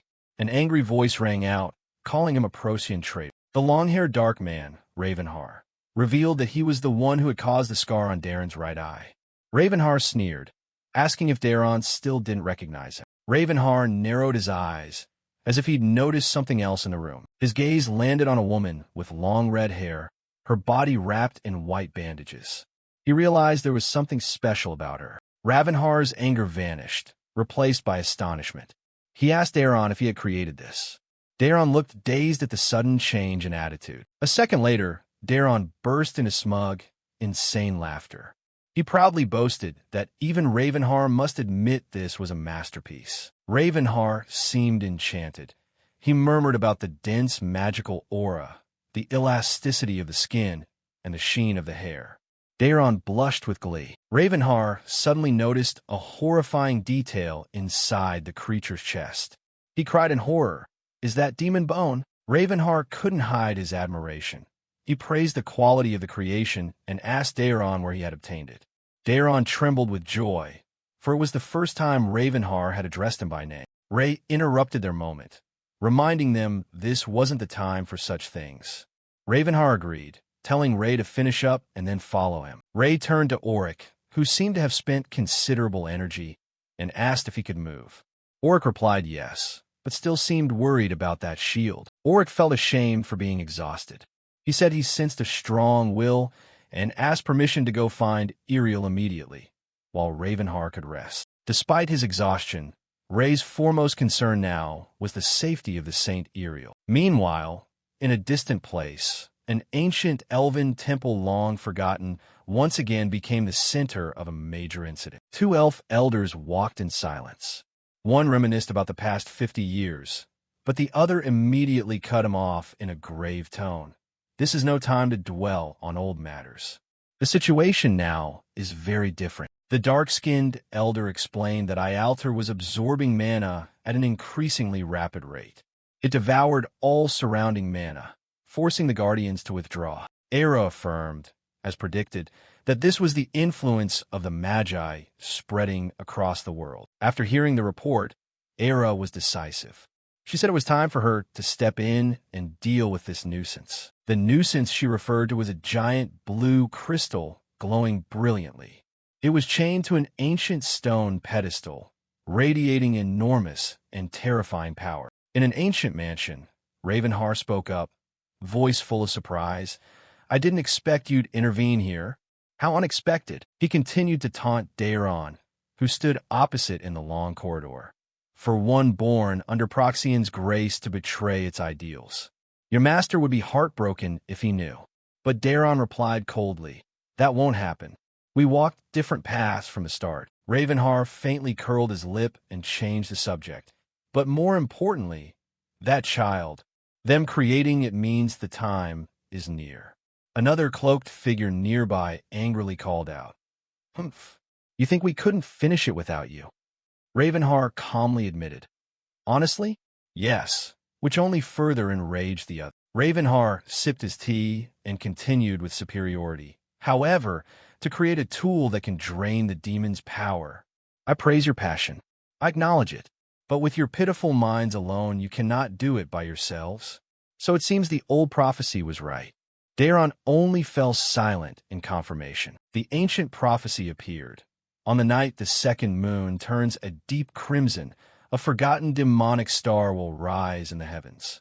Then, a gate buried in the sands of desolation will breathe again, and the battlefield of the apocalypse, once ready to swallow all light, will reveal itself. That was where they found the sole remaining demon corpse.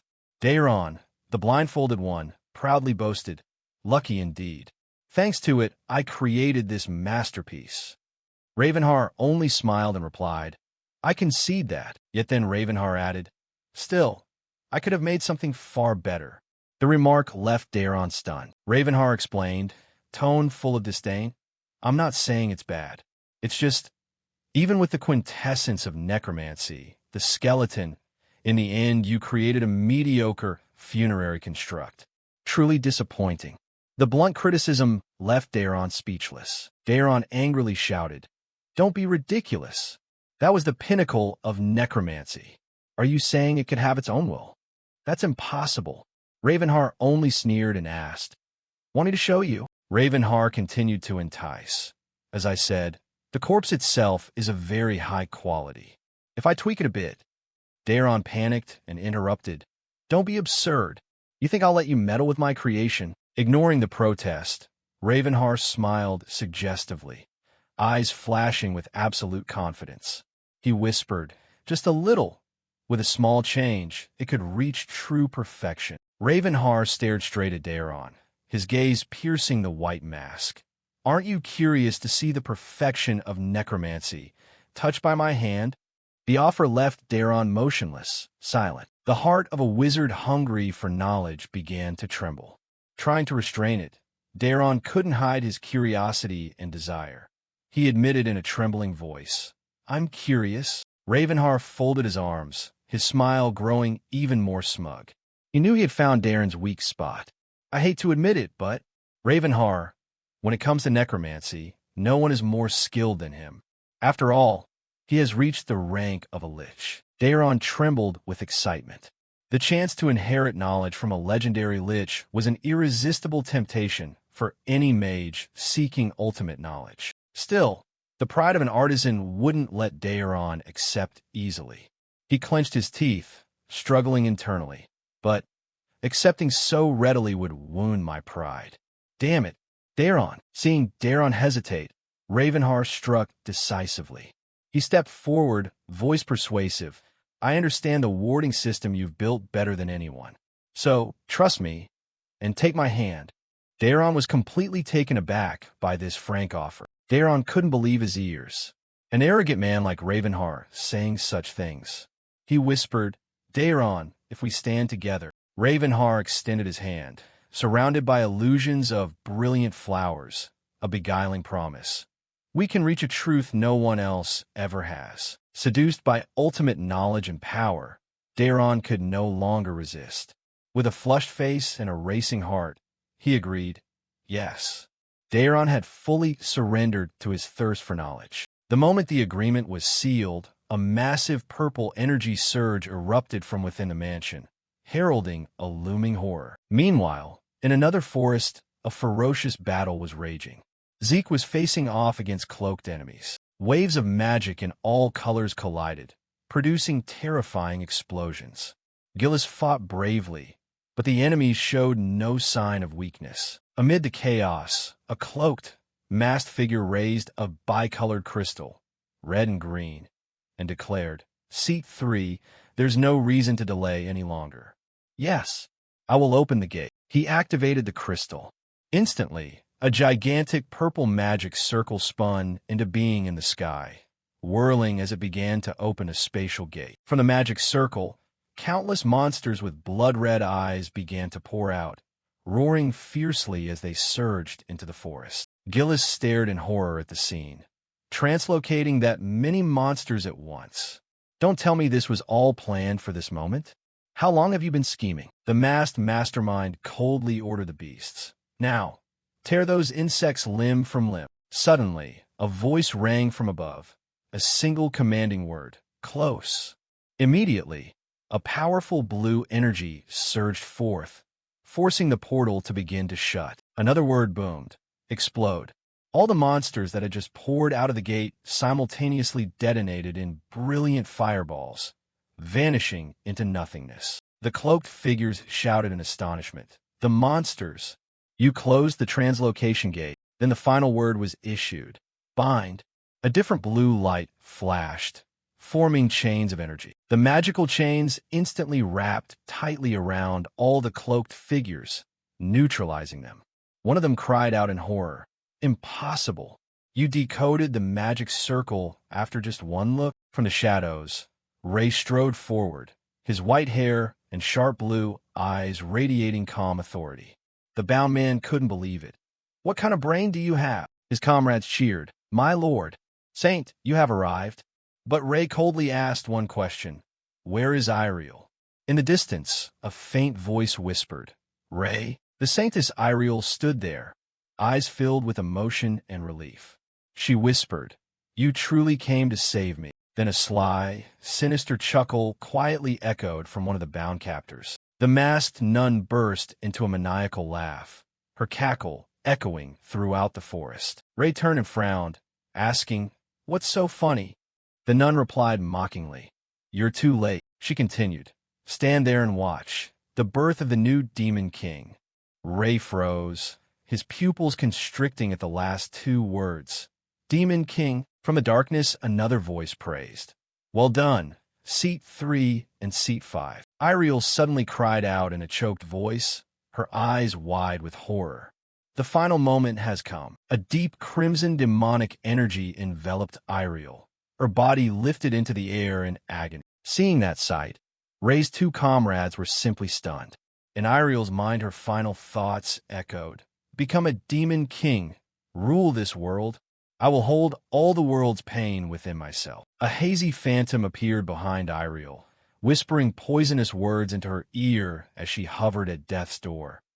"And within me, everything will become meaningless."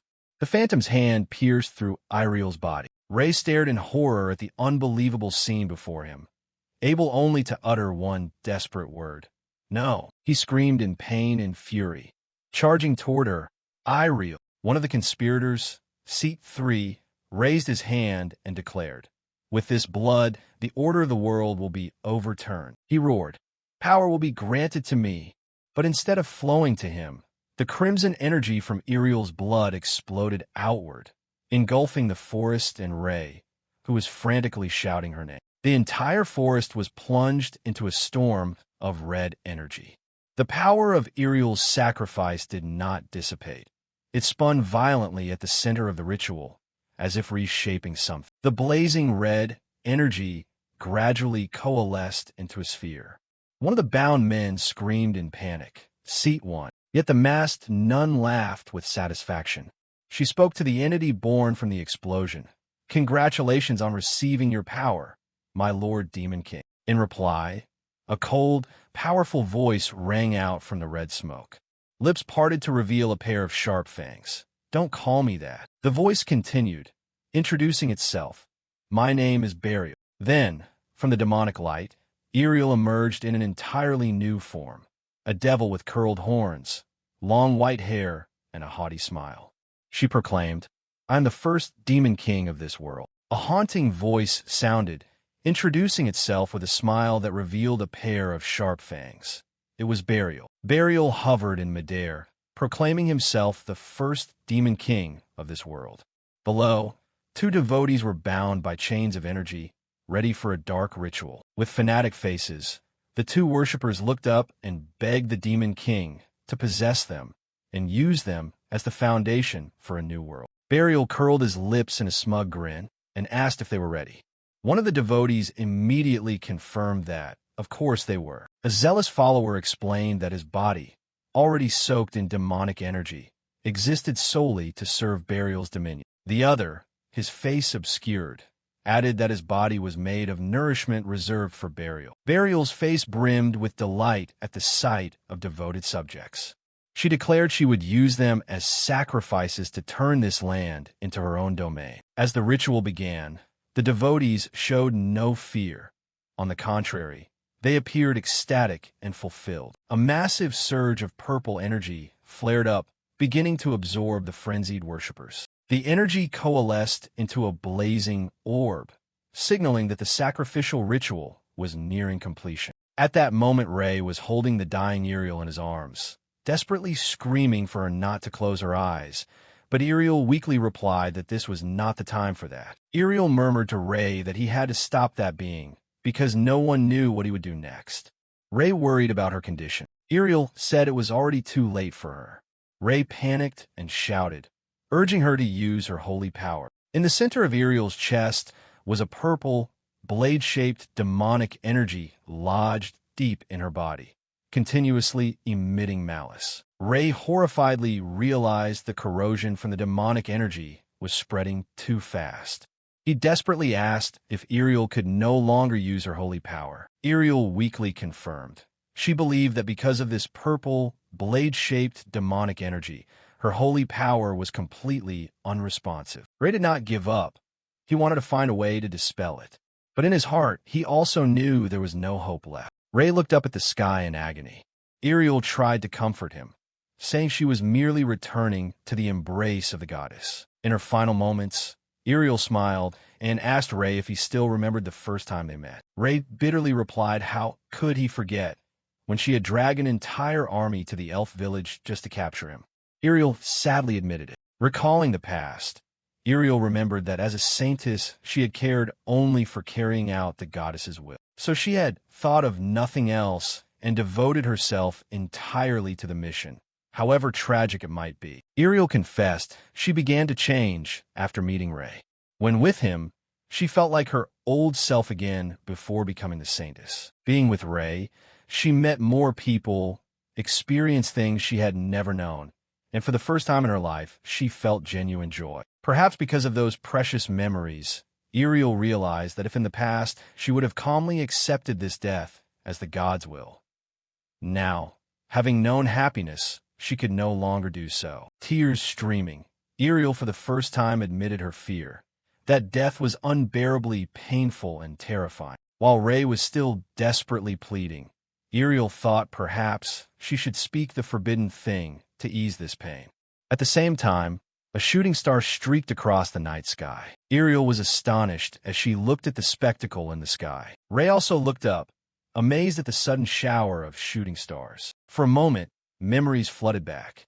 Ariel remembered the rumor in the Empire that if you watch a shooting star with someone, you'll have a peaceful death. Back in the present, Ray looked at her, and Ariel smiled faintly, saying it seemed they were thinking the same thing. With her remaining strength, Ariel gently raised a hand to touch Ray's face. She smiled and, from the bottom of her heart, said that she was truly glad to have met him. Ray winced in pain when he heard Ariel say, "I wish I hadn't become a saintess." While Ray begged in despair, Ariel's body began to glow with a brilliant golden light. She said that if they'd met without that burden, things would have been much better. Ariel looked at Ray one last time and said goodbye. Her body dissolved into countless specks of golden light and floated up into the sky, like glitter on a very dramatic breeze. Ray could only fall to his knees in despair, watching her fade away. Pain and helplessness made Ray tremble, his hands slowly clenching. His hand formed a fist, squeezing down the rising fury. At the same time, Ariel sensed the sacrifice was complete. She smiled in satisfaction and declared that everything was ready. Suddenly, a massive swirl of blue energy began to spin up and erupt. The energy exploded violently, unleashing an awful pressure. At the heart of the storm, Ray roared in fury. His eyes flared and his whole body was wrapped in a blue aura. Ariel saw Ray's extreme anger, but only smirked. Ray confronted her with a question. Ray stood before Ariel and asked why she had done all this. Ariel sneered, saying a tiny human like him could never understand. Ariel explained that everything simply unfolded according to the will of them, exactly as it was meant to. She revealed a cruel truth. The saintess becomes a sacrifice to demons, and the first demon king is born. It was destiny ordained, the law, the natural flow of this world. Ray ground his teeth, unable to accept the so-called laws of the world Ariel spoke of. The blue energy around Ray surged even more violent. He bellowed in rage, vowing to smash that so-called law of the world with his own hands, regardless of the consequences. In response to that declaration, the colossal blue energy converged into a sphere of destructive power, ready to sweep everything away and challenge the fate that stole Ariel. A wave of blue energy swept through the forest, shaking the ground. The ground around Ray was quickly covered in sharp, deadly blue ice crystals, signaling that a new power had awakened. The energy sphere in Ray's hands grew larger, containing an unimaginable destructive force. With his face full of fury, Ray was ready to challenge both the Demon King and the world's fate. And yes, he looked dramatically ready, like a man about to ruin a very bad day. A gigantic blue energy mass, looking extremely unstable, writhed and radiated fierce currents of power, signaling that a cataclysmic strike was about to be unleashed. Witnessing this, Gillis was stunned. He wondered if this truly was the saint's meteor, a power overwhelmingly vast, yet something felt off. Gillis grew more suspicious. He knew the saint's mana was exceptionally pure, but this power, it carried a completely different feel. Gillis's intuition was right. The force emanating from the energy sphere was not divine purity, but carried a likeness to demonic energy. He advised Gillis to leave immediately, because staying would drag him into the consequences of this horrific battle. Faced with that terrible power, Burial spread a delighted smile. She admitted the power was astounding. She hadn't expected Ray to reach such a level. Burial mocked Ray, saying that wasn't the proper way to use power. If he handled such an unstable source like that, his body would be burned away. Ray replied coldly, asking if that was all she wanted to say as a final will. Burial burst into laughter at Ray's threat, calling it a silly last wish. She confidently claimed she could stop the attack if she wanted to, but saw no need to waste energy. Burial revealed a horrifying truth. From the moment this body became a vessel, her essence had seeped into this world. This body was only a shell she could discard at any time. Therefore, Ray could not kill her. She laughed savagely. In response to Burial's claim of immortality, Ray coldly answered with only one sentence, "I don't care." With iron resolve, Ray declared that even if Burial spread anywhere in this world, he would hunt her down and kill her again and again. The enormous energy sphere finally lunged forward, engulfing Burial's body.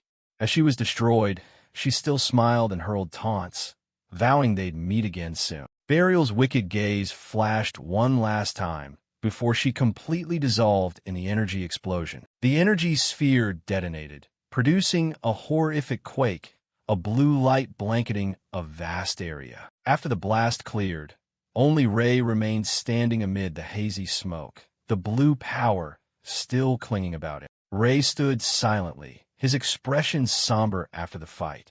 Though he destroyed Burial's vessel, he knew this was only the beginning. Meanwhile, the Holy War continued. Neighboring nations had joined forces with the Holy Kingdom in fierce battles against Phryxia's army. They struck and destroyed laboratories producing blade beasts, Phryxia's main warriors. It seemed the Holy War might finally be nearing its end. At the same time, in the Holy Kingdom, a solemn memorial service for Saintess Iriel was being held with ceremony. The ceremony was attended by nobles, high clerics, and priests.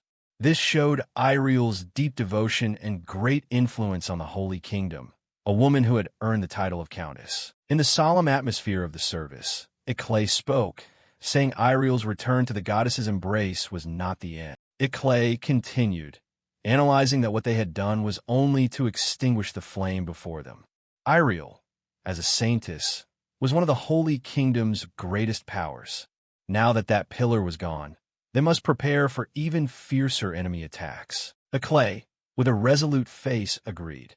He declared that those who dared challenge the goddess's realm would not be tolerated, and he would order all forces to be ramped up to the maximum. Then Iclay turned to ask about Ray, who was also present at the service. "By the way, Ray, are you all right?" Ray replied that he was fine, but it was a lie. For the truth was, since Iriel's death, Ray had been dealing with a serious problem. Whether the vessel used for spells was damaged or not, the mana in his body no longer flowed smoothly as before. Ray sank into thought. He realized that every time he tried to channel mana, his body had to endure pain. He knew that if he couldn't give his all right now, it would be an extremely serious problem. After a moment of deliberation, Ray reached a decision. He tightened his hand slightly, telling himself that perhaps he would need help. The scene shifted to another place, an ancient, moss-covered structure of the Dark Elves. A voice rang out, full of worry. "I hope it's nothing serious." A female guard, Era, bit into a fruit as she spoke with a serious expression. She was worried about something, saying that once it shattered, no one would be able to fix it. Startled, Era dropped the half-eaten piece of fruit. She feared that if that thing collapsed, all manner of horrors would spill into this place. Just thinking about it was enough to exhaust her. The two looked toward a gigantic green crystal that was chained in place. Era sighed, saying it seemed stable for now, but she didn't know how long this temporary, fragile piece would last. Era wondered about who had made it. No one knew who had restored the artifact's magic and enchanted the altar to function as a mana conduit. It could be a great being, or even some kind of god. The female guard argued that since it had been created with such complex magical formulas, it's best not to touch it. But Era thought it couldn't hold out forever. It was time to replace it. The guard grew restless, asking when the others would arrive, since they couldn't be the only ones handling this forever. Era reassured her, saying they always did things in their own way, but they had never broken the honor of the elf clan and would arrive soon. Era said she'd hand over the watch to the guard and go rest. But at that moment, a voice sounded in her head. Era, can you hear me? Era was surprised to recognize Ray's voice. She asked what was happening, since this was the first time Ray had contacted her through the mark. Ray said he wanted to ask about the Gonlin and wanted to meet her right away. Era replied cheerfully. However, she said she had left the village for work and it might take about 2 months. Hearing that, Ray became extremely anxious, insisting this was urgent. Noticing the urgency and oddness in Ray's voice, Era couldn't help but be surprised. The female guard beside her noticed Era's unusual demeanor. Era told Ray he sounded different than usual. Then she agreed and gave him directions to the Dark Elf Forest. Go south of Cilia, then cross a river, and you'll find it. Ray breathed a sigh of relief and thanked Era, saying he always felt he could rely on her and would depart immediately. Era smiled, replying there was no need for thanks between them, and she would wait for him. When the conversation ended, Era's face turned a little flustered, while the female guard beside her was utterly astonished. The guard couldn't believe her ears and turned to Era. You don't actually intend to call that human here, do you? The guard continued to object, saying the altar was forbidden to anyone not formally recognized. Era smiled and answered that recognition only required approval from representatives of both races, and currently representatives of the elves and dark elves were present. The guard still disagreed, arguing that bringing a human here was absurd. She reminded Era that she'd forgotten a human who had nearly made the altar explode before.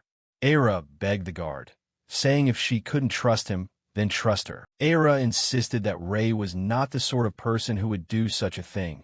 She pledged her honor on it. The guard's face remained full of doubt. The guard seemed appeased. She admitted Ray didn't look like that kind of person and understood why Era had gone so far for him. Then she asked in surprise, Huh? You met him before? Era nonchalantly recounted that she had met Ray by chance while looking for stories to tell her husband. She remarked that he was quite an interesting human. At the sound of the word husband, the guard bristled and demanded she not mention it again, but finally agreed, saying this would be the one time. The guard sternly warned that if this happened again, she would never allow it. Era just chuckled and gently patted her hand, apologizing for making such a difficult request. Although she had reluctantly agreed, the guard was not fully convinced. But I have one condition, she said sternly. Era turned and asked what it was. The guard stated decisively, even though you and I have consented, this is a sacred place of the elves. A human coming here must show proper respect. Her loaded words surprised Era, who blurted, You mean he has to wear that thing? Era sighed and accepted the guard's condition. She said she would have that thing prepared and inform Ray. The guard just snorted once and agreed. Meanwhile, Ray was crossing the dark forest alone at night. He muttered to himself as he walked, unsure if he was on the right path, since the place was hard to find. As he walked and thought, he suddenly remembered that dark elves were a very rare race. He had only seen them once on the western continent. Lost in thought, he was jolted by a terrified scream. Following the scream's direction, Ray saw a group of people in a state of panic. He wondered, Those people. Ray quickly grasped the situation. The group was surrounded by a pack of enormous, ferocious trolls. Seeing the scene, Ray let out a quiet sigh. He knew he could no longer ignore it. There really was no other choice. Immediately, Ray's body began to emit a strong blue energy, ready to rush in a battle to rescue those in danger. with perhaps a touch of dramatic flair. Night shrouded the dense forest as a horse-drawn carriage silently rolled in, breaking the stillness. From inside, a voice rang out, wondering about an ancient family legend. Inside, a young man was skeptical about the tale that the great entity would descend. Sitting opposite, an old silver-bearded man retorted sharply, saying golden meteor showers don't fall every day. The old man shouted, telling him not to speak ill, because this was the moment their ancestors had longed for. Sitting beside him, a young lady also insisted they could not watch their family decline any further. The carriage continued to roll through the night. The whole family was betting on this trip, hoping the legend was true so they could revive their collapsing house. They decided to stop and rest since they were near their destination. The conversation revealed an important detail. The Forest of the Stars in the legend was actually the domain of the Dark Elves. Although they knew the Dark Elves were notoriously hostile to other races and that entering their forest was nearly impossible, they still had to find a way in to meet the great entity. The optimistic young lady thought there would surely be a way. But at that moment, a colossal shadow with horrific teeth suddenly appeared right behind them, leaving her frozen. A giant troll roared and delivered a crushing blow to a guard, screams piercing the night. Horrified, the party realized they had wandered into the troll's territory and were now completely surrounded. The guard shouted for the lady to flee quickly while they held them off. At close range, a retainer was about to be mauled by the ferocious troll, its growl echoing with deadly intent. At that moment, Ray in a half-masked visage appeared, coldly commanding, "Stop." Immediately after the command, a gigantic skull of blue energy appeared in the sky, radiating a terrifying pressure that made the trolls fall. Under the overwhelming force, all the trolls seemed frozen in place, unable to move. The noble family and their retainers were stunned by the scene. The old man exclaimed in amazement, recognizing a power belonging only to the absolutes. Ray was enveloped by a blue aura. The power he had just used was fear. From afar, the family hurriedly thanked their savior. Ray coldly warned them that the forest was dangerous and they should leave quickly. The young lady, face alight with excitement and hope, shouted, asking if he was the great entity of the legend. Ray seemed bewildered by the odd question. Meanwhile, the noble family begged him to lead them, saying they had come to serve him. Annoyed, Ray said they had the wrong person and quickly vanished, despite the noble family's attempts to call him back. Left behind, the young lady looked disappointed, wondering if they had made a mistake or if the timing simply wasn't right. However, she quickly brushed aside her doubts. The ability to wield fear, the glittering silver hair, and his appearance to rescue them from danger, all were irrefutable evidence. She was certain he was the great entity. Now the entire family was fully convinced. They cried out that he was the white dragon and decided to return home to change their crest immediately. Ray had no idea what consequences this misunderstanding would bring in the future. Meanwhile, Ray left his mask behind and continued deeper into the forest. He sensed a different mana flow and believed he was heading the right way. Suddenly, a dark elf appeared and blocked his path. He asked if Ray was the human summoned by Lady Era. After Ray confirmed, the dark elf asked him to follow so they could begin entering their territory. As the dark elf guided him, Ray remarked that the forest didn't look that different.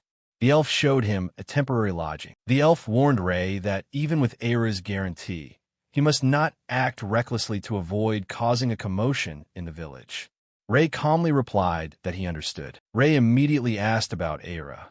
He was told that the High Elves, including Era, were all at the altar in the sanctuary. Ray expressed a desire to go there at once because it was urgent, but the Dark Elf stopped him.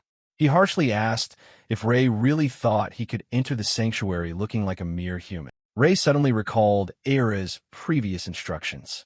She had said that upon arriving at the Dark Elf village, he would be given their traditional attire and would have to perform a simple ritual before he could see her. Ray tried using a bit of magic to cleanse himself, wondering if clothes had already been prepared in the house. But the Dark Elf immediately dismissed that, saying such cleanliness was insufficient. He explained that Ray had to purify his entire body with the forest's purest spirit energy, specifically to bathe in a ritual at dawn when the purest energy converges. Hearing that, Ray couldn't help feeling annoyed. The dark elf told Ray to rest, and that he would return at the proper time. Ray reluctantly agreed, telling himself that since this was the first time a human had been allowed into the elf sanctuary, he should show respect. And here was the traditional elf outfit laid out on the bed, a garment woven from leaves, looking extremely skimpy. Ray stared at the outfit, speechless, not knowing how to react. He could only stand silent and look at the clothes, probably feeling a storm of emotions inside. The next morning, the forest was bathed in sunlight. Ray seemed to have completed the purification ritual and felt pretty good. And here was the result. Ray in the leaf outfit, showing off his muscular physique. He even confidently claimed this look was good enough to enter the sanctuary. At that moment, a voice rang out. It was a high elf, Miss Syrian. Ray seemed to recognize her. Ray realized she was the dark-skinned elf he had met before, and now learned she was a high elf. Syrian greeted him, remarking it had been a while since they last met. Syrian commented on how quickly humans grow, and that the traditional outfit suited Ray quite well. If his ears were pointed, she might have thought he was one of the elf folk. Syrian said Aira would be very happy to meet him. She told them both to go to the altar, then ordered another elf to remove the barrier so they could enter. The barrier was lifted, forming a spatial gate leading to another place. The two prepared to step through. Ray couldn't help but marvel at the curtain magic, impressive enough to conceal even the sanctuary's true form. Before they went, Syrian warned Ray that unauthorized people were forbidden to use mana inside the altar. Ray took note and asked, while he was at it, what exactly the altar was. Syrian began to explain by asking Ray if he knew about the Great War between angels and demons, also called the Heaven Demon War. She revealed that the altar was a magical device created after that war. It had two purposes: to mend the rifts between the heavenly realm, demonic realm, and the mortal realm, and to prevent incursions from other dimensions. Ray was surprised by the idea of incursions from other dimensions. Syrian confirmed it, saying hundreds of unknown monster types poured in centuries ago, and that the problem continued. Hearing this, Ray immediately deduced that the altar had problems. Syrian confirmed that was why she and Aira were stuck here managing it. She added that they had called others, but for some reason, help was taking longer than expected. No sooner had she finished speaking than Syrian announced they had arrived. She looked ahead and called out, Aira, your human has arrived. Aira turned. Her face was pale, dark circles clear under her eyes, but a strange, frightening smile hung on her lips. She greeted Ray, yet her gaze and expression made him start in fear. Ray anxiously asked how she was. He noticed Aira looked very unwell. She mumbled that she was fine, but her eyes dropped to Ray's outfit. Aira's gaze swept over the leaf traditional outfit Ray was wearing, a chilling delight appearing in her eyes. With an increasingly eerie smile and eyes glinting purple, Aira complimented that the elf traditional outfit suited Ray very well. The atmosphere grew intensely tense. Just then, Syrian stepped forward with an equally sinister smile, sarcastically remarking on the touching reunion. Ray stood frozen, every muscle locked as he realized both of his high elf friends were being controlled by some malevolent force, which rather ruined the welcome party. In front of Ray stood an ancient altar with a gigantic green crystal. He felt a powerful aura radiating from it and wondered, so this is the altar, does it absorb all the mana? Aira looked utterly exhausted. Her condition was so bad that another spirit had to step in and ask Ray for help. Ray looked at Aira with concern. He realized her state was not normal. Her magical reservoir seemed to have been severely damaged. Aira suddenly lost all strength, went limp, and collapsed into Ray's arms. He hurriedly caught her. Seeing Aira's pained expression, Ray guessed she had probably gone through something her heart could not bear. Ray smiled, gently assuring Aira that everything would be okay and they'd find a way together. Aira weakly thanked him. Just then, another dark-skinned female spirit with white hair appeared, cutting into their moment and saying this was no time for sentimentalities. She apologized for bothering Ray when he didn't look well, but since he had come this far, they hoped he would help. Ray understood and confirmed they wanted him to provide mana to the altar. The dark-skinned spirit was pleased Rei understood quickly. Meanwhile, Era also spoke up, saying she had a favor to ask of Rei. Rei gladly agreed. Era asked that while she supplied mana, Rei place his hand on her back to observe the mana flow first. Rei complied, placing his hand on her back. Immediately, a huge surge of blue mana erupted, enveloping them both. Rei was completely shocked. The powerful mana blast threw him back, his face showing utter astonishment. Rei could not believe a magical device could generate such a violent mana stream. Era confirmed and asked if he now saw what kind of monster this thing was. Syrian, the dark-skinned spirit, explained further. The creator of this altar was careless. It's unstable and performs terribly. Ironically, though, it's a pillar supporting the dimensions. Rei realized the danger. Merely sensing the mana from behind was horrifying. If he fed it directly, a tiny mistake could make his body explode.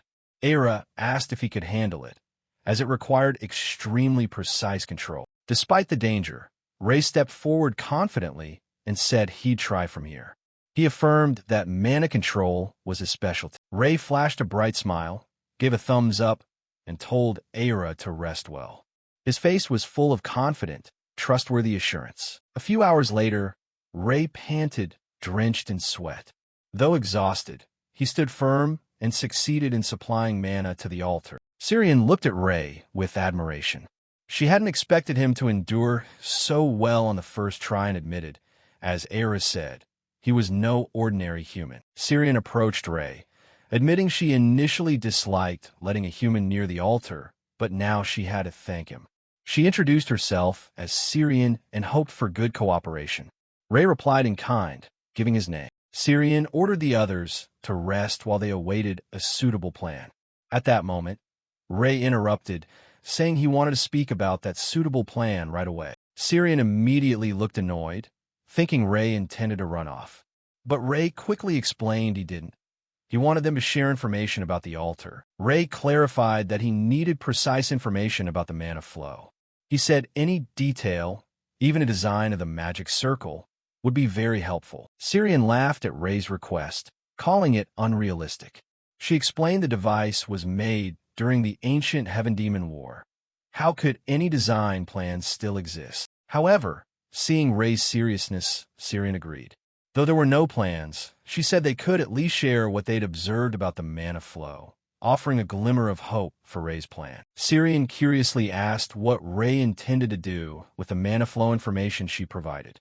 Rei didn't hesitate, turned his back, and answered decisively, "Try to repair it." Syrian thought Rei's plan was ridiculous and insane. Repairing an ancient device with no blueprints was tantamount to blowing up the entire altar. But Rei had a plan. He drafted his own design based on analyses of the mana flow. Furious, Syrian turned to Era's seeking agreement, declaring Rei's idea nonsensical. However, Era was completely spent, collapsed, and too weak to respond. Syrian admitted that despite their prior analyses, their understanding of the altar remained very limited.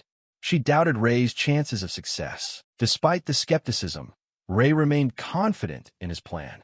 He believed that by better understanding the mana flow, they could grasp the altar's detailed structure. A complex magic circle began to form around him. Syrian was stunned at the sight.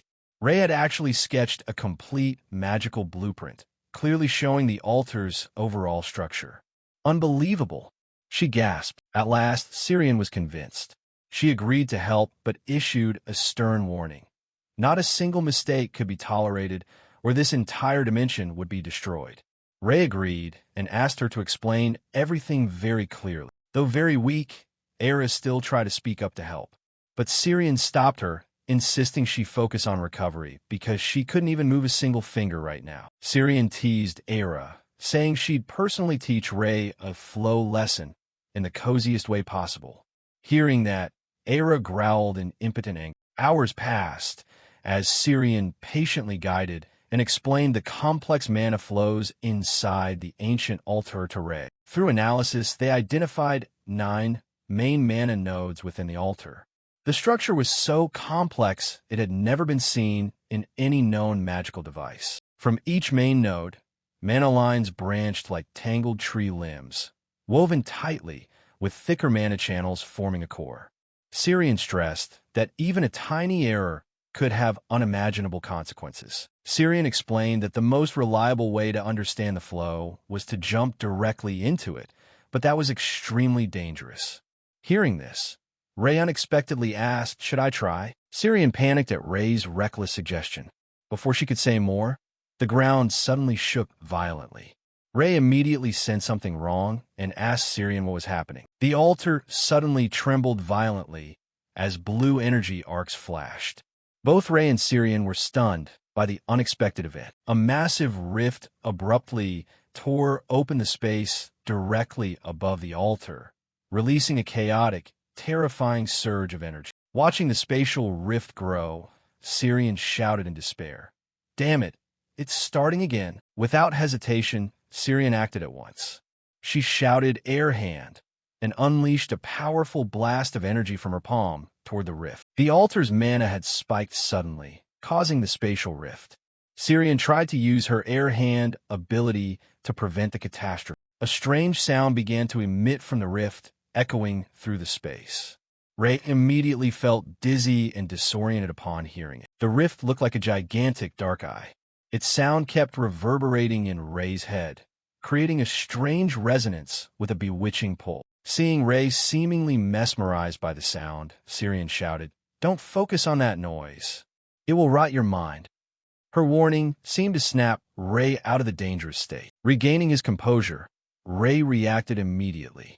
He thrust his hand toward the rift and used his magic, shouting, "Silence." But astonishingly, Ray's magic had no effect. The eerie sound continued to reverberate. Ray stood stunned, unable to believe his power had been nullified so easily. While Ray was still dazed, a weak but resolute voice rang out, ordering him, "Fall back." The one who ordered Ray was Era. Though her body was exhausted, she rose, enveloped in a strong blue mana aura, and declared her intention to seal the rift and vanish from this dimension. Era shouted, unleashing all her energy into the rift in a tragically heroic act of sacrifice. Era's energy seemed to successfully seal the rift. Watching her friend dissolve, Syrian could only scream her name in despair. Era! However, from another perspective, the truth was revealed. Syrian's air hand wasn't meant to strike the rift, but to yank Ray out of its dangerous influence. After everything was over, Syrian panted, turned to Ray, and asked with a teasing tone, "So, how's it feel to meet a cute little girl from another dimension up close?" Ray said nothing. He was still in shock, stunned by Era's sacrifice and the horrifying events that had just unfolded. He looked toward the altar, now returned to silence. Ray's mind was still reeling from it all. Everything had happened too fast and too tragically.